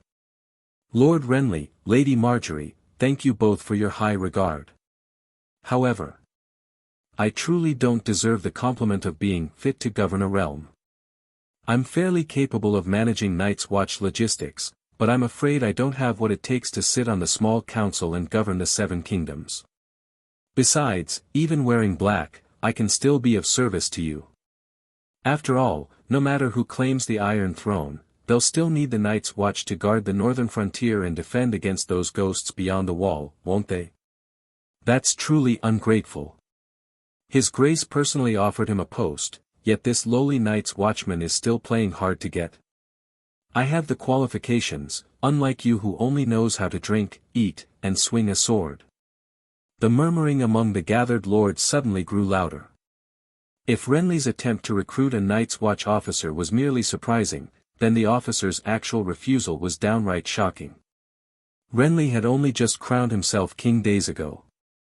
This was a time when he valued his dignity and reputation more than ever. And now, someone had the gall to publicly reject him. Was this man fearless, or just reckless? Renly's expression didn't change at all. It was impossible to tell what he thought about the rejection. Perhaps he was displeased, but Aegor couldn't read anything from his face. That was the terrifying thing about a smiling tiger. When Robert roared or threw things, Aegor never truly feared him. But Renly, always smiling, sent a chill down his spine. It's too early to talk about governing the 7 kingdoms. Let's discuss it after we enter the capital and settle into the Red Keep. Seeing the tense atmosphere, Marjgerie stepped in at just the right moment to ease it. After all, the chief logistics officer still has a large business in King's Landing. If he agrees here in front of everyone, he might lose everything once he returns. Your Grace, why not give him some time? Perhaps once you've taken King's Landing, he'll change his mind. Aegor looked up and met Marjorie's gaze, unsure of what to feel. It was flattering that such a beautiful young rose would think highly of him and speak up for him at such a critical moment. But her words were sharp beneath their sweetness. She seemed to be helping him, but in truth, she left him no room to maneuver. Fame was truly a double-edged sword. Along with influence and convenience came no small amount of trouble. Your words make sense, Renly said, his friendliness returning in an instant. At present, I've yet to take King's Landing. It's natural for the chief logistics officer to have concerns. Go back and give it some thought. I've agreed to your request. If there's nothing else, you may return. My army will depart after breakfast and reach the city in 3 days. When I sit the Iron Throne, I hope you'll have an answer ready. Thank you, Lord Renly. Aegor bowed, then glanced at Marjgerie. I'll take my leave. After leaving Renly's camp, Aegor mounted his horse and rode non-stop back toward the city. Could Eddard Stark defend King's Landing against Renly's attack? Where was Stannis now? Would Melisandre use shadowbinding again to assassinate Renly as in the original story? There was no point speculating on how to deal with Renly's second attempt at recruiting him, without answers to those questions. What he needed to do now was return to his own industry and prepare it for war. After another day's journey, Aegor arrived at the industrial park on the morning of the third day after leaving King's Landing and quickly called a short meeting with the mid-level management. Build a wall around the industrial park. Enoch scratched his head. 2 days isn't enough for such a large perimeter. It's not a defensive wall. It just needs to be taller than me so that people can't climb over it easily. Unless it was built as high and thick as the wall, no construction could withstand the force of tens of thousands of soldiers. Aegor could only place his hopes in Renly's promise. Once it's done, paint the outside black. If possible, hang some banners with black cloth. In short, it must be obvious at a glance that this is Night's Watch territory. I understand. That should be doable. Security team, suspend training for the next 2 days and help with construction. Also, once Renly's army arrives, if any stragglers try to loot or steal and they're not flying a house sigil or banner, drive them off. But if they are carrying a banner, don't resist. Survival comes first. Jelos hesitated but then stood straight and replied, "Yes, sir." It was said that it takes 1,000 days to train an army and only a moment to deploy one. The Night's Watch industrial security team had trained for over 100 days. Yet, when provoked by the garrison or faced with Renly's army, they could only hide like turtles. It was a humiliating and frustrating feeling. The warehouse should have enough food and fodder stockpiled. If anyone from the surrounding area seeks refuge, let them in. Renly was a man who cared about his reputation, so he likely wouldn't let his troops openly harm civilians in broad daylight. All right. If I remember anything else, I'll have someone notify you.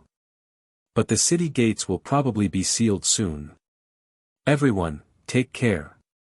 Access in and out of King's Landing was growing more restricted, but to the garrison soldiers, Aegor was still a big figure. Naturally, he could come and go freely. After hurrying back to the office, he told Nina all about the trip and what he had achieved. Soon, he received the latest news from her. What? The Red Keep announced Robert's death last night, and Stannis was crowned in the throne room this morning? To be continued. Asterisk. Chapter 194, Siege. Your Grace, the 2 armies have already set up camp outside the city along the Stormlands and Riverlands front. There are about 30,000 soldiers in total, stationed at 7 locations, with at least 2,000 outside each gate. The Lion Gate, the King's Gate, and the River Gate have the largest concentrations, each with over 5,000 men.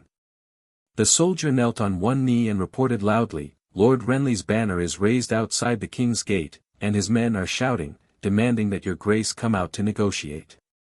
Negotiate? Stannis gave a cold smile. A rebel who defies his brother's will and the line of succession, disregards honor and order, now wants to negotiate with the true king.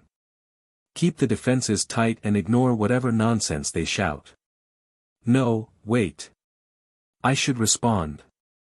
Send someone with a loud voice to deliver this message: lower your false king's rebel banner at once, kneel before me, and beg for my brother's forgiveness. Only then might you still have a chance to live. Eddard opened his mouth as if to speak, but in the end, he sighed and remained silent. He didn't know Renly well, but he knew enough to understand that trying to convince a duke who had resolutely raised arms to contest the Iron Throne to retreat and confess was an impossible task. Renly has always liked grand gestures and flashy shows. Instead of focusing his forces to breach weak points in a city like King's Landing, with its high and thick walls, he split them across multiple fronts in a plan for a full-scale assault. This is command as childish as play acting. After the soldier left, Stannis spoke with disdain. There are no famed generals in the Stormlands, and the only capable commander from the Reach, Randyll Tarly, is fighting in the west. I see no need to sit and wait in this city. I should take the initiative, crush the rebels in one decisive strike, and throw my brother into the dungeons of the Red Keep. No one doubts your grace's command of war, but we must face reality. Half of the garrison consists of new recruits, and even the veteran half lacks real combat ability. They might suffice to defend the walls, but forget about field battles. Eddard Stark said with concern, the reinforcements from the noble houses in the Crownlands are mostly peasants, and there are scarcely any knights among them. And the troops your grace brought are drawn from too many different places. A third of them are sailors. If we were to gather them and march out of the city for open battle, I fear they wouldn't even be able to form a proper line. The safest course now is to hold the walls and wait for the royal host to return and reinforce us. What Eddard said was true. Stannis had to admit it, even if grudgingly. It had been more than 10 days since they first received news of the Stormlands army's unusual movements. The King's Landing garrison had quickly been expanded from 2,000 to 4,000, and the Crownland lords had reluctantly raised an additional 2,000 fresh recruits. Adding in the nearly 3,000 soldiers that Stannis had brought from the Narrow Sea lords just a day earlier, the capital now barely mustered 10,000 defenders.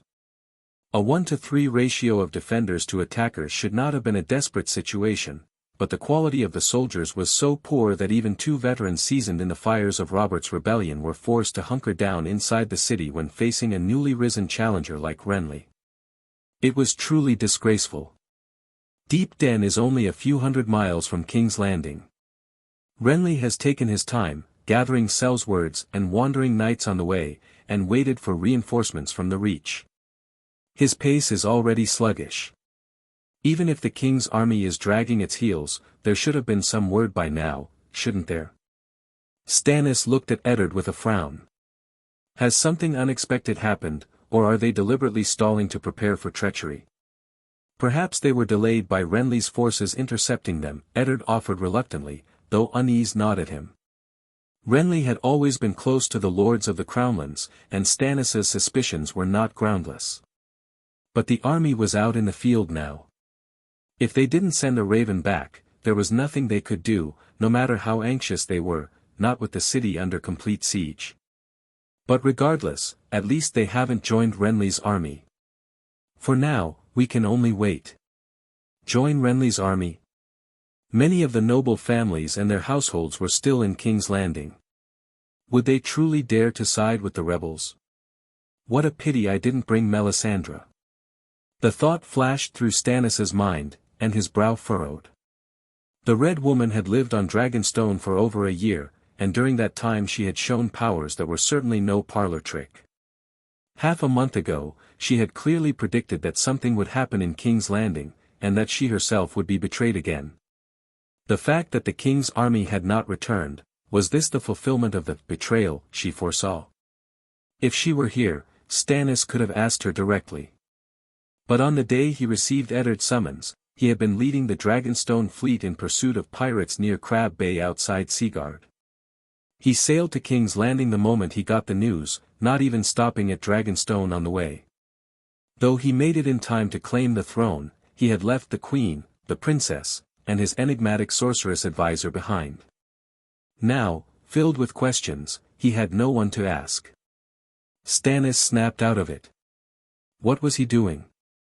During Robert's rebellion, he had held Storm's End with only a few hundred men, resisting the Reach army led by Lord Tyrell, and did not let the enemy gain even a foothold until the end of the war.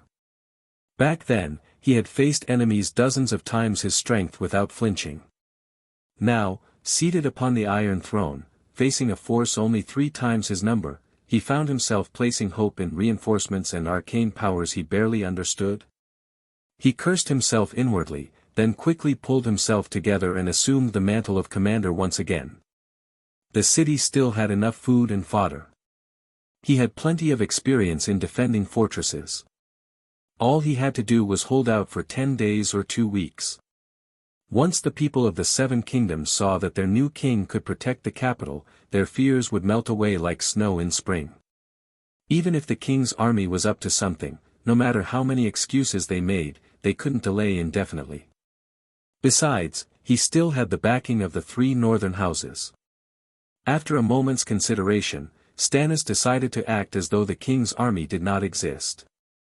Then, after thinking for a while longer, he issued his commands. Eddard Stark, Hand of the King, you will lead 2,000 soldiers to defend the river gate, the weakest of the 7 gates, and the city wall along the river. Davos Seaworth, the new Lord of Ships, I'm sorry that your first battle won't be at sea. You will command 2,000 men and defend the Lion Gate for me.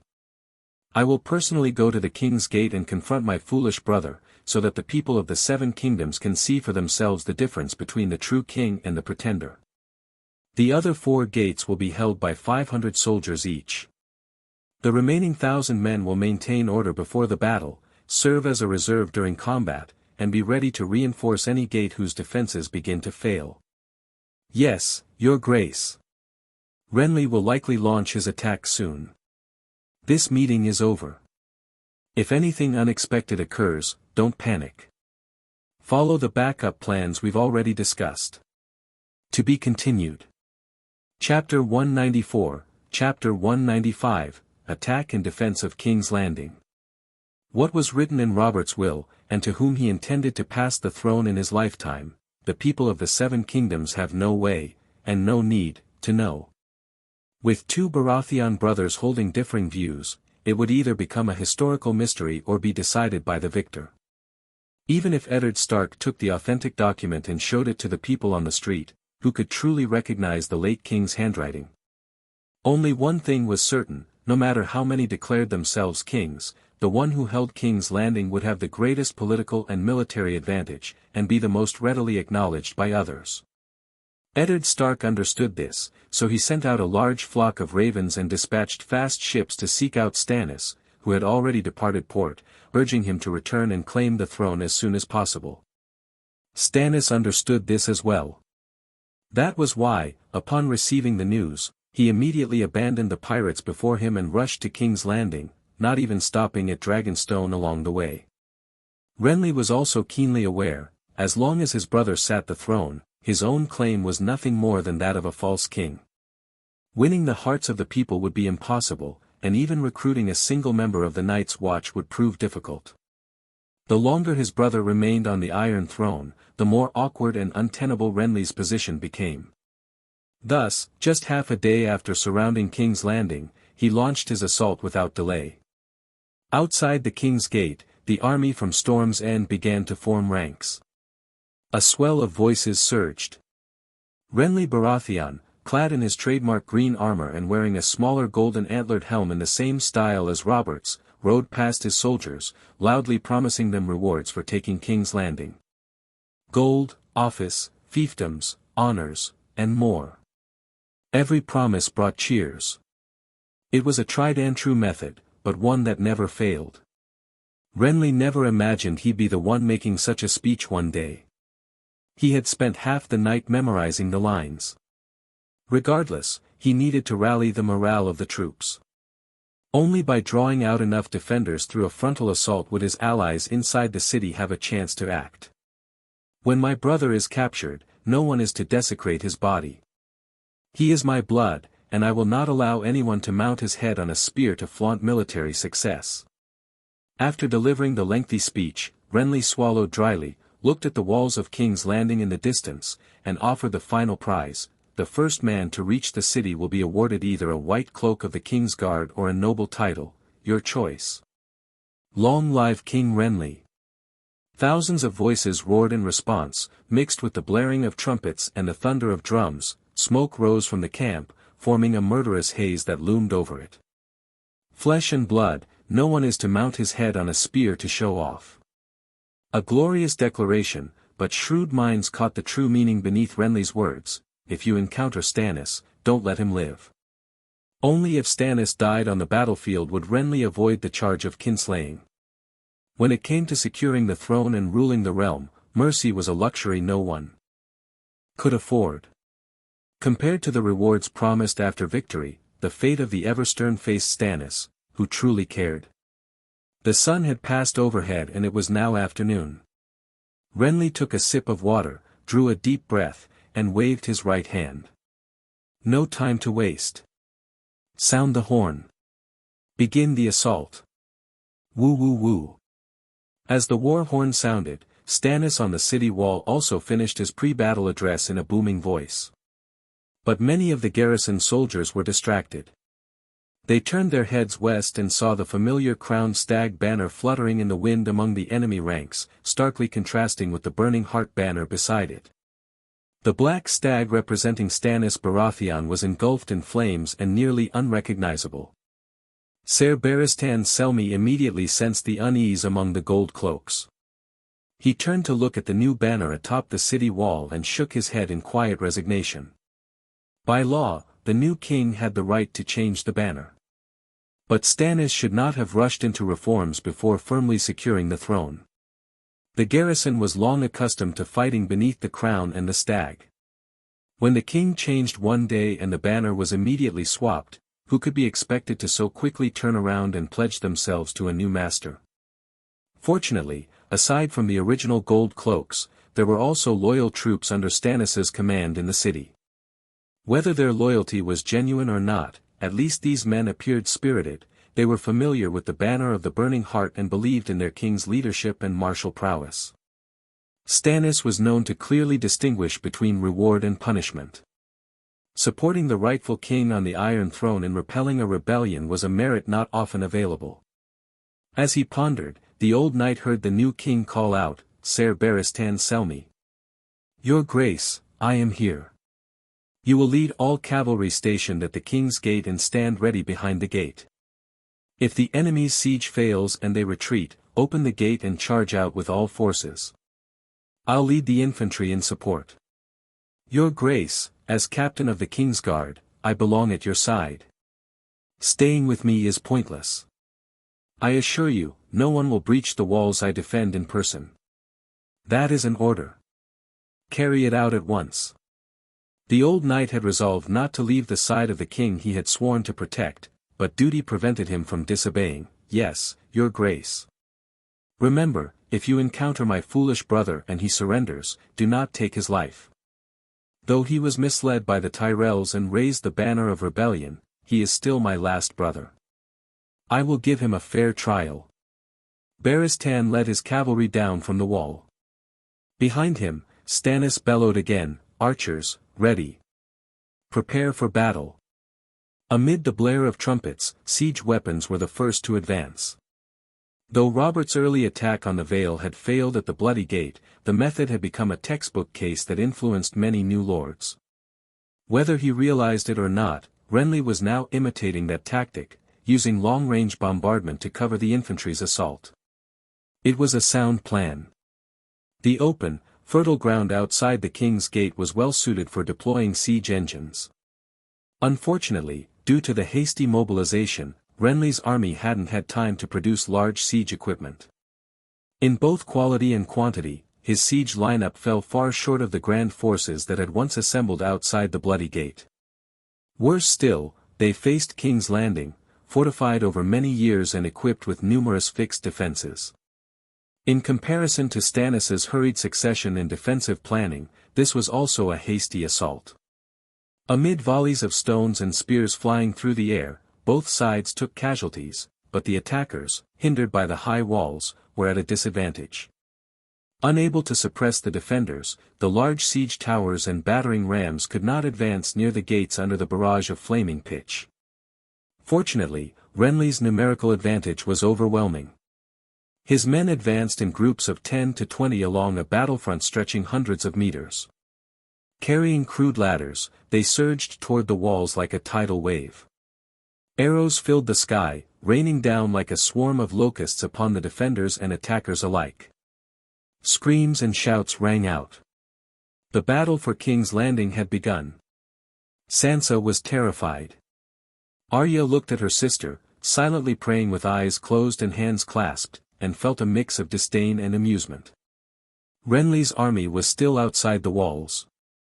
With Father and Lord Stannis, no, the king, inside, they couldn't get in.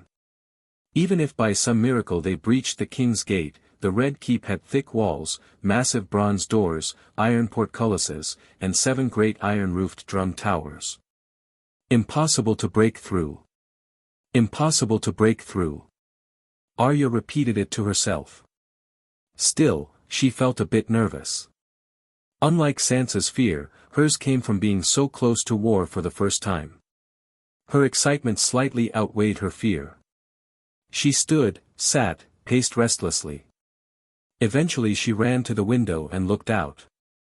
The Red Keep courtyard was quiet. Eddard Stark had taken most of the guards. The rest were on the walls. Few soldiers remained in the keep. Many noble families had taken refuge, but they were all hiding inside the buildings, probably just as nervous as Sansa. Humph, cowards. Arya backed away from the window and sat on the bed again.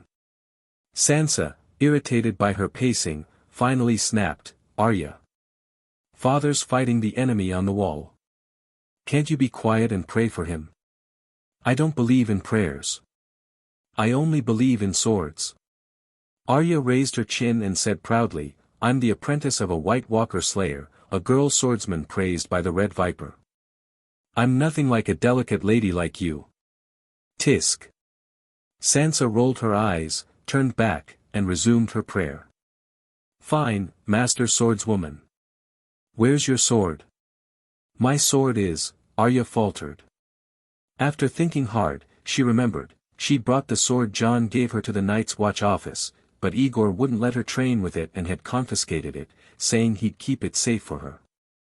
Her sword was still in the office's inner cabinet. Oh no! Arya leapt off the bed and ran to the door. "Where are you going?" "To get my sword." Arya opened the door and dashed out. Her voice echoed as she disappeared. "Get your sword from where?" Sansa asked irritably, but Arya was already gone. Thinking her sister had simply gone to her room or their father's, Sansa shook her head and resumed her prayer. "Young lady, where are you going?" Downstairs, a Stark guard stopped Arya. She couldn't say she was going to the Night's Watch office. Arya rolled her eyes. "I'm hungry. I'm heading to the kitchen to get something to eat." "I'll go for you, my lady.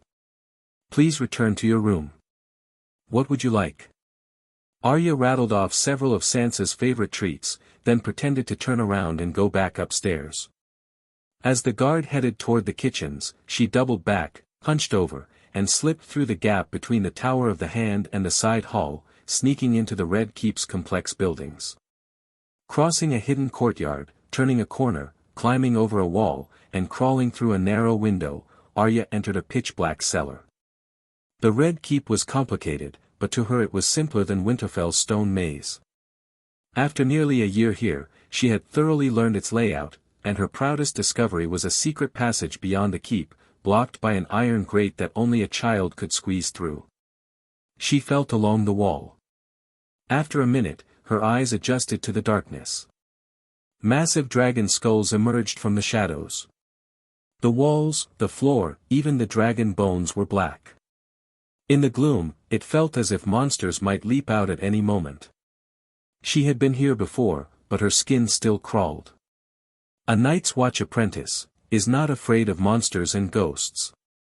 Arya puffed out her chest and recited her favorite heroic line, "If you turn into a ghost and come at me, I'll kill you again."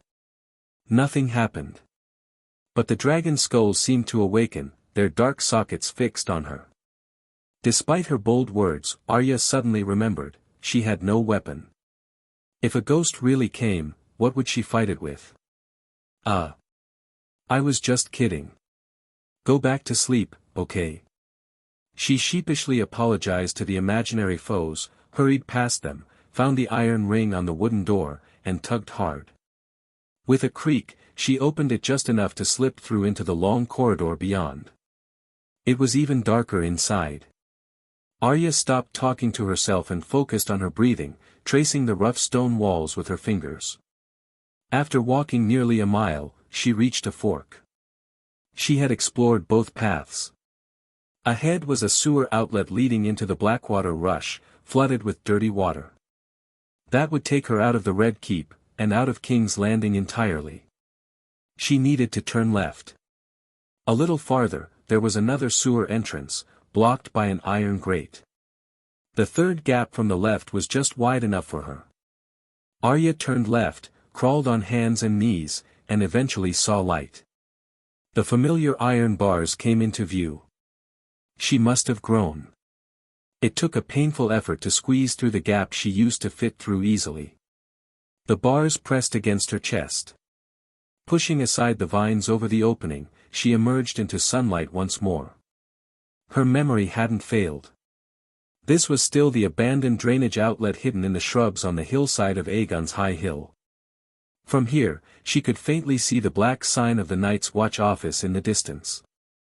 Brushing off mud and dust, she pushed through waist-high bushes and weeds, heading for the streets of King's Landing below Aegon's Hill. To be continued. Chapter 196, Arya. Black cloth hung over the front and back doors. Aegor sat in the hall of the Night's Watch office, reviewing the recent accounts of the Night's Watch's industries with Nina and making plans for the future. Most of these matters could have been handled by Nina alone, but with a great war raging outside the city and all commercial and production activity in King's Landing suspended, those hiding indoors needed something important to occupy themselves with, aside from the more universally enjoyed pastimes. Aegor knew little about the current situation in Westeros, which had already deviated from its original course. Aside from market rumors, his sources of intelligence were limited to his own businesses in the city, brothels, shops, a few garrison soldiers who had surrendered to him, and Arya in the Red Keep. With Arya temporarily cut off and the garrison in full combat mode, he was now nearly deaf and blind, unable to learn anything about the war in the west or the siege of King's Landing. He couldn't even confirm whether Melisandre, the key to victory or defeat, was in the city at this moment. Like most residents and nobles of King's Landing, all he could do was stay inside and wait for the war to end. We have far too few intelligence sources. If we want to make it through this crisis safely, we must increase our investment in that area, make connections with people who live in or can enter and exit the Red Keep, from nobles to servants. For those we can't reach directly, we can investigate their families and social ties. Start with those closest to us, for example, recruit their wives, children, brothers, and friends to work in the Night's Watch industries and offices. When the time comes, we can use the excuse that businessmen need to be well informed to gradually pry open the mouths of those inside the Red Keep. Littlefinger was able to thrive in King's Landing because of the intelligence he gathered from several brothels and his own position as Master of Coin in the Red Keep. With access to information inside and outside the walls, it was easy for him to get things done.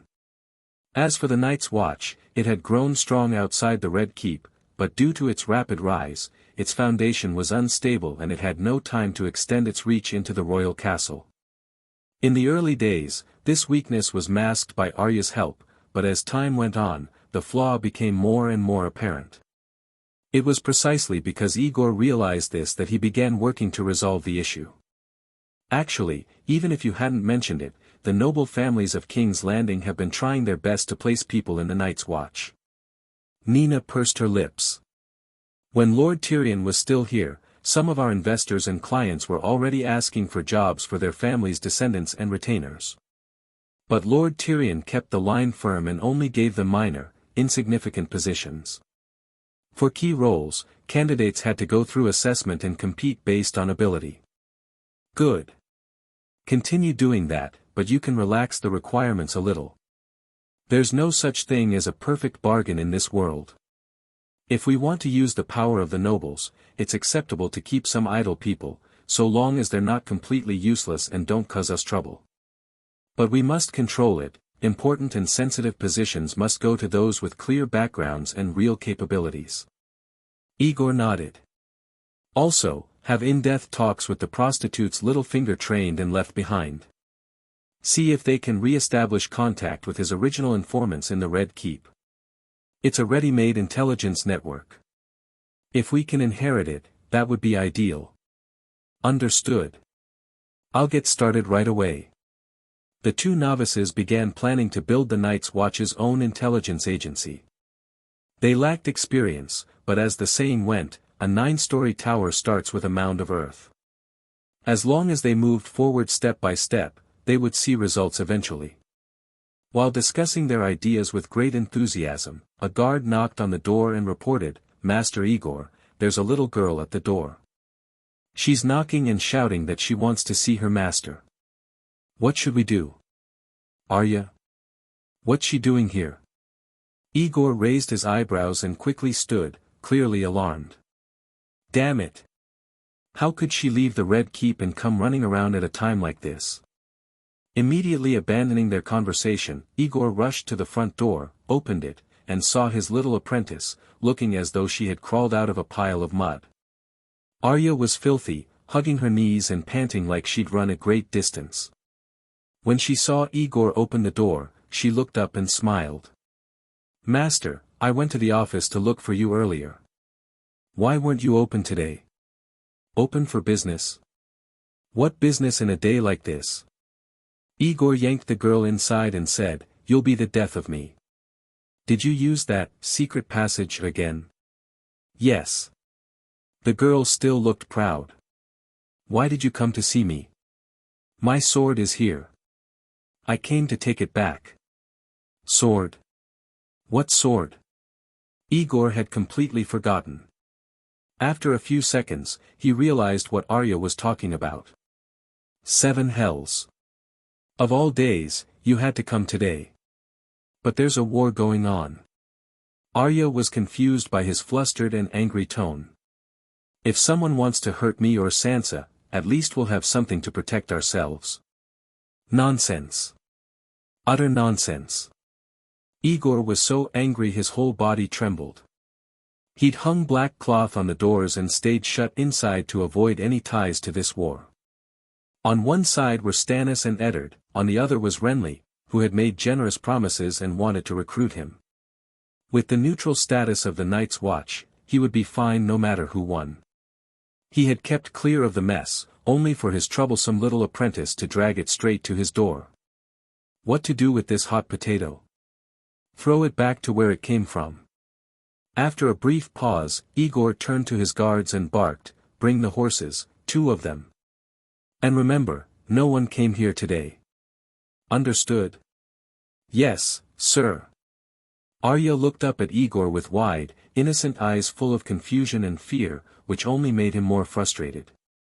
"Nina, go find a small black robe and dress her in it." 10 minutes later, a saddled horse stood at the door, and Arya had been dressed in black. Even the smallest robe looked like a large smock on her, so Nina had to tighten the belt and tie a cloth strip around her chest to keep it from slipping. "Shut the door. Don't open it unless it's me." Aegor rode out from the house. The streets were deserted. Now and then, a few men hoping to take advantage of the chaos peeked from alleyways. But seeing Aegor in black, mounted with a sword at his waist, they quickly retreated. Once prepared, he took Arya and headed toward the Red Keep. Arya seemed quite fond of wearing black. Not only did she behave herself, she even asked excitedly if she could join the night's watch. Aegor was too angry to respond. He just rode silently. It didn't take long for Arya to sense something was wrong. "Master, this isn't the way to the office." "We're not going to the office. I'm taking you back to the Red Keep. You'll stay there obediently. As for the sword, I'll send someone to deliver it when the time is right." "No need. Just go to the office and get it. I can go back by myself." "Go back by yourself?" Aegor glared at her. "Did you see those thugs poking their heads out of the alleys? If you fell into their hands without an escort, do you know what would happen to you? What's there to be afraid of? Someone chased me earlier, but he couldn't run as fast as I can." "You're proud of that?" Aegor was nearly driven mad by this reckless child. If a young noblewoman like her got caught by the wrong people during this chaos, she'd find out soon enough. "If you still think of me as your master, then shut your mouth and do as you're told." "Oh." Arya had never seen Aegor so angry. Realizing she'd gone too far, she shrank back and obediently followed him on horseback. Lady Stark was a good rider, and the Night's Watch house was only a few miles from Aegon's high hill. It would take a while on foot, but with horses, they would be there in no time. Before they reached the gate, Aegor noticed something was wrong. The Red Keep, which should have been tightly guarded on a day like this, had its gates wide open, with no one standing watch. "Something's not right, Arya. If you see anyone unfamiliar, don't speak or act. Let me handle it." "Okay, master." They slowed their horses and cautiously entered through the gates of the Red Keep. The massive castle seemed deserted, which was impossible. Every instinct told Aegor to turn back, but if he left now, would he take Arya with him? He held back the urge to charge toward the Tower of the Hand. Then the sounds of fighting, shouts, screams, and weapons clashing, reached his ears. Just then, the first corpse appeared before them. The man lay face down on the stone path, his cloak soaked in blood beneath him. It was a grey wool cloak with white satin trim. The very same worn by the two guards Eddard Stark had assigned to assist him. Arya instantly recognized the dead man. She was so frightened she nearly collapsed. This was the guard she had tricked into going to the kitchen for snacks just an hour ago. Aegor felt a chill run down his spine. The worst-case scenario had come to pass. He'd done everything to stay uninvolved, only to be dragged into disaster by his own troublesome apprentice. He lowered his voice and ordered Arya, "Go. Back the way we came. Something's wrong here." "But Sansa." "No buts. Move." Getting in had been easy. Getting out, not so much. Just a few minutes later, when they reached the bronze gates of the Red Keep again, there were suddenly people at the gate, more than a dozen men in gold cloaks, fully armed in chainmail and full plate.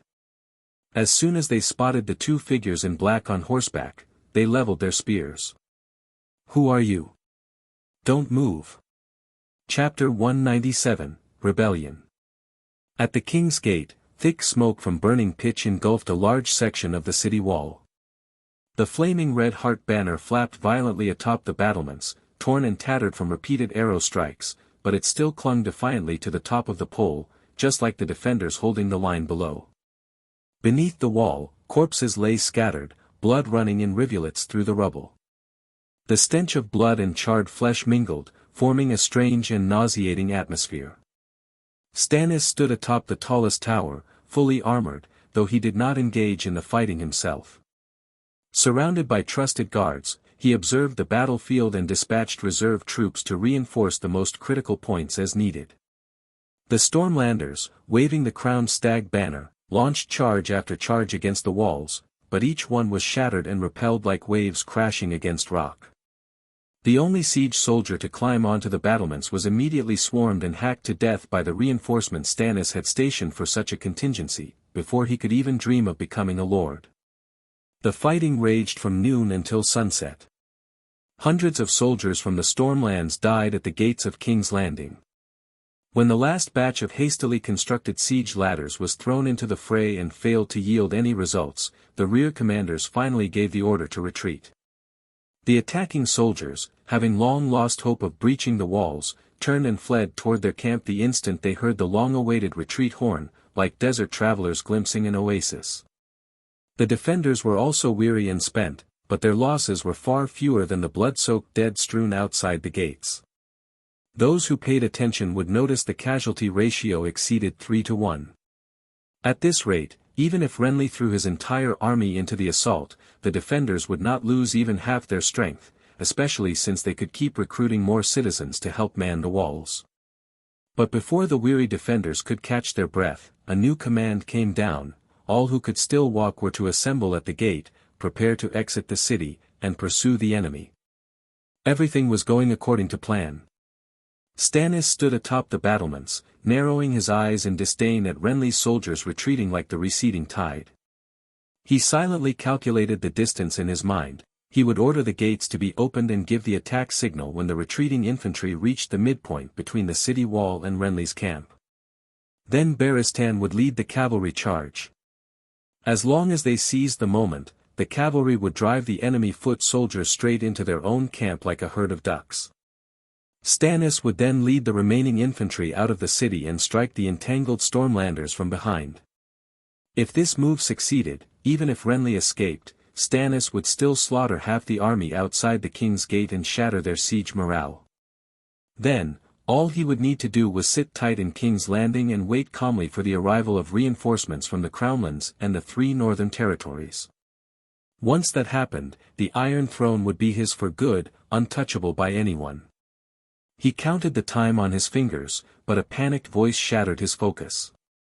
A soldier from Dragonstone, disheveled and out of breath, rushed up the wall and cried, "Your Grace, something terrible has happened. The guards at the Old Gate, and the auxiliary troops recruited from the noble houses in the Crownlands have mutinied. They've opened the North Gate and let the enemy inside." "What?"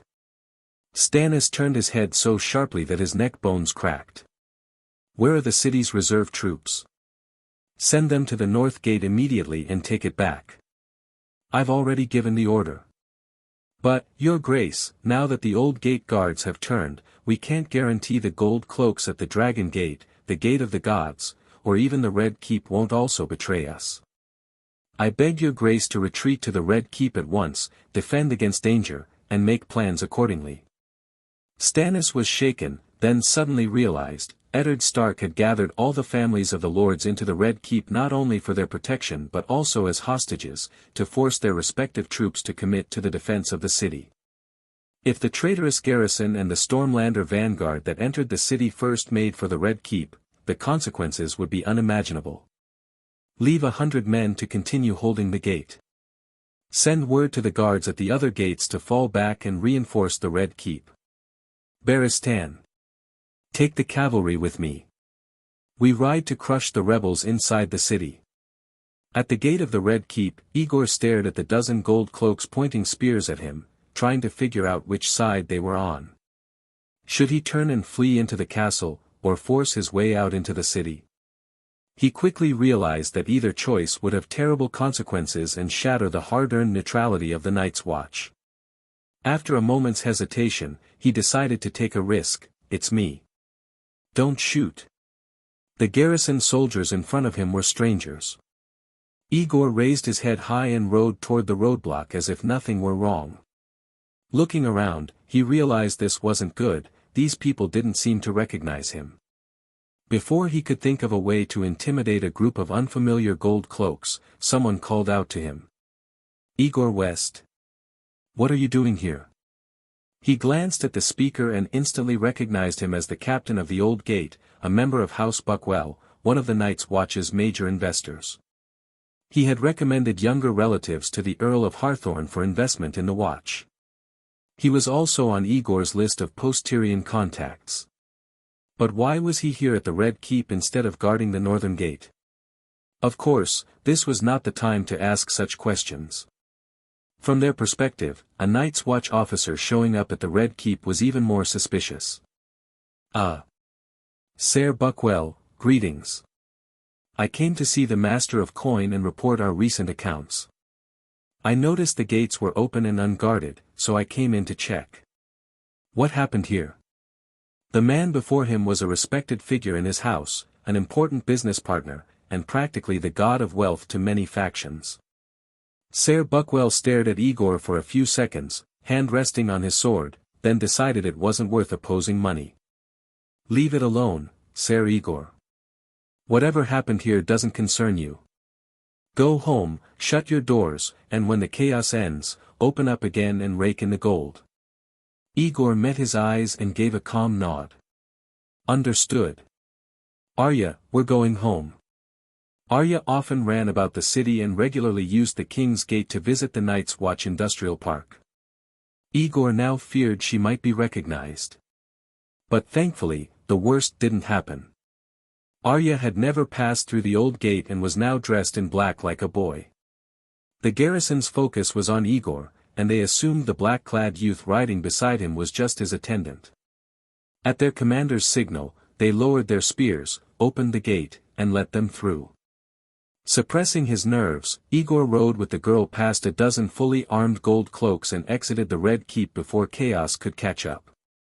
Having many friends really does pay off in critical moments. Master, what's happening? Arya was still shaken from seeing her slain guard and stammered, Sansa is still in there. Are we just going to leave her? What happened? As if he needed to ask. A portion of King's Landing's garrison, the same group of noble affiliated troops behind the Night's Watch or its financial backers, had betrayed Stannis and opened the Red Keep while Renly was attacking from outside. They had cut off the new king's most vital fallback point. Cold sweat soaked Aegor's back. If not for the Night's Watch's deep ties with several Crownland houses, and the fact that the officer he ran into today happened to be one he had worked with before, he, the Watch's chief quartermaster, would have been killed by Arya before knowing what hit him. Coup leaders were always the most brutal.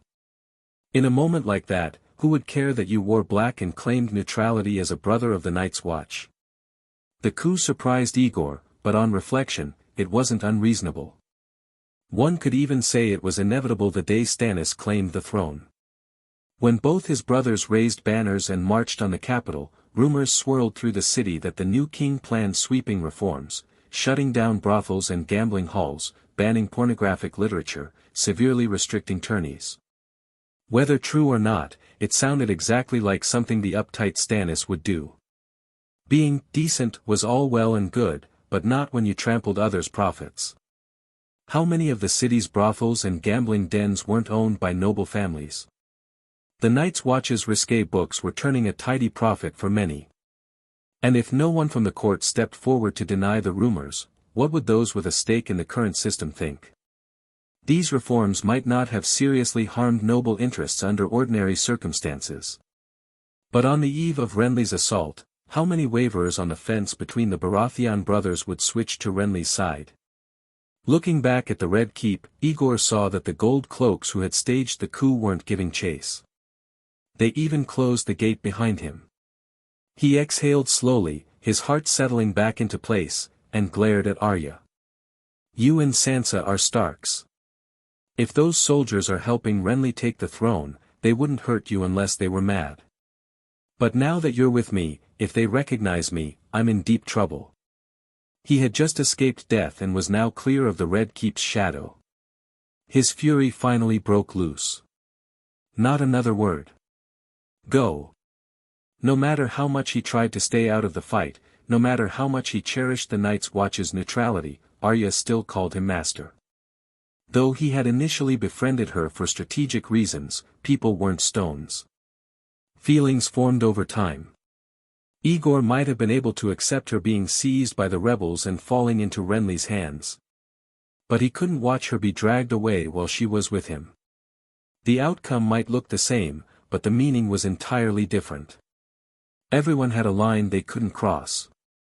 On the way back, Aegor saw Stannis, clad in armor, leading a cavalry charge back toward the Red Keep.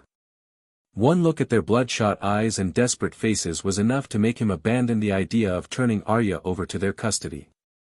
He even laughed bitterly at himself. Why is it that no matter what disaster strikes King's Landing, he always seems to get involved? To be continued. Asterisk. Chapter 198, Retreat at the Peak. What should have been a quiet and uneventful attempt to hide from the war had become unexpectedly tense with the addition of one small, unofficial, member. Before Renly's forces even entered the city, the Red Keep had already fallen to a mutiny within the garrison, and Stannis's chances of victory had become slim. If Renly entered the city and discovered that Aegor was hiding Lady Stark, it would be like tattooing a direwolf on his forehead to declare his allegiance. At that point, it wouldn't even be a question of whether to accept Renly's offer. He'd be lucky just to keep his life. Inside the mansion, Nina used her old skills to tailor a proper black outfit for Arya and cut the girl's hair down to an inch long. Aegor had always wanted her to be ladylike, to dress properly, to act with elegance. But in the end, he had to personally order her to disguise herself entirely as a boy. In life, there are always such unpleasant necessities. After personally overseeing Arya's transformation and fabricating his origin and identity, the long-dreaded search never came. 2 full days and nights of martial law passed, the streets reopened, and the battle for King's Landing was over. The Night's Watch office reopened as well. Thanks to many friends and a vast web of connections, Aegor quickly gathered information from all directions and pieced together the general events that had unfolded across the city. The afternoon before last, just as Aegor had smuggled Arya out from under the rebels' noses, Stannis also led his cavalry back into the Red Keep to retake it. At the time, the fighting inside the keep hadn't ended. Soldiers loyal to Stannis still held key locations, including Maegor's Holdfast. In that precarious state, besieged from inside and out, Stannis quickly regained control of the South Gate and most of the territory within the Red Walls. But the battle soon reached a deadlock. As Renly's army entered the city from the north, broke through the reserve stationed along the inner ring, and marched on the Red Keep, a brutal tug-of-war began. Fighting broke out over every gate, hall, and side passage. In terms of troop quality and leadership, Stannis's men far outmatched the rebel reserves and Renly's forces.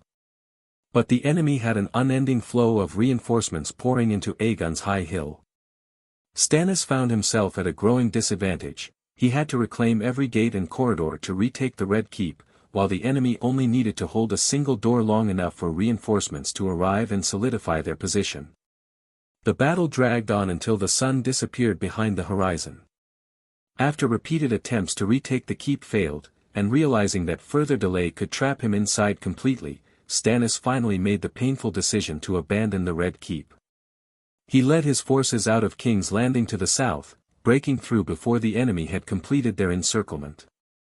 Escaping through the river gate, still held by the lords loyal to the Narrow Sea, he defeated an enemy force at the Blackwater Rush and signaled the Dragonstone fleet to dock. He evacuated his soldiers, supporters, and their families, and retreated to Dragonstone. Compared to the legendary battles for cities in the histories of the East, the battle for King's Landing was a contest between 2 weak rivals. The weaker side just happened to win thanks to popularity and superior numbers. But for Aegor, the most troublesome outcome of this clash between 2 Baratheon stags was that neither side died. If Stannis had slain Renly, the civil war in Westeros would have effectively ended. The Night's Watch industry would only need to comply with the new regime's reforms, shutting down brothels and ceasing the sale of erotic books, and business could continue as usual.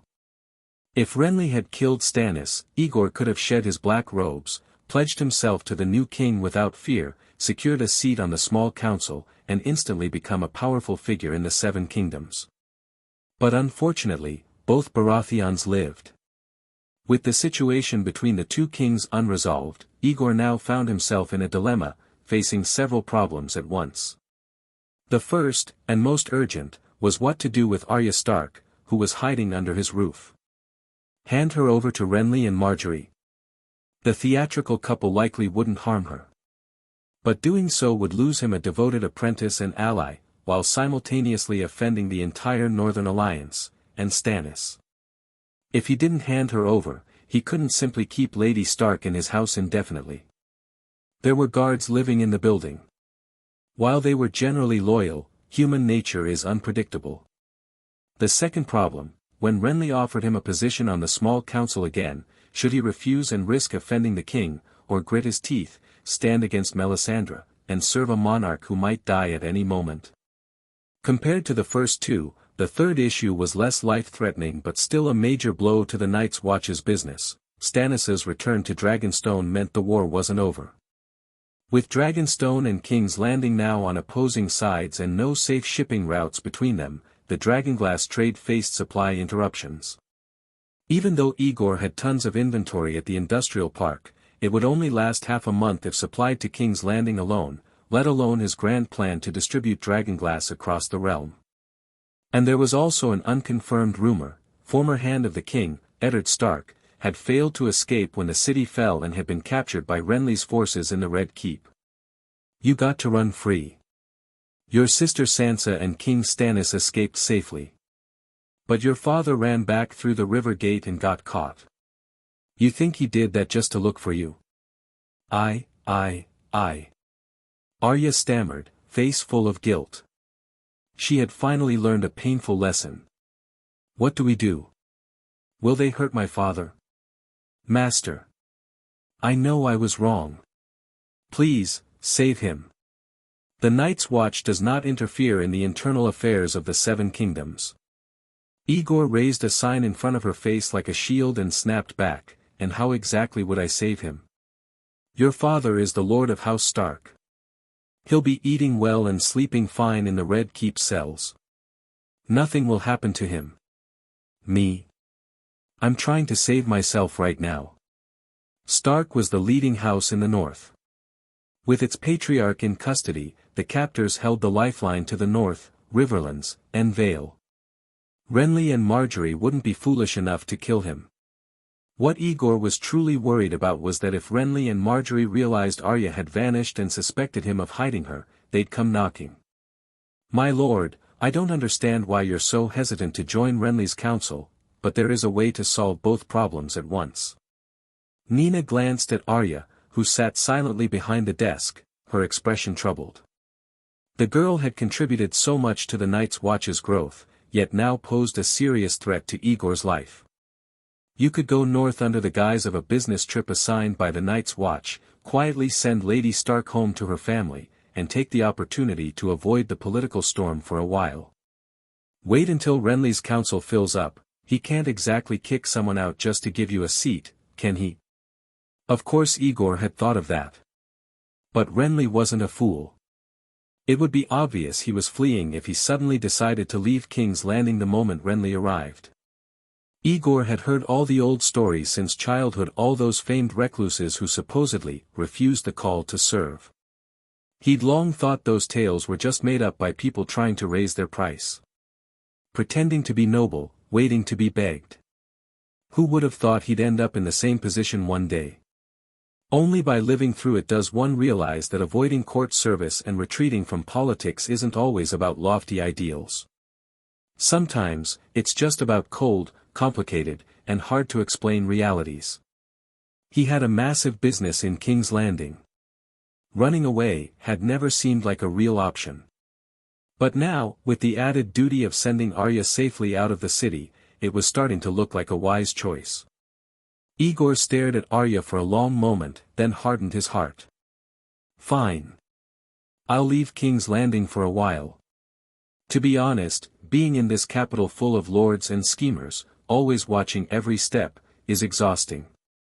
As the Night's Watch's chief quartermaster, I really should return to the Wall to solidify my presence there, and take a look at the construction progress of Crown Town while I'm at it.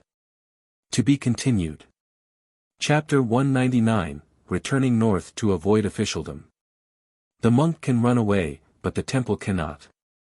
As the leader of the Night's Watch, it would be irresponsible of Aegor to simply walk away and leave Nina and the others, his subordinates and followers, behind. To avoid being drawn into officialdom, one must find the right excuse and timing. Fortunately, Renly did not immediately appoint Aegor after seizing King's Landing, which gave him the time needed to prepare. The new occupant of the Iron Throne began by imitating others and issued a general pardon for the gold cloaks who had helped Stannis defend the city during its fall. Then, while generously rewarding the heroes, he swiftly eradicated what little remained of Eddard Stark's and Stannis's power and influence in the capital. Without delay, he began mobilizing royal resources to rebuild a new royal fleet centered around the ships from Storm's End, preparing to swiftly pacify Dragonstone, confront his brother, and bring an end to the war for the throne. There was also good news. In order to legitimize his rule, Renly claimed he was the lawful heir appointed by Robert and officially recognized all of Robert's previous decrees, including the Night's Watch Tax Exemption Act. Before crossing into this world, Aegor had also been misled by the old blacksmith Donal Noy's words: Robert is real steel, Stannis is pure iron, and Renly is bright copper, and thus had looked down on Renly.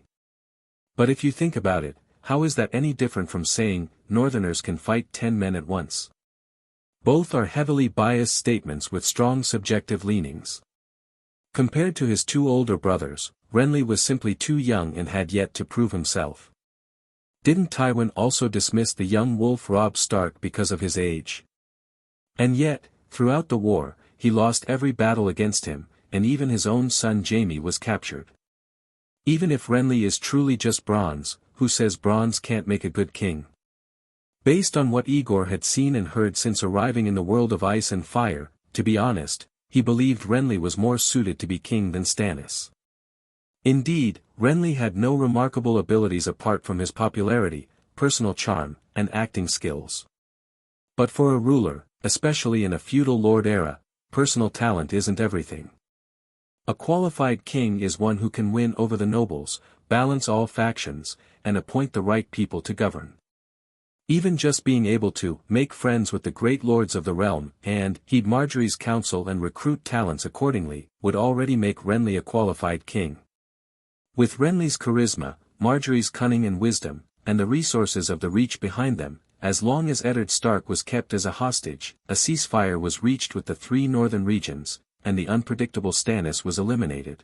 As long as the Tyrells, as in-laws, didn't turn against him, Renly's throne would be as secure as Robert's had been. However, regardless of whether Renly was truly a rare wise king, Aegor would never risk his life and fortune for a monarch who could be killed by magic at any moment. While Renly and Marjorie were busy dealing with the chaos and barely had time to attend to their own affairs, Aegor swiftly wrapped up all matters concerning the Night's Watch and prepared to extricate himself from the storm. He spent half a day carefully writing a petition meant for another world, first expressing gratitude for Renly's kindness and respect, then praising the new king, before shifting the topic.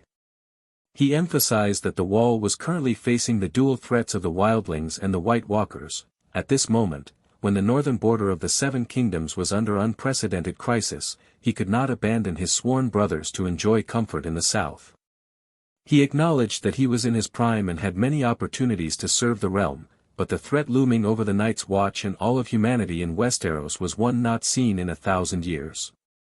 After much earnest explanation, he affirmed his loyalty. Once the crisis beyond the Wall was resolved, he would willingly return to serve His Grace Renly for the rest of his life. Whether the new king believed his vow was irrelevant. What Aegor sought was to use the interests of the realm to prevent Renly from taking direct action against him or the Night's Watch.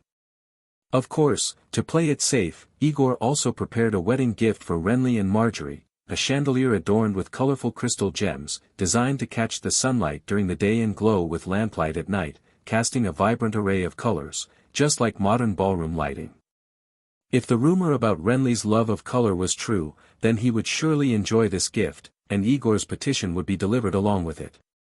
As the saying goes, you don't strike a smiling man. If Renly still insisted on retaliating against the Night's Watch under these circumstances, then Aegor could only sit back and wait for Melisandre to make a move. To avoid any mishaps, Aegor decided to act first and report later. As soon as martial law was lifted in King's Landing, he departed with his men without delay. With Stannis retreating to Dragonstone and Renly having sealed off Blackwater Bay, and the outer port of King's Landing destroyed in the fighting, Aegor had no choice but to travel north by land. With the reputation he'd earned from leading the Night's Watch through two major crises, and by offering double military pay and generous benefits, Aegor successfully recruited 50 men from the Night's Watch logistics security team before leaving. These men voluntarily transitioned from Night's Watch Industrial Security to the Night's Watch Logistics Department Direct Armed Forces. They followed their chief logistics officer north and took orders only from him. Including personnel tasked with transporting food and supplies, the team numbered nearly 100. Arya, disguised as a boy, passed as Aegor's personal attendant and blended in without drawing attention. A large group like this, transporting sensitive war materials and moving north into territory considered hostile, should have had no chance of bypassing garrison inspections. But Aegor was no ordinary man now. With a few discreet efforts, he successfully navigated all checkpoints and left the city without trouble, soon leaving the towering walls of King's Landing behind. Nearly a year later, Aegor was once again heading toward the place he had once fled from with all his might, the place where his story had begun. Bringing with him carts of supplies and a high-spirited, well-armed unit, it felt almost like returning in glory. Chapter 200, Harrenhal. Master Sare, please wait a moment. As he watched the three gold-cloaked men panting atop their horses approach from behind, the fate of Yoren in the original story, who risked his life to escort Arya north, flashed through Aegor's mind. His heart sank. Wasn't what he was doing now exactly what the old crow had done? Was it possible he'd end up the same way? Turning his head to look around, he felt slightly reassured. He was surrounded by a large number of members from the logistics department who obeyed his orders. Even discounting the coachmen and clerks, there were over 50 trained soldiers. There was no way 3 garrison soldiers could take Arya from him by force. That truly was impossible, but the issue lay in the fact that the 3 approaching men were wearing gold cloaks. They represented the king. Resisting them would be tantamount to rebelling against Renly. Should he flatly refuse their search, or kill and bury the 3 of them to silence them? It said the barefoot fear nothing, but now Aegor wasn't just wearing shoes, he was wearing high-end, name-brand shoes. With most of the Night's Watch logistics assets still in King's Landing, he couldn't break ties with the Iron Throne so easily. Without the Night's Watch industry, there were many things he simply couldn't accomplish. He wouldn't even be able to pay his men, let alone establish a base in the Crownlands. Hand over Arya to protect the Night's Watch enterprise. Or return Arya north to gain favor with the Starks, knowing the Night's Watch industry would be confiscated and he'd have to start over from nothing. Which path should he choose? Reason told Aegor that the Starks couldn't give him what he needed. But emotionally, he couldn't bring himself to hand Arya over in cold blood. His heart was in turmoil. He signaled Arya with his eyes to hide inside the wagon, then stopped his horse and rode forward to meet the approaching gold-cloaked soldiers. Brothers from the garrison, thank you for your service. What brings you here? Aegor decided to play dumb. If the 3 insisted on searching, he'd let them search. If they didn't find anything, all the better. If they did, he'd see if a generous bribe could resolve things. An order from His Grace, King Renly. The gold cloak leader nodded politely to Aegor and handed over a sealed document. No mention of Arya. Aegor opened the document with a polite smile but sighed with relief in his heart. In the name of Renly I of House Baratheon, King of the Undulls, the Rhoynar, and the First Men, Lord of the 7 Kingdoms and Protector of the Realm, I hereby strip Jaime of House Lannister, the Kingslayer, of all titles and powers. I grant him leave to join the Night's Watch, to serve the realm and guard the borders, in atonement for his crimes. His Grace asked me to inform you that he does not wish for you to exercise the power to reject enlistments, the Gold Cloak leader said. Lannisters to avoid needless bloodshed. I want more northern soldiers to return home alive, so they can help us fight the wildlings and White Walkers beyond the wall. Renly holds the Night's Watch's fate in his hands. I'm forced to play his game. And who do you think you are, looking for a fight with me? He knew he couldn't show fear or guilt. A sudden idea struck him, and he acted furious. Before I left King's Landing with the logistics troops, I personally declined Renly Baratheon's invitation to remove my black cloak and join his royal council. I gave up a comfortable life in King's Landing and returned to the icy hell of the Wall, determined to uphold the sacred oath of the Night's Watch, to be the shield that guards the realms of men, to protect the lives of the Seven Kingdoms, especially the North. And yet some northern lords think their soldiers' lives, their people's lives, their allies' lives are worthless. If that's what you want, just say it. I'll go back to King's Landing and become master of coin or laws, and let the White Walkers have the rest of you. To be continued. Asterisk. Chapter 202, Fiancé. Wearing the mask of a loyal Night's Watchman, occupying the moral high ground, and pretending to act for everyone's good, Aegor suddenly became invincible. There was no doubt that if a brother of the Night's Watch dared speak to any noble of the Seven Kingdoms outside the North in such a tone, even if he was not immediately punished, he would certainly be tortured to death later. But at this time and place, Aegor's outburst caused no adverse reaction. The room was already in an uproar. He was simply adding his voice to the chorus, and what he said was framed as a personal opinion, not a direct challenge to anyone. Given the natural bond between the people of the North and the defenders of the Wall, this quarrel felt more like a family argument than a true confrontation, and there was no sense of discord. Aegor's outburst didn't shock anyone, but it was clear that voices in favor of making peace with Tywin now outnumbered those against. The room was still noisy, and Robb had to knock on the table again to restore order. The chief logistics officer reminded me of something important: our enemies are not only Renly and Tywin. We cannot afford to lose too much strength or waste too much time in the south. After all, winter is coming. For the first time, Robb found his family's words to be perfectly suited to the moment. He paused for a few seconds, then turned to the Night's Watchman. Aegor, I agree to let Jaime join the Night's Watch. But are you sure you can control him and prevent him from escaping or causing trouble in the North? If he deserts or violates Night's Watch discipline, the Order will punish him severely according to the rules. The Lion's wrath cannot reach the Wall. Very well. If there are no objections, then it's settled. Everyone, return to your duties. The army will rest here for 2 days, and we will depart the morning after next for King's Landing. With the decision made by the commander, the remaining lords had no grounds to object further. They had all profited greatly from the campaign under Robb's leadership. The general who led the army to victory must be respected. In the end, Jaime joining the Night's Watch did not harm the interests of any lord present. On the contrary, it was the same as sending a hostage north. At the very least, the Riverlands no longer needed to fear invasion from the Westerlands. The lords passed Aegor and exited the room. The Night's Watchman remained, waiting until Robb had finished giving instructions to Edmure Tully before approaching. Robb, if you'll excuse me a moment. What is it? Robb took 2 steps toward the corner of the room, looking puzzled. Arya is with me. Arya? Robb's face lit up. Where is she? Is she hurt? What happened? Why didn't she flee to Dragonstone with Sansa and Stannis that day? She's outside the door.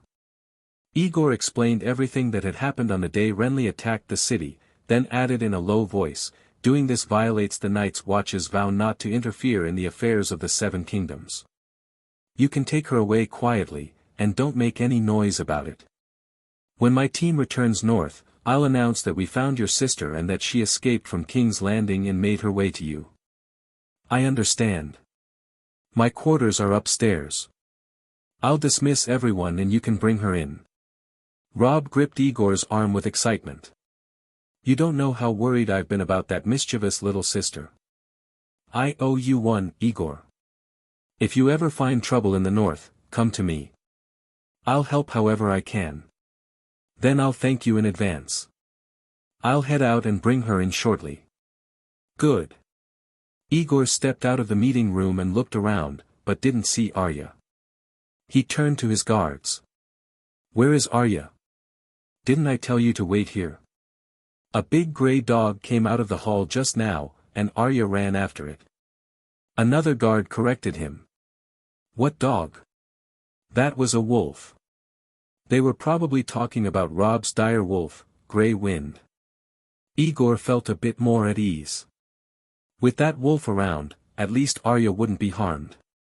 Still, this girl.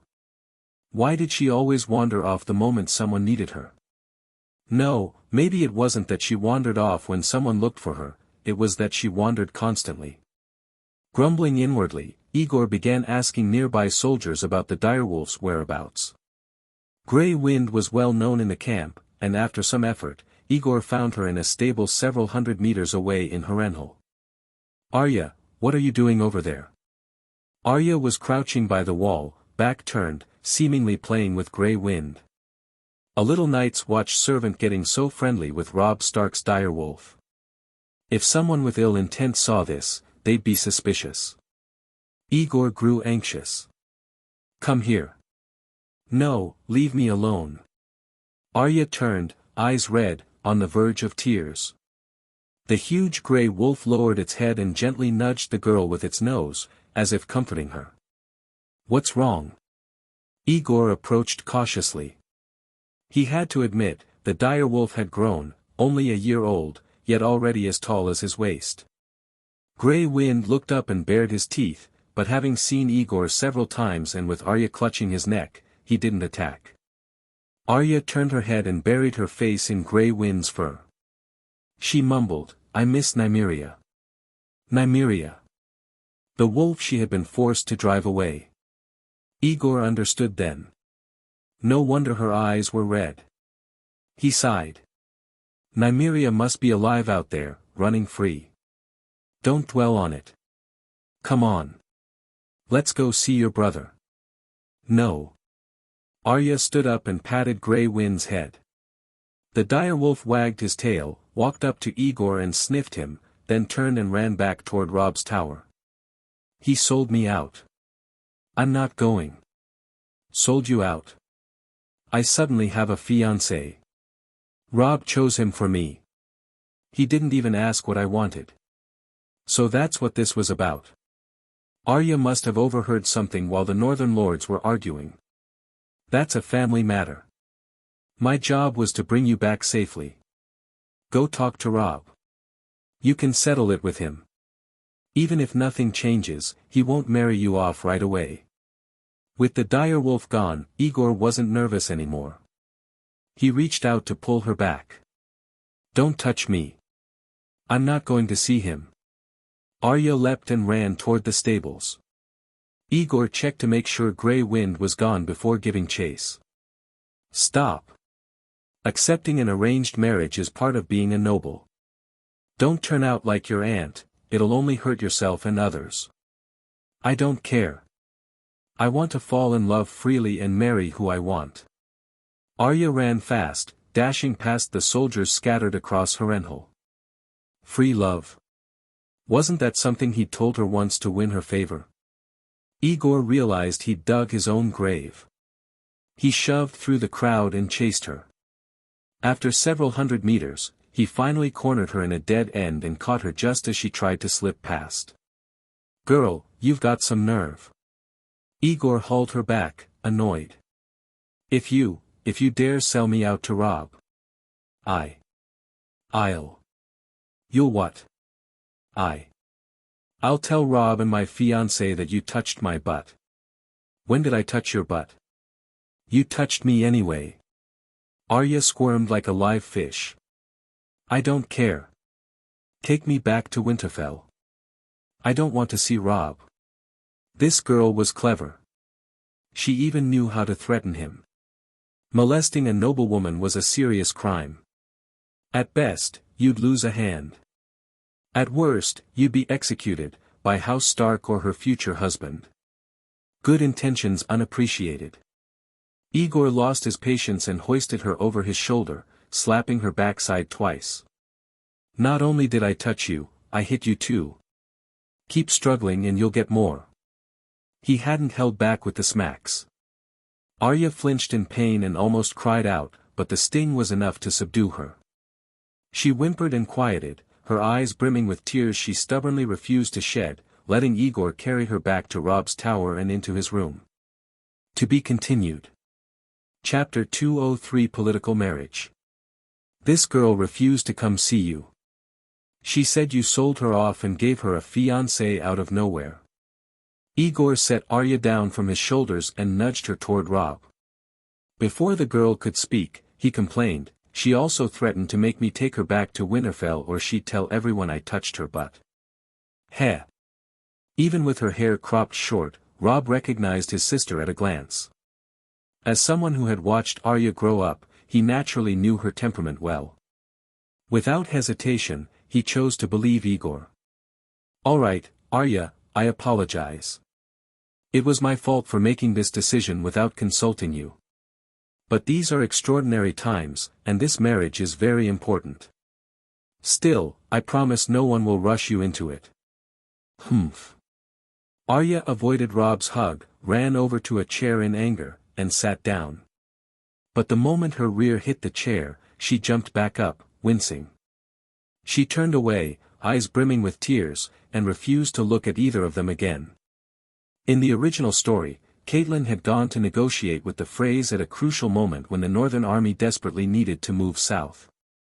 In order to cross the river, she had been forced to make many concessions, including marrying Arya to a Frey and Robb to one of Lord Frey's daughters. But now the storyline had drastically changed. With the Freys already bound to the Starks through marriage, they had firmly aligned themselves with the North and remained at the front lines in the war against the Westerlands.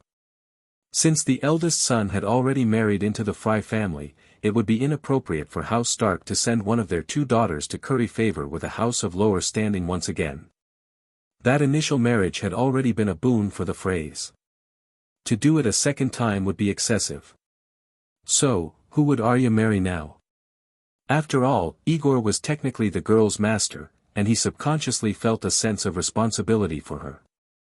Motivated by gossip and curiosity, he couldn't help but ask. Harold Harding, heir to Robert Arryn. We all call him Harry the Heir. Robb didn't try to hide it, it was common knowledge. It was Grandfather Hoster's idea. He wrote to me saying this would solidify the alliance among our three houses. So it's him. Aegor suddenly understood. After Lisa Tully was sent back to Riverrun due to a letter she wrote, her frail, manic, and epileptic son Robert Arryn, Eddard Stark's nephew, became the last blood connection between the Vale and the Wolf-Osprey alliance.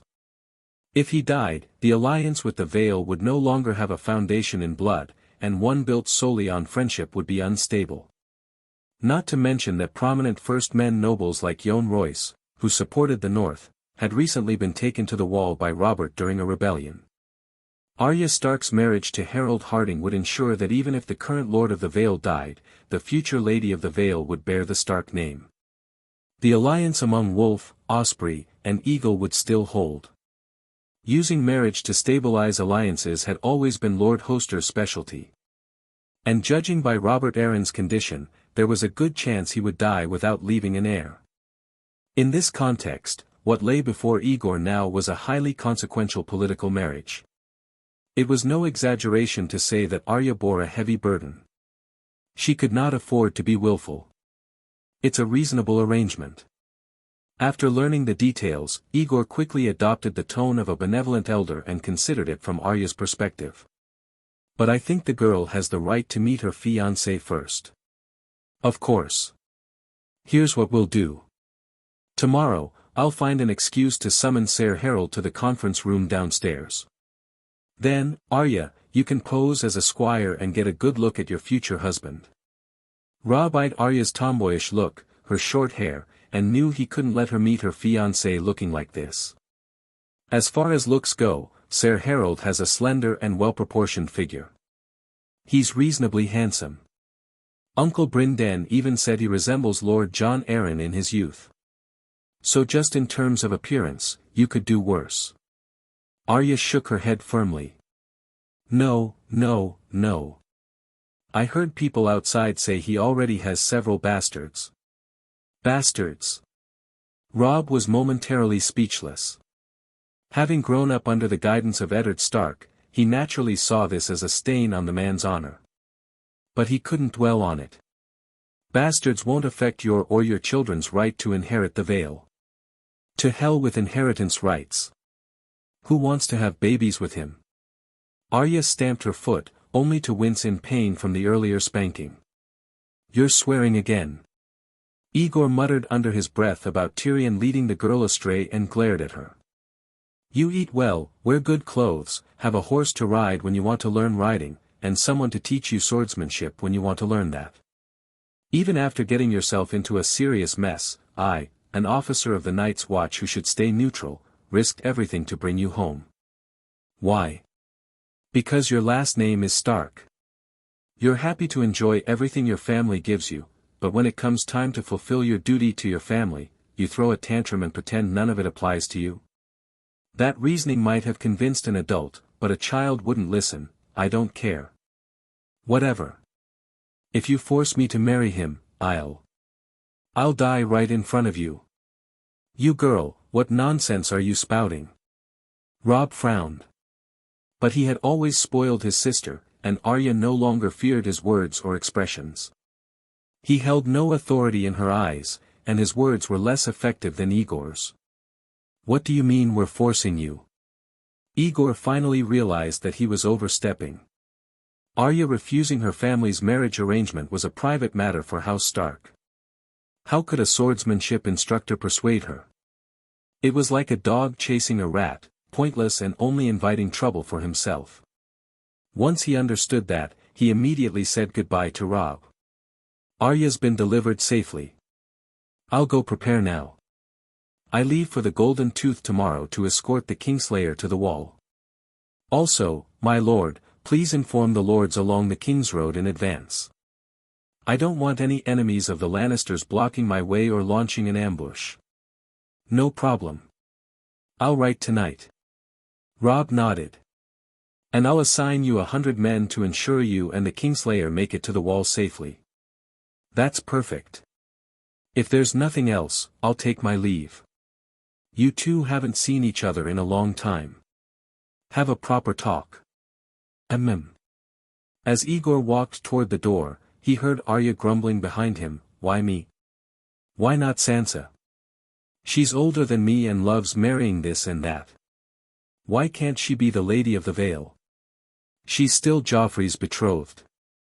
We can't marry her to Harry unless the engagement is officially annulled. Only when Joffrey joins the Night's Watch and their engagement is recognized as void can we make other arrangements. What? Aegor stopped in his tracks and spun around. Joffrey's taking the Black too. You're letting him and the Kingslayer reunite as father and son at the Wall. Aren't you worried that something might go wrong? The three bastards are on Dragonstone now. Stannis said that was father's will. Well, let him decide all that after I rescue father from King's Landing. Robb looked resigned. Though he acted like a confident commander at the War Council, he was still a teenager. It was his first time truly taking charge, and he was actually quite nervous. After thinking it over, he suddenly called out to Aegor. Wait, I just remembered, I'll be leading the army to King's Landing soon. It's not safe for Arya to go with me, and I don't trust anyone else to watch over her. Since you're heading back to the Wall, why not take her to Winterfell on your way? That way, I won't need to assign another escort. No. He spanked me. Stop being ridiculous, Arya. Robb finally lost his patience after being pestered for so long. You can either go back to Winterfell with Aegor, or I'll hand you over to your fiancé and have him protect you during the march. Choose one. Arya pouted, snorted, and glared at Robb for a long time. Seeing he wasn't budging, she glanced at Aegor with a wounded look and finally gave in. Fine, then I'll go home. To be continued. Chapter 204 Western Volunteer Army. Send Arya home. Aegor had no desire to take on that task and immediately voiced a strong objection to Robb. But after Robb took the initiative to say, the 100 soldiers returning north can stay under Aegor's command for as long as needed, until the wildlings and White Walkers are repelled, Aegor relented. 100 trained soldiers would be an immense help to the Night's Watch. If he could endure the troublesome girl for a few more days, it would be well worth it. Arya stayed with Robb for 1 day. Whether she met her fiancé or not, Aegor didn't know. In any case, when he led the logistics team north from Harrenhal the following morning, the hot potato was tossed back into his hands, along with 100 Stark soldiers. It was truly frustrating. The 100 northern soldiers were not from Winterfell and couldn't recognize their own lady. Arya remained Aegor's personal attendant, so the risk of exposure was low. Departing from the bustling encampment of Harrenhal, home to countless soldiers and supply workers, Aegor took another 2 days to reach the town of Lord Harroway's town. Time flies. Aegor still remembered the first time he passed through this small town, where the River Road and the King's Road intersected. At that time, he was traveling south to King's Landing, an unknown figure. The only one outside the Night's Watch who recognized and appreciated him was Tyrion. With a mindset of interfering as little as possible with the plot, his thoughts were split between worrying about whether he could reach the capital safely and how to deal with the pile of problems Mormont had assigned him. The second time he came, he had already become Robert's Night's Watchman, and was headed east to the Vale to take part in the Seven Kingdoms' suppression of the rebellion against the Alliance of the Righteous. At that time, the Night's Watch industries had begun to flourish under Tyrion's management, and history, affected by the presence of this outsider, had started to unfold in a completely different direction. Now, he was being sent west to the Golden Tooth to escort Tywin's son, the infamous Kingslayer, to take the Black. Whether he admitted it or not, Aegor was now a well-known figure with influence across Westeros, no longer a bystander, but caught in the sweeping tide of history. Even, from a bystander to one of its catalysts. Despite the sentiment, Aegor didn't want to waste time. After spending 1 night in the familiar inn in the small town, he ordered the supply convoy to remain behind and wait, then set out west along the river road with most of the logistics soldiers and the 100 northern troops. The war had ended, and the weather remained fair. It took him 4 days to reach Riverrun. He left Arya at his mother's home and continued westward with his men. The land, though just emerging from war, was devastated. The Riverlands were already grim, but the Westerlands were in even worse shape. Heading west along the river road, the path widened. The wealthy lords of the Westerlands had clearly spared no expense on infrastructure, yet the scenery along the way was far from pleasant. Corpses still hung from trees, fresh graves dotted the muddy fields, farmlands were scorched, and villages had been plundered everywhere. House Stark may have been a righteous force in the Game of Thrones narrative, but that didn't mean its army and allies were any more gentle or disciplined than any other army in the Seven Kingdoms. Amid the sorrow and lament, the accompanying northern soldiers told Aegor something that surprised him: most of these scorched fields had been set ablaze by the Westerland forces themselves. Fortify the walls and burn the fields was a desperate tactic any ruler might use when facing a powerful enemy or dire disadvantage. When the Western War was raging, Aegor had been busy filling the leadership void left by Tyrion's departure in King's Landing, so he hadn't followed the exact situation. But seeing the scorched landscape now, he could imagine just how narrowly his partner's family had escaped annihilation. Even though he wasn't involved, Aegor felt a chill down his spine and a lingering sense of dread. With more than 100 soldiers under his command, the journey was smooth. 5 days after departing Riverrun, Aegor arrived at the heavily fortified Golden Tooth. On the walls and gates, the scars of battle left by Robb Stark's earlier assault remained visible. Yet, the Golden Lion banners had been raised again. The Westerland soldiers, who had endured a string of defeats and seen their homes ravaged, were in surprisingly high spirits. After instructing the northern soldiers to wait outside, Aegor presented his identity and mission, then led his logistics team into the fortress. He had expected Tyrion to be there, even prepared to chat with him about the development of the Gifted Lands, post-war reconstruction of the Westerlands, and future direction of the Seven Kingdoms. But the red-robed officer leading the way informed him that the dwarf prince was not in the Golden Tooth, but in Lannisport, working day and night on the Lannister bank's operations and finances. The young lion wasn't present, but the old lion was waiting in the hall. Guided by the red-robed man, Aegor soon came face to face with the legendary Tywin Lannister. Chief Logistics Officer. Tywin sat at the far end of the long table, expressionless as he looked at Aegor entering the room.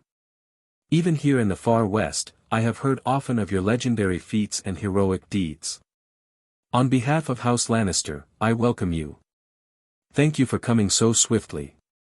Please, take a seat. You're too kind, my lord. As expected of the Seven Kingdoms' renowned iron-blooded lord, even his courtesy was laced with coldness.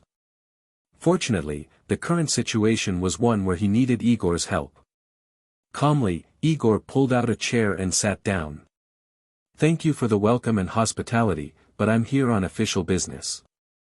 Please be direct, and have Ser Jaime brought out quickly to begin the journey north and fulfill the agreement. He will accompany you. Tywin tapped his fingers lightly on the table. But before that, I want to understand the current situation at the Wall and what treatment my son can expect after joining the Night's Watch. Please ask whatever you wish, my lord. I will answer as fully as I can. When it came to his son's future and the Lannister legacy, Tywin showed no restraint. Once he began asking questions, he could not be stopped. Servants brought wine and refreshments, and the two spoke for quite some time. Aegor shared the truth about conditions at the Wall and his own judgment. Jaime Lannister would most likely be made a ranger captain and start his new life as a mid-ranking officer of the Night's Watch. As for daily life, Aegor assured him that at the very least, he wouldn't let Jaime live worse than himself. Do the rangers often have to patrol beyond the Wall? Tywin frowned. Are the rumors about whites and white walkers beyond the Wall truly spread by the Night's Watch, or are they real? They're real. The rangers suffered heavy losses this past year, and the wildlings have reached the Wall. In general, the frequency of rangers patrolling beyond the Wall has dropped to near zero. You need not worry. Though he masked it well, Aegor could still sense that for a proud and powerful man like the Lord of Casterly Rock, being forced to send his son to the Night's Watch was deeply unpleasant. And as a father, he clearly hoped his son would live well. Once the general situation was clear, the old lion subtly inquired about the possibility of someday, using certain means, to remove Jaime from his Night's Watch vows. He should not have asked. At that moment, Aegor recalled what Tyrion had once said when convincing the Night's Watch leadership to allow him to go south for business nearly a year ago. Back then, the clever dwarf had declared that if someone ever tried to take the ranger Jaime Lannister away, they wouldn't have enough gold even if they sold Casterly Rock. Tyrion had meant to joke that Aegor was worthless by comparison. But if he knew that his words had come true, what would he think? There has never been a precedent in history for a member of the Night's Watch to remove the Black. And in the current state of the Seven Kingdoms, the chances of safely and discreetly extracting someone like Jaime, who is being watched by all factions, are nearly zero. Aegor spoke plainly. As for the future, who can say what might happen? Tywin received the expected negative response, but his expression remained unchanged. He asked another question. What's the meaning of the Stark soldiers camped outside? They were sent by Robb Stark to ensure Ser Jaime's safe passage along the Riverlands and King's Road to the Wall. Tywin was silent for a few seconds, staring at Aegor as though trying to detect a lie in his face. At length, he spoke again. The Stark boy. I mean Robb Stark, he really agreed to Jaime taking the Black. The Night's Watch is impartial, Lord Tywin. Aegor understood the old lion's concern and answered seriously, if I hadn't received Robb Stark's clear consent, I would not be here today. Can you ensure that Jaime reaches the Wall safely? No. In this chaotic world, I can't even be certain I'll make it to the Wall myself. But my lord, I can guarantee there will be no attacks ordered by Robb Stark along the way. And the logistics team is more than enough to handle ordinary bandits. Aegor made no empty promises. If you're truly concerned, you can keep Ser Jaime here until both kings provide written guarantees. But forgive my bluntness, once the two stags have fought and a winner emerges, that victor may change their mind. Tywin sighed, shook his head, and stood. No more delays. This disaster was of Jaime's making. He must bear the risk of atonement himself, not the family. I won't say any more, but will let my actions prove that a Lannister always pays his debts. As Tywin rose, Aegor had no choice but to do the same. But he did not see Jaime appear. Instead, he received unexpected news. Many fine young men from the Westerlands, having heard of the crisis at the Wall, have volunteered to join the Night's Watch to defend the northern borders of the Seven Kingdoms. Since you are here, you may take them north with you. Volunteers? After the Whites appeared in King's Landing, a few volunteers had indeed joined. There were several in Aegor's own unit. But how could something like this be arranged personally by a great lord like Tywin? With doubts in his mind, Aegor followed Tywin to the courtyard behind the hall, and was stunned by what he saw. Dozens of men dressed in black stood in formation, their posture straight, expressions resolute. Their uniformed full-body armor immediately reminded Aegor of the Lannister guards he'd encountered before. These were clearly the distinctive standard-issue suits of House Lannister, with the lion sigils and red lacquer stripped off and repainted black.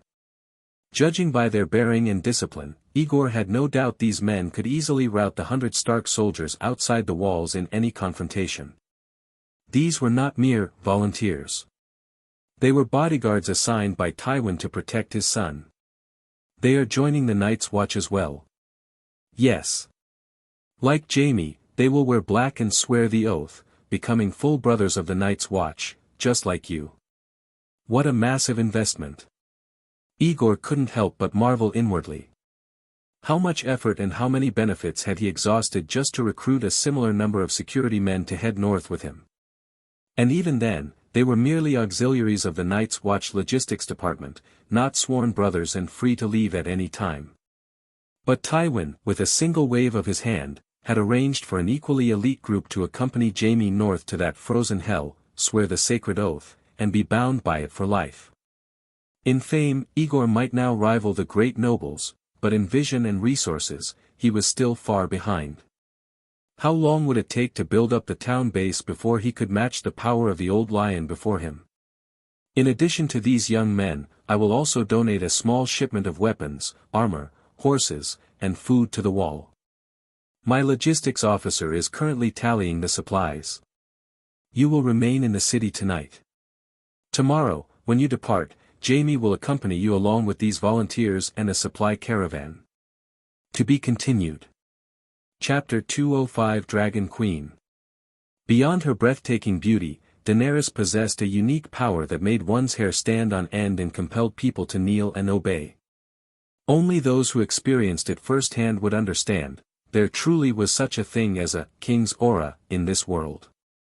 Watching her from not far off, Peter Baelish realized that it wasn't merely chance or luck that had allowed this young Targaryen girl to cross half of Essos in just a year, transforming from a barbarian's consort to a woman with an army, 3 dragons, and countless legendary titles. Even though this wasn't the first time he had seen her, Peter still felt a chill when in close proximity to the queen. This was no illusion, he didn't even need to see her face to know that the person astride the silver mare, basking in the crowd's cheers, was a queen, not just any woman. After selling off his remaining assets in Braavos, the former master of coin disguised himself and traveled south, passing through the Undulls and arriving in Pentos. There, he bought some daily necessities and prepared to leave the western coast of Essos, which was swarming with Westerosi merchants who might recognize him at any moment. His plan was to head east toward Norvos or Qohor, to conceal his identity and begin a second, perhaps dull, chapter of his life. However, just 2 days after leaving the city, while camping outdoors, he was ambushed in his sleep by several unidentified men. They took him back to Pentos and put him aboard a ship. At first, Peter thought Robert's bounty hunters had finally caught him and were taking him back for trial. He was so desperate he nearly took his own life. But his sharp instincts soon noticed that the ship wasn't crossing the narrow sea, but was instead heading south along the western coast of Essos, eventually turning east. Not long after, the mysterious figure responsible for his capture revealed the true purpose of the journey. The ship would sail to Slaver's Bay, where he was to find Daenerys Targaryen and join her cause. He was to assist the trueborn daughter of House Targaryen and, at the right moment, help lead her back to Westeros to reclaim the Iron Throne. Having one's fate so utterly manipulated was a miserable experience. But now, a small man like him had left the land he had long controlled and come to a strange and foreign continent. His final bit of wealth had been confiscated. He had no power, no influence, and though clever, nowhere to apply his talents. If he left the group that had captured him, he might not even survive a week. In desperation, he decided to temporarily comply with the arrangements made by the mysterious force behind the scenes. The ship docked at Yunkai, but unfortunately, Daenerys and her army had already marched to Meereen. Under the protection of the strongman Belwas, Peter spent half a month trudging through the desert, eventually arriving at Meereen and declaring his loyalty to the Queen.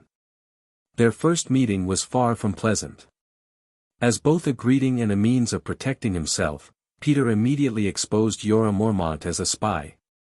This enraged Daenerys, and her most trusted knight fell from grace instantly. He was removed from her side and sent into Meereen's sewers to support the infiltration from within.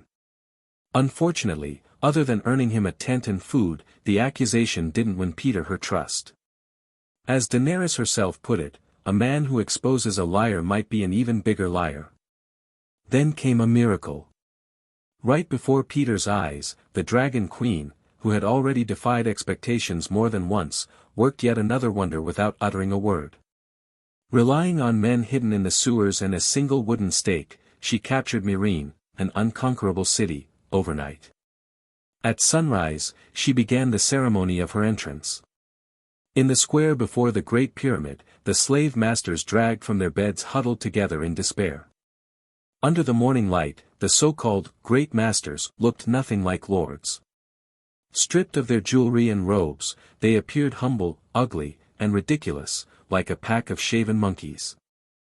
"I want your leaders," the Dragon Queen said, halting her horse before the square and shouting at the captives. "Hand them over, and I will spare the rest." "How many?" an old woman sobbed. "How many will you spare?" 163, Daenerys answered. "All of them impaled around the square, each one pointing at the next, just like the children we saw on the road to Meereen." The captives screamed and shoved each other, but the Unsullied, devoid of emotion, rushed in and dragged out the core members of each noble family. They counted out 163 and threw them aside. Some cursed, some begged for mercy, and others collapsed in filth, wetting themselves in terror. Peter frowned. What was this? Just 2 days ago, he had been stunned by the sight of 3 dragons grown to the size of men and thousands of well-trained Unsullied.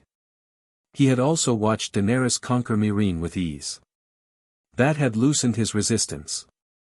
Perhaps, if he obeyed the plan of the mysterious force behind his capture, followed this last Targaryen, and assisted her, he might yet return to the royal council, or even, perhaps, to the Iron Throne itself. But just as he began to think this queen might be worth following and was preparing to gain her favor, she was now performing a public act of stupidity and self-destruction. "Your Grace," Peter couldn't help but shout from among the queen's followers. "I heard of what you saw on your way to Meereen, and I understand that your heart is filled with the fury of a true dragon. But I must speak plainly, every time you nail a great master to a stake, you move one step closer to being nailed to the stake yourself." The Unsullied, the mercenaries, and the many freed slaves moved aside so Daenerys could see the speaker clearly. The Dragon Queen gazed coldly at the former master of coin who had defected from across the narrow sea. "This is justice. A life for a life. Did you come all this way just to plead for these slavers?" "No, I have no intention of speaking for those who mean nothing to me. On the contrary, I believe not a single one of them should be spared. All deserve death, not just 163. The moment those words left his mouth, the great masters dragged from the crowd erupted in panic. Even among Daenerys's own followers, dissenting voices emerged. The Dragon Queen had thought she was being confronted by a voice of moderation, only to find herself face to face with a more radical revolutionary. She was caught off guard. No, among them there must be innocence. "I want justice, not slaughter. Then, your grace, since we differ, would you be willing to detain them for now and hear my reasoning before making your final decision? Humph. A strikingly handsome mercenary at the queen's side stood up and sneered. The queen is far too noble to waste time listening to a treacherous snake like you. Yes, I've heard there is some unsavory gossip about me in Westeros, but those are malicious slanders. Littlefinger didn't recognize the mercenary who had spoken but stood tall in the crowd, raising his head to meet Daenerys's gaze. And even if those rumors are true, so what? The man I was said to have poisoned was Jon Arryn, who helped Robert the Usurper overthrow House Targaryen, your enemy. Faced with a man who crossed the narrow sea to find you, would the noble Queen Daenerys not have the time or patience to sit and listen to my thoughts, to see if we can work together? Daenerys despised provocation. She had no interest in hearing from a man who had seduced another's wife and conspired with her to steal her husband's life and fortune. Even if the deceased was a servant of the usurper, her enemy, it did not change her revulsion. The enemy of my enemy is my friend was not a rule to be applied so broadly. She was a person first, and only then a Targaryen. She was displeased but, seeing the eyes of her soldiers and the freed slaves fixed on her, decided to give this man a chance to speak. Regardless of what he said, she had already resolved to take the lives of those 163 slavers. Imprison them all, and separate the 163 from the rest. Daenerys, astride her silver horse, gestured toward the Great Pyramid at the center of the city. Peter Baelish? Come, let me hear your words. Later, in the reception hall of the Great Pyramid of Meereen, Daenerys sat in the plush seat of the city's former ruler, staring at Peter Baelish with disdain. Well then, former master of coin for the usurper. What do you suggest I do with those slavers? Speak. Peter looked around but saw nowhere to sit. Daenerys's guards watched him with suspicion. He had no choice but to suppress his irritation and answer standing.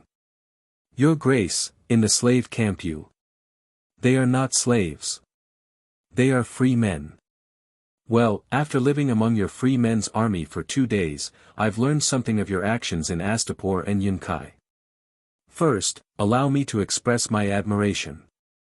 At your age, you've already mastered the use of virtue and benevolence to mobilize the lowest of the low to serve you. How had he turned liberating slaves into using virtue and benevolence to mobilize slaves to serve you? Daenerys was irritated but didn't know how to counter it, so she simply glared at him in silence. It's unfortunate. You seized 2 slave cities through the same method, but left the people there no way to survive. Then you hastily marched to Meereen. No way to survive. Daenerys shifted uncomfortably in her seat. I established councils for both Astapor and Yunkai. You did, but you left them without armies or any means of sustenance. The respectful tone in Peter's voice gradually faded. During the 2 days in the camp, he had prepared a full speech to win the Queen's favor. But Daenerys's rash order of 163 during their second meeting had unsettled him deeply. Aiding her in reclaiming Westeros would be a dream, but before gambling his life on it, he needed to determine one crucial thing. Was Daenerys a queen worthy of allegiance, or just an arrogant, headstrong girl who relied on her looks and 3 dragons to do as she pleased, a female mad king?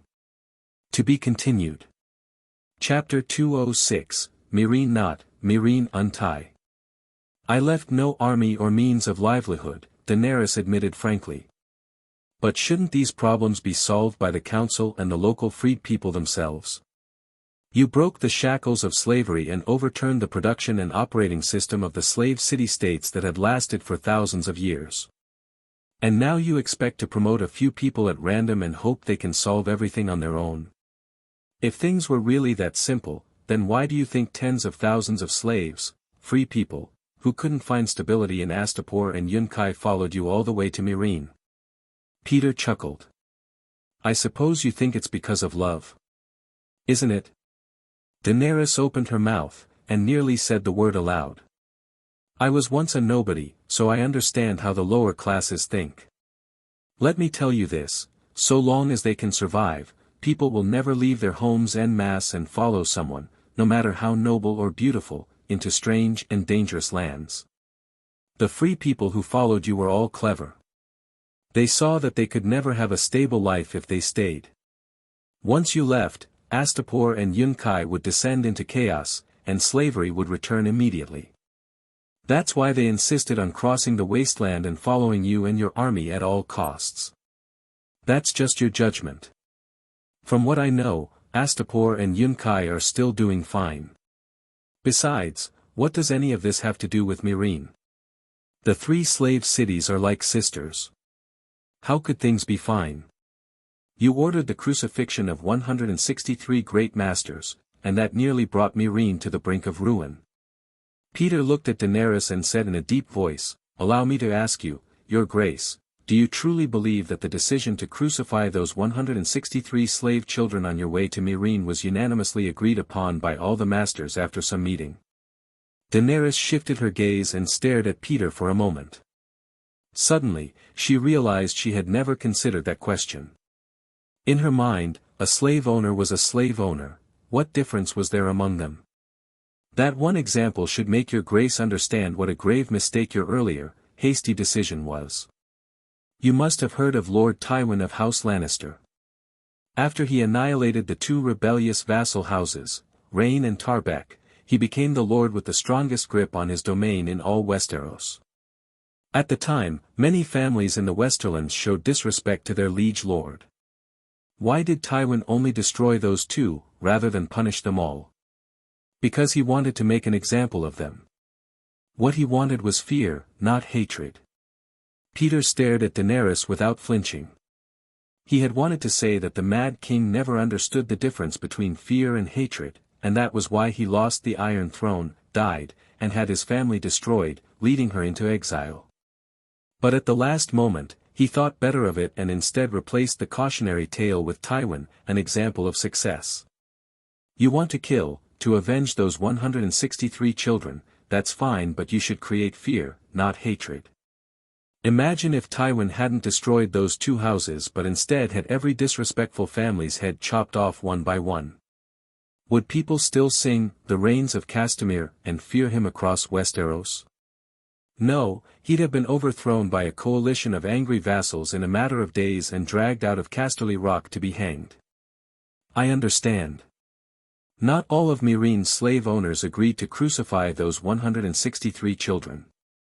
It was a few powerful families or perhaps just a few individuals. Daenerys frowned. But I doubt anyone would step forward to admit it.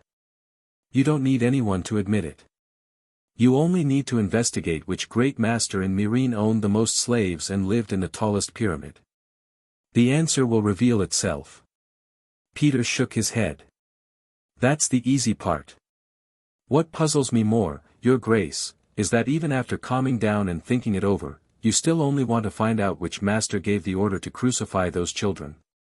Are you here for revenge, or for liberation? Is there a contradiction between liberation and revenge? There doesn't have to be, Peter replied. If I were in your place, I would have at least 3 strategies to ensure control over Meereen after taking it.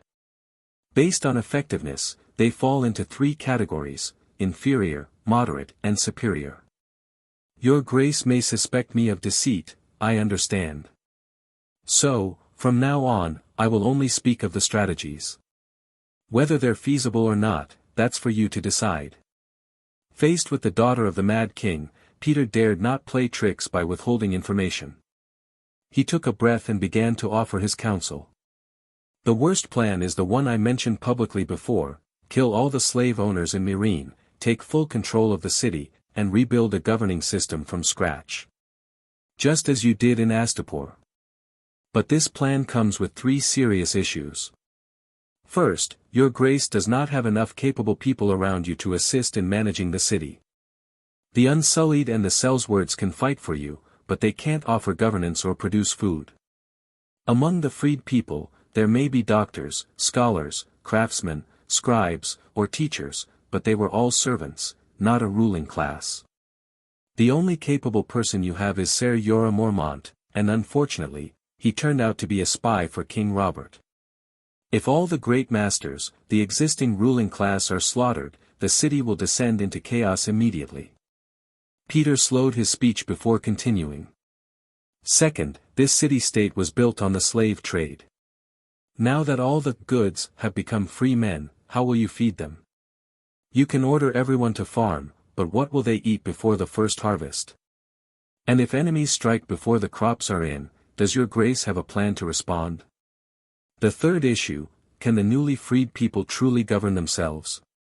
Though the old great masters were detestable, they had thousands of years of experience and understood the principle of moderation. Freedmen who suddenly gain wealth and power, with no knowledge or discipline, will likely act worse than their former masters. Whether we like it or not, there will always be those who must serve and be oppressed so others may eat. It is always the nobles and slave owners, well-fed and well-dressed, who develop ideas, culture, and civilization. Enough. Stop talking. Daenerys frowned in disgust. Peter may have spoken some truth, but she couldn't stand the way he said it. I won't adopt your worst plan. Tell me the other two. Very well, Peter said immediately. The middle strategy is to kill no one. You rule the city alongside the great masters and become the Queen of Meereen, effectively its largest slave owner. That's impossible. I came here to liberate, not to become one of them. Indeed. Even if you chose this plan, you'd face serious issues. Peter nodded. As an outsider, you have no roots here. Before your dragons grow to full strength, your real power comes from the unsullied and the freed people.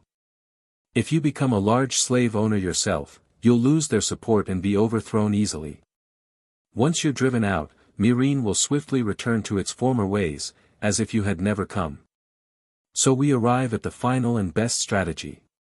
You've mentioned two options that I could never accept, and called them the middle and worst. I assume that's just to make your third plan seem better. Daenerys narrowed her eyes. Don't explain. Just summarize it. As you command, Your Grace. Peter wasn't sure whether the Targaryen girl was mad, but she wasn't stupid. That much was a relief. Expel the most powerful great masters and allow the oppressed middle-tier nobles to rise in their place. In short, the tigers and wolves once lived as one pack. Now the lion has come, and it allies with the wolves to drive out the tigers. You, Your Grace, are the lion. Once the tigers are driven off, use the wolves to manage the city and its freed population. Expel them? And what about the vengeance owed for those 163 children? Who shall I vent my wrath upon? You can kill some of the leading masters, 1 or 2, 10 or 20, as you see fit. Peter shrugged. But you must not kill them all. You need checks and balances. You must ensure the new elites you promote, and your own people, never betray you. How? It's simple, make them feel they need you. Drive out the lion, but let it live. That way, the newly promoted wolves will fear the return of the old masters with foreign help, and the sheep, your people, will cling to you, afraid of being devoured. You simply need to remain above it all, control how and when the wolves feed, appease both sides, accept their loyalty and worship, and respond to their needs. You won't need to worry about food, law, or security, the wolves will handle it for you. It's their home, after all. They know it well. What he said made sense, but why did his tone sound so distasteful? Could this be what they called, harsh but honest counsel? Daenerys remained silent, but Daario, who stood beside her, snorted coldly. Her Grace is a true dragon, not a tiger, and her people love her dearly. They would never betray her. Ha, I want to believe that, truly. But regardless of whether it's true, it's a foolish thing to say. Peter laughed. If there's one lesson every ruler must remember, it's this: human nature is wicked. Your Grace's freedmen call you Mysa, Mother, and Dragon Queen. They kneel before you and praise your kindness, claiming they'd die for you. You may enjoy their adoration, but don't be drunk on it. When famine comes, or enemies threaten, all the love turns to grumbling, complaint, betrayal and worse. They may spit on you, slander you, even raise a knife to your back. To rule, it's better to be loved than feared, but being loved is expensive, with poor returns. Never count on it. Always assume your people are bad. Your new nobles are bad. The guards beside you are bad. Even I, speaking with you now, am bad. Peter had once won Eddard Stark's trust with such words, but lost it soon after with a single note. Would the young queen fall for it this time? He smirked. Always assume others act out of malice, and prepare accordingly. That's how you ensure a long, stable reign. TCH. The handsome Sellsword behind Daenerys could take no more. What nonsense. The queen has thousands who would give their lives for her. Only scheming villains assume the worst of everyone. When I say, all are bad, it's to remind her grace to be cautious, not to take it as a truth.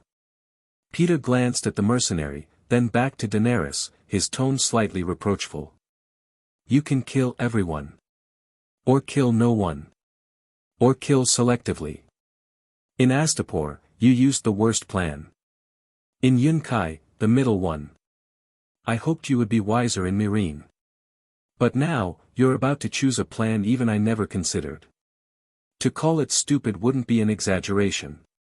Calling the queen stupid? The mercenary bristled. Watch your tongue, you little rat. Do you want a taste of my scimitar? A mere Sellsword dared interrupt a conversation between the queen and her advisor like that? Peter looked up at him again, wondering if he might be Daenerys's lover. But it didn't matter. If she preferred a man who waved blades over one who spoke reason, then she was unfit to return to Westeros. She wouldn't be worth following. He could walk away from this room and start plotting his escape. Daenerys's expression grew solemn. She straightened on the couch, lowered her leg, and bowed her head in thought. Human nature is wicked. Assume the worst of all those around you. Such bitter words. But after all she'd endured, all the betrayals, maybe Peter was right. Perhaps this slippery man from Westeros was exactly the kind of follower she needed. She took a deep breath and raised her head. Dario, bring Sir Peter a chair. Missandei, fetch him a drink. I have many questions, and this conversation may take some time. Peter let out a silent sigh of relief. The Targaryen girl wasn't mad, she had listened. That should be good news. But why did his heart ache? That's right. He had learned the art of rule through books, politics, and bitter experience. He had always dreamed of displaying his talent once he sat upon the Iron Throne. Who would have thought that fate would drag him thousands of miles to Slaver's Bay, forcing him to pour all his skill into playing the role of a loyal servant helping an exiled princess reclaim her birthright? How pitiful. And even if he succeeded in helping Daenerys win the Iron Throne, he would merely return to the starting line. The thought alone was enough to exhaust him. To be continued. Asterisk. Chapter 207, Unpredictable. After spending the night, Aegor took the Kingslayer and left Golden Tooth. He traveled east along the river road, picked up his little squire at Riverrun, and then rendezvoused with the logistics train waiting for him in the town of Lord Harroway. With him were Jaime Lannister, who had twice slain kings, Arya Stark, who had caused great upheaval and was still scheming to escape her betrothal, along with 100 Northerners and 50 Westerners. This strangely assembled company set off on their journey north to the Wall. To avoid potential conflicts along the way, Aegor simply handed out dozens of sets of armor donated by Tywin, equipping the logistics troops in advance. Thanks to prior dyeing done in Golden Tooth, the black clothing and armor worn by the Night's Watch logistics soldiers didn't appear out of place. In this way, aside from the northern soldiers sent by Robb, everyone in the party was clad in black. Jaime and his guards were dressed identically to Aegor's men, blending seamlessly into the group. Aegor couldn't help but admire Tywin's meticulous foresight, by having Jaime wear black from the start. Unless someone was determined to kill the Kingslayer alongside the Night's Watch, it would be difficult to locate their target in the chaos of a surprise attack. His father had launched a war that gambled the future of their house, and after paying a steep price, he had won the right to don black and be exiled. Following this disgrace, Jaime Lannister seemed broken and dispirited. After leaving Golden Tooth, he merely trailed behind the group in silence, speaking only when necessary. He was even more tight-lipped than Jaqen. As for Arya, she was likely still stewing after being spanked by Aegor. She neither spoke nor caused trouble along the way. Occasionally, when their eyes met, she would immediately snort and turn away. In a child's world, ignoring you is probably considered a cruel punishment. She likely never imagined that, in truth, adults wished she could remain this quiet and worry-free forever. The two troublemakers caused no disturbances, and the northern soldiers sent by Robb did not clash with the western volunteers already in black. In this relatively peaceful atmosphere, Aegor felt content and relaxed, leading this odd mix of black and gray all the way to their destination without delay. The north and the west had never shared a border in history. Before Jaime assaulted King Robert, the nobles of the two regions had never clashed directly. Their relations could be described as minding their own business. There were many reasons for the poor relationship between the two, including differences in faith and culture. But ultimately, it came down to the Riverlands' proximity and the prevailing impression that Lannisters have no honor. Despite his notorious reputation, Jaime had never truly harmed northern interests. Furthermore, during the war between the Six Kingdoms and the Westerlands, he had remained in Casterly Rock, recuperating, and never took up arms. In this timeline's version of Westeros, the Lannisters did not hold King's Landing, and Jaime had no irreconcilable enmity with the people of the North. These were the actual reasons Robb Stark ultimately agreed to a truce with the Westerlands, and none of his principal bannermen objected. The old wolf was still alive, and the authority of the young wolf's decisions was greater than expected. Though much occurred as they crossed the Riverlands toward the Neck, no noble brought troops to openly obstruct or threaten Aegor and Jaime. Once they passed through the Neck into Westerland territory, the risk of Jaime being killed dropped significantly. After all, if even Riverland lords, whose lands and grain had been burned by the Westerland army, could allow Jaime to pass, then northern lords, who hadn't suffered directly, had little reason to kill a Kingslayer. This was only Aegor's judgment. Even if the nobles didn't act, danger could come from other quarters. In the north, more and more wildlings were crossing the wall heading south. To the east, pirates from the Narrow Sea occasionally landed to raid and plunder. And with northern nobles and elite troops moving south in droves, local bandits and small-time thieves were growing in number. Though far from the battlefield, the north too was filled with peril. Out of caution, Aegor kept his soldiers fully armed and vigilant. But what he never expected was that trouble would emerge right beside him, in a form he couldn't have anticipated at all. The north was vast and sparsely populated. After passing Moat Cailin, heading further north meant crossing a barren region of ancient barrows and hills. It stretched hundreds of miles with barely any settlements, the most desolate part even in the sparsely populated north. The group moved forward in slow, orderly fashion.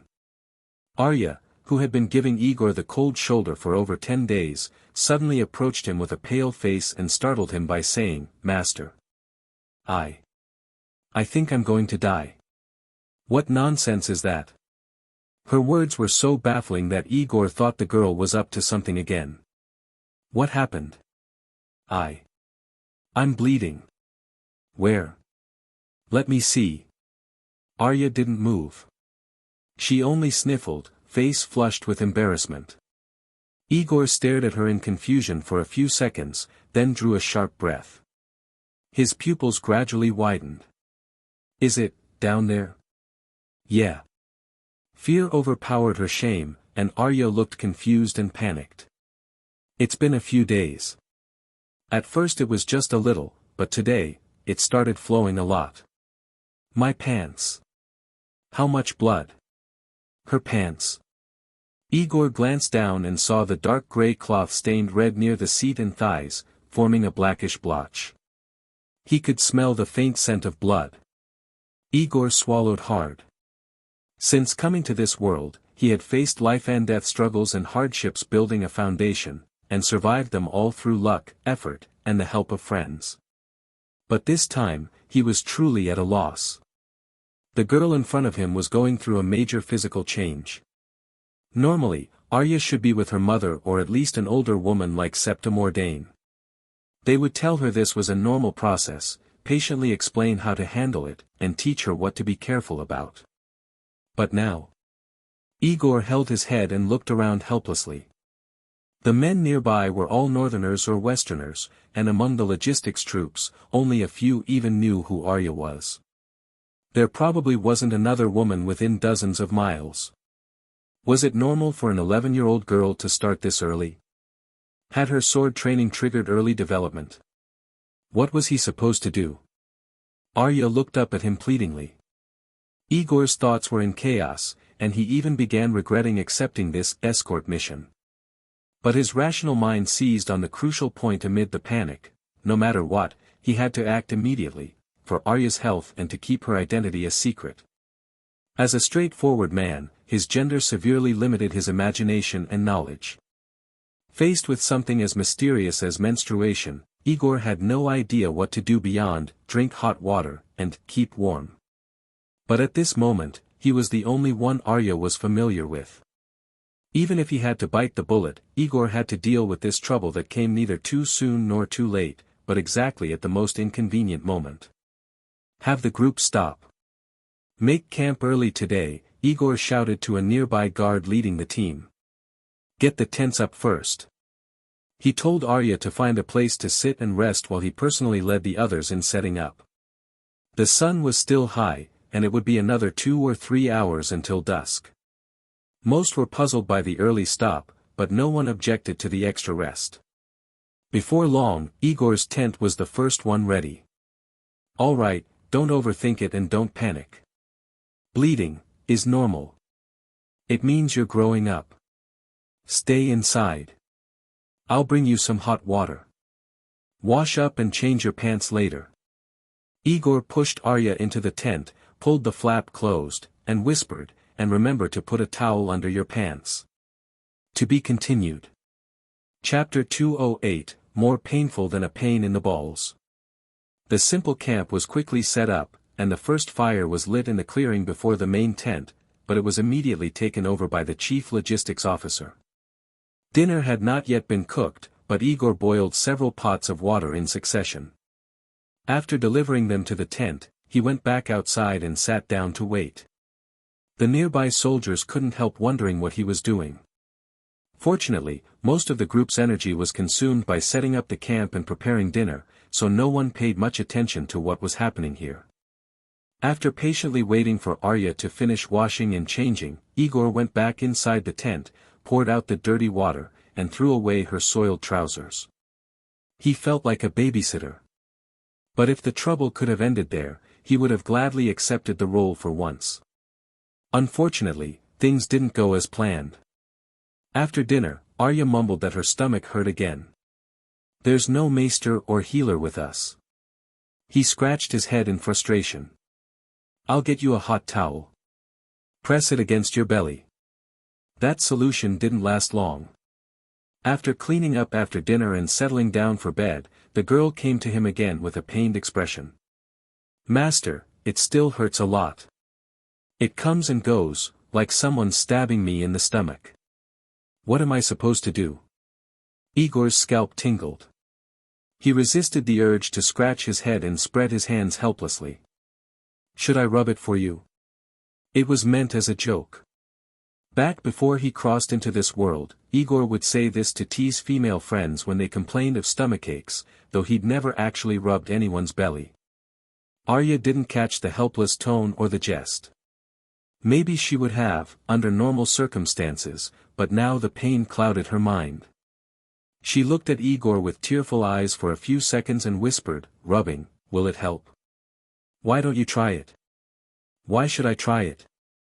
Aegor rolled his eyes, wondering if his little apprentice had gone mad from the pain. Don't you have hands? Oh, right, then I'll try rubbing it myself. It actually helps a little. That's good. Keep rubbing it yourself. I'll walk around the camp. Stay in the tent and don't wander. No one was a fool. The 100 soldiers Robb Stark had assigned to Aegor could clearly see that the dozen or so extra people traveling with them were the Kingslayer's guards. However, these Westerlanders had put on black clothes in advance and kept a low profile, behaving with restraint, so there had been no conflict between the two sides. This was a good sign, but Aegor didn't intend to rely solely on the discipline or good sense of these rough men. He remained vigilant about the dynamics within the group, wary of potential unrest or infighting. After arranging the night watch, he made a round of the camp and spoke to the more than 200 people, who had naturally formed into small cliques. After thoroughly understanding their mindset and confirming there were no irreconcilable internal tensions, he fulfilled his duties as a sort of political officer. The sun had already set, and Aegor stretched and headed back to the tent. Arya, for once, hadn't been running around. She sat on the edge of her bed, rubbing her belly and gritting her teeth. Seeing her miserable expression, Aegor asked with concern, "How are you? Does rubbing help?" The girl was pale with exhaustion and had a despairing look in her eyes. "It helps a lot when I'm rubbing, but as soon as I stop, it hurts again." "Is that so? Then keep rubbing." Aegor gave the only advice he could offer at the moment and received a few soft groans in reply. He sighed, walked to the other side of the tent, blew out the lantern, lay down on his bunk, pulled the blanket over himself and decided to call it a night. He had headed north to avoid trouble, only to run into trouble of another kind. Aegor gave a bitter smile in the dark and tried to calm his thoughts. Compared to the major fallout the Night's Watch could suffer by offending Renly, dealing with a bleeding little girl was a small matter. Just bear with it, and everything would be fine once they reached Winterfell. He turned over and closed his eyes. It was around 7 or 8 in the evening. Back in his original world, this would have been the beginning of nightlife. But here, with nothing to do, sleep was the only option. He recalled that old joke about high birth rates in pre-electricity times. Relaxing his body and clearing his thoughts, Aegor tried to fall asleep quickly, as he had learned to do since coming to this world, in preparation for another early start. Footsteps pattered nearby. Arya ran over to his bunk, knelt beside him, and nudged him. "Master, I can't rub anymore. Please help me." "What? You want me to rub it for you?" Aegor turned and replied, "How hard can it be to rub your own belly? Why can't you do it?" "I can rub it," Arya said miserably. "But I get sleepy while rubbing, and when I stop just as I'm about to fall asleep, the pain wakes me up. It's unbearable." "Oh, you're so troublesome." Aegor rolled over and ignored her. "Go back to bed. It's not proper for a girl to ask a man to rub her belly." "Master, please. It hurts so much I want to die." Arya whispered through tears, trying to pull back his blanket and crawl under it. "What are you doing now?" Aegor sat up angrily and glared at her, not caring whether she could see him or not. "First you falsely claim I touched your backside, and now you want people to think I slept with you." "Master, I was wrong. I swear I'll never joke like that again." Arya sobbed. "If it keeps hurting like this, I don't want to live." Her voice didn't sound fake. Could it really hurt that badly? Aegor frowned in doubt. The temperature had already dropped sharply at night since they'd entered the north. He quickly lay back down, pulled the blanket over both of them, and grumbled, "Girl, can't you show a little backbone? You rolled your eyes at me this morning, and now you're begging me to rub your belly. What the hell is this?" "Wah. Master, I promise I won't dare again. I'll listen to everything you say from now on." A girl in her early teens could hardly endure the endless pain on her own. Driven nearly mad by it, Arya would do anything just to make it stop. She squirmed her way into Aegor's arms, pressed her back against his chest, grabbed his hand and pulled it to her stomach, forcing him to rub it. Aegor was irritated, but this wasn't the child's fault. Since it wasn't her doing, it would be heartless to vent his anger on her. After some thought, he softened and decided to treat the girl kindly while she was going through her period. A little kindness now would go a long way. It was a good opportunity to improve her trust and favor. He didn't know what Arya could do for him after they left King's Landing, but no matter what, she was still Lady Stark. Arya's body was cold, thin as a stick, and her hands were icy. Whether it was from the cold or the pain, she was trembling slightly. Aegor held her in his arms, not out of lust, but from a natural sympathy and protectiveness. He adjusted his hand and pressed it against her belly. Here. A little lower. Here. Lower, that's it. Arya moaned, her voice shifting from pain to relief as she nestled deeper into Aegor's arms. His adult body felt massive and warm to her. Like a small animal stuck in a mire, she melted into his strong embrace, surrounded on all sides by warmth and strength. His hand on her lower belly, warmer and steadier than her own, felt almost magical. The pain eased quickly under his touch, making her want to bury herself even deeper into him. Much better, don't stop. For the first time, Arya felt comfort without pain. She twisted slightly and squeezed closer. Master, you said the bleeding is normal. Then what about the stomach pain? Is that normal too? I don't know. Probably not. It depends on your body. Ugh. Arya groaned miserably. Then I must be the unluckiest. I've never heard of anyone hurting as much as I do. Will it always be like this? You'll bleed once a month. Whether it'll hurt every time, I don't know. Once you get used to it, or get stronger and stop running around, it might get better. What? Once a month? Arya sounded horrified and began to cry again. Then I'd rather die. Is there any way to stop it? There is. Find a man to give you a shot. If you're lucky, it won't come back for 10 months. A shot? Arya didn't understand. Master, can you give a shot? Aegor's irritation faded, and he almost laughed. He rubbed her head with his free hand. Stop fooling around. That's something your future husband will do. Even Arya understood now. She still felt miserable, but her master was clearly in the mood to joke. She snorted in protest but didn't dare complain. She still needed his help. I don't want to get married. Whether you do or don't is none of my business. Aegor had long since learned not to meddle in others' affairs. Talk to your parents when you get back. Don't bother me with it, understood? Oh. At the mention of her parents, Arya suddenly remembered something. Master, my father is in King's Landing, he should be all right, right? Whether he would be or not depended on the actions of Renly, Stannis, and Robb. The single bunk was cramped for two, and Arya didn't have the assets to make anyone entertain improper thoughts. Aegor adjusted her into the most comfortable side-lying position and held her. Don't worry. He'll be fine. Aren't you supposed to be sleeping? Stop talking and close your eyes. Okay. Arya reluctantly shut her mouth, enjoying the human furnace and massage machine that held her, and closed her eyes. To be continued. Chapter 209, 2/7 of the King. Sitting on the Iron Throne was more uncomfortable than expected, but the feeling of being a king was unparalleled. Returning to his chamber and settling into a soft, comfortable chair, Renly Baratheon let out a sigh of relief, tinged with a hint of regret. Aside from his crown, only 2 of the 7 kingdoms currently recognized his claim.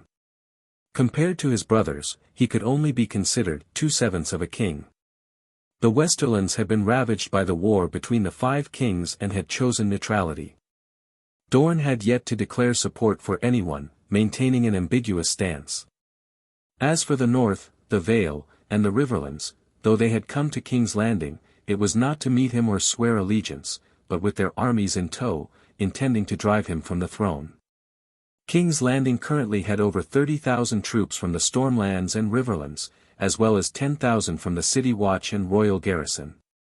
The number of defenders was roughly equal to, or even slightly greater than, the attackers. Still, Renly had chosen to retreat behind the city walls and refuse battle. Militarily, it was a sign of weakness, but Renly believed he knew his own strengths. In terms of command ability and combat experience, neither he nor his Riverland and Stormland forces could compare with the Northern Coalition led by Robb Stark, fresh off a major victory in the Westerlands. Let others call him a coward if they wished. In the end, it was the last man standing who laughed. History had too many tales of men who died or lost their thrones trying to prove their courage. Renly had no intention of joining them. The army led by Randyll Tarly will reach King's Landing no later than the day after tomorrow. If the Northerners still refuse to retreat, we'll strike from within and without, and crush them completely. Loras Tyrell was full of confidence. And if we manage to capture Robb Stark as well, this war could end early. I don't know much about warfare, but I doubt it'll be that easy, said Marjgerie, shaking her head. I've been watching from the walls the past 2 days. The northern camps are heavily fortified with deep trenches and high ramparts.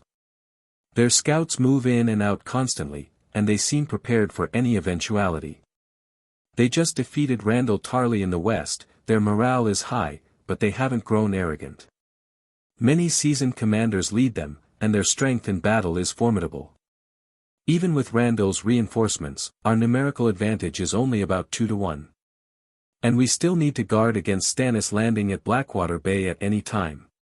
Lord Eddard Stark still refuses to yield. If he meant to surrender, he would have done so already. Marjgerie frowned. No matter what terms were offered, Eddard held firm. He refused to acknowledge Renly as king. Even she, for all her charm, could not sway a man so steadfast and unafraid of death. Rather than waste time trying to persuade the unpersuadable, I'm more concerned about his health. Loras turned, confused. It's just a minor injury. Why hasn't he healed yet? Not only has he failed to recover, I've noticed something strange, Marjgerie said uneasily.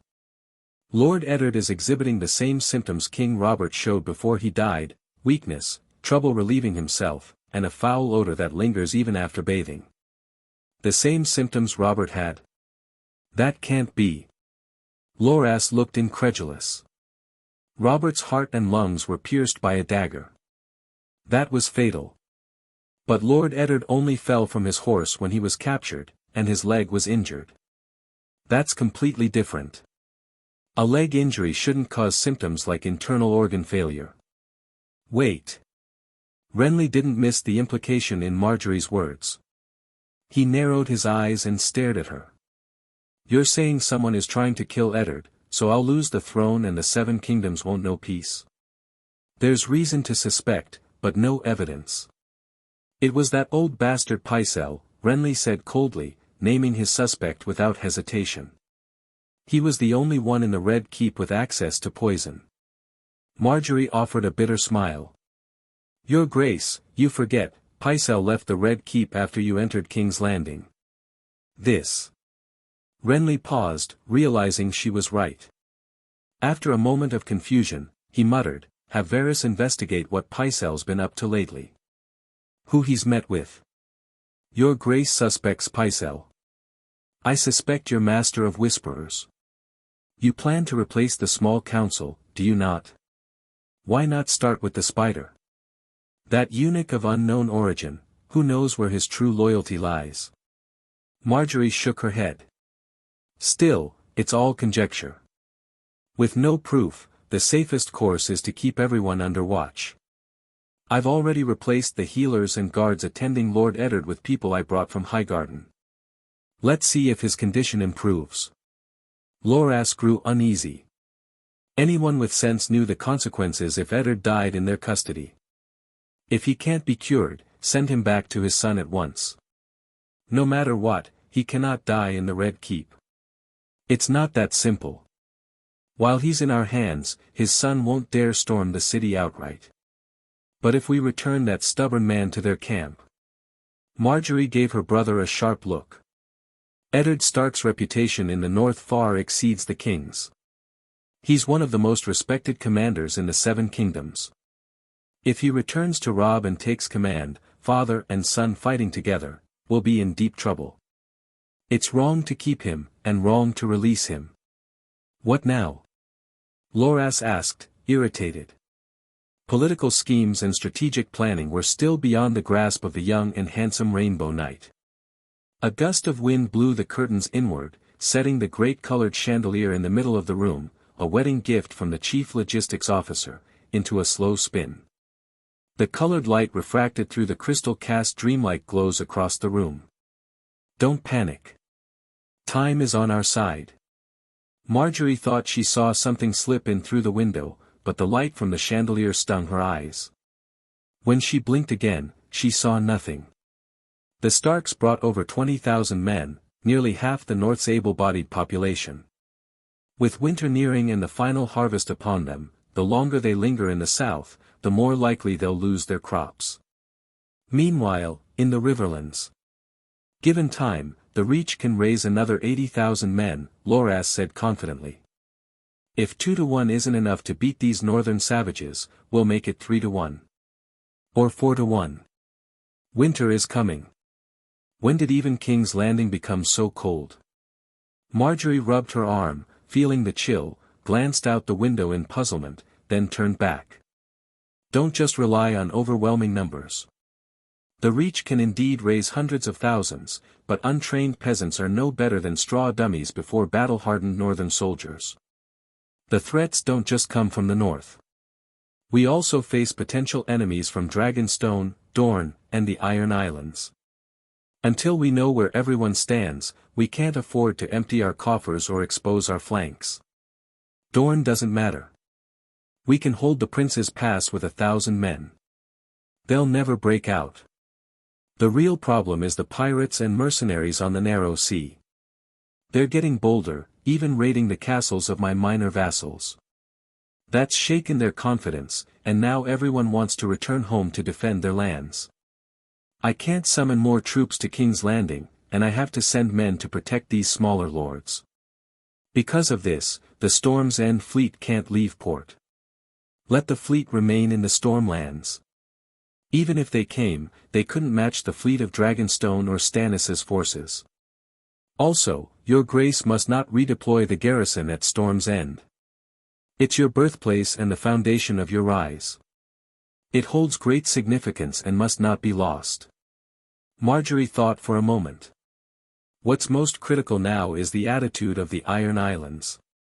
We've always looked down on them, but if they'll recognize your kingship and follow your commands, we could have them harass the north or attack Dragonstone. Or we could send them to confront the pirates of the Narrow Sea. And if they're confirmed not to be enemies, the fleet stationed at the Arbor and the Shield Islands, currently there to defend against the Ironborn, could be redirected to Blackwater Bay. That would give us the upper hand on land and sea. Excellent idea. I've ignored the Iron Islands for too long. That was a grave mistake. Let my dear queen handle this matter. I trust you. Whatever the Greyjoys ask for, as long as it's not outrageous, agree to it. Yes, your grace. Why is it so cold? Renly blinked in confusion, hunching his shoulders as he stood. It's getting late. Go get some rest, dear. It was time to rest, yet it was hard to believe that the king and queen, newlyweds on what should have been their honeymoon, had never once shared a bed. There were 2 men and 1 woman in the room, and when night came, Marjgerie, the wife, was asked to retire elsewhere. Even if the man who stayed behind to serve the king was also a Tyrell, what would the servants in the Red Keep think? Marjorie's confusion and unease grew day by day. But Renly had kept his promise. She was now a true queen. The Tyrells had become royal in-laws, gained influence at court, and established themselves in King's Landing and the Red Keep. Houses who once looked down on the Tyrells were now polite and deferential. Honestly, lack of intimacy was not the end of the world. She had little to complain about.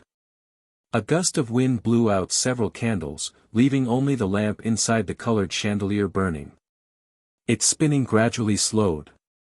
Marjgerie thought she saw a dark figure flit by again, but when she looked up, she only saw Renly's shadow on the floor. She looked around, confused, but found nothing unusual. Finally, she bowed and said, "Very well. Your Grace, please rest early." Renly could hear the frustration in her voice. He understood the importance of producing an heir in a political marriage. But he was only 21, healthy and strong, and he couldn't bring himself to lie with a woman, against his nature. Especially when his lover was right beside him. Renly watched Marjgerie walk toward the door, his expression apologetic. The wind continued to stir through the open window, the candlelight flickered, and the colorful rays from the chandelier danced across the walls. Shadows moved with it. Then came a sudden whoosh of air.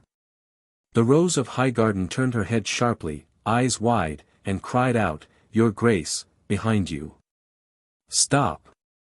The sharp sound of Loras drawing his sword rang out. Renly looked at the Tyrell siblings as if they'd seen a ghost.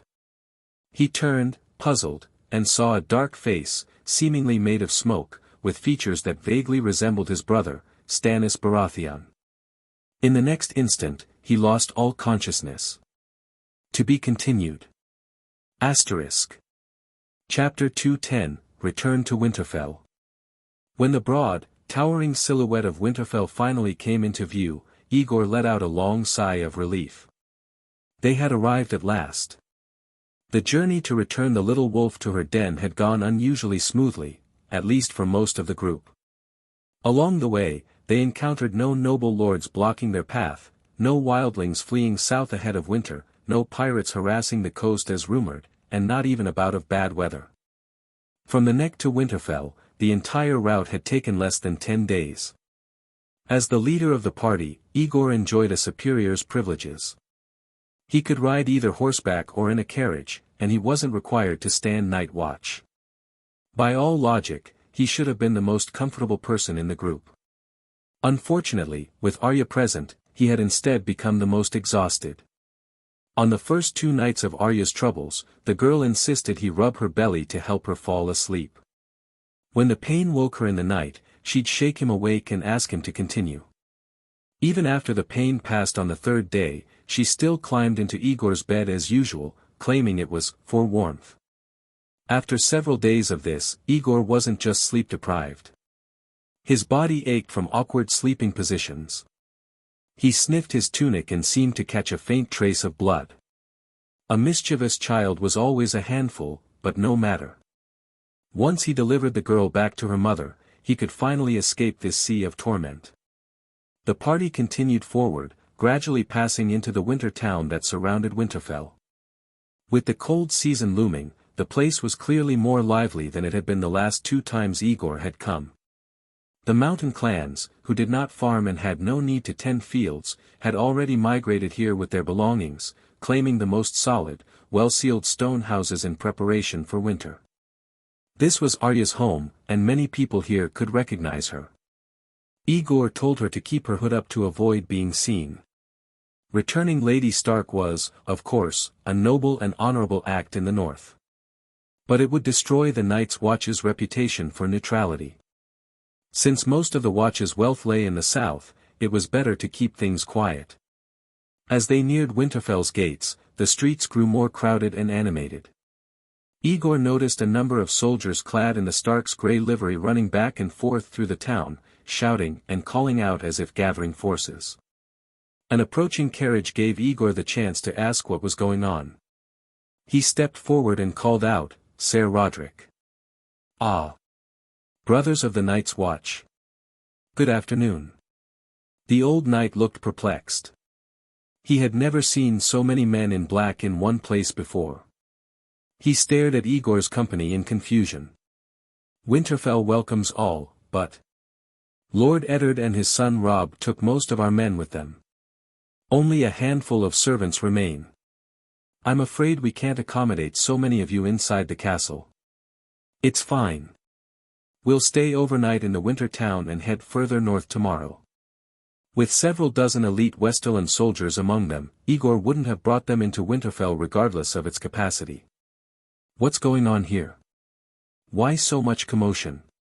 Alas, it's Roose Bolton's damned bastard. The boy broke into Hornwood Castle, forced Lady Hornwood to marry him, and seized the castle. White Harbor also has its eye on the Hornwood lands, and they've sent troops north. Now, knights from House Manderley and Bolton forces are fighting in the Hornwood Forest with real swords and steel. Ser Roderick looked furious. They show no respect for their liege lord. On orders from the Lord of Winterfell, I'm to lead an army to arrest and punish these traitors. But Robb took most of our standing forces south, so I've had to muster a new levy from the Winter Town. A complete madman. Aegor had heard of the Hornwood affair from the 100 northern soldiers Robb had assigned to him. It all boiled down to one bloody truth, a power struggle caused by the lack of an heir. The last male of House Hornwood had died without issue, and no successor had been clearly named. This left the lands open to opportunists, neighbors and distant kin, eager to seize the property, with Dreadfort and White Harbor the most aggressive. Winter was coming. Wildlings and White Walkers were stirring. Yet while the North's elite army marched south, the remaining houses squabbled like crows over carrion. The situation made Aegor truly feel the barbarism and chaos of this world, and it underscored a grim truth: in a feudal society that prized order and duty, nothing was more critical than a clear line of succession. Roose Bolton's bastard, that's Ramsay Snow, isn't it? Aegor had no time to dwell on other people's family business. He only noted that yet another villain was rising, and he frowned. Even with the story diverging so wildly, the same villain still shows up to cause trouble. Is this just human nature, or something else entirely? He's definitely mad, and madmen are better off dead. Aegor agreed with Roderick's assessment. Then an idea occurred to him. Sire, as the Night's Watch's recruiting officer, let me say this in advance: the Wall does not want men like him. We can't afford to sleep beside someone we have to keep a dagger ready for. Don't worry. Even without your word, I wouldn't let that one live. Roderick shrugged, then glanced at Arya, who sat on another horse nearby. It had been a year since he last saw her, and with her face mostly hidden beneath her hood, the old knight didn't recognize his young lady. He quickly looked away. Chief Logistics Officer, it looks like there are a lot of northern soldiers in your company. Yes. Robb sent them to ensure Ser Jaime Lannister reaches the Wall safely, Aegor answered frankly.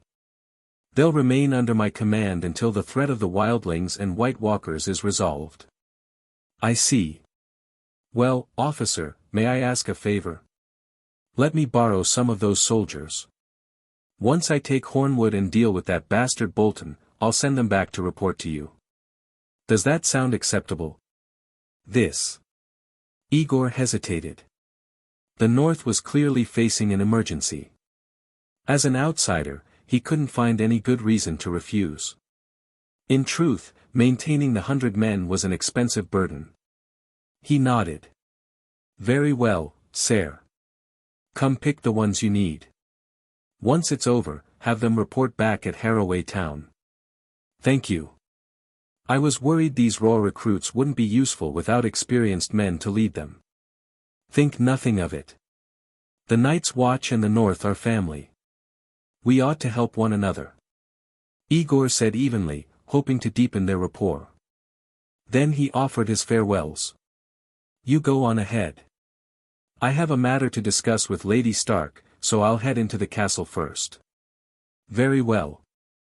After arranging for the bulk of his men to rest in the Winter Town, Aegor brought Arya and a few trusted retainers with him into Winterfell. He met with Lady Catelyn under the guise of a visit and personally returned Arya to her care, reminding her not to speak of what had happened.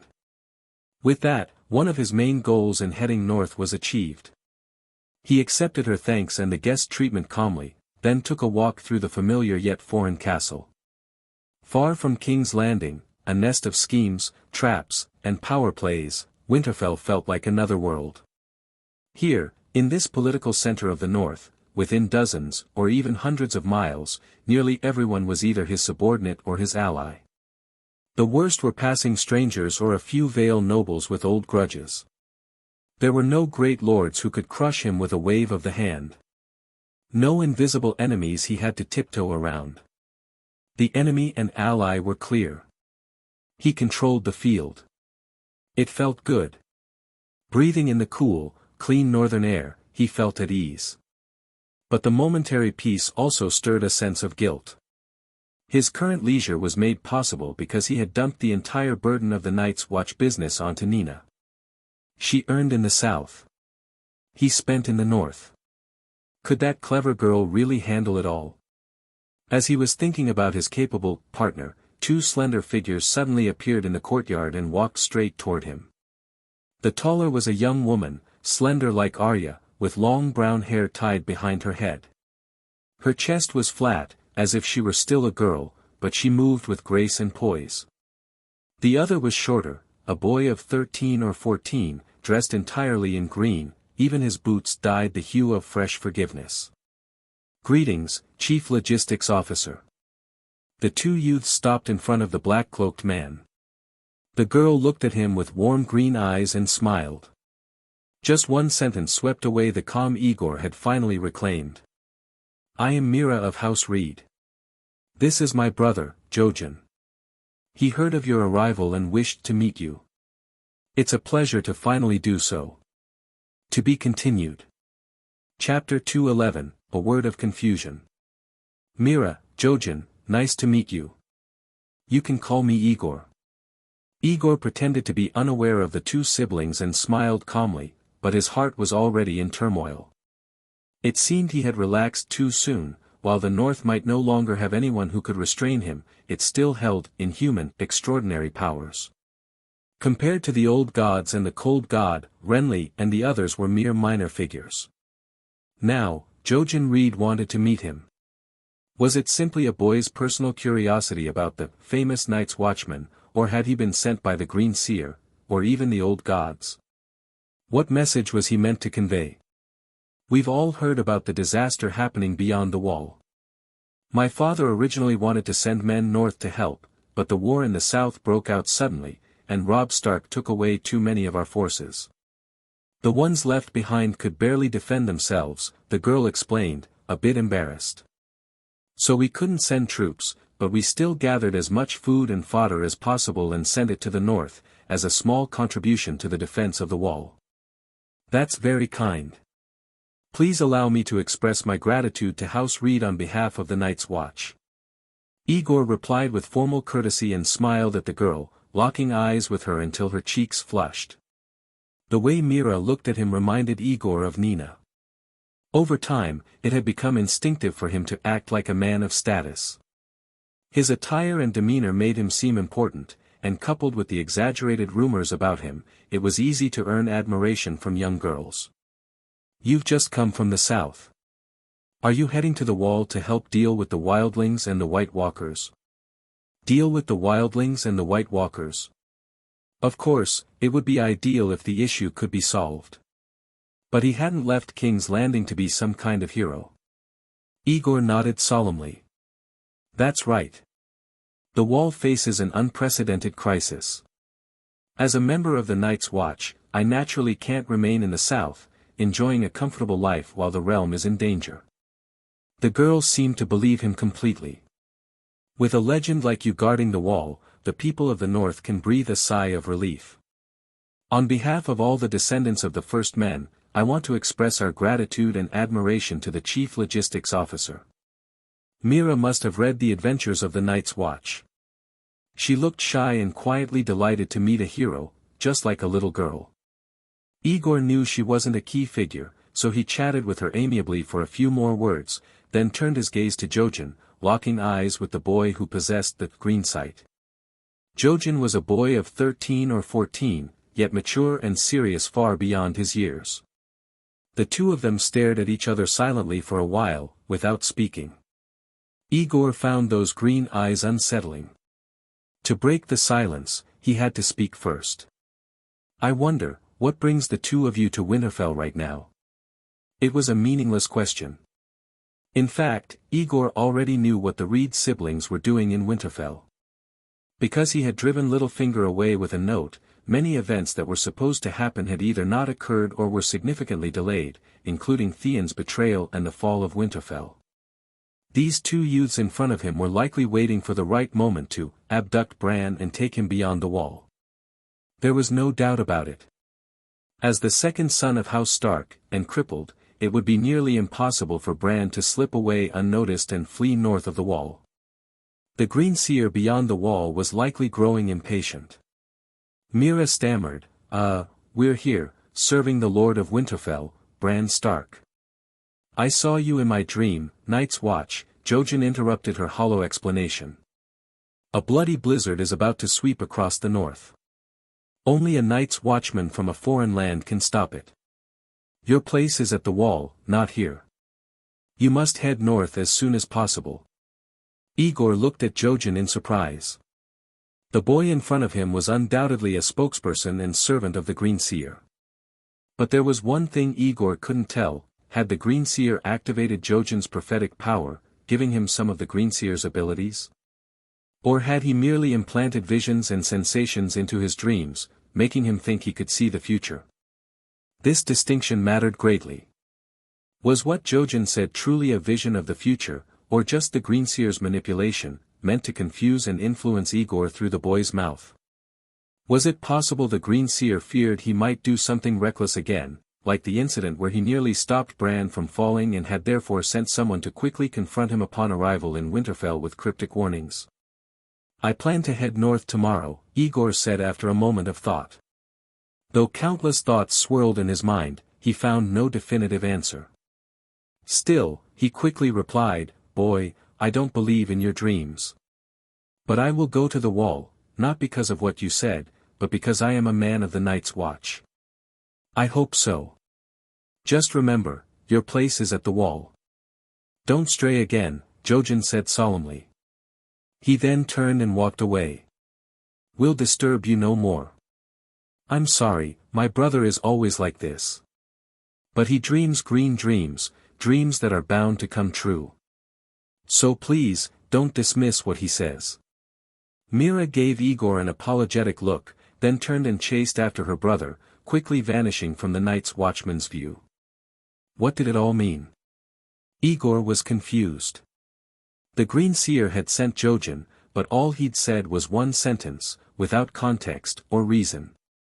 What was he really trying to do? Couldn't he have been more clear, like the prophecy from the lizard to the dragon queen, so he'd have something to ponder and analyze? He was already heading to the wall as planned. So why go to the trouble of urging him? Was it because the Green Seer still held a grudge over what happened last time and had prepared some kind of trap in the north? Was this a way to lure him in?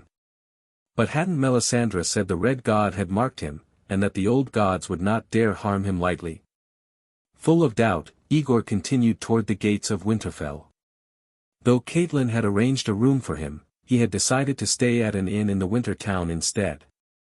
First, it would make it easier to coordinate with his people. Second, he was wary of Arya, who didn't seem to know fear, doing something outrageous like sneaking into his bed in the middle of the night. Winterfell was not like the road north. If House Stark found out he had slept with one of their daughters, even if nothing happened, it wouldn't be easy to explain. As he neared the gate of Winterfell, a conversation between some guards caught his attention. He pretended to chat with them, quickly gleaning explosive news with the help of his Night's Watch uniform and the goodwill it inspired. Renly Baratheon had been assassinated on the eve of the Northern Alliance and Stannis' counteroffensive at King's Landing. The Stormlands and the Reach had erupted into internal conflict. With the help of the northern forces, Stannis had retaken King's Landing without much effort and reclaimed the Iron Throne. Another major victory. They say there were so many prisoners, they couldn't even fit in the dungeons. If Randyll Tarly hadn't arrived in time with his troops, I hear even the Tyrell girl would have ended up in Lord Robb's bed. Randyll Tarly is known as a great general. The Southerners praise him endlessly, but when he faces us Northerners, he always loses, doesn't he? Look, he's fought us twice and both times barely managed to escape. Ha ha ha. But it's strange, isn't it? They say Loras was Renly's man. So why would he kill his own lover? Maybe seeing his lover marry his sister and sleep with her every night made him jealous. Maybe he lashed out in anger. Makes sense. Aegor was stunned as he listened to the guard's conversation. Renly's death had been expected. The fact that Stannis had waited a full month before letting Melisandre take action was surprising. As for Loras killing his lover, that was clearly nonsense, but now, Aegor found himself in a dilemma. He had gone north to avoid being dragged into Renly's doomed political ambitions. Now that the source of trouble was gone, should he turn back south to King's Landing and continue working for the Night's Watch's expansion, or keep going north to the Wall, as he'd just promised Mira? Jojen had come just now and told him, "Your place is at the Wall." It turned out that was guidance for the very choice he now faced. As Aegor walked out of Winterfell's gates, his mind was in chaos. When he reached the inn where his team was staying and saw his men drinking and chatting, a wave of clarity washed over him. He was no longer a powerless nobody, he was the leader of a force. He had responsibility now, followers depending on him. Why, then, did he suddenly revert to being the same uncertain, scatterbrained man when it came to extraordinary beings? If the Green Seer wanted to harm him, there was no need to send Jojen with a warning. If he wanted to be cautious, the best choice was simply to stay vigilant. As for heading north or south, why must he decide right this moment, based on Jojen's cryptic message? With his current power and the resources the Night's Watch industry could provide to the Watch, he could go to the Wall, report to Lord Mormont about the past year's work, and, if he changed his mind later, he could always return south to King's Landing. Who could stop him? If he couldn't understand what the Green Seer wanted or what tricks he might play, then he might as well act as if the man didn't exist.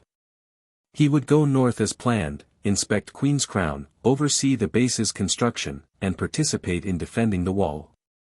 As for what came next, he'd decide that once these two matters were done. Chapter 212, Everything Starts Here. Aegor stayed in Winterfell for only one night before departing. After several more days of uninterrupted travel, he finally arrived at the abandoned gift village he had chosen as his base. Queen's Crown sat beside a small lake, so insignificant it wasn't even marked on most maps. Thanks to this natural water source, it had once been one of the largest settlements in the new gift. Dense and thriving oak and apple trees surrounded the lake, shading the remnants of the old settlers who had once lived along its shores. At the center of the lake was a small island, no more than a few acres wide, with a tower fortress rising from it. Its shadow reflected across the calm, blue waters. When the north wind blew, the surface shimmered with ripples. Queen Alysanne Targaryen had once spent the night in this tower, and to honor her, the villagers had painted the upper battlements gold, placing a symbolic crown atop it. Thus, the place came to be known by its current name. This spot in the new gift was located near the King's Road, with convenient access, fertile lands, trees suitable for lumber along the shore, and a lake ideal for fishing. It had once been a highly livable settlement. But with the decline of the Night's Watch and repeated raids from wildlings, it was eventually abandoned and left to ruin. Now, however, the place had taken on a completely new appearance. Using local materials, the collapsed houses had been rebuilt, the missing roofs restored, and busy workers could be seen moving about from a distance. The arrival of a group numbering in the hundreds quickly caught attention. Within moments, Yam, the leader of the advance team sent by Aegor to reclaim the land, came to meet him. "My lord, you've arrived." Aegor gave him a nod. "Yes. I should have come sooner. Judging by what I see here, you've done a fine job."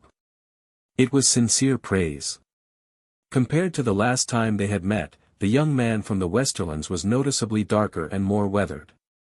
He had first built a dragonglass mine for Aegor on Dragonstone, and several months ago, he had been chosen to come north and pave the way for the development of the base at Queen's Crown.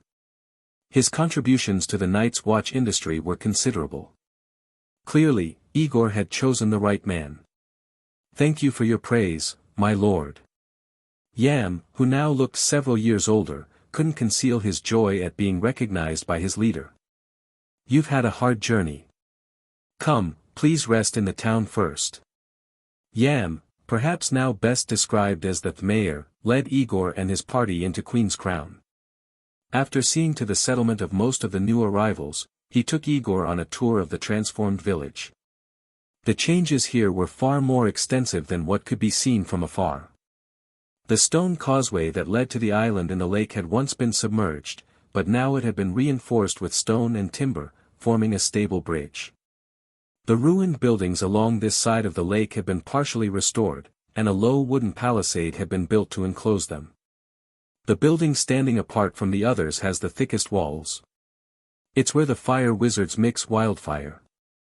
The roof was constructed per the specifications of the wisdoms. If there's a fire, it will collapse and smother the flames, Yem explained as he guided Aegor through the lakeside stronghold, which was beginning to take shape. He pointed to another structure. That's a completed warehouse. And over there is a stable. You've already started mixing wildfire. What about the wisdoms? We've begun, but we lack the manpower to buy raw materials in large quantities, so the work is intermittent. We've only made a few pots so far. But according to the pyromancers, mixing wildfire here is much safer and easier than in King's Landing. Really? That's excellent.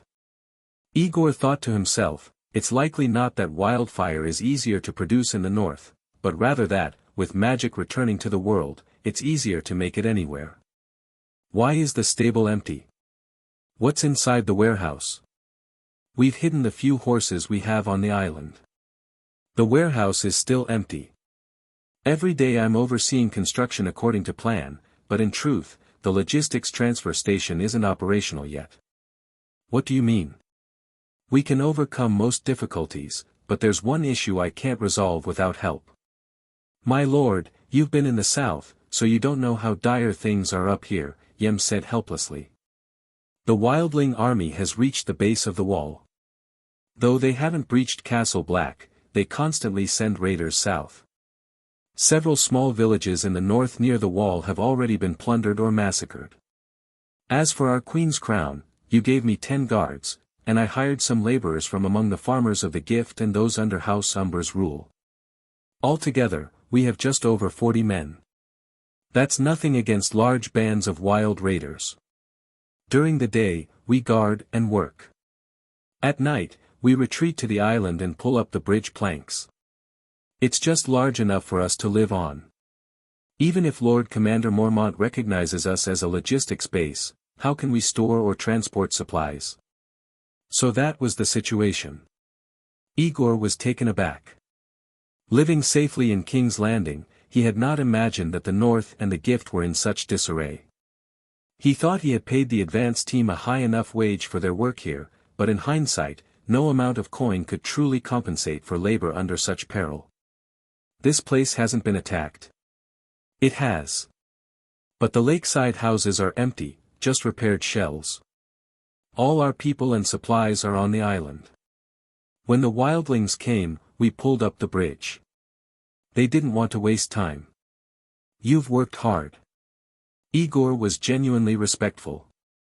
All he had done was send money and people to build a base, without properly accounting for how bad things could get.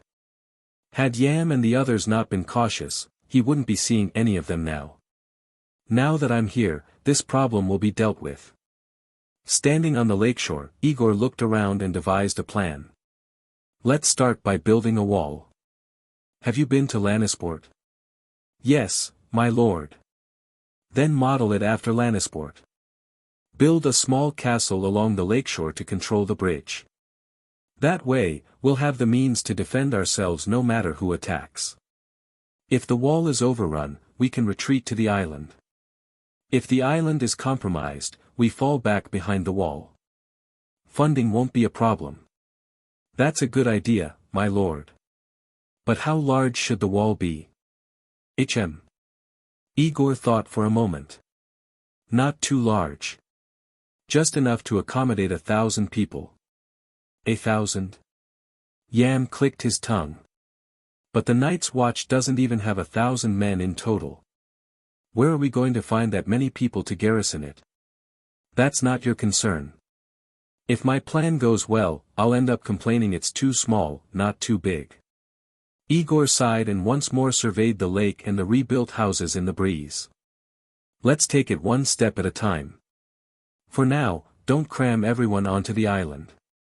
I've brought over 100 soldiers and workers from the Night's Watch.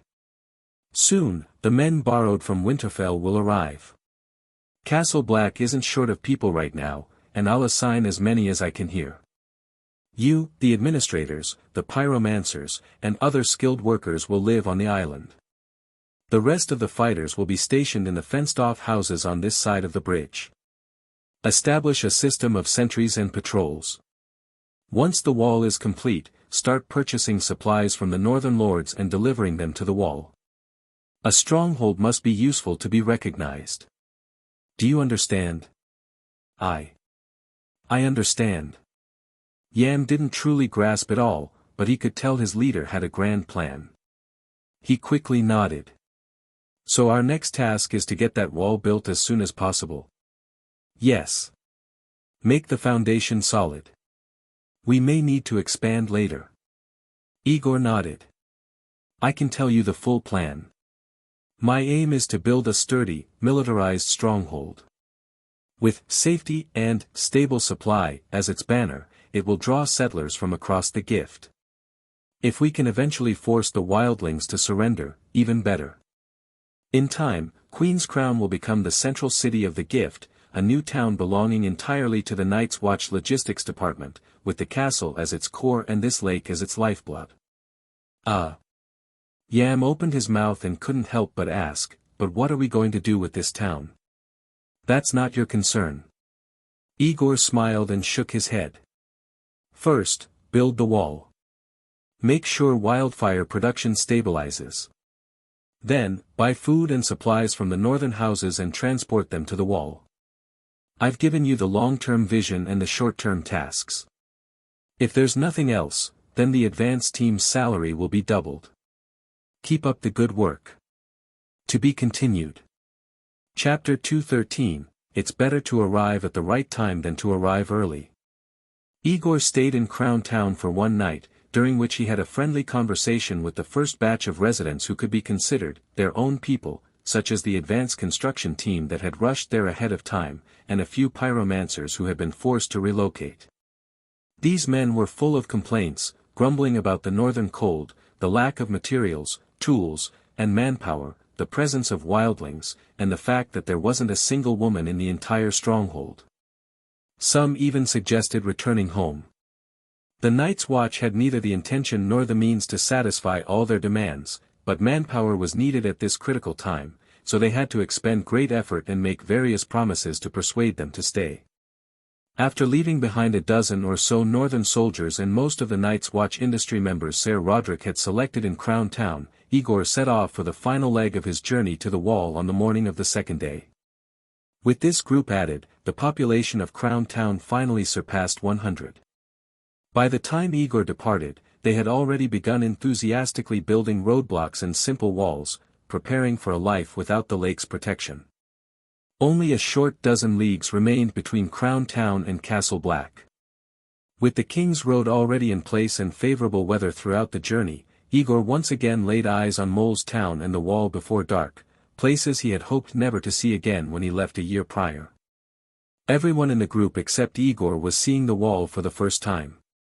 When the world's largest man-made structure suddenly emerged from the gray sky, rising tall and spanning the entire horizon, they all fell silent. Especially Jaime and the 50 Westerland soldiers who had accompanied him, seeing what might be the end of the world where they would spend the rest of their lives, their silence was laced with complex emotions. Soon, sentries came to inspect them. Before long, the sound of a horn signaling the return of brothers echoed through the air. The group slowly entered Castle Black under the gaze of countless black-clad men who had rushed out from the towers, some curious, some grim. Compared to when he left, much had changed here. The most noticeable was the addition of a simple, 3-meter-high wooden wall surrounding the entire Castle Black. The wall was thin and looked unstable, swaying in the cold wind, seemingly held upright only by numerous barrels filled with random goods and bags of grain. The notion that the Night's Watch did not need to defend against attacks from the south, and thus did not need high walls, had gone unchallenged for the past 1,000 years. But as the Watch declined to the point where even wildlings dared to launch proactive attacks, that notion had finally become outdated. Perhaps recognizing this, the Night's Watch had begun constructing the wall. Aegor. A surprised voice rang out as a lean and agile figure in black rushed out from the crowd to greet him. As someone who had personally heard Aegor and Tyrion discuss plans to escape the wall, Jon Snow was likely the most surprised of all the Night's Watch brothers at Aegor's voluntary return. Soon, more people who knew Aegor appeared and surrounded the arriving group. Some welcomed the chief logistics officer, some inquired about his life in the south, and some even began rummaging through the supplies on the wagons, eager to see what Aegor had brought this time. Aegor recognized many familiar faces among them and was quickly surrounded. "Don't touch the wagons." Jon grabbed Aegor's arm. Before he could exchange more than a few words with his old friend, he had to raise his voice to restore order. "Someone go call Ser Bowen Marsh to come and arrange for the goods to be received and taken into the warehouse. I also brought dozens of new recruits and subordinates. Let's arrange their lodging first." "Who's in charge of that now?" "Ser Andrew Tarth. He's the new drillmaster of Castle Black," Jon replied. "Ser Alicer's departure made all of us quite happy." "Ha." Aegor smiled knowingly. Commander Mormont's decision carries deep meaning. Don't let his good intentions go to waste. Jon rubbed his hands awkwardly, not feigning ignorance. "I understand." As they chatted, Jon looked behind Aegor and quickly recognized Jaime Lannister. He didn't make a fuss, fully aware that the silent, indifferent, and brooding Kingslayer didn't want to be surrounded and warmly welcomed like Aegor. This volatile man, who had even slain 2 kings, also happened to be highly skilled in combat. Wise men knew better than to provoke him. After Aegor finished overseeing the supplies being received and the new drillmaster began arranging lodging for the new arrivals, he quickly noticed something was wrong. "Where's Commander Mormont? And the Vale Lords who were exiled here by King Robert after the rebellion?" One was his only superior in the Night's Watch, the others were members of the League of the Righteous exiled to the Wall because of him, potential enemies. Aegor couldn't help but care about their whereabouts. Wildlings have been crossing in large numbers by raft through Seal Bay. Commander Mormont took half the Rangers to defend Eastwatch by the sea.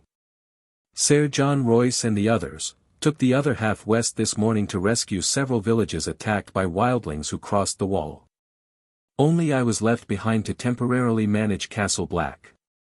Defending Eastwatch by the sea? That's something a first ranger could have handled, yet he went himself, and without taking you.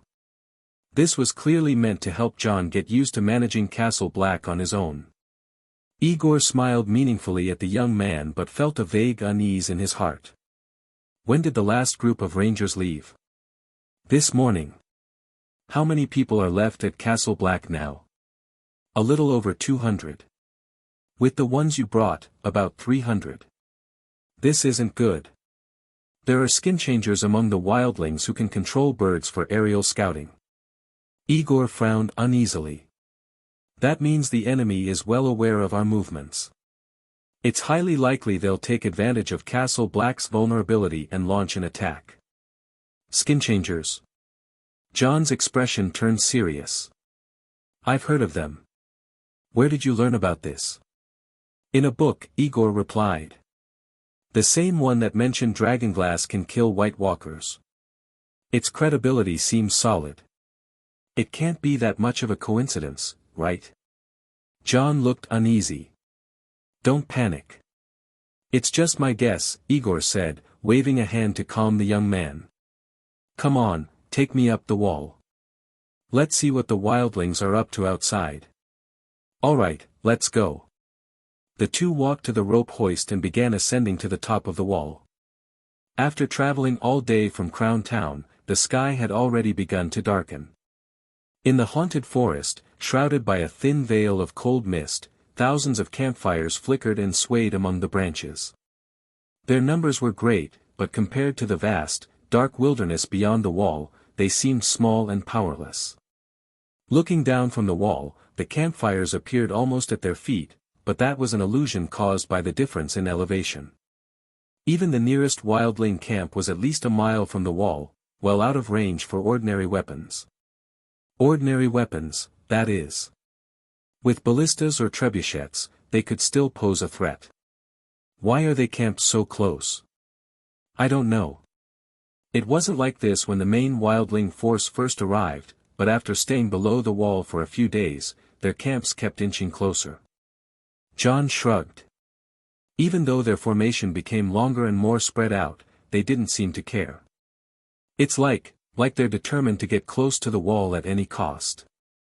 Aegor squinted into the distance, wondering, was it the magic embedded within the wall that made it difficult for the White Walkers and Whites to approach, thus forcing the wildlings to camp so near the edge of the forest in such a seemingly irrational way?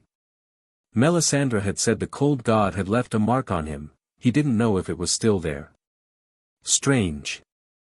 There shouldn't be fog at this time, Jon muttered, shielding his eyes with a hand to peer into the distance. His expression quickly changed. No, that's not fog over the forest, it's smoke. That area looks like it's on fire. Aegor stiffened and immediately turned to look in the direction Jon was staring. Sure enough, about a league away, faint flickers of fire glowed among the haunted forest. At this distance, ordinary campfires would be invisible to the naked eye. The wildlings were setting the forest ablaze. 7 hells. It couldn't be such a coincidence, could it? Aegor rarely swore, but now he trembled all over. He suddenly realized he had misunderstood what Jojen had said earlier. The boy had been warning him, if he didn't arrive quickly, he would miss the wildlings' major assault on the wall. In other words, if he arrived quickly, he would be just in time for the wildlings' major assault on the wall. To be continued. Asterisk. Chapter 214, Return of the Dragon. To Prince Doran of House Martell.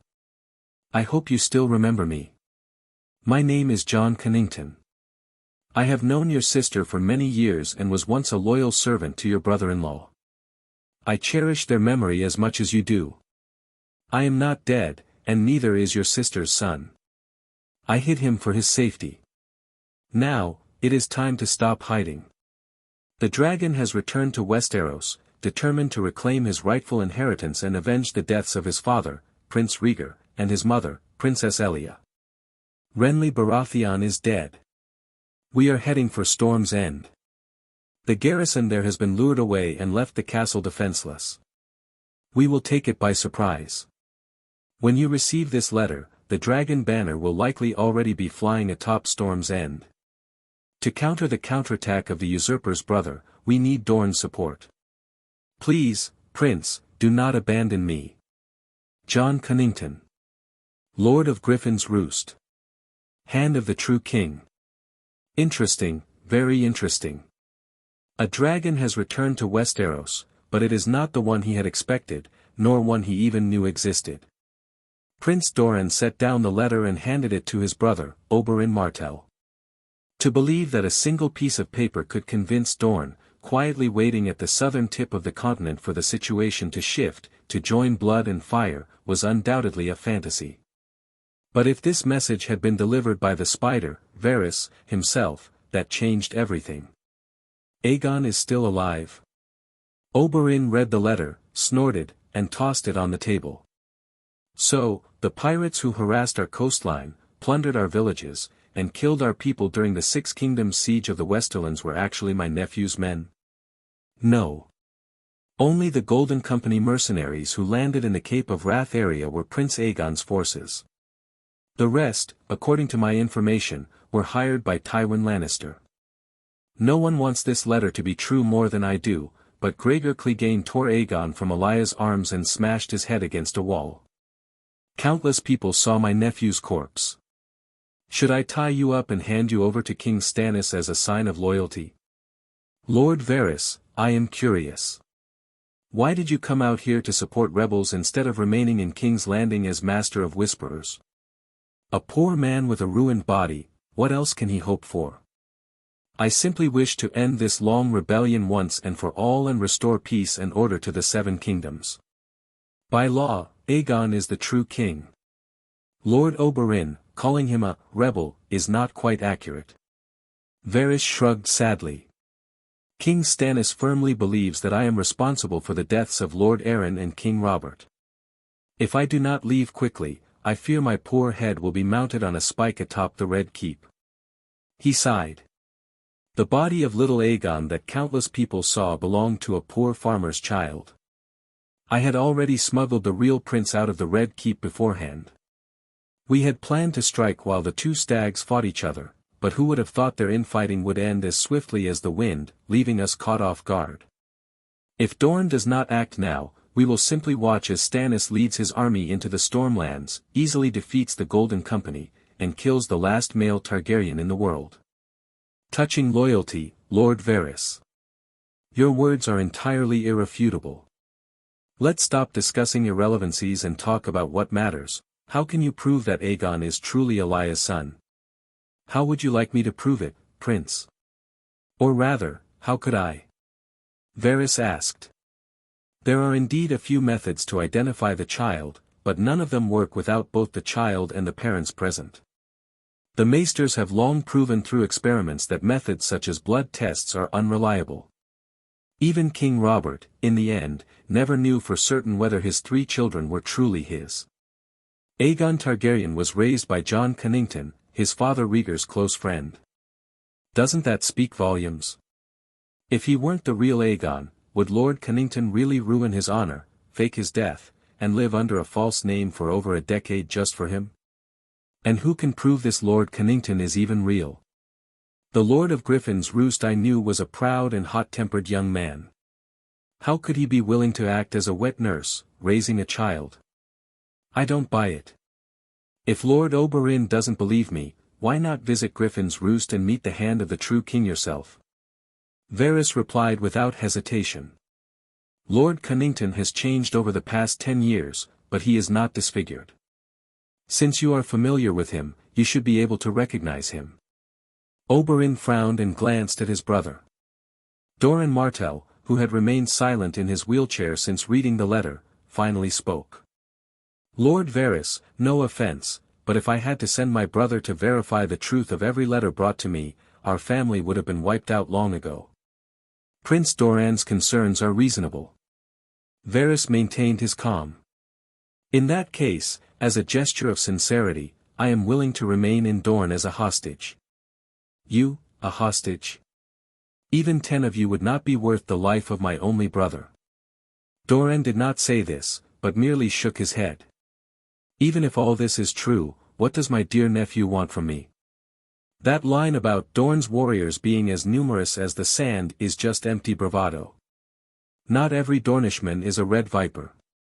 Dorne, combined with a mercenary company that returns defeated every time it comes to Westeros, is not exactly a force that can claim the Iron Throne. And what about the Reach? The Reach? Doran's expression shifted slightly. Why would they help? Let me guess, has this Aegon Targaryen you speak of been betrothed to Marjgerie Tyrell? No. Aegon's queen will be Daenerys Targaryen. Varys shook his head. To avoid any future disputes over succession, the best solution is to unite the last pair of Targaryens. King Aegon has offered the Rose something else: security, continuity for their house, and political influence. Stannis is not Robert, who could show mercy if his enemies bent the knee. He will never easily spare the Tyrells, who supported his brother's rebellion. As for the Reach, if they must bear the wrath of the Iron Throne, why not gather allies and fight one grand war? The Tyrells? Oberyn sneered. They've already been defeated twice and suffered greatly during the battle at King's Landing. Why do they still refuse to give up and continue to struggle? Their persistence is admirable. The Reach is the Reach. Varys smiled. Even if it suffers 2 more defeats, it remains the leanest camel among the 7 kingdoms. This statement was difficult to refute, especially for Dorne, whose territory was mostly desert and whose population and resources ranked last among the 7 kingdoms. The reception room facing the water gardens fell silent for a moment, the only sounds being birds chirping and the soft breeze rustling outside the windows. After a long pause, Doran spoke again. Dorne has shed enough blood more than 10 years ago. Now that my sister's revenge has been fulfilled, we have no intention of becoming involved again. Revenge fulfilled? Varys nearly shrieked with disbelief. Your Highness, are you saying that getting the Mountain's head counts as vengeance? If that's all it takes, then I have truly overestimated the Dornish spirit. A feeble provocation, Lord Varys. We are no longer children. Oberyn laughed. If the Reach has truly joined in, that's one thing, but what about my nephew's queen who is said to have 3 dragons? If Daenerys appears and recognizes my nephew's identity, then even if my brother disagrees, I'll go alone and join the true dragon's cause. Princess Daenerys is still in Meereen in Slaver's Bay. She is entangled in many trivial matters and cannot extricate herself. My agents are doing everything possible to bring her back to Westeros as soon as they can. As soon as possible means not yet, Lord Varys. Oberyn did not hide his disdain for wordplay. Trying to deceive us with empty hands is asking too much. Lord Varys, Prince Doran interrupted his brother. Your task was to deliver a message, and you have done that. But joining a war is no small matter. Allow me to discuss it with my brother before we decide. Of course. This concerns the survival of your house, and must be considered carefully. Varys nodded. Although he had appeared to lose the verbal exchange with Oberyn, he was the spider, not a courtier. His confidence in persuading Dorne came from the intelligence of his little birds, not his eloquence. He rose and bowed slightly. Then I shall take my leave. Areo, escort Lord Varys back to his chambers to rest, Doran ordered. He watched as his captain of the guard led the spider away. Only after ensuring they were out of earshot did he sigh and look at Oberyn. This eunuch probably doesn't know you've already sent Quentyn to Meereen to marry Daenerys. Oberyn crossed his legs and smiled. As for this so-called Aegon, who knows if he's just a fabrication by Sel's words after the Blackfyre bloodline ended, an excuse to fight their way back to Westeros. In my opinion, we should tie up this spider and send him to King's Landing as a gift of loyalty to Stannis. Always side with the winner, and right now, Stannis has won. So after all these years of my advice, you've finally come around? Doran looked at his brother with a faint smile. It's not that I've come around, but a stag is better than a lion. Stannis is harsh and rigid, but he can't cause trouble for Dorne. And we never need to worry about him siding with our enemies. Indeed. Following the principle of always siding with the winner, should swear loyalty to Stannis immediately. But this time, I'm afraid I must do the opposite. Doran changed the topic. You must go to the Stormlands. Huh. Oberyn thought he had misheard. But the Stormlands are in chaos right now, with pirates, mercenaries, and bannermen running wild. Even if I had a few more arms, I couldn't guarantee my own safety. Exactly. That's why I'm not asking you to go alone, but to go with an army. With an army? Oberyn was even more puzzled. This was completely unlike his brother's usual cautious nature. But, having the Dornish army march into the Stormlands without permission is tantamount to declaring war on the Iron Throne. Didn't we agree to keep a low profile until Quentyn returns with Daenerys? Yes, but Renly was still alive back then. Doran looked troubled. My original plan was to sit back and let the two stags exhaust each other until Daenerys returned to Westeros. But as Varys said, the Baratheon infighting ended too quickly. The Crownlands, Stormlands, and the North remain almost untouched. If we do nothing and allow Stannis to crush the rebellion in the Reach and drive the Golden Company back across the Narrow Sea, then when Daenerys returns, she will face a unified Six Kingdoms. Daenerys has dragons. Dragons are not invincible. We Dornishmen have slain them before. Have you forgotten? Doran shook his head. Stannis may not be popular, but he will govern the Seven Kingdoms with order. We cannot allow him the chance to consolidate his rule. Otherwise, we may never again have the opportunity to avenge our blood feud. Oberyn was about to speak, but suddenly realized the absurdity of the moment. It had always been Doran who urged him to be cautious. Now the roles were reversed. If his brother had made up his mind to go to war, then he must have considered everything carefully. Oberyn simply had to follow orders, there was no reason to object. All right. If you say go, then I'll go. My spear is already thirsty. Don't rush. I only told you to take the army there. I didn't say when to go, or who to fight, Doran said. We must wait for news. If this Aegon fails to take Storm's End, then all is meaningless. The Golden Company can still retreat across the sea, but Dorne will be left exposed. We will only send troops north once we receive confirmation that Storm's End has fallen and the Dragon Banner is raised, under the pretense of helping King Stannis suppress a rebellion. I see. Oberyn nodded. That way, if the situation changes, we can align with Stannis and withdraw safely. Tywin once used this tactic. Shameless, but effective. Doran nodded. What happens after you reach the Stormlands depends on the circumstances. First, confirm whether the Reach has truly joined the Golden Company. If the Tyrells stay out, then little Aegon's identity is meaningless. We cannot stand alone against Stannis. In that case, truly help Stannis suppress the rebellion. Seize a few castles held by the Golden Company and return them to their rightful lords. Only if the Reach truly joins the war should you consider other options. And how do I decide? First, when it's safe, you must meet Aegon. We cannot rule out the possibility that Varys is telling the truth. Targaryens do look different. If the boy truly appears to be Rhaegar and Elaya's son at a glance, then do not hesitate. We will support him fully, even at the cost of our lives. It's not that Targaryens look different. All Valyrians look that way. Oberyn shook his head and explained. I've traveled across the narrow sea and seen many with silver hair and purple eyes. You can't determine he's my nephew based on looks. That's up to you. It doesn't matter if you can't judge. What we must do is stop Stannis from sitting firmly on the Iron Throne while protecting ourselves as much as possible. Doran's tone became serious. If you can't confirm Aegon's identity, then treat him as a regular ally. In that case, avoid direct conflict with Stannis and the Northern Army.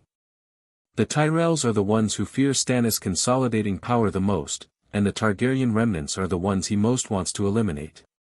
We are outside the central conflict and don't need to fight to the death. Ensure that Stannis cannot claim a decisive victory, while we preserve our strength and weaken the Golden Company and the Riverlands. That way, when Quentyn returns to Westeros with Daenerys, Dorne will still have the power to choose a side and influence the final outcome. Understood. Begin mobilizing the army tomorrow. Take them to Ironwood on the Bone Road and wait for orders. Once news from Storm's End arrives, you may act. All right. Oberyn stood and walked toward the door. No need to wait until tomorrow. I'll do it now. Wait. Doran called after him. I know you love adventure and battle, but this time, I want you to swear, do not take unnecessary risks.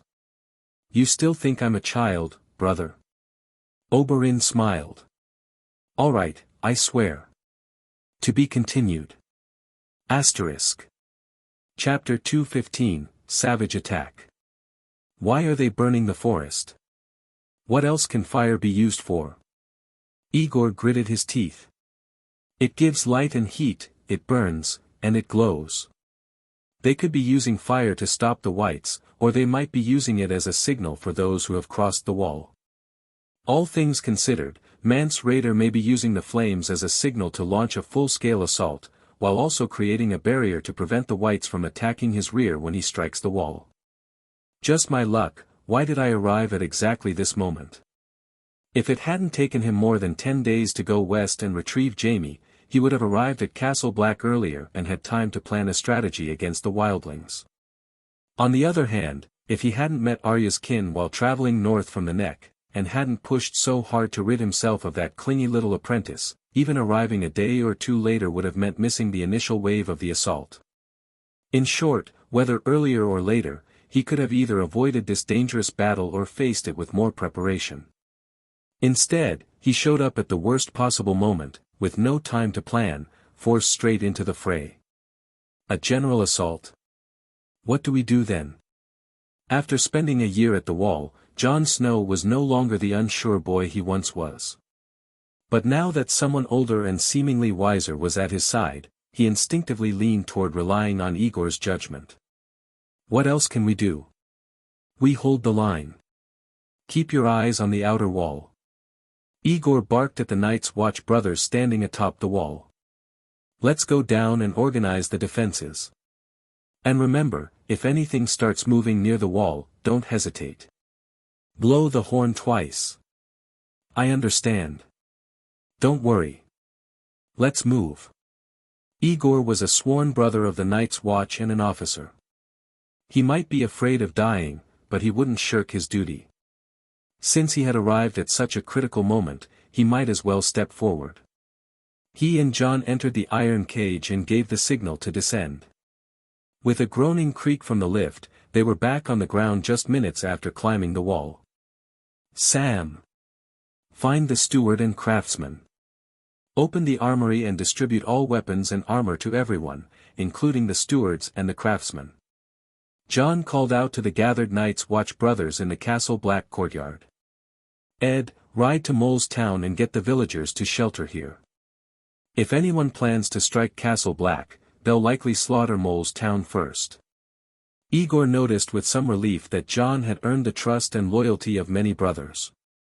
Without the ranging expedition, Jon wouldn't have had a chance to blend in with the free folk, nor escape and warn the Watch before Mance Raider's assault. Mole's Town and Castle Black would have been caught completely off guard. But because of him, Castle Black was well armed and reinforced with the 50 elite men who had come north with Jaime. In the original timeline, Castle Black withstood the first assault from Mance with little more than 100 men, holding out long enough for Stannis to arrive. Now there were over 300 men. They would hold. His priority was to survive, and make sure this world wasn't worse off because of him. Have Maester Aemon send a warning raven. Go find Ser Jaime Lannister and have his men stay in armor, ready to fight. Aegor turned to the men who had traveled north with him. Move the 2 barrels of wildfire I brought from Queen's Crown up to the wall, and handle them with care. Castle Black erupted into motion. Brothers spilled out from the towers, collecting weapons and forming up. With the Rangers still away, Castle Black's defense now rested in the hands of stewards, craftsmen, and newly arrived recruits, not even sworn brothers yet. As the sky darkened, the stewards brought forth every bit of equipment they had: double-bladed axes, sharp daggers, long swords, maces, spiked hammers, studded leather, and chainmail. Tywin Lannister had not expected the gear he donated to be used so soon. The black-armored stewards looked more like elite soldiers than servants. The Night's Watch brothers stood in the courtyard, murmuring. To the north, the fire in the haunted forest grew fiercer, lighting up a sky that should have been black as ink. Even from the ground, you could see the blaze without climbing the wall. Are you sure the wildlings will attack tonight, Aegor? Bowen Marsh asked. Maybe they're just burning out an area to set up camp. I wasn't sure before, but I am now. Aegor didn't offer further explanation. His eyes were fixed on the south. Mole's Town was only a few miles away. Soon, Ed returned on horseback, yelling from a distance, "Free folk! They're attacking Mole's Town. We must go to help." The vegetables the Watch ate came from Mole's Town. Many brothers even had lovers there. News of the attack caused an immediate uproar. How many of them are there?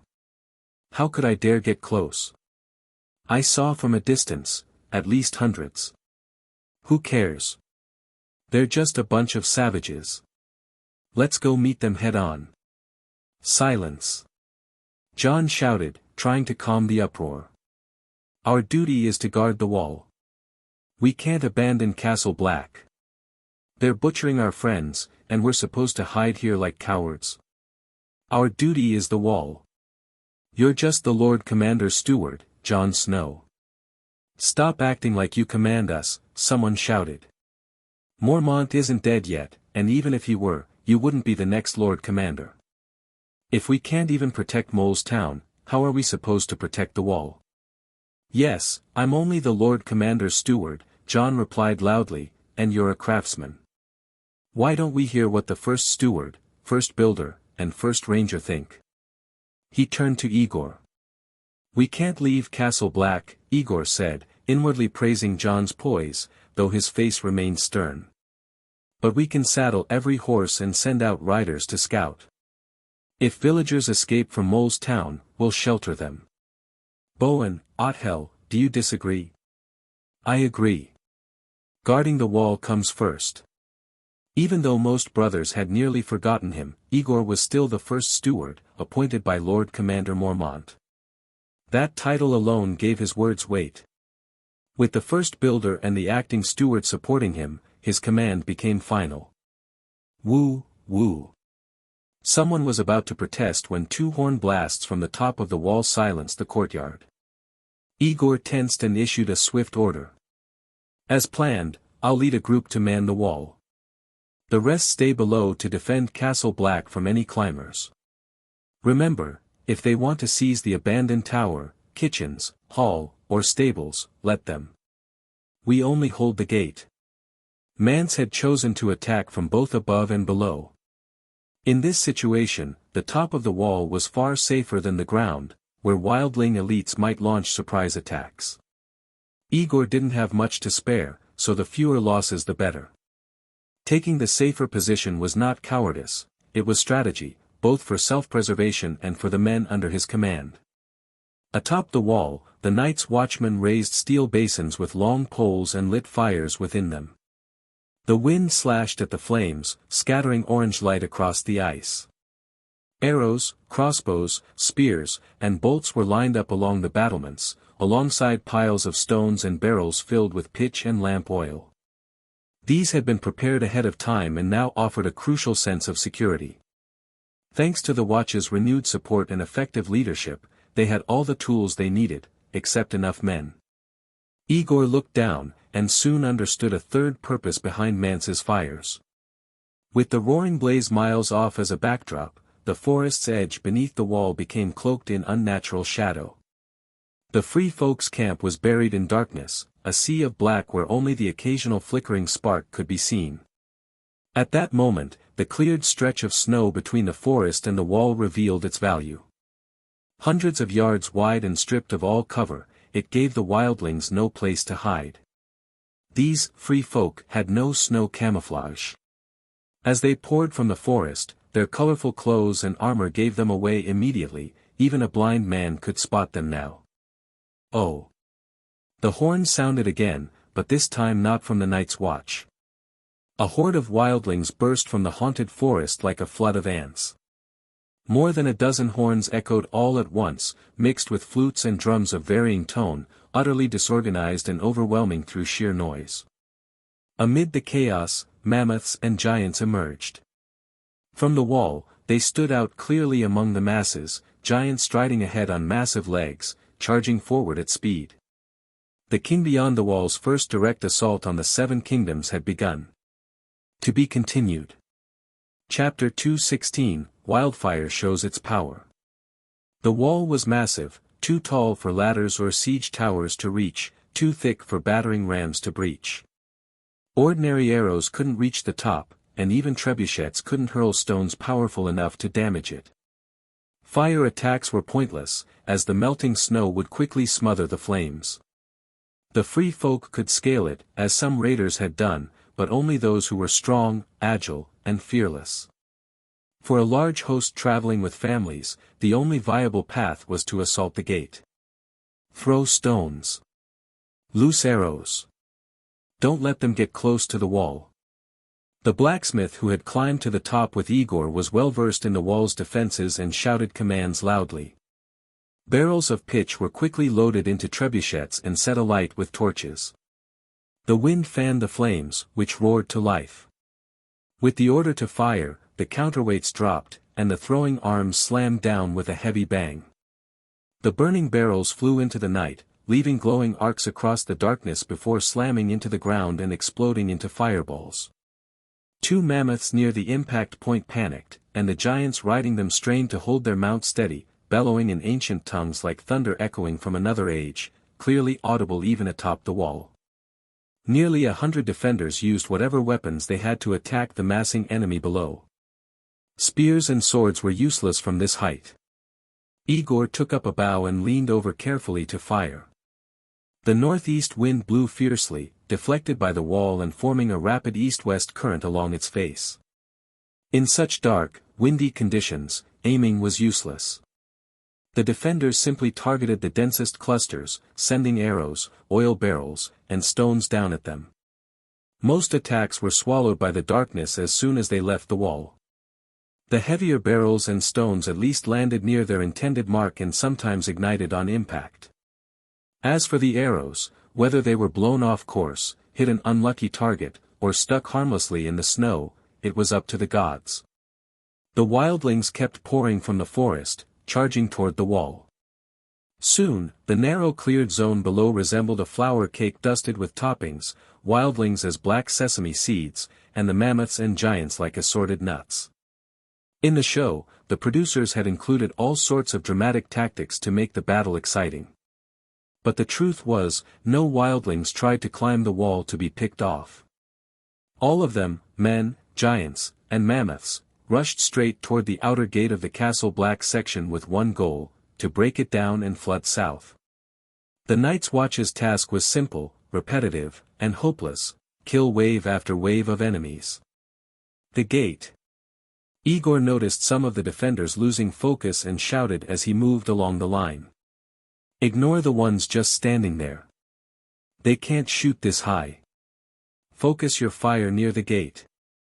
The so-called gate was little more than a narrow tunnel carved through the wall, barely wide enough for two horses to pass side by side. Compared to the sheer size of the wall, it was minuscule. The tunnel was fortified with 3 iron portcullises. Even if the enemy broke the outer gate, the tunnel itself was easy to defend. But the wildlings outnumbered them hundreds to one, and they had giants. If the fight moved into the tunnel and turned into a war of attrition, the watch would be doomed. At all costs, the battle had to remain above the wall. Shouts and screams echoed from the gate. From time to time, wildlings were struck down, falling where they stood. So far, the casualties were entirely one-sided. Dozens of free folk lay dead while not a single one of Aegor's men had fallen. But there was no joy in that. Tens of thousands remained, and more importantly, some had already reached the gate and were working on it in the dark. Stop them. Throw everything we have. Don't hold back. 2 horn blasts sounded from Castle Black on the south side. Aegor looked toward the group of enemies charging from the direction of Mole's town and gritted his teeth, placing his faith in Jon and Jaime to hold the southern front. He turned his full attention back to the north. From atop the wall, it was hard to see what the wildlings were doing at the gate, but it was obvious: if they weren't stopped soon, Castle Black would fall. Crossbows were aimed at the gate. Their thick ropes groaned as they launched heavy bolts like spears. Brothers without bows or bolts hurled stones. The precious pitch barrels were thrown down like water, raining fire and destruction. Explosions rang out, flames splashed, and everything flammable ignited on contact. One mammoth, drenched in burning pitch, ran screaming back toward the woods, a living torch. Free folk scattered in its path. The flames terrified the animals, but the wildlings and giants were not so easily cowed. When they caught fire, they simply dropped and rolled in the snow, snuffing out the flames in moments. Corpses littered the gate and blood flowed like a river, but the wildlings didn't stop. Their resilience and determination were unlike anything before. They pushed aside the dead, doused flames with snow, and kept hacking at the outer gate, ignoring the falling stones and arrows. They worked with single-minded purpose. The cracking of wooden beams echoed up the wall. Giants tied thick ropes to the gateposts, secured the other ends to mammoths, then cracked their whips. The ropes pulled taut, and the gate groaned in protest. Gentle mother, source of mercy, shield your son in battle. Turn aside the arrows, halt the blades, and let them see your light. At this critical moment, the Septon Celador of Castle Black still found time to pray aloud. Whether his voice trembled from the wind or fear of the dual assault, none could say. Don't be daft. Open the pitch barrels and let the wildfire seep in. Aegor barked, kicking him aside. Step back, and put out that torch. This stuff will explode. Others turned to look. Donal Noy shouted even louder, what are you staring at? Keep firing. Out of arrows? Grab another bundle. Aegor, what in the seven hells are you doing? We need something they can't handle to break their momentum at the gate. There's too many. We can't hold the outer gate. Noy shook his head. Keep up the fire. Even if we can't kill them, we can slow them down. He glanced around at the firelit faces. I need 2 archers and 2 spearmen to guard the tunnel. If they break through, you hold the line. A dozen stepped forward. Noy picked 4 and walked toward the lift. Aegor, the wall is yours until I return. The scene was eerily familiar, and Aegor suddenly realized that if he didn't act quickly, the blacksmith and the 4 with him would die in that tunnel, just like before, locked in a doomed battle with a giant. He pried open a barrel and nodded without turning. Understood. They won't enter the tunnel. I swear it. The pitch and lamp oil mix looked black in the wooden barrels. Aegor scooped out a bowl of the liquid and poured it into an empty barrel. Then he picked up one of the 2 wildfire casks brought from Queen's Crown and carefully added the thick, dark green substance, filling the void left in the barrel. He handed it off to be sealed. Repeating the process, Aegor blended 1 cask of wildfire into a dozen barrels of pitch, creating a row of crude, low-grade incendiary bombs. As the soldiers gasped and murmured around him, the wildlings below managed to tear a corner of the gate from its frame. The whole structure warped, groaning under the strain. Without hesitation, Aegor gave the order. Light them up and toss them. Several brothers without ranged weapons rushed forward, rolling the sealed barrels to a spot a few paces east of the gate and lighting them with torches. There was no explosion. Aegor, standing nearby, breathed out in relief. Now throw them, fast. But the pitch isn't even hot yet. There's more than pitch in there. If it heats up, we're all dead. Throw it, now. The craftsman obeyed. One by one, the barrels filled with wildfire were shoved over the edge. Aegor leaned out to observe the result. The fire flickering from the barrels' seams had turned green. The barrels tumbled down, trailing emerald light. One struck a protruding chunk of ice and shattered, spraying its contents. In any other case, the oil would have extinguished in the cold wind. But this time, the wildfire mixed with ignited the liquid in midair. Green fire burst outward like a winged demon, raining down upon the wildlings and giants at the gate. Boom! Boom! Boom! The barrels hit the ground, bursting into sickly green fire. The attackers, used to flames, weren't fazed. Those caught in the splash dropped and rolled in the snow. Others backed off, waiting for the snow and wind to smother the flames so they could return to work. But this time, they were wrong. Some who rolled clear rose again, only for the green flames to relight the moment they hit open air. A few could shovel enough snow to douse it, but those coated in more fuel were doomed. No matter how they rolled, the flames clung to their wet clothes, melting snowflakes and spreading until they became screaming wretches ablaze in emerald fire. A few deaths wouldn't stop the horde. But something worse happened next. The green liquid flowed and burned across the ground, undeterred by the cold. It didn't fade, it grew. The wildfire in the mix was heating the pitch and the icy ground beneath, thawing the permafrost and raising the temperature above the flash point. Nearby barrels of pitch caught fire as well. The demon of flame surged 5 or 6 meters high, burning hotter, deeper, and broader. The gate was fully engulfed. The fire even began creeping toward the mammoths. This green fire won't go out until it's burned through. Before the wildlings could realize this and smother it with snow, the emerald flames soared past 10 meters tall. The entire cleared area glowed with eerie green light. The air stank of scorched meat and smoke, like burnt bacon. Green sparks drifted through the night like fireflies. The mammoths screamed in terror. 2 broke their bonds, snapping charred ropes and fleeing. The others were swiftly unhitched and led away by the giants. The green flame demon danced at the gate like a loyal sentinel of the wall. Until it burned itself out, no one could approach. Though the wildlings hadn't yet suffered unbearable casualties or fatigue, they had no choice but to retreat into the forest, awaiting the next assault. To be continued. Chapter 217, Captive. The wildfire, mixed with a large amount of lamp oil and asphalt, had lost its explosive force. In an ordinary castle siege, a single fireball would never have been enough to stop attackers from climbing and assaulting other parts of the wall.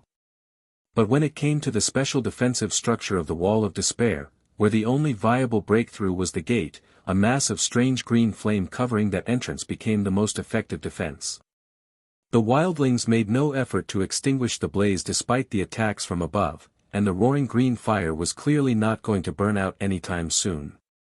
Now, it was time to support the Night's Watch on the ground. Leave 20 men here. Blow the horn if anything happens. Aegor shouted, selecting a row of old, weak, and sickly men to stay on guard and continue watching. Everyone else, take up your weapons and head down to assist the brothers below. Since he wasn't certain of the situation on the ground, Aegor waited for the first group to descend before taking the soldiers under the logistics department down by elevator. To his relief, the fighting was almost over, and he wouldn't have to engage in combat himself. One of the towers was burning. Corpses were everywhere. People were moving in every direction. Fortunately, most of those still moving wore black. The low wooden palisades and makeshift barricades had done little to stop the attackers from entering, but they did cause problems for the wildlings as they tried to retreat. From where Aegor stood, he saw 2 wildlings stabbed in the back by brothers of the Night's Watch as they tried to climb the walls and flee. Scattered groups of watchmen searched through the towers and buildings, hunting for any wildlings who may have slipped through and remained in hiding. Castle Black had not been fully cleared, but the battle was effectively over. The next tasks were to extinguish the flames, tend to the wounded, and tally the losses on both sides. The craftsmen and officers sheathed their weapons and began post-battle cleanup. Jaime approached, blood still on his sword. After the brutal fight, he had finally shaken off the weight of his earlier mistakes. His expression was no longer numb. This cursed place, is it always this lively? Of course not, Aegor replied, knowing well how such a brutal welcome could frighten newcomers. Jaime and his guards had no choice, but if the young men of the logistics corps, who had not yet sworn themselves, decided to back out in fear, he'd be in real trouble again. This battle happened entirely because of a failure in command. Now that I'm back, I won't give the wildlings another chance to attack us from both sides again. Being attacked on 2 fronts isn't the worst part. This is the Night's Watch headquarters. Can't Castle Black build a proper wall? The Kingslayer looked both confused and annoyed. There are so many unused towers here. Just tear down a few and use the rubble and dirt to raise a proper barricade.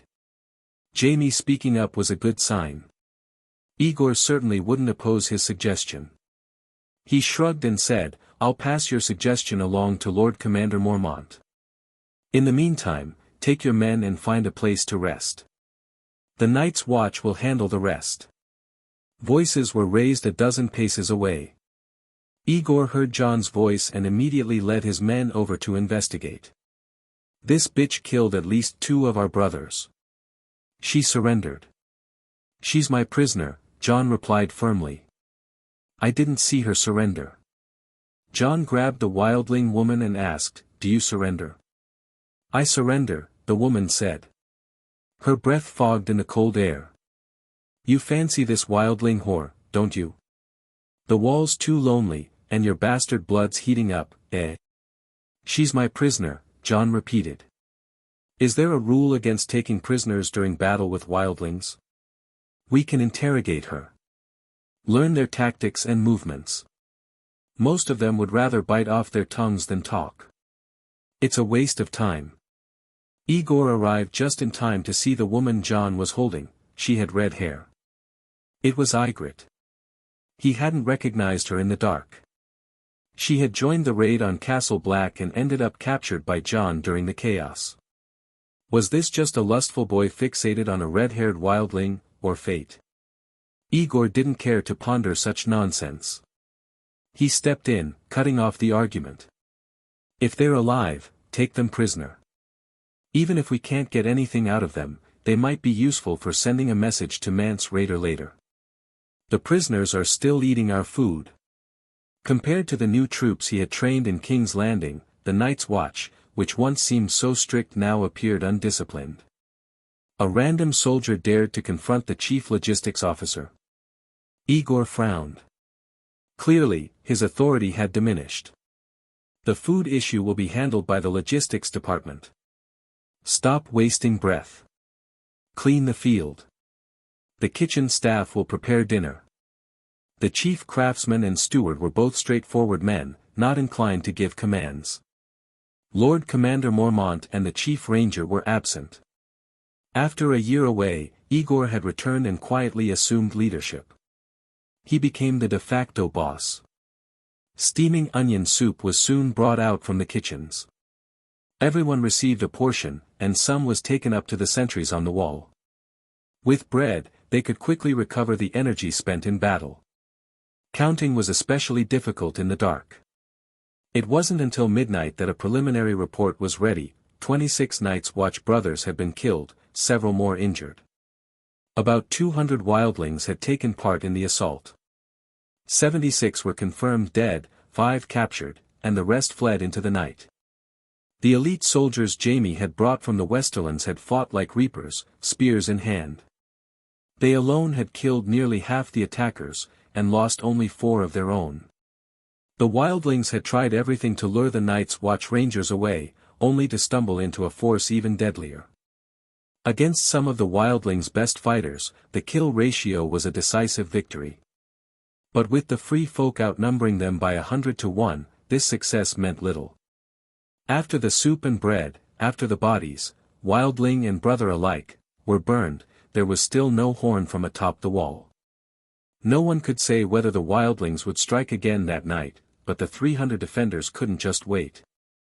After consulting with the chief craftsman and steward, the 3 acting commanders established a new watch schedule. 20 men would remain atop the wall, and 30 more would guard the towers surrounding Castle Black at all times. Under the pretense that they hadn't yet sworn their oaths, Aegor excused his logistics men from watch duty. After a 1,000-mile journey and a harrowing battle, it was a miracle no one had been injured or killed. Following his arrangements, they moved into Harding Tower chosen because Jon and his friends lived there as well. The Night's Watch may be one brotherhood, but people still formed their own cliques. With the commander's tacit approval, men often chose their own lodgings, staying with those they trusted. Castle Black had been built for 5,000. There was more than enough space. It had been a chaotic, exhausting day. Aegor had no strength left to catch up with Jon. He and his men simply cleaned their rooms, lit the fireplace, made their beds, and fell fast asleep. The wildlings didn't launch another attack that night. After a full night's rest, they returned to the wall the next morning. The situation was grim. 1/3 of their oil barrels had been used in the prior night's battle. Only 1 cask of wildfire remained. Worse, the outer gate had been completely warped and twisted by the giants and burned nearly to slag. It had separated from the ice wall itself and could no longer be opened or closed. It would never withstand another assault. That night, they dragged the bodies left near the wall into the forest and burned them. Then the wildlings launched a second large-scale attack, this time with chariots covered in animal hides. But without the support of raiders climbing the wall from the southern side at Castle Black, they were quickly driven off by the green flames, still burning strong despite attempts to smother them. The wildfire was gone, and few barrels of oil remained. But Aegor had an idea. He ordered all the empty barrels from the towers filled with water and stacked them atop the wall in neat rows. Maybe these oil barrels, pretending to be what they were not, had frightened the wildling skinchangers controlling the scouting birds. Maybe the memories of being roasted by wildfire twice had shaken their courage. Or maybe they had noticed the return of the rangers and feared the wall's full strength had returned. Whatever the reason, by the third day, the wildlings ceased their attacks entirely. That afternoon, Lord Commander Georg Mormont and Sir Jeremy Ricker returned to Castle Black with a contingent of rangers. To be continued. Chapter 217, Chapter 218, Night's Watch Meeting. In the hall where Aegor was once interrogated as a deserter, and where generations of the Night's Watch had convened their councils, another emergency meeting was underway. What set this time apart from all the times he had previously entered this chamber was his position. Aegor now sat behind the raised platform at the front, in the second seat to the left of Lord Commander Mormont. This position marked him as fifth in command of the Night's Watch, ranking just after the Lord Commander, the First Ranger, the First Steward, and the Master of Arms. For the first time, he looked down from above at the assembled officers and Black Brothers of Castle Black, a dark mass seated below. Some nobles and knights of the Alliance of the Righteous, exiled to the wall by Robert after the Vale Rebellion, were also present. Though of noble birth, most now held middle-ranking positions among the Rangers. But at this general assembly, they could only sit at the long table below. They might despise Aegor, but they could do nothing against the chief logistics officer seated far above them.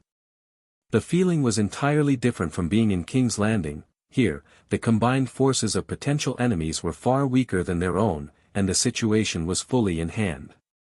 It was truly satisfying. I am fully aware of everything that happened at Castle Black while I was away. Thank you, brothers, for defending our base in the absence of the Rangers. Mormont cleared his throat and continued, in addition to commending those who participated in the battle, this meeting is also about something important, how we should deal with the wildlings' continued attacks. The chief logistics officer brought 2 canisters of wildfire to Castle Black some time ago, and they performed admirably in the defense. If we could secure a steady supply of the substance, the wildlings would never get near the wall. The chief steward turned and spoke. The Master of Arms agreed. If wildfire isn't available, then large quantities of pitch and lamp oil could achieve a similar effect. Bowen, Othel, you're off topic, Maester Omen coughed and shook his head. What Lord Commander Mormont meant by responding to future wildling attacks concerns the defense of the entire wall, not just Castle Black's gate. Mormont nodded, confirming the blind Maester's interpretation. Those with keen eyes may have noticed that I did not return with all the rangers I took to Eastwatch by the sea. Why? Because Eastwatch was also attacked before and after Castle Black, and the number of wildlings there exceeded those we faced here. Fortunately, that seaport fortress had stone walls built decades ago to prevent seaborne attacks. With those defenses, and no assault from the north side of the wall, we managed to hold. Thanks to the hard work of our brothers and the Rangers' proactive defense, we repelled the attackers, though we suffered more than a dozen casualties. To strengthen Eastwatch's defenses, I left 20 Rangers behind and brought only half of our forces back. Jeremy Lake, report on the defense to the west of Castle Black. Wildlings have been spotted everywhere. Dog-headed Hammer showed up at Deep Lake, Rattleshirt appeared at the Night Fort, Weeper was seen at Ice Scar, and there are bands scattered all along the wall. Sometimes they climb near Queen's Gate, other times they smash against Greyguard's walls. But every time we get there and mount the battlements, they retreat and reappear elsewhere the next day. Jeremy said, fortunately, the Shadow Tower garrison obeyed your orders and didn't abandon their post. Otherwise, the western end of the wall might have fallen. Mance's goal was to spread us thin, and he nearly succeeded. Though the wall had held under Mormont's command, the old bear found no relief in it. That's the situation along the wall. We're now completely tied down. The number of wildlings who've crossed into the gift probably exceeds our own numbers. Their training and equipment are lacking, so they don't pose a direct threat yet. They're roaming across the gift. We can't ignore them, but we don't have the strength to deal with them either. The Night's Watch must both guard the wall and defend the gift. We are the stewards of this land, yet we're so short-handed that we dare not even patrol our own territory south of the wall. If we can't find a solution, I fear our watch will end before winter even truly begins.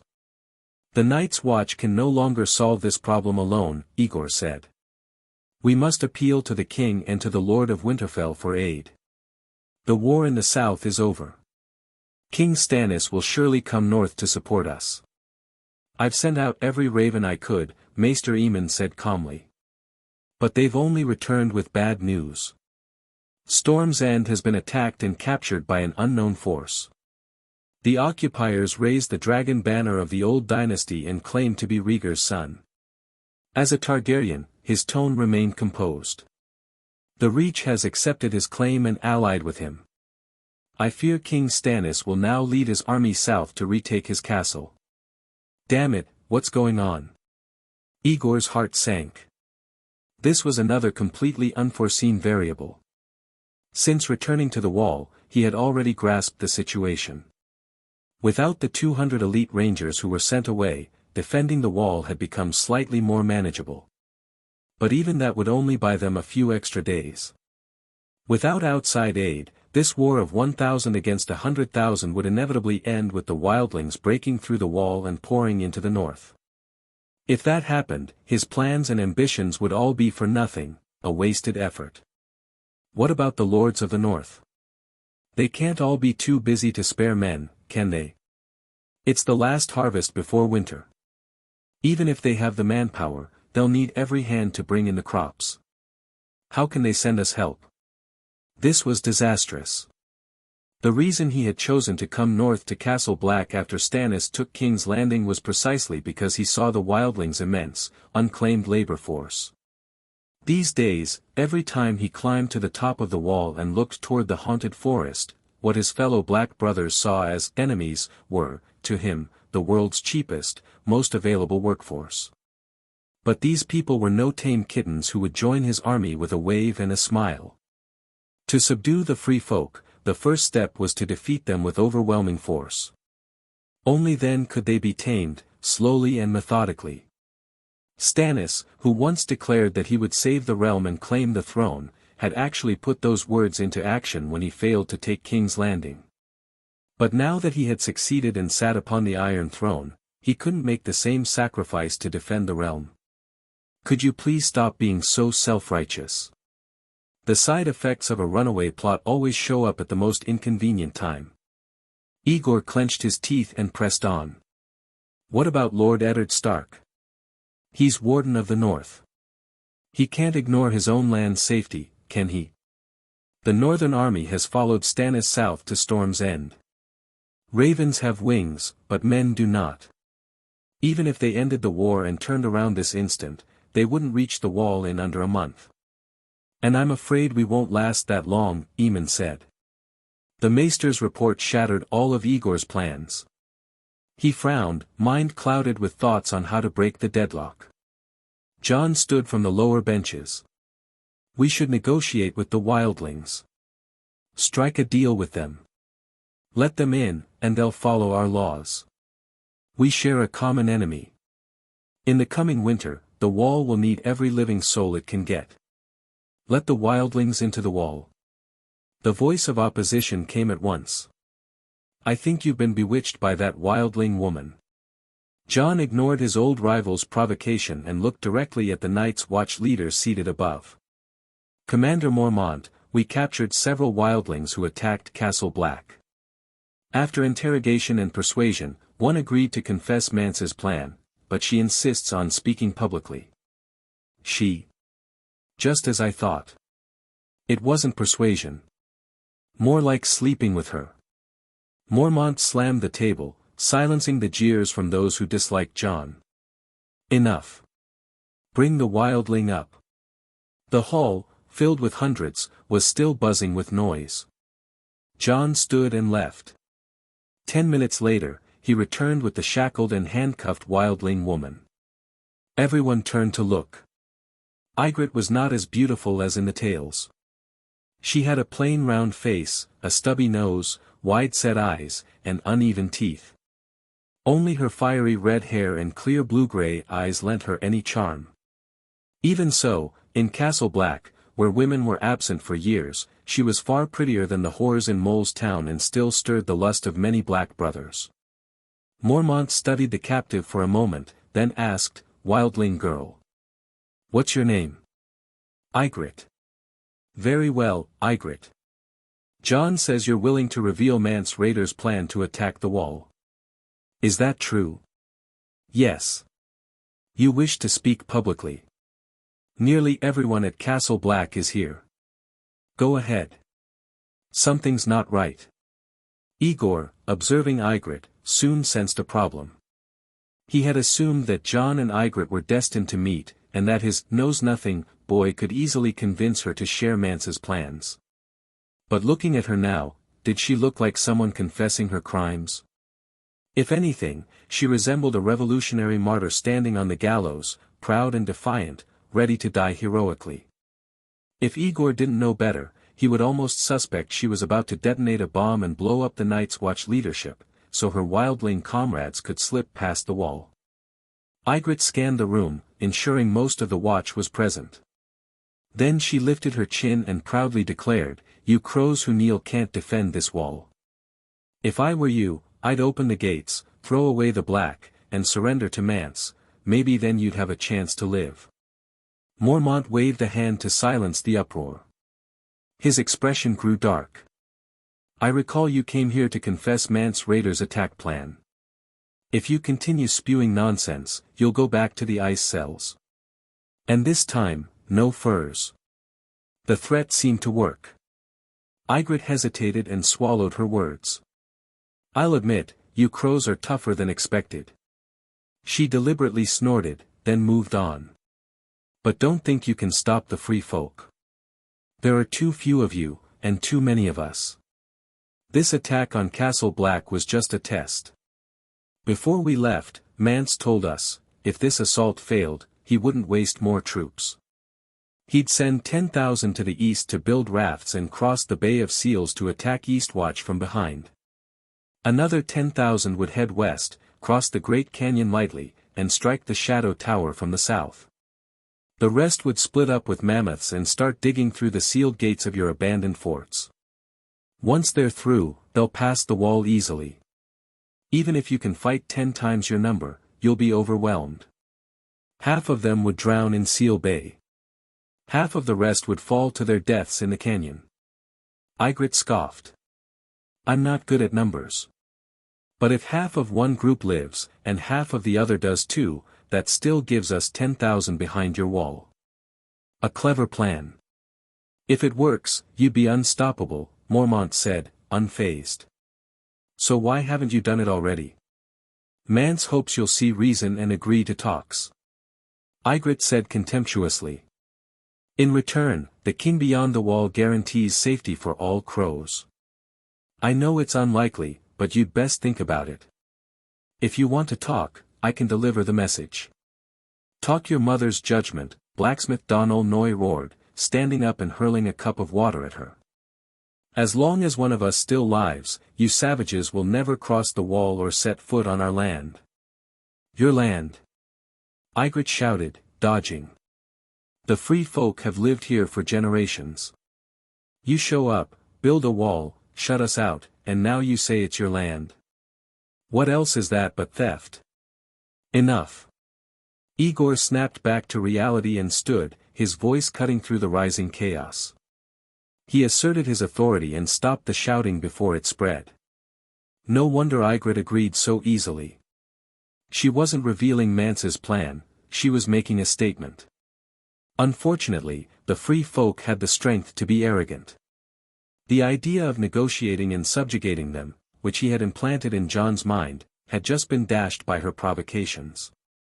In truth, if Stannis didn't come north, what Aegor needed to consider wasn't taming the wildlings, but how to hold the wall. Ygritte, I have some questions. Why are you camping so close to the wall? Is it because of the White Walkers? We call them White Walkers, Ygritte admitted. Yes, the free folk camped near the wall because we found that the closer they get, the weaker they become. So far, no one's seen them come within a league of the wall. Even the whites rarely appear. Another guess confirmed. Aegor felt a flicker of hope. Was their close proximity to the wall the reason he was able to kill that White Walker? Let me guess. You didn't try to dig through the wall because you didn't have time. Aegor stared at her. The base of the wall is over 100 feet thick and has a stone foundation. First you'd have to find the blocked gate. Then you'd need to dig through stone and ice filled with water that freezes solid. Even if you could dig, it would take too long, and if we harassed you, you'd be delayed even more. But as winter deepens, the White Walkers are growing stronger. Soon, they'll be powerful enough to ignore the wall's effects. And when that happens, even sticking close to the wall won't protect you. They'll storm into your camp and slaughter everyone. Am I right? Ygritte fell silent, glaring at Aegor for a moment before snorting, "You know nothing, Crow." "Sure, I know nothing," Aegor said, snapping his fingers casually. "But I know this, while you have the numbers, time is on the side of the Night's Watch." He looked at Jon. If there's nothing else useful she can say, take her away. To be continued. Chapter 219, Where are the reinforcements? As Ygritte was dragged away by Jon, a look of discontent on her face, the hall grew noisy once again. Some cursed Jon for being bewitched by lust, others cursed the wildling woman for her arrogance. But there was no doubt that Mance Rayder's massive attack plan and their own limited numbers left every brother of the Night's Watch feeling tense and uneasy. Those with sharper minds had already begun discussing various possible countermeasures. Aegor watched the wildling woman leave, sighed, then turned to Mormont and shook his head slightly. What he had said just now to save face had somewhat curbed the arrogance of the wildling woman, but this verbal sparring was ultimately meaningless. Time is on the side of the Night's Watch might be true, but only if the Watch could hold out until then. And in truth, only the White Walkers themselves likely knew when they would become powerful enough to approach the wall. Whether the outcome was, the wildlings breaking through the wall and wiping out the Night's Watch, or, the Night's Watch holding out until the wildlings were all turned into whites, either possibility was something Aegor did not want to see. "Lord Commander, what I just said to the wildling woman was purely speculation to save face. In reality, we have no hope of stopping Mance Rayder's planned assault. We must immediately evacuate all residents of the Gift to the strongholds for protection," Maester Omen said slowly. "We are already critically short on manpower. If we allow the wildlings to slaughter the residents or force them to flee south, the situation will only grow worse. We must not let another Mole's Town tragedy happen. I will make arrangements for that as soon as possible. Does anyone have suggestions or ideas? Castle Black and the Shadow Tower must both be fortified with walls," the Master of Arms said gravely. Traditionally, no walls were ever built around Night's Watch strongholds. This was a rule written into the Legion's charter. But the era when wildlings dared not assault the Watch's fortresses was long past, and the time for change had come. This. Mormont hesitated for a few seconds, then finally nodded. "Put it on the agenda. Repair or demolish the abandoned and damaged towers of Castle Black, and use the extra bricks and stone to construct a wall." The first ranger turned and said, "We must resume patrols atop the wall as much as possible, to prevent wildlings from scaling it and attacking us from both sides. Once we lose the advantage of height, we'll have nothing left. The path atop the wall hasn't been cleared of snow or repaved in years. It's impassable. If the wildlings want to launch a two-pronged attack from up there, they'd have to clear a path first. I doubt they have the time. The road atop the wall is difficult, yes. But do you think it would be hard for those lunatics who dared to climb 700 feet up to walk across it without a proper road? Fine, you're right. The Master of Arms grew irritated. I want to resume patrols too, but where do we find the men? To patrol, we'd first have to clear the path, then assign fixed patrols. All of this takes manpower. If we assign too many, our strongholds will be left weak. If we assign too few, what happens if they run into wildlings who have already climbed the wall? In the end, it all comes back to manpower, Aegor interrupted, addressing the debate seriously. All of these are just stopgap measures if we can't solve the shortage. I don't know if you've realized this, but the wildlings now have the means to scout us from the air using birds. They can see everything we do. Any military deployment we make can be observed. Any weakness we have becomes a fatal one. After the wildling woman revealed Mance Raider's plan today, this war of offense and defense has become a battle with both sides' cards laid out. To win in a contest with no secrets, beyond luck, we must be stronger than the enemy, or at least not far weaker. We must seek outside help, Mormont said, taking a deep breath. Otherwise, we'll have only two paths, destruction or negotiation with Mance. Negotiation is an option, but the problem is we have no way to guarantee the wildlings won't turn on us the moment they cross the wall, Jeremy reminded. To them, we're hopeless kneelers. Unless there's a blade at their throats, they'll never accept our laws or system. Like that wildling girl today, we see them as savages, but in her eyes, sparing our lives may already be the greatest mercy.